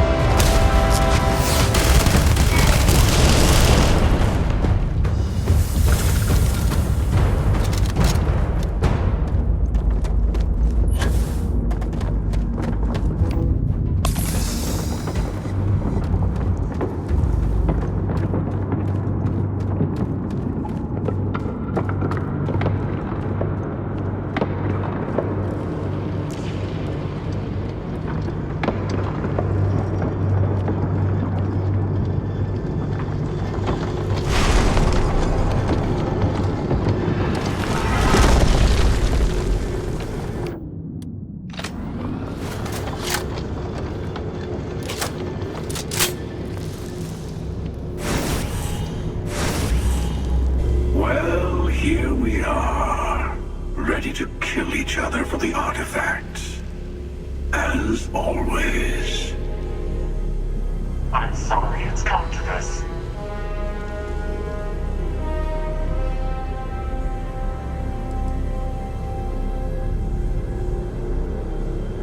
More talking?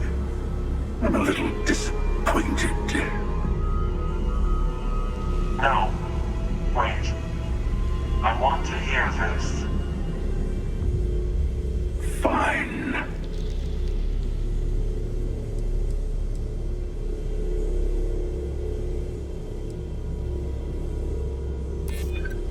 Appealing to my nobility. Huh. It's been a while.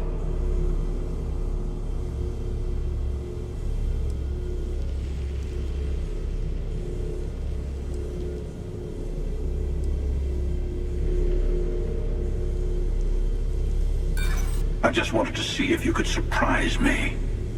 You're failing.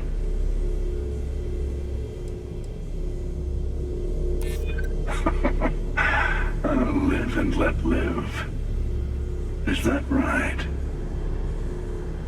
Well, I don't know about either of you, but it's been a while since I felt this old. Perhaps it's time to put this all to an end. At least this once. Here. Take the artifacts. Before I come to my senses.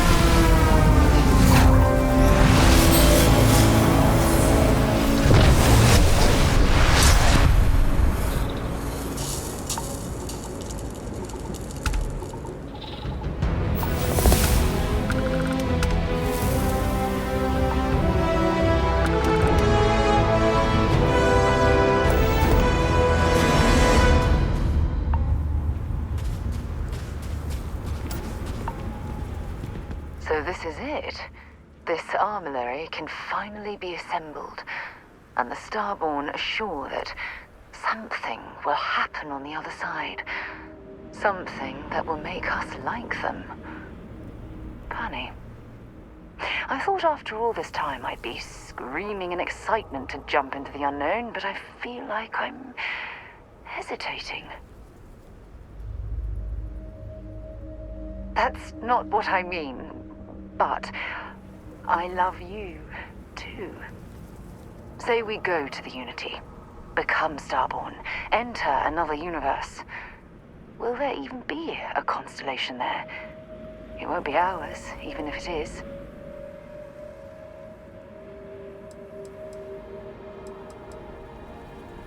We both know that one of us is going to let curiosity win out, eventually. It's who we are. But I wouldn't mind pretending one universe is enough. For a little while, at least.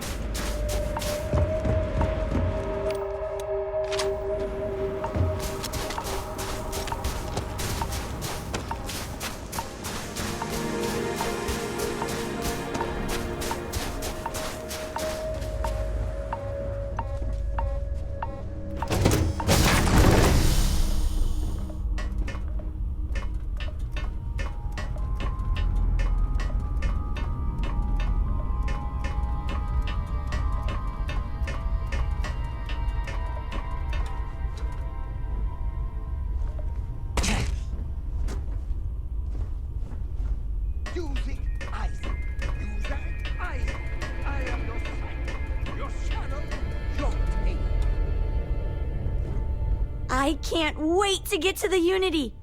I've been reading all about parallel universe theory, and I'm so ready to meet another version of me.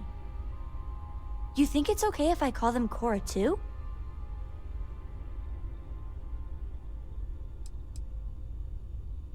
You're right.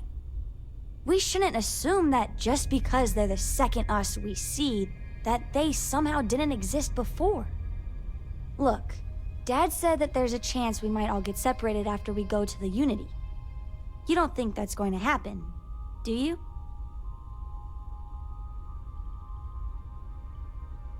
That's what Dad said. I feel kind of bad, you know? That I want to go anyway. I'm sure gonna miss the lodge, but I can't wait to see what happens next.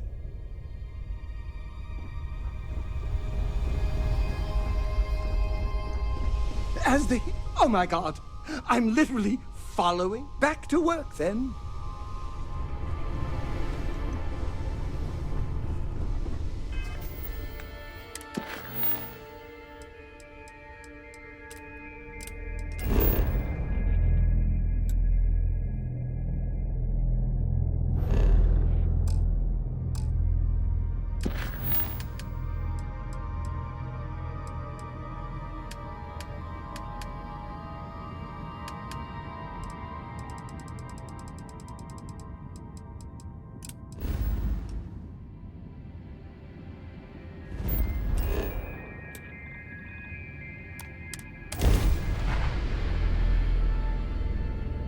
Something you might be interested in.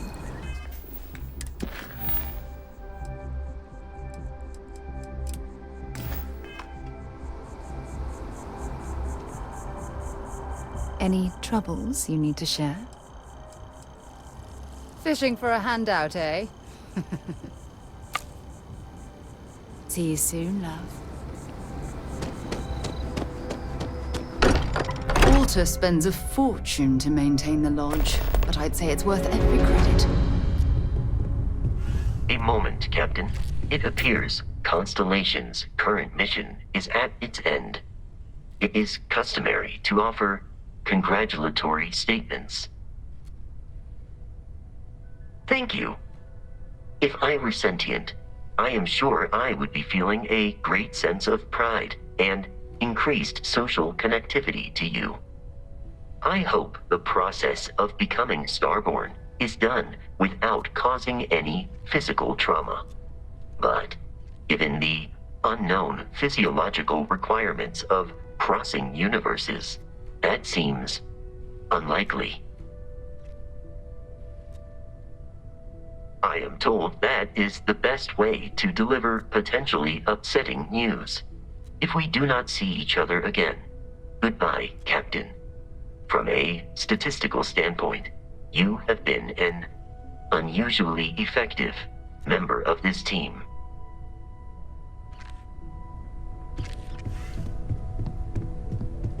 Tip your ear for a moment? It'll be a shame to pack up all the modifications to the Eye for finding the artifacts. But she's earned a break. Gilded our fortunes for sure.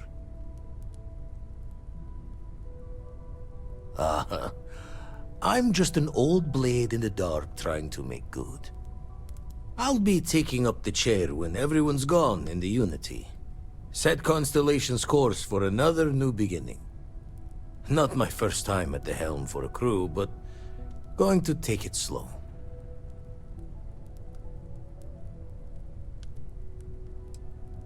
Tell you the secret wise of a retired fleet member. There's a way things end. Have to see that before time and luck catches up. Well, tipped your ear long enough. I'll be smiling as you walk through Eternity's gate. Give the next universe something to talk about, yeah? Do you have a second, friend? I've thought about it, and as much as I would love to see the Unity the way Keeper Aquilus has experienced it, I'm not coming with you.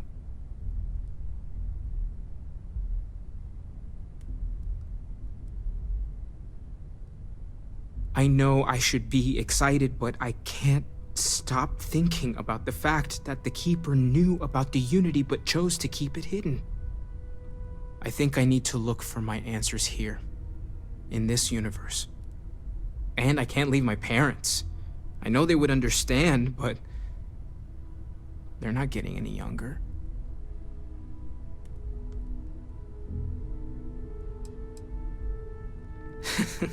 My dad pushing objects around with gravity powers? Now that would be something to see. Take care of yourself, okay? In the next universe. I'm gonna miss these chats of ours.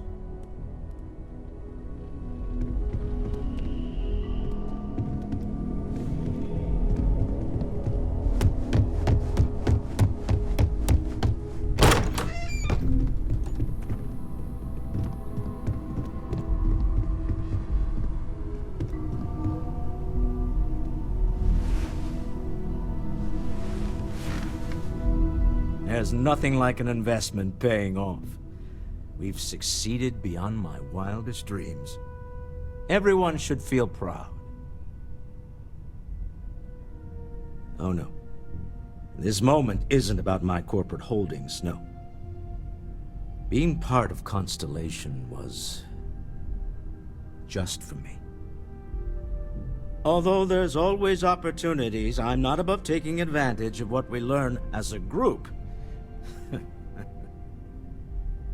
Alas, while I would like to take the final jump with everyone, I'm afraid the saying, "you can't take it all with you," has caught up to me. There might not be a Stroud Eklund in the next universe, and certainly not mine. And I would be a poor choice of company if I was, well, poor.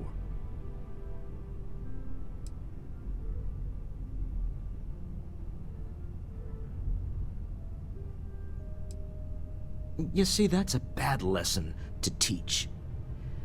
Time is money, and an interest on a loan is the incentive to remember that. Goodbye, my friend. If I could borrow a bit from Sebastian Banks, bring light into the darkness of the unknown.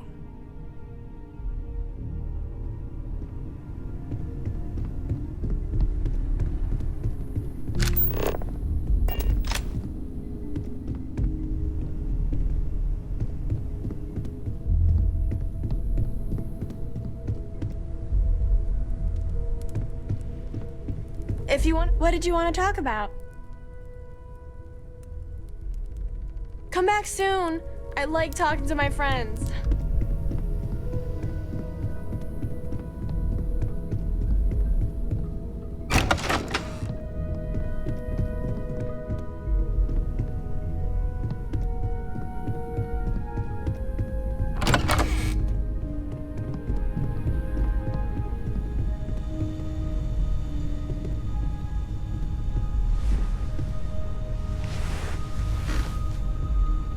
So I know we aren't keeping all the artifacts here anymore, but I think I can get some good readings from your ship. You have no idea how excited I am to analyze the data after you jump to the Unity. I'm gonna make some coffee. Pull an all-nighter. What? No. I do not do field work, especially not the restructuring yourself at the molecular level kind. Or whatever the Unity actually does to make you starborn. Anyway, Vladimir and I have been talking, and we're both staying here. Someone has to keep Constellation going with so many people leaving. It'll be pretty quiet at first, but that's what Constellation has been doing forever, right? An old generation moves on, a new one moves in.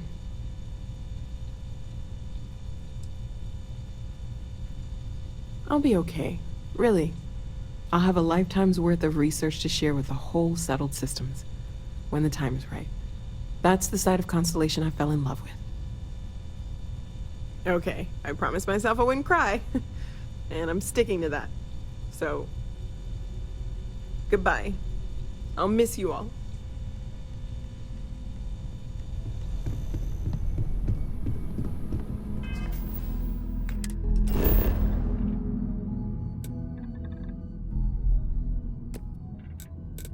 to be back on board.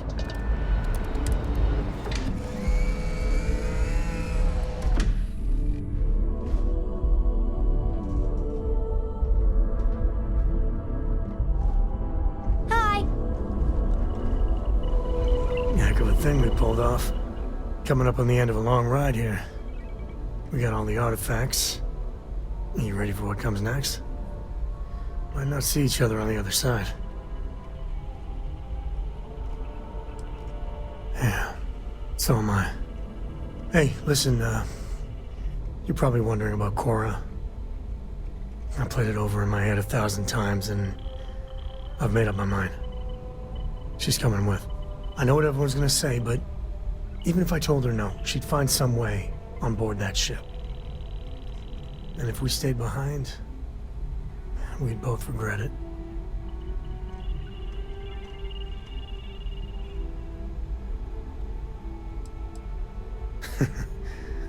Glad to know you still got that sense of humor of yours. Okay. Let's get it, huh? The unknown is right over the next bend.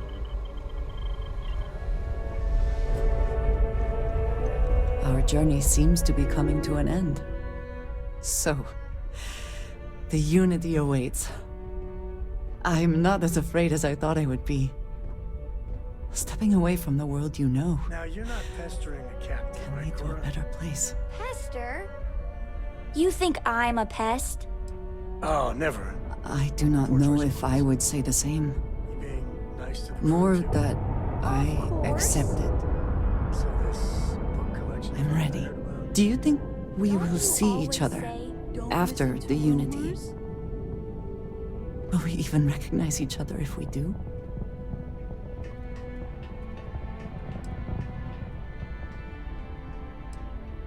Oh, that was already my plan. If we do not see each other again, then goodbye. I am proud of all that we have accomplished.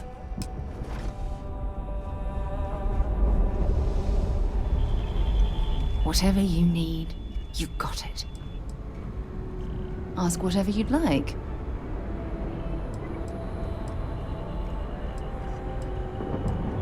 Absolutely. Sona is clever, and she's proven that she can tackle anything life throws in her path. You can rest assured that she will get the best education and care that Constellation can possibly provide.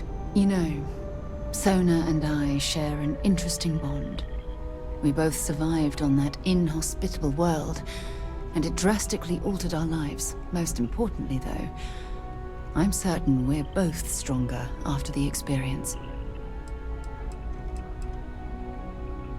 Very well. Next time, then. Don't stay away too long.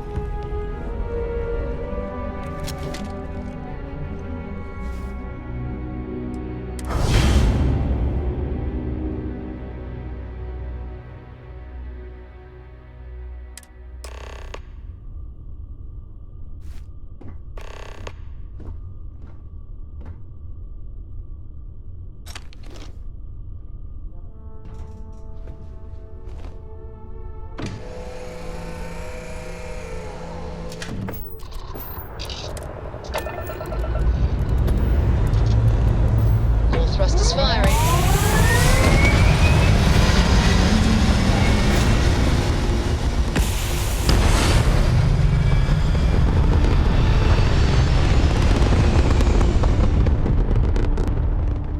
Wait now.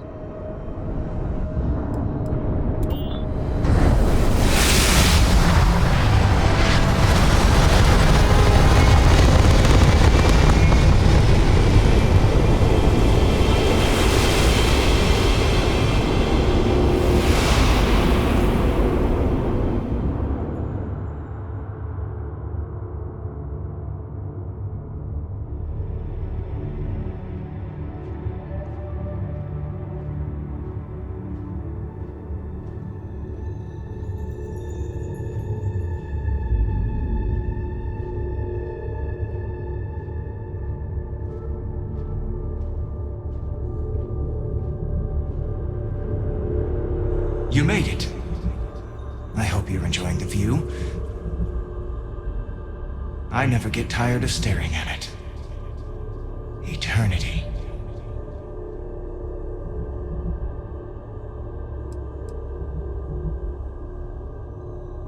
The infinite only exists. Judging it makes no difference. I am as much you as you are a part of everything. All points connect to here. When a star is born or dies, its existence beats through the heart of this place. The unity. I have seen all you are, have been, and could be. Do you feel like you've lived a good life? Is there anything you regret?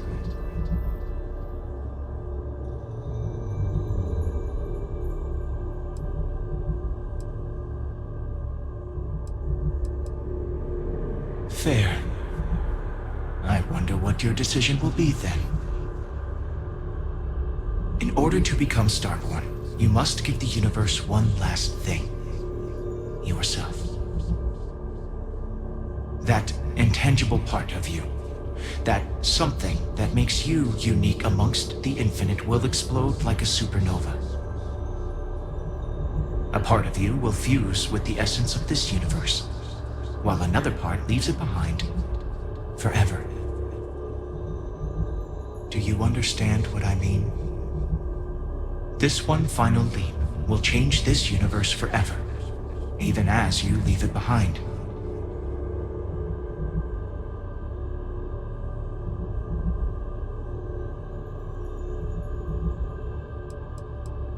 Unknowingly, you just answered your own questions.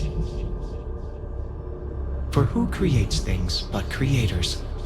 That is what they have been named throughout the endless circle of time. Are they one or many? Human or alien? Terrestrial or celestial? One day, you might even meet the creators, but not this day. As for the why, so that you could ask that very question, so that you could stand before me for time immemorial and delve into the mysterious of the unending cosmos. Much like the death of a star creates new kinds of matter, so will the part of your being become fused with the unity itself. That part is what becomes Starborn and crosses into the multiverse. Through your eyes, it will be as if waking up from a dream. Walk into the gate of light, and you will become Starborn. Everything will vanish, and you will awaken somewhere else. But that isn't your only potential destiny. You could turn around, walk away from the unity until the stars fade away, and you will wake up on your own ship, in your universe. You could live out the life you have. I have enjoyed speaking to you once again. All of you. Every version that is here in the Unity, right now. Go out into the stars.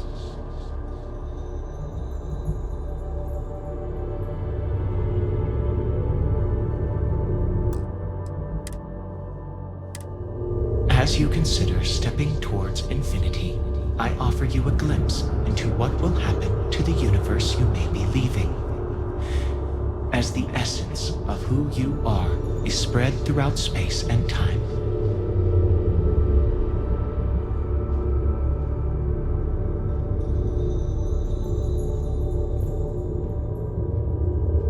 Your lover, Sarah Morgan, eventually chooses to be reborn herself. Your commitment to each other bolsters all relationships in the settled systems. Marriages blossom. More children are born who want to be explorers.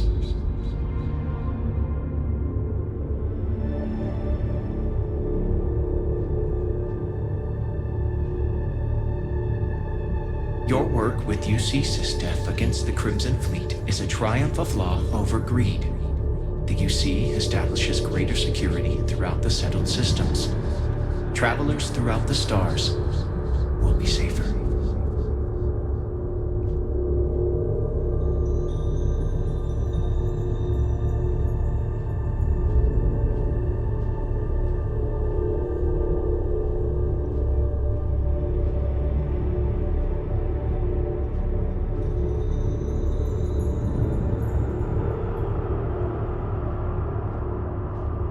By defeating both the Hunter and the Emissary, the path to the Unity in this universe is left for the people of the settled systems to discover on their own, uninterrupted by powerful Starborn.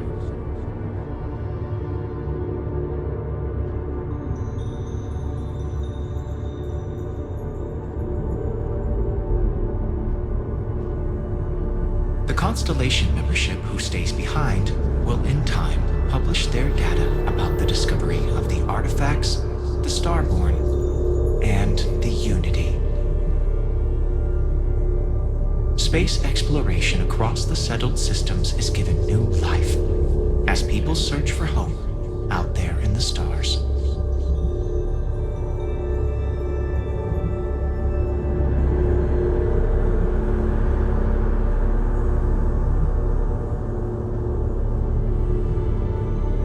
Once you are reborn, there is no going back.